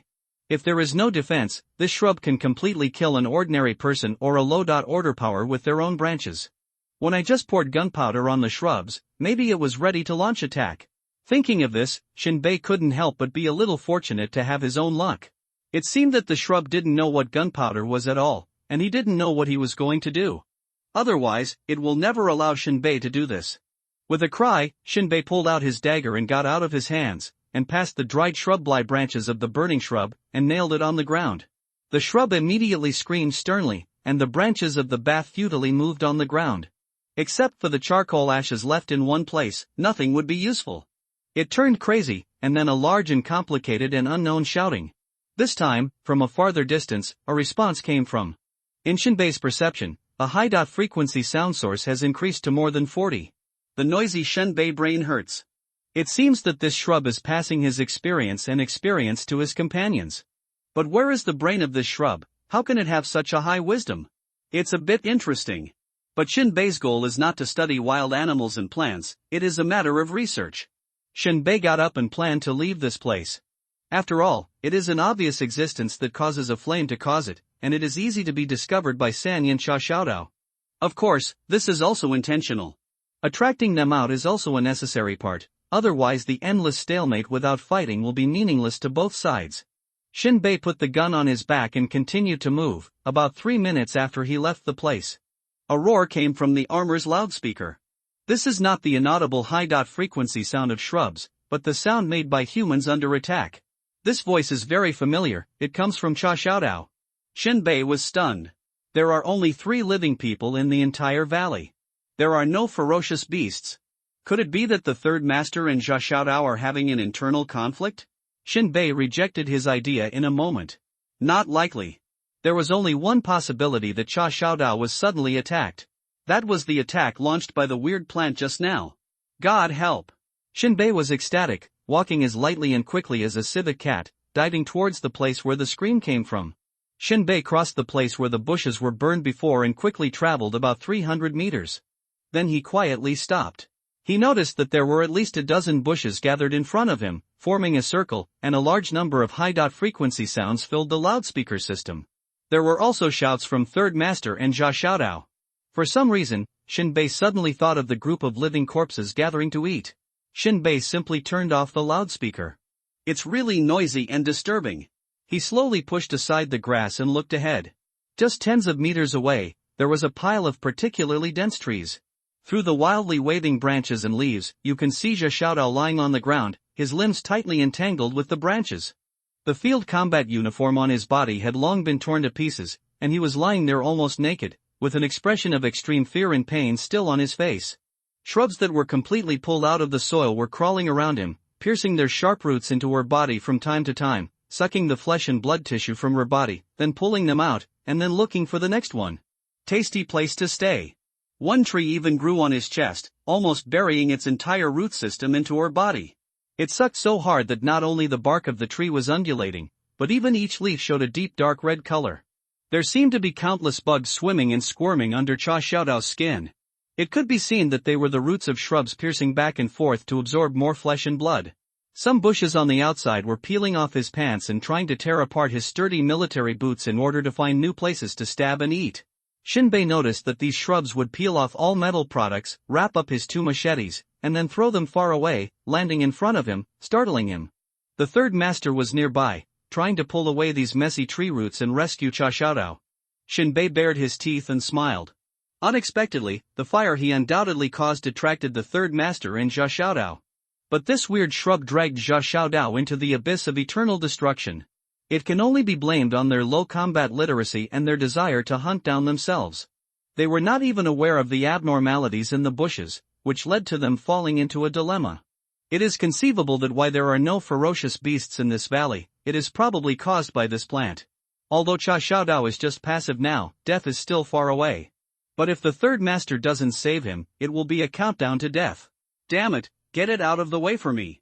Cha Xiaodao roared with a ferocious expression. The third master kept jumping to the side, trying to get close to Cha Xiaodao. But there were too many tree roots around, and they kept volleying at the third master who jumped repeatedly. The third master's eyes were filled with fire, and he was extremely anxious, but he couldn't get even closer. And he relied on brute force to tear off the tree roots wrapped around his waist, but it was of no avail. More roots came rushing in like a tide. Fuck! Just hold on! The third master roared. The next moment. Get out of my way, clank! The next moment, the third master roared with a ferocious face, and with 2 clear sounds of golden iron, 2 curved blades flew out of his sleeves in an instant. However, after the 2 blades flew out, but did not attack the roots of the tree, instead, driven by energy, like extremely dexterous birds, they circled around Sanyi at an astonishing speed that was difficult to catch with the naked eye, forming a terrifying blade storm. Superpower, whirling knife dance. As Sanya's blades shuttled around him and the storm formed, sand and rocks suddenly flew on the ground. Large areas of earth, stone, and smoke were cut and stirred up. In an instant, the dust was flying within a radius of 20 to 30 meters, covering the sky and the sun. Ha! Those annoying tree roots were cut into sawdust after being exposed to the blade storm, flying into the air. At this time, the third master had a gloomy face and walked towards Cha Xiaodao step by step. According to San's response strategy, rescuing Cha Xiaodao only takes a matter of minutes. But if nothing else, the accident is coming. In the grass not far behind the third master, a dark muzzle poked out. The muzzle of the gun sprayed fire. Whoosh! After the bullet burst out, it instantly hit sparks on the storm of blades protected by San. Snap! The third master was stunned. This sound. Something's wrong. Volume 2. Shinbei would naturally not let Sanyi go to rescue people. With external help, he would rather the strange bushes sucked Cha Xiaodao alive. How could he let Sanyi unscrupulously help? So, Shinbei fired directly to interfere. Although the bullet was chopped into pieces by Sanya's supernatural flying knife dance along with the tree roots, it did not cause any real damage. But it successfully attracted Sanya's attention. As long as Sanyi was delayed, it would be another victory for Shinbei. At this moment, after Sanyi noticed something was wrong, he slowly turned his head and looked behind him. Shinbei's armor camouflage color was as natural as a natural one, but his gun muzzle was exposed and was still caught by Sanya's eyes. Shinbei. Sanya's nostrils were spraying hot air. He was really going crazy. After chasing from the river bank, he soon found thick smoke and flames coming out of the dense forest. He didn't even think about it and rushed in with Cha Xiaodao. But when you are unlucky, even drinking cold water will get stuck in your teeth. Who would have thought that he would encounter such a strange bush halfway, and instantly dragged Cha Xiaodao into the quagmire? When he wanted to rescue him, Shinbei jumped out. Sanyi was furious and ready to pounce on Shinbei. Save me! Save me first! Cha Xiaodao screamed heartbreakingly under the bush. At this time, Shinbei silently placed the alarm clock bomb under his feet. Then he slowly stood up and raised his middle finger to Sanyi with a look of contempt. Choose. Is it to hunt me down or rescue Cha Xiaodao? Sanyi paused, in a dilemma, hesitated for a second, and his teeth chattered. This time Shinbei was so close, right in front of him. And Cha Xiaodao was so close, not far from the gate of hell. Sanyi did not hesitate, stepped on the ground, and the storm of blades on his body became more violent, and he went directly to Shinbei. Sanyi's choice is Shenbei. It is true that Cha Xiaodao can be saved, but Shenbei is more annoying. If Cha Xiaodao dies, then die. I, the third master, will avenge you. At this time, Shenbei did not hesitate at all. He grabbed the double swords that Cha Xiaodao had lost and inserted them into the ties behind his back. He dodged immediately, and the foot thrusters ejected powerful kinetic energy. His figure was like a cannonball, and he rushed out with a whoosh. Cha Xiaodao looked at the movements of the third master from the corner of his eyes, and suddenly his face showed incomparable pain, determination, and hatred. His face was twisted into a ball, as if he was under a terrible punishment, shaking and struggling madly. His eye sockets collapsed, and the despair and hatred of the whole person seemed to be completely burned. He never thought that the third master would make such a shameless choice. The resentful and painful, heart-wrenching roar went straight to the sky. Third master. Am I drafting? The third master turned a deaf ear to this, and he only had Shenbei in his eyes. Shenbei disintegrated his team one by one. Can't let go, and won't let go. If Shenbei ran away, who would compensate for the death of others and the injustice he suffered from Blue Enchantress? What's wrong with dying at Cha Xiaodao? Kill, kill, kill. Sanyi wants to see blood. Boom! Just when Sanyi arrived at the bush where Shenbei had hidden before, the alarm clock bomb exploded. The sudden loud noise was like thunder, and the deafening roar echoed wildly in the dense forest. The earth seemed to be stomped hard by an angry giant in an instant, and it trembled. A strong shock wave swept out. Sanyi was shocked, and in disbelief, he was like a kite with a broken string. With the push of the airwave, his body was ejected far away in a parabola and fell heavily to the ground. The scimitar on his body was also twisted and deformed by the explosion and could not be used at all. Fuck! Sanyi threw himself on the mud, and his spirit was a little dizzy from the shock. He shook his head, a trace of blood oozed from the corner of his mouth. It was not a big problem. The third master stood up again. He continued to chase Shenbei's figure. The third master's speed was faster, almost turning into a shadow in the dense forest, and the distance between him and Shenbei in front was getting closer and closer. Sooner or later, you will die. It is better to save some energy to say your last words. The resentful voice of the third master echoed in the dense forest. And Shenbei jumped up, crossed the gully, and after a few rolls, he immediately stood up and continued to run. He glanced at the god's perspective map on the visual panel. Shenbei had a toothache. The third master was worthy of being a 5th level superpower. This speed. It was so fast that it made people's scalps numb. Shenbei pulled out his hand and took out the revolver. He didn't look back, and directly tilted the bullets to the back. Bang bang bang! The revolver began to spit out flames continuously, and 5 continuous gunshots gathered into a loud noise. The bullets were fired randomly, and most of them missed and flew to an unknown place. But one bullet hit Sanyi and exploded in his shoulder, while the shell flew out directly, leaving a bloody hole in his skin. The burnt bones were faintly visible. Although Sanyi was injured, it was not fatal. For a superpower, this injury would not have any impact. It just weakened his momentum when running at full speed. But Sanyi was also surprised. He has a 5th level defense. How could he be injured by Shenbei's pistol? Damn, is this guy helped by the research institute? This bullet is not in line with common sense. You know, as a person with superpowers, you can brave gunfire with level 4 defense. Although there is danger, you can still fight. The 5th level defense almost ignores the threat of bullets as long as the same part is not hit repeatedly. There may be injuries, but it will definitely not pose a fatal threat. The 6th level defense can be completely ignored and cannot penetrate the body at all.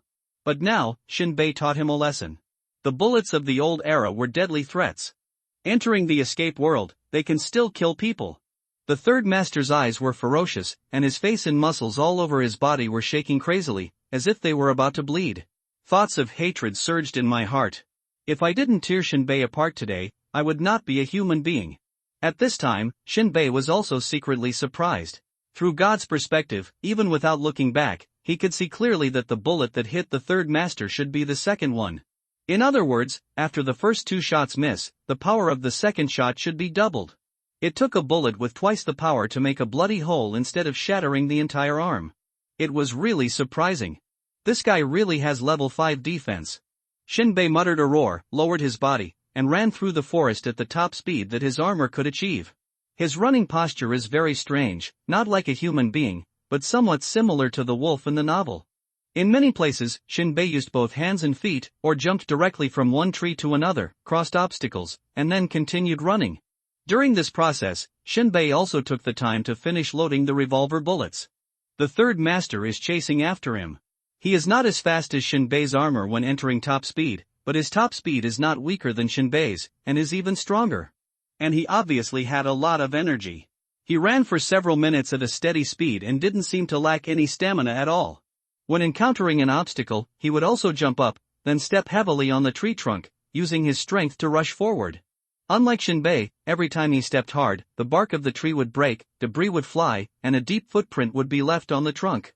Seeing that the distance between the two sides is getting closer and closer, the third master laughed while chasing him. The laughter got louder and louder, and became more and more crazy. His eyes began to become bloodshot, his breathing became heavier and heavier, and he began to gradually enter an excitement that was close to madness. Warframes ultimately have power limits, and their potential cannot be squeezed out. The human body is different, it has unlimited potential. The third master fell into a state of excitement similar to taking hallucinogens. What he has to do now is to catch Shinbei, and then cut him into pieces and cut him into pieces. At this time, Shinbei could hear the breathing behind him getting heavier and getting closer. The distance between the two sides kept getting closer, gradually shortening from 50 meters to 30 meters, and then to 10 meters. The last 3 meters. The life magnetic field detection on the moment panel started to alarm like crazy. No, this won't work. No chance. There is no chance to distance yourself at all. If he keeps running like this, the third master will definitely pounce on him, throwing himself to the ground and engaging in hand-to-hand combat. Shinbei is not afraid of close combat. As a special forces soldier and a mercenary in his previous life, his fighting skills were gained from actual combat experience with human lives. Moreover, the defense ability of his armor is not good either. But the devil knows that the third master still has supernatural powers in his hands. It's easy to get beaten passively. But Shinbei couldn't distance himself at all and had no choice. The next moment, Shinbei's feet suddenly hooked on a tree root, and his whole body suddenly fell forward. After the armor lost its inertia, he suddenly slapped his hands toward the ground. Then he turned over, took out the 2 knives he picked up with both hands, and then flicked them up strangely.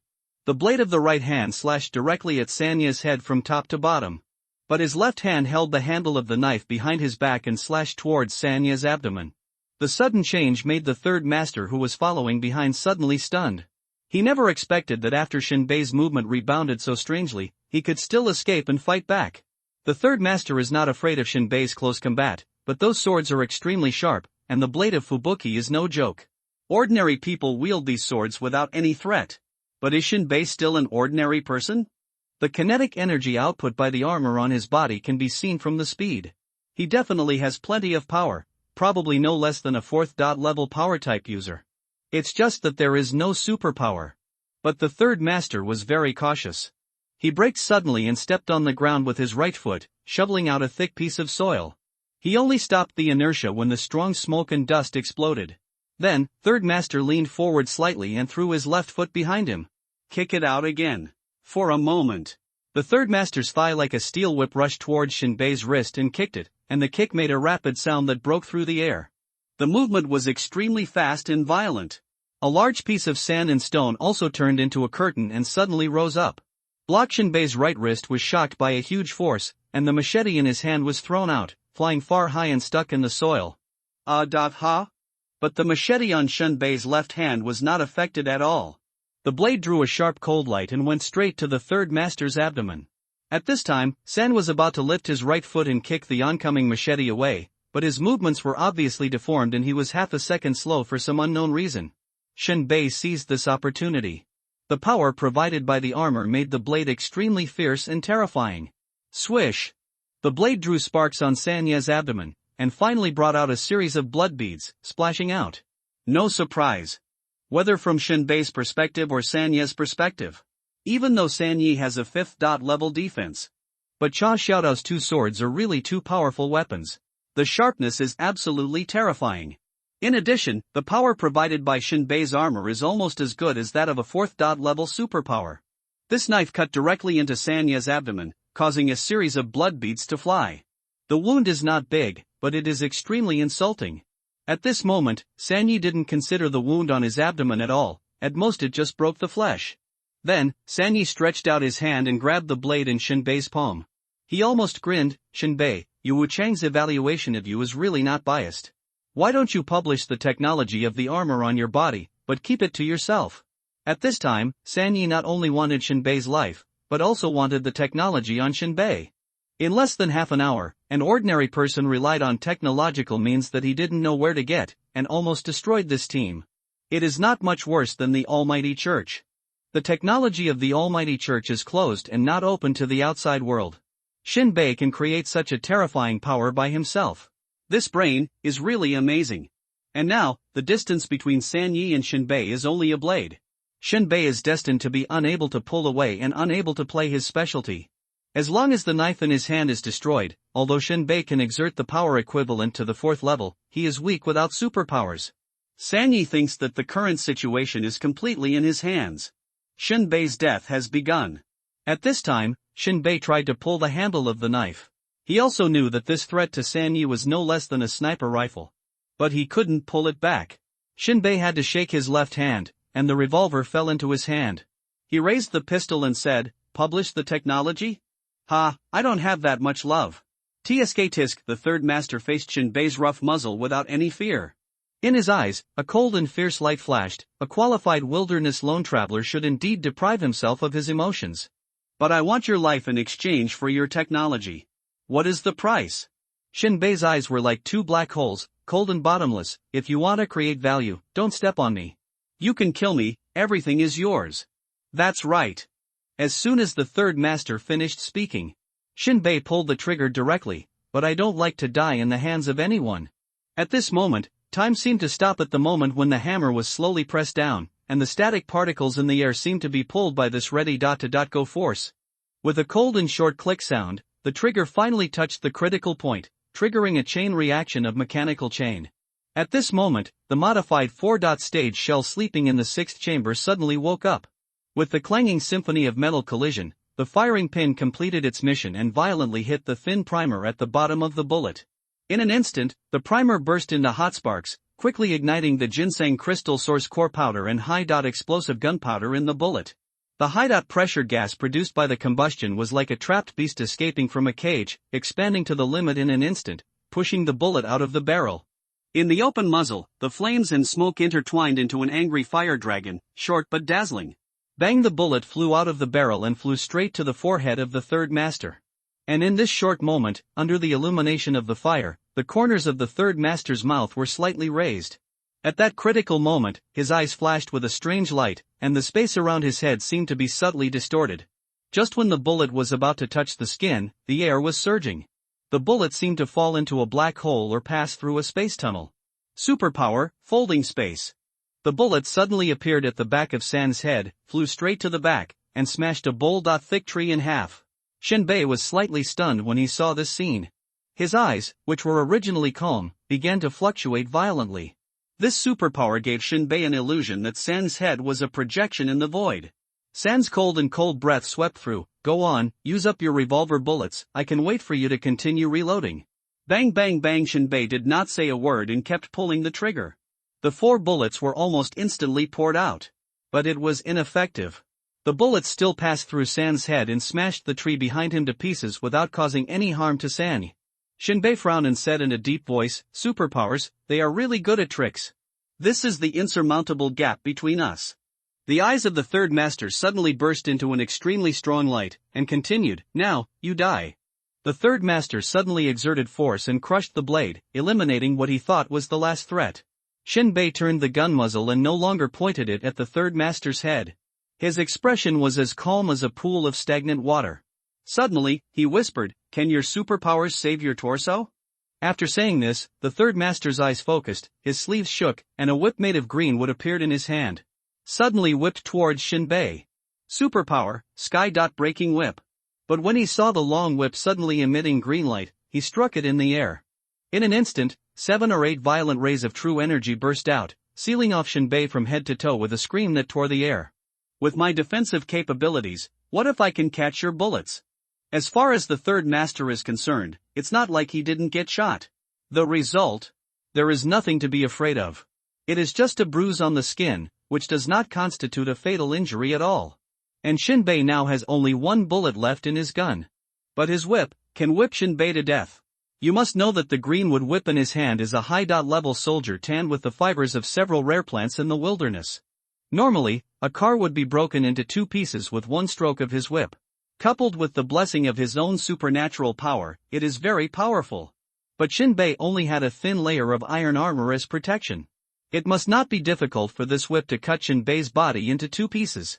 The next moment, Shinbei's response once again exceeded Third Master's expectations. In the air, 7 or 8 whip-shaped rays of energy condensed into substance, containing extremely explosive power to blast the air. They hit the head, but Shinbei did not dodge at all. He just raised his armor arm and struck horizontally. Clang, clang, clang, clang. Several violent whip shadows struck Shinbei's body without any hindrance, making a loud clanging sound. The Third Master did not expect that a cunning opponent like Shinbei would not dodge. He was really going to die. At this moment, when Shinbei was being whipped by the Third Master, the muzzle of the gun suddenly dropped and bombarded the Third Master's abdomen. The muzzle sprays flames. Bullets burst out. Boom! The next moment. The Third Master, who was originally in control, suddenly had a look of extreme fear on his face. He looked down at his belly. A bloody and terrifying hole suddenly appeared. How is this possible? He looked at the wound on his shoulder and then at the wound on his stomach. Completely different. What a world of difference! The boundless chill spread through his heart. The Third Master took a step back, his body and expression completely stiff, staring at Shinbei, who had been beaten by him and thrown away like a ragdoll. At this moment, the Third Master's mind was confused. He had obviously been shot before and knew how powerful the bullet was. Why did Shinbei's last shot blast his stomach to pieces? The power of this bullet, isn't it a bit mysterious? Not scientific at all. Grass. Instantly, a huge pain began to invade the nerves. Every cell is like a mouthful of hot molten iron, constantly wailing. The Third Master fell to his knees with a thud, covering his stomach with his hands, and stuffed the tattered internal organs back into place. But his whole body suddenly glowed with green light, mobilizing all the energy in his body, and the shocking wound began to heal slowly. My wounds will recover in less than 3 hours. It's not a big problem. The Third Master endured the heartbreaking pain and took short breaths. This kind of wound is absolutely fatal to ordinary people, but the Third Master is only seriously injured, and due to his strong physique, he will not die for the time being. The ability can also speed up the healing of wounds. It just takes some time. As for the task of escorting Neo Dunben, it can only be postponed temporarily and there is no time to think about it. Third Master lay on his back on the ground to make himself more comfortable. He is now completely relaxed. After all, Shinbei was obviously not going to survive if he was whipped away. He has a clear understanding of his abilities. Right now. There was a rustling sound in his ears. The Third Master's expression changed. Is it a knife? Did he break free from the weird bush? Broken. Now he has almost lost his fighting ability. This guy will definitely forget about old feelings and add insult to injury. After all, he clearly rescued Jia Xiaodao, but chose to pursue Shinbei. This kind of resentment cannot be eliminated in 1 or 2 sentences. There is a price to pay in blood. The Third Master immediately rolled on the spot, maintaining a half-crouching posture, holding the greenwood whip horizontally in his hand. He slowly raised his head and was about to explain something. His eyes instantly became dull, as if he had seen a ghost. In the reflection of his eyeballs, the shadow that made a rustling sound turned out to be Shinbei is glowing with metallic luster. This moment. After the Third Master saw who was coming, his scalp suddenly exploded. It was as if my brain had been hit hard by a siege hammer, and it went blank in an instant. His eyes widened, his rough face was twisted and trembling, and every word seemed to be squeezed out from between his teeth. You. The Third Master was dumbfounded. Shinbei was still alive after being beaten with all his strength. Damn it! He should have broken 2 sections. I'm sorry to disappoint you that I'm still alive. As Shinbei walked, he dumped the hot shells from the revolver. He threw a new bullet with his left hand. Turn the wheel with your right hand. With a flick of his arm, all the bullets in mid-air fell into the wheel. Click! The wheel returns to its original position. The reason why Shinbei is still alive is entirely because his armor is too high. Although it was whipped out dozens of meters away like a top, smashing into countless trees. But third master's fifth level all-out attack was not enough in front of the armor. Although the armor was twisted and deformed, the protective effect did not cause Shinbei any harm. It was only a bit uncomfortable when I fell to the ground and rolled around, spinning around. In fact, Shinbei also thought about using cluster fire flying discs to bomb the third master. But he bit too hard, and even if the bombing came down, he would still be affected. Moreover, there are only 10 bombs on the fire disc, and we don't know what we will encounter on the way back. Gotta use it sparingly. At this time, Shinbei slowly raised his arm, and the dark muzzle was extremely ferocious, like a giant mouth of the abyss that came alive. Without hesitation, he pulled the trigger and shot at San's torso. Bang bang bang, a ball of blazing fire spewed out from the muzzle, accompanied by a deafening explosion. The 6 fatal bullets were like hell dogs breaking free from their restraints and pounced on Sanyu wildly and orderly. The 6 warheads seemed to leave hot and fuzzy tracks in the air, forcibly smashing out 6 deep vacuum tunnels, as if hot molten iron was pouring into the ice. Before the third master could react, all level 4 bullets hit his heart. In an instant, the third master flew out like a kite with its string cut off, his limbs waving feebly in the air, and balls of blood bloomed in the air. Ah! The screams resounded through the valley and echoed for a long time. Plop! The third master fell heavily to the ground. There was a bloody hole in the chest. A faintly visible heart is still beating inside. Shinbei was not satisfied with this effect. There is another special feature of the revolver. Continuous bombardment of one part will cause bullet damage to increase. Obviously, the incremental damage is far less satisfying than the stacking multiplier of the blanking gun. Shinbei changed the bullets again and reloaded 6 bullets. The muzzle of the gun was pressed against the heart in the bloody hole. Then, Shinbei stepped on the third master's stomach and crushed it hard. It was like stepping on a ball of soft mud. Blood was flying everywhere, like a burst water bag. Ah! Ah! Grass! Grass! The third master felt that Shinbei's metal soul was like a rusty dull knife forcibly cutting open a newly healed scar. Severe pain surged like a tide, sweeping through his body in an instant, and every nerve ending screamed, conveying the heart-piercing feeling. At this moment, every inch of his muscles was spasming, and his heartbeat was beating like a drum. It was as if his heart was being squeezed tightly by an invisible hand, which was so painful that he almost suffocated. The whole world began to spin in his eyes, and only the burning sensation coming from the wound was extremely clear, as if fire was burning in his body, trampling his body and mind to pieces. Kill me! Draft damn kill me! The third master's veins were bulging, his eyes were about to burst, and he let out a roar of grief and anger that shook the sky. The third master knew that he would never survive unless Shinbei died, and he did not want to beg for mercy. Not useful at all. I just want a happy death. And Shinbei's eyes were full of cruelty with unknown meaning. I really can't satisfy your extravagant request, Hatue. The third master rolled his tongue with saliva and blood and spit it out to Shinbei, trying to anger him. Shinbei, wearing a mask, looked at the phlegm and bloodshot eyes slowly flowing down, and smiled. Third master, you are really narrow-minded. Everyone is here to fool around. In this situation of being captured, you want to have fun. How can there be such a good thing if you are about to die? I can only blame you for having too much vitality. Said. Shinbei raised his feet and shook off the meat residue and blood on them.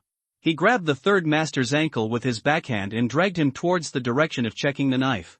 I once told Marugo that I wanted you to go down and play mahjong together. Shinbei showed a cruel smile and continued, I keep my word. The third master immediately roared angrily, I'm going to mess with your mother. I'm going to mess with your whole family.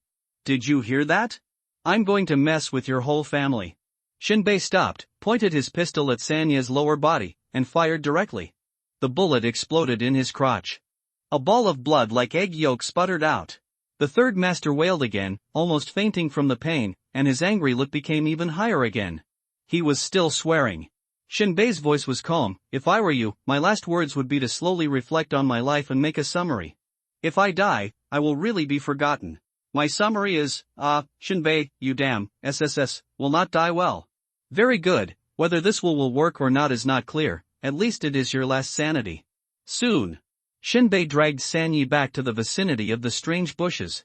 Shinbei once wanted to use a plug.in to identify this plant. But the plug.in did not respond. It seems to be ineffective for living objects. Shinbei had to give up. At this time, Chashiodao's body was even more miserable. It had been completely sucked into a dry corpse, as if it had been weathered for thousands of years. Shinbei stepped on the spot, exerted force with his arms, pulled Sanya's ankle, and threw him directly out. Enjoy it. Shinbei watched Sanya fall into the bushes, clapped his hands, took out the nutrient paste in water, sat cross-legged on the spot and began to eat. So the bushes sensed the scent of the flesh, and countless tree roots rose from the ground, inserted into Sanya's body, and began to suck crazily. Ah! Sanya struggled weakly, like a fly on a spider web, in vain and miserable. While Shinbei was enjoying it, he ate with a pale face. In a moment, the third master gradually lost his voice, and his flesh and blood seemed to be drained away. He was skin and bones, and died in the bushes. Shinbei stood up, adjusted the armor to low power, and prepared to return to the original route, driving to the vicinity of shelter number 1. The mission had to be done. Cluster firepower flying discs, high explosive gunpowder, crystal source core powder, eating, drinking, defecating, etc., all cost money. Although Shinbei could also go in and out of the wilderness to hunt beasts and dig out crystal source cores. But the income was not high. It was far less profitable than the superpowers killing beasts. After all, every bullet of Shinbei cost money. And the superpowers can restore their energy by themselves. All in all, doing the mission was the most cost-effective. Just as he was about to leave, he heard a click behind him. Shinbei looked back in confusion. The strange bush threw out a piece of metal at some point. It was a small black box. Palm-sized, the surface is covered with a layer of wear-resistant and high-temperature resistant ceramic coating, showing a deep metallic texture. What is it? Shinbei bent down to pick it up, turning it over and over to look at it carefully for a while. The object has a compact and sturdy appearance, with complex wiring pipes and heat dissipation fins embedded around it. A circle of LED status indicators surrounds the edge. I don't understand it at all. But Shinbei has his own way to figure it out. He stared at the box without moving. After a few seconds, information popped up in the corner of his eyes. World.Annihilating Starship Defense Module. The defense module is the core of the coordinated operation and control of multiple defense systems such as the Starship Shield Generator, Kinetic Energy Deflection Array, and Energy Absorption Armor, which can form an indestructible protective barrier for the starship.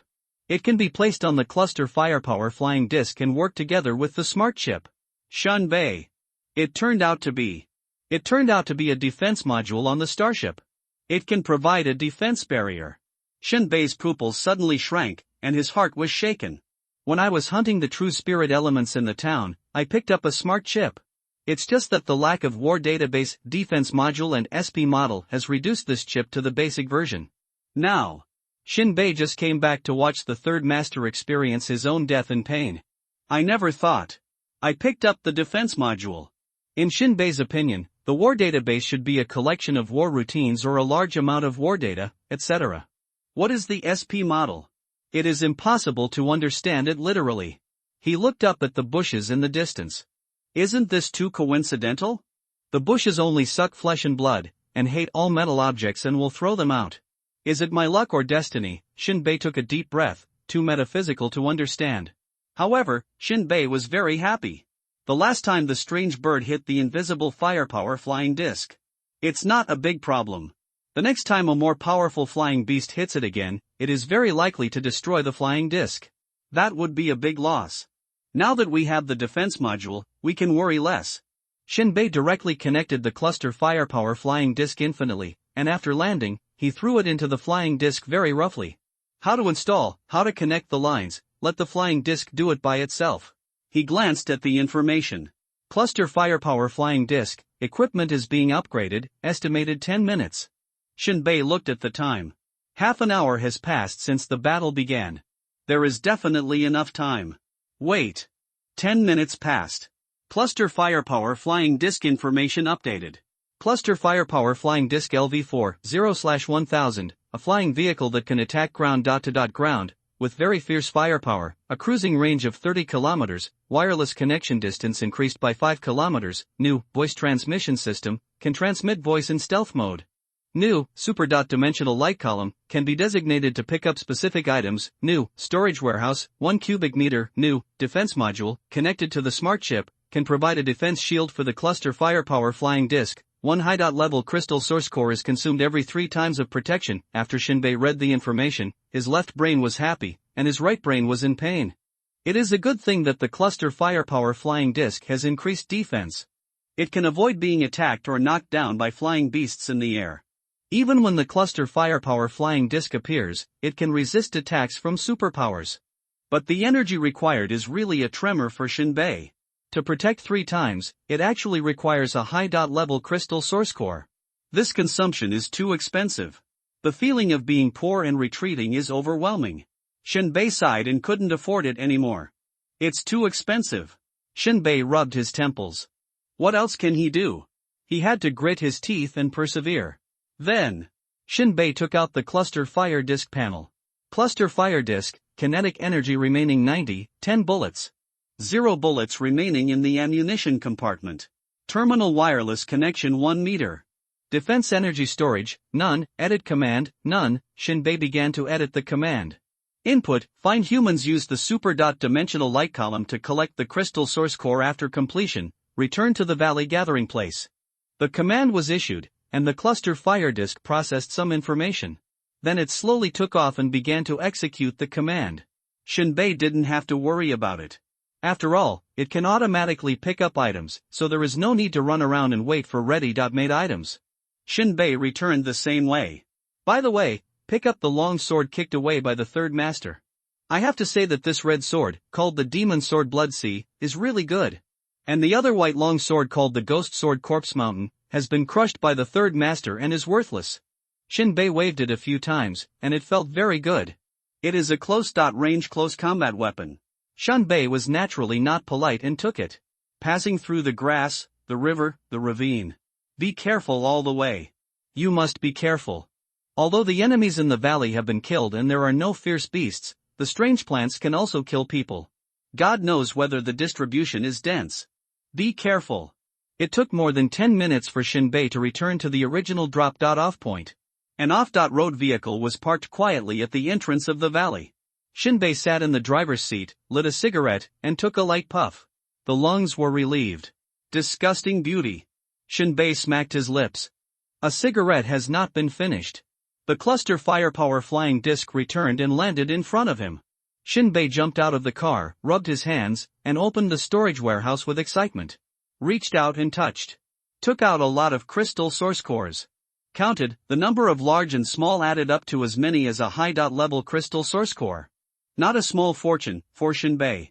If Shinbei gave up the mission, he could return to the shelter and get a high-level gold source core.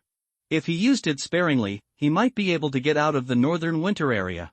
But Shinbei sniffed and put the money worth a high-level crystal source core in the power module of the cluster firepower flying disc. Pull out the panel. Cluster firepower flying disc, kinetic energy remaining 90, refilling quantity 10. Ammunition compartment remaining 0. Terminal wireless connection 1 meter. Defense energy storage 0/3, edit command, none, very good. Charging completed. Can worry less. Edit the command again, take off 300 meters, invisible, follow. Shinbei stamped out his cigarette butt and jumped on the SUV. Inserted the crystal source core in the engine. Started in 3rd gear. Drive out of the valley and turn left. Target shelter number 1, Nyoben. In the wilderness, the sun was like a tired old man, pale and powerless. Its light was blocked by the dust in the sky, leaving only mottled light and shadow. Shinbei drove the SUV, leaving a dust dragon behind him.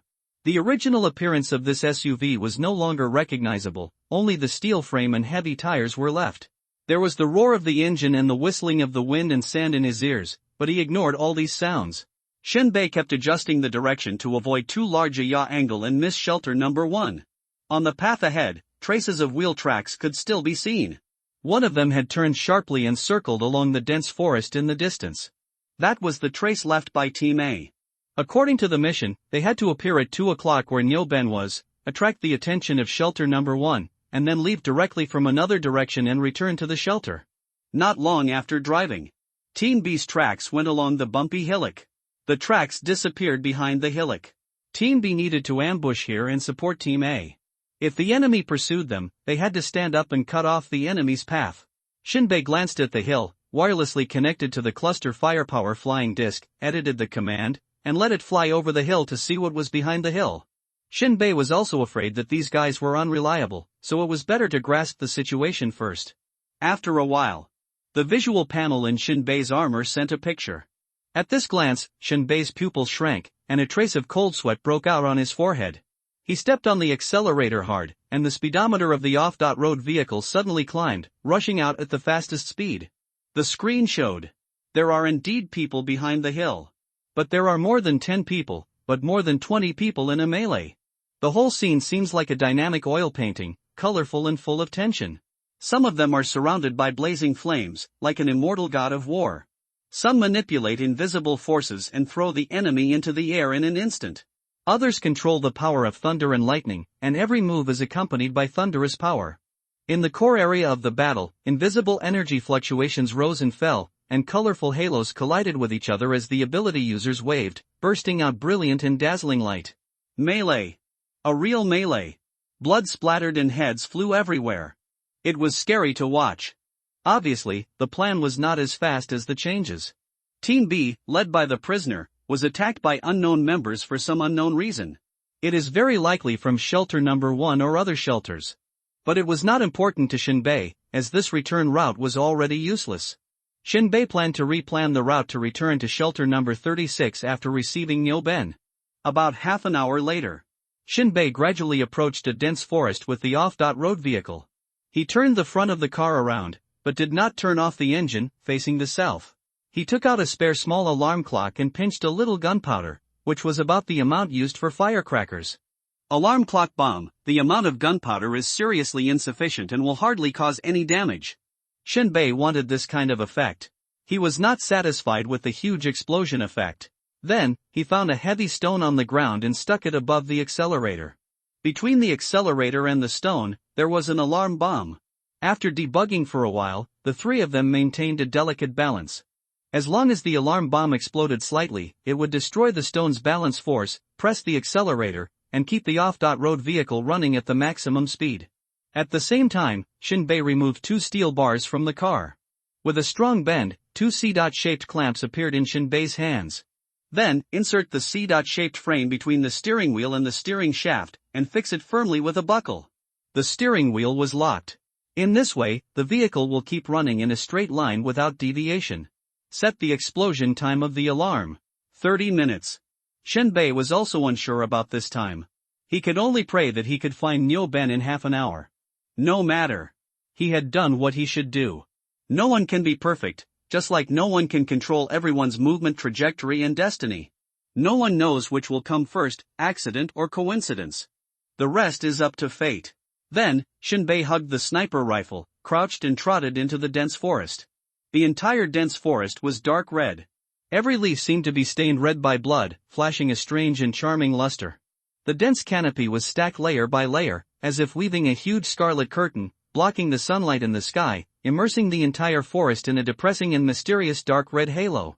The surface of the tree cortex was cracked and rough, covered with dark red moss and rust. Like mineral deposits accumulated over the years. Shinbei changed the color of the armor and blended in with the surrounding environment. After stepping in, he smelled a unique scent in the forest, mixed with the dampness of the soil, the rotten fallen leaves and the strange fragrance of unknown red vegetation. If Shinbei entered this dense forest alone, he would certainly shut down the armor's external air circulation system. But his mission goal was to carry out a quantitative task here, and this strange air was naturally harmless to the human body. Rustle! Shinbei stepped on the leaves with 1 foot deep and 1 foot shallow. He moved towards the inside little by little. According to the code, Nyoben would wrap a layer of white cloth around his left wrist. As long as Shinbei saw it, he could take it away directly. He sneaked all the way. Not long after, Shinbei heard a voice coming from the front. "Hey, buddy, I heard that you are planning to awaken for the second time? Of course, this is a benefit given to us by the shelter, so we have to rush to sign up. TSK, I heard the mortality rate is very high, be careful if your wife becomes a widow. Try to turn a bicycle into a motorcycle. You can't become a superpower. As an ordinary person, you only have the life of an ox or a horse. You are really brave, but I don't dare. It's better to die than live. Humph. When I become a superpower, you will only be envious. Moreover, you don't need to spend any money to sign up now. When mass production is stable in the future, you will have to queue up to spend money. The people at the institute are just throwing out bait and using you as a guinea pig. A little white mouse is better than you, who is as timid as a mouse. Damn it, forget it, I'd better go pick red fruits and stop talking nonsense with you. Shenbei listened carefully. It is very certain that the people in front of them are the people who come out to do the quantitative tasks in shelter number 1. Then, we are very close to Niu Dunben, but we don't know where his position is yet, and we need to explore slowly. Shenbei changed his way forward and began to lie down on the ground, crawling forward little by little. Avoid alerting the enemy. You must know that in order to carry out quantitative tasks in the shelter, the task locations have been scouted by superpowers in the early stage, so there is almost no danger. But just in case, the shelter will also send people with special powers to protect them. After all, any population is the wealth of the shelter. Losing one will feel distressed for a second. Therefore, Shenbei must move forward quietly. At this time, the cluster fire flying disc began to slowly descend. Provides a clearer view at a wide angle. 10 meters ahead, there are 3 people working. Shenbei leaned slightly, trying to keep as little movement and noise as possible with every step. His palms and knees left shallow traces in the sand, like a winding path. Thanks to the camouflage color provided by the armor, Shenbei almost blends in with the leaves on the ground. But from Shenbei's point of view, even on Earth, in this environment, Shenbei was confident that he would pass through quietly without disturbing anyone. The caution buried in his genes has become Shenbei's basic skill. It's just that the armor's output determines the precise intensity, making Shenbei even more silent. Suwa like a snake gliding among the gravel, Shenbei swam 3 meters away from the 3 workers. I took another look at the god's perspective image map. 20 meters ahead, more than a dozen scattered people appeared. Shenbei slowly raised his head and scanned them one by one. There is no one with a white cloth band wrapped around his left hand. It circled half a circle and passed along the ground. Crawled out again for 100 meters. There was no one within a few dozen meters. Shenbei edited the command to activate the cluster fire flying disc, allowing it to provide a wider perspective to find people scattered in the dense forest. As the horizons expand. Although the clarity is worrying, it is still sufficient for finding people. Soon. There are several places where people gather on the map.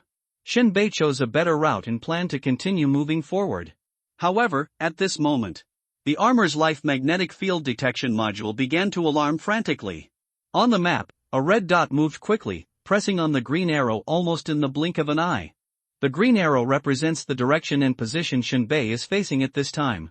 And that little red dot represents the enemy. Shenbei was suddenly startled. The range of life magnetic field detection is 3 meters. And I just took a look around, and there was no one within dozens of meters. In other words, there was a person with a special ability who became invisible and approached him in an instant. And it's not just passing by. If it is passing by, the little red dot will continue to move. And now it's stuck on top of my head. It all shows that someone is targeting him.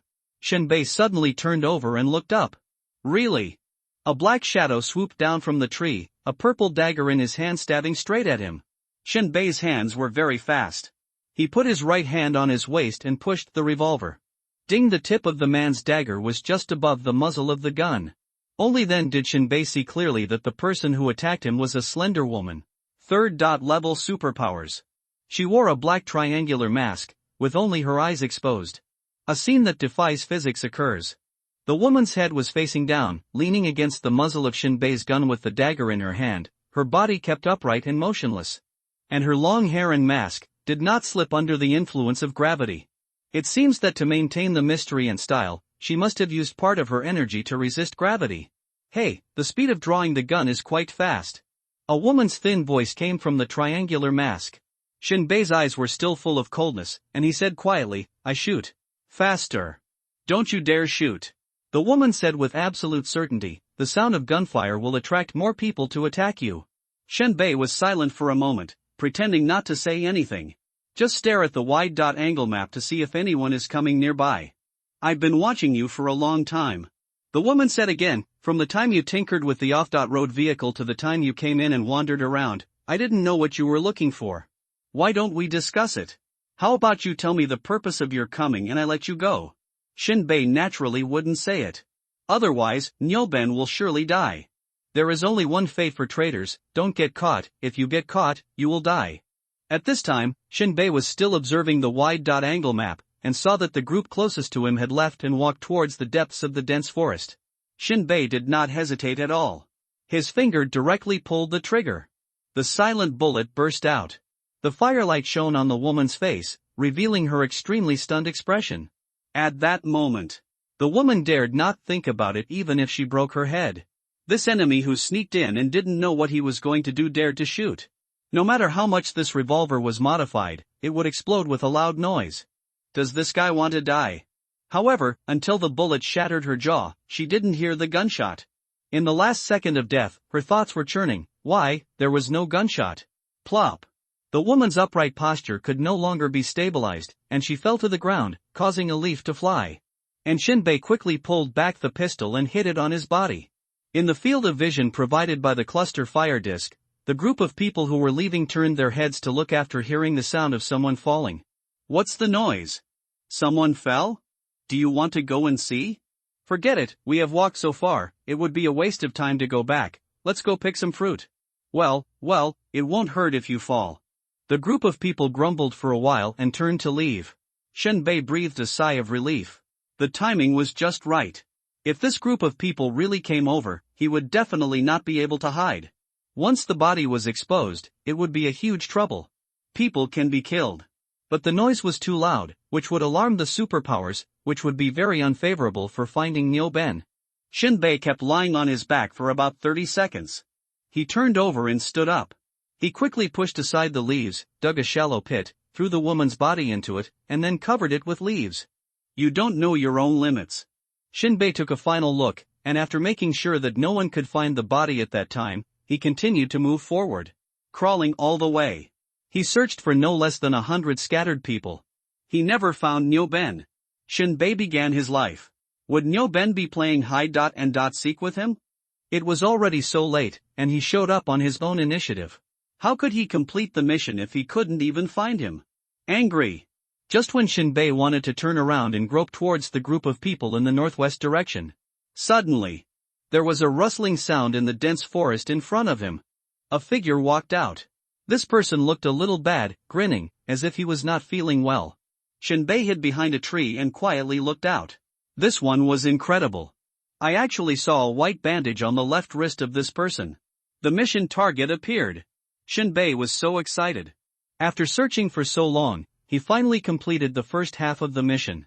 But Shinbei was not in a hurry to be exposed. Instead, he waited for a few seconds after the man passed by. After making sure that there was no one behind him, Shinbei dodged and followed him in a few steps. The sound of trampling leaves quickly alerted the man, and the man was about to turn around. Shinbei suddenly opened his arms, quickly went around the man's back and shoulders, reached down with his right hand, grabbed the man's throat, and stretched out his left hand to cover the man's mouth and nose. Then he dragged him into the dense forest on one side.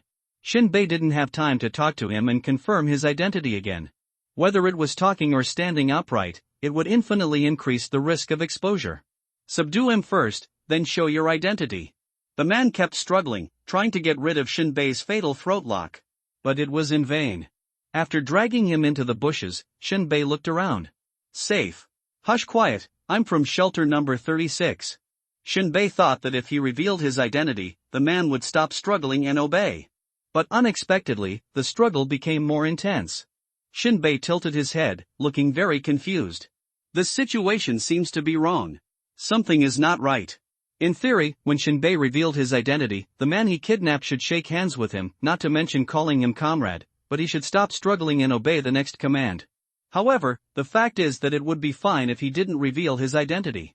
Once he revealed his identity, the man struggled even harder, like a fish on the shore or a pig on New Year's Eve. Is the target of this mission seriously ill? Shinbei thought. At this moment, a man suddenly walked out of the bushes not far from the two of them. Shinbei looked up instantly. He was dumbfounded. This was a skinny young man with messy gray hair, ordinary looks, and a somewhat dull look. An ordinary man. But what surprised Shinbei was that this man also had a white cloth band wrapped around his left wrist. Shinbei was stunned. He had a mission target in his hand, and now another one jumped out. Shinbei asked in a deep voice, "What's your name?" The man opposite answered truthfully, "Nyo." Before the man finished speaking, Shinbei only heard one word. Without any hesitation, he decisively grasped the hostage's head with both hands and twisted it hard. With a click, the hostage's head was twisted half a circle. The hostage rolled his eyes instantly and died. Mon Ben. Very good. Shinbei dropped the body and pressed his hand. I'm looking for you. Let me introduce you, Shinbei from shelter number 36. Nyoben seemed not to hear it, staring at the body, his mouth full of disbelief and a little dissatisfaction. Why did you kill him? He is innocent. Shinbei squatted down and untied the white cloth band on the left wrist of the body. A blood mark scraped by a branch or other sharp weapon. Well, so he was bandaging his wounds. Shinbei stood up and said expressionlessly, if I don't kill him, this person will go back and tip off the enemy. Can we still escape? Whirl or not is your business. What's wrong with him? Nyoben argued angrily. Hua Shanbei took out his pistol and pointed it at Nyoben's forehead. His eyes were indifferent and ruthless, and there was a faint chill emanating from his body. He said coldly, my mission is to escort you back to shelter number 36, not to pay for your ridiculous kindness and reluctance. Remember this, I will ruthlessly abandon and obliterate anything that affects my life, including yourself. From now on, please remember that even if you are a guest of Yu Wuchang, in my eyes, you are no different from the beasts in the wilderness. Control your emotions. I hate people chattering. After that, Shinbei began to check his equipment for the last time. Nyoben seemed to be frightened by Shinbei's words. He trembled all over, stood still, and remained silent. After just a few seconds, Shinbei glanced at the time and pulled Nyoben to the southeast. Because they had to avoid other people in the dense forest, the two walked slowly. Nyoben couldn't help asking, why are you alone? Where are the others? Shinbei whispered, it's not that I don't respect you, but on the way here, some unpredictable situations occurred, and I am the only one left to take you back. As soon as these words came out, Nyoben paused, his face pale and sad. His eyes were full of unresolved sorrow. If you do this, I can't imagine whether I can walk to shelter number 36 alive. You go back, I regret it and I won't go. Shinbei can understand Nyoben's mood. Logically speaking, for this kind of action of prying the wall, the more people the better. In fact, Rock also arranged it this way. The team is full of superpowers. It is much stronger than the formation of a bunch of ordinary people who were pulled out during the defection of shelter number 20. Now, Shinbei is the only one left to complete the mission, and he has to cross the vast wilderness.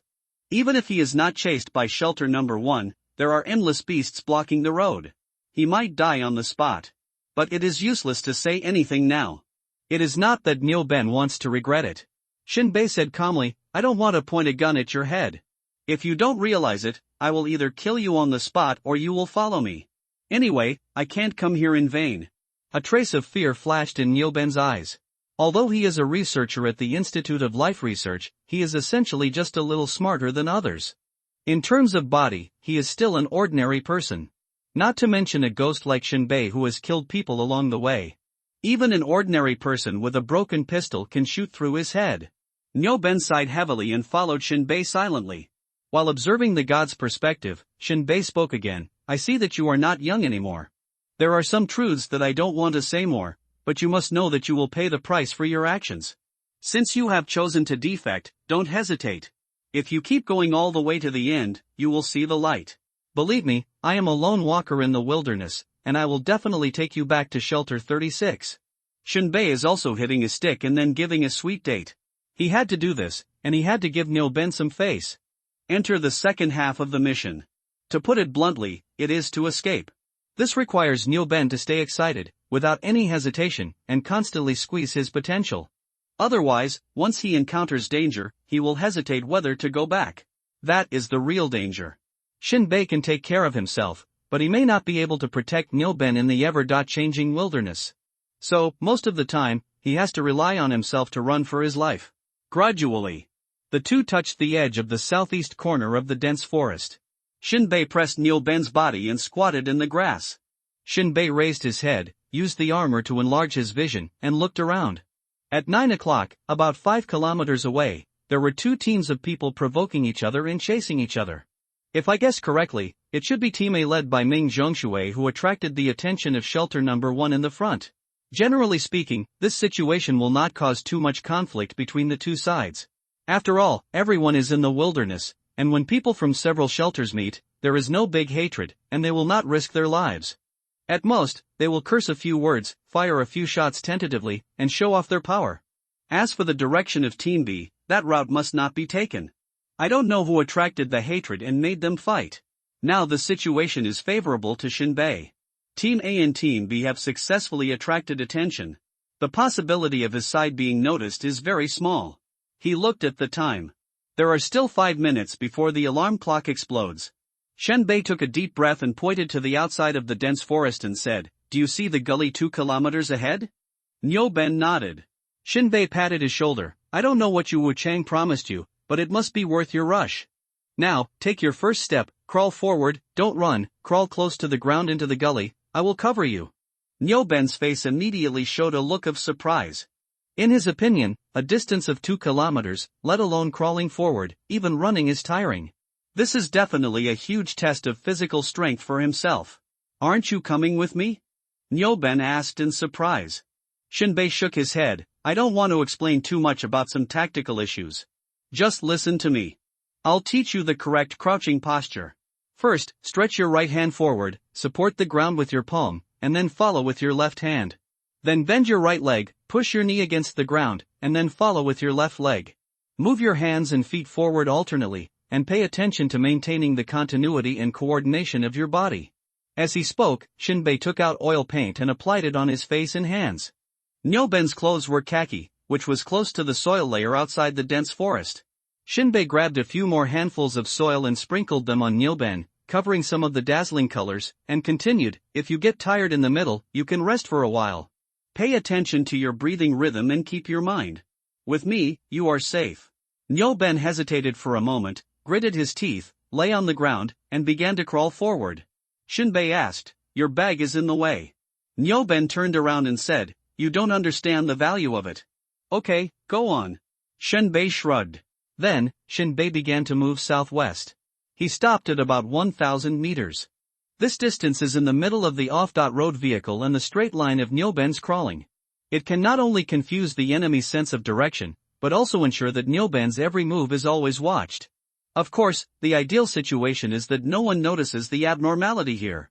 If discovered, Shinbei needs to lure the enemy towards the off-road vehicle. Time passed slowly. Shinbei squatted on the tree, motionless like a sculpture. He didn't even need to look back to grasp the situation on Nyoben's side. The cluster firepower flying disc was moving silently and stealthily above Nyoben. At this time, Nyoben was lying on the ground and panting violently. Shinbei couldn't help but sigh. A researcher who was exhausted from the very beginning. However, for the return journey, this was just an appetizer.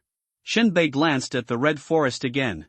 Suddenly, his armor's loudspeaker system heard a faint shout, "Damn it! Third sister was killed. Her body was buried under the leaves. Enemy attack. Gather together. Count, see who is missing. Li Air. Here. Fat 3. Here. Nyo Lu. Nyoben, Nyo Lu? Where is he? Where is he? Come on, search, damn it, hurry up, he is a member of the Research Institute. Speed. Load all the guns, spread out in a straight line, push forward, and move quickly." After hearing the voice, Shinbei slowly opened his eyes as if a ghost had been awakened. The muzzle of the sniper rifle slowly lifted up. It was as if the steel was endowed with a fierce soul, exuding a dead silence.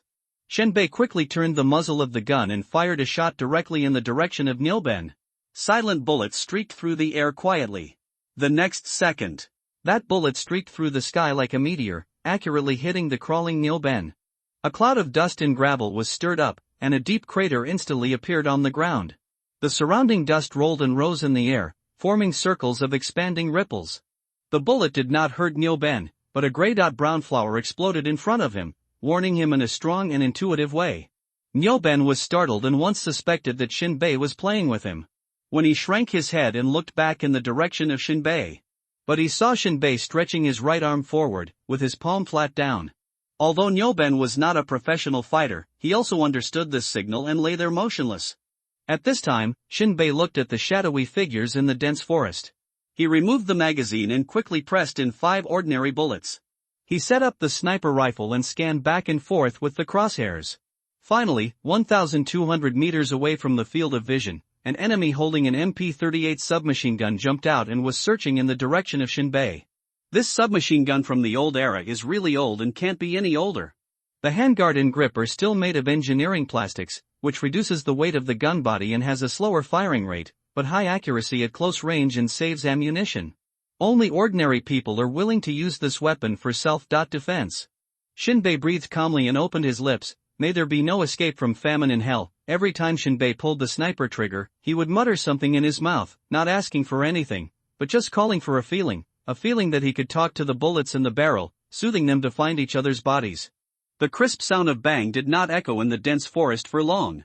The enemy holding the submachine gun had blood on his forehead, and the blood gushing out, mixed with white and thick brain matter like soy milk, slid down the bridge of his nose. This is a bullet that couldn't be more ordinary. Its purpose is to attract the enemy to come closer to itself, to prevent their scattered teams from discovering Nyoben's traces. After a gunshot, Shinbei slid down the tree directly, holding the sniper rifle and ran to the southwest. 3 minutes left. Shinbei counted silently. He must keep every second correct, and all plans are under control. At this moment, after a huge gunshot, the enemies who came out of shelter number 1 to search immediately moved at the sound, and the originally scattered teams ran southwest in the direction of the gunshot. In the southeast, 2 armed men have arrived at the edge of the dense forest, which is the starting point where Nyoben began to crawl forward. There's a person in the southwest. Let's go. Look 500 meters away, is that a person? What the hell, how can a person not move? Let's go. If you go too late, you'll be scolded. Look, it really looks like a person. Fuck you, the gunshots are in the southwest. There's no one here. Bang, another long-lasting gunshot, accompanied by screams. Did you hear it? The battle is in the southwest. Okay, let's go. The 2 men crouched and ran quickly towards the southwest. Shinbei's second shot hit an enemy holding an AK-47. In fact, this was due to the sequelae left by Shinbei's previous life as a mercenary. When he saw the AK-47, he took it as a priority target for elimination. This weapon was once listed as a banned weapon on Earth because its bullet would explode after hitting the human body, unlike ordinary rifles. Those shattered bullets pierced deep into the flesh, causing blood to ooze out of the black wound. Do not try to remove the broken bullets in the wound by yourself or ask a doctor to remove them. It is as difficult as picking up sticky rice that has fallen into the rice. Those who have been amputated and disabled because of this are considered lucky if they can survive. This shows the lethality of this gun. Now Shinbei has armor defense, and the bullets of AK-47 cannot penetrate. But the reaction buried in his bones really makes Shinbei unable to control. After 2 gunshots, Shinbei could feel that the enemies were approaching him. Although there was no God's perspective, the shaking grass and shouting made Shinbei feel relaxed. Just don't stare at the southeast direction. At the same time, Shinbei could also feel that the people chasing him were ordinary people. It is estimated that the superpowers were entangled by Team A and Team B. This is good news. Just as Shinbei was entangled in the southwest direction, suddenly, a red-green vine wrapped around the barrel of the sniper rifle in his hand was suddenly pierced by a flying bullet, and the cold gun bullet hit the big rock on the right side of Shinbei, bursting out countless broken stones. Shinbei rolled over quickly and hid behind the mountain. It is impossible for a rifle to shoot so accurately and violently. This must be the bullet of the Barrett M82A1 large-caliber sniper rifle fired from a high altitude. If you are not a superpower, you need 2 snipers to shoot this kind of firearm together. One person holds the gun and aims, and the other uses a precision instrument to test the wind direction and calibrate the aiming error of the gun holder. In fact, the sniper rifle in Shinbei's hand, strictly speaking, also requires 2 people to operate. But Shinbei prefers to go alone. As long as the basic skills are in place, the observation post can be completely abandoned. Shinbei is not afraid of this kind of bullet. But he is afraid that the sniper in the distance will see Nyoben, which will be a disaster. Fortunately, he told Nyoben to stop, otherwise if he moved again, he would definitely be noticed by the sniper above. For this kind of firearm, as long as the cow is injured within the effective shooting range, Shinbei's mission is almost equal to failure. There is still a long way to go in the wilderness. Where can I find medicine for the cow? Shinbei did not hesitate at the moment. The snipers at high places must be killed. At that moment, Shinbei jumped out of the boulder. With a bang, a bullet shot behind Shinbei again. Shinbei ran quickly with his weapon in hand. When he crossed the tall and protruding twisted tree roots, the armor and the plants rubbed against each other with a swish sound. When his feet touched the ground covered with dead leaves, the soles of his feet returned. He bounced up and ran forward, not daring to waste a moment. While running, Shinbei crouched very low, like a cheetah chasing a fleeing elk in front of him. This not only helped hide himself, but also effectively increased his speed. Get rid of the enemies behind you. Shinbei's figure disappeared into the dense forest. It didn't take long. Shinbei appeared halfway up the mountain where he could see each other, lying down behind a dense cluster of leaves, and carefully poked out the shiny black metal barrel of the sniper rifle. The armor's field of vision was enlarged, constantly searching for suspicious targets on the opposite hillside. Soon, Shinbei found two people on top of a big rock. It can be clearly seen that there are two heads exposed on the big stone. One had a big beard and his cheeks were twitching, probably chewing gum. The other one was holding a cigarette in his mouth, with a proud smile on his lips, as if he was saying something. The guy chewing candy looked like a veteran. They must have killed a lot of people together. Whether it is this escape world, the old era or the Earth, masters often die because of their superb skills. If the shooting is surprisingly accurate, it can be said that it is a masterpiece, and this sense of achievement that is so high up there will make the two guys get carried away. It's so arrogant. Shinbei's sniper rifle was already aimed at the candy chewer. This guy was chewing gum vigorously, and his temples were bulging and dented on the crossline of the crosshairs. The guy smoking the cigar was blocked by him, and from time to time he would use a precision telescope to see what was going on in the dense forest in the distance. He found nothing, so he relaxed and talked again. Shinbei shot decisively. Bang! A golden bronze bullet shell jumped out of the gun chamber with a bright light, and rolled down the rock wall with bumps and bumps.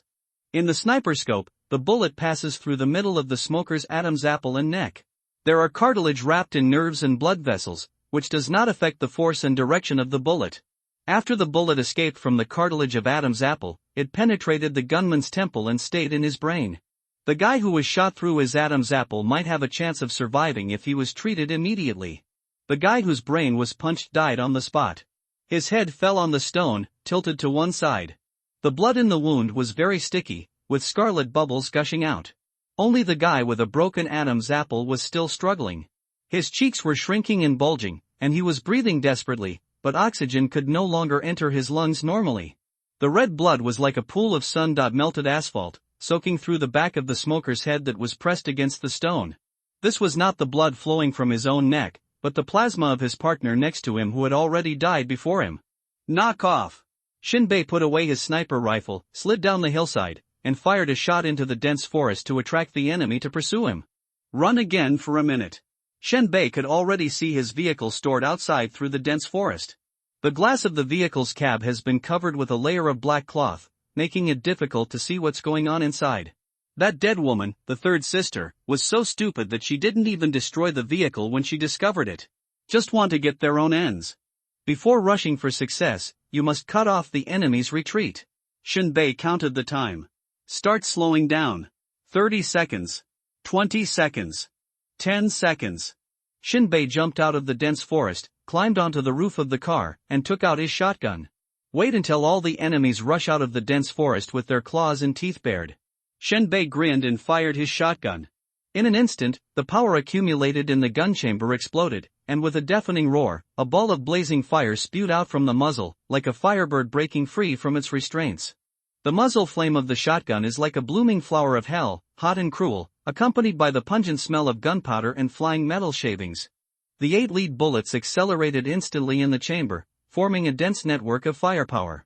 Boom! Each lead bullet brought a scream that ripped through the air, accompanied by a deafening explosion, like the fury of thunder exploding in a narrow space. In an instant, the first wave of more than 10 enemies rushed out, but they still didn't understand what was going on.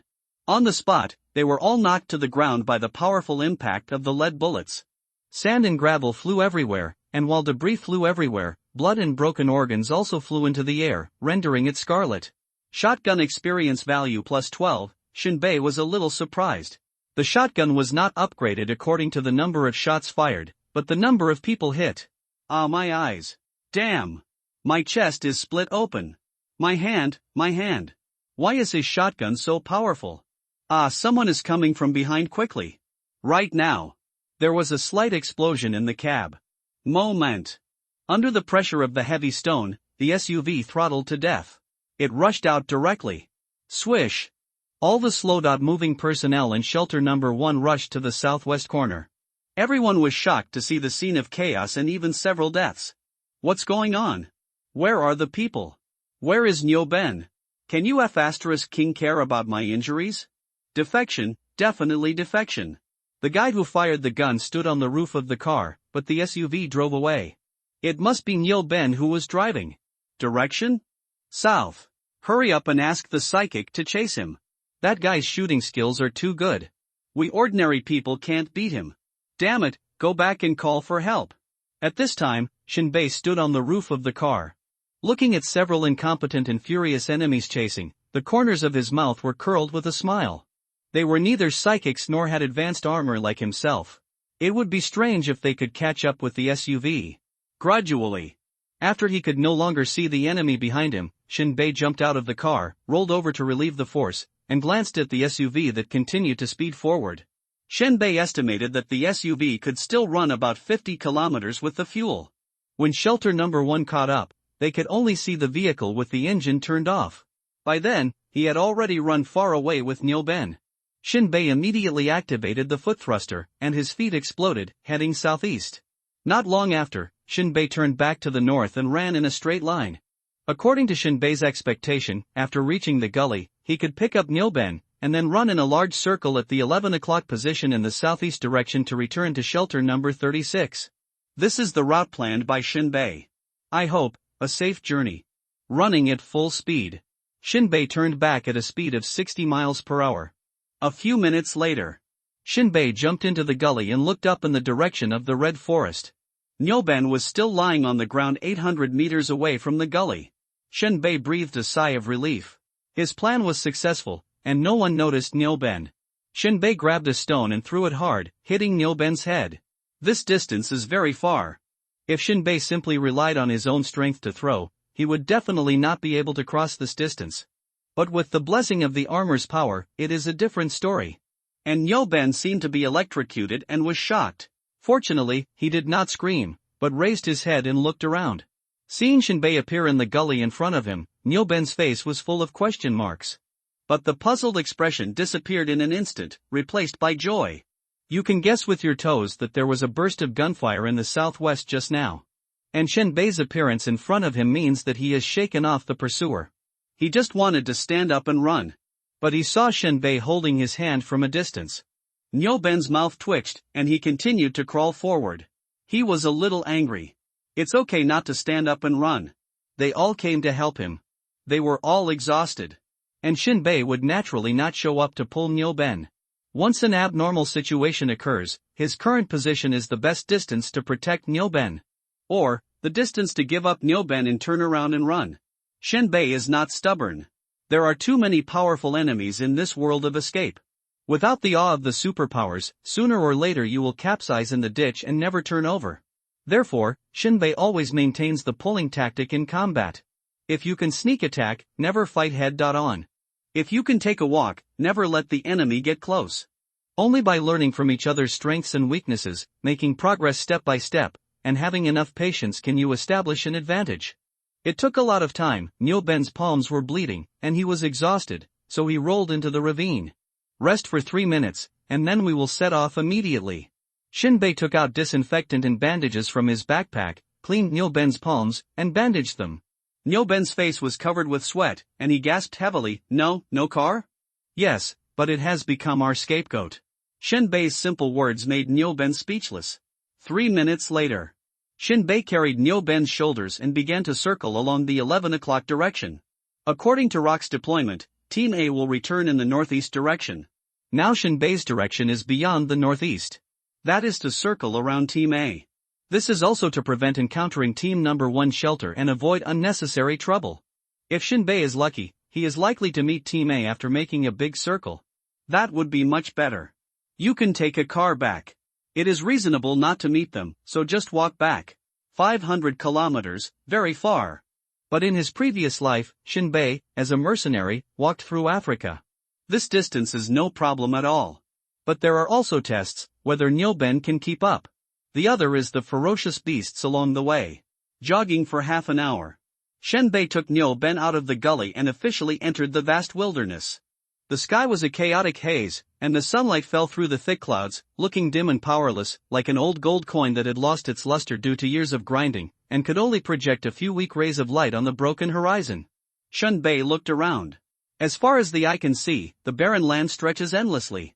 In the far distance, the remains of the old buildings are scattered on the ground like the skeletons of giant beasts. The once prosperous city is now only broken walls and weathered concrete pillars.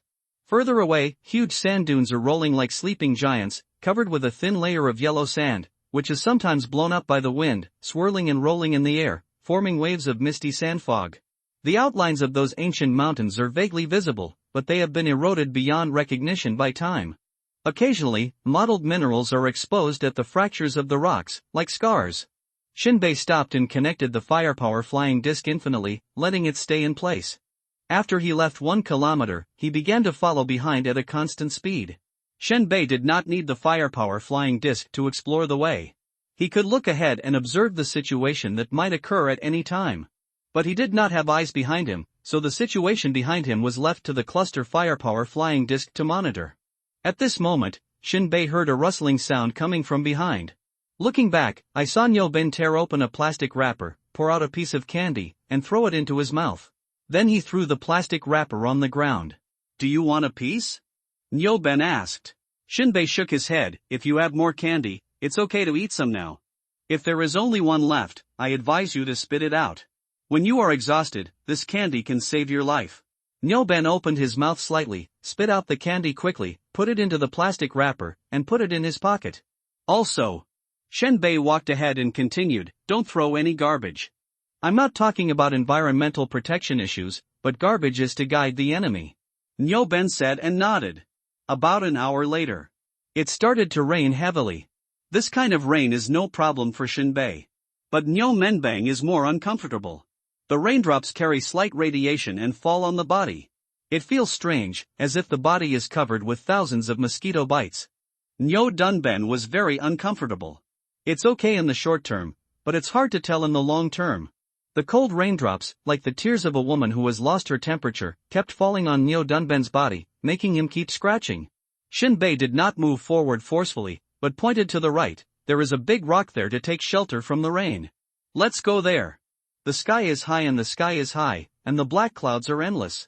The wind is getting stronger and stronger, and the water contained in it is like countless needle-like slender whip tips, hitting the cow's skin with itching and indistinguishable pain, making people indescribably uncomfortable." He ran very aggressively. After a while, we arrived under the big rock. The big rock was very wide and straight on all sides, slightly tilted downward. There is no natural rain shelter. This can't shelter from the rain. Nyomenben asked with question marks on his head. Shinbei pulled the cow and ran to the boulder and came to the upper side of the inclined angle of the boulder. "Take out the engineer shovel." With the blessing of the powerful kinetic energy of the battle armor, a pit was dug under the boulder without scoring any points. "Jump in." After the two of them entered, although the place was not big and they could only curl up their legs, it was enough to shelter them from the wind and rain. The choice of the digging site in Shinbei is also very particular. It's on the upper side of the boulder's tilted angle, not the lower side.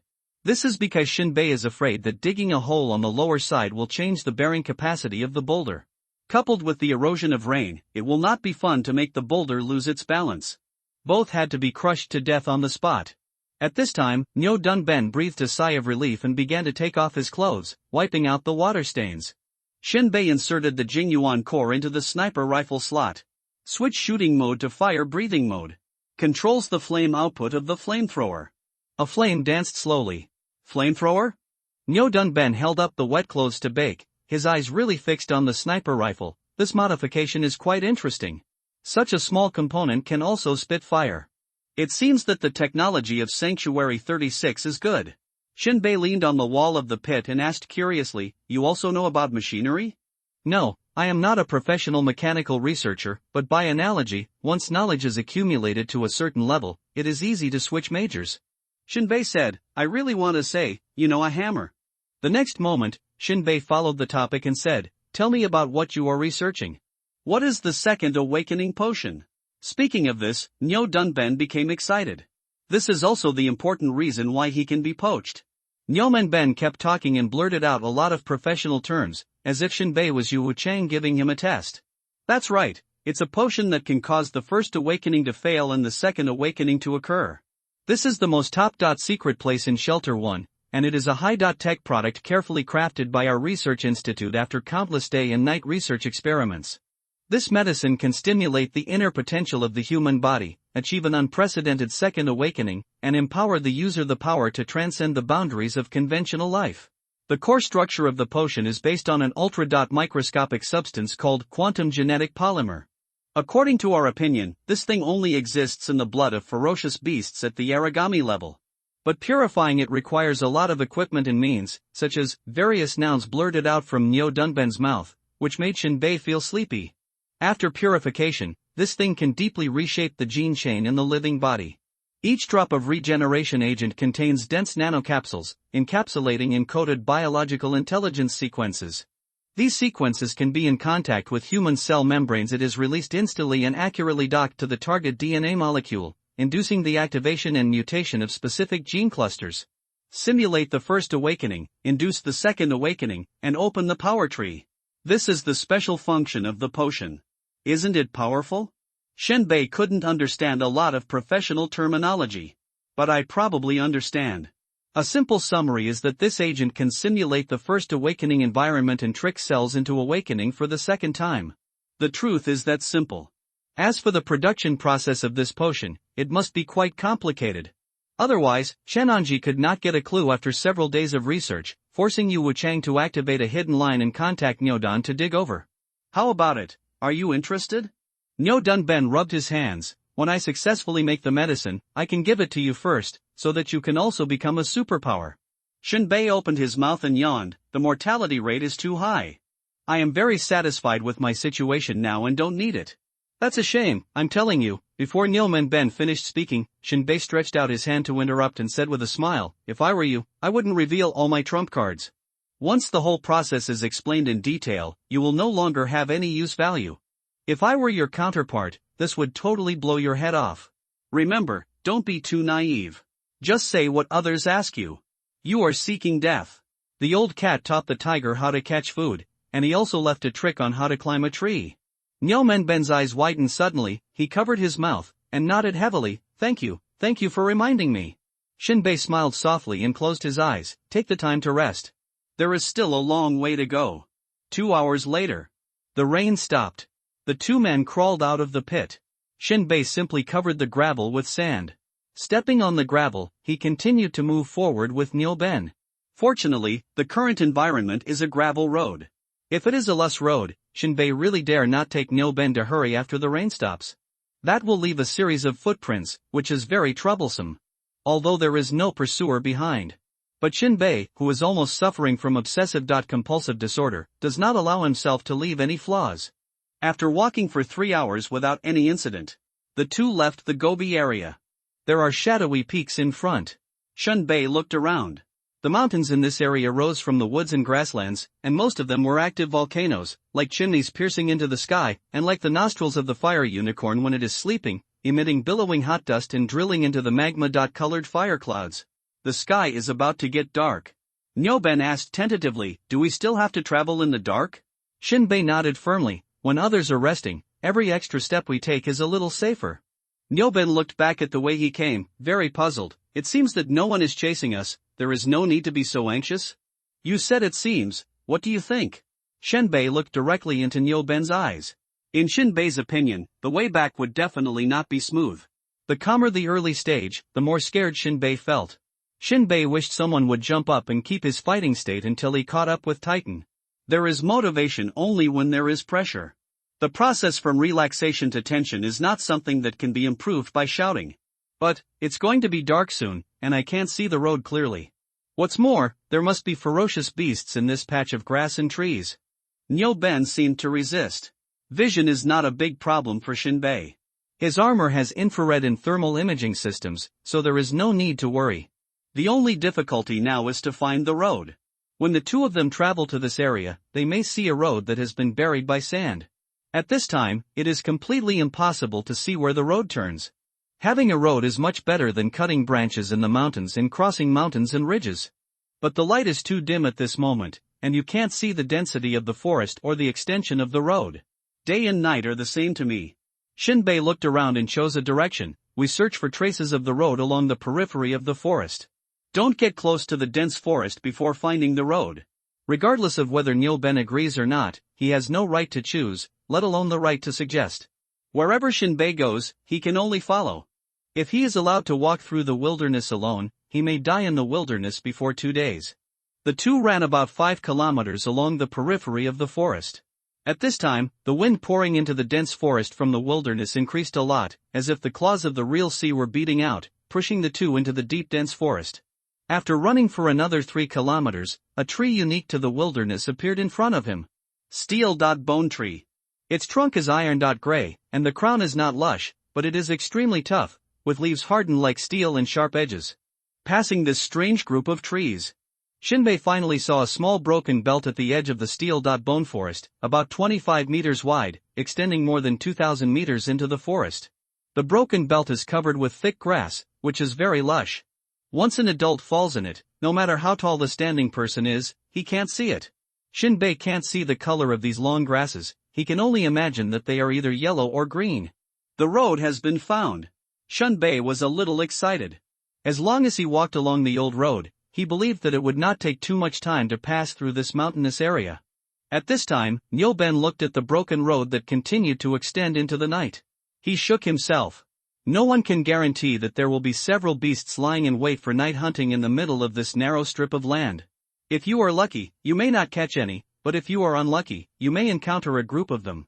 This made Nilben somewhat horrified and angry, so he turned his head and looked at Shinbei, whose facial features could not be seen, and said, "Yu Wuchang's arrangement and command are really terrible.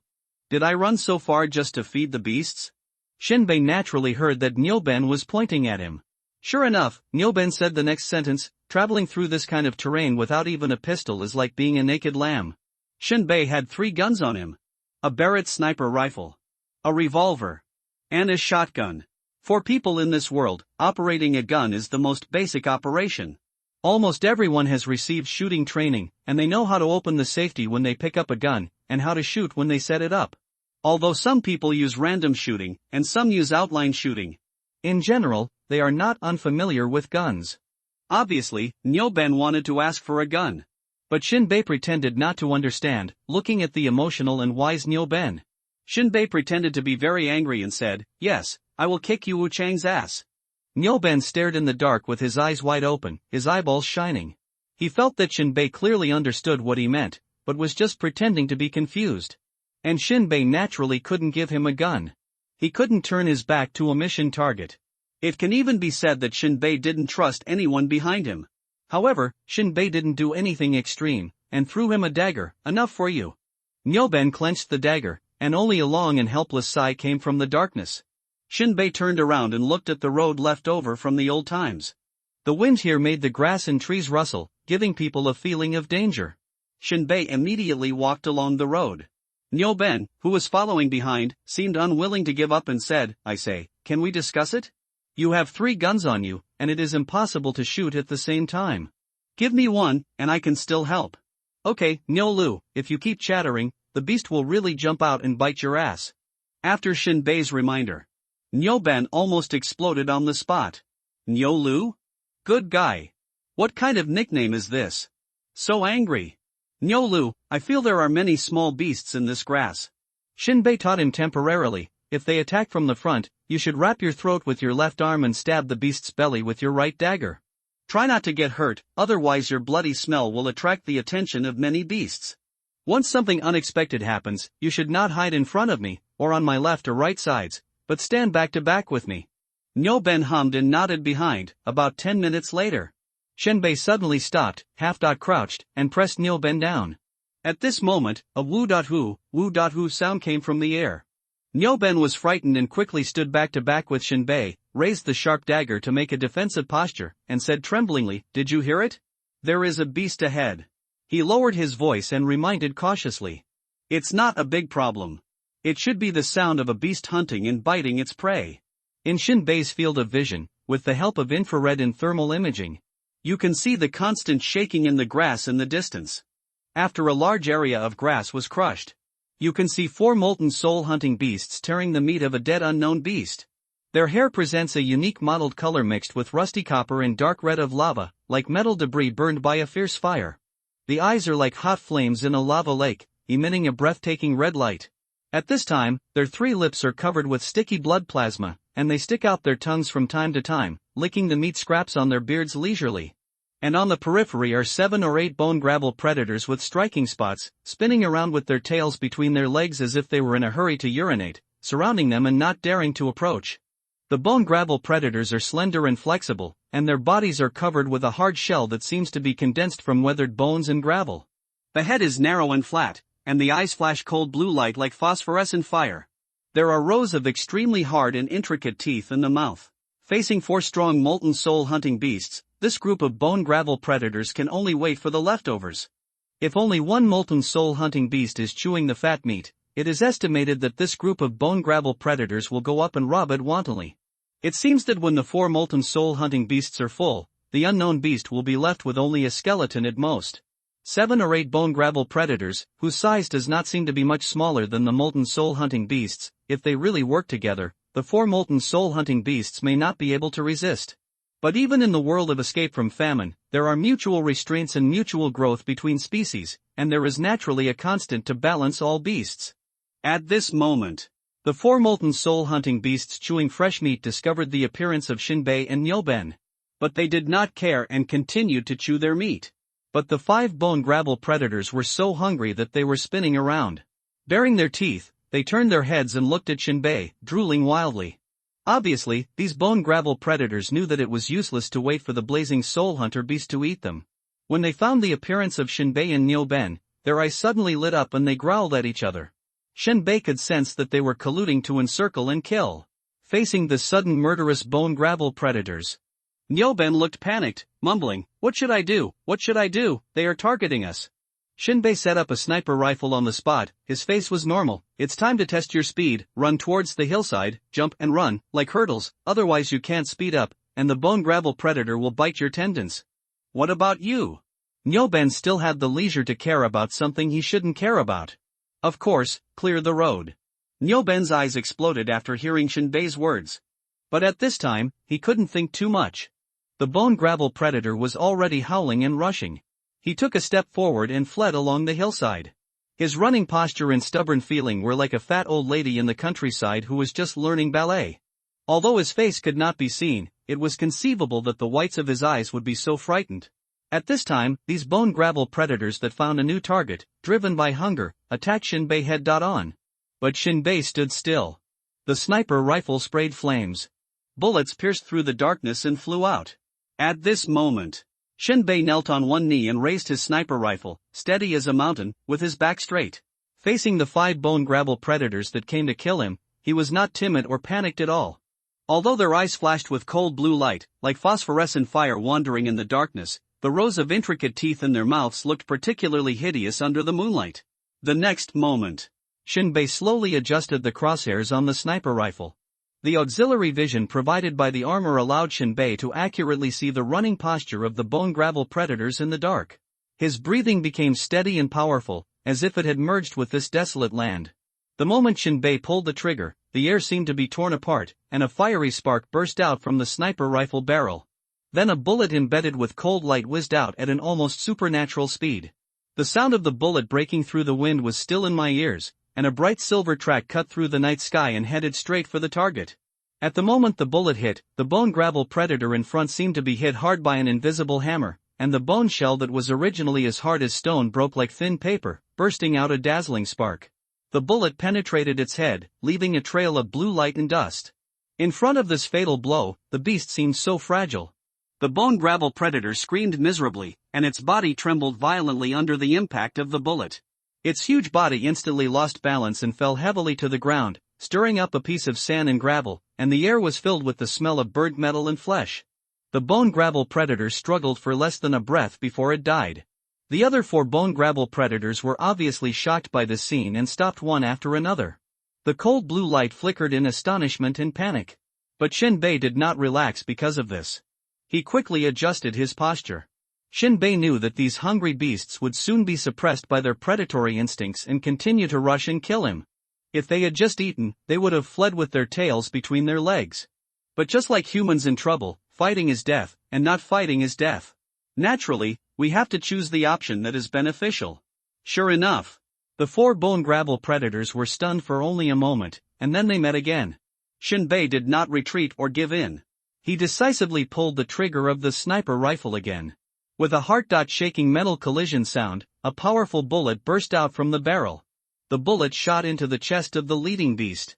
It was like a micro-bomb exploding in the target's body, instantly tearing the hard bone shell into pieces, and bursting out a dazzling spark and shock wave. After another miserable wail, the bone grabble predator fell to the side of the road, and the smelly blood gushed out, staining the ground. In a short moment, the other two bone grabble predators quickly surrounded Shinbei from the front and back. They attacked at the same time. Shinbei was thankful that Nilben left in advance, otherwise, if Nilben stood behind him, he would become the target of the bone grabble predators. The barrel of the sniper rifle was too long at this time, which was very impractical in close combat. Shinbei reacted very quickly. He dropped the sniper rifle, grabbed the revolver with his left hand, and reached behind his back with his right hand to draw out the long knife. He turned sharply on the spot. The muzzle sprayed fire, and a bullet smashed the bone grabble predator in front of him. He used the kinetic energy of the rotation and swung his right hand. The knife moved with him, and a horizontal slash was made. It was simple and direct, but it was a combination of speed and skill. In an instant, the head of Shinbei's bone grabble predator fell backwards and fell to the ground. Blood gushed out from the broken neck and splashed onto the branches of a large tree nearby, dripping like rain and wind. Shinbei did not stop and picked up the sniper rifle again. When Shinbei turned the muzzle of the gun and looked for the last one he wanted to kill, suddenly he found that the bone grabble predator was gone. Ha! Shinbei turned his head suddenly and looked in the direction where Nilben was running. His pupils shrank slightly. The last bone grabble predator actually took advantage of the chaos to change direction and rushed straight to Nilben to kill him. At this time, Nilben was running on the hillside in a panic, and he only felt a bad wind coming from behind him. He looked back from the corner of his eye. He was immediately startled. Why is the bone grabble predator that was originally staring at Shinbei now chasing him? My meat is more fragrant? Nilben wanted to howl and ask Shinbei to save him. But his voice was stuck in his throat and vocal cords, and he couldn't make a sound. Maybe he forgot how to shout in panic, or his brain was blank. Even Nilben's brain had disconnected the command to run, and his legs were running completely instinctively. At this moment, he heard Shinbei's low shout from behind, "Lie down!" Nilben was shocked. Lie down? Isn't that courting death? Isn't it running at full speed? But Nilben's thinking is thinking, and his actions are actions. It was as if his instincts no longer belonged to him, but he obeyed Shinbei's orders. He leaned forward and fell directly to the ground. At the moment he fell to the ground, he could feel the ground shaking slightly. That was the vibration caused by the running of the bone grabble predator. Nilben turned over and raised his head. Then a bone grabble predator with eyes flashing blue jumped up in the darkness, forming a suffocating and terrifying shadow that pressed down. The distance was so close that Nilben could count the number of teeth in its mouth, whether the distribution was reasonable, and how much the bite force was. It was a professional instinct. In a short moment, when the bone grabble predator rushed towards Nilben's throat with its bloody mouth, Nilben's face was suddenly splashed with warm and smelly blood. Then, his chest sank. It was as if a truck was pressing down. Nilben suddenly felt dizzy and his breathing was compressed to the limit. Under excessive shock and difficulty breathing, there was a creaking sound. The whites of his eyes rolled up. He fainted. Shinbei held the sniper rifle and ran a few steps to Nilben. Shinbei couldn't help but twitch his mouth. It took almost a minute for this guy to run such a short distance. His physical strength is really terrible. The reason why Shinbei asked Nilben to lie down was because when this guy was running, the bone grabble predator also changed direction. Although Shinbei had a chance to hit the moving target with one shot. But there was still a risk. Once the shot missed, Nilben would be the one hit. Even the superpowers could not withstand the upgraded sniper rifles and bullets, not to mention Nilben, whose upper body would be blown to pieces with one shot. Therefore, Shinbei's action of asking Nilben to lie down would inevitably cause the bone grabble predator to jump up and kill. This parabolic posture, after reaching the top, will make the bone grabble predator in a static state for a moment. And this opportunity is the opportunity for Shinbei to hit the beast with one bullet. This is also the fact. Regardless of whether it is the old times, the world of escape from famine, or the earth of the previous life, the basic tactics are still universal and effective. The only thing that worries Shinbei is whether Nyoben will be crushed to death by the bone grabble predator. He stretched out his hand and pulled away the 300-pound bone grabble predator's corpse. He slapped Nyoben in the face. He didn't wake up. Shinbei tried to feel Nyoben's breath. This guy seemed to have inhaled Shinbei's life value and suddenly woke up. Why is heaven dark? Nyoben asked in a daze. This is hell. Shinbei pulled Nyoben up. You are not bad, you were not crushed to death. Almost. Nyoben panted, touched his face, and asked, why is my face a little swollen? Shinbei sneered, bone grabble predator likes to eat alive, so I slapped you. Nyoben felt that Shinbei took him for a fool. He is a biological researcher. I have never heard of bone grabble predators having such habits. Let's go. Shinbei led Nyoben around, leaving the place where the molten soul hunting beasts were feeding, trying to avoid trouble. There was no road in the forest. The two walked with 1 foot deep and 1 foot shallow. It was not as fast as the dilapidated road below. There was a strong wind blowing from the top of the mountain, like a pocket at the front of a blower, sticking to Nyoben's back for a while, and then swelling and bulging, making him very uncomfortable. The vegetation, like wormwood, was blown up and down. About an hour later, the two returned to the road and the speed of travel was increased. After walking in the dark for 4 hours, they bypassed some places where ferocious beasts were entrenched, but they did not encounter any danger. Shinbei was not very strenuous to walk because of the blessing of the battle armor. But Nyoben's physical strength was obviously not up to par. He had already consumed a lot of energy since he crawled forward from the red dense forest. Although he rested for a while at a big rock in the middle of the way, the appearance of the bone grabble predator did not make him collapse, which was considered that he had broken through his own limit. At this moment, Nyoben's footsteps were heavy, and he was swaying with every step. He was as weak as an autumn cicada in the cold winter, and he could fall down at any time. Shinbei looked at the time. There were about 4 or 5 hours before dawn. Nyoben must be allowed to rest. Otherwise, after dawn, this guy will definitely fall down and sleep. The kind of deep sleep that is willing to wake up even if there is danger. It's like a thief who enters a villa to steal something, lies on a comfortable sofa, knows that he shouldn't sleep, but still falls asleep and is caught. Shinbei looked around and saw a big tree not far away. Nyolu, hold on for a while, we will climb up the tree to rest. Nyoben yawned and nodded with a hum. Soon, the two came under the tree. Shinbei took a look. The tree seemed to be more than 10 meters high, with a thick and smooth trunk. Can you climb up? Can't you rest below? Nyoben asked. Shinbei shook his head, the ground is too dangerous. When you sleep, all your senses will be blocked. In order to let you have a good sleep state. Once a ferocious beast approaches, there is no way to find it, and you will die in your sleep. Hearing this, Nyoben glanced at the trunk and felt like a small snail standing under a scallion with leaves shaved off. I can't climb up. Before Nyoben finished speaking, he saw Shinbei squatting down. He immediately understood the next steps. Although Nyoben's body movements were clumsy, he still stepped on Shinbei's shoulders accurately. After holding the trunk with his arms, he immediately climbed up.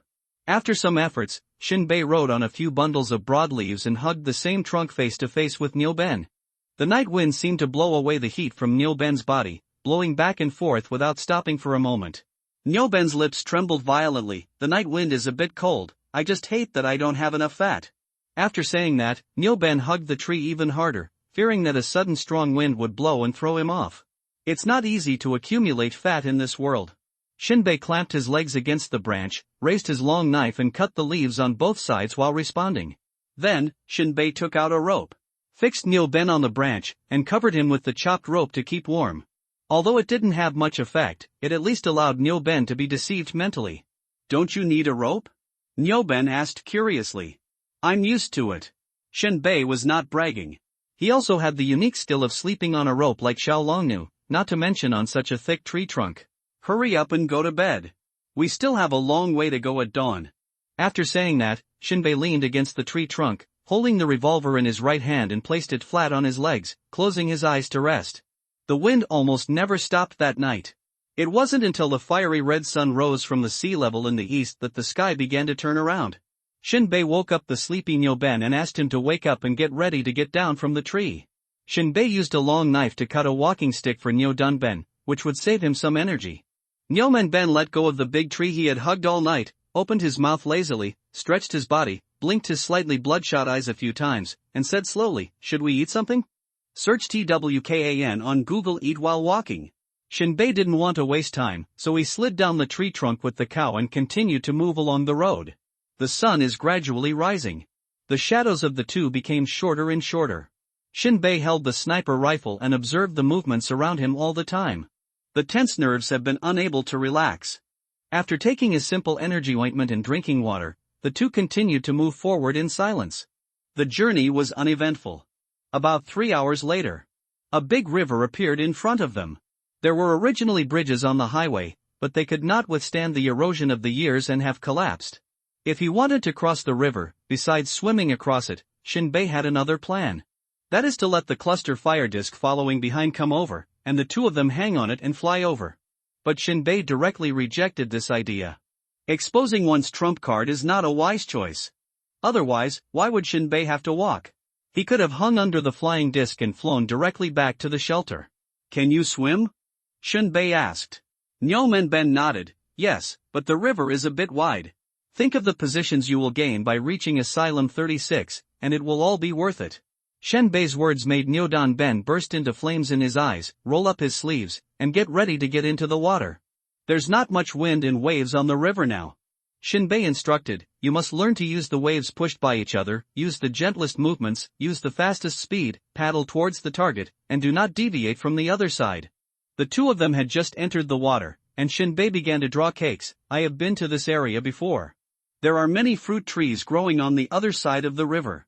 After you go up, you can rest and eat the sweet and refreshing fruits." Nyodunben licked his lips. "Then what are you waiting for, you?" Of course Shinbei has never been here before, so looking at the plum blossoms to quench his thirst is a necessary lie. The water in front of the cow was at the level of his neck, and he still couldn't see the edge. The heavy water kept swaying, making his chest feel tight. "After swimming for a long time, I was very tired." Shinbei held a handful of oxen behind and said, "Try not to look ahead, otherwise it will increase your body's fatigue. Sometimes, it's good to look up without looking at anything and just be reckless. Lest the despair in the distance will make you lose confidence." Shinbei almost relied on his armor and kept holding up the oxen while running, which prevented him from sinking. Over time, under the escort of Shinbei, the two of them were like little monkeys squatting in the water, stepping on the rocks and sand in the shallow water to reach the shore. The water level gradually dropped as it moved. Shinbei pushed down the body of the frog, making it even lower, until the frog lay under the thick algae accumulated along the coast. Shinbei looked up towards the river bank for a while and saw that there was nothing moving around. Then, covered with dripping river water, he rushed up to the shore with the oxen and the beast, and quickly crouched and hid behind a pile of rocks. Shinbei asked Nyomenben to take off his clothes quickly and check his body. No traces of bites from small underwater monsters were found. After everything was sorted out, Nyodunben couldn't bear the hunger first. He stuck out his wet butt and struggled to climb up the steep rock, hoping to quickly pick fruits from a certain tree to replenish his empty stomach. "I lied to you." Shinbei said something. Nyomenben fell to the ground and stared at Shinbei, almost crying. "I'll give you 99 points for this pie painting. I'm afraid you'll be proud of one more point." So angry. At this time, Shinbei dug out a palm-sized blue-gray crab from the crack under his feet, stuck it on a sharp long knife, and held it up to the cows for public viewing. "The taste of crabs cannot be better. I like to soak them alive in the vinegar jar. After 3 hours, take them out and roll hot oil on the iron grate. They taste crispy and refreshing. Then drink half a glass of beer. Your stomach dances with joy." After listening to Shinbei's description, Nyodunben's tongue was already full of saliva, his Adam's apple could not help but twitch a few times, and his eyes focused back on the big green crab struggling painfully on the tip of the knife. He only focused on the high-protein crab meat in the pliers. The more he looked at it, the more he couldn't hold it back. He looked around, trying to find a stone to smash it and pick up some fresh meat to satisfy his hunger. Shinbei threw the crab back into the river. "If you don't want to have diarrhea, don't eat anything raw while on the road. Crabs are actually edible. But it must be cooked." Shinbei has no interest in making a fuss over his life. Even if the sniper rifle has a flamethrower, it is still a waste of crystal source cores. It's all money. Nyoman Ben was a little sullen, but he didn't dare to say anything. Continue to follow Shunbei and climb up the river bank. An hour later. There is a hilly terrain in front of us. The trend of the mountainous terrain is extremely impactful, like a huge green dot-skinned stone man swimming with arms stretched out. The bulging hills on both sides are covered with unknown plants. Although they are not very lush and dense, they are still lush and green. A lively atmosphere. The two began to jog along the hills. There should be no danger in this area, and no ferocious beasts can be seen. Just speed up and pass. Over the last hill. Large tracts of forest appeared in front of me. You can also see signs of old times placed at the entrance to the valley forest. On a boulder, there are words carved on it, XX Primitive Forest Park. Shinbei rubbed his temples. It's the forest again. This terrain presents natural obstacles to walking. Far less than flat ground. But Shinbei looked around and saw huge forests lined up endlessly. If you want to go around, you have to go in the year of the monkey in the month of the horse. Shinbei sniffed and waved, let's go. There is no alternative. Along the dilapidated and undulating road in the forest, the two plunged into the primeval forest. Dense and moist plants, like shrinking sheep, clustered on the mountain walls on both sides of the road. This gave Shinbei a sense of fear of falling into the emerald ocean, and as if he was a little flea falling on the back of a sheep. The sky above our heads was still covered with milky gray water vapor, like countless clouds floating at the top. At the same time, in the dark parts of the forest where sunlight cannot reach, the mushroom caps scattered everywhere are emitting various kinds of luminous lights, illuminating the lower part of the forest into a glorious world. Many fresh and tender plants are growing hard, their purple red and green branches and leaves swaying in the wind. At this time, a light blue flower slowly floated in front of the cow. It looked so thin and could fly around with the gentlest wind. It was as beautiful as a dream. Shinbei stretched out his hand and tried to touch the floating flower. As soon as his hand touched it, the almost transparent petals retracted as if frightened. Don't touch. Nyo Dunben's warning came a second too late. However, Shinbei's fingertips turned black at a speed visible to the naked eye, and wisps of smoke also came out. But Shinbei was protected by his armor, so there was nothing serious, he was just burned. This thing can generate a lot of heat energy, and it won't be a problem to roast you. Nyo Dunben looks like a professor, as if leading students to learn about the world. If you collect them, they can be made into bombs, but the shelf life is too low and they are not cost-effective. Shinbei shrugged. A vast and boundless forest, thousands of floating flowers spreading death, a strange forest world full of life. The scenery is really good. But I had no intention of watching the two people fleeing. Just looking forward to walking through the primeval forest in peace. After about an hour of walking, the surrounding scenery is almost unchanged, except for the occasional dilapidated house left over from the old era. If it weren't for these different houses, Shinbei would even have the illusion that he had hit a wall. Right now. Bang buzz buzz, a heavy sniper shot suddenly sounded from the area in front of Shinbei's left, lingering in the white water vapor high in the sky, echoing endlessly. In the originally silent woods all around, hula startled out large flocks of birds, overwhelming the sky and fleeing in all directions. Without any hesitation, Shinbei suddenly pounced, dragging the cow and rolling it into the grass on the roadside.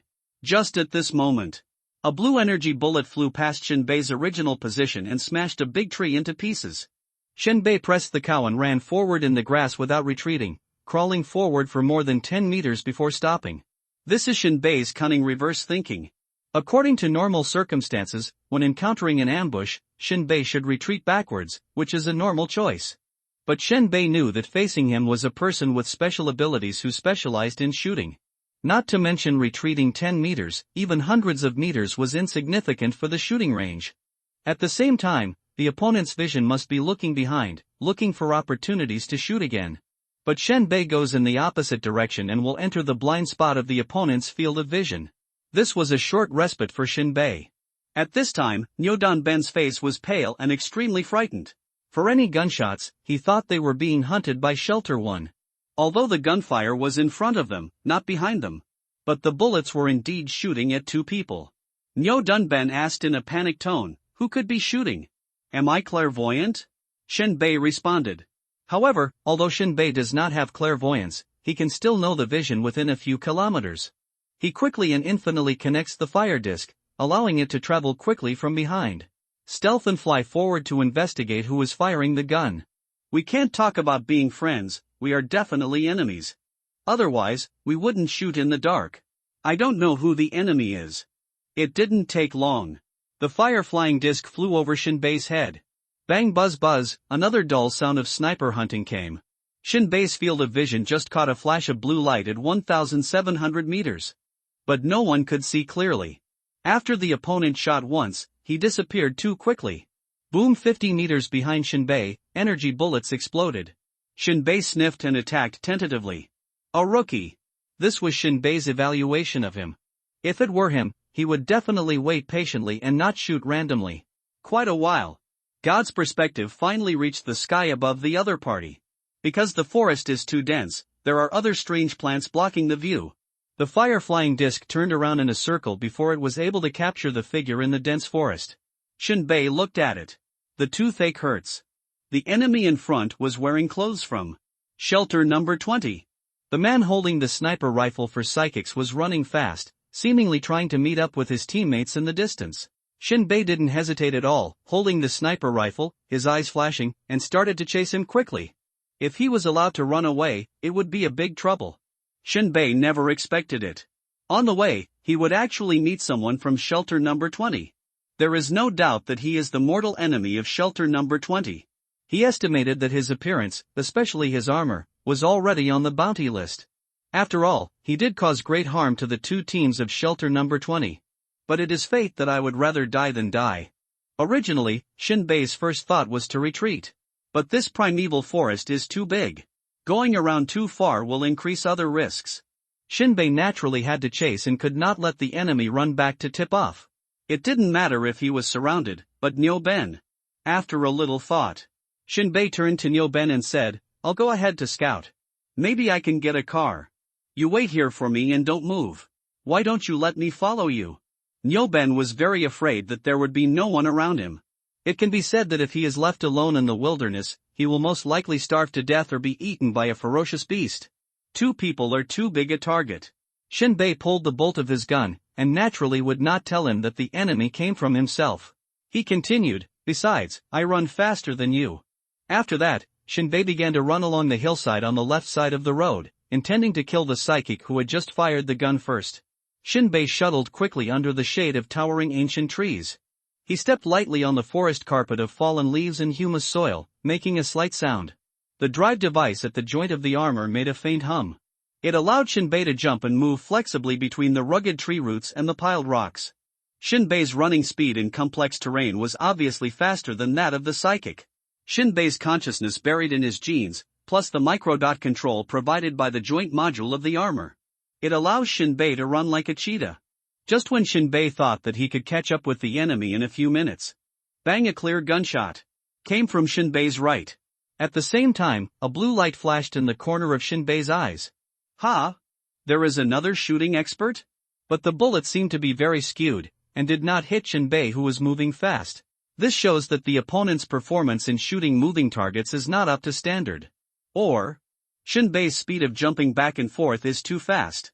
According to the approximate location of the gunshot, Shinbei changed to crawling mode, huddled in the dense plants, and crawled around to the northwest. This roadblock must be eliminated. In fact, shooting experts are really terrible. This kind of expert has a very obvious effect on the battlefield. It can form a suppressive force on the battlefield. Their guns are a deadly threat to the experts. Interference in shooting can control the rhythm of the battlefield. It is also very useful to cover the rear, which can make the pursuers have some concerns. Chasing is not to mention. Shooting at the back of the enemy is the most suitable thing to leave to the shooting expert. More importantly, snipers are almost always far away from the front battlefield, and their safety is much better than other superpowers who wield guns and sticks and fight in close combat. This is also the reason why ordinary people today also like to show off their power by holding sniper rifles. It can also be said that guns have not been eliminated, and there are more or less superpowers who are good at shooting. After Shinbei climbed carefully for 2 minutes, he was already in a position where he could snipe the area where the opponent's gunshots were fired. The thermal imaging scanned the front. Nothing. Shinbei slowly squatted up, leaned against a tall and straight tree trunk, and raised the Barrett sniper rifle in his hand. In the sniper scope hole, the crosshairs swept over the plants with rolling green waves, and found nothing suspicious. But when the crosshairs swept back halfway, A cluster of branches and leaves suddenly shook inexplicably. Shinbei quickly pressed down the T-shaped crosshairs, trying to see the body shape of the enemy in disguise. However, what he saw was a calf similar to a human. Shinbei did not shoot rashly, but felt that the calf was a little suspicious. The armor zoomed in and took a look. It was indeed a human calf, but it was coated with some kind of oil, which seemed to have a preservation effect. But it still could not cover up the dry appearance of the surface skin that had lost moisture. A scapegoat? Shinbei frowned. If he guessed correctly, this calf should be a part of some unlucky person, cut off by the enemy, and pulled with a fishing line as a camouflage, with the intention of luring him to shoot. Once he shot, his position would be exposed, and the enemy hiding in a corner would immediately send energy bullets into his head. Shinbei quickly observed the surroundings of the calf. In order to achieve the pulling effect, the fishing line must have a place to leverage. It is almost impossible to go up and down, too stupid. Therefore, the enemy's position may be at 4 or 10 o'clock. Shinbei gently pulled back the barrel of the sniper rifle wrapped with green vines, and first peeked at the 4 o'clock direction, but did not see anything unusual. When the T-shaped crosshairs looked towards the 10 o'clock direction, he saw a guy with a green turban on his head, biting a grass stem diagonally in his mouth, and his big, pimpled face covered with black and green camouflage oil was tightly pressed against the mirror hole of an oversized sniper rifle of a superpower. The sniper rifle in this person's hand is very famous in the world of Escape. It's called Soul Judge. The whole body is forged with dark titanium alloy, and the surface of the gun is covered with a layer of active metal film with a faint glow, which changes deep colors with the energy fluctuations of the psychic. The main body of the gun is like a huge SCI.FI wing folded, with smooth lines and tension. Devices that can convert energy bullets are inlaid on both sides of the gun body. Its length and caliber are far longer than the conventional sniper rifles of the old era. Shinbei's mouth twisted coldly, and the armor enlarged the field of vision and slowly enlarged the focal length scale. A big green head, like a ladybug, focused on the middle top intersection of the crosshairs. Although Shinbei can only use old-time guns. But the power is even better than the Soul Judge. Not to mention, shooting-specialized psychics usually use the crystal source core to enhance shooting abilities, not defense. Swoosh in front of the black muzzle, a few green leaves hanging down were swayed by the airflow brought out by the bullet when it was cut out of the barrel, and they couldn't help but shake slightly.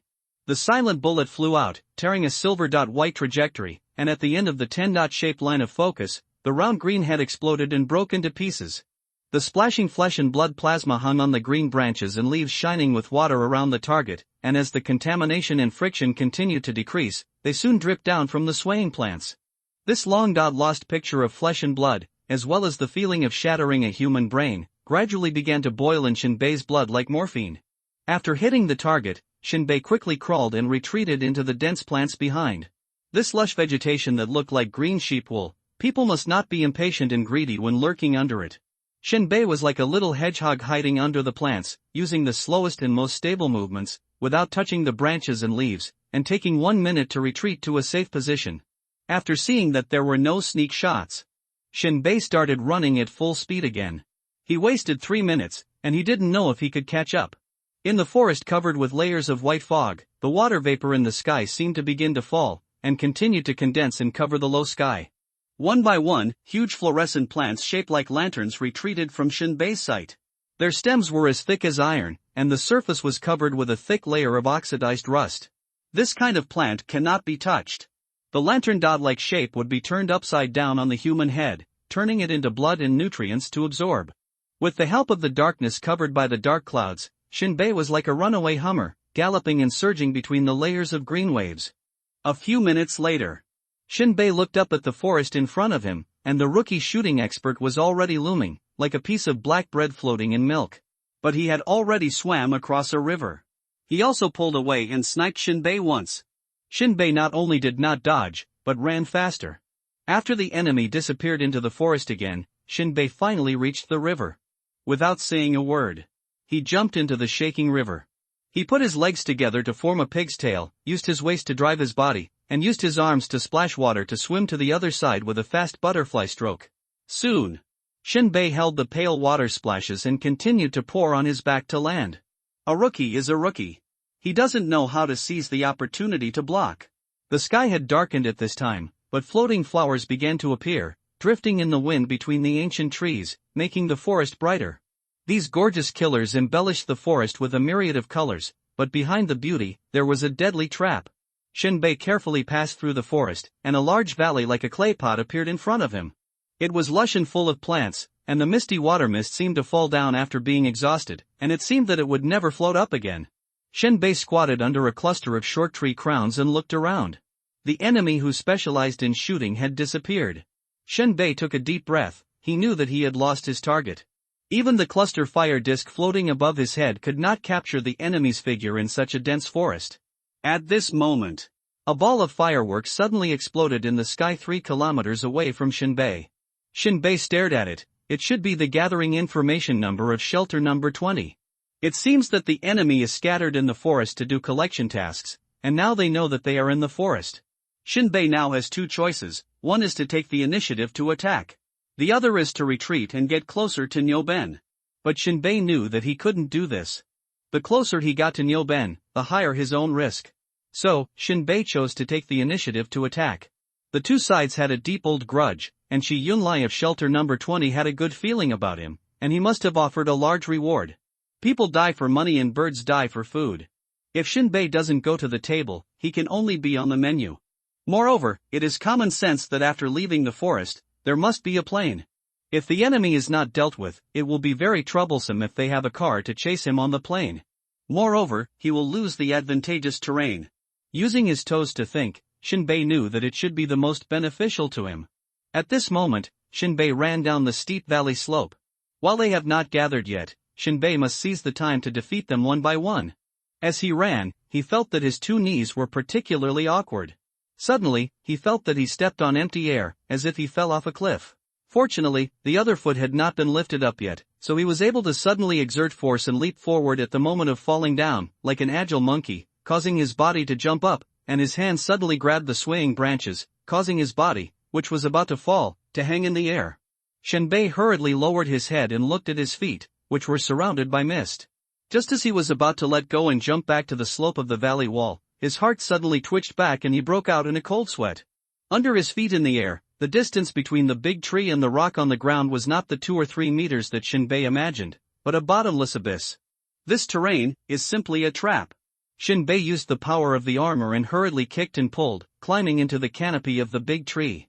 If the branch in his hand broke at this moment, the consequences would be disastrous. He climbed to the thick part of the tree trunk, and his fright was slightly calmed. Shinbei stretched out his hand and swung it, and the iron chain of the armor flew out and was thrown to the outside of the canopy. With a whoosh, the iron hook hooked onto a large tree crown 15 meters away.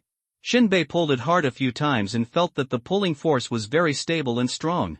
It's convenient to have work in hand. Shinbei kicked and swung over with both hands pulling the rope. The diffuse water mist hit Shinbei's armor forehead and made it wet, and water drops slid down. After this place, Shinbei landed on the ground silently, and walked forward for a while. In the field of vision, a cableway appeared vaguely in front. It was a cableway like a spiral bridge ladder. It was probably a product left over from the scenic area in the old times. The entire cableway was composed of steel cables and wooden boards, and it was elevated between trees. Some of the wooden boards on it were rotten, and some were well preserved. This cableway was at least 50 meters above the bottom of the valley, extending to the south in an S-shaped wave shape. Shinbei couldn't see where it led to for a while. Because the water mist at this time caused visibility to be only about 20 meters at most. Shinbei got on the cable car. After a while, he suddenly felt a slight shaking. Although he still couldn't see clearly in front of him, Shinbei could realize that there seemed to be some living creature attached to the cable car, and trotting towards him. At this time, Shinbei had just stepped onto the cable bridge and felt the mist shaking behind him. Shinbei retreated decisively, returned to the bridgehead, and climbed up a big tree. In the thick and blurred mist in front, a human figure gradually emerged. Shinbei's murderous eyes stared at the guy approaching without blinking. Sure enough, she was wearing the clothes of shelter number 20. And she was a woman. A superpower. But her level was not high, just level 3, but I don't know which attribute reached level 3. However, Shinbei even killed the third master with level 5 defense, so a level 3 woman is not a big problem. In Shinbei's eyes, there is no gender distinction. There are only enemies and himself. There is no such thing as not beating a woman, it will only beat harder. Of course, Shinbei did not pull out his gun and shoot at this time, but continued to hide in the tree. He planned to capture a prisoner and torture the other party's personnel composition and number. Shenbei was like a leopard lurking in the tree canopy, patiently staring at this unlucky guy approaching little by little. When the woman's head was still 2 meters away from Shenbei's position, Shenbei quickly calculated the lead time of the attack, and his body squatting on the tree trunk leaned forward like a seabird diving from a high altitude.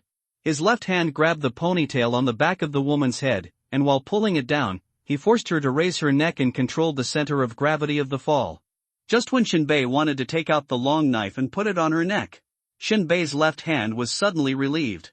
But the hair on the woman's head was torn off by Shenbei. After losing Shenbei's control, the woman pulled herself forward and rolled forward, turning around to keep a half-dot squatting posture, staring at Shenbei with a gloomy look. Shenbei looked at the wig in his hand, and the corner of his mouth twitched. What a thing! After all the calculations, it's not as cost-effective as the wig. The situation that was originally a sure thing was played by this wig. Shenbei? The woman's mouth showed a ferocious look, and the murderous intent in her eyes was as real as substance. No wonder the assembly signal sounded, and I met you here by accident. It's really a symbolic armor. Our leader is very interested in your armor. Why don't we have a good chat? Shenbei's face was gloomy. The last one named Black Fawn said the same thing. Ha! The woman waved her hand. This is not the same thing at all. What do you choose now? Do you want to struggle? If you don't mind me hitting a woman. Shenbei slowly raised his head and continued, if you can provide some information, it would be even better. The next moment, Shenbei didn't have time to nag with this woman. A roar! Shenbei was like a fierce tiger out of the cage, violent lightning, carrying a strong wind and whistling, with an extremely ferocious, fierce and swift momentum, rushing towards the woman 1 meter away. At this distance, the pistol is useful, but it has too many limitations. Once the opponent grabs the wrist, the pistol is a fire stick. It is better to fight hand-to-hand, which is more cost-effective. At this time, Shenbei, with the blessing of the armor, has explosive growth in limb reaction, physical fitness, strength, and speed, which greatly exceeds the limits of ordinary people. Even people with superpowers have to look up to this kind of technological power. The armor is countless gears stacked together. With a slight flick, the power output of the terminal will be amplified hundreds or thousands of times. After experiencing the battle with the third master, Shenbei has a new understanding of his combat effectiveness. Although he has no superpowers, Shenbei's fighting experience is also piled up with mountains of corpses and seas of blood. Swish! In less than a blink of an eye, Shenbei has already rushed over a distance of 1 meter to the woman in the fierce whistling wind. At the same time, his 5 fingers stretched out and grabbed her shoulders. As long as he grabbed it firmly, with Shenbei's current strength and the sharpness of his fingertips, even with the third level defense, he could immediately pierce the woman's shoulder blade and completely lose resistance. However, in this lightning moment, screech! Facing Shenbei's fierce grab, the woman who originally had an incredible face suddenly burst out an extremely shrill and piercing scream from her mouth. This scream seemed to contain some kind of inexplicable spiritual power. Shenbei, who heard the sound, felt as if a steel needle had pierced his brain directly at this moment, and he was in excruciating pain. Shenbei groaned, and felt a sharp pain in his head, and felt dizzy. The originally sure-fire pounce and capture suddenly lost its accuracy, and he did not catch the woman, but let the woman dodge, leaving only 5 deep bloody wounds. When Shenbei barely stopped his body and turned around, 2 hot streams suddenly flowed out of his nasal cavity. That was blood. The woman looked at the bloody wound on her shoulder, and was startled at first. In her fierce pupils, a touch of scarlet loomed, hideous and terrifying. There was a trace of shock on her beautiful face, and her voice seemed to be unusually hoarse because of the strange outburst just now. Very good, no wonder Black Fang died in your hands, the power is really good for an ordinary person. Shenbei's nostrils were still spurting blood, the woman's sonic attack just now was indeed a bit scary. Shenbei licked the blood flowing to the corner of his mouth, sweet, and a little bitter, like a little bit of fine sand. Shenbei felt a little weird. Why did his blood taste like this? Without thinking too much, Shenbei opened his arms, with a sneer on his face. If this is all you can do, kneel down as soon as possible, don't force me to strip you naked. After successfully overcoming the crisis, she stared at Shenbei. At this moment, the woman's eyes were full of unabashed viciousness and cruelty. Very good, my little cutie, you gave me a great surprise. Did you think, you're so cute, Mom? Bang! Holding back the pain in his brain, Shenbei interrupted the woman's nonsense with a ferocious laugh. Just like a hungry tiger pouncing on prey, and ferociously attacked again. Despicable thing, who do you think you are facing, Call? Facing Shinbei's ferocious and fierce attack like a hungry tiger, the woman's face turned livid, she stepped suddenly, and her slender jade legs swept out like a steel whip. But red flames burst out from her toes. Power, fire kick.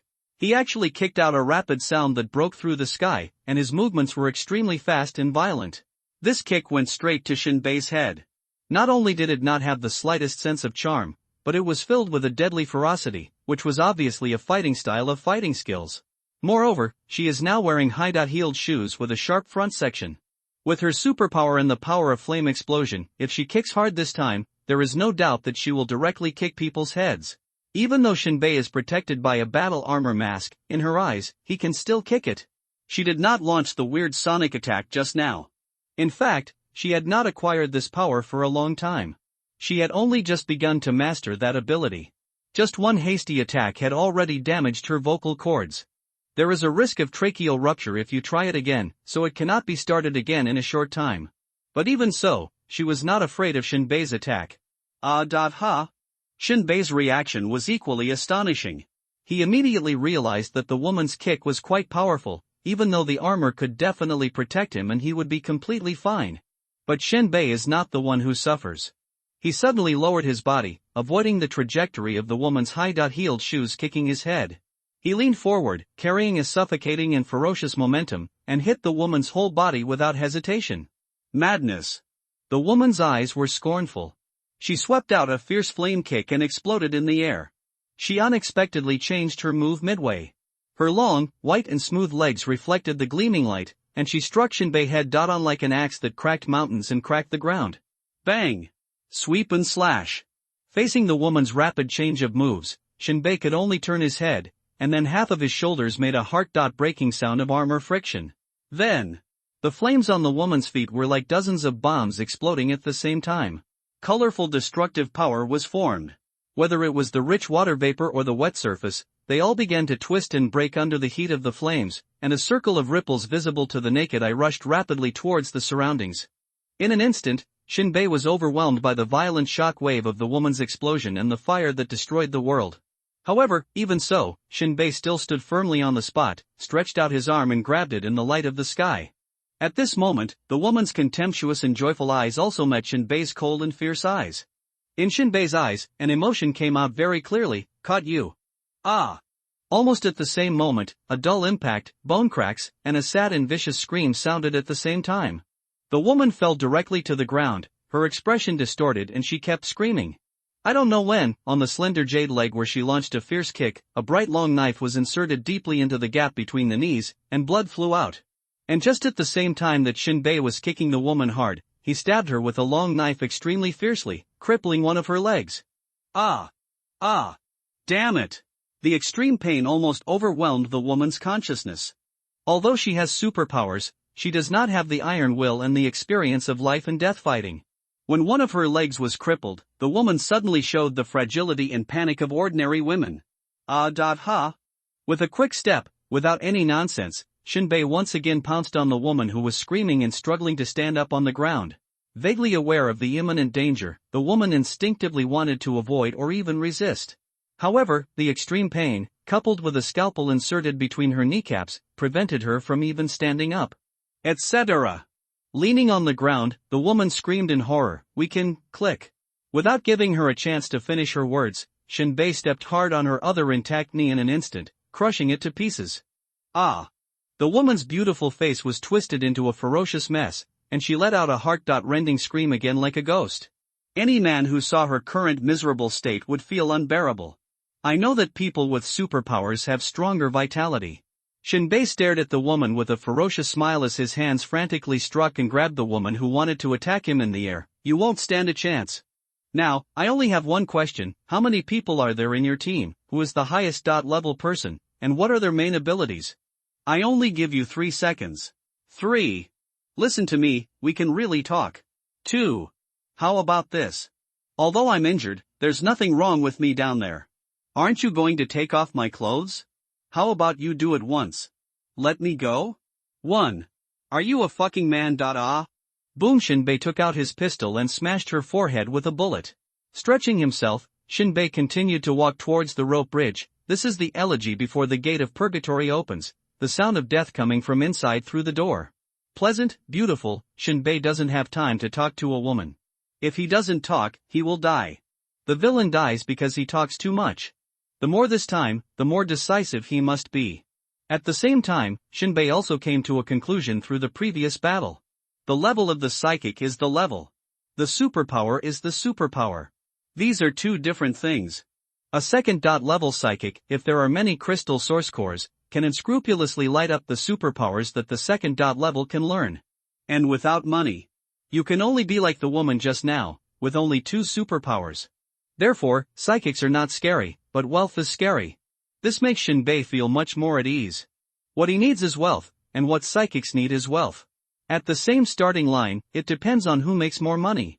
Shinbei looked at the dead woman, raised his right leg, kicked the woman off the cableway. Just when Shinbei was about to continue moving along the cableway, the body of the woman who fell down probably hit the thick layer of rotten leaves, and there was a muffled sound of puff. Bang, bang, bang. 3 red lines of fire suddenly shot up from the bottom of the cableway near Shinbei, hitting the leaves on the top of Shinbei and causing them to fall randomly. Shinbei immediately understood that there must be a sniper under the parasol trees around him.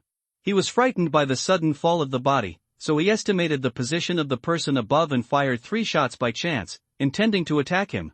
There are still people below, and it should be SVD sniper rifles from the sound. The 3 lines of fire were not blue, but red. Either the sniper rifle of the superpower was used as a long-range attack, or ordinary people were below. Shinbei's goal was to wipe out everyone, so he would not let them go. He hung the hook of the armor on the iron chain of the cable bridge. The whole person was like an upside-down bat, hissing and rustling as he fell vertically from above. As soon as his head plunged into the psychedelic mist, Shinbei felt as if he was sinking into deep water, just like the moment before a paratrooper opened his parachute bag after jumping off the cabin. After descending for a full 9 seconds, the white mist in front of him, which was like entering a sauna, suddenly became as thin as a thread.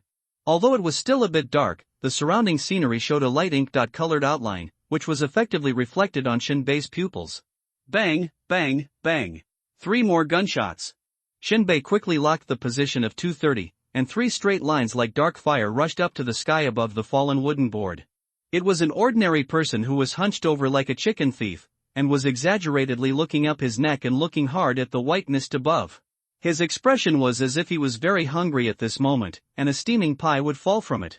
However, in these few short seconds, Shinbei's legs hooked the iron chain and tightened it with a snap, fixing his body at a height of 20 meters. The Barrett sniper rifle in his arms twisted with his external oblique muscles after Shinbei did a sit-up, and the T-shaped crosshairs in the sniper scope hole were aligned on a dark head.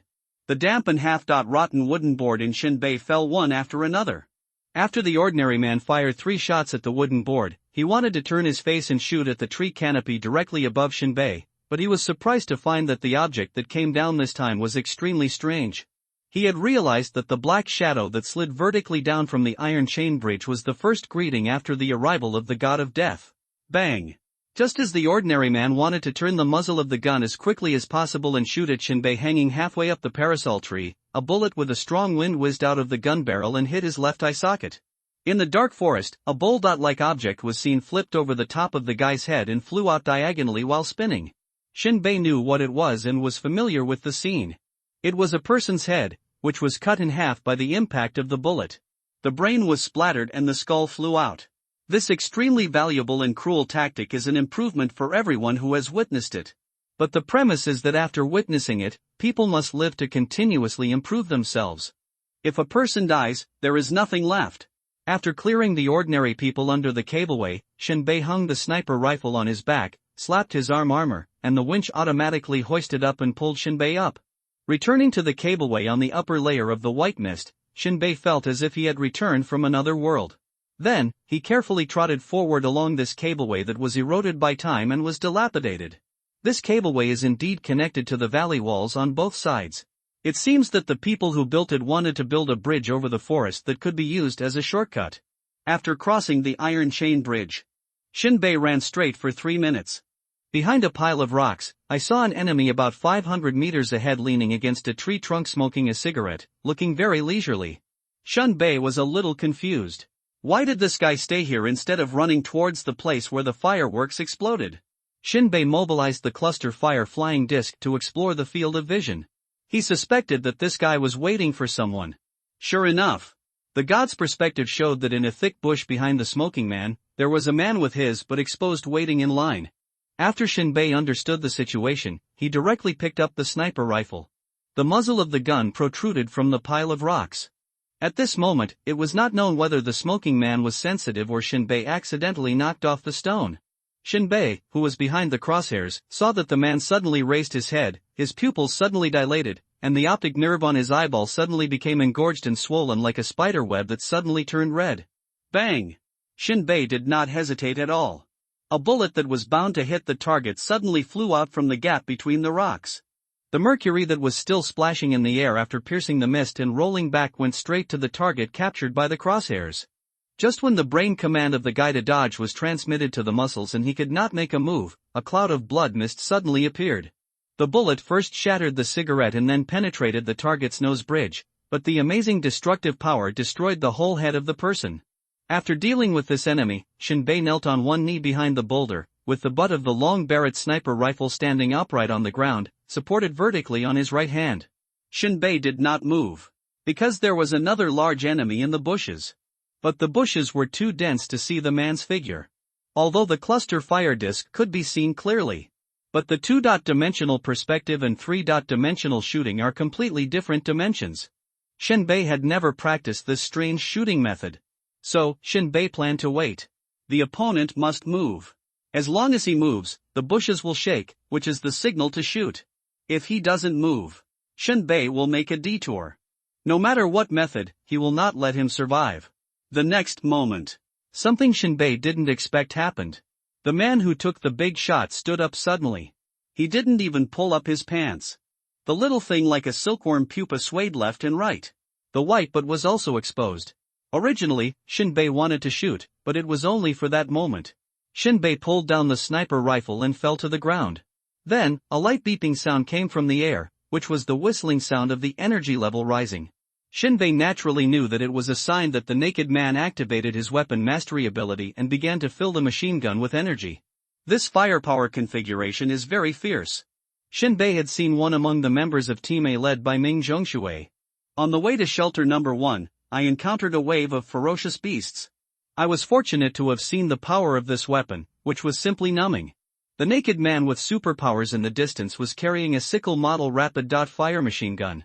The 20mm caliber was not large, but with magnetic force and energy field to assist heat dissipation and correct the vibration of the gun body, the power was increased by more than 40% compared to ordinary rapid-fire machine guns.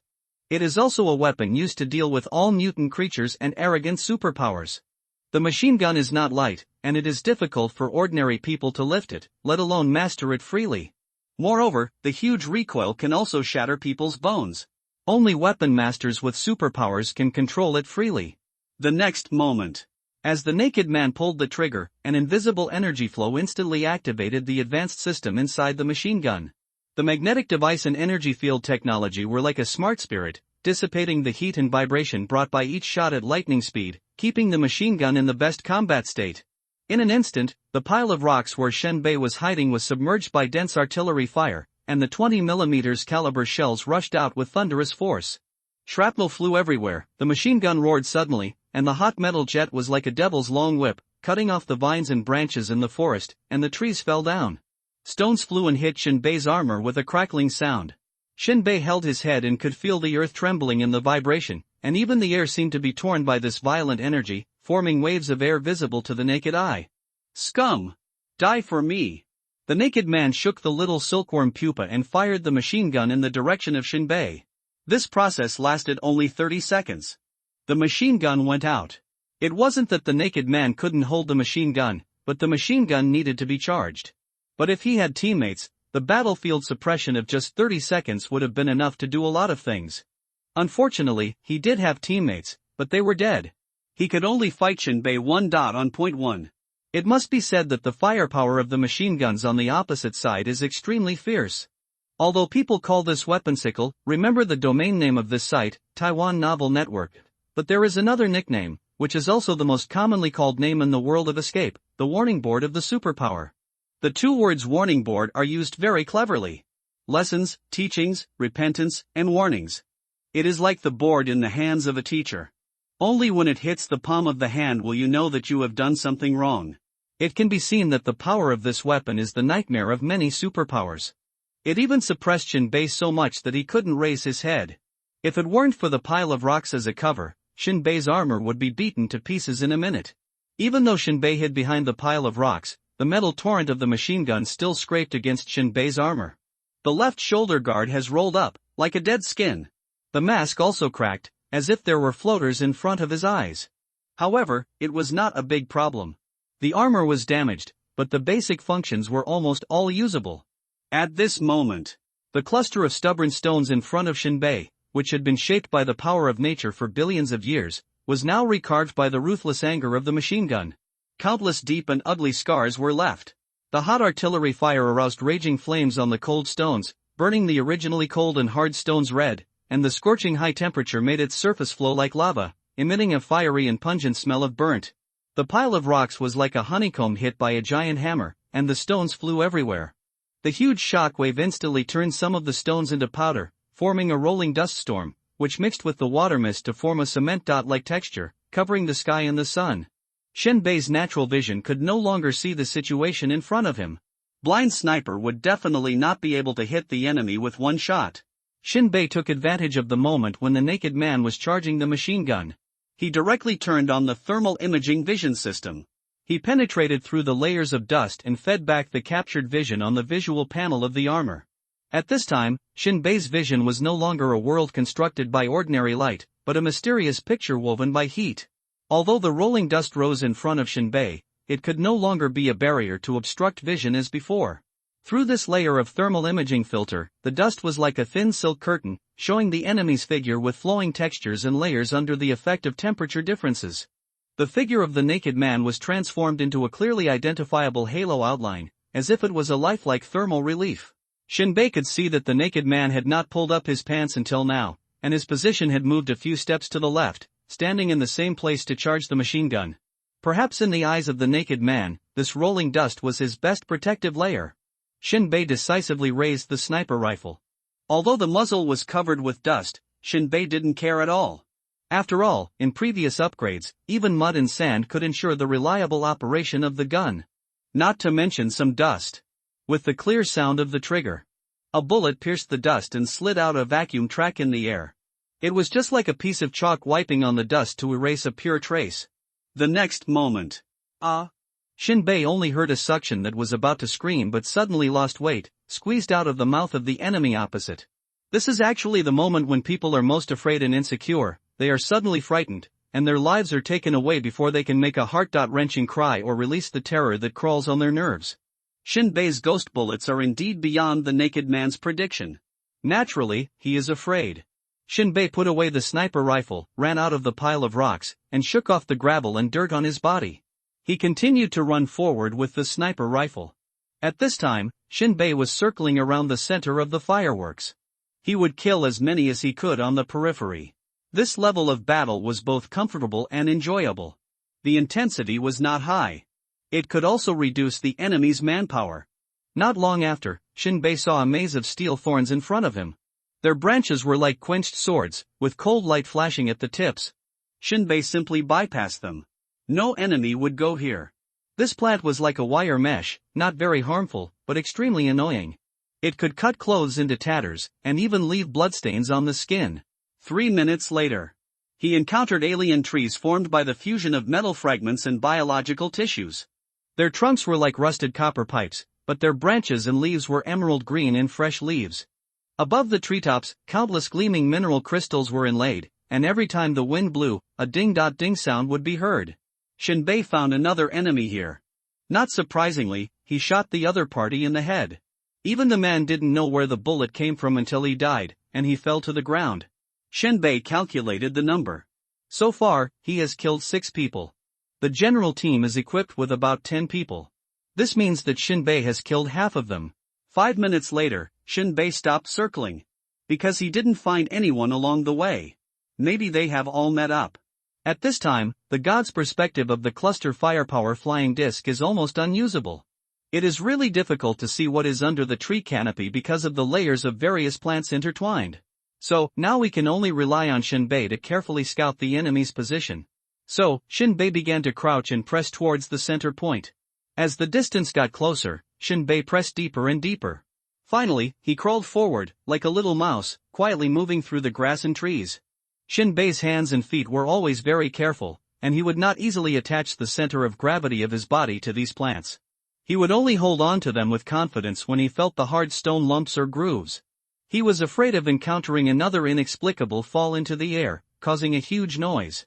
I don't know how long it took. Shinbei stopped crawling. He faintly heard the sound of someone talking. What's going on? Why haven't some people come back yet? Can't they see such a loud gathering signal? Are they all blind? Captain Baziang, could it be Shinbei halfway? Scare yourself. What's there to be afraid of Shinbei? But I seem to hear the sound of machine guns firing just now. Are you stupid? You can't shoot when you're fighting a beast? Baziang looked at them with contempt, waved his hand and continued, wait for 3 minutes. If they don't come back, they will be the ones to get the credit for catching Shinbei. Shinbei heard it very clearly, and estimated that the distance between the two sides was only about 100 meters. Shinbei could even see a figure swaying in the distance. The captain of the enemy team, Baziang, was a middle-aged giant with a strong and tall figure and no hair on his head and face. This man had muscles all over his body and exuded an amazing aura like a beast, giving people the feeling that a terrifying beast had walked in. He looked very capable. At the same time, there were several cars at the gathering point for these people. But what surprised Shinbei was that the size of this team was beyond his imagination. With 6 people dead, there were still 14 or 15 people. A full team of 20 people. Shinbei sniffed. If he wanted to defeat them one by one, it would be almost impossible. After weighing the pros and cons, there was only one way for Shinbei to deal with so many enemies at once. Cluster firepower reversal. Shinbei began to retreat, away from this area, to avoid the impact of the aftermath. From a distance of 100 meters, retreat to 300 meters. Exactly 3 minutes passed. Using his hands and feet, Shinbei climbed up a big tree and occupied the commanding heights for observation. At this time, Baziang and others were ready to set off to the south, probably to find their own traces. Decisively edited the bombing order. Instantly. The cluster firepower flying disc that stayed above Baziang and others revealed its true form. The muzzle was slightly tilted and pointed at the ground. A flash of fire passed, and a silent shell was fired. The shell dragged a trail of blazing flames, cutting through the layers of mist. Hey, what is that? Someone accidentally raised his head and saw an iron-blue object falling from the mist. Baziang looked up at the sound, and his pupils suddenly shrank. Horrified. For a moment, he doubted his life. There were no fighter planes flying in the sky, and there was no sound of shells being fired. How the hell did this thing appear? Bombs. Enemy attack. Disperse. Baziang waved his hands and screamed loudly, asking everyone to dodge. Boom. As soon as the words fell, the shells hit the ground heavily with a devastating force, and the target area was swallowed up by the terrifying shock wave at that moment. The energy released at the moment of the explosion surged like a raging wave, turning into a dazzling white light, and then spreading into a huge fireball, bursting out with dazzling flashes and hot air waves. The rolling air waves even blew away the surrounding mist, revealing the blue sky. Boom boom boom. The cluster fire disc was still pouring shells. Under the baptism of shells, the target area became unrecognizable, and dust, gravel and metal fragments flew together, forming a doomsday-like chaotic storm. The shrill howling sound was endless. Fuck, fuck, fuck. My arm was blown off. Ah. My leg. Save me. What the hell is that thing in the sky? Shoot it down. Ah, run. This shell is wrong, it's too powerful. Although the enemy had discovered the fire disc in the air, it was too late. The artillery fire was ruthless. Even if some superpowers set up a defensive shield, it was instantly torn apart by the huge impact of the artillery fire. The vehicles twisted and deformed in the flames, paralyzed on the ground like iron blocks molten by high temperature, with the wreckage of the car scattered and the burning tires leaving wisps of black smoke in the air. Shinbei held a sniper rifle and kept scanning. One of the superpowers probably had a high defense, or used some superpowers to offset the power of the bombing. But he was also bombarded by 10 intensive shells in succession, and his arm was broken. The wound was dark and blood spurted wildly. Even after discovering the firepower flying disc in the air, this guy spit out a huge fireball in the air and blasted it straight over. But the passive defense module of the cluster firepower flying disc was activated. A light yellow light curtain made of diamond corners was erected to resist the fireball attack. Shenbei was heartbroken. Defense also costs money. A bullet was shot directly into the brain of the guy who was still attacking the firepower flying disc, and it exploded into a ball of enchanting blood. And the others, without exception, were all covered in wounds, with incomplete limbs, and fell to the ground. It can be said that the shells of the cluster fire disc are several times more lethal than the machine gun of the naked man. Or 10 rounds. No surprise, even if not all died, they were seriously injured and unable to form combat effectiveness. Shinbei jumped down from the tree, holding a revolver, and the whole person seemed to have a spirit of being above everything and overlooking all living things. Walk in. The scene was a mess. Iron and steel fragments, broken limbs and bones, broken meat, black blood, and charred soil formed a purgatory-like scene. Bang! Shinbei shot a bullet into a person's head. Although the lower body of this person had been blown off. But to eliminate any witnesses who might have seen the cluster fire disc, Shinbei didn't mind wasting bullets. Bang bang! Shinbei stepped on the bloody mud and shot all the heads he saw. Death upon death, death is inevitable. No one will be left alive. But when Shinbei shot the last person, Ba Ziang, an abnormality that frightened Shinbei suddenly occurred. Shinbei eliminated the remaining enemies at once. He didn't even care about the vehicles. When the enemies gathered together and were about to leave, cluster fire disc tilted the shells. It can be said to be a shocking bombing. At this time, Shinbei entered the battlefield and started to make up for the gunfire. When he shot at the last man, Ba Ziang, something unexpected happened to Shinbei. But see, Ba Ziang's broken body suddenly burst into an invisible wave. An invisible force field expanded with him as the center, with a radius of 10 meters. After the bullet of Shinbei's revolver fell into the force field, the metal shell slowed down rapidly, and the tip began to turn red due to the high heat. Shinbei frowned. This guy has a good physique. Under such continuous bombing, he is not dead yet, and he still has energy to support the defensive position. At the same time, Shinbei also found that Ba Ziang's protective force field is fundamentally different from the position when he first blocked Gon Mo. It is no longer a hard consumption of the kinetic energy of the bullet.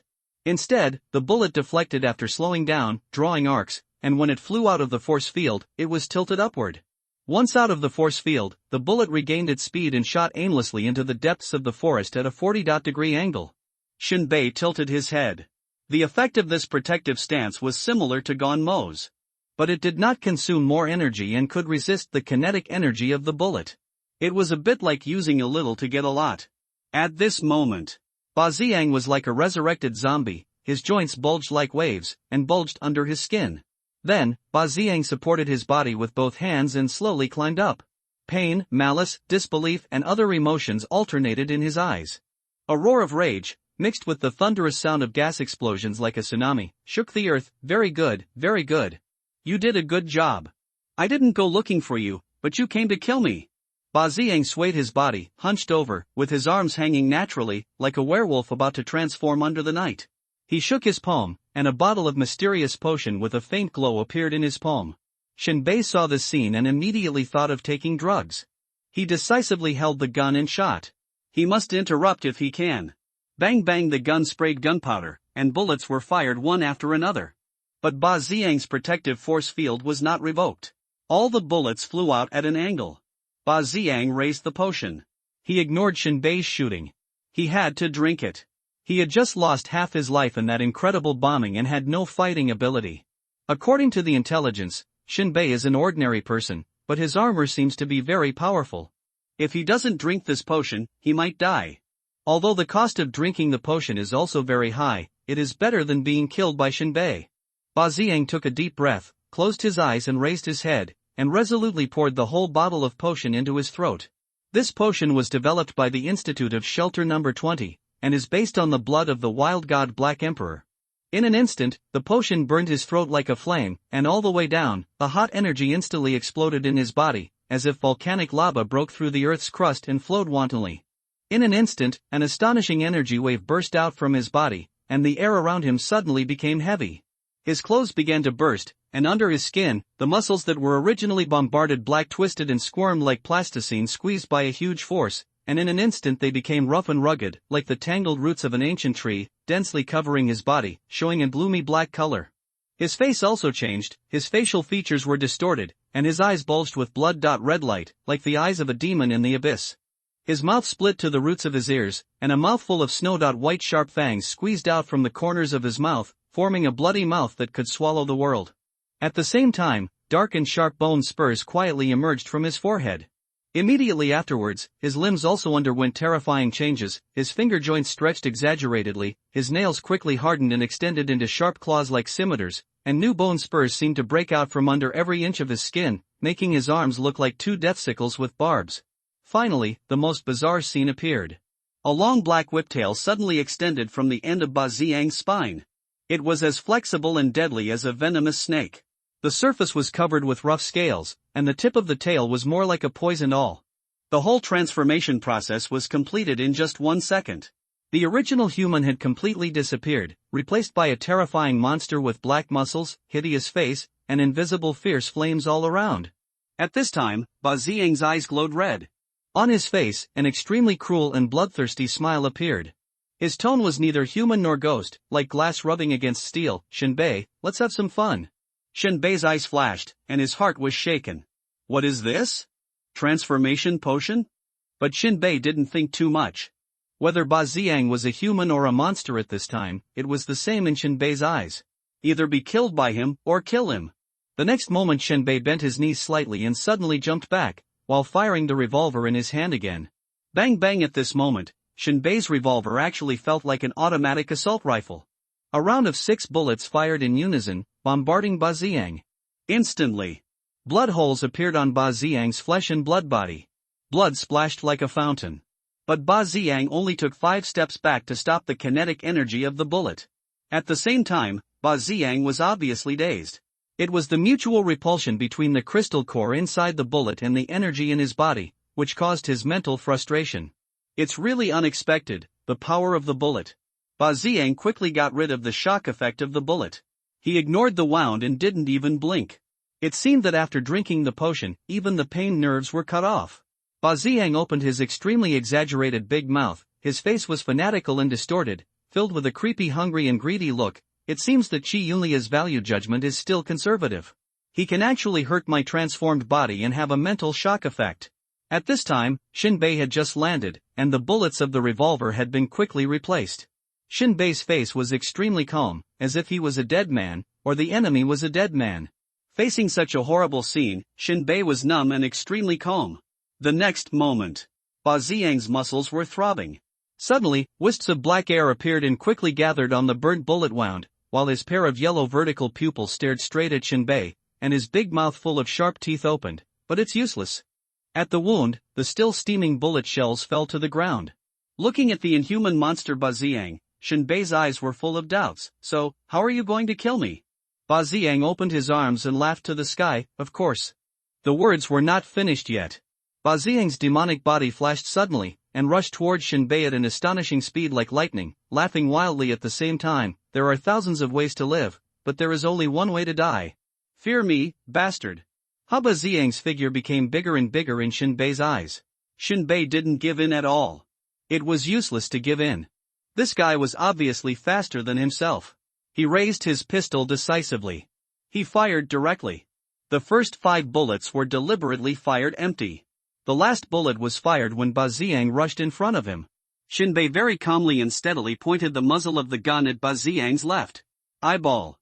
At this moment, Ba Xiang's ferocious face was almost touching Shinbei's mask. The two sides were so far away. They could see each other's reflection in each other's eyes. "Die first." Ba Xiang waved his hand and slapped him. Time seemed to slow down by half a beat.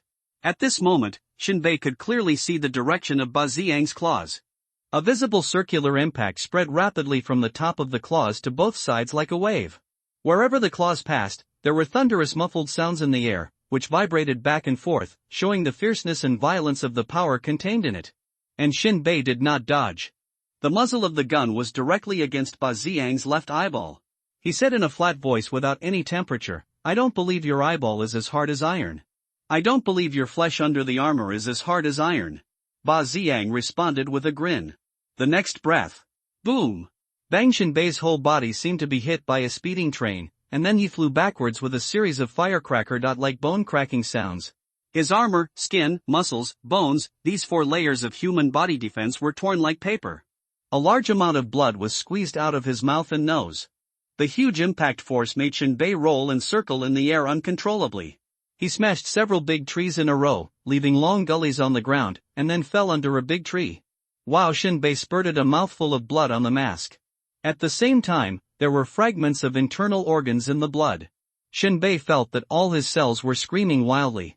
The muscles of his whole body seemed to be peeled off. The bones seemed to be repeatedly crushed into bone slag by a heavy steamroller. This is a long-lost pain. Not only did it not make Shinbei sad, but he became more and more excited. Pain. It's his own heat, it's his friend. At this moment, the visual panel, which was already scarlet, sent a lot of warnings. Warning, the skeleton structure is damaged by 90. Warning, the overall defense of the armor is damaged by 80. Warning, the life support system is completely paralyzed. Warning, so the joint transmission is completely paralyzed. Shinbei directly shut down the chaotic warning sound. Amid the creaking and friction sounds of armor, he slowly stood up with the help of the tree. Shinbei walked back step by step with his revolver in hand. At this time, Ba Ziyang was even more miserable. His left eye exploded, and his skull except for the left eyeball was also blown off. Even the milky white and burnt yellow folds of the cerebral skin were exposed. Fuck! Ba Ziyang reached out and touched his left brain exposed in the air. Damn, why did the power of the bullet increase? Ba Ziyang was very puzzled. According to his estimation, 1 bullet could only break his defense, but it was not fatal. In this case, he dared to tease Shinbei and exchange injuries with him face to face. The result? I was a bit careless. Ba Ziyang didn't care at all. After his attack, Shinbei would definitely not be able to get up. In fact, he would definitely die. After all, it was the blood of the Black Emperor, and the main feature was violence and resistance. Then, a series of rustling footsteps came. Ba Ziyang turned his head suddenly. But saw.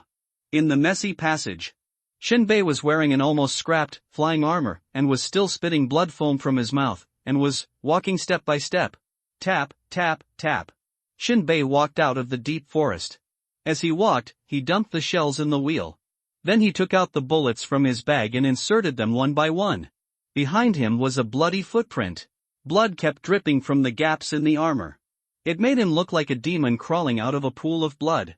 Shinbei's eyes were extremely deep. Through the blood-red mask, it seemed as if there was a whole bottomless red abyss, as if it wanted to suck every soul that was watched into it and sleep forever. In terms of momentum, he actually suppressed the humanoid monster Ba Ziyang. Pooh! Ba Ziyang's eyes were filled with great anger. He spat fiercely, and his Tyrannosaurus-like body crushed the air. Each step spanned nearly 10 meters, and trampled out large pits with a diameter of 1 meter on the ground. The whole person brought a gust of wind and rushed towards Shinbei ferociously. Fuck you, you dare to stand. Kneel down. Ba Ziyang used his terrifying physical strength to show extreme violence. When his arm was used, the veins bulged, just like a ferocious iron whip smashing down fiercely. Although Ba Ziyang was very surprised that Shinbei was still alive, it didn't matter. One attack would break his armor. The second attack would kill him. And Shinbei still had a cold smile on his face and raised his revolver. Bang bang, 5 more bullets were fired. Bang! The last shot, a dull and powerful gunshot, instantly tore the tranquility of the air. The revolver sprayed out a blazing ton of fire, accompanied by smoke. The bullet was like an angel of revenge, accurately hitting Ba Ziyang's right eye. Ba Ziyang's eye socket burst instantly, blood and broken eyeball tissue intertwined, and the eyeball turned into a pool of scarlet pulp under the high-pressure impact. Then, under the impact of the bullet, the right side of Ba Ziyang's head was blown off. At the same time, Ba Ziyang's attack came instantly. The steel whip at the tail made a sharp whistle in the air and hit Shinbei with a snap. Crash! The upper body armor was directly beaten to pieces and thrown out in several pieces. And Shinbei's chest collapsed immediately, like a landslide, and his whole body was instantly hit off the ground, like a spinning top, and was thrown dozens of meters away again. Cackle! Ba Ziyang made a crazy hissing sound. although his eyes were all exploded and his skull was almost gone. But this did not affect his perception of the outside world at all. Of course, pain had no effect on him at all. Ba Xiang opened his arms and laughed wildly. Interesting, interesting. He slowly turned his head, and his eye sockets that had turned into black holes looked in the direction where Shinbei fell. This time, in his perception, Shinbei stood up again. But this time Shinbei was injured more seriously, and he couldn't even straighten his back. Fuck you. Ba Xiang dragged his iron dot-like tail, plowed deep dirt on the ground, and walked toward Shinbei. Why can you still stand up? Do you despise me? Pain. Shinbei's voice was without any emotion or waves, as if he was talking about something insignificant. Pain keeps people awake. Click, click, click. Shinbei began to change the bullet. When he was about to insert the sixth bullet, Shinbei's bag was empty. No more regular bullets. Shinbei opened the lining of the bag, took out another level 5 revolver bullet and inserted it into the revolver. Shinbei gritted his teeth, and with the huge tearing that ordinary people could not imagine and could not bear, he straightened his deformed spine violently. The joints were originally dislocated, and under the forced correction of external force, all the nerves seemed to be burned by fire. Beads of sweat mixed with blood rolled down. Shinbei Ping raised the pistol and fired 5 shots into the air. I understand. Ba Xiang laughed sinisterly. The first 5 shots were just a cover, the real power of the last shot is added up.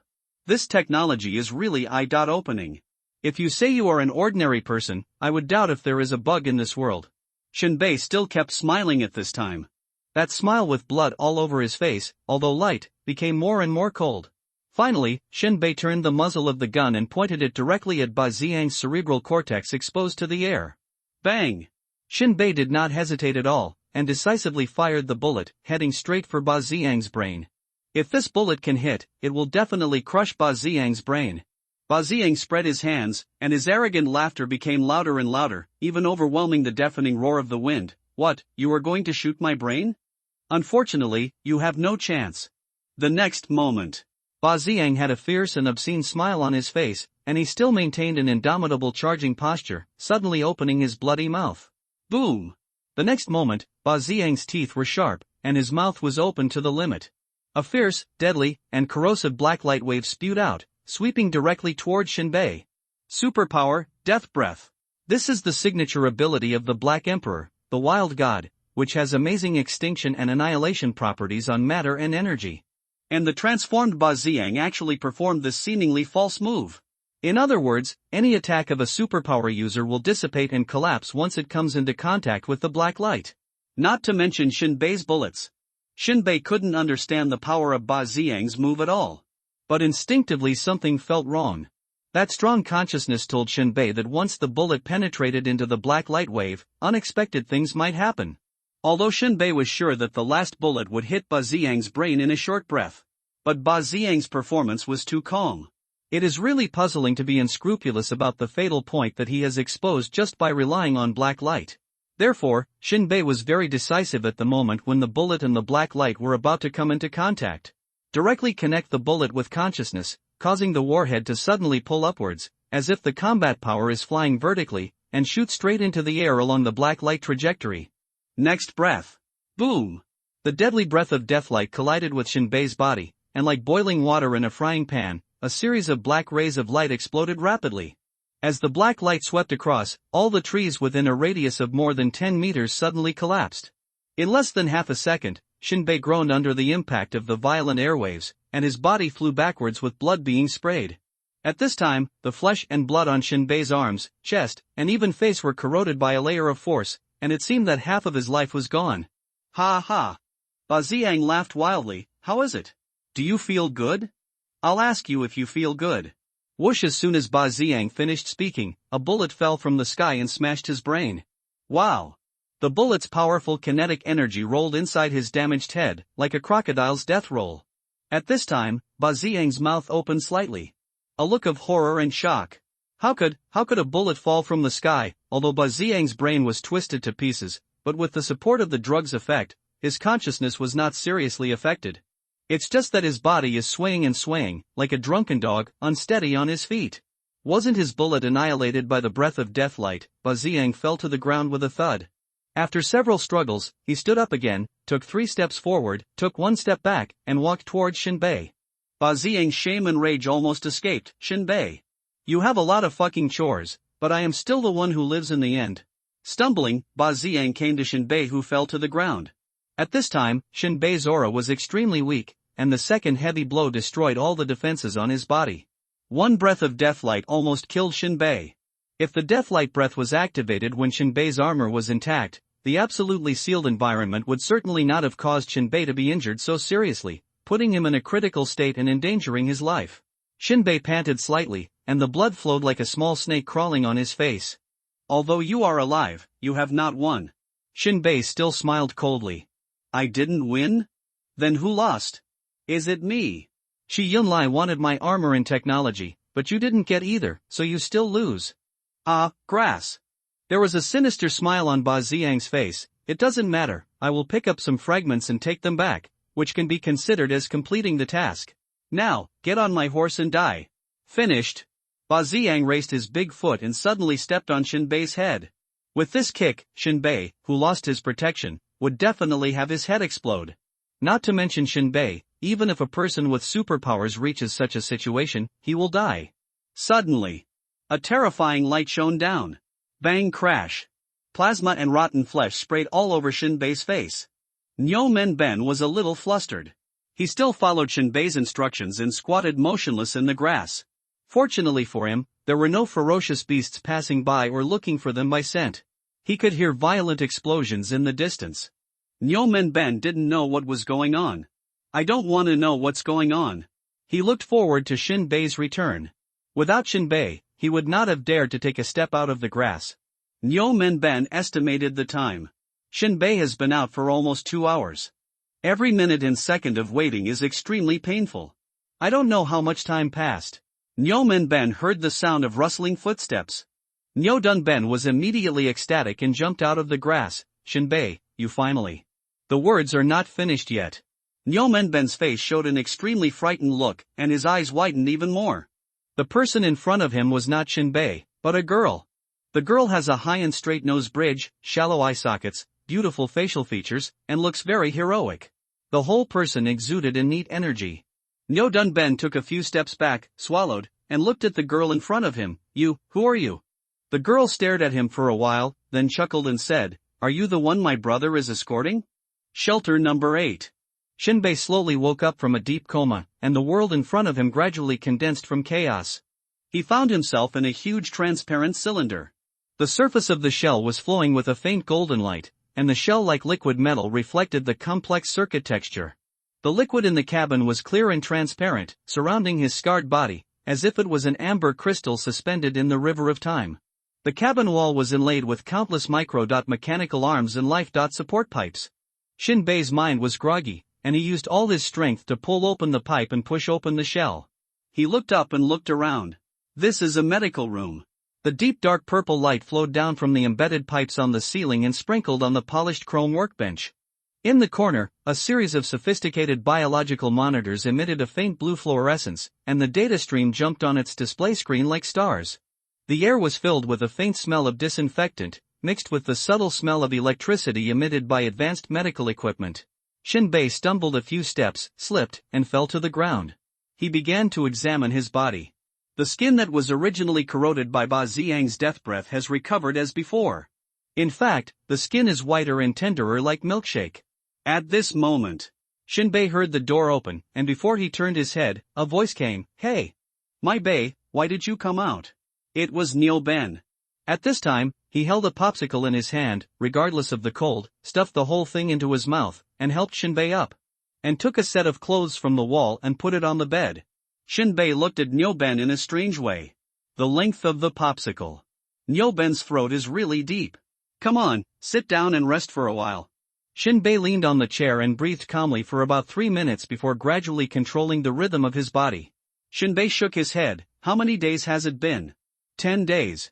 We should go back.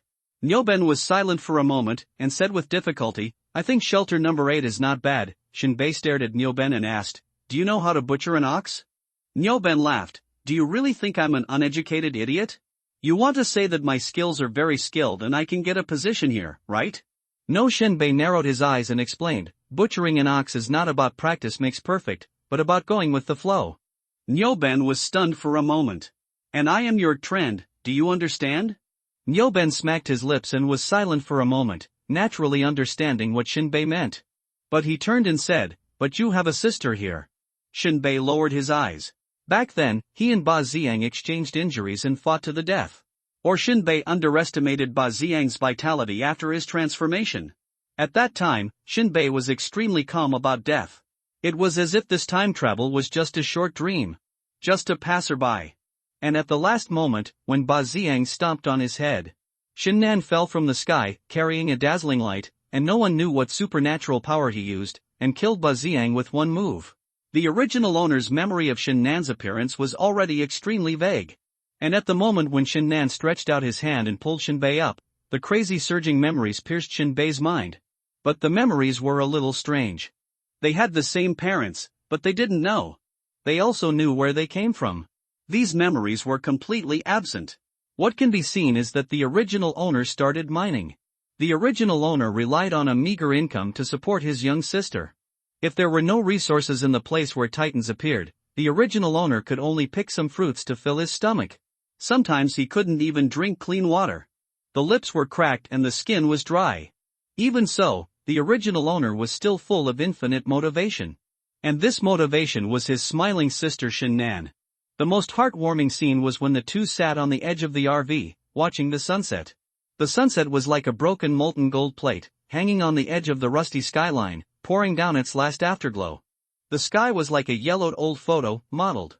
They sat side by side, wearing worn and colorful cloaks, and their faces were coated with a warm golden edge under the reflection of the sunset. The little boy held a sharpened short knife in his hand and was cutting the first strips of meat he had obtained in a month. The little girl was holding a patched doll, giggling and eating the hard-earned food, with curiosity and longing for the unknown world in her eyes. They stared at the setting sun together, letting the evening breeze brush across their tender cheeks and take away the dust. At that moment, the soft light of the sunset seemed to gently embrace them, stretching their shadows for a long time. At that time, it was the original owner who held the little Shinnan. And now, it was Shinnan who reached out and held Shinbei. The two met again. The conversation was also very concise. "Brother." "Yeah." One word per person. The wind was light at that time, for fear of blowing away a syllable and letting the other person not hear it. Needless to say, after more than 10 years of separation, they met again unexpectedly, and one word was enough. Then Shinbei said one more word, mentioned Nyoben, and fainted. At this time, Shinbei shook his head and said in a flat tone, "I don't belong here, and you don't belong here either. We can join." Nyoben clapped his fingers and tempted Shinbei, "You may not know where shelter number 8 is. Let me explain it to you. The world of escape, the home of the Spider Queen, the top combat power.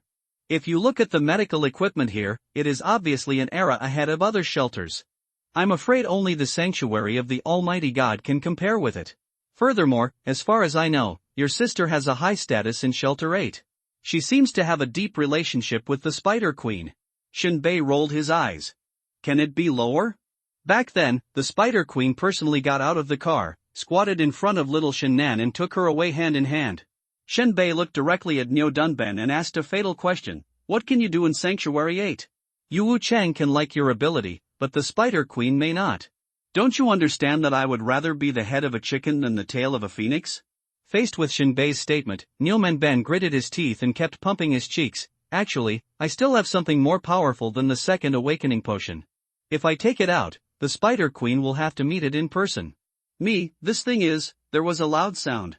Shinbei suddenly rushed forward, grabbed Nyo Dunben's mouth, and growled in a low voice, "Did I tell you not to expose your abilities at will? Where is this place? What if there is a monitoring device?" Nyo Menben's eyes narrowed, but he said nonchalantly, "What's wrong with me just relying on my own ability to stay?" Shinbei stared at this ignorant and dangerous 250 in the wilderness. "Are your things definitely yours?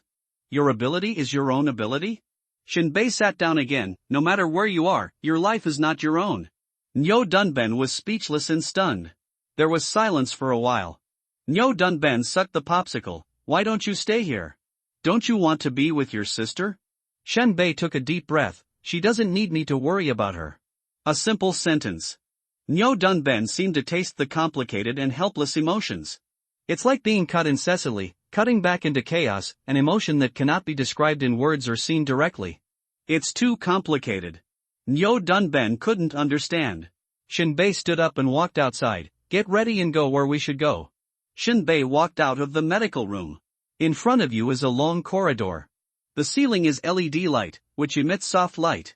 The power supply alone is enough to show that the resources of Shelter 8 are many times stronger than those of Shelter 36. At the same time, various medical staff wearing white coats walked around. After seeing Shinbei, he just nodded slightly and didn't ask too much. Shinbei walked out. This is the second floor of the shelter. At a glance, the houses here are tall, big, and beautiful. The appearance is harmonious and unified. But Shinbei always had a monotonous sense of déjà vu cold, stiff style. Although it looks more beautiful. But it is far inferior to the pyrotechnics brought by the various architectural styles of 36 Shelter. There were no noisy drunks to be seen, and the silence was uncomfortably quiet. Meanwhile, the second level functions much like any other shelter. Various crops are planted on large tracts of land, which are green and growing happily. Shinbei faced the hot wind and continued to move forward. No wandering around here is allowed. Of course, this does not mean a restricted area. But the road. There are crosswalks on the road. There are specific arrows to follow. 2 people in a row, 3 people in a file. Crossing or taking shortcuts is not allowed until the arrow turns. The main focus is order and self-discipline. Shinbei followed the 2 of them. Not long after, a strange building appeared in the field of vision. It looks like a Ferris wheel, except it's not round, but in the shape of a spider web. It should be connected using modules, and there are various rooms, offices, etc. inside. Shinbei didn't need to think too much, it must be the permanent residence of the Spider Queen. Soon, Shinbei came to the material warehouse. Follow the rules of each shelter. Outsiders must take off all their weapons, store them in the supply warehouse, and pick them up when they leave. When Shinbei woke up, his armor, weapons, and backpack were all gone. Naturally, it is stored here. Shelter number 8 divides each department into details. If it is placed in Shelter 36, you will have to contact the logistics department. Shinbei walked in, made an announcement, and took back his belongings. A pile of rags. The armor has all been scrapped, like the last scrapped robot in the final battle. It is full of scars, pitted and rolled up, giving it the impression of an aging cow. The staff on the side asked kindly, "Do you need to clean up the garbage?" Shinbei naturally meant what he said. Except for the firearms, the armor was already a pile of junk. The best destination is to throw it into a furnace, melt it into iron, and make a screw or something. Shinbei shouldered the gun, hugged the armor and said with a smile, "No need, I'll take it home." The staff looked at Shinbei's retreating back and felt dazed for a moment. Go home? Go home with scraps of metal? Is this person sick? He actually develops anthropomorphic emotions for scrap metal. Freak! At this time, Shinbei was leaning on the fence at the edge of the second floor of Titan. He looked down. There was a rolling RV behind him. However, the RV here was much better than Shelter number 36. The exterior of the house was very bright, uniformly painted white. The shape was also diverse. At least, there was a hint of freshness. Better than Shelter number 36, right? A crisp voice came from behind Shinbei. Shinbei did not look up, but nodded with a dull look in front of him. "Nyo Lu came to me just now, and he said you don't want to stay here." Shinnan gently placed her small hand on the fence, leaning her upper body against it, her hair falling, exuding the fragrance of Gannan flowers. "If you are here to persuade me, then there is no need." Shinbei's voice was light. Shinnan smiled and shook his head. "No, you have freedom. I just want to know why you don't stay here." Shinbei lit a cigarette and smoked it all in one breath. Then he exhaled a long breath, and it took a full minute to stop. "If you can't make it here, there is another home in Shelter number 36. I have to protect this home for you." Shinnan almost burst into tears. Shinbei knew that when the Spider Queen took Shinnan away, she didn't say the deadline. Anyone and any item will have their value squeezed out one day. Even Shinbei is the same. So, Shinbei sticks to what he should stick to. If Shinnan is eliminated in Shelter number 8, at least she will not be homeless. My only worry is that I will feel relieved after seeing you. Shinbei smiled softly. Shinnan bit his lips, his eyes were a little red and swollen. "I know, brother. Prepare a car for me." Shinbei flicked the cigarette butt. "No problem." Silence. A long silence. Shinbei couldn't speak, and Shinnan seemed to lose his temper. "Be well." Finally, Shinbei threw a word, hugged his items and turned away. Shin-nan's long hair fluttered in the wind, covering her eyes. Those strands of hair seemed to tear Shin-bei's back apart. Some people walked farther and farther away. Some people walked closer and closer. Damn it! I heard Shin-bei is here. A girl jumped onto the railing, grabbed Shin-nan's shoulder, and asked loudly, "Where is he?" Shin-nan pointed at the vehicle chasing the sunset. "Gone. I'm so angry." Bai Luo held the railing tightly, his anger unabated. And Shin-nan smiled and raised her long hair. The road with rolling vehicles was not an ordinary road, but the road to go home one day in the future. At this moment, a man in a big white coat ran over. "Director Shin, the results are out there." Shin-nan nodded and rushed to the laboratory alone. For ordinary shelters, there is no special department called the laboratory. It is usually mixed with the research institute. Even the medical clinic is concurrently served by the research institute. Shelter number 8 is rich in resources and has sufficient personnel. The Spider Queen's management is so detailed that it makes other shelter leaders ashamed. Especially the medical center, the equipment far beyond the current era comes from the world-destroying starship. At the beginning, Shin-bei was almost electrocuted by Malbour, and was saved by Blue Enchantress using a potion worth 1 million crystal source cores. If it was placed in the Spider Queen's medical center, at most 100,000 crystal source cores would be enough. This is the power of technology. Soon, Shin-nan came to the laboratory alone, and after a series of identity verification, she came to a separate room. The smell of mixed chemicals hit her face. The interior of the laboratory is well arranged. Rows of empty glass test tubes are hung on the test tube rack. A huge mass spectrometer is placed in the central area. On one side, 3 staff members are observing the blood under the microscope.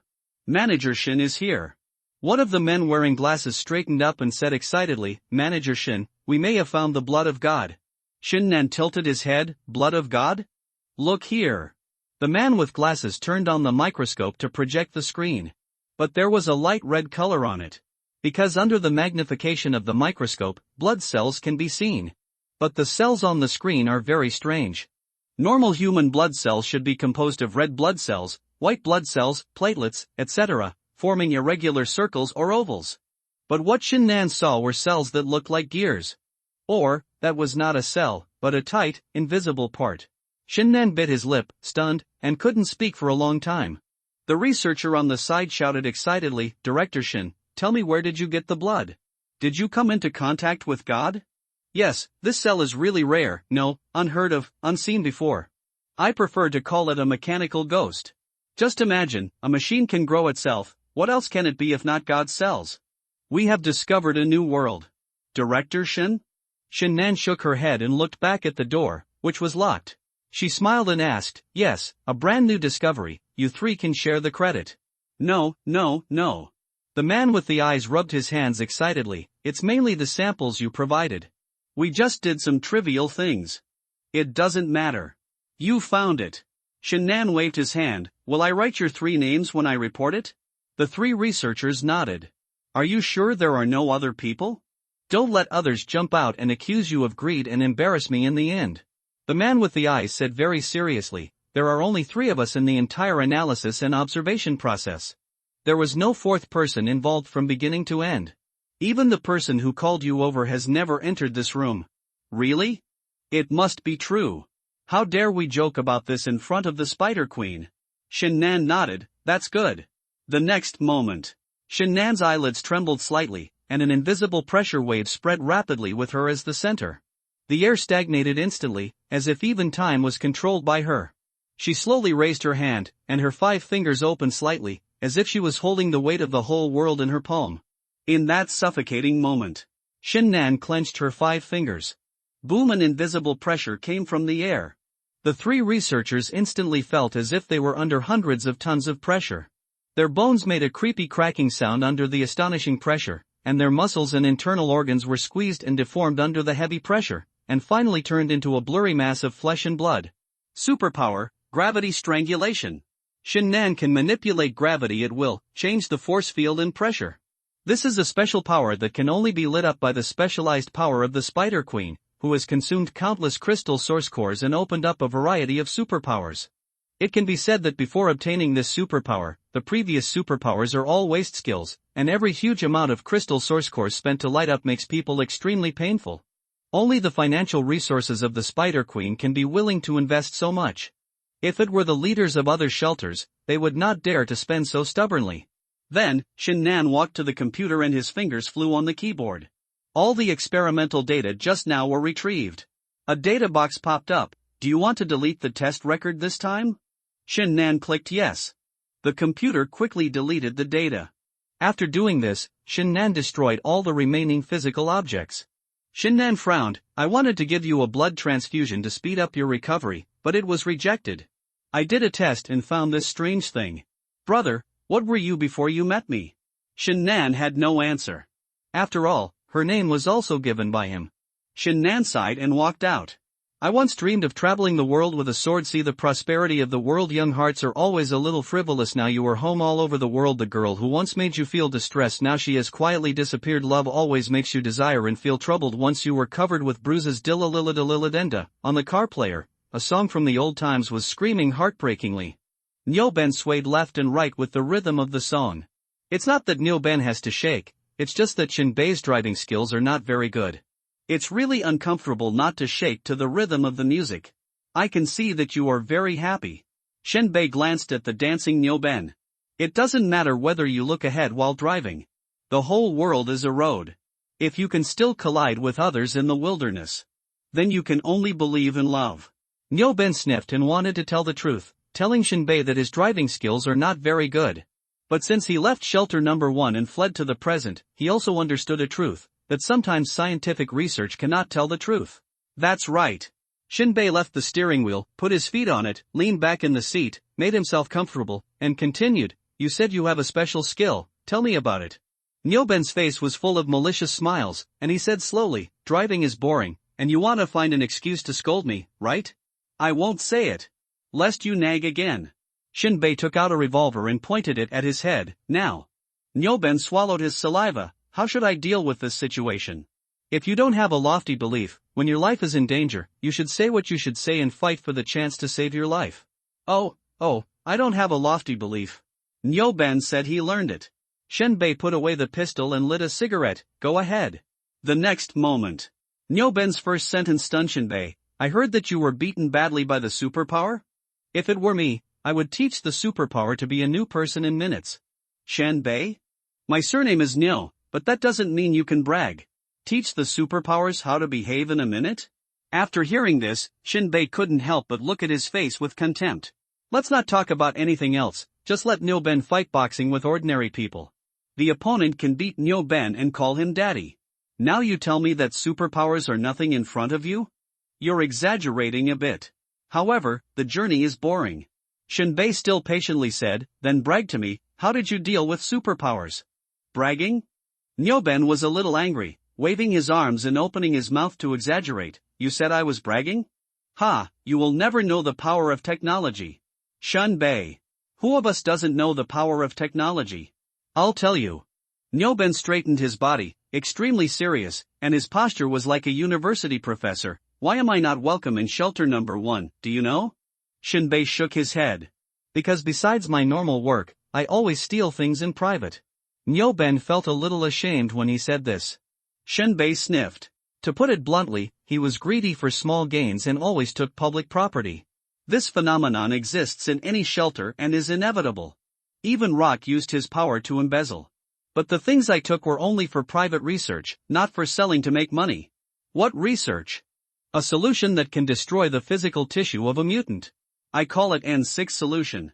Shinbei turned his head and looked at Nyoben, not knowing why. My pistol can do it too. Nyoben held his mouth, looking like he wanted to hear what you were saying. Shinbei shrugged. Your pistol damage is not the same as my solution damage. Nyoben said while counting his fingers, the pistol damages the body of the mutant, that is physical kinetic energy. Mine is chemical energy, which can dissolve the mutant.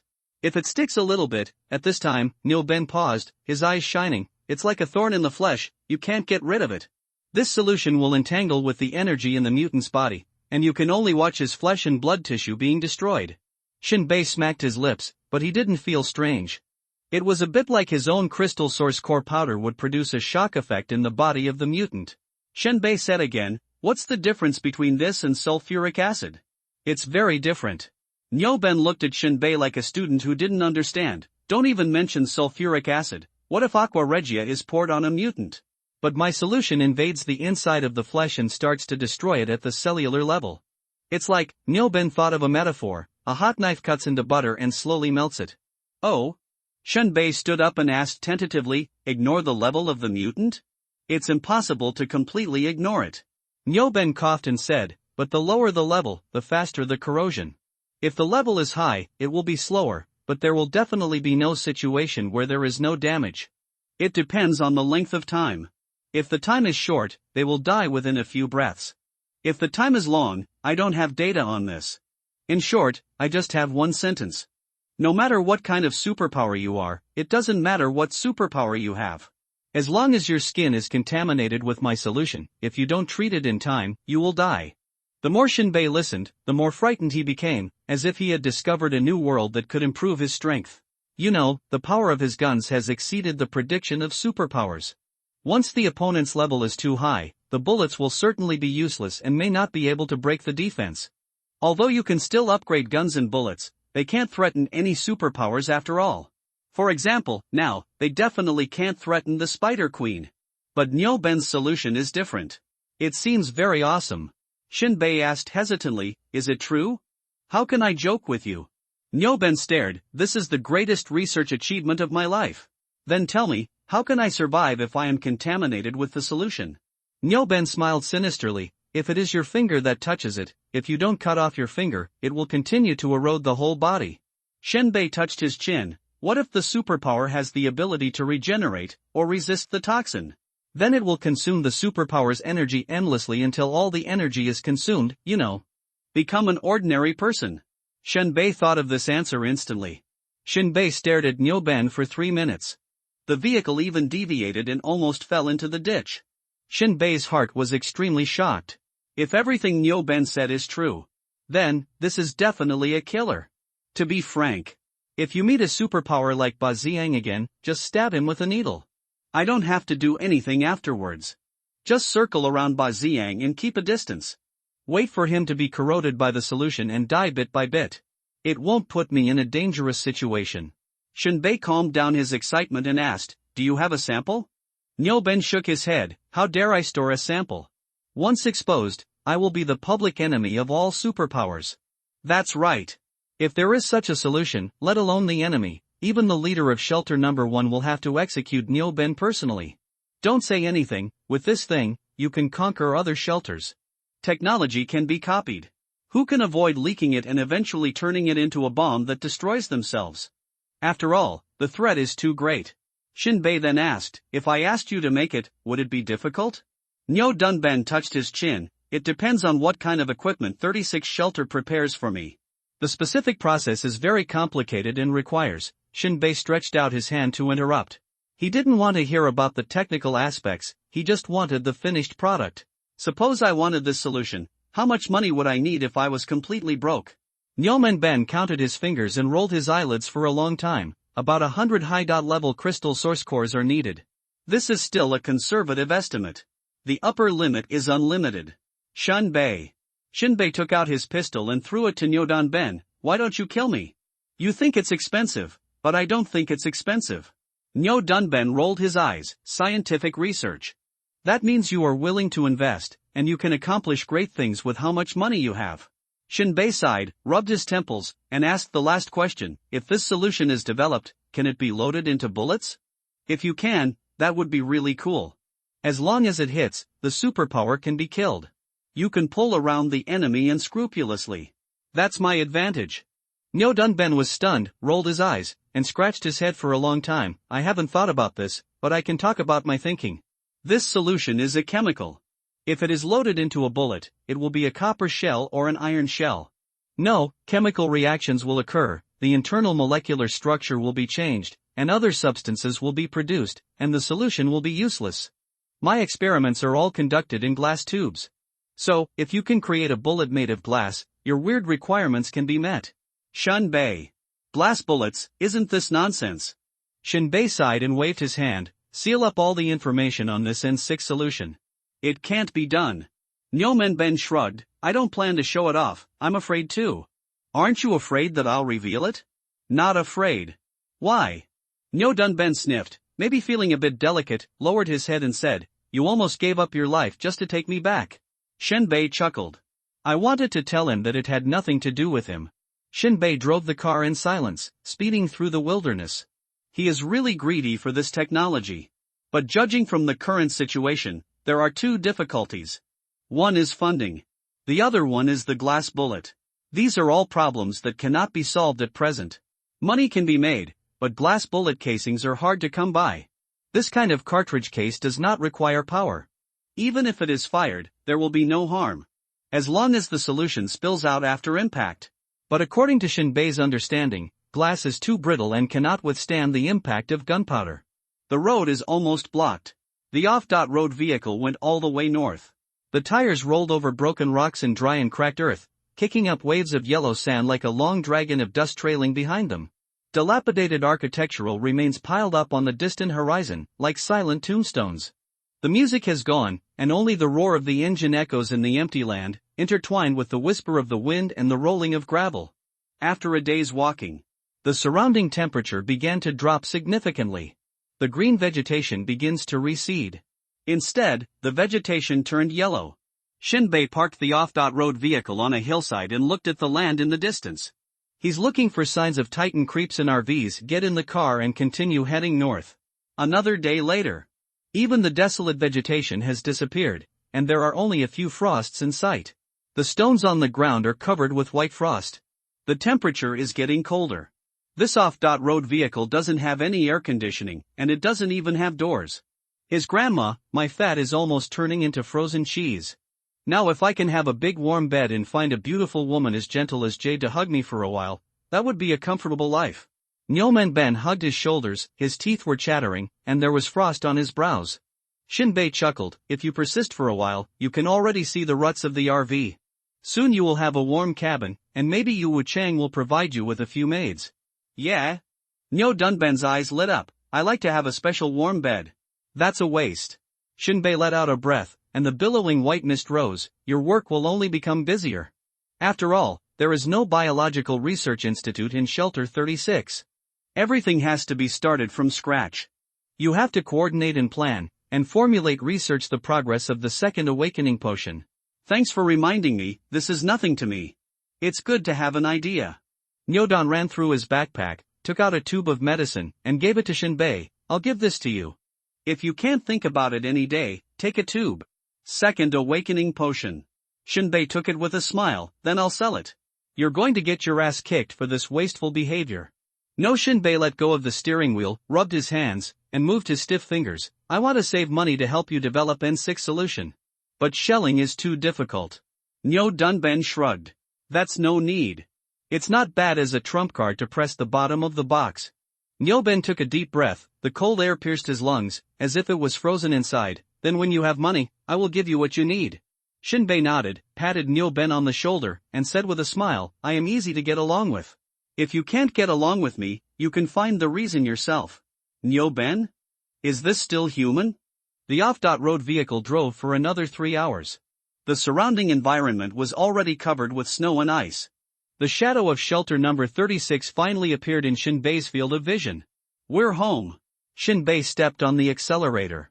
The off-road vehicle neighed, rolled up the rolling snow, and rushed straight away. Shelter 36. General Yu Wuchang walked among the RVs wearing a thick cloak. The style of the cloak is classical and elegant, with fringes woven from broken bones and metal sheets on the edges, and thick and smooth giant deer fur in the middle. Writing this, I hope readers will remember our domain name Taiwan Novel Network. This is made from a ferocious beast called the blazing giant monkey. The flaming giant scorpion has dense and soft fiery red hair growing on its body. After being hunted, craftsmen will carefully peel off the richest fur on its back. After being tanned and processed by highly skilled craftsmen, it will eventually be made into a cloak that is both powerful and practical. Yu Wuchang was followed by Luo Ko, Zhong Shui, and others. A group of people came to a rental house. Pushed the door open. Inside the house was a couple taking care of a newborn baby. General. The male host stood up immediately and said hello respectfully. The hostess also wanted to stand up from the quilt. But Yu Wuchang pressed his hands and said with a smile, no need, I just came to see our new life. No matter how busy you are, Yu Wuchang always takes time to visit every new life that is born in the shelter. This is not his unique habit, every leader of the shelter does this. To show the importance of new life. Only by reproducing can humans survive. Yu Wuchang looked at the baby for a while and waved. The men brought in several bundles of wood and dried meat and placed them in the corner. The host is very grateful. Yu Wuchang nodded, stopped disturbing, and left with the others. After coming out, they walked along the RV planks toward the back of the RV army. Yu Wuchang sighed, and white mist hid his face. How many days has it been? Rock responded, it's been half a month since the poaching operation started.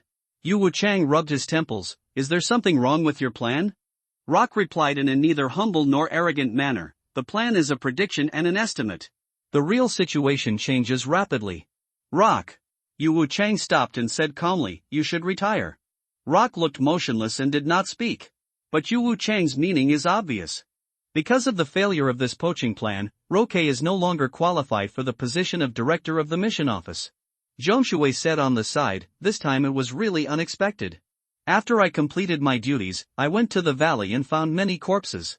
Team B was completely wiped out at the predetermined location. Third Master, check the knife, Maru Wu, Shinbei's body is missing, right? Yu Wuchang asked. Hitting the water nodded, it is estimated that the enemy encountered by Team B attacked Team C who has not yet set off. Yu Wuchang exhaled a breath, he hasn't come back after so many days, which means that something unexpected has happened to them. And more importantly, Yu Wuchang glanced sideways at Rock, with so many people lost, the mission target is gone. Even if the mission target is returned, it's all worth it, what do you think, Rock? Rock remained silent, as if frozen. Yu Wuchang continued to walk forward and accidentally saw a drunk man lying on the wooden board, covered with blood. He knelt down and squeezed the drunk man's muscles. Already as stiff as iron. It seems that he was drunk and slept here all night last night and was frozen to death. Yu Wuchang kicked it away, rolled out of the shelter, and fell to the snow. Being able to die so peacefully is more comfortable than Third Master and others. Yu Wuchang swept the snowflakes off his shoulders and pointed at one of the rental houses. This house is good, Rock, what do you think? Rock nodded helplessly. The meaning is obvious, this is to let Rock move out of the upper villa and roll into this small rental house. Yu Wuchang was still very satisfied with Luoka's performance. He didn't get angry or hold too much blame. He turned back and disappeared into the chaotic RV. But Rock didn't follow and stood there for a while.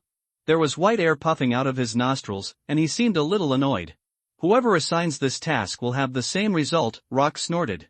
Meaning the team from shelter number 1 unexpectedly was God's will.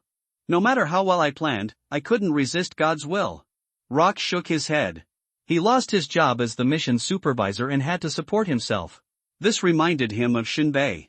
Shinbei is also an ordinary person. If this mission had not failed, he should have a bright future. After all, there are not many ordinary people who are recognized for their daring to think and do. This man was blinded for nothing. Rock still has some nostalgia. At the same time, he also complained that the Blue Enchantress was nosy.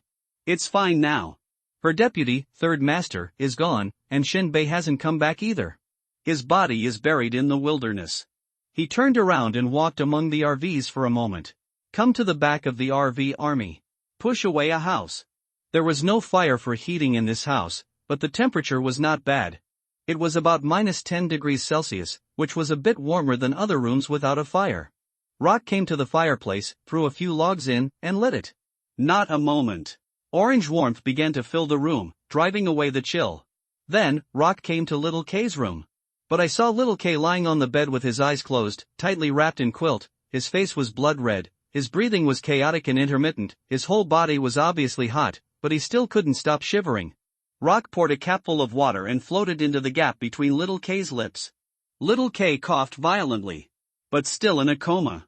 Rock lit a cigarette, took a puff, and sat on the floor. What a crime. Do you have a fever or are you awakening? Rock was confused. Normally, the states of awakening and fever are similar. The whole body will feel hot, and they will also be temporarily comatose. However, there will be no whole body trembling when awakening, and usually the coma will not last more than a day. But Little K has been there for more than 3 days. Rock was a little worried, but he didn't dare to act rashly. Some awakened people do stay comatose for more than 3 days, although it's not much, it depends on the individual's constitution. If you give medicine, it will be a disservice and will destroy the environment for awakening. If you miss it once, you will regret it for life. Rock turned around and came to Shinbei's room again. He has repeated this action of opening the door countless times. Every time he fantasizes about Shinbei suddenly being in the room. But fantasy is still fantasy. There are still quilts folded into tofu blocks in the house, and a few storage boxes repurposed from discarded materials under the bed. Well. Rock closed the door. Return to the living room. Sit in front of the fireplace and warm yourself up. In a daze, he felt that he had lost a lot. It's like those things don't belong to you in the first place. He leaned on a sofa made from discarded tires. He stared blankly at the flames dancing in the fireplace. Waves of hot air hit my face. Make him sleepy. I don't know how much time passed. Rock suddenly heard a huge banging on the door. Rock! Rock! Rock woke up suddenly and looked up out of the window. It was Yu Wuchang's personal guard knocking on the door. I'll go handle the handover tomorrow, so there's no need to rush it, right? Rock opened the door and said with some dissatisfaction. Can Yu Wuchang not even be able to wait for this little time? It's a bit too much. The man shook his head and said hurriedly, that's not the case. Yu Wuchang will not take your position now. What's the meaning? Rock's whole body was trembling slightly. There is only one reason that can calm Yu Wuchang's anger. Is it possible? Hurry up and follow me. Conway pulled Rock. It's a miracle that the horse is riding. Shinbei came back with the mission goal. Boom. Hearing this, Rock's eyes slowly widened and he fell to the ground with a thud. His trembling lips choked with sobs. What did you say? I'm back. The mission didn't fail. Yu Wuchang said that you are still the director of the mission office, and now I want you to handle the mission and follow the procedures. Kono roared loudly. Fuck! Rock was so excited that he fell down several times before getting up. I'm back, it's really, Rock couldn't even speak. Let the guard pull you and go straight to the upper level of the shelter, mission office. Yu Wuchang sat in the supervisor's position. Still looking incredible, he looked at the two people below who were sleeping in the open air and looked a little embarrassed. Not a single piece of clothing on them was intact. It was in tatters and had slush all over its face. Like the beggar returning from a long journey. In Yu Wuchang's decision, he had declared that the mission of playing the corner had failed. Even Rock was knocked off by himself. Result? In the blink of an eye. A guard rushed into his residence and reported that Shinbei was back with the mission target. The mission is being requested to hand over the mission. When you first heard the news, Yu Wuchang thought he was hearing hallucinations. After confirming again and again. Only then did he realize that Shinbei was really back, and he also brought a mission goal. Yu Wuchang took 3 steps at a time and hurried to the mission station. Looking at the postures of Shinbei and the mission target, Yu Wuchang felt a little distressed. Good guy. This one is too expensive. Of course, this clothing image was also intentional by Shinbei. When they came out of shelter number 8, the two of them looked bright and well dressed. Coming back like this is completely inconsistent with the image of Jedi escape. Therefore, before entering the shelter, Shinbei made himself dirty and looked miserable. This is the mission target, Nyo Dunben. Shinbei introduced, where's Rock? Now I'm requesting a docking mission. Yu Wuchang blinked and looked at the cow running for a few times. Welcome Mr. Nyo to shelter number 36. You are tired from the journey. I have prepared a room for you. You can rest first. Then he waved his hand, summoned his men, and took him away. There is basically nothing going on here. Yu Wuchang will personally talk to Nyo Menben about the follow-up matters. Rock will be here soon. Yu Wuchang focused on Shinbei and asked curiously, tell me about the mission process. Did you bring back the mission target alone? This thing is simple to say, but it is not simple either. To put it into detail, I can't finish it in 3 days and 3 nights. It had to start when Team C was still fighting in the valley. Of course, Shinbei would not start from here. Shinbei planned to start talking from the time he went to the grass to get into the tub, and when he came out, the third master and others disappeared. Right now. Rock rushed in, saw Shinbei, opened his mouth and exclaimed, it's worthy of the trump card I planted, it finally worked. Yu Wuchang? Are you flattering yourself? Shinbei returned to shelter 36 unexpectedly. It was not only Yu Wuchang who was shocked, but also Luo Ku. In their minds, half a month has passed. Logically speaking, even an intact team went out for such a long time and did not return. It can basically be declared dead. What's more, there is also follow-up information provided by Hit Shui. Team B was completely wiped out, and Team C was also ambushed. It is even more certain that this poaching mission was a complete failure from start to finish. However, not only did Shinbei come back, he also brought back the mission target Nyo Dunben. In their eyes, it is not an exaggeration to call it a miracle. At this moment, Nyo Dunben has been arranged by Yu Wuchang. Yu Wuchang and Luo Ke stared directly at Shinbei. The two couldn't help but look at each other and took a breath. Although Yu Wuchang still sat firmly on the Daiou Yutai, his heart was not at peace. He asked, Shinbei, what is the situation in Team C? Where are the others? Shinbei, the drama queen, got up and looked confused. I don't know. I went to the toilet and the person disappeared. I thought they didn't want to take me to play, so I drove away. Yu Wuchang was silent for a moment and continued, then you broke into the vicinity of shelter number 1 and brought Nyo Dunben back? Shinbei nodded. Is this task that difficult? You shouldn't be so surprised, right? The corner of Yu Wuchang's mouth twitched. Then how did you survive this journey? Shinbei suddenly burst out with a look of arrogance on the world, and an arrogant smile appeared on his face. Gun, there is nothing that can't be killed by one shot. If there is, then use 2 shots. As soon as these words came out, anyone could hear that there was another bloodbath along the way. At this time, Roke's pupils shrank violently as if they were exposed to strong light, and his face was as stiff as a stone sculpture. It can be seen from his dull eyes and dull expression that his mind was confused and unable to think at this time. He could not imagine that an ordinary person would lead another even more useless ordinary person across more than 500 kilometers. No. If Shinbei goes around in a circle, the distance will be longer. In the old days, this journey could be reached in a few hours by taking the expressway. And in this deserted world full of ferocious beasts and mutated plants, even those with superpowers cannot guarantee that they can bring back the mission target intact. And Shinbei not only did it, but he also did it very beautifully. For a while. Other guards at the mission station exclaimed, is this still a person? Isn't this combat quality and wilderness alertness too powerful? I don't dare go out into the wilderness alone. It's so bold for a skilled artist. Luo Ke still had the foresight. If Shinbei had not been dispatched, the mission would have been a complete failure. No one was not shocked, and no one was shocked by Shinbei's invincible bravery. Of course, Shinbei was lucky and didn't encounter any evil species. Otherwise, the two of them might still be wandering in the wilderness at this time. Yu Wuchang asked a lot more questions. When Shinbei answered, he deliberately avoided shelter number 8 and didn't mention it at all. Shinbei also reminded Nyo Dunben not to reveal even a word about this so as not to cause other unpredictable troubles. Okay. Yu Wuchang stood up, walked down from his seat, put his fur cloak on Shinbei's shoulders, and said with a smile, you can bring Nyo Dunben back. This is definitely a great achievement for shelter number 36. History is your fault. Yu Wuchang turned around and asked Luo Ke, what is the reward for Shinbei's mission? Rock replied quickly, 3 high-grade crystal source cores. Yu Wuchang nodded and passed by Shinbei, less. Rock nodded and smiled. Then Yu Wuchang threw him the key to Roke's upper-level villa and patted Shinbei on the shoulder. You performed well. Now you are the vice-captain of the Blue Enchantress. Please report to her someday. After saying that, Yu Wuchang turned around and left. Soon. As Yu Wuchang led the people away, the mission station became quiet. Luo Ke stepped forward and hugged Shinbei's shoulders. I have to sincerely thank you. How to say? Before you came back, Yu Wuchang asked me to retire. It's a bit uninteresting. No. Rock lit a cigarette and stuffed it into his mouth. It's interesting enough. If it were anyone else, their heads would be gone. After all, the loss this time is too great. Shinbei shrugged. Rock turned on the computer, and the programs that needed to be run still had to be run. Finally, he took out 30 more high-grade crystal source cores and pushed them to Shinbei. Take it. So much? Shinbei was shocked, and it doubled tenfold in one go. It was such a huge profit.